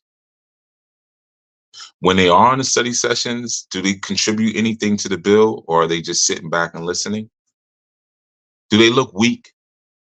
And I don't mean like they're like trying to ball guard up. Hey, shut up, hey, I got something to say. I don't mean that type of weak. But is their vibration moving with strength? Are they solid in the laws of the Most High? Or is a lot of it like, I don't know. You couldn't come to my door and talk to my daughter. Be careful, I'm gonna say something crazy. I would not treat you well if you came to my door, and especially if you were speaking polygynous, right? So you want to prove a man. You want to prove a man. Does he have an understanding of the law? You know, if he is he frustrated when you ask him about the law? You know, ask simple questions like, "Hey, brother, what's adultery?" See what he says. Adultery is a man lusting or having sex or intercourse with a married woman. Adultery is a married woman who is lusting or having intercourse with a married man. If a man that's married has intercourse or lust after another woman and that woman is not married, that's not adultery. That's not adultery. The woman should take care of her as long as she lives, and she now becomes his second wife. If it's done properly, that's called polygyny, right? You could ask a question like this, brother, what's fornication? If he says fornication is premarital sex, he don't know what the hell he's talking about. Fornication is an unlawful sex act. So in any unlawful sex acts, intercourse without marriage following the intercourse, that's fornication. You know, when you commit fornicate or you commit intercourse, even though you can't technically, with someone of equal gender, that's fornication, right? So unlawful sex acts, pedophilia, bestiality, this is fornication, not having sex. But if you have sex and you don't marry, then that would be considered fornication. You can ask simple questions about like, should an Israelite man marry a Gentile, or should an Israelite woman marry a Gentile man? Yes or no, and can you give me some scriptural backup? You know, what happens when children are born out of interracial relationships like that? Are the children considered mamzers? What's a mamzer? A mamzer is a bastard. Well, you'd have to read Deuteronomy 23:2 and look up the word bastard. You know, Deuteronomy 7:3-4, Genesis 24:3-4, Leviticus 24:10-16. You know, these are all places you can learn about stuff like that. So you start to ask questions in that way to prove things and to understand where a person is at, you know. And like I said, if this was too heavy for you, you are not built for it. Anything worth having takes work, man. And I know it's so easy. Like sometimes you look online and like people are like, everybody's practicing polygyny now. I got 3 girlfriends. I got 4 girlfriends. Are they practicing it according to the law of the Most High? I can look and tell when people aren't. And I'm not gonna condemn anybody, but I know what it is. I know when it's just a freak off, or I know when you just went and got 3 or 4 dancers because you want to show people that, yeah, I got Girlfriends. I got 4 girlfriends. Okay. That ain't what we're doing over here. What we're doing over here is bringing people closer and deeper into the kingdom so we can continue to build our militia. That's what we're doing. Okay. And that can't be centered on a man's pleasure, and you got to understand when you start getting with people who are not of your proper spiritual ilk, the danger in creating bastards. You got to understand what happens there. When you read even like Numbers 16:9, there was a Levitical priest named Korah, and Korah was trying to enter into the congregation of the Most High. The congregation of the Most High is the high priest, and he wasn't allowed. And it was because he wasn't from the tribe of Aaron. Now, the tribe of Aaron were the tribe of high priests. But in number 16, it says he was an Israelite, and he was from the tribe of Levi, but he was not born of the family of Aaron. So it's only after 3 generations would he be able to enter into the congregation of the Most High. So when you start mixing and matching because this one turns me on or whatever, and you're not looking at the proper genetic conjoining that's supposed to happen, you create people who can't even enter into the congregation until they're 2 or 3 years down. It takes 3 generations to become a full Israelite. That means that there's hope for the grandchildren of the first generations, but they would be considered bastards. The first generation bastards will never be Israelites. They're what we call the mamzers, but their children's children can be Israelites. Now consider that when you are looking to build a polygynous household and you just grabbing people because they said yes and not really understanding and learning their background, remember that there's people who can't come into the high. Eunuchs can't come in. They can't come into the high congregations. Moabites, Ammonites, Canaanites, or the 7 tribes of the Canaanites, Hittites, Girgashites, Perizzites, Amorites, Hivites, Jebusites. This is in Deuteronomy 7:1-6. Consider that when you're mating. Who am I mating with? What is your background? What is your tribe? Get with an Israelite and just keep it easy. Like, don't overcomplicate the math. Just get with an Israelite. You see. But again, when you're choosing, make sure you're choosing a man who has a vision, who's walking in that vision, has a plan, and that vision and plan is in alignment with the Most High. Make sure you choose a woman who is fitting those qualities that will bring the 7 fruits of the Spirit into your household and not bring any kind of strife. Because then you might be creating this bastard sort of reality, and you're blocking your own children from being able to get into the temple. No good. All right. So with that, we're going to close out. I see the chat. Thank you all for popping off in the chat. And I know this was a long one, and there was a lot that was said. But it was for the purposes of you now having something that, like, you could create your own sort of course of study from all of the things that I just mentioned. And of course, there are 1,000,001 other tips and tricks on how to run a successful polygynous household. It don't stop. And truthfully, I'm learning new things every day myself. And I've been in this for a very long time. And I'm not like, the grand master of polygyny. There's things that sometimes little small things that, I pick up on every day. And sometimes they're bigger things. It's just a constant growing process. And that's why it's important to be a part of a community where you have people who are doing things and striving towards the laws and the statutes that you're striving for too.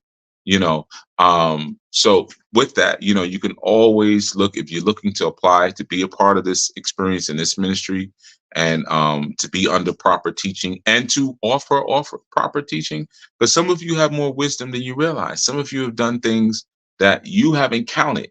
And it may take someone else to say, wait a minute, you did such and such, you know how to do something. Man, that's great. And you might think it's not really a big deal, but we all have different wisdom that we come forward with. But we have to start cleaning up our family lines. And we have to really get on that work of the emotional healing that I spoke about. Look at those 4 steps and start applying them right now. Like now, like not tonight, not right now, right now. Okay? You got to start applying them right now. Okay? So It's a process, man, and being a part of a community where people can help guide you and are striving to the same things is important. But also choosing your mates, your meat. Well, sort of, yeah, that too.